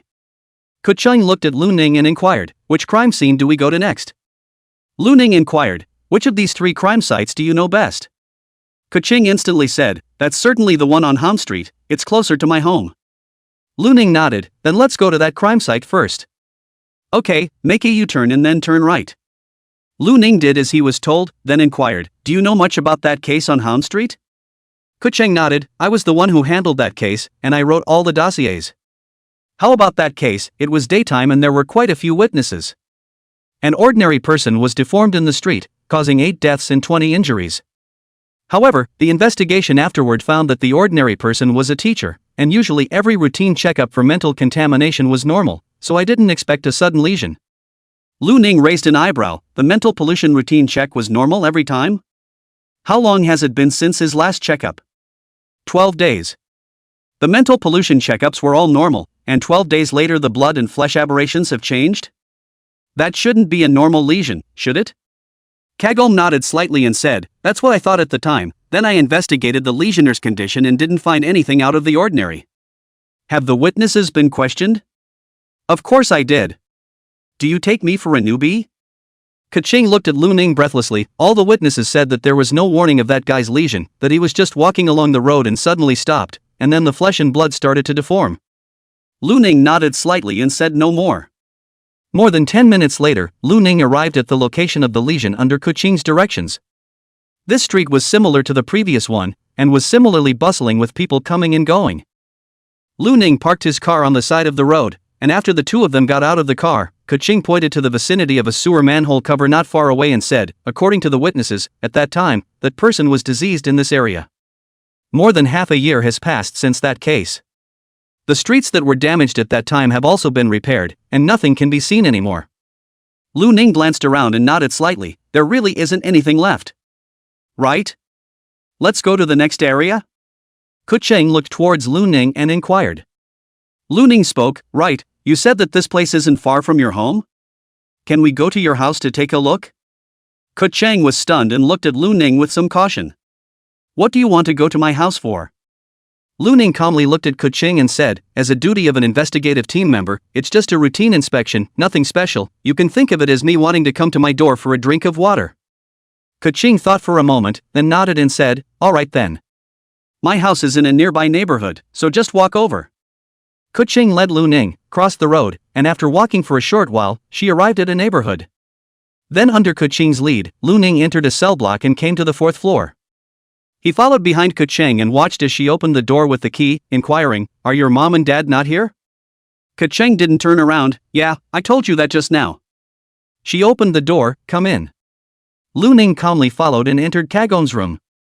Kuching's house was not big. After entering through the entrance door was the living room. The furniture was a bit old, but it was cleaned very well. On one side of the living room was a modest kitchen. Lu Ning walked over. He took a look and realized that the kitchen was clean and belonged to the type that was used frequently. You usually cook? Kuching followed Lu Ning's side and nodded, well, I cook whenever I come back and have time. Lu Ning swept his gaze over every corner of the kitchen and spoke, did you learn your cooking skills from your mom?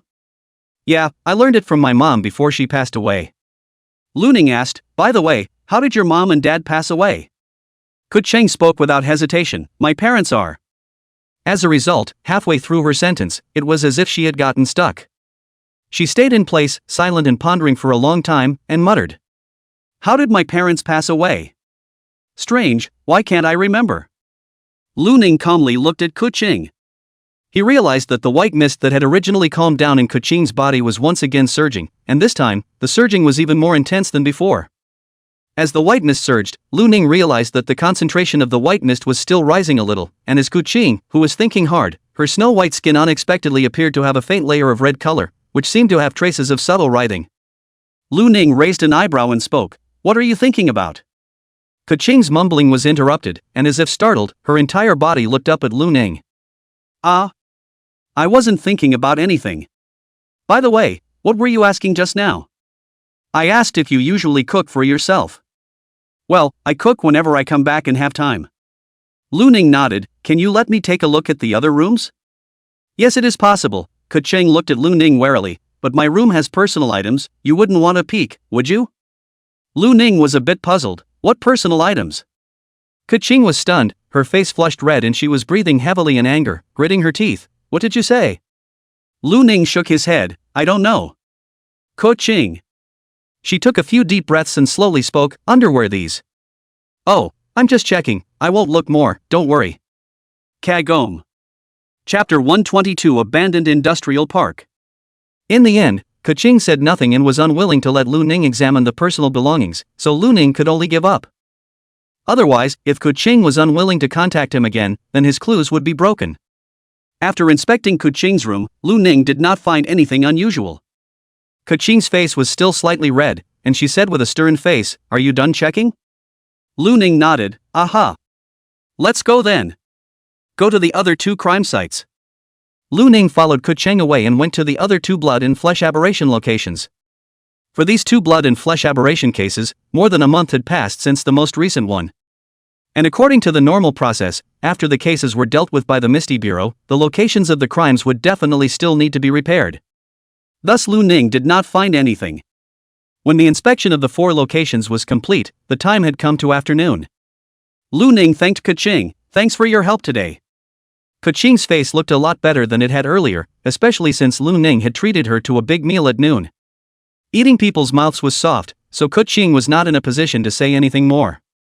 She nodded and smiled, no need to be polite, since the captain arranged for me to come over, then this is my responsibility. Is there anywhere else to go? Let's call it a day, I'll go back first. Good. I'll send you a message ahead of time tomorrow if I come looking for you. Kuching's expression stiffened, and her always vigorous smile became a bit awkward, alright. Lu Ning then drove Kuching back to the 1st Division and returned to the hotel himself. After returning to the hotel, Lu Ning entered the assembly room and found no one inside. Lu Ning guessed that they should have gone to deal with the matter of the blood and flesh aberration that Li Fu had mentioned earlier. In this year's time, there had been 4 cases of blood and flesh aberrations in the 1st District under the jurisdiction of the 1st Division.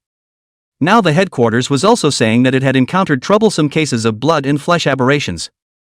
Apparently there had been a bit too many flesh and blood aberration cases in the base city during this year's time. It was only when Lu Ning was eating dinner that a few Nanyu returned to the assembly room. Seeing that Lu Ning was eating braised meat beautifully, Su Hui's eyes turned green. Ah! Captain Lu, why are you so cool? Surprisingly, you're already eating? Yeah, we're exhausted after running all day. Dennis spat while leaning his entire body against the sofa. Lu Ning glanced at the several people and calmly said, I didn't know when you guys would be back, so I ordered a takeout for myself. Nanyu laughed, it's fine, it's the same if we order it now. Su Hui, you order it. Su Hui nodded and took out his cell phone. Nanyu, on the other hand, sat down next to Lu Ning and asked with a serious expression, did you discover something just now? Why did you suddenly change your mind?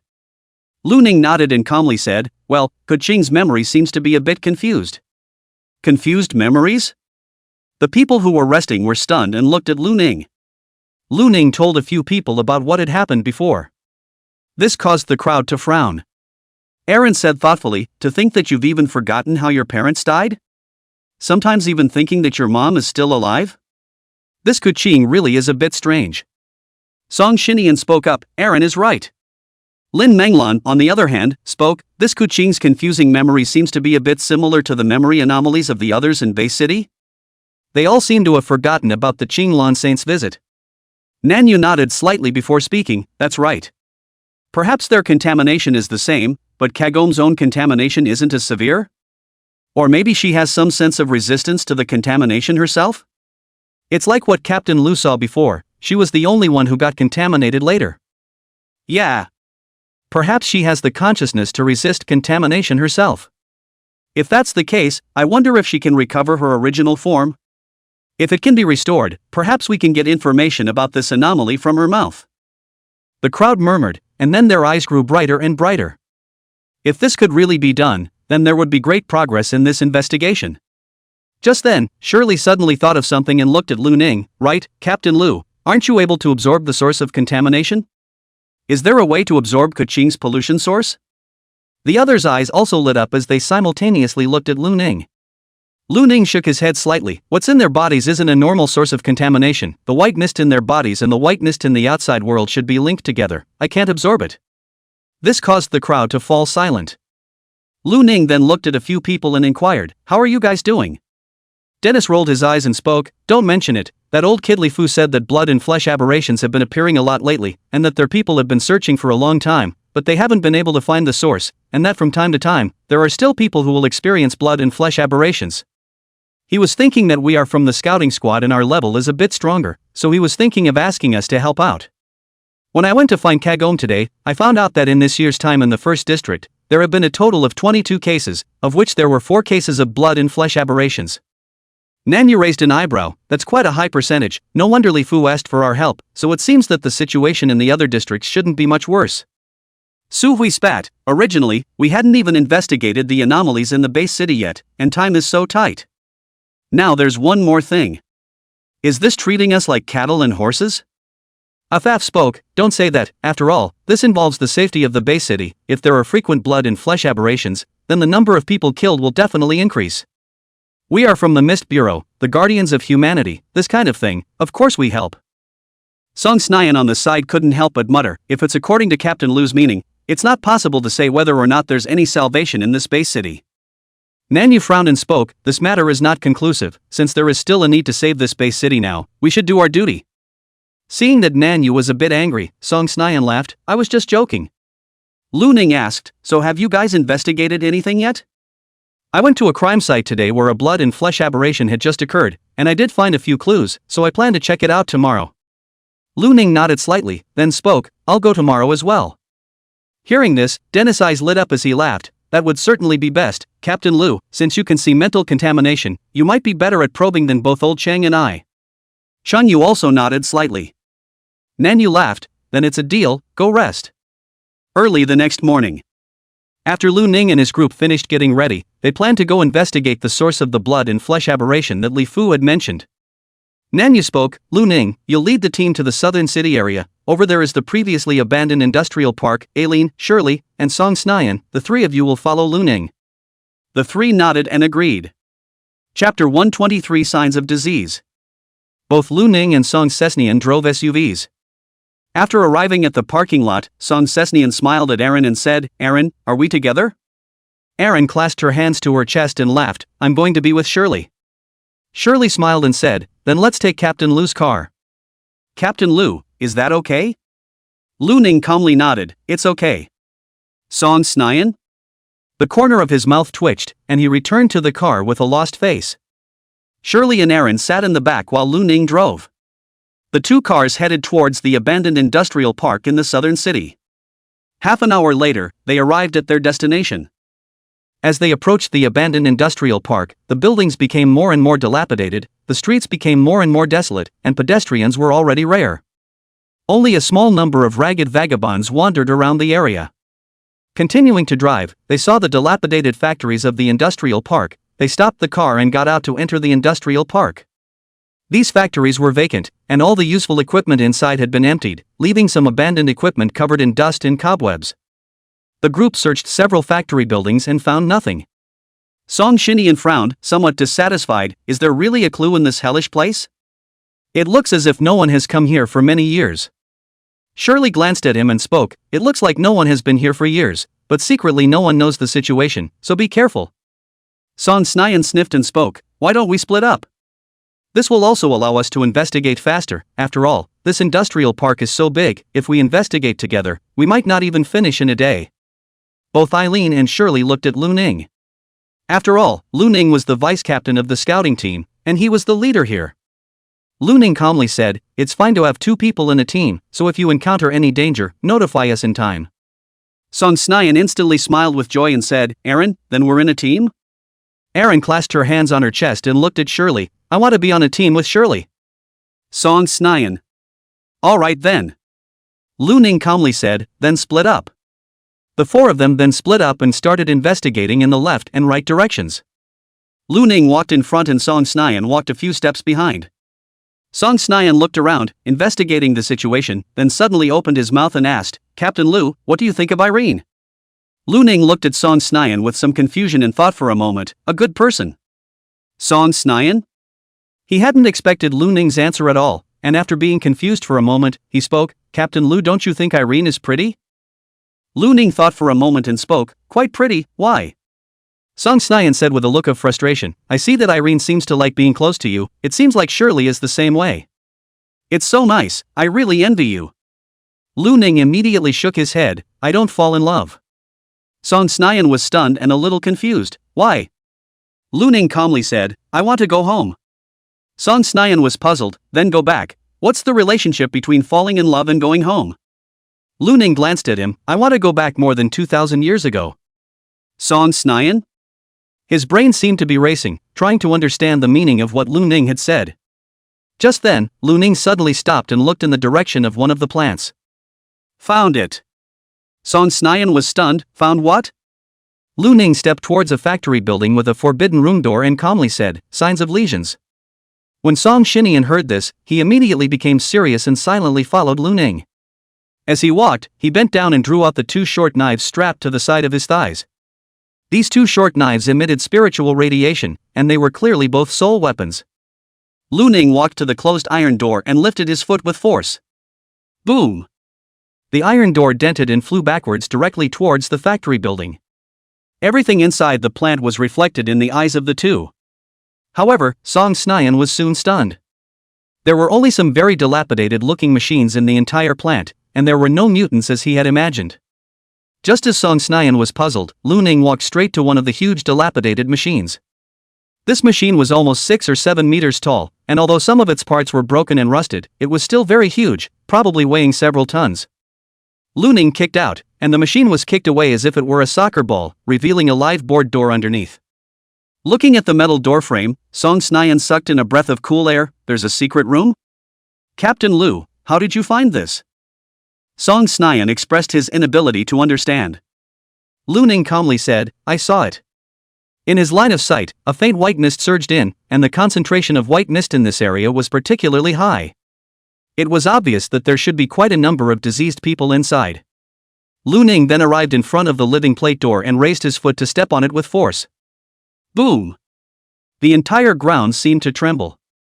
However, to Lu Ning's surprise, a small crack appeared in the ground around the living plate door, but the living plate door remained solid. Song Snyan on the side saw the red metal after the dust dissipated and said seriously, "Captain Lu, this is not an ordinary alloy. I'm afraid it's very sturdy." Lu Ning nodded slightly and raised his foot again, stepping down heavily once more. This time, Lu Ning's foot had more dense white light on it. The white light was like the sun shining, causing Song Snyan to narrow his eyes slightly. Boom! The metal live plate door shattered on the spot, and even the ground around where Lu Ning was directly transformed into a crater of more than 10 meters. This terrifying destructive force caused Song Snyan to suck in a breath of cool air, his pupils quaking. He said with some horror, "This is soul vibrating power? Captain Lu, you're only at the 4th rank, how can this flesh be so terrifying?" Usually quenching the flesh, it slowly improves. Song Snyan was a bit confused by Lu Ning's calm words. Wasn't Captain Lu an immortal ability? Can quenching the flesh be quenched to such an extent? According to this destructive power, I'm afraid that Captain Lu's fleshly body was almost as good as the average 5th order fleshly body strengthening awakened person, right? Song Snyan's own awakening was the extreme speed ability, and although it wasn't a strength lineage, it also belonged to the flesh body strengthening. He felt that his physical strength was definitely inferior to Lu Ning. If he used the soul vibrating fist, it would be even far worse. This caused Song Snyan to have some self-doubt. It was too exaggerated. How could a person be so strong? Immortal, strong physical body, eyes that could see spiritual pollution, a spiritual pollution level of 0, and the ability to absorb other people's spiritual pollution. This was a human? As Song Snyan was shocked, as the metal live plate door tore apart, revealing a black hollow below the door. Before Lu Ning could jump down into the hollow, he heard a series of low roars from below. Subsequently, a strong smell of blood poured out from the black hollow. Accompanying the bloody smell rushed out, there were also several blood-colored figures. The speed of these several blood-colored figures was extremely fast, and each one possessed a dense fury aura. In just a few breaths, more than a dozen blood-colored figures rushed out of the cave, surrounding Lu Ning and Song Snyan. Chapter 124: The Corpses in the Culture Warehouse. Lu Ning swept his gaze across and realized that these guys had different looks. Some had blood-red skin and huge, sharp hands, some had grown 2 heads with hideous teeth and bent legs, some had no skin, their muscles were churning, and they were incredibly tall. All in all, these legions had strange looks. Song Snyan swept his gaze across the surroundings and spoke, "Captain, what should we do with so many mutants?" Lu Ning glanced at Song Snyan with some confusion. What to do? Kill them. The strength of these mutants was only at the 4th rank, and they weren't too much of a threat to Lu Ning and Song Snyan. After saying that, Lu Ning took out the red rose and white rose twin guns. With Lu Ning's action, the group of mutants immediately reacted, and they pounced towards Lu Ning and Song Snyan at an extremely fast speed. Song Snyan tapped his toes on the ground, and as if a wisp of green smoke, he silently disappeared from the spot. A cold light flashed through the air, and in the next moment, a crack appeared on the body of a mutant. While the mutant was still moving, his body disintegrated along the cracks and collapsed on the spot. Song Snyan appeared behind the legionist and smiled. Doesn't seem very strong? After saying that, he disappeared in place once again. On the other side, Lu Ning shot out 2 bullets. The bullets carried the light of flames and frost and landed on the head of one of the mutants almost simultaneously. A roaring sound rang out. The mutant's head cracked open on the spot in a cold and hot explosion. As Lu Ning's strength increased, he only needed to inject a small amount of spiritual power, which was enough to make the bullets from the red rose and white rose not weak.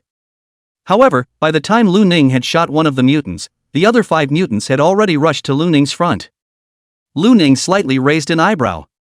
In the next moment, he sidestepped the giant claw attack of one of the mutants and kicked the mutant in the chest with the power of soul vibrating. Boom! This mutant flew directly backwards as if he had been hit by a train. During his flight, his flesh and blood collapsed, turning into a rain of blood as he landed on the ground. Lu Ning glanced at him, silently putting away the twin guns in his hands and rushing towards the other few mutants. Boom, boom, boom.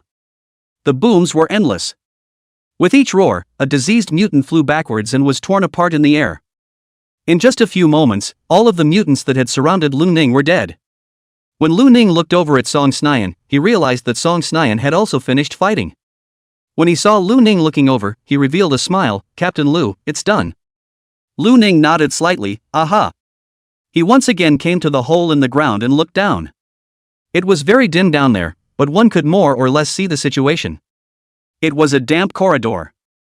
Lu Ning calmly said, "I'll go down first." Song Snyan had no objections at all and nodded repeatedly, "Okay." Lu Ning could be immortal, so even if there was any danger in going down, he didn't have to worry about safety. Song Snyan himself was different.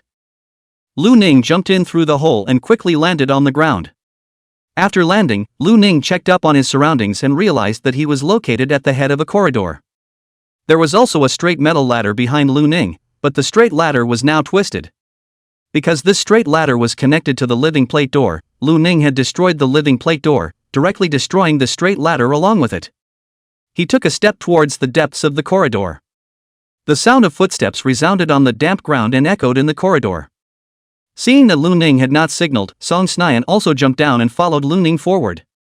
Song Snyan glanced at the walls of the corridor and realized that there were quite a few bloodstains on the walls here.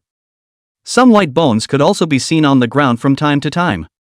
As a fifth order awakened, Song Snyan had seen quite a few big scenes and didn't feel any discomfort. He simply spoke, "This place seems to have existed for some time." Lu Ning nodded slightly, "Well, how long has this industrial park been abandoned? For what reason was it abandoned?" Song Snyan shook his head, "I don't know, I can ask when I get back." Soon, the two of them walked for more than a kilometer, which should have been far away from the factory building they came in from before. Finally, the space in front of them became empty. When they arrived at this empty space and saw the sight in front of them, Song Snyan's eyes widened, revealing a look of surprise. Even Lu Ning frowned slightly. This space was almost several hundred meters square, and within it were quite a few cultivation bins, and within the cultivation bins were all sorts of flesh and blood corpses. These flesh and blood corpses were soaked in an unknown green liquid, and their flesh and blood were writhing slightly. There were rows and rows and rows of such culture bins, and I'm afraid there were hundreds of them all together. And there weren't just human corpses in here, there were even corpses of various animals. Song Snyan followed Lu Ning towards the interior of this empty space, and he looked around carefully before speaking. "How does this place feel like someone is experimenting?" "Well, it kind of feels like it, I just don't know what they're experimenting with. Maybe there are some clues in there." Right at this moment, in one of the culture barns by Lu Ning's side, a huge black coyote suddenly opened its eyes with a hideous scarlet color in its eyes. Its mutated, sharp claws instantly probed out, clawing through the glass of the culture silo and grabbing towards Lu Ning's neck. However, just as its claws were about to approach Lu Ning disappeared in place. In the next moment, the black coyote's head was exploded by a kick. Lu Ning landed on the ground and continued to walk forward. With the movement of the wild wolf, the corpses that were originally floating in some of the culture silos suddenly twisted and squirmed, and gradually, one by one, their eyes opened. These corpses rushed out of the culture silo and rushed towards Lu Ning and Song Snyan. Song Snyan's face turned green. "This is too much, isn't it?" I'm afraid that this added up to a number of diseased mutants that exceeded 100.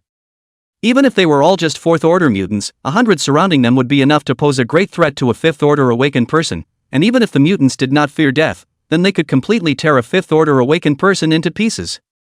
Seeing this scene, Song Snyan's feet all took 2 steps back. Just then, Lu Ning pressed a button on the blood-colored box on his back.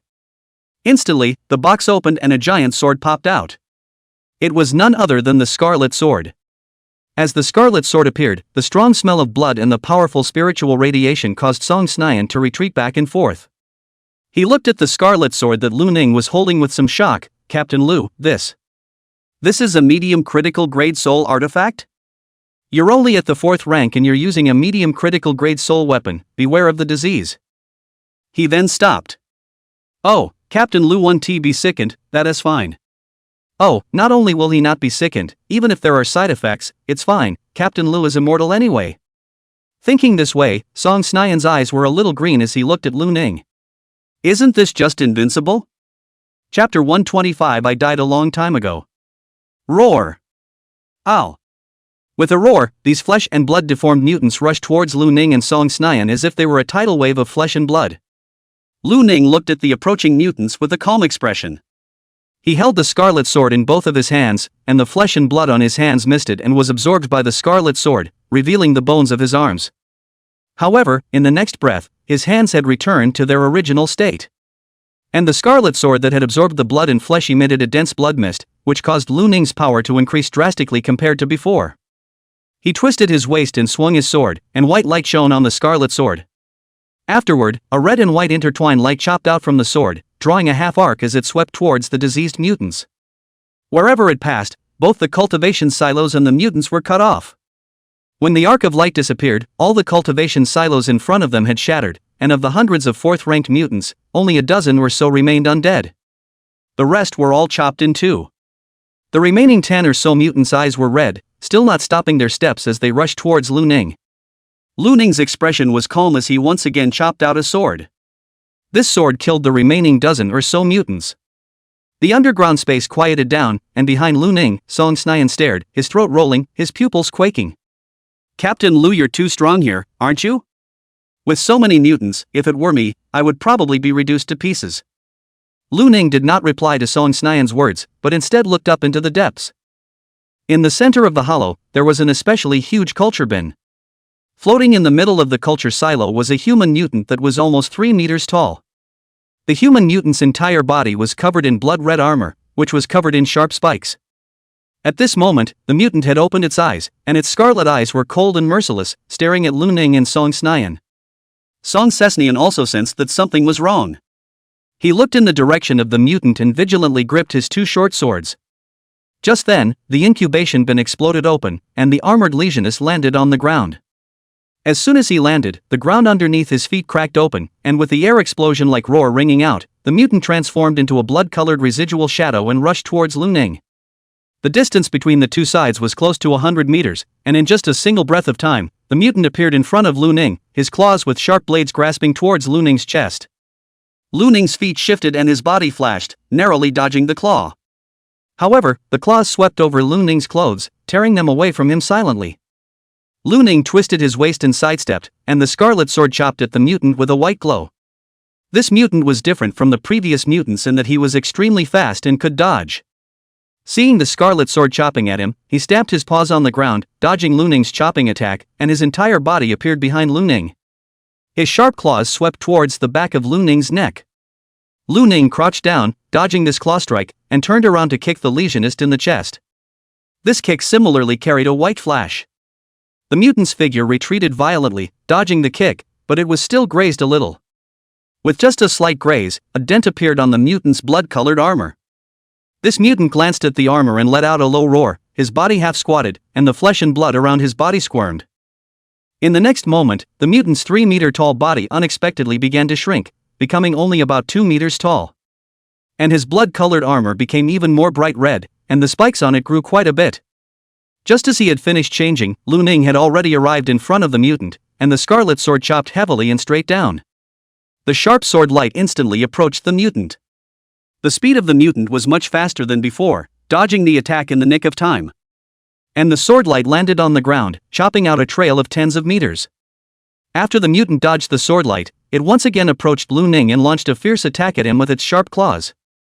Lu Ning's expression was calm as he blocked and dodged, the two of them flickering, and wherever they passed, all of the culture bins were torn apart. Right at this moment, the blood and flesh of Lu Ning's hands atomized and were absorbed by the scarlet sword. In the next moment, Lu Ning's speed skyrocketed by a large margin compared to before. A heavy kick was sent towards the legion's spike-covered chest. The spikes in his chest were directly shattered by the violent force, and his armor was directly dented. The mutant was propelled backwards by a huge force and flew out, crashing into more than 10 incubators before landing on the ground. The mutant coughed up blood repeatedly and struggled to get up.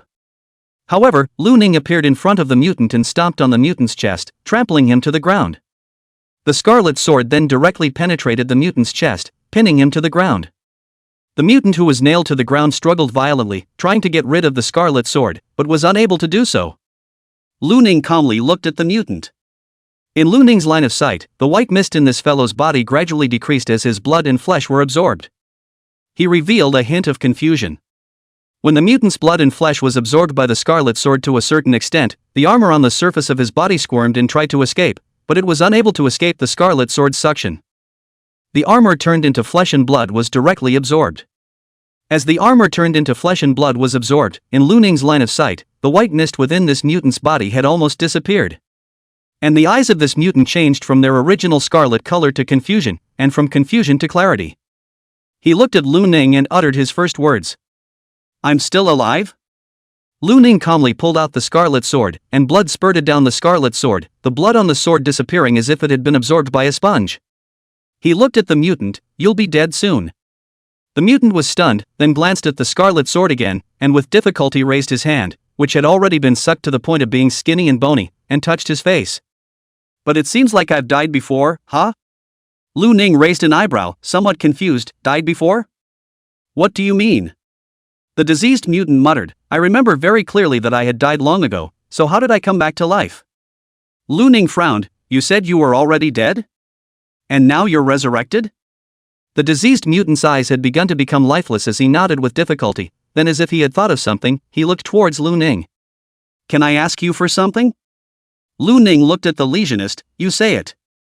Go to number 404 Ningchuan Road. To help me see if my wife and daughter are doing well. Tell them that I love them. My name is Defoe. After saying this, the mutant's eyes became completely lifeless and lost their vitality. Lu Ning looked at the mutant's corpse and fell into silence. Just then, footsteps came from the back. It was Song Snyan. Song Snyan's expression at the moment was very shocked. On the one hand, he was shocked by the terrifying strength that Lu Ning had shown. This mutant was so powerful that if he were in his place, with his extreme speed ability, he might be able to hopefully run away, but it would be impossible to fight back. On the other hand, he was shocked that the dead mutant had recovered his sanity. This simply overturned Song Snyan's cognition. Captain Lu. What's going on here? The mutant's spirit is contaminated. Even if he is dying, it should be impossible for him to regain his sanity. Lu Ning calmly returned, because his spirit is not contaminated.